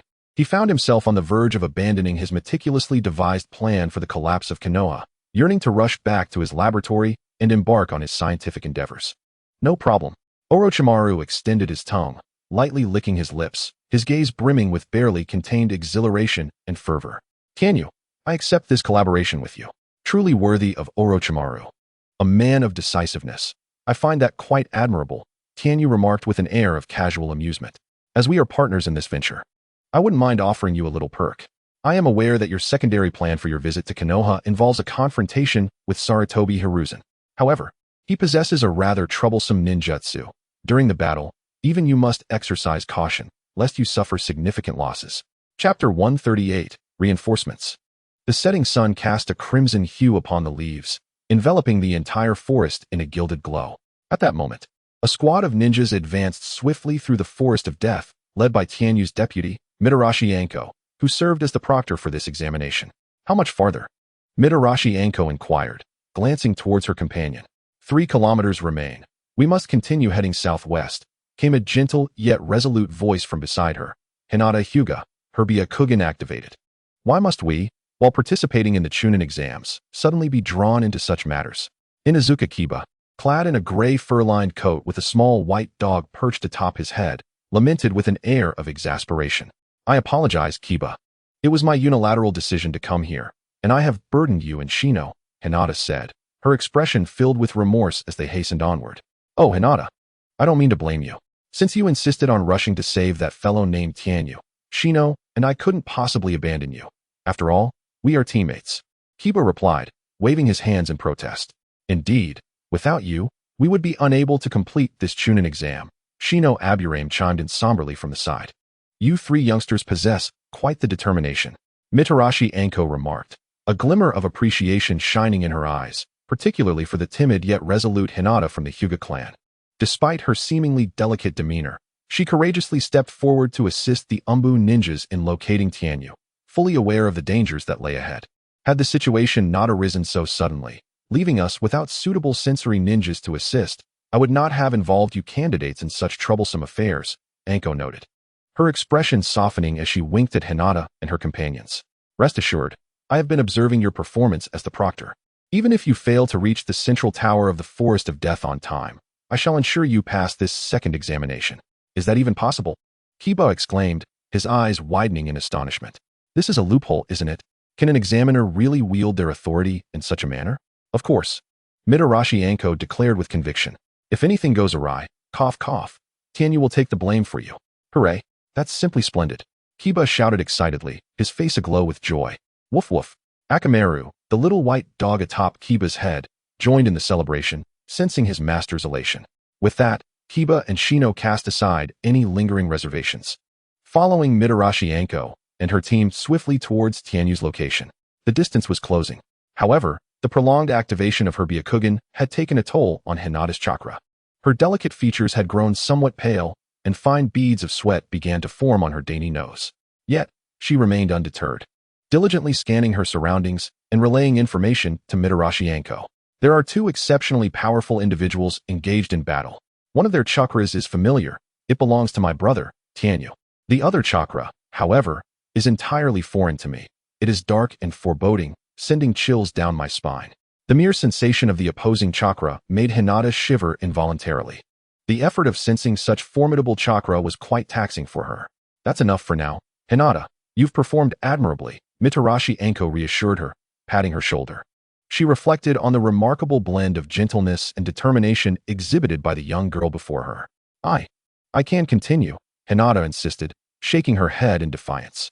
Unnecessary, Anko interrupted, gesturing toward the forest ahead. We have pinpointed the location of their battle, as you can see.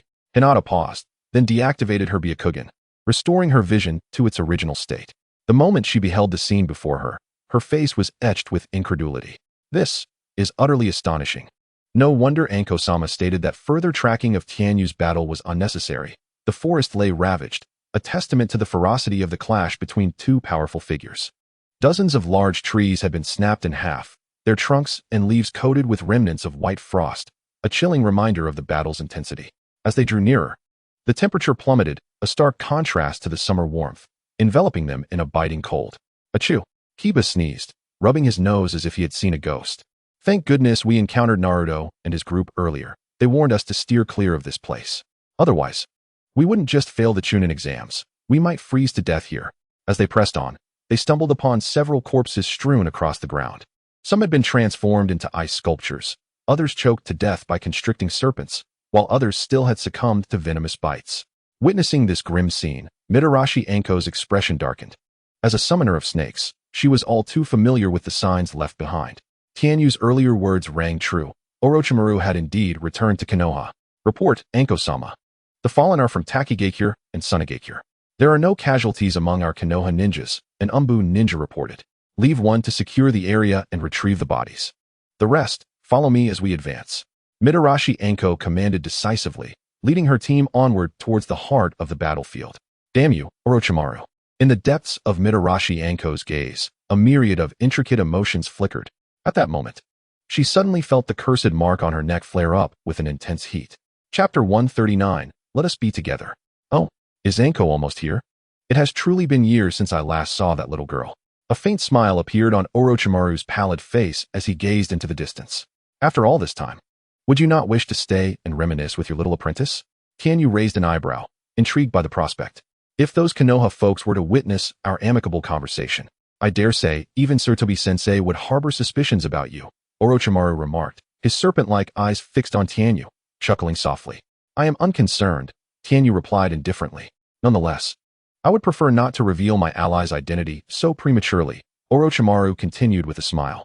I shall take my leave before those Konoha shinobi arrive. I hope for a fruitful collaboration in the future, Tianyu-kun.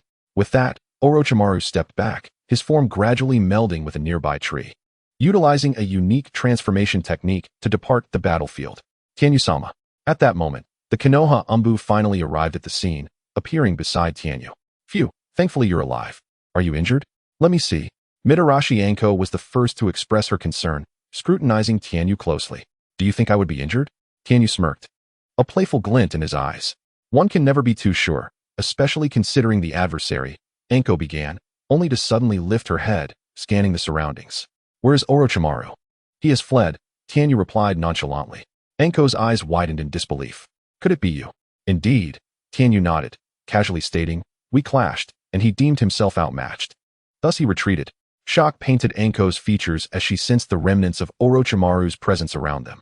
The devastation of the battlefield was sufficient evidence that a confrontation had indeed taken place between Tianyu and Orochimaru.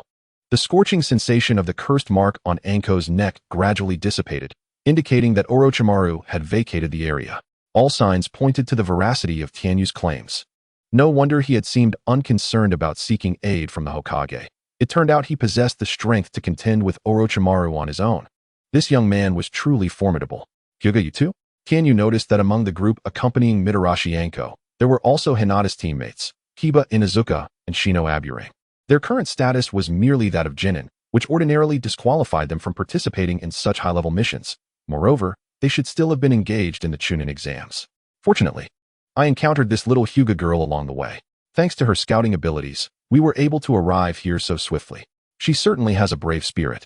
Voluntarily opting to join such a perilous endeavor, Anko noted, her words abruptly halting as she spotted Hinata, who had been silent and looking downcast, suddenly springing into action.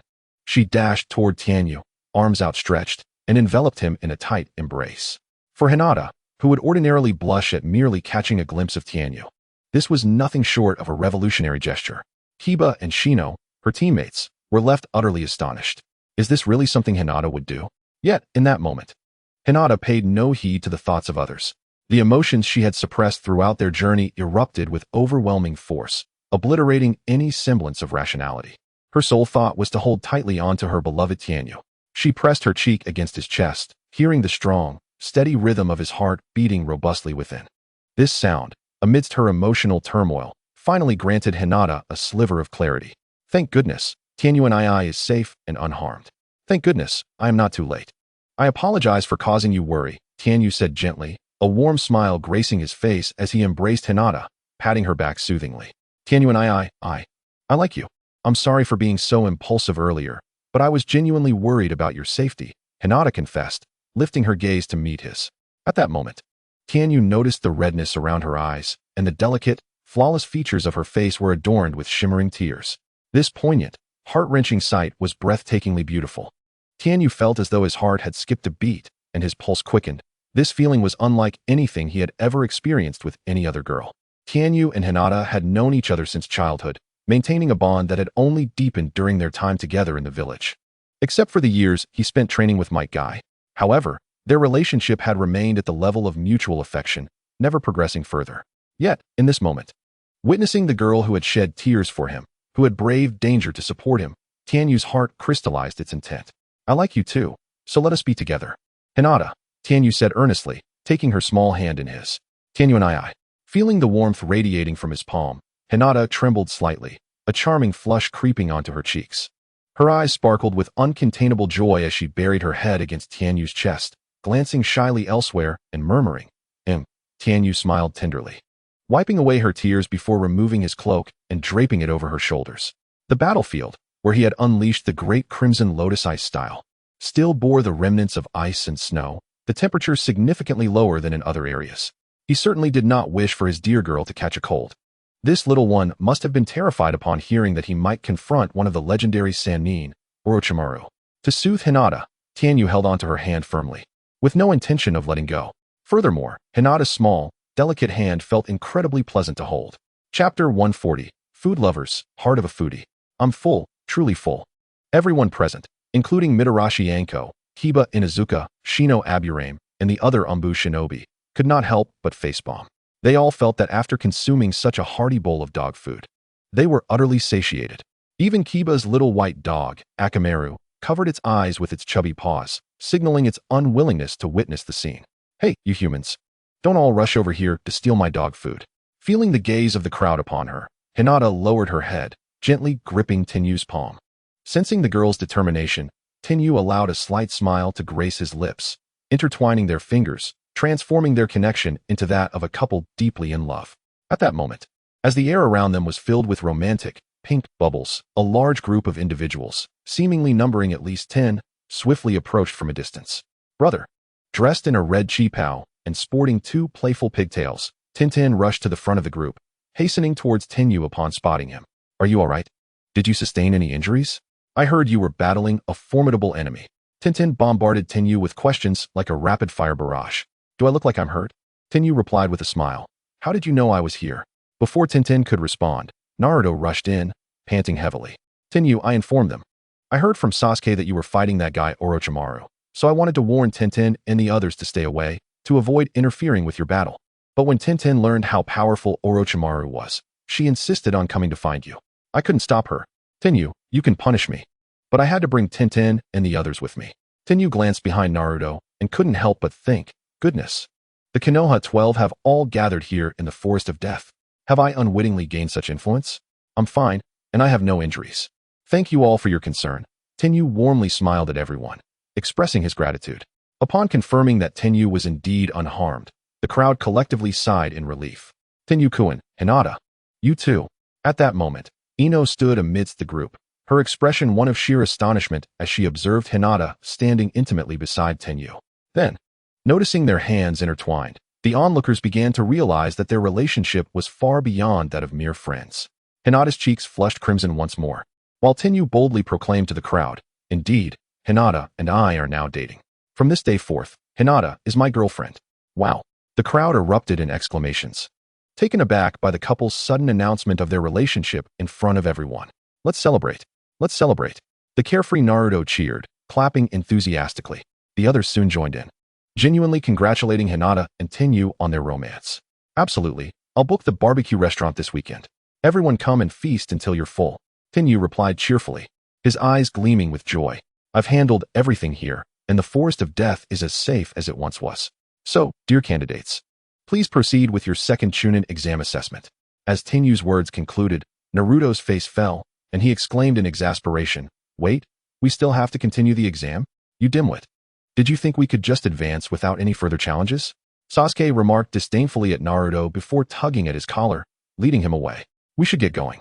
Time is short, and we need to seize other ninja villages' scrolls. The rest of Shikamaru's team soon departed as well. Hinata, shall we leave? Kiba inquired, scratching his head. Hinata nodded, blushing as she turned to Tenyu. Then, Tenyu and I'll go complete the exam now. All right, see you at the finish line. I'll be waiting for you at the central tower. Tenyu smiled as he bid farewell to Hinata, who then left with her team. At that moment, only Ino, Shikamaru, and Choji remained. Shikamaru, are we not leaving? Choji asked, dazed, as he munched on chips. Clearly, he remained in an excited state after hearing the news of Tenyu and Hinata's pairing, especially since Tenyu had generously offered to treat everyone to barbecue, renting out the entire restaurant. Nothing could bring Choji more happiness than this. A true foodie must embody the spirit of a foodie. Foodies are the elite among men. If you're not eager to eat, there's surely something wrong with your head. Let's not rush this, Shikamaru said, glancing at the innocent Choji with a hint of envy. If only he could maintain such naive simplicity, perhaps he would be free of so many worries. Why not? Choji asked, bewildered. Because a heartbroken woman is far too terrifying. Shikamaru sighed, glancing at Ino, who stood with her head bowed, looking dejected. Currently, Shikamaru dared not provoke the wrath of the formidable Ino. Shikamaru. Choji. Let's go? Ino suddenly lifted her head, her expression fierce, calling out to them. Then, without another word, she turned and dashed away at full speed. Shikamaru was taken aback. Goodness. Has Ino been so affected by the earlier events that she's turned dark? He and Choji quickly followed after her. After a moment of hesitation, Shikamaru cautiously asked, are you all right? I'm perfectly fine. Ino gritted her teeth in response. Shikamaru and Choji felt a chill run down their spines, thinking, you certainly do not look fine at all. At that moment, Ino clenched her fists tightly and huffed, humph, that Hinata girl merely got to be Tenyu's girlfriend before me. I am not one to give up so easily. Chapter 141. If you can, go ahead. The second Chunin exam proceeded almost identically to the original narrative, except for the unexpected disturbance caused by Orochimaru. However, this time, Orochimaru did not leave his cursed mark on Sasuke, and the number of candidates who passed through the Forest of Death was significantly reduced. Aside from Gaara's team, the entirety of Tsunagekyu's forces was eliminated. Orochimaru's subordinates, including Kabuto, were ordered to withdraw from the exam as well. Other ninja villages saw very few candidates advance. The remaining candidates were not numerous, and most of them hailed from Konoha. Unlike the original story, there was no secondary selection before the third round of the Chunin exam. Instead, all remaining candidates proceeded directly to the third round. After the exam procedures were arranged, those candidates who had endured the trials of the Forest of Death, physically and mentally exhausted, were granted a brief respite. At this moment, within the Hokage's office, I apologize, Hokage-sama. I was delayed due to my busy schedule. Tenyu casually remarked with a hint of nonchalance as he pushed open the door to Sarutobi's office. As his gaze swept around the room, he noticed Sarutobi Hiruzen's close companion, Shimura Danzo, along with Tsunade and Mito Minyan, all present in the office. The gathering of these four high-ranking officials from Konoha today was indeed quite lively. Tanyu, I heard from Mitarashi Anko's previous report that you engaged in combat with Orochimaru in the Forest of Death. Sarutobi Hiruzen set aside the scroll he was studying and inquired of Tanyu. Indeed, we clashed, Tanyu replied with a nod. Then why did you not apprehend him? Before Hiruzen could pose another question, Shimura Danzo sprang angrily from his chair, directing a loud rebuke at Tanyu.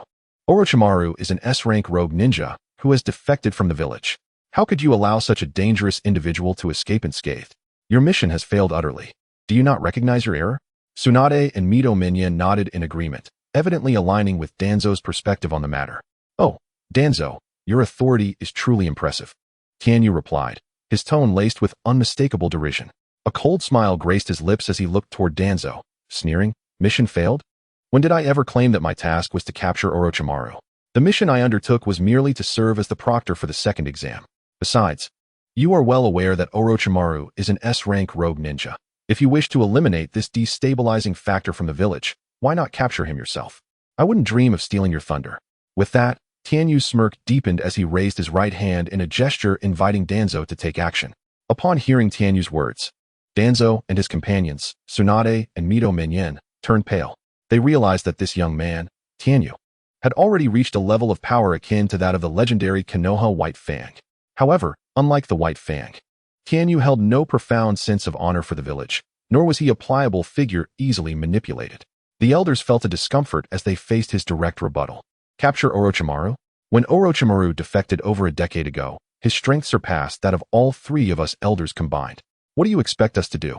Engage him in battle? We would likely end up as a feast for his snakes. Tsunade spat through gritted teeth. Tanyu, as a member of Konoha, it is your duty to protect the village. Yet you deliberately allowed the rogue ninja Orochimaru to escape. What is your true intent? Oh, are you attempting to label me? Tanyu chuckled at Tsunade's accusation. So now my actions are deemed a deliberate act of letting Orochimaru go? You all truly excel at twisting concepts. But do you take me for someone as fragile as Hatake Tsukumo? You are gravely mistaken. I am still quite young and know little of Orochimaru. How could I have intentionally let him slip away? Furthermore, capturing someone like Orochimaru is not a task for someone of my modest rank. It requires the direct involvement of esteemed elders like yourselves to ensure its success. I wouldn't dare to usurp your opportunity for merit. After all, since you became elders, it seems you've yet to achieve any significant accomplishments. If the villagers never witness the might of our elder council, they might think you merely dine on their labor without contributing. Tanyu remarked with a mocking tone. Tsunade, Mito Minyan, and the others were instantly infuriated. It was as if he were directly accusing them of being ineffective, merely occupying their positions while contributing nothing. Do not think that your strength grants you the freedom to act with impunity. Mito Minyan shouted, unable to contain his indignation at Tanyu's blatant contempt. And what, pray tell? Should I allow those lacking strength to act upon their whims? Tanyu replied, a mocking grin plastered across his face. My apologies, esteemed elders, I must decline. What did you say? Mito Minyan's expression turned incredulous. Times have changed, Tanyu replied with a cheerful smile. What is the meaning of this? Danzo, having kept his thoughts since their last encounter, finally voiced the question that had been plaguing him. Why can you, as a Konoha ninja, utilize the ice release bloodline limit techniques? Surely there is more to this than meets the eye. Where did you acquire that blade? Having gathered intelligence since their last confrontation, Danzo had deduced that Tanyu's extraordinary power derived from the weapon he wielded. If he could obtain that blade, would his own strength not ascend beyond the level of a Kage? Realizing this, Danzo felt emboldened. Lord Danzo, the realm of genius is not one that the mediocre can comprehend. I would also advise you to refrain from coveting others' possessions, lest you find yourself losing more than you gain, Tanyu replied cheerfully. Danzo's expression darkened, his visage reflecting a murderous intent. What did he mean by that? Was he not openly insulting him as a mediocre talent? Was he threatening him against pursuing that blade? In just a few short minutes, Tanyu had deftly countered each of the three elders in turn. The troubling aspect was that they had no retort to offer and could not summon the Umbu lurking in the shadows to seize him. Chapter 142, The Schemes of Sarutobi Hiruzen. Hokage-sama, do you have any further matters? If not, I shall take my leave, Tanyu stated, turning to exit as Sarutobi Hiruzen remained silent. Sarutobi, will you not take any action? Danzo, who had initially intended to seize this opportunity to challenge Tanyu, found his scheme thwarted as Tanyu strolled away unperturbed. He could only vent his frustration at Hiruzen. Orochimaru remains in the village, posing an imminent threat. You want me to discipline Tianyu now? Sarutobi Hiruzen squinted, his voice cold. Are you truly suggesting, as Tianyu stated, that you will confront Orochimaru when he next acts? Hiruzen's words left Danzo momentarily speechless. The Elder Council's usual approach was to send subordinates to confront troubles, indifferent to the losses incurred in the name of protecting the village. However, at this juncture, among the high-ranking officials of Konoha, only Tianyu possessed any real chance of standing against Orochimaru. The incident involving the Shimura clan's destruction had been investigated by both Hiruzen and Danzo in the shadows. Although lacking concrete evidence, all signs pointed toward Tianyu. As Tianyu's strength continued to grow, Hiruzen recognized that dealing with him had become increasingly complicated. His rate of growth had surpassed all of Hiruzen's expectations, rendering Tianyu's current conduct utterly beyond his control. Did Hiruzen wish to suppress him? Indeed, he did. Yet before he could act, his once proud prodigy, Orochimaru, had returned to Konoha. At present, the village of Konoha finds itself in dire need of capable individuals. Over the years, the once burgeoning talents born within its walls have gradually diminished. In this critical moment, apart from the prodigious Tenju, Sarutobi Hiruzen finds himself unable to identify anyone who could rival Orochimaru. How could the village, heralded as a cradle of geniuses, fail to produce even a single worthy contender? As for Sarutobi Hiruzen and the Elder Council, he would only resort to action if absolutely necessary. Hence, Hiruzen, with great pragmatism, resolved to overlook Tenju's recent audacious behavior within the village. After all, Tenju is a ninja of Konoha, and with his sister, parents, and family business rooted in the village. Though he may not harbor a fervent desire to pledge loyalty, he would inevitably be compelled to defend Konoha in its hour of crisis. In this manner, Hiruzen's objective would be achieved. By harnessing Tenju's formidable strength, a balance could be established with Orochimaru, allowing them to weather this challenging storm. Once stability is restored in Konoha, neither Tenju's sister Hinata nor their modest parents could possibly stand against the Hokage, Sarutobi Hiruzen. By then, no matter how powerful Tenju becomes, he would be at Hiruzen's mercy. Hiruzen's mind was abuzz with calculations, which did not go unnoticed by his longtime allies, Nara Shikaku and Mito Gate, who promptly grasped Hiruzen's intentions and nodded in agreement. Shimura Danzo remained silent, his expression dark and brooding, seemingly plotting something in the recesses of his mind. After the conclusion of the second Chunin exam, the candidates were afforded a respite to prepare for the third assessment. True to his word, Tenju reserved a table at the largest barbecue restaurant in Konoha, inviting his friends to indulge in an unbounded feast of grilled meats.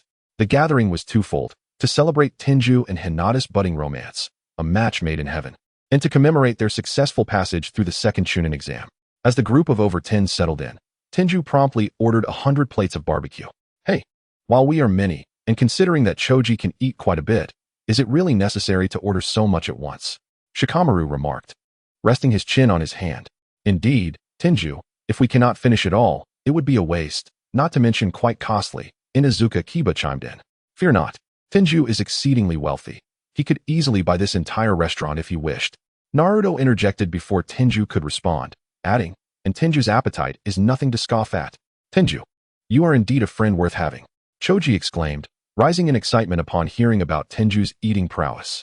As the meal neared its conclusion, Hinata timidly tugged at Tenju's sleeve, leaning in closely to whisper in a voice only he could hear, Tenjo Nyakin, if you find yourself short on funds, I have quite a bit saved up.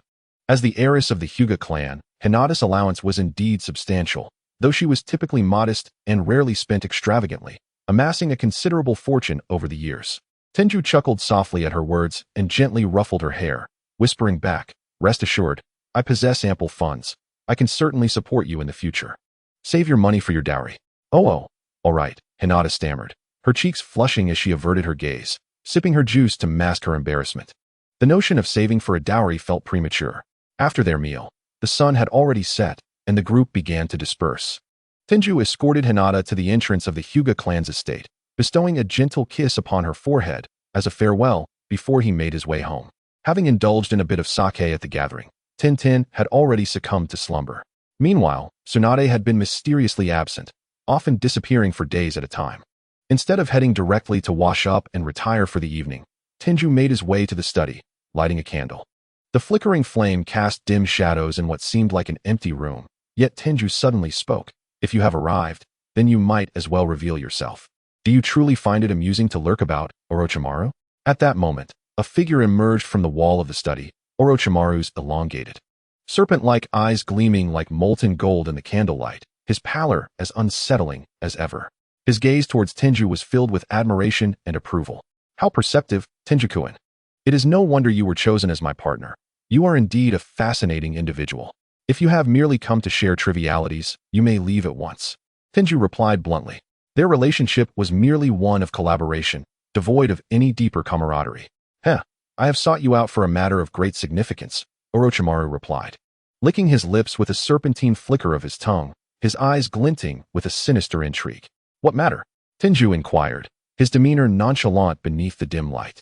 Orochimaru leaned forward, a curious glint in his eyes, asking, Have you heard of the organization known as Akatsuki? I have heard whispers, Tenju replied, feigning indifference. The nature of his dealings with Orochimaru had nothing to do with Akatsuki, and he had no intention of revealing his extensive knowledge of the organization at this early juncture. Orochimaru, unfazed by Tenju's demeanor, smiled slightly and continued, The individuals you encountered previously, Kakazu and Haiden, were members of this organization, as is Uchiha Itachi, the rogue nin from the Uchiha clan in Konoha. I, too, was once a member of Akatsuki. The strength of this organization should not be underestimated. Even during my 2 years within its ranks, I could not uncover all its secrets. And what are you implying? Tenju's gaze sharpened as he regarded Orochimaru. My spies have recently uncovered a significant piece of information, Orochimaru said, his expression a blend of amusement and malice.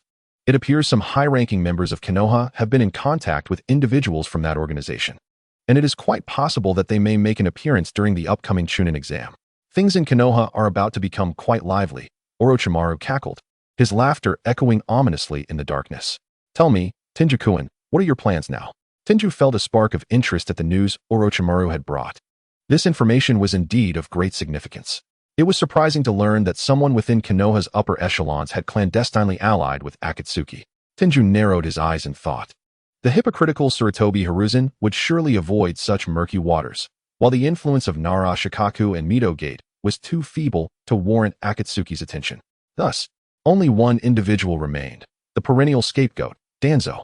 Such a foolish act of inviting danger into their midst was precisely the sort of thing one could expect from him.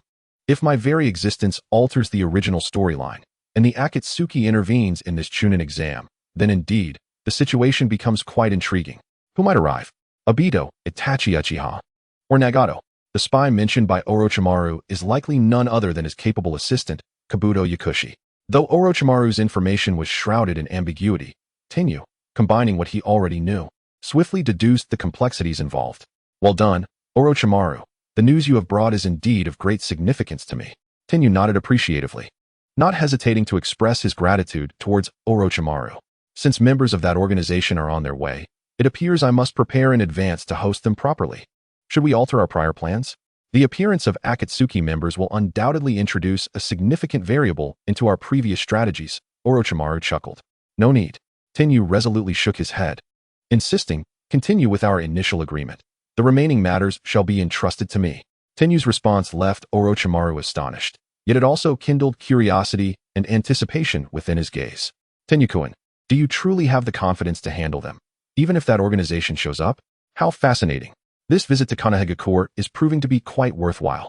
I shall eagerly await the outcome. A smile danced upon Orochimaru's lips as he gradually retreated, melding into the wall behind him, vanishing from Tenyu's sight. At that moment, Tenyu was not idle either. Clad in a black trench coat, he stealthily exited Konoha under the cover of night. In the forest surrounding the village, Tenyu discreetly launched a rather inconspicuous signal flare into the sky. Within a mere incense stick's worth of time, a black-haired young man dressed in a kimono appeared before Tenyu. This boy, long forgotten by the world, was none other than Haku, whom Tenyu had encountered in the Land of Waves. After Zabuza's demise, Haku struggled to find meaning in his existence. Thus, Tenyu proposed a collaboration. If Haku assisted him with tasks in the outside world, he would compensate him based on the nature of the missions, much like he had with the former Kato. Haku agreed, and since that time, he had been diligently aiding Tenyu in a covert mission to locate an individual. Lord Tenyu, you need to find that person. I have located them. Haku knelt before Tenyu, speaking with utmost respect. Excellent. Your efforts are immensely beneficial to my forthcoming plans, Tenyu remarked, his eyes reflecting approval and recognition as he praised Haku. Rest assured, you shall not be shortchanged for this mission's reward. You are too kind, Lord Tenyu. It was your generous financial support during my previous missions that enabled me to gather intelligence on that individual so swiftly, Haku humbly replied. Now, let us not linger on pleasantries. Lead me to him. Certainly, Lord Tenyu. Tenyu retrieved his mechanical bird from his dimensional ring. This bird, having undergone further enhancements, now boasted greater speed than before. From Konoha to the nearest village, a distance that would typically take an average jonin at least 2 hours to traverse, Tenyu and Haku arrived in merely half an hour. As the wind howled past their ears, they landed at the entrance of an unremarkable little town, lacking the vibrancy of Konoha, which remained aglow even in the night. With Haku's guidance, Tenyu walked along the deserted streets for quite some time before finally arriving at a particular residence. Lord Tenyu, the person you seek resides here, Haku informed him. Understood. Tenyu nodded, then politely knocked on the door of the house. Who is it? Came the voice of a young man, followed by the creaking sound of the door opening. A black-haired, black-eyed man peered through the gap, and upon recognizing the figure outside, his expression morphed into one of uncontainable shock, akin to seeing a ghost. His voice trembled as he stammered, Tenyu? How did you find me here? Am I not welcome? Tenyu inquired with a faint smile. And no, of course not. Please come in. The young man quickly regained his composure and swung the door wide open, inviting Tenyu and Haku into the courtyard. Tenyu surveyed the premises. Though the residence was situated in a somewhat secluded area of the town, it was impressively spacious, encompassing over 500 square meters, with at least 20 rooms. Behind the house lay a vast forest, boasting an exceptional training ground. It has been a long time, Shursui, Tenyu remarked with a squint and a smile. Standing before Tenyu was the long-missing Uchiha Shursui, whom none had expected to see again. I never imagined you would grow so tall. It's truly been ages since we last met, Shursui responded with a bittersweet smile. The last time they had crossed paths, Tenyu was merely a gangly youth, while now he had reached an adult's height, exuding a formidable presence. Were it not for the hints of youthfulness still present in his features, one might easily mistake him for someone much older than his mere 13 years. At this age, in the realm of shinobi, one was often regarded as an adult. In that moment, Shursui suddenly thought of his younger brother, Itachi. Is he doing well? Shursui asked, his voice quivering slightly. He is holding up for now, not dead yet. Tenyu replied. Shursui's expression darkened at this response. It appeared that Itachi had endured much hardship over the years, bearing an immense burden. How did you know I was still alive? Shursui inquired, his concern evident. In the eyes of the world, including his closest friend Itachi, everyone believed he had perished before the Uchiha clan's tragic massacre. He never anticipated that this youth named Tenyu would find him after so many years. Intuition. Tenyu replied with a faint smile, his answer rather dismissive. When Itachi had sought him out, Tenyu had always found Shursui's death to be rather peculiar. According to his recollections, Shursui had given one of his eyes to Itachi before leaping to his demise, yet Itachi had not witnessed that fateful moment. Thus, Tenyu had entertained the notion that Shursui might still be alive. At that moment, a 4-year-old girl with black hair and black eyes tugged at Shursui's clothing with a sweet, childish voice. Brother Shursui, I broke my shuriken. What should I do? She clutched a dull kunai in her other hand, its edges worn down from extensive use. I apologize, Kaori, but at present, I find myself devoid of the means to procure any shuriken. Once my elder brother undertakes his next assignment and earns his commission, I shall certainly acquire new ninja tools for you, if that pleases you. Uchiha Shursui expressed his heartfelt regrets to the little girl. Here, this is for you. Tenyu casually withdrew one of his own kunai and handed it to the young girl. Wow, what a beautifully crafted kunai, exclaimed Kaori, her face lighting up with delight as she gratefully accepted the kunai with both hands, saying, Thank you, big brother.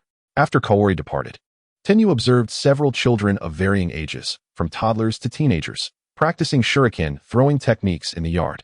Do enlighten me about what transpired, Tenyu inquired.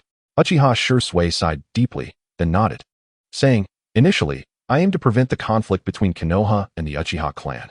However, on the night I intended to utilize Kodo Amitsukami to control the clan leader, Uchiha Fugaku, I unexpectedly encountered the elder Danzo of Konoha. Ultimately, he seized one of my eyes, and I managed to escape their encirclement. Upon hearing Shursui's account, Bai's expression transformed into one of astonishment as she gasped, Ah, does that mean you? Indeed, Shursui affirmed with a nod, brushing aside his long black hair to reveal the emptiness where his other eye once resided. He was left with only one Sharingan. Shursui continued with a bitter smile. I had succumbed to despair, contemplating the end of my life. Yet, I recalled your earlier words, Tenyu, that death brings an end to all, whereas life, no matter how arduous, still holds the promise of hope. Thus, I altered my perspective. With but one Sharingan remaining, my power has diminished significantly, rendering me incapable of halting the strife between the Uchiha clan and Konoha. Moreover, should I appear among the Uchiha, I would serve as the perfect pretext for their rebellion, which is an outcome I wish to avoid. Therefore, I opted to conceal myself, lurking in the shadows until I found an opportunity. Finally, I discovered a chance. On the night of the massacre, while all attention was focused on the rebellious Uchiha ninjas, no one spared a thought for the innocent villagers, elders, women, and children who were leading tranquil lives. My abilities are limited, and I could not rescue everyone. Thus, I could only evacuate a few underage children and pregnant women from Konoha, bringing them to this small town where they could start anew under assumed identities.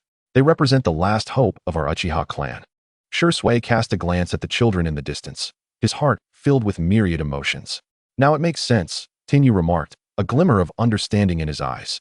In that case, the events you described align with the intelligence I previously gathered. On the night of the massacre, I had ventured into the Uchiha compound and was astonished to find that nearly all those who had fallen were adults. Scarcely any children were present. This conviction reinforced my belief that you had survived the night and were indeed involved. At last, the truth was laid bare. It was now time for Tenyu to reveal his intentions. Shisui, do you intend to carry the burden of being labeled a rebel for eternity, living in such a manner for generations to come? I find myself powerless, Shisui replied, a deeper bitterness etched upon his features. While I understand the injustice it poses to them, relying solely on my strength is truly arduous. Once, the Uchiha clan was a proud family basking in unparalleled glory. Now, even the procurement of a training kunai had become a struggle. Then let us collaborate, Shisui, Tenyu suggested with a gentle smile, his voice imbued with an almost persuasive quality. Chapter 145. The impulse to draw the blade. Thus, a tranquil night passed quietly. As dawn broke, Tenyu and Bai departed from Uchiha Shisui's residence. Upon reaching the gates of Konoha, they silently parted ways. Tenyu walked through the gates of Konoha with an expression as calm as if nothing had transpired, while Bai vanished from his side as though she had never existed. The following day, Tenyu navigated his way to the Hyuga clan's entrance, rapping on the grand door of their estate. Whom do you seek? Inquired the guard from the branch family of the Hyuga clan. Please, could you summon Hinata for me? Tenyu asked politely. Oh, a friend of the young lady. Please, have a seat. I shall inform her right away, the guard responded, his demeanor warming considerably. Before long, the sound of wooden sandals echoed through the wooden corridor, signifying the urgency of the person approaching. Hinata appeared, clad in a kimono, a wooden sword at her side, and her feet adorned with wooden sandals. Beads of sweat adorned her forehead as she flushed, gasping slightly. Tenyu, are you here to see me? Tenyu nodded with a smile. Indeed. Then, please come in, Tenyu Hinata said, her cheeks tinged with pink, feeling a bit apologetic. My father is currently instructing me in my training. Could you please wait a moment? Actually, I would like to meet your father, Tenyu replied calmly. Hinata's mind momentarily blanked, her face reddening as anxiety nearly overwhelmed her. Isn't that a bit too soon? We have only just begun. Hinata had never anticipated that Tenyu would wish to meet her parents so swiftly, and at merely 12 years of age, she worried that her father might react with anger. Fear not.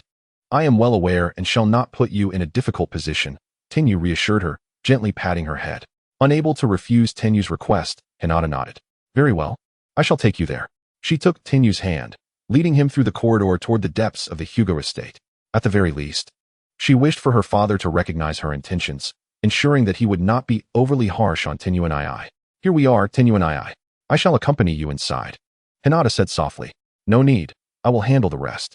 I have other matters to discuss with your father, Tenyu replied with a warm smile. Hinata merely nodded and stepped aside. Tenyu approached the door and knocked gently. Enter. A rich, gentle voice resonated from within the training room. Tenyu pushed open the door to a well-lit training room, spacious and airy, with tatami mats covering the floor, providing a comfortable surface for practicing gentle fist techniques and swordsmanship. Hinata Hizashi sat cross-legged on the floor, gripping a bamboo sword with a serious expression. Upon seeing Tenyu, a flicker of surprise crossed his eyes, quickly replaced by recognition. Did that girl Hinata bring you here? Indeed, Tenyu replied with a soft smile. Ah, that girl. Hinata's father chuckled wryly. I am well aware of her thoughts. When I previously instructed her in gentle fist techniques, she was often disinterested. During sparring with her sister Hanabi, She was always hesitant, fearful of harming her. Yet ever since she met you, she has transformed, even sneaking out here in the dead of night to train. Is it a change sparked by my influence? Tianyu's lips curled slightly, revealing a barely perceptible smile. Truly remarkable. No wonder he is enamored with this girl. Hinata's father. I am now in a relationship with Hinata, he declared. Uft. Hinata Hayashi, mid-sip of his tea, sputtered in surprise. Although he had anticipated the emotional development of these two children, he had not expected their relationship to progress so swiftly. She is merely 12 years old. You little beast. In that instant, Hayashi felt an overwhelming urge to draw his blade. You too. Hayashi narrowed his eyes, his gaze icy as it scrutinized Tianyu. You need not worry. Hinata's father. I will respect her wishes in all matters concerning our relationship, Tianyu interjected before Hayashi could voice his thoughts. Let us hope so. Hayashi replied with a cold snort. Clearly, upon realizing that his cherished daughter had been taken by someone else, he could not possibly maintain a cheerful demeanor. Even Tianyu, who had recently garnered fame in the village as a prodigious youth, could not quell Hayashi's impulse to lash out. You summoned me to convey this news? Hayashi assessed the boy before him, seeking to discern something in his expression. No, I intended to consult you. Hayashi, Tianyu replied candidly. Proceed with your inquiries. Hayashi said indifferently. Very well, Hayashi. I wish for you to recount all the details you know regarding the night Hinata was abducted by the Cloud Ninja a few years ago, Tianyu stated directly. Why do you inquire about this? Hayashi exclaimed, his brows furrowing in alarm. The abduction of the main family's eldest daughter was a matter that could bring disgrace upon the entire Hyuga clan. The incident had been shrouded in secrecy, a taboo seldom discussed. Hayashi understood that Tianyu had once been a member of the Umbu, possibly privy to relevant documentation. Yet the mere mention of past events filled him with trepidation. Because I suspect that someone within Konoha has been providing information about Hinata to the Cloud Ninja, Tianyu declared astonishingly. What? Hayashi's eyes widened, incredulity washing over him as his demeanor shifted to one of extreme agitation. He seized Tianyu's arm and demanded, What have you uncovered? I have indeed discovered certain details that led me to suspect a leak of information about Hinata from within Konoha, Tianyu replied solemnly. However, this evidence is insufficient to identify the true culprit behind this entire affair. I will require your cooperation, Hayashi, to unveil the entire truth.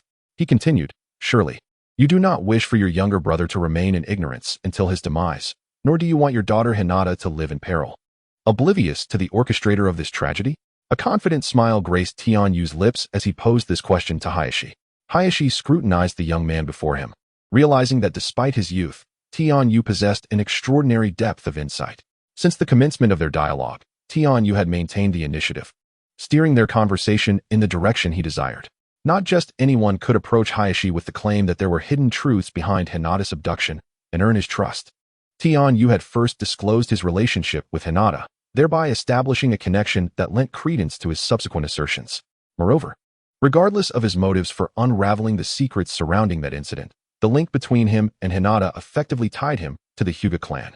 Most importantly, he was undeniably drawn to the truth behind the affair. Taking a deep breath, Hayashi opened his eyes, as if having made a momentous decision, and said to Tianyu, Very well, I shall divulge everything I know without reservation. It was not until dusk that Tianyu departed from the Hyuga clan's compound. After Tianyu's departure, Hayashi isolated himself within his training room for an extended period, lost in silent contemplation. Chapter 146, The Law of Nature. Tianyu, where exactly are you taking me? Naruto inquired, feeling somewhat dejected as he lamented, Kakashi-sensei has assigned me a fellow named Ebisu to guide my training, and I have no idea where he and Sasuke have gone. Suddenly, his mood lifted, and he exclaimed, Tianyu, why don't you train me instead? You are even more formidable than Kakashi-sensei. Tianyu sighed inwardly. Kakashi, it seems, is quite biased. Perhaps he still harbors resentment over his failure to protect them back in the day, which led to Obito and Rin's untimely deaths. Otherwise, why would he delegate Naruto to Ebisu instead of training him himself? I apologize, Naruto, but I am rather occupied at the moment and cannot train you. Tianyu replied with a smile, patting Naruto on the shoulder. However, I have found you an excellent teacher, one even more skilled than Kakashi. Come with me. More skilled than Kakashi-sensei. Naruto's face lit up with surprise as he quickly asked, Where? Where? To the women's hot spring, Tianyu replied casually. Uft. The sound of tea being spat echoed as Naruto's expression morphed, his smile taking on a rather dubious quality. Well, Tianyu. I didn't realize you were that kind of person. No, I'm not. Tianyu attempted to clarify. I know. Naruto, ever the clever one, leaned closer to Tianyu and said conspiratorially, you intend to sneak a peek at that woman named Tsunade, the big-breasted lady, don't you? Hee. Once you have something on her, she will have no choice but to comply with your requests and train me, right? Tianyu playfully punched him in the arm. Tsunade lives in my house. Why would I need to sneak a peek at her at the hot spring? Besides, she is currently busy training my sister and has no time for you. Ouch. That hurt, Tianyu. You really hit hard, Naruto complained, clutching his head as tears welled in his eyes. So, what are we going to do then? We are going to catch a voyeur. Tianyu replied with a faint smile. Naruto's eyes widened in shock. You don't mean that the voyeur is my special training teacher, do you? Tianyu nodded. Indeed. That lecher, known as the pervy sage, is the mentor I have arranged for you. Naruto's face fell, and he wailed, no way. The name pervy sage sounds so low class. Tianyu chuckled. Don't dismiss him so quickly. He is also your father's teacher. My grandfather? Naruto's eyes bulged as he exclaimed, you mean he is my father's master? Precisely. Standing atop a distant tree, Tianyu and Naruto spotted an old man in a red outfit with a white spiky hairstyle, peeping into the women's bathhouse. Are you saying he is one of the legendary Sannin alongside Tsunade and Orochimaru? Just him? How can he be so lecherous? Naruto was incredulous. How could my dad have such a mentor? Haha. Well, none of the legendary Sannin are exactly reputable. They have all dabbled in vices, Tianyu remarked with a grin. However, his strength is quite formidable. Even if you wish to learn from him, he may not necessarily accept you. Humph. What does it matter if he is one of the Sannin? I have a plan. I am certain I can persuade him, Naruto declared with unwavering confidence. Oh.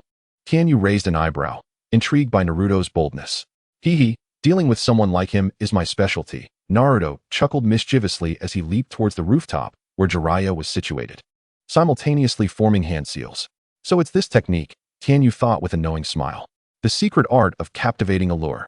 With a loud bang, Naruto transformed into a stunning, golden-haired girl with twin tails, completely nude, her hands strategically placed to cover herself. In a sultry voice, she called out to Jiraiya, hey there, handsome. Uft. Jiraiya's nose erupted with blood, shooting 3 meters into the air, and he promptly collapsed in a heap. Meanwhile, Naruto, brimming with pride, reverted to his original form and grinned broadly at Tianyu, signaling his triumph. In response, Tianyu could only express his speechlessness. Indeed, this is the principle of cause and effect. What goes around comes around. Where's my beautiful lady? Jiraiya mumbled as he regained consciousness, only to be greeted by the sight of 2 young children. Who are these little brats? Get out of here and don't disturb this great writer while I gather material. What material? You're clearly just peeping. Naruto retorted indignantly. Scram. What do you kids know?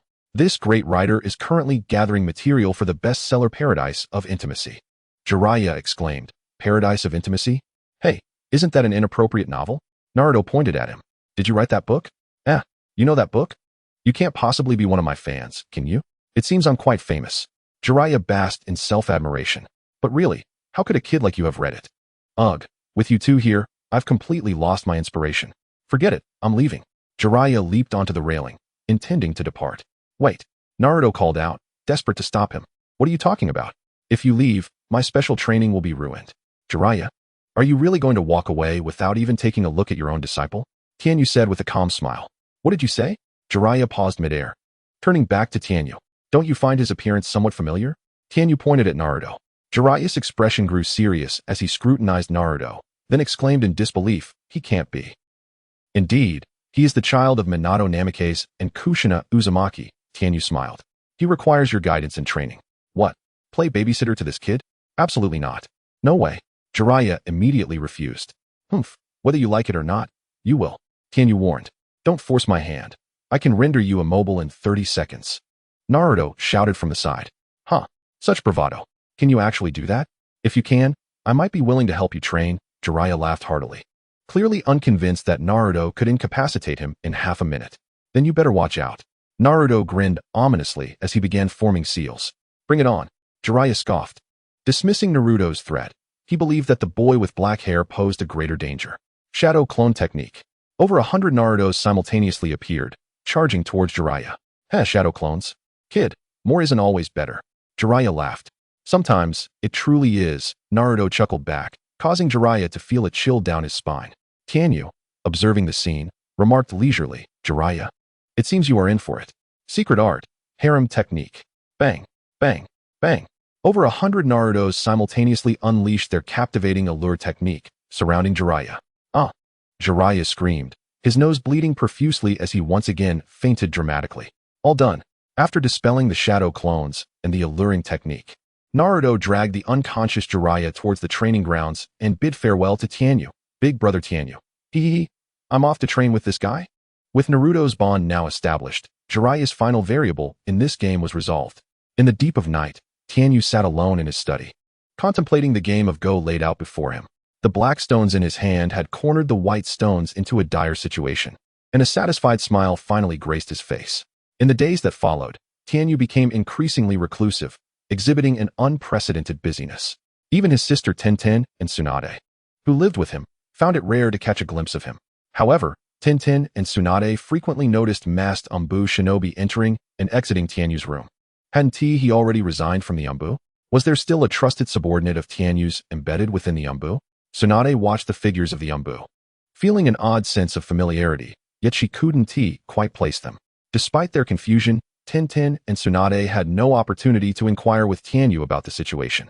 Days passed swiftly, and soon the date of the third Chunin exam arrived, marking a significant day for the villagers of Konoha. The long-awaited Chunin exam, held once every few years, was finally taking place in Konoha this year, and it was the only event open to the general public. A splendid opportunity for the new generation to showcase their prowess across nations. Rumor had it that even the Kazekage from Sunagakure would be attending the event alongside their Hokage. Consequently, a vast influx of people from the Land of Fire and other countries descended upon Konoha, elevating the village's economy to unprecedented heights. Konoha experienced an unparalleled prosperity in economic terms. Inside the Konoha Sports Stadium, the third Hokage, Hiruzen Sarutobi, donned a white ceremonial robe, seated solemnly in the best viewing position of the stadium. At that moment, a man clad in a blue-trimmed ceremonial robe appeared, his figure completely concealed except for his eyes. Kazekage, we warmly welcome your esteemed presence in Konoha. Hiruzen smiled faintly. Konoha is quite lively, the disguised Orochimaru, posing as the fourth Kazekage, replied with a deep chuckle. After a brief exchange of pleasantries, Hiruzen nodded to his subordinates. In the daylight sky, fireworks erupted, casting dull-colored clouds, signaling the official commencement of this year's Chunin exam. The 12 young ninjas of Konoha, along with Gaara's team from Sunagakure, had also arrived at the venue. The first match of the Chunin exam pitted Sakura Haruno against Ino Yamanaka. Though they were no longer rivals, their relationship had yet to mend. Both girls showcased equal strength, and this duel was fiercely contested, providing the spectators with an exhilarating display. In the audience, the crowd's enthusiasm gradually ignited, embodying the spirit of a ninja. What an incredible match! The resilience displayed by both girls is truly commendable. They are indeed Konoha ninjas. If only that rumored genius boy, Tianyu, could participate in this Chunin exam. I would love to witness his prowess. If he were to join this Chunin exam, could he still be called a genius? In the second match, Nara Shikamaru faced off against Temari, and through his remarkable intellect, he cleverly secured victory. The arena erupted with cheers and applause once more. While the third Hokage smiled broadly, his face lined with wrinkles, as he observed the spectacle alongside the ninjas from Sunagakure. The Hidden Leaf Village was certainly making a grand impression. This is precisely why Sarutobi Hiruzen insisted on hosting such a magnificent Chunin exam. These confrontations would profoundly impact the common populace and serve to reaffirm their status as the foremost ninja village. The most immediate consequence of this would be that the Leaf Village would subsequently receive an influx of mission requests. Disguised as the fourth Kazekage, Orochimaru meticulously scrutinized every expression on the third Hokage's face, ultimately breaking into a slight smile as his gaze shifted to the equally watchful Tenji nearby. In the third round, Yamanaka Ino faced off against Karui, but Karui, conserving her strength for future plans, chose to forfeit the match. The fourth round saw Choji pitted against Naruto. Under Tenji's guidance, Choji too opted to forfeit, leaving a bewildered Naruto jumping up and down in frustration. The fifth round featured Hyuga Neji against Hyuga Hinata, who raised her hand to concede the match. The sixth round was a showdown between Gaara and Sasuke. Once the premier clan of the Leaf, or rather the most formidable clan in the ninja world, the Uchiha clan's influence remains immensely significant, despite its annihilation several years ago. In this Chunin exam, the absence of the so-called genius ninja, Tenji, had drawn many outsiders specifically to witness the prowess of the Uchiha clan's last scion, Sasuke, and to experience the power of his Sharingan. In this world, bloodline limit ninjas are perpetually the center of attention, particularly when it concerns the Sharingan, hailed as the pinnacle of bloodline limits. However, Sasuke was yet to make his appearance. The consecutive forfeits had already incited discontent among the audience, and his absence now sent the crowd into an uproar. What is happening?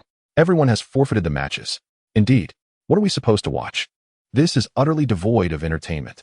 That so-called Uchiha clan scion, is it merely a ruse by the Leaf to lure us here as gullible fools? How infuriating. Without the Uchiha brat, what are we even here for? The audience erupted in dissatisfaction, having purchased tickets to witness the spectacle. What is the meaning of these repeated forfeits? Why is that Uchiha brat still not here? Are they attempting to mock us? Treating us like fools? Damn it, refund our money. Even the third Hokage, Sarutobi Hiruzen, found himself in a precarious position. Amidst the vehement protests, Inuzuka Kiba, who had intended to declare Sasuke's forfeit, found himself in a dilemma, casting his hopeful gaze toward the third Hokage, wishing for a decisive resolution. Ultimately, at the suggestion of Orochimaru, disguised as the fourth Kazekage, an extension of 10 minutes was granted to Sasuke. As the countdown neared its conclusion, a whirlwind erupted from the ground, and Kakashi and Sasuke made a grand entrance. Back to back, Gaara, burdened with his massive gourd, stood on the opposite side of the arena, displaying little interest in Sasuke's arrival, instead focusing intently on Tenji in the viewing area. Your strength does not pique my interest. My target is that individual named Tenji, Gaara stated coldly, but before that, I shall deal with you as a warm-up. Underestimating me will come at a grave cost, Sasuke retorted with a haughty smirk. In the audience, Nara Shikamaru, who had just concluded his match and returned to the viewing platform, approached Tenji, scratching his head as he complained, Tenji, why was I the chosen one? I'm the one who wanted to forfeit the most. This is such a hassle. You're using your brain, aren't you? It only cost you a few brain cells, which one have a significant effect on you.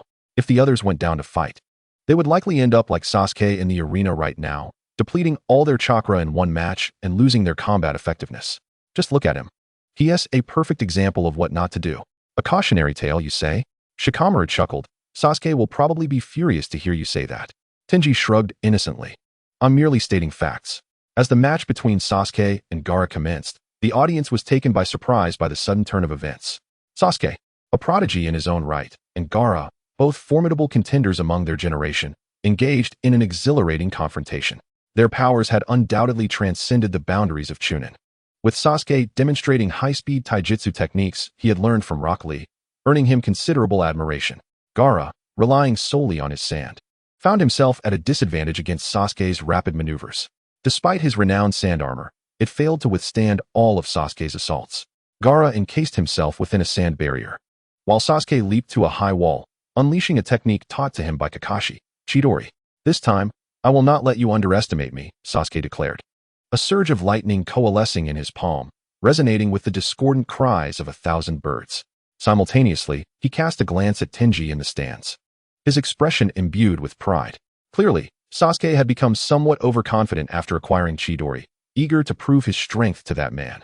However, upon spotting Tenji, he realized that not only did Tenji not display any astonishment, but he had not even glanced at him, absorbed instead in a private conversation with Hinata. Damn it. Sasuke's teeth clenched in frustration. This guy was completely disregarding him. I'll show you the power of Chidori. With determination, Sasuke propelled himself forward, enhanced by the lightning chakra coursing through him.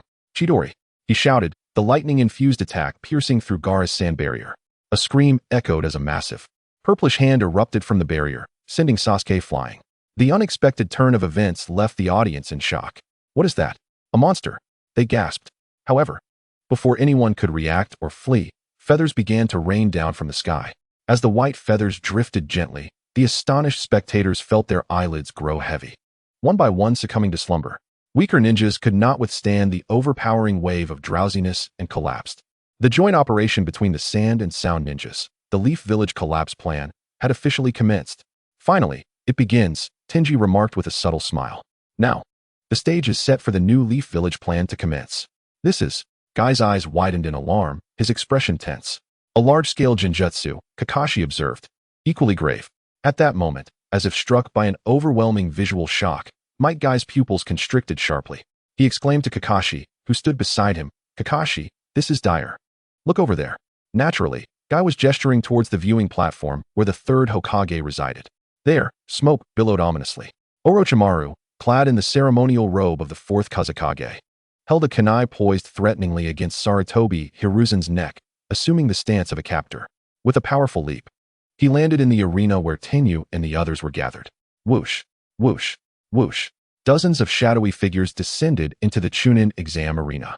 In an instant, the number of combatants present swelled, with Gaara and Sasuke still engaged in their match, accompanied by Tenyu, Might Guy, Kakashi, and a host of elite Leaf Ninja.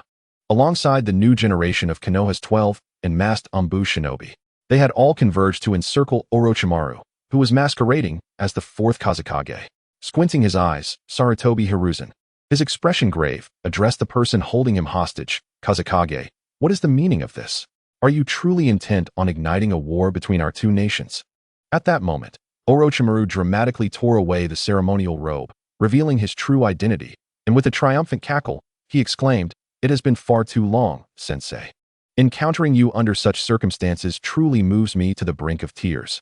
Upon seeing his true visage, Kakashi, Might Guy, and the others' pupils dilated in shock, their faces betraying their disbelief. It was none other than the rogue ninja, Orochimaru.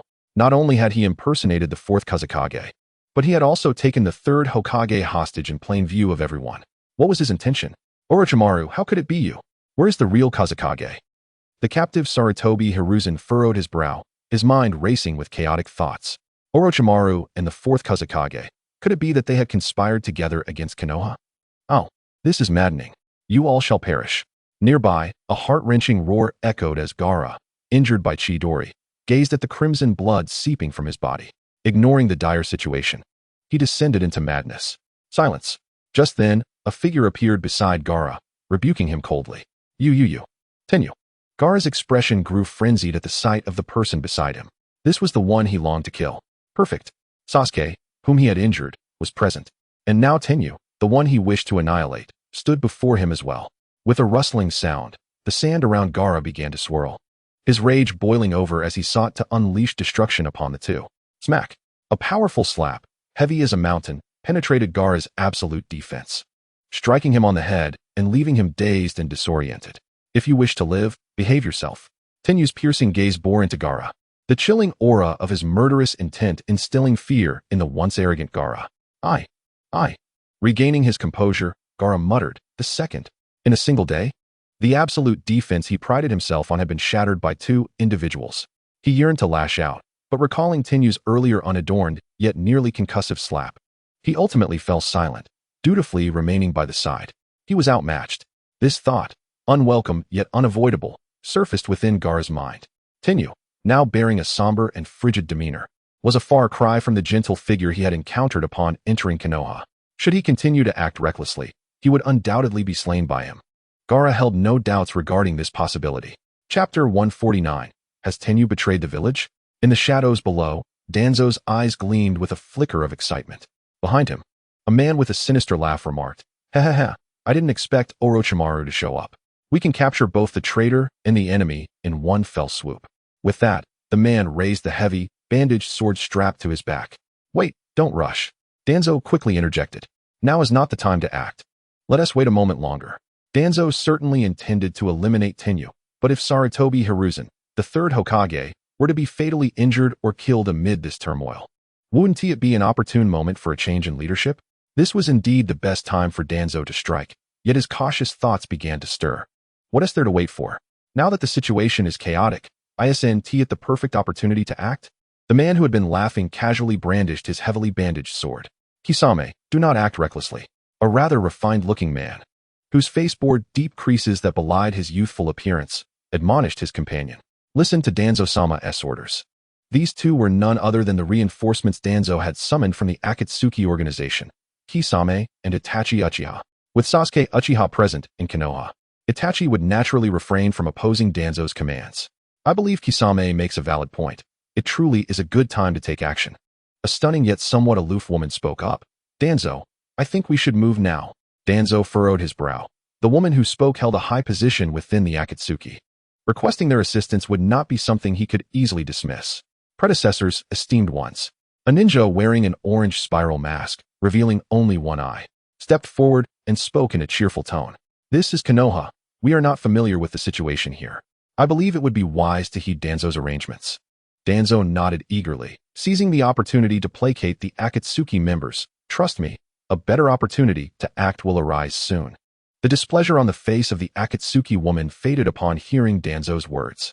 She and the other Akatsuki members awaited in anticipation.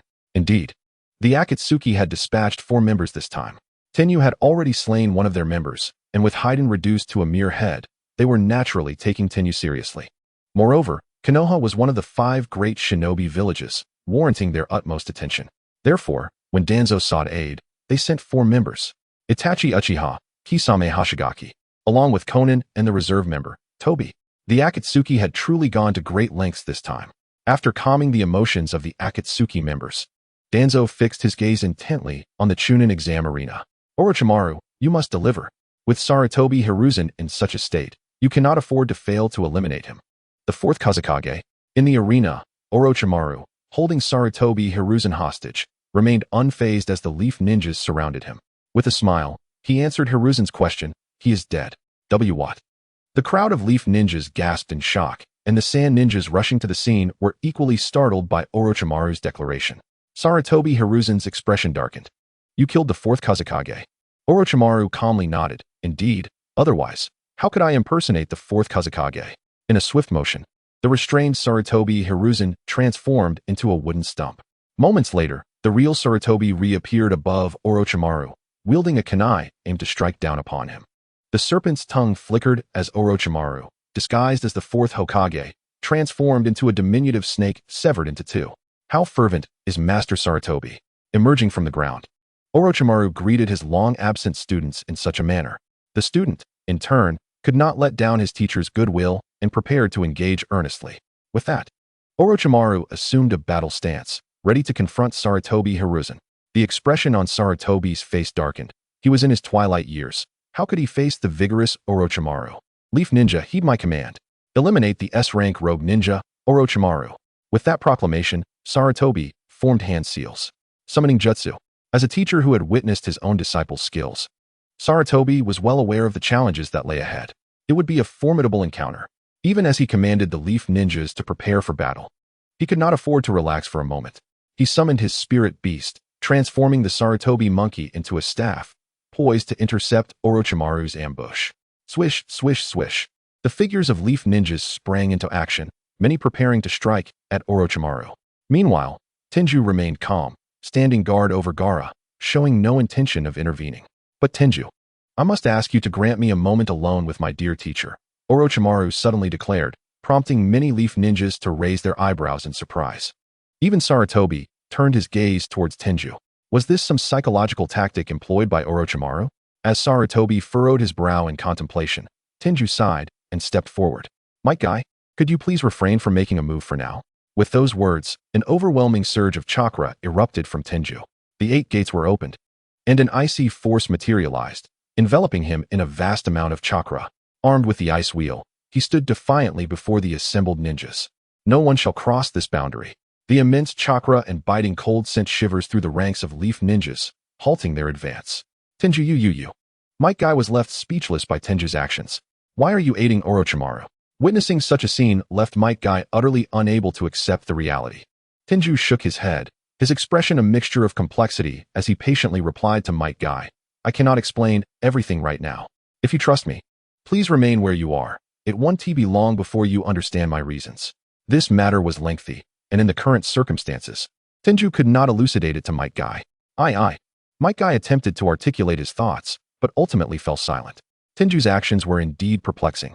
Not just for Might Guy, but for Rock Lee, Tintin, Hinata, and others. The 12 Guardians of the Leaf stared in disbelief at Tenju. The Hokage was under attack. And how could Tenju be aiding Orochimaru? Only Naruto seemed contemplative. Earlier, Tenju had mentioned that the leaf would undergo a reshuffling, and he would restore justice to it. Was this what he meant? Chapter 150, Scolding Kakashi. Hinata, Niji, come here at once. A figure clad in a black kimono, exuding an air of authority, shouted at the 2 from the audience stands of the Chunin exams. Father, the clan leader. Hinata was taken aback. Hurry here. Hyuga Hayashi called out again. Hinata found herself in a dilemma. She could hardly believe that Tenju was betraying the village, now that the leaf was under siege. As a member and ninja of the leaf, She should assist the ordinary citizens who had fallen victim to the Genjutsu. Yet, her heart longed to stand by Tenju's side and face the scrutiny of others together. But her father was commanding her to stop and come to him. Niji clenched his fists, his face filled with reluctance. However, he silently approached Hayashi, for as a member of the branch family, he could not defy the clan leaderess orders. Meanwhile, Hinata remained frozen in place, caught in a quandary. "Hinata, hurry here," Hayashi called out once more. Suddenly, a masked ninja, obscuring most of his face and with his forehead protector hiding his eyes, appeared beside Hayashi. "Kakashi, clan leader Hyuga, with the leaf currently in peril. I implore you to join me in assisting the village through this crisis," Kakashi urged. Yet, Hayashi completely disregarded Kakashi, instructing Niji to remain where he was, before striding towards Hinata and firmly bringing her back to a place of safety behind him. "Clan leader Hyuga," Kakashi began again, only to be met with a derisive scoff from Hayashi. He frowned, unable to comprehend Hayashi's actions. The situation was dire, and with Hyuga ignoring him, Kakashi decided not to linger any longer. He needed to provide support. "Guy, what are you doing just standing there? Hurry up and help." Might Guy stood aside, his expression conflicted, unsure of how to respond to his friend Kakashi's admonishment. Sighing, Kakashi lifted his gaze to Tenju. "Tenju, do you truly intend to betray the village?" Tenju smiled, then sat with poise atop the frost-kissed ground. Ice wheel. The chill light burst forth, and amidst the glow of blades, a colossal ice dragon descended, crashing to the ground with a thunderous roar. The earth trembled as the massive ice dragon formed a towering pillar. The sky seemed shrouded in a hue of icy blue. The piercing blue light and the frosty miasma made the leaf ninjas instinctively shudder, while the quaking earth and the overwhelming chakra spoke volumes about the chasm that lay between them and Tenju. They could not fight back. It was truly impossible. The Hokage had ordered that they support Sarutobi Hiruzen, but Tenju's emergence barred their path. As Tenju displayed his formidable strength, they dared not approach. Not only them, but even the loyal Umbu ninjas devoted to Sarutobi refrained from reckless actions. With a mere gesture, Tenju raised the colossal ice pillar with a stomp. He made the ground tremble. They truly had no means to contend with him. Surrounding leaf ninjas retreated, none daring to breach Tenju's defenses. "Kakashi, your loyalty is commendable," Tenju remarked, turning to praise Kakashi after repelling the eager leaf ninjas. "What do you suppose your father, Hatake Tsukumo, would feel seeing you so unwavering? Would he not be proud?" Kakashi furrowed his brow. "What do you mean by that?" Tenju's words were laced with unmistakable sarcasm, which Kakashi readily discerned. "I mean no offense. I am merely complimenting you," Tenju replied nonchalantly. "You." Kakashi inhaled deeply, striving to calm his emotions. "Tenju, it is not too late to turn back. If you do so now, I will plead with the Hokage to spare you from being labeled a rogue ninja." Tenju looked at Kakashi with a strange expression. "I truly appreciate your goodwill. No need to mention it, as you have yet to commit any unforgivable acts," Kakashi replied. Tenju chuckled. He found himself amused by Kakashi's naivety. "Are you truly so naive, or merely pretending? Have you forgotten how your father met his end? You, who lost your father to betrayal, yet you still advocate for them and assist them. Do you not realize you are a wolf that cannot be fed?" "Tenju." Kakashi was taken aback by Tenju's sudden outburst. "Perhaps you truly are that kind of person," Tenju jested. "You are well aware of Naruto's lineage. When the Chunin exams approached, it was one thing not to teach Naruto ninjutsu, but to instead impart your esteemed original technique, Raikage. To Uchiha Sasuke was truly a testament to your devotion as a disciple of your master." Kakashi fell into silence. For Tianyu's words rang true. He indeed knew Naruto's identity, and he had not offered Naruto any special consideration. Uchiha Sasuke, upon hearing his name called, was taken aback. Naruto's identity. What significance does that foolish child possess? Meanwhile, Naruto, who was mingling among the ranks of the 12 young ninjas, clenched his fists. What was Tianyu trying to do? "Oh right. I had forgotten that you once had a teammate from the Uchiha clan. As an orphan of the Uchiha, it is indeed expected for you to extend some favor towards Sasuke. But what connection do Uchiha Obito and Uchiha Sasuke share? Is your favoritism not somewhat biased?" Kakashi could argue that Naruto was not suited for lightning-style ninjutsu, unable to master Raikage. Yet, he could at least teach Naruto the Rasengan. In the original narrative, when Naruto attempted to infuse the Rasengan with chakra, Kakashi had indeed utilized it himself. He was capable of performing the Rasengan. Yet, Kakashi did not take that course of action. "I have considered it, but I too have my own difficulties," Kakashi defended himself, his face pale. This was not without merit. As the Jinchuriki of the Nine Tails, Naruto had been stigmatized by the village as the demon fox. Kakashi's desire to instruct Naruto and bolster his strength was indeed fraught with complications, necessitating the approval of the higher-ups in Konoha. A powerful Naruto would naturally be more challenging to control. The leadership of Konoha sought to keep the Nine Tails firmly in their grasp, unwilling to witness Naruto grow strong enough to escape their clutches. Having lived in Konoha for over a decade, Tanyu understood this all too well. But difficulties? Tanyu chuckled once more. An unparalleled powerhouse, Hatake Tsukumo, sacrificed his own life, only to yield a mere vassal who dared not speak for the people of Konoha? What do you mean? Kakashi's eyes flickered with a hint of light. His father, Hatake Tsukumo, had seemingly taken his own life, to exchange his life for that of Kakashi. Kakashi fixed his gaze upon Tanyu resolutely. Chapter 151, Impure World Reincarnation. To save a comrade, he abandoned his mission. For such a ludicrous reason, he hung himself at home. Absurd, truly absurd. Hatake Tsukumo was a renowned figure who had emerged from the blood-soaked battlegrounds. He had witnessed the hell of a land strewn with corpses. Would he truly succumb to mere rumors? Tanyu explained, entirely unperturbed by the potential uproar his words could incite. Renowned as Konoha's White Fang, even enemy leaders commanded their subordinates to abandon their missions upon encountering him. Hatake Tsukumo's reputation was formidable. Even the Hokage of Konoha did not instill such dread in their foes. Tanyu insinuated. What do you mean? Kakashi continued to glare at Tanyu. Do you not comprehend?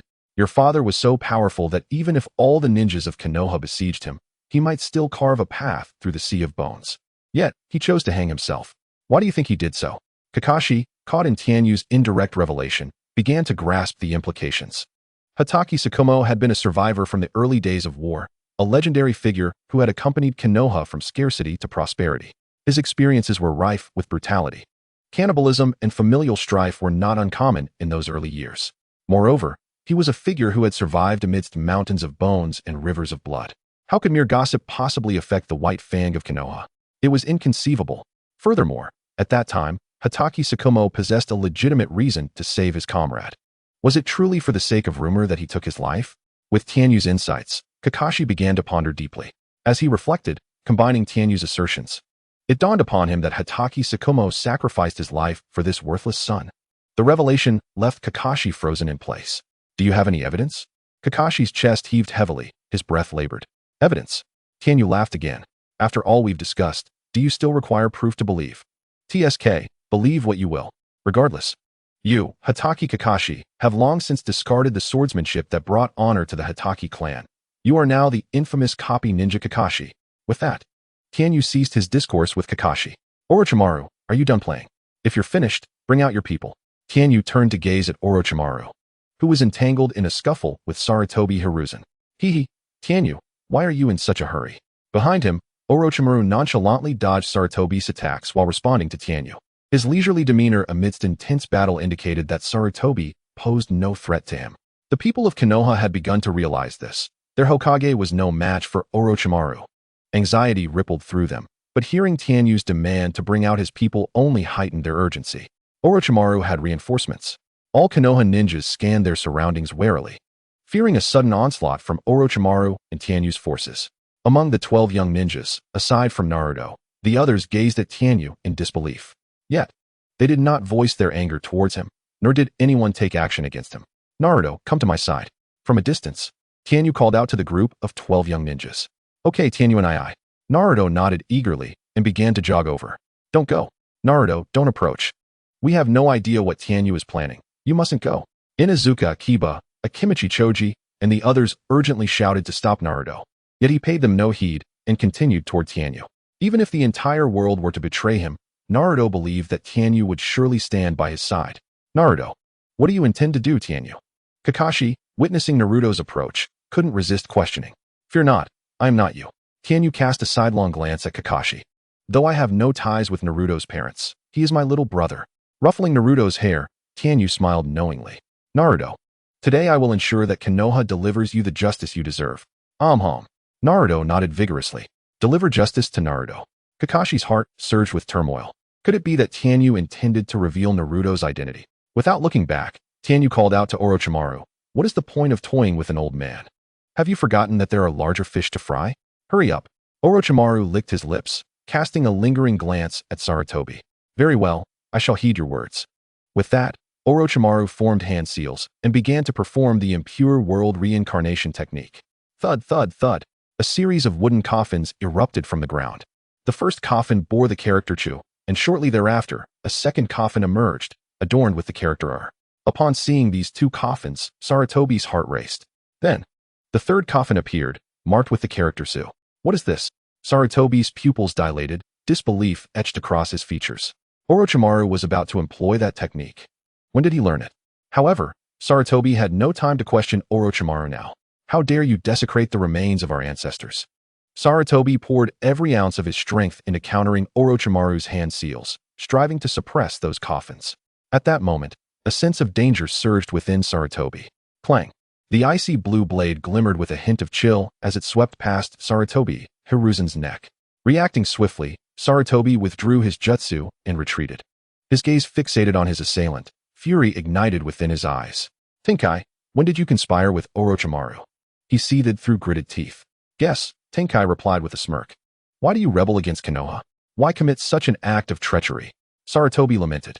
His regret was not for underestimating Tenkai, but rather for heeding Tsunade's counsel, failing to take preemptive measures against Tenkai after his mission in the Land of Water. What do you think? Tenkai replied nonchalantly. Sarutobi clenched his fists.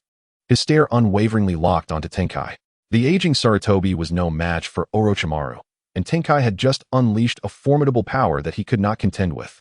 Yet, he refused to surrender. If Tenkai approached, no one would impede the ninjas of Konoha, and his reinforcements were on their way.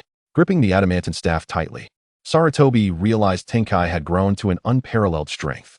He had to endure until the ninjas of Konoha arrived. Sensing Sarutobi's thoughts, Tenkai chuckled. Rest assured, I have no intention of killing you. If I wanted you dead, you would not have evaded my last strike so easily. You may relax, I won't take your life. For that would be too lenient. Chapter 152, Naruto, come meet your father. Thud, thud, thud. The wooden coffin's lid crashed to the ground, revealing the figures within. One was a handsome man with dark hair, clad in crimson armor. Another was a white-haired man donned in ancient blue armor. The final figure, with flowing golden locks, appeared somewhat somber even in his reanimated state, yet his golden hair shone brilliantly in the sunlight. These three were the illustrious Hokage of Konoha. The first Hokage, Senju Hashirama. The second Hokage, Senju Tobirama. And the prematurely deceased civilian Hokage, Namikaze Minato. Step, step, step. The first Hokage, Senju Hashirama, dressed in dark crimson armor, was the first to emerge from the coffin. Sensing the chakra fluctuations of the elderly ninja before him, he recognized the identity of the aged shinobi.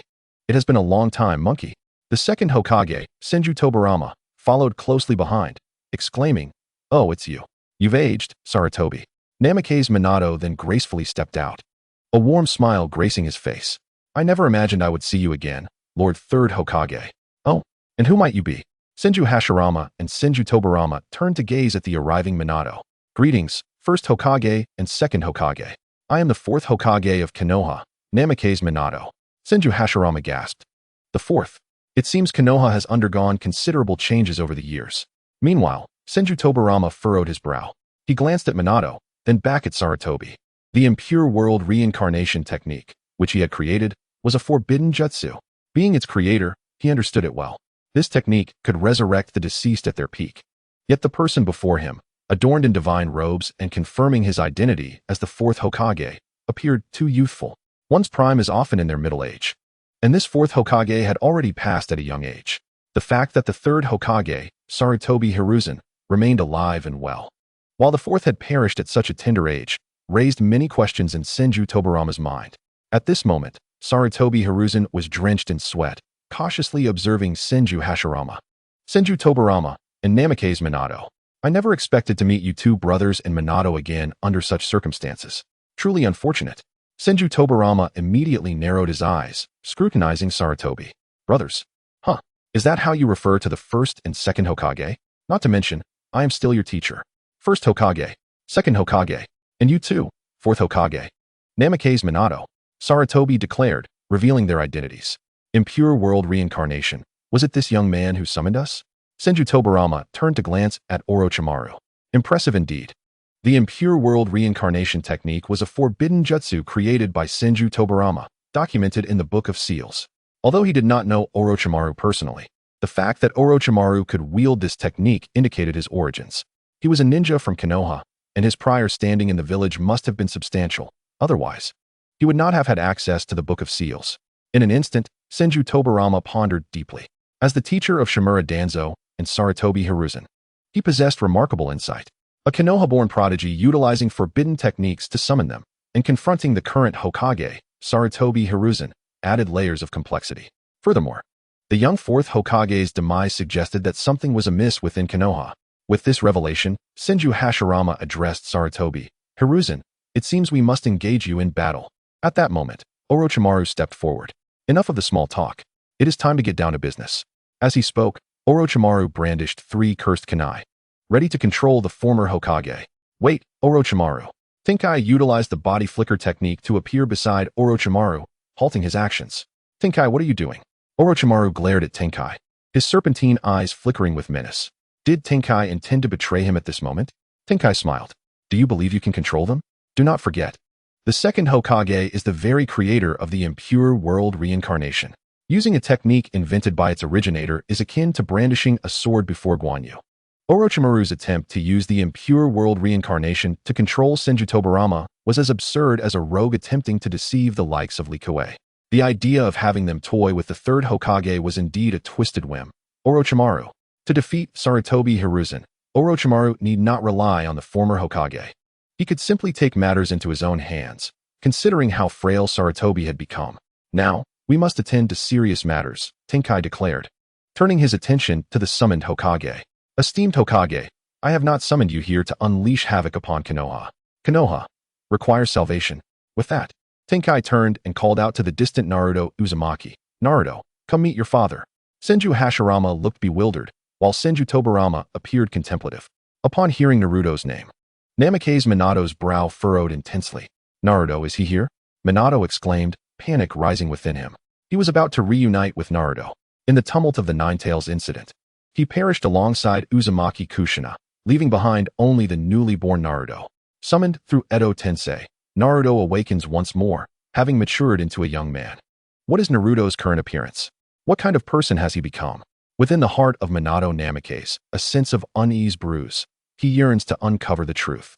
Amidst Minato's apprehension, a small figure dashes towards them. A spirited young man, bearing golden locks akin to his own. This must be Naruto. Minato reaches a conclusion. Yet curiosity lingers.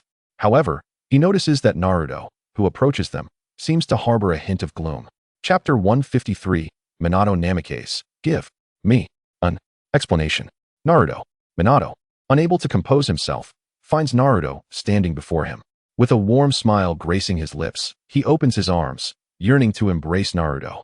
Yet, Naruto, resembling a startled rabbit, swiftly retreats behind Tenyu. The smile on Minato's lips freezes. His own child is afraid of him. Tenyu and I, Naruto whispers from his sheltered position. Though he has learned of his lineage and that Minato is his father, a lingering timidity remains within him. Between the unfamiliar father and the close bond with Tenyu, Naruto instinctively feels closer to the latter. Tenyu gently ruffles Naruto's hair, his expression a mix of helpless affection. Go on, he is your father. He will not harm you. With that, Tenyu pulls Naruto forward, nudging him toward Minato. The heartfelt reunion Minato envisioned does not unfold, faced with Naruto, who has lacked parental guidance. He finds himself at a loss for words. Naruto, having long known that his father is the fourth Hokage, grapples with how to confront the legendary Minato. Burdened by memories of his past struggles, clearing his throat, Minato breaks the awkward silence, his warm demeanor returning.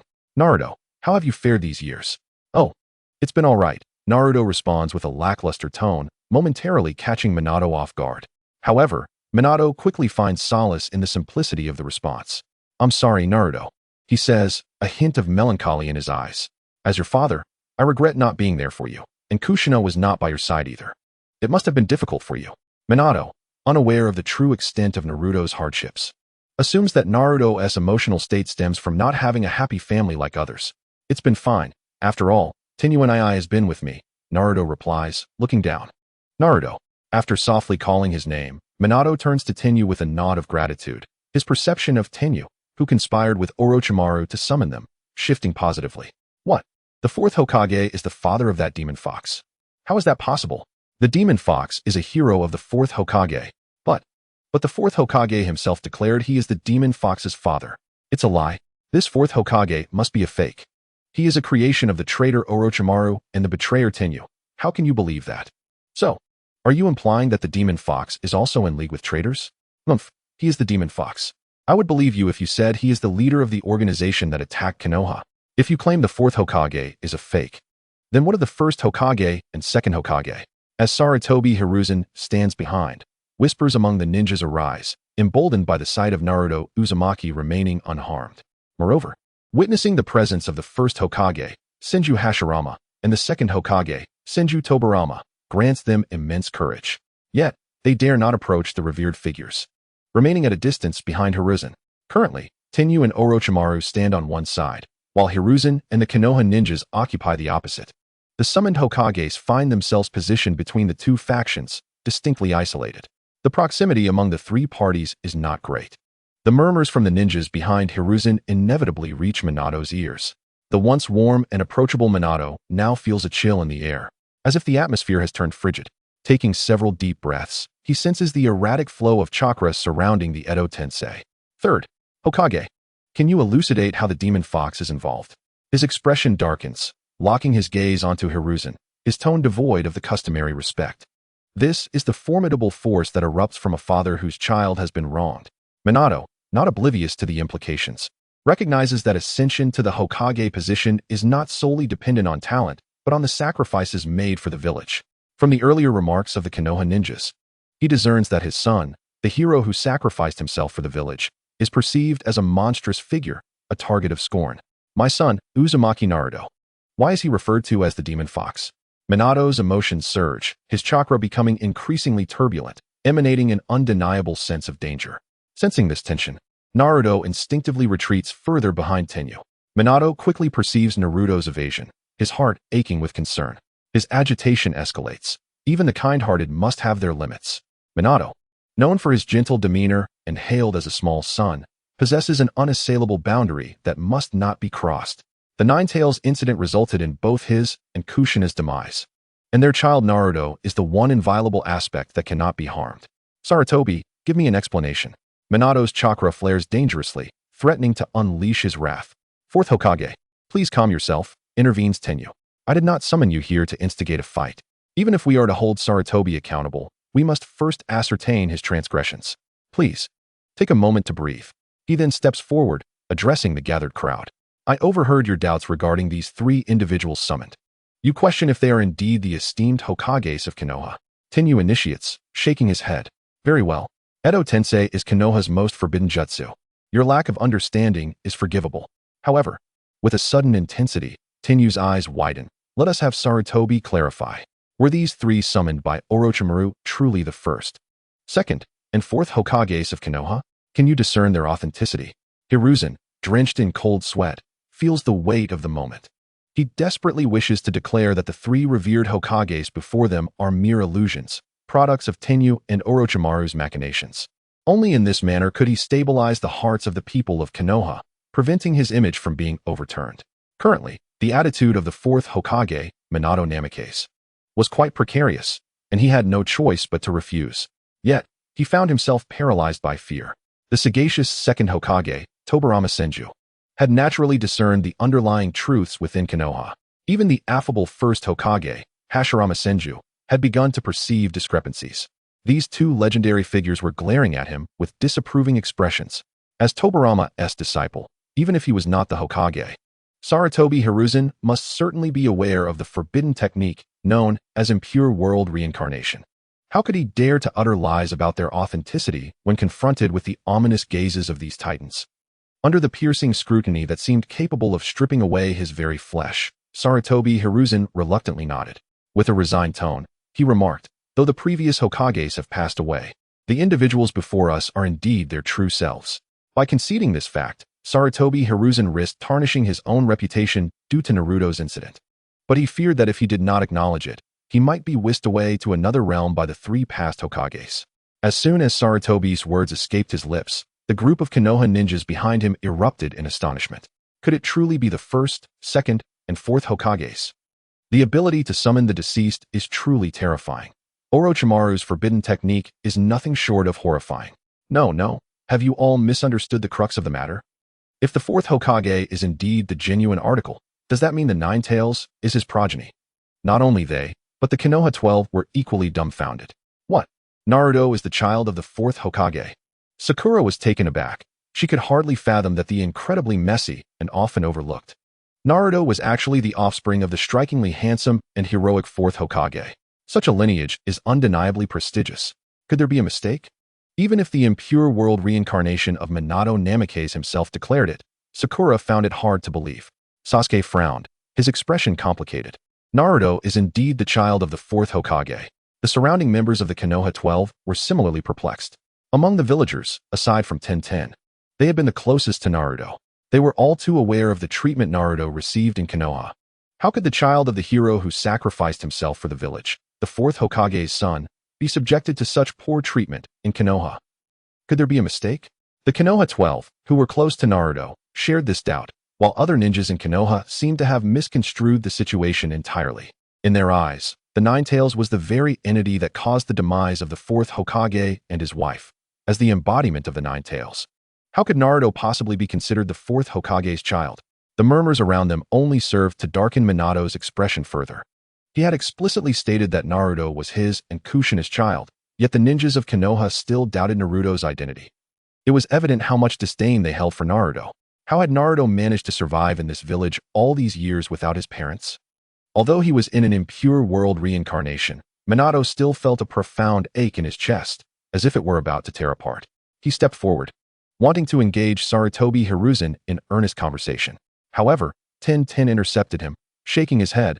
Leave this matter to me. Your time in this world is limited. Cherish your moments with Naruto. Minato cast a deep glance at Tenten. Rest assured, I shall provide you with a satisfactory outcome. With that, Minato nodded. Naruto, he called gently, approaching his son. Faced with the sight of his deceased father for the first time, and recalling the earlier chaotic state of Minato, Naruto felt a surge of panic and instinctively sought to withdraw. Yet, Minato embraced Naruto tightly. I am so sorry. It is all our fault. Tears streamed down from the corners of Minato's eyes. You must have endured immense hardship all these years. It is our parents' fault. Caught in the embrace of this unfamiliar father, Naruto felt utterly bewildered. After a lengthy pause, he found himself at a loss for words. Regardless of whether the Nine Tails was indeed the child of the fourth Hokage, even as the crowd witnessed Minato enveloping Naruto in his arms, discussions continued to swirl. Fourth Hokage, that is the Nine Tails, the very entity responsible for your demise. Fourth Hokage, please distance yourself from the Nine Tails. Do not be swayed by him. Some even shouted from a distance. Silence. Tenten's gaze turned icy as he surveyed the crowd. Does the fourth Hokage truly fail to recognize his own child? Are you insulting the intelligence of the fourth Hokage, or your own? You can never awaken one who feigns sleep. You must jolt him into awareness. Uzumaki Naruto is unquestionably the child of the fourth Hokage, Minato Namikaze. Uzumaki is the surname of Naruto's mother. As for why Naruto does not bear the Namikaze surname, that is a question you ought to pose to the third Hokage. With this, Tenten let out a sneer. The Nine Tails, huh? Is it that the era of war has faded too far into the past? Or are you simply lacking in intellect? Tenten's voice rose in anger. Are you unaware of the significance of the Jinchuriki? The vast arena fell into an oppressive silence, no one daring to respond to Tenten's inquiries. Or perhaps they simply lacked the courage. Every Jinchuriki throughout history has been a hero of the village, enduring the torment of the tailed beasts for the sake of the village. Yet, now that Naruto occupies this role, rather than earning your respect, he is met with your hostility. Truly, this world has become excessively peaceful. Perhaps Konoha no longer required the power of the Nine Tails, nor the protection of the Jinchuriki. While common folk may remain ignorant of the matter, it is difficult for ninjas to feign ignorance. The silence persisted, with no one daring to answer Tenten. Suddenly, Tenten turned to face Naruto. Naruto, it seems that Konoha no longer needs your protection, nor the safeguard of the Nine Tails within you. Once this matter concludes, allow me to take you on a journey across the ninja world. At that time, do not return to Konoha. Behind him, Minato, still holding Naruto, heard this, and a smile appeared on Naruto's face as he nodded eagerly. Yes, brother Tenten. Naruto held an unshakable trust in Tenten. Whatever he said, Naruto believed without question. Moreover, at this moment, he truly felt uncertain on how to confront the people of Konoha, and he too harbored thoughts of leaving the village. No, you cannot take the Nine Tails away. The Nine Tails is our weapon of Konoha. Chapter 155, Konoha owes Naruto. The Nine Tails is our weapon of Konoha. The moment the words left the speaker's lips, he felt an immense pressure envelop him. This pressure emanated from the fourth Hokage, Minato Namikaze. Despite being universally praised as the warm-hearted little son, even he had his limits. Upon hearing that his son was being treated as a mere weapon, denied the privileges of a martyr's child and subjected to hostility, a fierce killing intent flickered in his eyes. Let us not forget, when Minato viewed those he considered enemies, he acted with ruthless decisiveness, instilling fear into their hearts. What a shameless statement. I have never encountered such a brazen individual. Ten was the first to mock you. If I recall correctly, you seem to hold a prominent position within Konoha, do you not? Your name, lacks any significance, so I cannot remember it. In any case, is it not enough that the fourth Hokage and his wife sacrificed their lives for Konoha? Do you still wish to persecute their child to the point of sacrifice? Tianyu's cold voice pierced through the air, his gaze as frigid as ice. With a swift motion, a flash of icy blue light flickered, and Tianyu executed the instant body technique, suddenly appearing beside the man who had spoken, swiftly severing his head with a single stroke. Blood splattered, startling everyone into silence. Around him, countless Leaf Village ninjas brandished kunai, aimed at Tianyu. Yet none dared to strike. Even Sarutobi Hiruzen, standing nearby, refrained from action. The presence of the first, second, and fourth Hokage together was a deterrent he could not ignore. Tianyu, you have audacity indeed. How dare you commit such an act in front of all the Hokage of Konohagakure? Sarutobi Hiruzen's subordinates, forced by the situation, attempted to intimidate Tianyu with loud shouts, hoping to suppress his overwhelming aura. Tianyu gracefully twirled his blade, shaking off the blood from the ice wheel blade. Disdainful of the filth it bore, he was merely a pest to the Leaf Village. Killing him was no great loss. He replied nonchalantly. He then strolled back to his previous position in the presence of Sarutobi Hiruzen and the gathered ninjas, moving with an air of absolute confidence, as if he had no fear of any retaliation from them. Tianyu had not forgotten the weight of the situation. His actions were deliberate. Would they dare to strike him? Sarutobi Hiruzen and his entourage lacked the courage. As Tianyu returned unscathed to his original spot, a wave of humiliation washed over those behind Sarutobi. Many turned a shade of deep crimson. How could he? How could he dare? Do you wish to prevent Naruto from leaving? It seems you are all aware of his significance, Tianyu continued, his voice steady. I once thought you ignorant of the importance of the Jinchuriki. Just look at how other ninja villages safeguard their Jinchuriki and the treatment they receive. But what of Naruto? Tianyu's voice resonated with indignation. Other villages would go to great lengths to protect their tailed beast Jinchuriki, while Konoha labels Naruto as a demon fox, accusing him of being the cause of the fourth Hokage's demise. Do you not want the entire world to know that Naruto is the Jinchuriki of the Nine Tails? He fixed Sarutobi Hiruzen with a fierce glare, delivering his rebuke without mercy. And it does not end here. Other ninja villages provide their Jinchuriki with ample resources and sustenance. Yet what of Naruto? He has been deprived of even the most basic necessities, not to mention that his parents were the fourth Hokage and his heroic wife. From a young age, Naruto could only receive the meager survival funds allocated to orphans. These paltry sums could barely cover his daily meals, forcing him to consume nutritionally deficient scraps. As he spoke, Tianyu laughed derisively. Konoha has truly shown me the depths of human warmth and coldness. The vendors selling food to Naruto charge regular prices yet offer him leftovers, even going so far as to mix gravel into his meals. They sell him expired milk at full price. And on top of that, children, incited by adults, hurl stones at him. What a warm and caring village Konoha is. Tianyu exclaimed, his sarcasm palpable. Beside him, Minato Namikaze clenched his fists tightly, his face flushed with anger, veins standing out prominently. Stop this, Minato pleaded, unable to contain his emotions. Naruto, witnessing his father's distress, felt a pang of fear, yet gathered the courage to speak to his unfamiliar father. Big brother Tianyu said to trust him. The mention of Tianyu filled Naruto's face with positivity. Tears welled in Minato's eyes. Naruto, you have suffered so much. Your mother and I are so sorry, he expressed with deep emotion. The atmosphere in the arena fell silent. No one dared to contradict Tianyu, for they lacked the standing to do so. His words resonated with undeniable truth. In the audience seats of the Chunin exams, many spectators awoke to the reality presented after the resurrection of the past Hokage. Tianyu signaled to Orochimaru, who instructed Kabuto to dispel the Jinjutsu. In the vast seating area, countless spectators bowed their heads in shame. They felt an overwhelming sense of guilt. lacking even the courage to look up at Naruto. Many among them had never harmed Naruto, yet they could not face him with dignity. Had Naruto truly endured such hardships over the years? Sakura gazed at Naruto with a complex expression. Sasuke clenched his teeth, burdened by the blood of his fallen clan. He thought himself the most tormented soul.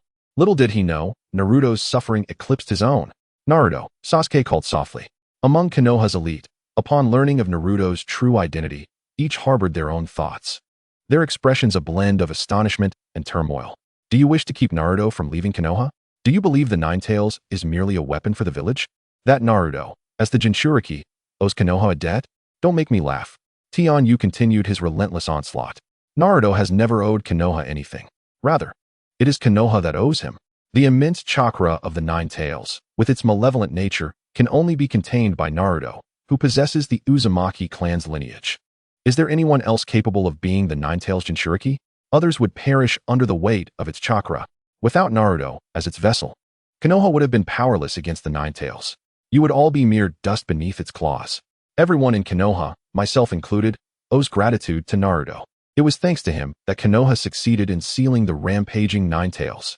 Yu paused momentarily before continuing. As a hero, as the child of the fourth Hokage, as the Jinchuriki of the Nine Tails, Naruto deserves to be treated with the utmost respect by Konoha. Yet the reality is starkly different. There exists a saying about repaying kindness with malice. You have shown me what it means to repay kindness with resentment. Konoha, how utterly disappointing. He shook his head in dismay. Below, countless ninjas and civilians remained silent. Yu's revelations stirred a tempest in their hearts, yet the esteemed third Hokage remained voiceless, unable to refute his words.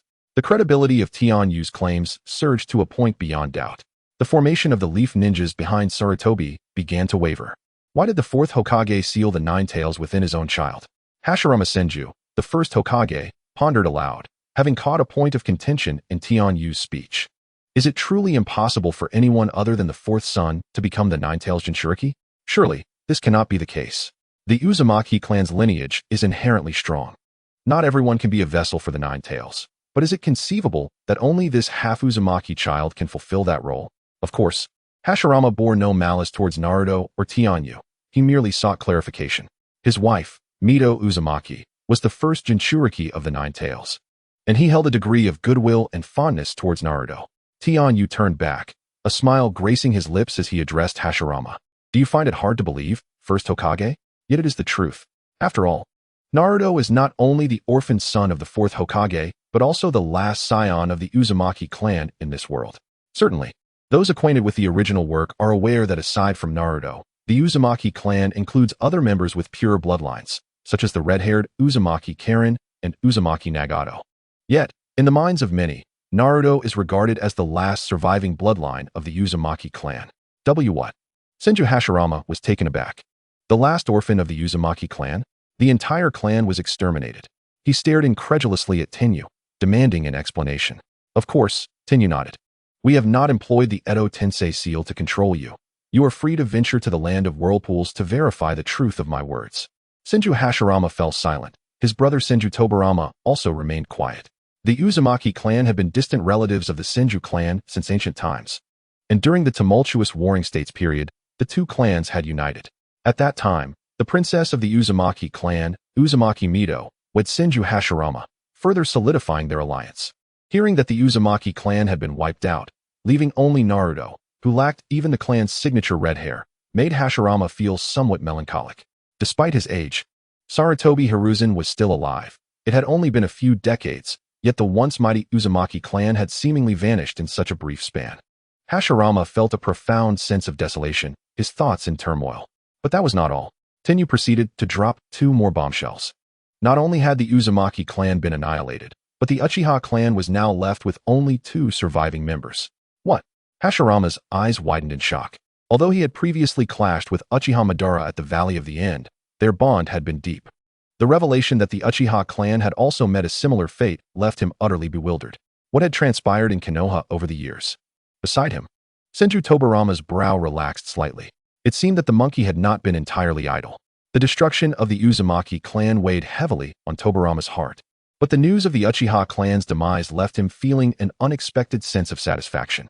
Since the Warring States period, Tobarama had always harbored distrust towards the Uchiha clan. When his brother Hashirama proposed an alliance to establish the ninja village, Tobarama had opposed it.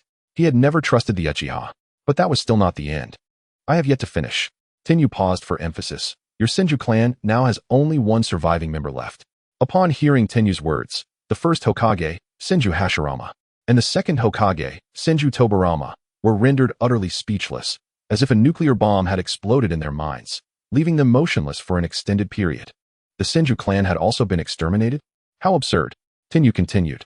The two formidable clans that once struck fear into the hearts of many during the Warring States period, who had endured countless battles and maintained their lineage for hundreds of years, have now vanished from the village they established together, Konoha, after decades of development. Truly incredible. Senju Tobarama snapped back to reality, glaring furiously at Sarutobi Hiruzen. You are truly an excellent Hokage. Waves of chakra surged around him, and the intensity of his chakra was palpable. Tobarama was prepared to cleanse the disgrace from his clan. As the second Hokage, Tobarama was astutely aware of the implications. The annihilation of the Uzumaki clan, the Uchiha clan, and now his own Senju clan. Well, the Uchiha clan's demise was part of his plans. But how could both the Senju and Uzumaki clans have been wiped out? Such an unfathomable event could only mean that the higher-ups in Konoha had orchestrated something monumental to bring about the downfall of both the Uzumaki and Senju clans. Tenyu didn't even need to present evidence. Tobarama recognized that Sarutobi Hiruzen must be behind it all. As Tobarama voiced his thoughts, Hashirama also emerged from his stupor. He too glared menacingly at Sarutobi Hiruzen, a dangerous aura emanating from him. Faced with the fury of two legendary ninjas, Sarutobi Hiruzen was drenched in sweat. He hastily exclaimed, "It wasn't me. You must believe me." In his panic, he turned to Tobarama. "I truly had no knowledge of this. It was Danzo. He concealed everything from me. None of this is my doing." Meanwhile, in the shadows of the Chunin exams, Shimura Danzo's face was clouded with frustration. How familiar this blame-shifting felt. Then, realization hit him, and beads of sweat began to form on his forehead. Damn, Hiruzen has shifted all the blame onto me. Chapter 157, The Gathering of the Three Sannin. The extermination of the Uzumaki and Senju clans indeed involved Shimura Danzo. However, he was certainly not acting alone. One must recognize that both the Uzumaki and Senju clans were immensely powerful. If Danzo had the capability to annihilate two major clans by himself, then the position of Hokage would not have even been within Hiruzen's reach. Yet now, Hiruzen had audaciously claimed that it was all Danzo's doing. Danzo was furious. He had always managed to deflect blame onto others. How had it suddenly become his responsibility? Danzo felt a wave of dissatisfaction wash over him. He wanted to stand up and expose Hiruzen's lies, but he dared not reveal himself. After all, he had indeed played a part in it. Did he want to step forward and face the wrath of the first and second Hokages? What shall we do now? Conan inquired somberly. Witnessing the reanimation of past Hokages had instilled a sense of trepidation in her. Wait a bit longer, Danzo replied darkly. Although Hiruzen had cast the blame on him, Danzo was determined to take on the risk for one last gamble. What if it turned out favorably? Moreover, his teacher, Senju Tobarama, was not so easily deceived. In the arena, droplets of water began to swirl, gathering around Senju Tobarama, who appeared poised to employ a water release technique. Little monkey, do you believe your feeble words can deceive me? He scoffed, his displeasure etched across his face. Tobarama-sensei, I am not trying to deceive you. This truly has nothing to do with me. Hiruzen frantically attempted to clarify. Water release, hard vortex water blade. In the air, countless water molecules converged towards Senju Tobarama. Massive droplets compressing and solidifying, forming a spear imbued with terrifying power in his hand. This was the signature S-rank water release technique of Tobarama, demonstrating what it truly meant to commence with overwhelming superiority as a show of respect. Hiruzen trembled, realizing that his teacher was serious. He truly intended to attack him. The highly compressed water spear exuded an aura of danger, causing the ninjas behind Hiruzen to instinctively retreat. With the second Hokage on one side and the current third Hokage on the other, they were not equipped to handle this confrontation. Second Hokage, please wait. Just as tensions reached a boiling point, Tenyu stepped forward once more, urging them to remain calm. It was not yet time for judgment. You. Tobarama glared at Tenyu with a disapproving expression. Although Tenyu had summoned him, it did not grant him the authority to prevent Tobarama from purging the disgrace from his clan. Grandfather, stop. A voice rang out from a distance. A striking figure approached, her ample assets catching the eye. Tsunade, you're still alive. Both Senju Hashirama and Senju Tobarama were momentarily taken aback, their hearts brimming with relief. Previously, the young man who had summoned them mentioned that the Senju clan had but a single survivor. The once mighty Senju clan had dwindled to just one individual, and they had assumed that Tsunade had also met with misfortune. Calm yourself, Grandpa. Let us heed the arrangements of Tenju, Tsunade urged, stepping forward and shaking her head at Tobarama. Subsequently, Tobarama dissipated the ninjutsu in his hands and pulled Tsunade aside. Tsunade, how have you fared over the years? How has Konoha transformed into this state? Please, share with us, he implored. The two Senju brothers engaged Tsunade in conversation. This is a lengthy tale. Indeed. I am the last of the Senju clan, Tsunade replied, a hint of melancholy gracing her features. Grandpa, Tobarama, let us discuss this in detail later. Tsunade, knowing that Tenju had informed her of the preparations prior to the unfolding of his grand performance, walked closely beside him. Upon hearing Tenju's intentions, she had initially fallen into silence, but ultimately, she nodded in support of him. After soothing the second Hokage, Tobarama, Tsunade turned and positioned herself beside Tenju, standing alongside Orochimaru. Lady Tsunade, exclaimed a voice, as she stood next to Orochimaru. Is she in league with Tenju as well? Whispered the ninjas behind Sarutobi Hiruzen. The aging Hiruzen felt the weight of despair sinking into his heart. Tsunade had indeed joined forces with Tenju, and the situation appeared dire. Thud, thud, thud. In the distance, a figure rushed towards them. With a head of white hair and an oil symbol headband, it was Jiraiya, one of the legendary Sannin. Tsunade, wait for me, he called, panting not from fatigue but from the oppressive atmosphere surrounding the scene. Jiraiya, Hiruzen spoke gravely, addressing him. Unconsciously, he exerted pressure on Jiraiya. However, standing outside the three-way confrontation, Jiraiya glanced at his teacher, Hiruzen, then at his student, the reanimated Minato Namikaze, and finally at Tenju, along with Naruto and Tsunade, who stood behind him. After a moment of hesitation, he gritted his teeth and exclaimed, Tsunade, why didn't you wait for me? With trepidation, Jiraiya stepped forward, joining Tsunade's side. Even Jiraiya has come over. The three Sannin have gathered. Why are Lady Tsunade and Lord Jiraiya standing with Orochimaru? Murmured the Konoha ninjas behind Hiruzen, their morale dwindling. Doubts crept into their minds about whether they had chosen the right side. Hiruzen's heart sank further. He realized the gravity of the situation. Was it so peculiar for Jiraiya to join Tsunade and Orochimaru? As murmurs filled the air, Tenju spoke up. During the Second Great Ninja War, Jiraiya, Tsunade, and Orochimaru made significant contributions to Konoha. Is it so astonishing to see them united? Despite their recognition of Jiraiya and Tsunade, the presence of Orochimaru, a figure who had crossed the moral line by conducting human experiments, was a source of contention. I understand your concerns, Tenju calmly addressed the crowd. But is the reality truly as you perceive it? Abruptly, Tenju dropped another bombshell. The subjects of these experiments were living beings. How could such individuals vanish from Konoha without a trace? It was only after the human experiments were revealed that anyone took notice. With a disdainful scoff, Tenju's gaze turned icy as it locked onto Hiruzen, determined to unearth the dark truths buried within Konoha and expose the bloody facts for all to see. Chapter 158, The Human Experiments of Yesteryear. Do you not find this odd? How could Orochimaru, regardless of his capabilities, manage to abduct living individuals from Konoha without anyone noticing? Gasping in realization, the gathered crowd began to connect the dots, recalling overlooked details that now seemed profoundly unsettling. You are correct, Tenju declared. The matter of human experimentation does not rest solely on Orochimaru's shoulders. In fact, the higher-ups of Konoha are the true orchestrators of these experiments. As he spoke, Tenju's eyes bore down on Hiruzen, drawing the attention of many who followed his gaze, including Hashirama and Tobarama. Hiruzen's composure shattered. Why are you looking at me like that? I did not condone Orochimaru's human experiments. He protested vehemently.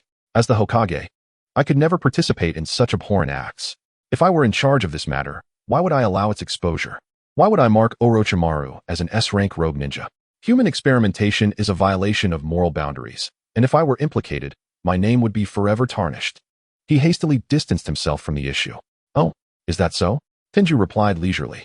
You must acknowledge that Orochimaru is not the only one involved in these experiments, correct? He confronted Hiruzen directly. Do not tell me that he alone could orchestrate the disappearance of so many residents and children from Konoha without a trace. Did he obtain the first Hokage's cells so easily for scientific study? And was it merely through his efforts that such extensive experimental facilities and laboratories were established? Orochimaru is a man, not a ghost, nor a deity of death. Under Tenju's relentless pressure, Hiruzen could only nod helplessly. The idea that individuals could vanish without a trace was a feat that even the formidable Hashirama could not accomplish. Hiruzen could not provide explanations for the theft of Hashirama's cellular remains or the existence of hidden laboratories within Konoha, even if he denied direct involvement as Hokage. He bore a responsibility for the village's failure. Now that you concede, who else in Konoha, apart from Orochimaru, was involved in these human experiments?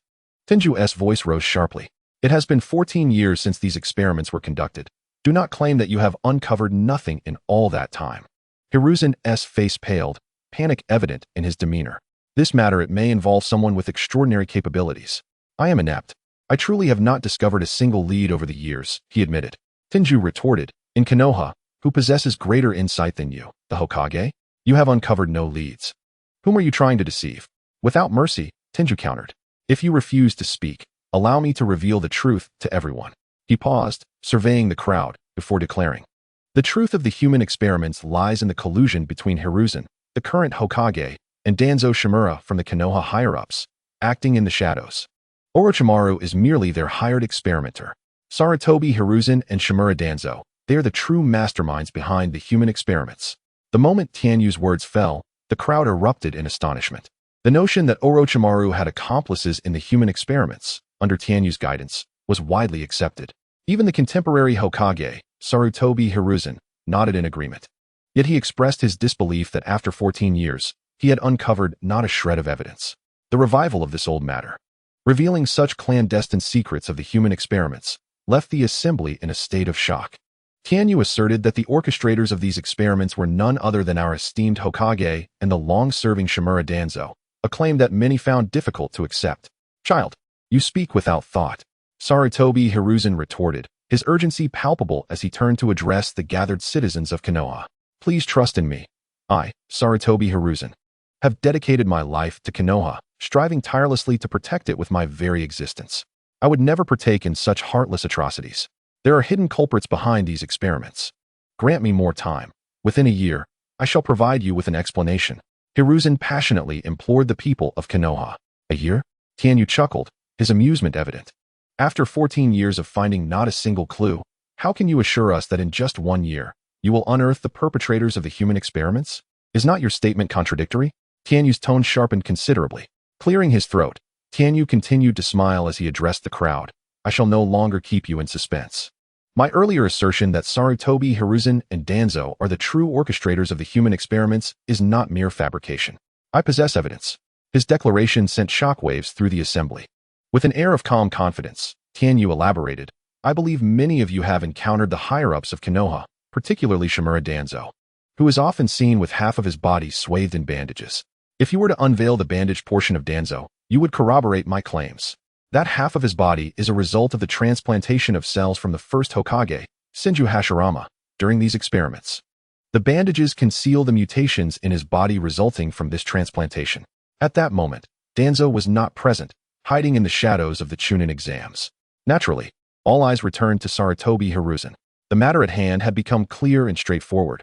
All that was required was to summon Danzo and have him unveil his bandages, allowing everyone in Konoha to discern the truth. Sarutobi Hiruzen's garments were drenched, soaked through with anxious perspiration. With a swift motion, he removed his ceremonial robe, exposing his frail, aged body to the citizens of Konoha. I bear no remnants of the human experiments conducted years ago. As for Danzo's involvement, I cannot ascertain. I will summon him now, and he shall, like me, reveal himself before all, allowing everyone to reach a conclusion. Driven to this point by Tianyu's pressure, Sarutobi Hiruzen was compelled to sever ties with his own dignity. Should it be true that Danzo possesses the cells of the first Hokage, as Tianyu claims? Even if Danzo is my closest friend, I will risk my life to bring him to justice for the sake of Konoha. With that, a ninja loyal to Hiruzen sprang into action, hastily departing from the Chunin exam venue, evidently tasked with locating Shimura Danzo. The citizens of Konoha held their breath in anticipation. They awaited a resolution, eager to witness whether Danzo bore the cells of the first Hokage. Chapter 159, The Fury of Senju Tobarama. How does he know these hidden truths? How does he know that Danzo's body is infused with the cells of the first Hokage? Orochimaru, is what Tianyu said true? Jiraiya asked, filled with hope yet tinged with melancholy. Having fought alongside Orochimaru and Tsunade, the legendary Sannin, through the blood-soaked trials of the Second Great Ninja War, Jiraiya had left Konoha in pursuit of Orochimaru after the outbreak of the human experiment scandal. As a brother who shared the trials of life and death, he found it hard to believe that Orochimaru could commit such acts. Now, Tianyu was vindicating Orochimaru. Jiraiya sincerely hoped that Tianyu's words were indeed true. However, one assertion made by Tianyu was particularly hard for Jiraiya to accept, that their mentor, Sarutobi Hiruzen, was the mastermind behind the human experiments. Jiraiya was at a loss. Yet, more than the rest of Konoha, he yearned for answers regarding the human experiments, prompting him to question Orochimaru further. You fool, Jiraiya. You have made no progress over the years. I have warned you repeatedly not to stand so close to me, Orochimaru disdainfully remarked. If you believe it to be true, then it is true. If you deem it false, then regard it as false. So is it true or false? Jiraiya pressed on. Orochimaru ignored him, leaving him to grapple with his own turmoil. Meanwhile, Tsunade remained silent. She had been close to Tianyu prior to this grand spectacle. He had confided in her about his plans, yet he had not mentioned the human experiments. Though Tsunade did not obsess over Orochimaru as Jiraiya did, her bond with him was still profound. She believed Tianyu's assertions, especially given his unwavering confidence in revealing Danzo's secrets. Tsunade's heart was heavy with the revelation that the orchestrator of the human experiments was, in fact, her own teacher, the third Hokage, Sarutobi Hiruzen. Her emotions were complex. While Tianyu had shared some details with her in advance, she had not anticipated Hiruzen's depravity to such an extent. Thankfully, she had resolutely chosen to side with Tianyu. And prior to the unfolding of this drama, he had specifically urged her to persuade Jiraiya. The sound of grinding teeth echoed in Tsunade's ears, prompting her to turn towards the source. Granduncle, what troubles you? I am fine. The reincarnated Senju Tobirama fumed, his forehead veins bulging, nearly shattering his own teeth with rage. Sarutobi Hiruzen. Excellent, excellent. My two disciples are truly commendable. Researching my brother's cells. How dare they desecrate my brother's remains? Tobirama's aura surged, sending a palpable warning to those nearby. He harbored some inexplicable brotherly obsession with the Uchiha clan. Had he known they were such individuals, he would have eradicated the Sarutobi and Shimura clans before Konoha was even established. Calm down. Granduncle, please calm down. Tsunade's chaotic thoughts were swept away by Tobirama's outburst. She found herself both amused and exasperated at her granduncle's childlike display of fury in public. Summoning Danzo? Given the enormity of this situation in Konoha, the word has spread far and wide. Do you think Danzo is unaware of the crisis at hand? Tianyu teased. As a senior figure in Konoha and your closest ally, do you truly believe he would remain in hiding, unresponsive to such turmoil? Shimura Danzo is likely already here. If you wish to locate Danzo, there is no need to send anyone to his residence. Danzo. Shimura Danzo. Tenju turned towards the audience of the Chunin exams and called out loudly. I know you are here. The entire village of Konoha is eagerly anticipating your appearance, so come forth. Tenju was quite certain that Danzo was present. Yet he also understood that at such a moment, Danzo would never show himself. To appear would mean to acquiesce to the demands of the crowd, and he had no desire to do so. Sarutobi Hiruzen, the third Hokage, and both the first and second Hokages had ample means to assist him in shedding his garments. Thus, Shimura Danzo would undoubtedly remain hidden. Revealing himself would not only expose the truth about his transplant of the first Hokage cells, but also unveil the entire row of Sharingan in his possession. Let alone Tenju's summons. Even if Sarutobi Hiruzen were to plead on his knees, Danzo would not emerge at such a critical juncture. To appear would mean certain death. TSK. Danzo remains elusive. I wonder if the people you dispatched will succeed in bringing him back, Tenju remarked pointedly. If Danzo cannot be found, I sense you might say, give me some time, and I shall provide Konoha with an explanation. Sarutobi Hiruzen fixed a menacing gaze upon Tenju. He heard the mocking and derisive tones in Tenju's words all too clearly. Yet he was powerless. Danzo would certainly not reveal himself. If he did, it would mean his demise, and Hiruzen himself would almost be unable to shake off the suspicions surrounding human experimentation. Should Danzo appear, he might even implicate Hiruzen, betraying him in the process. Hence, Hiruzen was not eager for Danzo to show himself. He was well aware that Danzo was present. His mention of sending someone to find Danzo was a covert signal urging him to remain hidden. At this moment, he truly found himself in a bind. He contemplated, much like Tenju had mocked him, that he would wait for the return of his envoy, who would report the inability to locate Danzo. Then soothe the people of Konoha with a promise that he would resolve the matter swiftly and provide them an explanation. You mustn't speak in such a manner. His character is commendable, and I trust him. When Danzo arrives, I shall have him disrobe and reveal all." Hiruzen responded in kind. He could only employ such tactics to buy time. "Is that so? Very well, let us set this matter aside for now," Tenju replied, his eyes twinkling with amusement. Seemingly unperturbed, Hiruzen's ploy did not prompt Tenju to hasten his determination to condemn him, for justice resides in the hearts of the people. Tenju's earlier remarks had already sown seeds of doubt and hesitation among those present. As for Danzo, he would inevitably make his appearance. He would ultimately be held accountable for Hiruzen's actions. But not now. Allowing this matter to rest for a while would do no harm. After all, there was another pressing issue awaiting Tenju's public address. Chapter 160. How will you handle this? Tenju turned, his gaze sweeping over the first, second, and fourth Hokages. With all the former Hokages present, I have a question to pose to you.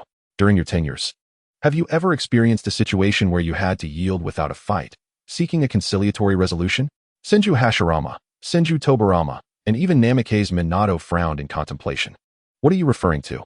8 years ago, a delegation from the Hidden Cloud Village visited Konoha and covertly abducted Hyuga Hinata, the heir to the Hyuga clan, with the intent to seize her Byakugan.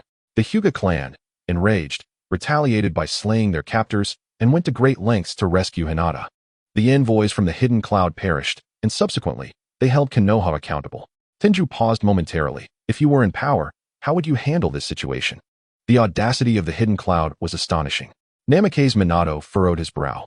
He had been an active participant in the Third Great Ninja War and was perhaps the most informed Hokage regarding the situation between Konoha and the Hidden Cloud. This should not be the case. The formidable Third Raikage was deceived and slain by the Tsuchikage of the Land of Earth. How could the Hidden Cloud dare to act so brazenly without their invincible Third Raikage? Minato expressed his confusion. While the Fourth Raikage was indeed fierce in Minato's eyes, he was merely ordinary.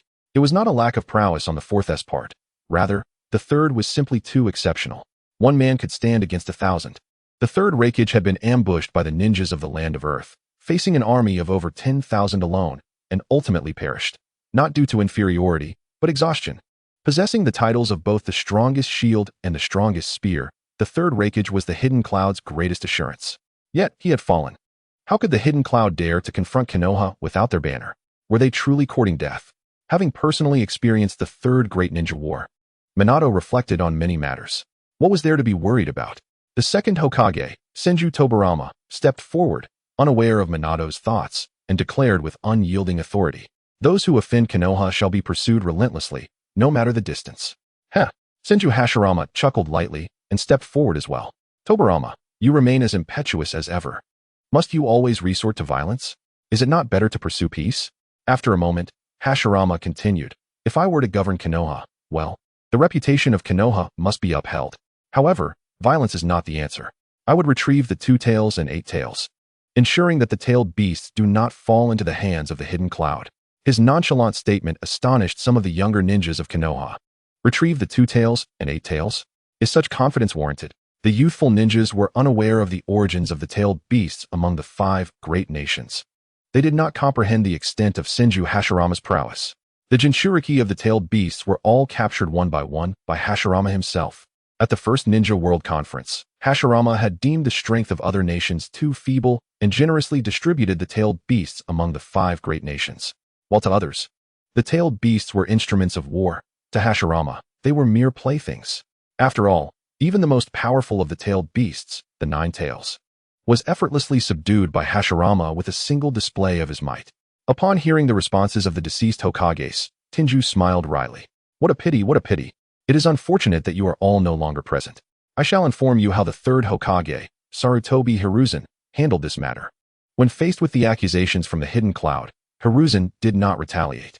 Instead, he ordered the head of the Hyuga clan, Hyuga Hayashi, to apologize to the Hidden Cloud by sacrificing his life. Tenju sighed, fortunate that the head of the Hyuga clan was a twin.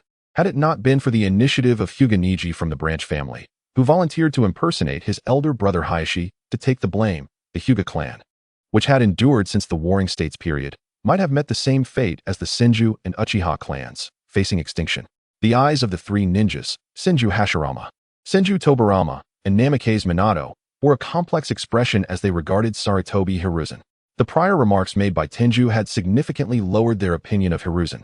But with the revelation regarding the Hyuga clan, The former Hokages realized a disheartening truth. The moral threshold of the third Hokage, Sarutobi Hiruzen, had no lower limit. It is all my fault, Senju Tobirama lamented. I should never have passed on the Hokage position to him. Even Danzo would have been a better choice than Sarutobi Hiruzen. In the shadows, upon hearing the second Hokage's remarks, Danzo felt a flicker of joy. Was his opportunity finally at hand? Not acting immediately and choosing to remain was indeed the right decision. Just wait a little longer. Perhaps there is still hope. Shimura Danzo thought to himself. I was left with no choice. Being Hokage is not an easy task. Sarutobi Hiruzen spoke urgently. As the Hokage, I must consider an overwhelming array of factors before making a decision. My actions are driven by necessity. Standing at the pinnacle of Konoha, I have devoted decades of diligent service to this village without a single complaint. Even when my eldest son, Sarutobi Shinji, sacrificed his life, I harbored no grievances. Konoha is my foundation, my home. My loyalty to Konoha is unwavering. I would gladly lay down my life to preserve its peace. Sarutobi Hiruzen proclaimed passionately. Upon mentioning his son's sacrifice for Konoha, even though he was at the mercy of Tenju, his heroic demeanor stirred sympathy in many. War is brutal. The Third Great Ninja War had recently concluded, leaving Konoha with devastating losses. I simply cannot allow the Fourth Great Ninja War to erupt again. I truly owe an apology to the Hyuga clan, but everything I do is for Konoha. Sarutobi Hiruzen's tone rose once more, casting himself as a reluctant figure. Yet Tenju mercilessly unveiled his facade. Are you still playing the role? While it is true that the Third Great Ninja War has just ended and Konoha has lost heroes, it is also true that the losses were not confined to Konoha. Tenju paused before continuing. All 5 great ninja villages participated. The third Raikage of the Land of Lightning perished in battle. The third Kusanagi of the Land of Wind, endowed with a unique bloodline, also fell. The Land of Earth suffered the loss of formidable shinobi like Meguro, Hoka, Oishi, and others from Iwagakure. In the Land of Water, the 7 ninja swordsmen saw 4 dead and 3 flee, with all their Umbu members perishing. Overall, Konoha incurred the fewest losses in this war. It can be said that Konoha emerged as the victor in the Third Great Ninja War. Moreover, in the aftermath, Konoha demanded substantial reparations from the other villages. Countless heroes paid with their lives and blood for a victory, only for you to demand that one of Konoha's mightiest forces submit to annihilation by the weaker side? Where is the logic in this? Where is the righteousness in your governance? Are you truly seeking peace, or are you intent on persecuting the Hyuga clan, wishing to see the clan leader beheaded and the Hyuga clan, leaderless, extinguished? Chapter 161, Confession. I am undoubtedly striving for peace, for the tranquility of Konoha. As its Hokage, how could I possibly persecute the Hyuga clan? Sarutobi Hiruzen retorted, his face flushed, his voice hoarse. The strength of Kumogakure is formidable. You, not being Hokage, cannot fathom these matters. But I assure you, my intentions are purely for Konoha's benefit. Huh, the might of Kumogakure? Tenju scoffed disdainfully. Do you truly believe me to be an ignorant 13-year-old? I was not born after the Third War. I am not merely speaking out of turn. If you wish to praise the Third Raikage strength, that is one thing. However, with his demise, how can Kumogakure still be considered powerful? You. Sarutobi Hiruzen faltered momentarily before slowly responding. The strength of a village cannot be gauged solely by the power of its leader. Furthermore, the Fourth Raikage is indeed formidable, quite comparable to the Third Raikage. Wait, the voice that interrupted was not Tenju's, but that of the Fourth Hokage, Minato Namikaze. The Fourth Raikage is the son of the Third Raikage, correct? He turned to Tenju, who nodded. Surely, the Fourth Raikage cannot compare to the Third Raikage. As a prominent figure from the Third War, Minato Namikaze was well versed in the realities of the time. I faced the Fourth Raikage in battle alongside the Eight Tails Jinchuriki. While their strength was considerable, it paled in comparison to that of the Third Raikage. During the conflict between Konoha and Kumogakure, I faced 2 opponents, the Fourth Raikage and the Eight Tails. Although there were no fatalities in that encounter, I held the upper hand throughout. 2 of them combined could not rival the might of the Third Raikage. Are you jesting? In the face of Minato Namikaze's scrutiny, Sarutobi Hiruzen felt a lump in his throat. The Third War has passed for over a decade. The current Fourth Raikage is not the same as before. Huh. Tenju could not suppress a derisive laugh. Do you even believe your own words? He countered Sarutobi Hiruzen. In the world of Hokages, age does not equate to strength. Look at Kakashi. He became a jonin at 12, and now, in middle age, remains merely a jonin, with hardly any advancement in strength. Compare that to Senju Hashirama and Uchiha Madara. They dominated the warring states in their youth. Is that something determined by age? After the Valley of the End battle, both Senju Hashirama and Uchiha Madara perished.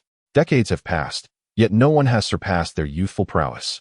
The world of Hokages is merciless. It is not enough to merely train hard. This world favors talent. Obito Uchiha, awakening the Mangekyo Sharingan, transformed from the weakest to the ultimate antagonist in the ninja world. Exemplifying this truth, Kakuzu, a remnant from the era of the first Hokage, became nothing more than a pawn under Obito's command.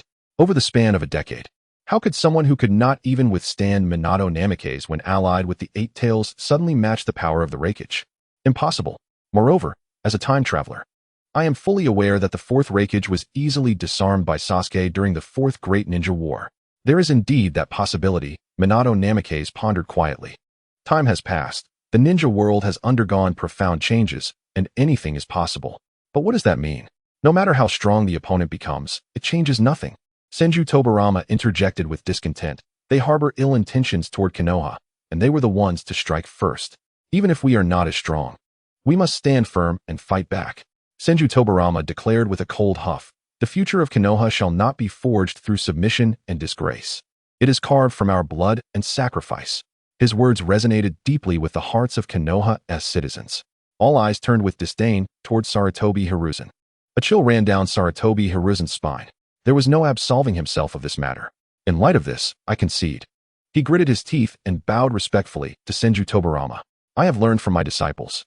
Since this matter cannot be justified, I shall admit my mistake rather than stubbornly cling to my position, which would only tarnish my image among the people of Konoha.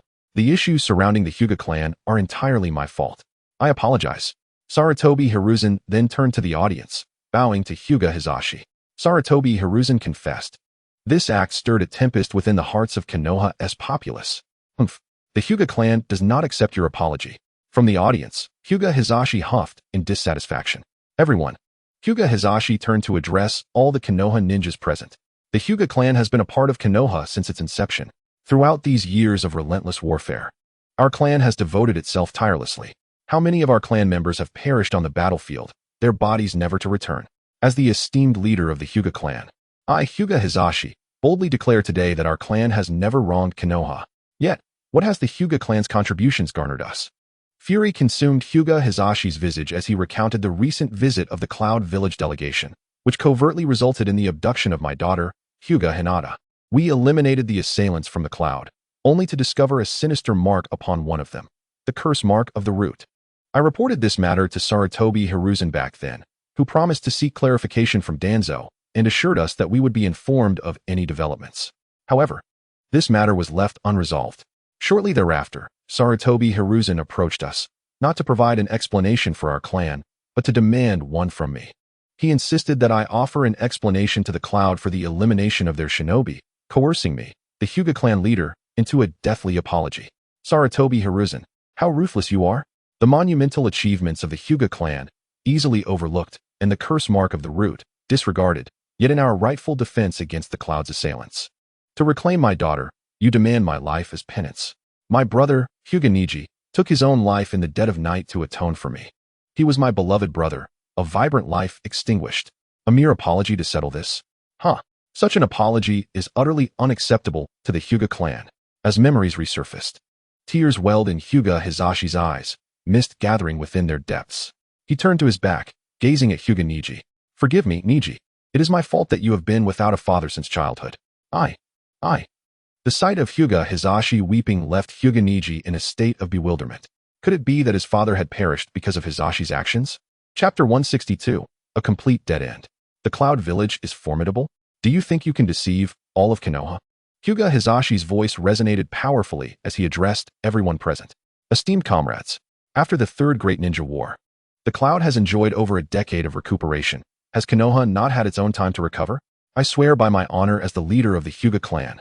The Cloud is not nearly as powerful as Sarutobi Hiruzen claims, nor as formidable as you all imagine. Sarutobi Hiruzen, he is but a coward.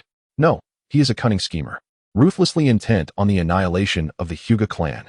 Upon hearing the words of Hyuga Hizashi, the esteemed leader of Konoha's strongest clan, the ninjas fell into a contemplative silence. How could they not believe him? Their revered Hokage had committed such acts. The despair among the ninjas and citizens of Konoha was palpable. as they faced utter disappointment in Sarutobi Hiruzen. When Hyuga Hisashi remarked on the years of recovery since the Third War, Tenju couldn't help but internally scoff. Indeed, there has been none. Other ninja villages were genuinely recuperating, but under Sarutobi Hiruzen's leadership, Konoha suffered the loss of countless prodigies, diminishing its strength. However, Tenju refrained from voicing his thoughts. After all, Hyuga Hisashi stood on his side. Why would he undermine his own position? Meanwhile, Sarutobi Hiruzen felt a chill as he acknowledged the abduction of Hyuga Hinata, unable to dispute the claim. Yet, Hyuga Hisashi continued to berate him, not just for the abduction, but also for revealing that one of the Cloud's delegation bore the curse mark of the root, exposing the darkness lurking in the shadows. Hyuga Hisashi, without hesitation, aligned himself with Tenju, bringing the matter to light, a move Hiruzen never anticipated. Did Hisashi not fear that, should he survive this ordeal, Hiruzen would seek retribution? As the leader of a prominent clan, how could he dare to be so reckless in his allegiance to Tenju? From the moment Hyuga Hisashi rejected his apology, Sarutobi Hiruzen sensed calamity. When Hisashi confronted him, he realized it was over. This time, evidence abounded, with the strongest clan in Konoha bearing witness. Moreover, having previously confessed to his misdeeds, Hiruzen understood that he was finished, completely done for. He could no longer shift the blame onto Danzo. As the minutes passed, he felt a chilling despair. Where are the people you sent to find Danzo? Where is he?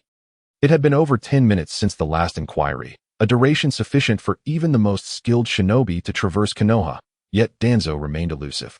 What are you plotting, Tenju?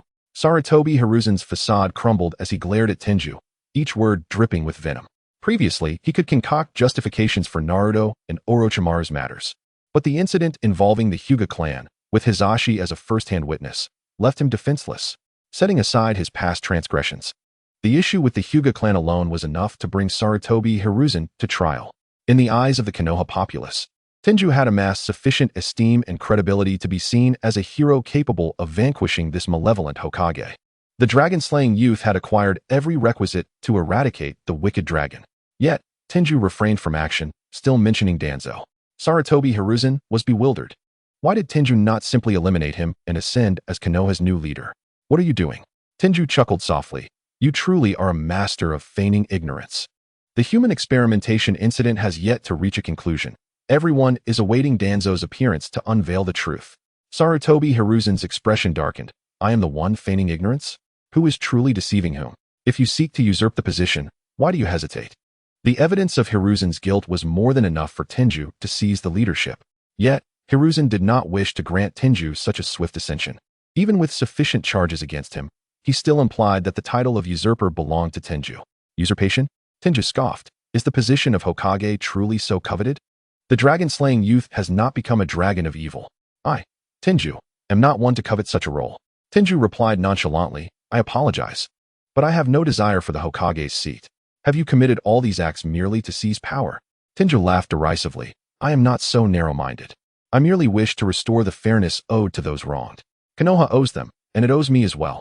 Tenju gazed intently at Sarutobi Hiruzen. The Book of Seals was stolen, and I pursued the perpetrator. Danzo attempted to ambush my family, but I arrived in time to thwart him. While I may not have shed blood for Konoha as you all have, I have indeed made my contributions. And you, Sarutobi Hiruzen, you, who are privy to the entire situation, did nothing, allowing Danzo to run rampant. As Tenju spoke, despite the Konoha populace's disillusionment with Sarutobi Hiruzen, they did not fully trust Tenju. After all, Tenju bore the banner of rebellion. This was merely his side of the story.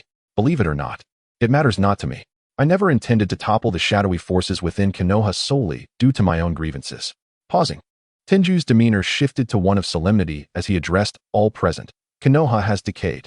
To heal Konoha, we must excise that festering root. Upon hearing Tenju's words, Sarutobi Hiruzen was filled with remorse. Was Tenju's boldness a direct response to the theft of the Book of Seals, for which he had failed to provide an explanation? Sarutobi Hiruzen felt regret wash over him. Had he managed this affair with greater decorum, perhaps such a dire outcome could have been averted. Sarutobi Hiruzen cast a complicated gaze upon Tenju. Do not look at me like that. Even without this incident, you cannot escape your fate. Even if Danzo had not ambushed his family, and even if Hiruzen had handled matters appropriately, the inevitable would still come to pass. With a deep camaraderie with Tsunade, and considering Naruto as a younger brother, it was needless to mention that Hinata was Tenju's girlfriend. Had this incident not occurred, Tenju would still have stepped forth, Albeit his approach may have differed, the result, however, was preordained. Where is Danzo? Shouldn't you provide us with an explanation? Tenju pressed assertively. Hiruzen, bewildered by Tenju's thoughts, merely shook his head. I do not know. Perhaps Danzo is not currently in Konoha, preoccupied with other matters. Hiruzen's expression darkened. He was acutely aware of his impending demise, yet chose to feign ignorance. Although he was fated to die, Hiruzen did not wish for Tenju to unveil more of the darkness surrounding him. Chapter 163. To kill you would be too lenient. Not in Konoha? How could Shimura Danzo possibly be absent from Konoha? Tenju shook his head. Danzo is not only in Konoha, he is present at the scene. He simply lacks the courage to show himself. Pausing momentarily, Tenju continued. He has not only transplanted the cells of the first Hokage, but has also grafted multiple Sharingan from the Uchiha clan. Tenju's declaration ignited a fervor among the crowd. Especially for Uchiha Sasuke, he gazed at Tenju in disbelief. The Sharingan. What nonsense are you spouting? The Uchiha clan has long been extinguished. How could Danzo possess a Sharingan? Hiruzen hurriedly refuted. He would die, but even in death, he wished for a semblance of dignity. Indeed, the Uchiha clan has been annihilated, Tenju stated seriously. Before their demise, the Uchiha were the most prominent clan in Konoha. One night, the son of their clan leader silently slaughtered the entirety of the Uchiha clan. A single youth, in less than a night, brought about the extinction of the once mighty Uchiha clan. Such a monumental event went entirely unnoticed by Konoha. This is even more bizarre than the human experimentation incident. Having spoken, Tenju cast a cryptic smile towards Hiruzen. All the citizens of Konoha turned their attention to Tenju, his vague remarks inciting a heightened eagerness to learn more. Hiruzen's clenched teeth revealed that he was aware of the implications behind Tenju's words. The uninformed populace found themselves ensnared in confusion. A singular thought surfacing in their minds. The Riddlemaker must perish. The night of the Uchiha clan's massacre was my dereliction of duty. I truly did not perceive the anomalies within the Uchiha clan. Hiruzen adamantly declared. Was it merely negligence? Did you not partake in the events surrounding the Uchiha clan's annihilation? Tenju teased. Hiruzen shook his head vigorously. I certainly did not participate. The perpetrator of the Uchiha clan's massacre, Uchiha Itachi, is indeed exceptional. Perhaps even superior to the Uchiha Madara of yore. He wore a lamenting expression. After all, Uchiha Itachi was not present here, unlike Hinata Hisashi, who might testify against him. What was there to fear? He could say whatever he pleased. In the shadows, Konan glanced at the silent Uchiha Itachi beside her, unable to discern any emotion upon his visage. She then turned her gaze to Obito, who noticed her scrutiny and curiously looked back at her. Konan exchanged a silent message with Obito. You've been called out, being compared unfavorably to Uchiha Itachi. Uchiha Obito's expression darkened. Really not involved? Not involved. You truly are a stubborn duck. Tenju chuckled softly. I have evidence, you know. He clapped his hands and called out, step forward. From the audience, an unassuming middle-aged man stepped onto the stage. With a sudden sound, a cloud of white mist enveloped him, transforming his appearance dramatically. A somewhat mature, black-haired youth devoid of his eyes now stood before the crowd. What? How could it be him? Uchiha Itachi, previously calm and expressionless when named by Hiruzen, now wore a face of astonishment. Gazing at the eyeless ninja, Uchiha Itachi softly uttered his name, Shursui. On stage, the eyeless Uchiha Shursui began to speak. Many may not recognize me. My name is Uchiha Shursui, a member of the Uchiha clan. The name Shursui of the body flicker was not insignificant, but time had altered his appearance slightly as he introduced himself to the audience. The truth behind the Uchiha clan's massacre. Just as Shursui began to speak, a thunderous voice interrupted. Enough. Do not continue. The speaker was Hiruzen, his face a mask of fury. Tenju, since you have found Shursui, why feign ignorance and question me about these matters? Tenju shrugged, just having a chat. It won't cost you anything. Hiruzen, panting heavily, retorted, it won't cost me anything? Indeed, it won't. But this is far more distressing than any cost. You. Hiruzen was so incensed by Tenju that he found himself at a loss for words. Even if he could speak, he was unsure how to navigate this incontrovertible evidence. Wait. What exactly does Tenju intend to do? The earlier revelations from the Hyuga clan were sufficient to condemn me to death. Now he is dredging up the ancient history of the Uchiha clan. Whether I die once or twice, my fate remains the same, death. If Tenju seeks the title of Hokage, he need not go to such lengths. If not for the Hokage position, what is Tenju truly after? Hiruzen raised his gaze once more to Tenju, realizing that Tenju maintained his nonchalant demeanor, absent of any lethal intent. This appearance suggested that he was not prepared to strike.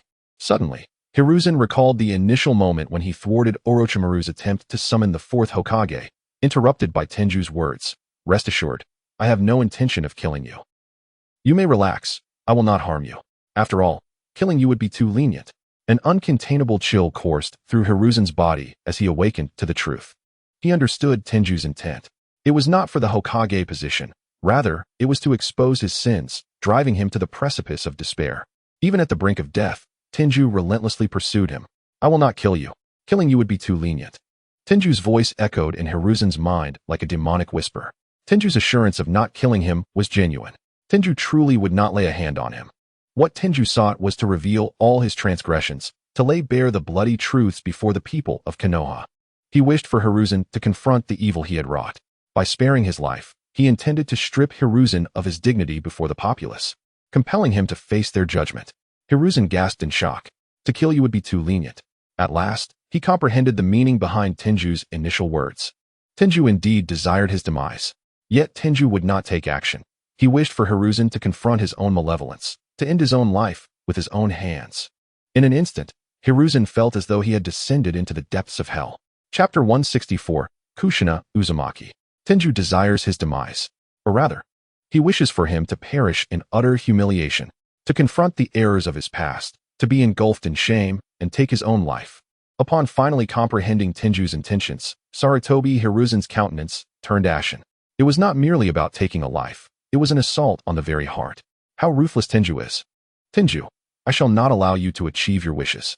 With those words, a torrent of chakra surged around Sarutobi Hiruzen, indicating that he was about to strike. The thought of dying in disgrace was unbearable for him. As long as Tenju had not yet presented conclusive evidence, the situation remained unresolved. Thus, Sarutobi Hiruzen's actions, albeit somewhat desperate, could still be justified as an attempt to quell a traitor. He was acutely aware that in his advanced age, he could not possibly match the youth and vigor of Tenju. However, to die in battle was far more honorable than to succumb to humiliation. With determination, Sarutobi Hiruzen unleashed a formidable amount of chakra. Wielding his Rui Jingu Bang, he charged towards Tenju at great speed. His strike was executed with all his might. Yet, Tenju stood unmoving, devoid of any defensive posture, merely smiling as he faced the oncoming assault from Sarutobi Hiruzen.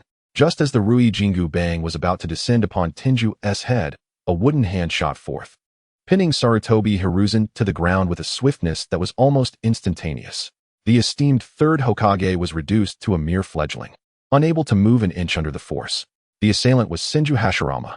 What do you intend to do, Sarutobi? Allow him to finish speaking. Senju Hashirama's face was a mask of fury. Upon learning of the Uchiha clan's annihilation and its connection to Sarutobi Hiruzen, his expression faltered, feeling even more distressed than when he had heard of the Senju clan's demise. It was over. There would be no way to explain this to Madara. This was the turmoil within Senju Hashirama's mind. It was finished. Everything was concluded. Sarutobi Hiruzen's face turned ashen, and he weakly muttered to himself. His initial charge towards Tenju had been a desperate plea for death. He had considered the possibility of being subdued by the first Hokage, but now he found himself immobilized, forced to accept Tenju's judgment. Sarutobi Hiruzen was despondent. At this juncture, he saw but one escape: suicide. Yet he could not allow it to appear as such. In the eyes of the people of Konoha, a death by self-inflicted shame would be the worst possible outcome, solidifying Tenju's accusations against him. He desired a semblance of dignity. Even in death, there must be decorum. He could not let it be evident that he had taken his own life. He needed to feign an unexpected demise. A sudden death, a tongue bite would not suffice, as it would result in blood spilling from his mouth. Thus, Sarutobi Hiruzen resolved on one final act. He held his breath, enduring the terror of asphyxiation, determined to suffocate himself. Without a single drop of blood, this was the only way to masquerade his end as a tragic accident. Days prior to the Uchiha massacre, as Sarutobi Hiruzen's rebellion was quelled, Uchiha Shursui, a witness, spoke up once more. The higher-ups of Konoha, specifically Shimura Danzo, approached me. Uchiha Sasuke was struck dumb, his expression one of disbelief as he absorbed Shursui's words. The truth? The truth behind the massacre? Wasn't he at Itachi? How could it be entangled with the Konoha elite?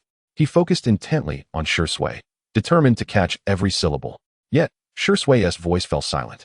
Tenju raised his hand, signaling Shursui to pause, for he had noticed the pallor of Sarutobi Hiruzen's face, marked with swelling from his self-imposed suffocation.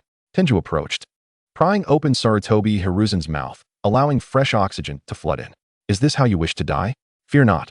I shan't allow your demise to be so swift. After holding his breath for what felt like an eternity, Sarutobi Hiruzen gasped in fresh air and began to cough violently. Tenju you? Sarutobi Hiruzen's eyes blazed with unmasked hatred, unwilling to grant Tenju the satisfaction of his demise. He would rather perish in glory than live in disgrace. With resolve shaping in his heart, Sarutobi Hiruzen commanded, Orochimaru, summon the rest. Tenju released his grip, calling out to Orochimaru with urgency. Observing Sarutobi Hiruzen's disheveled state, Tenju recognized that he had broken through Hiruzen's defenses. He needed to unveil everything while Hiruzen still drew breath. Orochimaru nodded, his hands forming the necessary seals as chakra surged around him. Suddenly, wooden coffins began to rise from the ground, and unlike those of the first, second, and fourth Hokages, these coffins bore no numerical markings. Yet, the number that surged forth was far beyond 3. At least a dozen coffins emerged.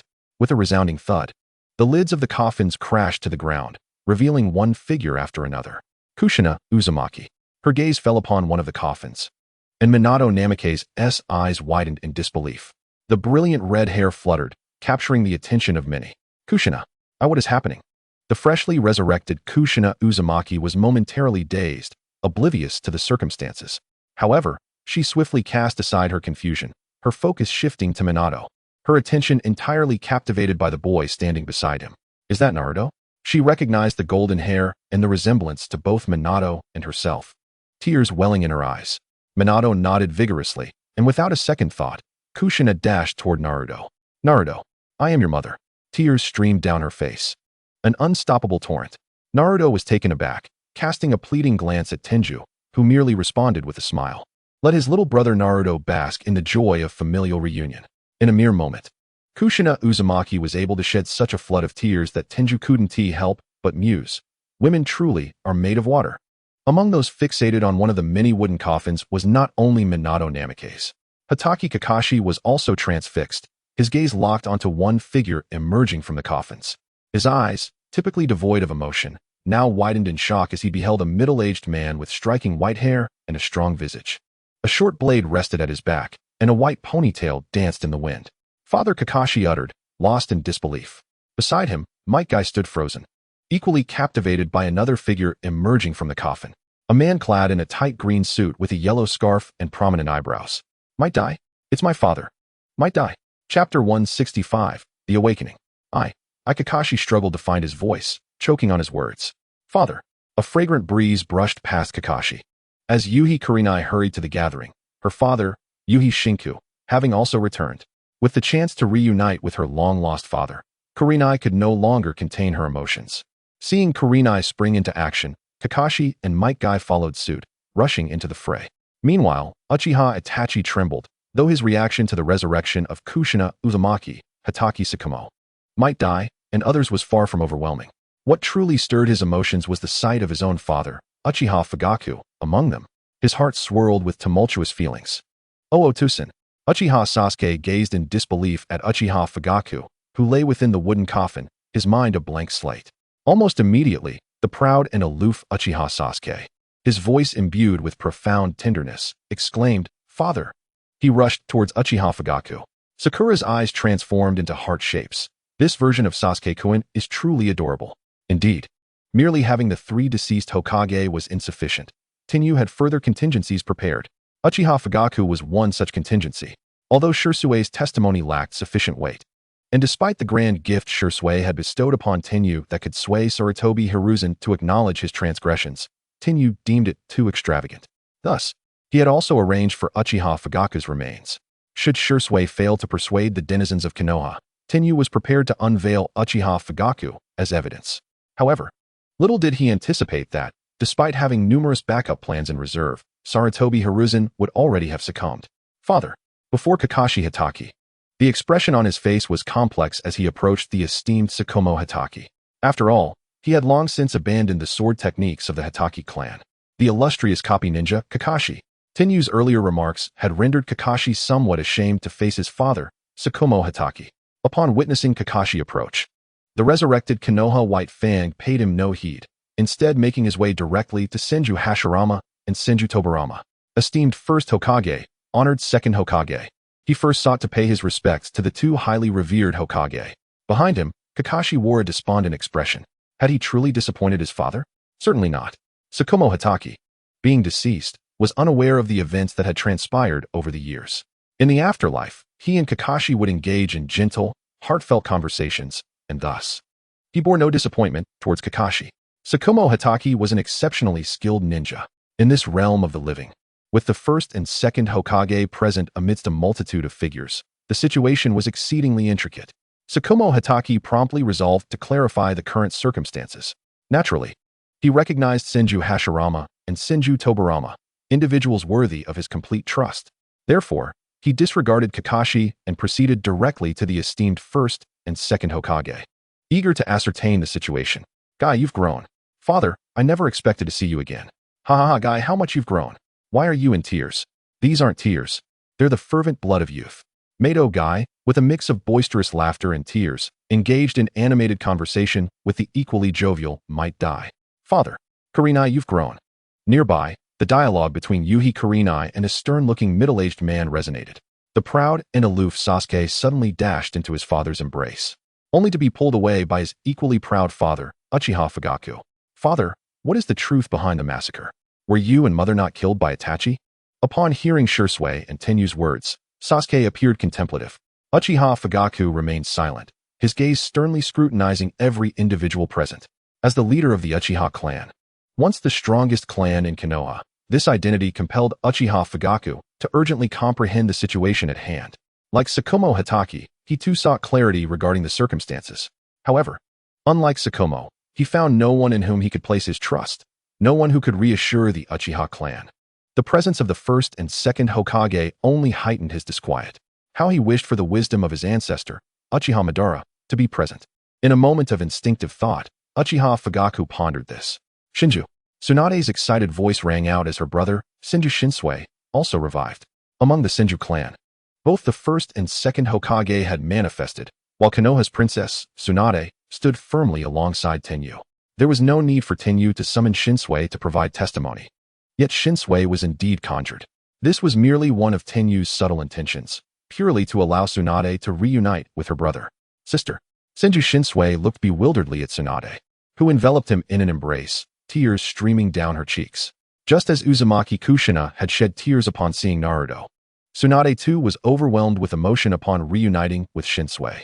Tenyu observed with a sense of wistfulness. Indeed, women are made of water. Grandfather, great-grandfather. Senju Shinsui's gaze fell upon the figures behind Tsunade, his confusion deepening.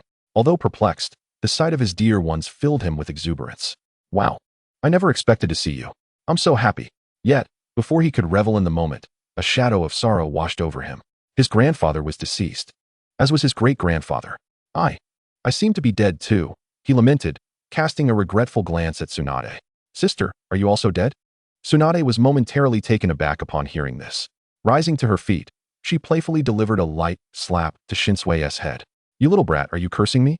Shinsui instinctively cradled his head, protesting. No, Tsunade, I was wrong. After a brief pause, silence ensued. Shinsui found it peculiar. Ordinarily, Tsunade would have playfully struck him a few more times. He cautiously looked up at Tsunade, sparkling tears glistening upon her delicate face.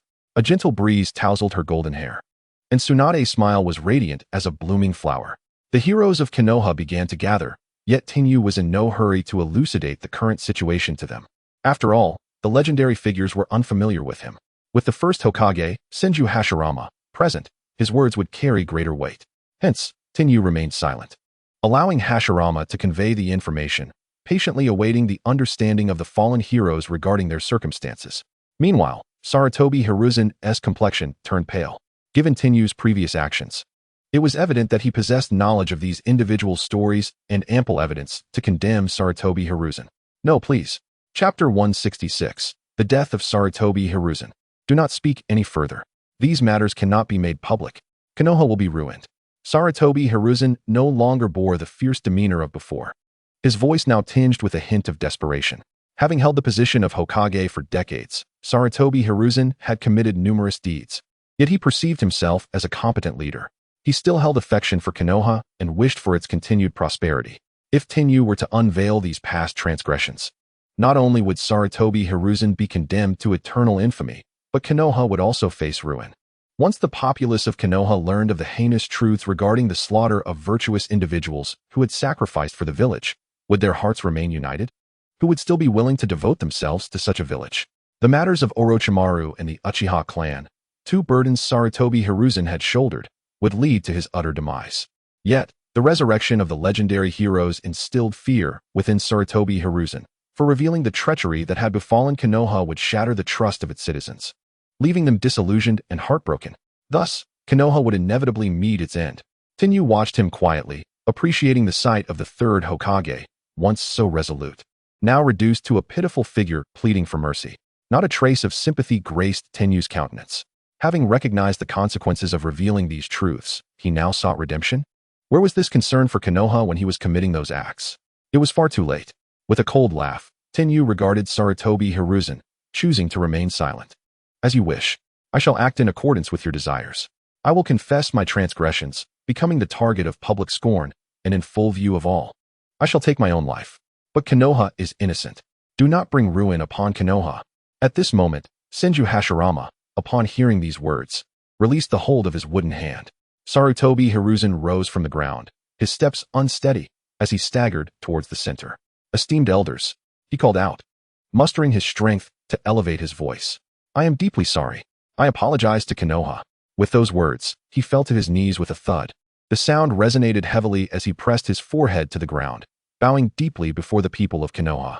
The incident concerning the Hyuga clan was entirely my fault. Gradually, he shifted his body on his knees, bowing once more before Hyuga Hizashi, offering another profound apology. Hyuga clan leader, I am truly sorry. After performing these acts, Hiruzen lifted his head and spoke again. I was indeed aware of the human experiments conducted back then, and I was complicit. He knelt once more, this time bowing his head before Orochimaru. Orochimaru-sensei, I am sorry. Hiruzen's actions astonished everyone present. Witnessing his abject humility, they found it difficult to sympathize with him, for his words had laid bare his dark sins. His posture was so low that it was astonishing. Who would willingly adopt such a stance? All he hoped for now was that Tenju would refrain from revealing further truths and would not bring destruction upon Konoha. This was his final wish, for which he was prepared to present himself in such a manner. The Uchiha clan's massacre indeed harbored hidden truths, and I am affiliated with them. He turned to the blind Uchiha Shursui and bowed his head, then turned to the resurrected Uchiha Fugaku, offering another apology. I am sorry to the Uchiha clan. Next, he faced his teacher, Senju Tobirama, and the first Hokage, Senju Hashirama. I am also sorry to the Senju clan for the massacre. Thud, thud, thud. Hiruzen struck his head against the ground until it bled. After completing these acts, he gazed at Tenju. Tenju, I apologize. You have devoted yourself to Konoha, while I allowed Danzo to wreak havoc upon it, threatening your family. It is all my fault. I am an unworthy Hokage. With that, Hiruzen bowed deeply to Tenju once more, for among all present, it was Tenju's satisfaction he most desired. Only if Tenju was content would he refrain from revealing more darkness, preventing Konoha from facing utter ruin. Observing Hiruzen's demeanor, Tenju remained silent, watching as Hiruzen performed his lament. In the end, Hiruzen turned to Naruto, to Minato, and to Kushina. Naruto, I am sorry for your grandfather. Minato, I apologize to your family. Thud, thud, thud. Hiruzen bowed 3 times before Naruto's family. Kushina instinctively shielded Naruto. Having gleaned the situation from Minato, she glared at Hiruzen. How shameless of you to call yourself a grandfather. Naruto has no elder like you. After a brief pause, Hiruzen finally spoke. Forgive me, Naruto. He felt that the family he owed the most to was indeed Naruto's. To this, he added, on the night of the Nine-Tails attack. It was not I who leaked the specific time of your birth, Kushina. The calamity of the Nine-Tails was due to the fact that Kushina gave birth to Naruto when the seal was weakest. At that vulnerable moment, enemies struck. The night of the Nine-Tails also harbored darkness. Tenju had refrained from mentioning this, as he could not confront Uchiha Obito without evidence. Yet now, Hiruzen chose to disclose this matter willingly. Over the years, I have investigated. The one who leaked the time of Kushina's childbirth was Danzo. What? Gasps of shock reverberated among those present. The night of the Nine-Tails was the most recent calamity Konoha had faced. They remembered it vividly. The night of the Nine-Tails was, in their hearts, Konoha's greatest misfortune. And now, the greatest misfortune had been caused by one of their own? How could they not be astonished? Countless Konoha ninjas risked their lives outside, striving to improve Konoha's fate, while those within the village resorted to underhanded tactics that led to its suffering. Their hearts ached. Having revealed this truth, Hiruzen did not observe the reactions of Minato's family, whether they softened towards him. He was ready to depart. He shifted to his knees once again. Addressing the people of Konoha, "I am sorry, everyone. I apologize to Konoha. I am not a competent Hokage." With that, he produced a dark kunai. "I have no face to show you." With a swift motion, Hiruzen plunged the dark kunai into his own chest, piercing his heart. Blood spilled from the wound. The chakra surrounding Hiruzen dimmed, slowly losing its vitality. Coughing, blood trickled from the corner of his mouth. "Having committed so many wrongs, I can only atone with my death. I hope you can forgive me." Hiruzen's life force waned rapidly.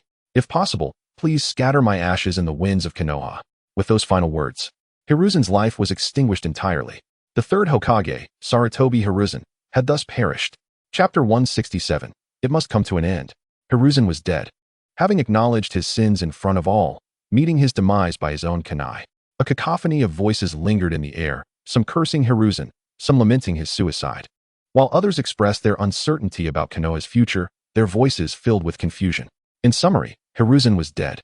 His final wish was that Tenju would not reveal any more truths. Hoping for his ashes to be carried by the winds of Konoha, would Tenju fulfill Hiruzen's dying request? No. Hiruzen had died, just as Tenju had envisioned, ending his own life. Yet, Konoha, long decayed, must shed its rotten roots to rejuvenate. Esteemed elders, although Sarutobi Hiruzen has passed, the matter is far from over. Tenju's voice rang out. Having grown within Konoha and established connections with its people, Tenju held affection and a sense of belonging to Konoha. He still cherished Konoha. The Konoha that had been corroded by Hiruzen and Shimura Danzo resembled a terminally ill patient. To save Konoha and restore its vitality, Tenju must administer drastic measures. He would unveil the darkness of Konoha, one by one. The bloody truths, though difficult to accept, would foster growth. The former clan leader of the Hatake clan, known as the White Fang of Konoha, who instilled terror in the hearts of enemies, Hatake Tsukumo, stood here now. Surely, many would still remember the White Fang of Konoha. In his time, Hatake Tsukumo chose to save his comrades over completing missions, only to be slandered and driven to suicide. Now, aside from the deceased Hiruzen, all previous Hokage were present. You can ask the past Hokage, was Hatake Tsukumo truly in the wrong? Tenju's commanding voice struck heavily in the hearts of the Konoha populace. "Tsukumo, you." Upon hearing Tenju's words, the first and second Hokage finally understood the circumstances surrounding Hatake Tsukumo's death. "You have endured much, Hatake Tsukumo." Both Hokages sighed, and then Senju Hashirama stepped forward. Addressing the people of Konoha, "I believe that Hatake Tsukumo did not err in abandoning his mission to save his comrades. Rather, he deserves commendation. We are unaware of the sacrifices he made and the losses he incurred in the past, yet Senju Hashirama stands here to vindicate him. Gentle and great. That is the essence of Senju Hashirama. Should Konoha's White Fang truly be condemned? Should he truly endure scorn and slander from the citizens of Konoha? No, it should not be so. Both missions and comrades hold equal significance. None can definitively declare right from wrong." At this point, Tenju paused. Moreover, it must be noted that Hatake Tsukumo was deliberately sabotaged. The very person whom Tsukumo saved by abandoning his mission later emerged to unjustly berate him for his choice, causing countless citizens of Konoha to follow suit. I have discovered that this individual is connected to the higher echelons of Konoha. With that statement, Tenju had already made his point. After all, Sarutobi Hiruzen has already taken his own life, and no one remains to confront Tenju. Even if evidence were presented, it would be twisted by those with ill intent. He simply stated, "Believe it or not, the choice is yours. My teacher, Might Gaia's father, might die?" With a shift in focus, Tenju mentioned a second individual. How remarkable. A mere genin encountering the legendary 7 ninja swordsmen of the mist in a war zone. And all 7 at that. Truly a rare occurrence. Tenju once again took on the role of a riddle maker. A genin, alongside his son's genin team. Managing to attract the attention of all 7 swordsmen. What an honor. And yet, this very genin managed to defeat 4, while 3 fled. Do you not perceive the discrepancies here? 1 against 7, with 4 defeated and 3 escaping. How can Might Dai, possessing such formidable combat prowess, merely be a genin? Is the pride of the mist, the 7 ninja swordsmen, truly so ineffectual? At this juncture, the topic reached its conclusion. Having highlighted so many incredulous points, it is evident to anyone that something is amiss. The same applies to the Yuhi clan's Yuhi Kurenai. A genius ninja who thrived during the era when the Uchiha clan had not yet perished, and yet met a silent demise on the battlefield? Do you find that reasonable? Is the Uchiha clan so feeble that they could not suppress even a common soldier on the battlefield? Sarutobi Hiruzen is dead, and Tenju need not elaborate further. It is time for this chaos to cease. Hinata, quickly acknowledge each of our brave heroes. In the midst of the crowd's contemplation, Tenju suddenly called out. Whoosh whoosh. A masked young woman with purple hair appeared before Tenju. Captain Mayu. Ah, it's her, Tsunade exclaimed. Previously, Tsunade had noticed the Umbu entering and exiting Tenju's room, feeling a strange familiarity that she could not quite place. Now, with Tenju calling her name, Hinata's figure was fully revealed before Tsunade. She understood where that sense of familiarity originated. This was a member of Tenju's Umbu squad during his covert operations. Is everything all right on the sunny side and the island? Tenju inquired. Are we moving out now? Hinata asked. Tenju nodded. Understood. After receiving the command, Hinata let out a sharp whistle. Boom, boom. Suddenly, two explosions erupted at the Chunin exam venue. A group of unfamiliar ninjas, never before seen in Konoha, revealed themselves. They were the ninjas summoned by Danzo. Captain Mayu. 2 kilometers northwest, there's another enemy stronghold gathering, shouted the masked show. Beside him, another masked figure, Kaido, appeared. Captain Mayu. We discovered a sealing array beneath the entrance of the Chunin exam participants. Danzo must be hiding there. Indeed, these individuals were all former members of Tenju's Umbu team. After returning from the Land of Hot Water incident, while Sho and Kaido were not mistreated by Tenju, Sarutobi Hiruzen had not provided them with any opportunity. With their prospects bleak, they chose a different path and joined the higher echelons of Konoha under Danzo's route. Following the sealing book incident, upon joining route, they learned that Danzo had launched a surprise attack on Tenju's home, leaving them astonished. Tenju had rescued them after they acted recklessly in the Land of Hot Water, and he did not seek retribution afterwards, filling them with gratitude. Faced with Tenju, they felt remorse and dared not act against him. Following the sealing book incident, the root members had significantly dwindled, and Danzo, lacking personnel, had lowered his recruitment standards, allowing Sho and Kaido to join subsequent plans. Thus, upon receiving word, Sho and Kaido first consulted with Hinata, and the three made their way stealthily to Tenju's residence to relay Danzo's schemes to him. This was their act of gratitude. Chapter 168. Ah-Fei, your old rival is entrusted to you. Possessing the Byakugan, Sho uncovered the location of Danzo's hidden operatives and ignited the stronghold of the infiltrators. Shadows danced as those not of Konoha revealed themselves, prompting Konoha's ninjas to spring into action. Though Danzo had gathered a considerable number of people, they were but a mere fraction compared to the multitude of Konoha ninjas. In a short span, the infiltrators exposed by Sho found themselves encircled by layers of Konoha ninjas. Among this group, half had been recruited with funds from Danzo's underground dealings. Faced with the overwhelming numbers of Konoha, they surrendered without resistance, standing still in place. Of course, not to mention the sheer number of Konoha's shinobi, they also had their Hokages present. The first, second, and fourth Hokages were here. What was there left to play at? Their only hope of survival was to confess everything and plead for mercy from Konoha.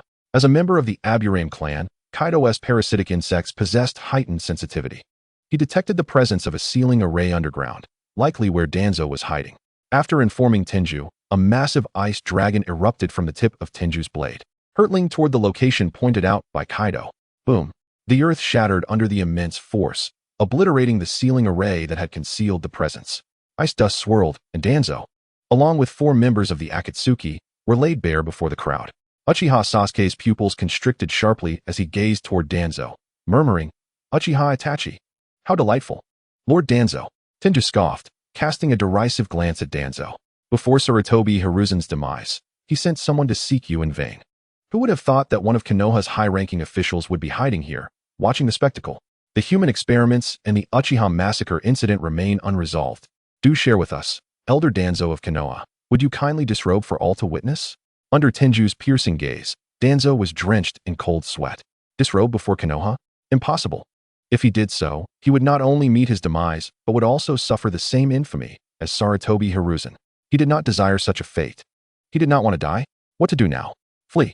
Danzo muttered to those beside him. Could they escape with so many eyes upon them? Konan spoke up, her expression impassive. She felt a sense of indignation. They should have acted amidst the chaos when Kisame suggested it earlier.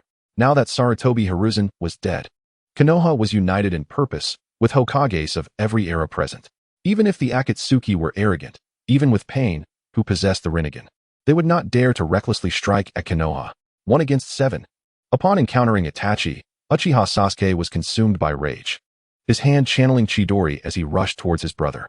Itachi, provide me with an explanation. Having gleaned fragments of the truth regarding the Uchiha clan's massacre from Tenju, Sasuke was aware that Itachi harbored secrets.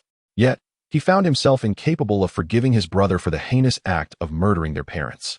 Witnessing a mere genin from Konoha, brimming with murderous intent, daring to confront the 4 members of the Akatsuki, along with Danzo, Kisame's facial muscles twitched in disbelief. This young man appeared rather foolish. He turned to Itachi and remarked, "Your brother is nothing like you. Are you truly siblings? One is a dullard, while the other possesses great intellect." Kisame had ample reason to suspect that Itachi and Sasuke were not of the same lineage. Itachi remained silent, his words terse. Silence. Meanwhile, Tenju swiftly grasped Sasuke, who was intent on unleashing Chidori and sprinting towards Itachi. "Calm yourself." Tenju shook his head, bemused by Sasuke's irrational obsession with his brother. Throughout their time at the Ninja Academy and during the Chunin exams, Sasuke had proven to be an exceptionally capable and astute ninja. Yet, upon seeing Itachi, he lost all semblance of reason. "Let go of me. I must confront Itachi. He owes me an explanation." The usually composed Sasuke exhibited madness. With a hand pressed to his forehead, Tenju felt a sense of helplessness. All right, I will take you there, but do not act recklessly." As his words fell, a kunai was hurled towards Danzo of the Akatsuki. In a swift motion, Tenju and Sasuke appeared atop the kunai. "What is this?" Minato, the 4th Hokage, stared in astonishment at Tenju. He was all too familiar with this jutsu. Flying Thunder God. "We should move as well." Beside him, the 1st Hokage, Hashirama Senju, commented before hastening to join Tenju.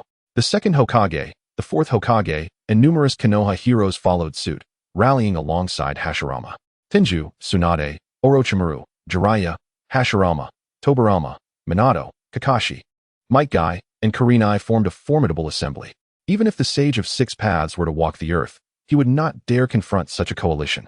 Not to mention the elite ninjas from various clans in Konoha who were observing them. "Flee, we must escape." Danzo's face was etched with fear. He felt he was on the brink of death. His survival depended entirely on the performance of the Akatsuki. "Kisame, your old rival, Hashirama Senju, will be your responsibility. Hold him back." Kisame turned to face Obito. This fellow was unexpectedly adept at concealing his abilities. However, he held no suspicions about Obito's identity as Uchiha Madara. Hashirama Senju's old foe? Nonsense. Who says it must be Madara? After all, there had previously been a case of Kakuzu, who had engaged Hashirama from 800 miles away. With Kakuzu as a precedent, Kisame felt no surprise at Obito being labeled as Hashirama's old rival. Upon hearing Konan's arrangement, Obito felt immense pressure. He longed to refuse, to reject Konan's proposition. Who was Hashirama Senju? The 1st Hokage. Capturing tailed beasts was as effortless as catching chicks. He had once beaten Uchiha Madara to the point of incapacitation, with Madara relying solely on the Outer Path's golem to sustain his life. He, Uchiha Obito, had no desire to confront such an illustrious figure. Yet, in Konan's eyes, he was merely the young man of the Akatsuki, Uchiha Madara. He could not refuse. As figures rushed forward, they surrounded the Akatsuki members and Danzo. A teasing smile appeared on Tenju's face. "Danzo, do you truly believe you can escape?" Cold sweat trickled down Danzo's brow. Faced with Tenju's inquiry, he remained silent. "You." Beside Tenju, Jiraiya looked at Konan with a puzzled expression, sensing a strange familiarity. Gazing at Jiraiya, Konan offered a rare smile. "It has been a long time, Jiraiya-sensei." Boom. Jiraiya's mind exploded with realization. You are Konan?" he exclaimed in astonishment. At that moment, Konan unleashed hundreds of explosive tags, igniting them. Boom. The deafening explosion engulfed the surroundings in flames, momentarily blinding everyone. Seizing the opportunity, Konan led the Akatsuki members, with Danzo trailing behind, in a desperate escape. Each member of the Akatsuki was formidable, yet the resurrected heroes summoned from the impure world reincarnation within Konoha were even more powerful. They had scarcely fled when the 1st Hokage took the lead, flanked by countless undead soldiers, blocking their path. "We've been intercepted." "Konan, how could you?" Jiraiya struggled to articulate his disbelief, still grappling with the fact that the child he once saved had allied with Danzo. Tobirama stepped forward, addressing Konan. "Young lady, your use of explosive tags is quite intriguing." Tobirama's praise was sincere. Shikamaru's gaze was fixed intently on Danzo, akin to a hunter stalking its prey, as he spoke in a low voice. Danzo, strip off your garments. Let us see if you possess the first Hokage's cells or the Uchiha Sharingan. Tenju smiled, choosing not to interject, instead relishing the sight of Danzo's agonizing struggle. Ding. Mission issued. Eliminate Shimura Danzo. Mission reward. One-hit kill Muramasa. A voice resonated in Tenju's mind. However, he did not rush into action. He found enjoyment in observing Danzo's torment. Escaping from the heroes of Konoha would be no easy feat. Reluctantly, Conan issued the order, scatter and flee. Act according to the situation. With a flurry of movement, the 4 members of the Akatsuki, along with Danzo, scattered in 5 different directions. The Konoha ninjas also sprang into action. Obito felt a surge of joy. A bit of chaos is beneficial. The more chaotic, the less likely I am to face Hashirama Senju. Just as Obito reveled in this thought, a dark, peculiar kunai materialized before him. Almost instantly, a golden figure appeared. Oh, the one who claims to be Uchiha Madara. Where do you think you are going? The newcomer was none other than Minato Namikaze, who had been fixated on Obito since his emergence. He could never forget the mysterious figure behind the mask, the main culprit of the Nine Tails attack. Facing Minato, Obito's expression darkened. He was reluctant to engage in combat with the astute 4th Hokage. On the night of the Nine Tails, even with his unfathomable space-time jutsu at his disposal, he had still been struck by Minato's Rasengan. That experience had been far from pleasant. His teacher, Minato, was incredibly perceptive, capable of identifying his vulnerabilities during their initial encounter, inflicting harm upon him. Now, it was not the night of the Nine Tails. Kushina could not serve as Minato's weakness. Obito thought to himself, even when facing the first Hokage, he would prefer not to confront Minato, who was well aware of his weaknesses. At that moment, an excited voice broke through his thoughts. Uchiha Madara. Hashirama's eyes sparkled as he approached Minato, his gaze burning with eagerness as he fixed it on the masked Obito. You are Madara. Hashirama's eyes gleamed with excitement as he inquired of Obito. Chakra perception allows one to discern the identity of others. However, Uchiha Obito has subtly altered his own aura, making it such that even when standing before Kakashi, Kakashi is unable to ascertain his identity through chakra. Faced with the inquiries from the first Hokage, Senju Hashirama, Obito finds himself in a quandary, unsure whether to continue masquerading as Uchiha Madara. Before he can voice his thoughts, Hashirama approaches him, his nose twitching as though he is scenting something. You are not Madara, Hashirama states with a tone of certainty. The excitement that once adorned his face vanishes, replaced by an overwhelming sense of disappointment. The scent of Madara is not one that belongs to you. Obito is taken aback. Can this truly be? He wishes to inquire. First Hokage, what remarkable sense do you possess that allows you to unveil my identity? Nearby, Minato Namikaze is equally astonished by Hashirama's actions. However, he quickly regains his composure. First Hokage, this man is responsible for the deaths of Kushina and me. Allow me to handle him. Minato asserts with a grave tone. Yet, Hashirama shakes his head. He has misappropriated Madara's name for nefarious deeds. I cannot overlook this, nor can I stand idly by while Madara is slandered. Obito feels a deep sense of distress. It is truly agonizing. Among the 3 legendary Hokage present, he finds himself targeted by 2 at once. He cannot discern whether to consider it an honor or misfortune.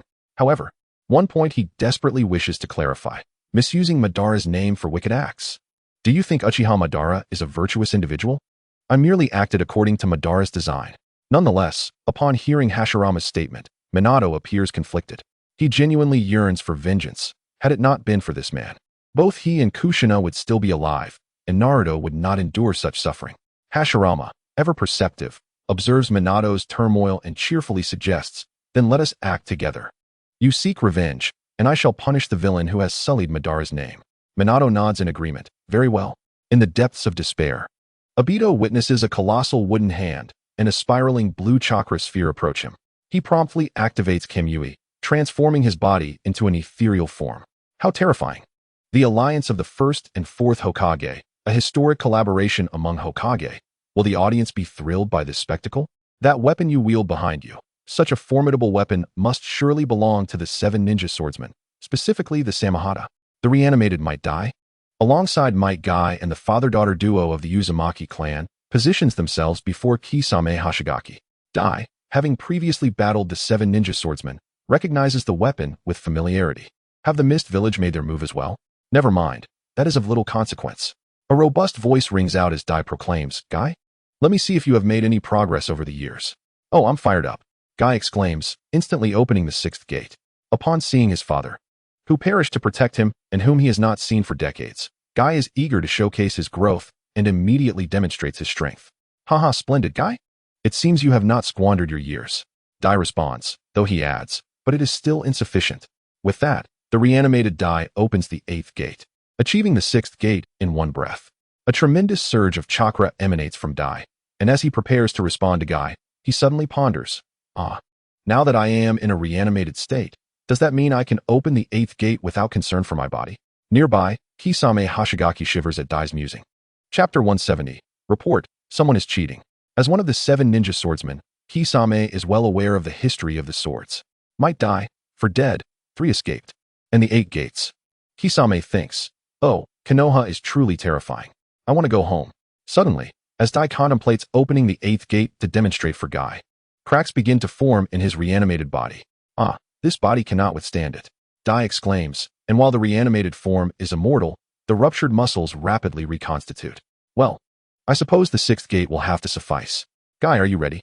He shouts to his son, eager to compete and see who can make the enemy falter more. With that, Dai launches himself like an arrow towards Kisame. With a thunderous impact, the force of Dai's assault sends Kisame flying, unable to react in time. Father, watch me, Guy shouts, unleashing a technique from behind, Konoha Hurricane. Kisame, still airborne from Dai's blow, suddenly feels a powerful force strike him from behind, altering his trajectory towards the heavens and the blazing sun. Tears well in his eyes as he, a tailless beast, is treated like a volleyball. Boom, boom, boom. Explosions erupt in one direction of Konoha, flames soaring skyward in relentless waves. Second Hokage, please hold back and spare her life. Jiraiya pleads anxiously at the edge of the battlefield, addressing Senju Tobarama. Konan is a good girl. She must have her reasons for acting this way. I implore you, Second Hokage, show mercy. The response to Jiraiya's plea is the incessant sound of exploding tags. Gazing at the veritable cloud of white paper sheets, he realizes these are an immense quantity of explosive tags. A glimmer of admiration appears in Tobarama's eyes. Little girl, you wield explosive tags quite adeptly. Do not disappoint me. Explosive tag multiplication technique. Boom, boom, boom. The explosions continue unabated, prompting Jiraiya to stomp in frustration. The second Hokage has requested restraint. Why is the initial move still so overwhelming? Even if you refuse to show mercy to Konan, at least spare Konoha. Explosive tag multiplication. It is said to be a forbidden technique that can summon countless explosive tags. Are you not concerned about obliterating Konoha? Jiraiya exclaims, hastily producing a multitude of scrolls and laying them on the ground, forming a faint layer of yellow defensive barrier to shield against the relentless explosions.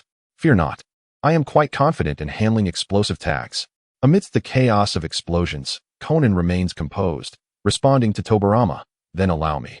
With a wave of her hand, the multitude of white paper sheets surges towards Tobarama. Boom, boom, boom. Each sheet transforms into an explosive tag, igniting itself and causing violent detonations. Explosive tag multiplication, technique of the paper god. Both sides are experts in explosive tags, and the cacophony of explosions reverberates in a continuous loop. Jiraiya, overwhelmed, shouts, someone from the barrier team in Konoha, come assist me. I cannot hold this alone. Hurry, or Konoha will be obliterated. Had Akatsuki's Kakazu been revived to witness the conflict between Konan and Tobarama, he would surely be furious. Wastrels. You are all wastrels. Explosive tags are a precious currency in the ninja world. They can fetch a tidy sum. And here you are, igniting an uncountable number of explosive tags, as if it were a mere contest of strength. No, this is a competition of wealth. The confrontation between Konoha and Akatsuki unfolds. A battle of riches.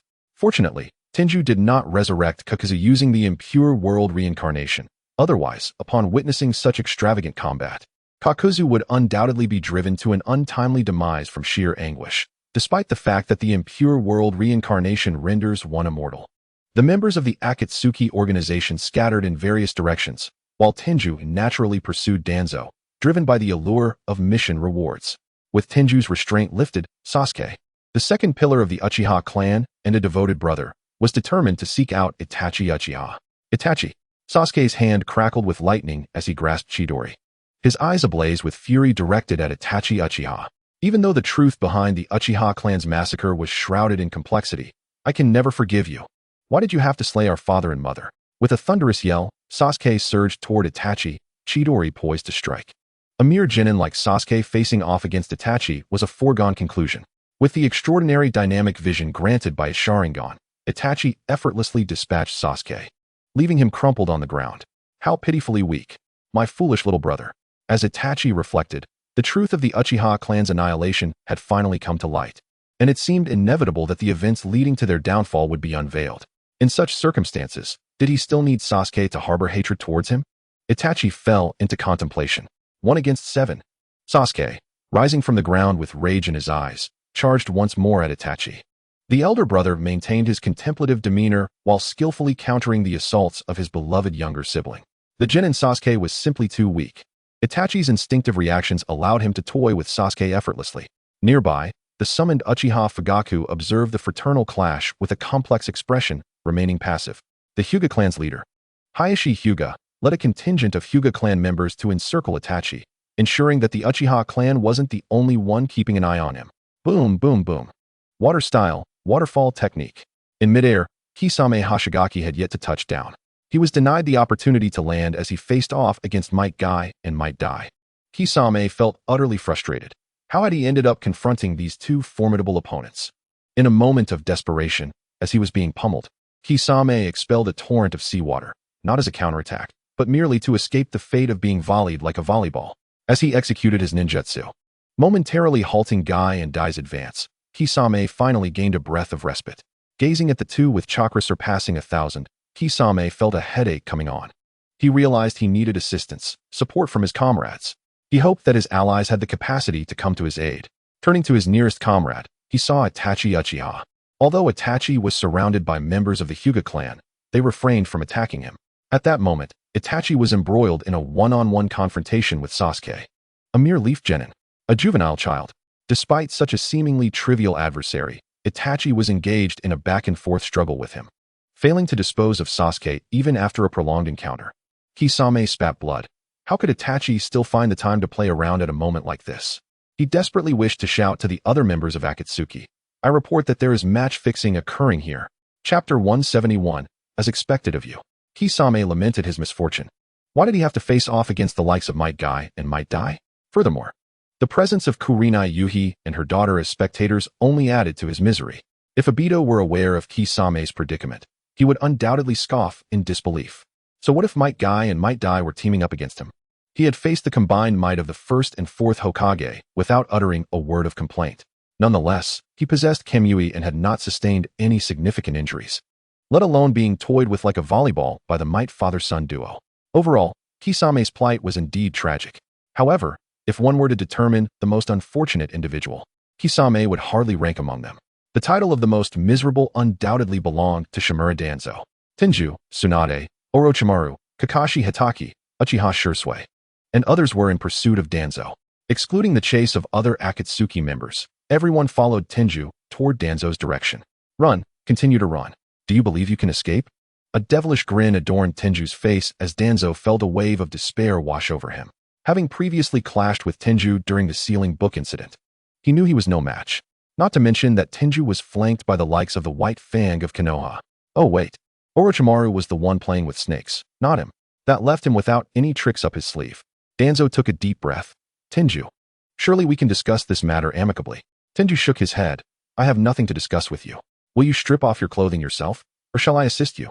Danzo fell silent. To undress would lead him to certain doom. With a swift motion, Tenju's blade gleamed as it tore through Danzo's garments. Danzo quickly clasped his half-exposed body in an attempt to shield himself from the gaze of the onlookers. Under the circumstances, Tenju appeared akin to a rogue tormenting a virtuous woman, while Danzo resembled the hapless victim. His expression was one of profound complexity as he clutched himself, striving to conceal his form from the prying eyes of the crowd. Danzo's countenance was truly a sight to behold. Hiss! He indeed possessed a Sharingan. He had truly implanted the cells of the first Hokage. The long-hidden secret had been revealed, and Danzo's malevolence was laid bare. With a fierce glint in his eyes, Danzo retorted, Tenju, do you truly intend to push this to the extreme? Once I escape, I will ensure you pay dearly. Tenju scoffed. Do you honestly believe you have any means of survival left? With that, Tenju advanced, the light of his ice wheel blade flashing as it severed Danzo's head. During the sealing book theft incident, Tenju had easily overwhelmed Danzo, and now, wielding the Ice Will Blade, he was an unstoppable force. Left without allies, Danzo was utterly defenseless. He couldn't even withstand Kakashi, who was equally matched against him. Danzo's head rolled, blood spilled, and those who followed Tenju sighed in unison. Was the ordeal finally at an end? Before they could gather their thoughts, Danzo's figure reappeared. What on earth is happening? This is the Uchiha clan's forbidden technique, Izanagi. With a brief explanation, Tenju stepped forward. The moment Danzo used Izanagi to revive himself, he hurriedly fled. He needed to escape, to find a path to safety. Danzo's brazen display of dying and resurrecting before the eyes of the crowd instilled fear in everyone present. Despite Tenju's explanation, Danzo's image morphed into that of a more sinister figure in their eyes. The resurrected Danzo was akin to a demon who had made a pact with the devil. Do not obstruct me. As Danzo dashed for his life, he encountered another figure. It was not Tenju. Having taken a moment to explain the circumstances of Danzo's death and revival, Tenju naturally could not reach Danzo's side in time. The one blocking Danzo's path was a striking figure with a bright white braid, Konoha's white fang, Tsukumo Hatake. As an exceptional ninja, the moment he witnessed Danzo's resurrection, he sprang into action. Danzo, I advise you to surrender peacefully. You are all living in a fantasy. Danzo retorted with a sinister expression. As he attempted to flee, Danzo produced a kunai. He was determined to escape, and anyone who stood in his way would meet their end. Thus, Tsukumo unsheathed the short blade strapped to his back. Clang! A radiant white light enveloped the vision of the crowd, and at last, the members of the Leaf Village comprehended the origin of the name Kakashi Hatake. As their sight cleared, the figure of Shimura Danzo reappeared in another realm, having once again defied death through Izanagi. Observing Danzo's actions, Tenyu could not help but chuckle. Truly, you never cease to amaze, Shimura Danzo. In the original narrative, during the 5 Kage Summit, you brandished a kunai against Susanoo, and now, you dare to wield it against the legendary white fang of Konoha, Hatake Tsukumo, intending to slay the reanimated form of Tsukumo. It seems Danzo must have sustained injuries during the Second Great Ninja War. Indeed, it appears to have affected his judgment. Otherwise, what sane individual would engage in such foolishness? Tenyu silently mocked in his mind. As Danzo returned from death once more, Hatake Tsukumo, brandishing his short blade, resembled a white wolf under the moonlight. Swiftly charging at Danzo with lethal intent, a blinding white radiance erupted from Tsukumo's forged blade, once again engulfing the vision of all present. Having previously witnessed Tsukumo's swordsmanship, the spectators found themselves entranced anew, unable to tear their gaze away. Tsukumo's blade not only severed Danzo's head, but also etched an indelible mark of his prowess in the hearts of the Leaf villagers, a blade's radiance that would never be forgotten. They finally grasped the magnitude of Hatake Tsukumo's strength. They understood the significance of the name White Fang of Konoha. It became evident why, during the Second Great Ninja War, other ninja villages had issued orders to abandon their missions upon encountering the White Fang. Kakashi Hatake stood in astonishment. It was his first time witnessing his father unleashing his full potential on the battlefield. The prowess of his father's swordsmanship, the blade of the Hatake clan, was astonishingly formidable. In a fleeting moment, the White Fang, Hatake Tsukumo, had already claimed Danzo's life twice. As Danzo's figure re-emerged, and Tsukumo raised his short blade once more, Tenyu's voice reached his ears. Stop, stop, stop. Leave Danzo to me. You guard the perimeter and ensure he has nowhere to escape. Tenyu interjected, preventing Tsukumo from delivering the final blow. Danzo could not perish at Tsukumo's hands. Otherwise, his one-hit kill technique, the Muramasa blueprint, would be rendered futile. Hearing Tenyu's words, Tsukumo nodded and retreated to a defensive position, ensuring Danzo could not flee. Though unfamiliar with Tenyu, he recognized him as the mastermind behind this grand event, the one advocating for his redemption, and thus, Tsukumo could not refuse his request. Moreover, as a deceased individual, it was prudent for the living to handle matters in their realm. In an instant, Tsukumo contemplated many things. All he could do was assist from the sidelines. With the White Fang stepping down, Tenyu took center stage. Danzo's face was a mask of dread. He longed to escape, yet found himself ensnared. It was unbearable. With Tenyu unable to contend, Tsukumo stationed himself to guard one side, while Orochimaru and Tsunade secured the other, thoroughly blocking any avenue for escape. Izanagi, at the cost of a Sharingan, granted him 60 seconds of immortality. Thus, within that minute, no matter how many times Danzo met his demise, it would only consume one Sharingan. After all, he possessed an entire armful of Sharingan. Therefore, Danzo had not yet surrendered. He still had 56 minutes of undying time. There remained hope for survival. Clang. Boom. Confronting Tenmu, Danzo was vanquished time and again, as Tenmu's movements were swift, causing Danzo to meet his end repeatedly in a matter of moments. Although each demise only consumed a single Sharingan, Danzo still felt the torment. The agony of each death resonated within him. Damn you, Tenmu. Once I escape, I shall make you suffer a fate worse than death. As Danzo's figure reappeared, once again resurrected, he desperately fled in a singular direction. At that moment, members of the Akatsuki organization began to converge towards him. A voice echoed, prompting Danzo to glance toward the source. It was a figure adorned with a brownish-yellow mask, Zetsu. In mid-air, the space began to distort, and from that distortion, a black vortex gradually emerged. Time rewound 2 minutes. First Hokage, please be cautious. This individual cannot be attacked in his phantom form, but when he strikes, his body will revert to corporeal form, rendering him vulnerable to our assaults. Oh, time-space ninjutsu. Upon hearing the explanation from Minato Namikaze, Hashirama Senju's eyes gleamed with intrigue. What an interesting ninjutsu. He then boldly addressed Uchiha Obito, Imposter Madara, come at me. Let me witness the true extent of your time-space ninjutsu. Would Obito dare? With the convenience of Kamui, he had been thoroughly bested by the fourth Hokage, Minato Namikaze, who effortlessly subdued and sealed the Nine Tails. Hashirama Senju, the first Hokage, was a force to be reckoned with. Obito would not risk it. If Hashirama caught him off guard, it would spell his doom. Obito remained motionless, maintaining his body concealed within the alternate space. Even though his present form was but a phantom, he remained vigilantly observant of Hashirama Senju and Minato Namikaze. Who could say if these two Hokage had any hidden tricks up their sleeves? Oh, not making a move? If you won't, then I shall. Observing Obito's hesitation, Hashirama swiftly formed hand seals, and a multitude of wooden hands surged behind him. Aura, aura, aura, aura. Hashirama's fists, accompanied by the throng of wooden hands, rained down upon Obito's phantom, though not a single strike found its mark. This convenient ninjutsu. I refuse to believe you can maintain this state indefinitely. Hashirama's words struck fear into Obito's heart. Could he truly perceive the limitations of his abilities? Indeed, Kamui had its constraints. In this state, he could only persist for 5 minutes. 5 minutes. No, even 1 minute would be an extraordinary feat for Obito's signature technique. Yet, alas, he found himself pitted against the even more formidable Hashirama Senju. During the Third Great Ninja War, Obito had been rescued by Madara Uchiha, chosen as a pivotal piece in the Eye of the Moon plan.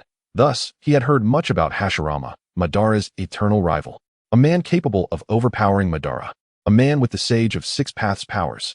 Continuous attacks for 5 minutes would unravel Obito's Kamui. 5 minutes. Hashirama's abilities could sustain relentless assaults for an entire day without rest. Obito was filled with trepidation. Kamui, his signature ninjutsu, served as his ultimate trump card. The 5 minutes of phantoms rendered him invincible in the ninja world. Hence, Obito dared to masquerade as Madara Uchiha. Kamui was his ace in the hole, its connection to the alternate space being a secret he wished to keep hidden. But now, facing Hashirama, capable of unending attacks, he found himself trapped. With the Akatsuki organization, he had brought 4 comrades. Surrounded by Konoha, escape proved exceedingly difficult. It was one thing to leave Uchiha Itachi and Kisame Hashigaki behind, but if he failed to safely return Konan to the Akatsuki, pain would turn against him. The false Madara, Konan had to be brought back. The exposure of the alternate space was a risk he was willing to take, for they would struggle to access it anyway. Resolute in his decision, Obito activated his Sharingan, attempting to connect to the spatial passage of the alternate space while calling out to his comrades in the Akatsuki. At a single command, Uchiha Obito witnessed Danzo Shimura scrambling towards him, desperately attempting to escape, all the while being mercilessly struck down multiple times by Tengu. Obito's expression darkened. How was it that this old curmudgeon still clung to life? He had no intention of fleeing alongside Danzo. Boom, boom, boom. Meanwhile, Jiraiya and a group of Leaf Village barrier ninjas were fervently expending their chakra to reinforce the defensive barrier, which reverberated with the sounds of explosions from within. Konan and Tobirama Senju were engrossed in a thrilling contest of explosive tags. Even as Obito shouted at Konan, she remained reluctant to cease her competition with Tobirama, vying for the title of the most extravagant player in the ninja world. Obito's expression darkened further. Konan, do not linger in battle. Come here at once. He yelled. Help! Help me! Came the pitiful voice of Kisame Hashigaki from nearby. Obito turned to see Kisame soaring through the air, puddles of water beneath him, a remnant of his waterfall technique. Might Guy and Might Die leaped from the puddle, and at that moment, Kisame transformed from a volleyball into a water volleyball. In Chapter 173, Dragon Hail Frame, we observe Uchiha Itachi engaged in combat with Sasuke Uchiha, moving at a leisurely pace, showing no inclination to assist Obito. He had thrown himself into the fray, intending to draw them into another dimension, yet none from Akatsuki rushed to his side. The very person he most wished to avoid saving, Shimura Danzo, was making a frantic approach. Obito's frustration reached a peak. Those who do not wish to perish here, come over now. Itachi, wrap it up. With Konan delayed, unable to report to Pain, Obito had no choice but to remain. As for the members of Akatsuki, well, they were merely his workers. He would save as many as he could. Thus, amid the relentless assaults from Hashirama Senju, Obito made his way towards Might Die and Might Guy. Not all Akatsuki members were eager for battle. Kisame merely wished to return, but found himself unable to do so. Obito felt compelled to rescue Kisame, who, despite being battered, still had to form hand seals to unleash jutsu. As Obito moved, so did Hashirama, intent on maintaining his onslaught against him. Nearby, a spatial portal began to slowly open, and Hashirama cautioned Minato Namikaze, do not approach there. The depths of space are unfathomable. Being drawn in could send you to the abyss. The temporal ninjutsu was enigmatic. Uncertain of the purpose behind the vortex opened by the one claiming to be Uchiha Madara, they dared not act recklessly. Accompanied by numerous wooden hands, Obito advanced toward Kisame's location to avoid collateral damage, prompting Dai and Guy to halt their attacks and retreat. At last, Kisame was liberated from the fate of being treated as a volleyball. Kisame barely had time to express his gratitude to Obito for the assistance before he was met with a barrage of wooden hands that pierced through Obito. Thud, thud, thud. The strikes from numerous wooden hands were punishing, nearly knocking Kisame unconscious. Bruised and battered, Kisame felt a strange sense of relief, grateful that he had managed to withstand the initial Hokage Hashirama's onslaught. It was worth noting that this was the same force capable of pinning the Nine Tails to the ground, rendering it immobile. Obito spoke gravely, Kisame, hurry and flee. Fear gripped Kisame as he turned to Obito, exclaiming, you, stay away from me. Keep your distance. He had no desire to endure the heavy wooden punches from Hashirama any longer. It was uncertain whether escaping his volleyball fate was a blessing or a curse. Kisame lamented inwardly. From now on, he could boast like Kakazu, claiming to have faced Hashirama and survived numerous attacks from him. Maintaining a cautious distance from Obito and the onslaught of wooden hands, Kisame navigated the periphery of the attacks, making his way back to the vortex alongside Obito. Dai and Guy refrained from pursuing Kisame further, as he was perilously close to Hashirama's attack range, occasionally receiving a few punches themselves. They had no desire to be pummeled by the first Hokage. Boom. A colossal explosion erupted as the bright yellow defensive barrier maintained by Jiraiya crumbled. This barrier had been constructed to withstand the aftermath of the battle between Konan and the second Hokage. It would not hold against an intentional assault from Konan. Hearing Obito's frantic cries, Konan glanced back at Tobirama, reluctant to leave the exhilarating explosive tag battle behind before hastening towards Obito. Meanwhile, Uchiha Itachi remained engrossed in his playful skirmish with Sasuke. Hearing Obito's call, he intensified his efforts, the truth becoming glaringly evident. Did he still have any reason to incite Sasuke's hatred? At this moment, Itachi had reached a conclusion. The Leaf Village was on the brink of rebirth, ushering in a new era, but the future of this new Leaf Village remained uncertain. Itachi believed that Sasuke's strength was crucial to his own protection. Yes, he aimed to strengthen Sasuke. He would transform Sasuke's hatred into the driving force for his growth. With a slight exertion, Itachi delivered a punishing blow to Sasuke's rear. Yet, that was not enough. Itachi raised his gaze to his father, conveying a silent message with a glance, confident that his father would understand. Under Itachi's watchful eyes, Fugaku Uchiha nodded.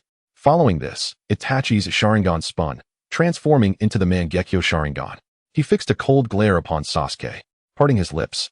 Itachi finally voiced the words he had long prepared. Oh, my foolish little brother. The Sharingan whirled, and Sasuke gazed into those eyes, becoming momentarily entranced. Itachi, what are you doing? Hurry up and come here. Before Konan could arrive, Obito impatiently shouted at Itachi. I'm coming. I'm coming. Help me. The voice responding was not Itachi's, but rather the frantic, desperate Danzo, who had managed to crawl his way back after being struck down numerous times. Within Akatsuki, Itachi was lost in his playful engagement with Sasuke, while Konan was absorbed in her explosive tag duel with Tobirama. Kisame had been unwittingly turned into a volleyball. toyed with by Dai and Guy. Only Danzo was genuinely making a desperate bid for survival, leveraging Izanagi and paying the price of death countless times. He madly sought to escape. Yes, the farther he fled, the greater the distance he covered on his return. Upon hearing Obito's call, he sprang into action but still expended immense effort to arrive. Obito's expression darkened. He had no need to concern himself with Danzo's fate. He had no intention of intervening. Yet, Danzo lunged at Obito like a rabid dog, unafraid of the penetrating strikes from the first Hokage's colossal wooden fists. With his Sharingan and Izanagi, he would not perish. Obito sighed, observing Danzo clinging to him, repeatedly pummeled by the first Hokage, dying and reviving time and again. He felt a sense of disdain. With his crimes exposed by the Leaf Village, Danzo resembled a tasteless morsel, neither delectable nor utterly discardable.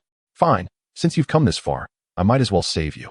If I find you displeasing later, I can always eliminate you. Meanwhile, Konan and Itachi also arrived. Lord First Hokage, please increase your efforts and expand your attack range. Lord Senju Hashirama, or perhaps you could reduce the range to allow us to deal with the others. Numerous ninjas from Konoha raised their voices in the midst of the chaos. From the horizon, Tianyu wielded the Ice Wheel Blade, resembling a comet as he lunged toward the members of the Akatsuki organization, aiming directly at Shimura Danzo. Dragon's Breath. The chilling cold emanated from the blade's tip. An abundance of solid ice enveloped Shimura Danzo, as if Tianyu had pierced the very fabric of space, creating a gaping void infused with the power of frost. Chapter 174. The Eyes of Still Water. Tianyu's sudden intrusion startled Senju Hashirama, prompting him to halt the multitude of wooden hands he had summoned. This young man was the instigator of this grand spectacle. All of Konoha's hopes rested upon his shoulders. Senju Hashirama feared that a moment's inattention might lead to Tianyu's untimely demise. Observing Tianyu confront Sarutobi Hiruzen, a rare sight indeed, Senju Hashirama was oblivious to the extent of Tianyu's capabilities. With a measured restraint, he ceased his actions, allowing Tianyu to prevent the first Hokage from resuming his assault. It was not that Senju Hashirama lacked the strength. Rather, the space-time ninjutsu, Kimui, was exceedingly cunning. Should he allow Senju Hashirama to persist, Uchiha Obito and his allies would undoubtedly escape unscathed. Everyone retreat. Tianyu commanded with authority. While the members of Akatsuki might evade capture, Shimura Danzo's fate was sealed. He must perish. As the Dragon's Breath technique activated, the immense frost cocooned Shimura Danzo. Yet not long after, his figure flickered back to life. TSK, Tianyu clicked his tongue, recognizing that Izanagi was another exceptionally insidious ninjutsu. Tianyu advanced closer. And with his command for all to withdraw, the Akatsuki members were free to unleash their full potential. With 4 members of Akatsuki and Danzo against 1, could they truly be outmatched? At long last, the moment had arrived for him to showcase his prowess. Deidara, filled with excitement, unsheathed his sword, the Hozuki, his hands trembling with anticipation. In the midst of Konoha's turmoil, Konan and the second Hokage clashed with explosive tags. Akatsuki Obito and the fourth Hokage remained poised, while Itachi engaged his younger brother. Yet, Deidara found himself being toyed with like a volleyball by the formidable Might Guy and his father. Amidst the chaos, all eyes were on the battle, except for Deidara, who was merely on the receiving end of relentless blows. As the relentless Might Guy retreated, the powerful Senju Hashirama paused, leaving only their allies and Tianyu on the battlefield. Finally, Deidara would have the opportunity to demonstrate his might. He was not a mere volleyball, nor a punching bag. He was a formidable ninja, known as the Jinchuriki of the Tailless Beast. He needed to prove to the Konoha ninjas who had witnessed his humiliation at the hands of the Might Duo that he, Deidara, was a force to be reckoned with. With a racing heart and trembling hands, he approached Tianyu, ready to unleash his strength. However, as he neared, Tianyu, adorned with ice-blue wings of solid ice, swiftly cried out, "Open the gate! Open! The rest gate, open! The life gate, open! The injury gate, open! The death gate, open! The view gate, open!" An immense surge of chakra erupted from Tianyu, causing Deidara to tremble, his excitement dissipating. He stood frozen, cursing inwardly, "Damn." Realizing it was not yet his time to exhibit his formidable strength, Deidara silently retreated to join the ranks of Akatsuki. "What are you doing, Deidara? Get in there and fight." Uchiha Obito barked, his impatience evident. It was Obito's first experience of guiding living beings into another space, and to ensure Konan's safe withdrawal, he needed to meticulously examine the stability of the spatial passage, which would take a moment. Chastised by Obito, Deidara begrudgingly complied, joining Uchiha Itachi, Konan, and Danzo as they prepared to confront Tianyu. Tianyu, your confidence is misplaced. Do you truly believe you can face 5 opponents alone? Danzo sneered, a sinister smile gracing his lips. Tianyu was utterly unaware of the peril he faced, boldly commanding the others to retreat. He sought vengeance. The members of Akatsuki were all talented and powerful, eloquent in their speech. Danzo was unconvinced that Tianyu could survive this encounter. Charge! With a resounding battle cry. Danzo led the charge against Tianyu, his 3-tomo Sharingan still active. He would not meet his end today. Reluctantly, Deidara followed suit. Ice Dragon's whirlwind. The ice will blade spun, its hilt tracing beautiful arcs of icy blue through the air, as solid ice pierced Danzo's chest. Unfazed, Tianyu continued his assault. A flurry of kunai was hurled, activating the flying Thunder God technique. Tianyu's figure appeared beside Deidara, Konoha whirlwind. With a resounding impact, Deidara's form plummeted like a kite severed from its string. Once again, Tianyu vanished, reappearing by another kunai, confronting Uchiha Itachi and Konan. The battle raged on, with specially crafted kunai imbued with the flying Thunder God technique. Tianyu's figure flickered across the battlefield, engaging multiple foes with unparalleled speed. Meanwhile, Uchiha Obito felt a surge of relief, thankful that he was inspecting the spatial passage's stability and had refrained from intervening. Given Tianyu's astonishing speed, had Obito joined the fray, he would have likely been ensnared by Tianyu, much like the 4th Hokage, Minato Namikaze, had been. His physique could hardly withstand such punishment, and in front of everyone. Obito could not afford to appear foolish. Grateful that he had not acted, Obito thought to himself. Though he had not engaged directly, he was still constructing the spatial passage, ensuring its stability. Thus, he could be deemed a support figure. The battlefield remained a 1v5 scenario, with Danzo resurrecting repeatedly and Deidara proving remarkably resilient. While Tianyu managed to avoid harm through the flying Thunder God, his chakra was rapidly depleting. On the periphery of the battlefield, Uchiha Shursui, having heeded Tianyu's command to retreat, could not see the unfolding events but sensed the situation through chakra. Aware of Tianyu's dwindling chakra reserves, he clenched his fists tightly. This could not continue. Shursui felt compelled to intervene. Suddenly, a solitary black crow sailed through the sky. Ordinarily, animals instinctively avoided danger and would not venture close. Hearing the crow's call, Uchiha Obito instinctively glanced upward, only to find that the crow's eye bore a Sharingan. But not just any Sharingan. Its design was peculiar, resembling a shuriken. This was the Mangekyo Sharingan.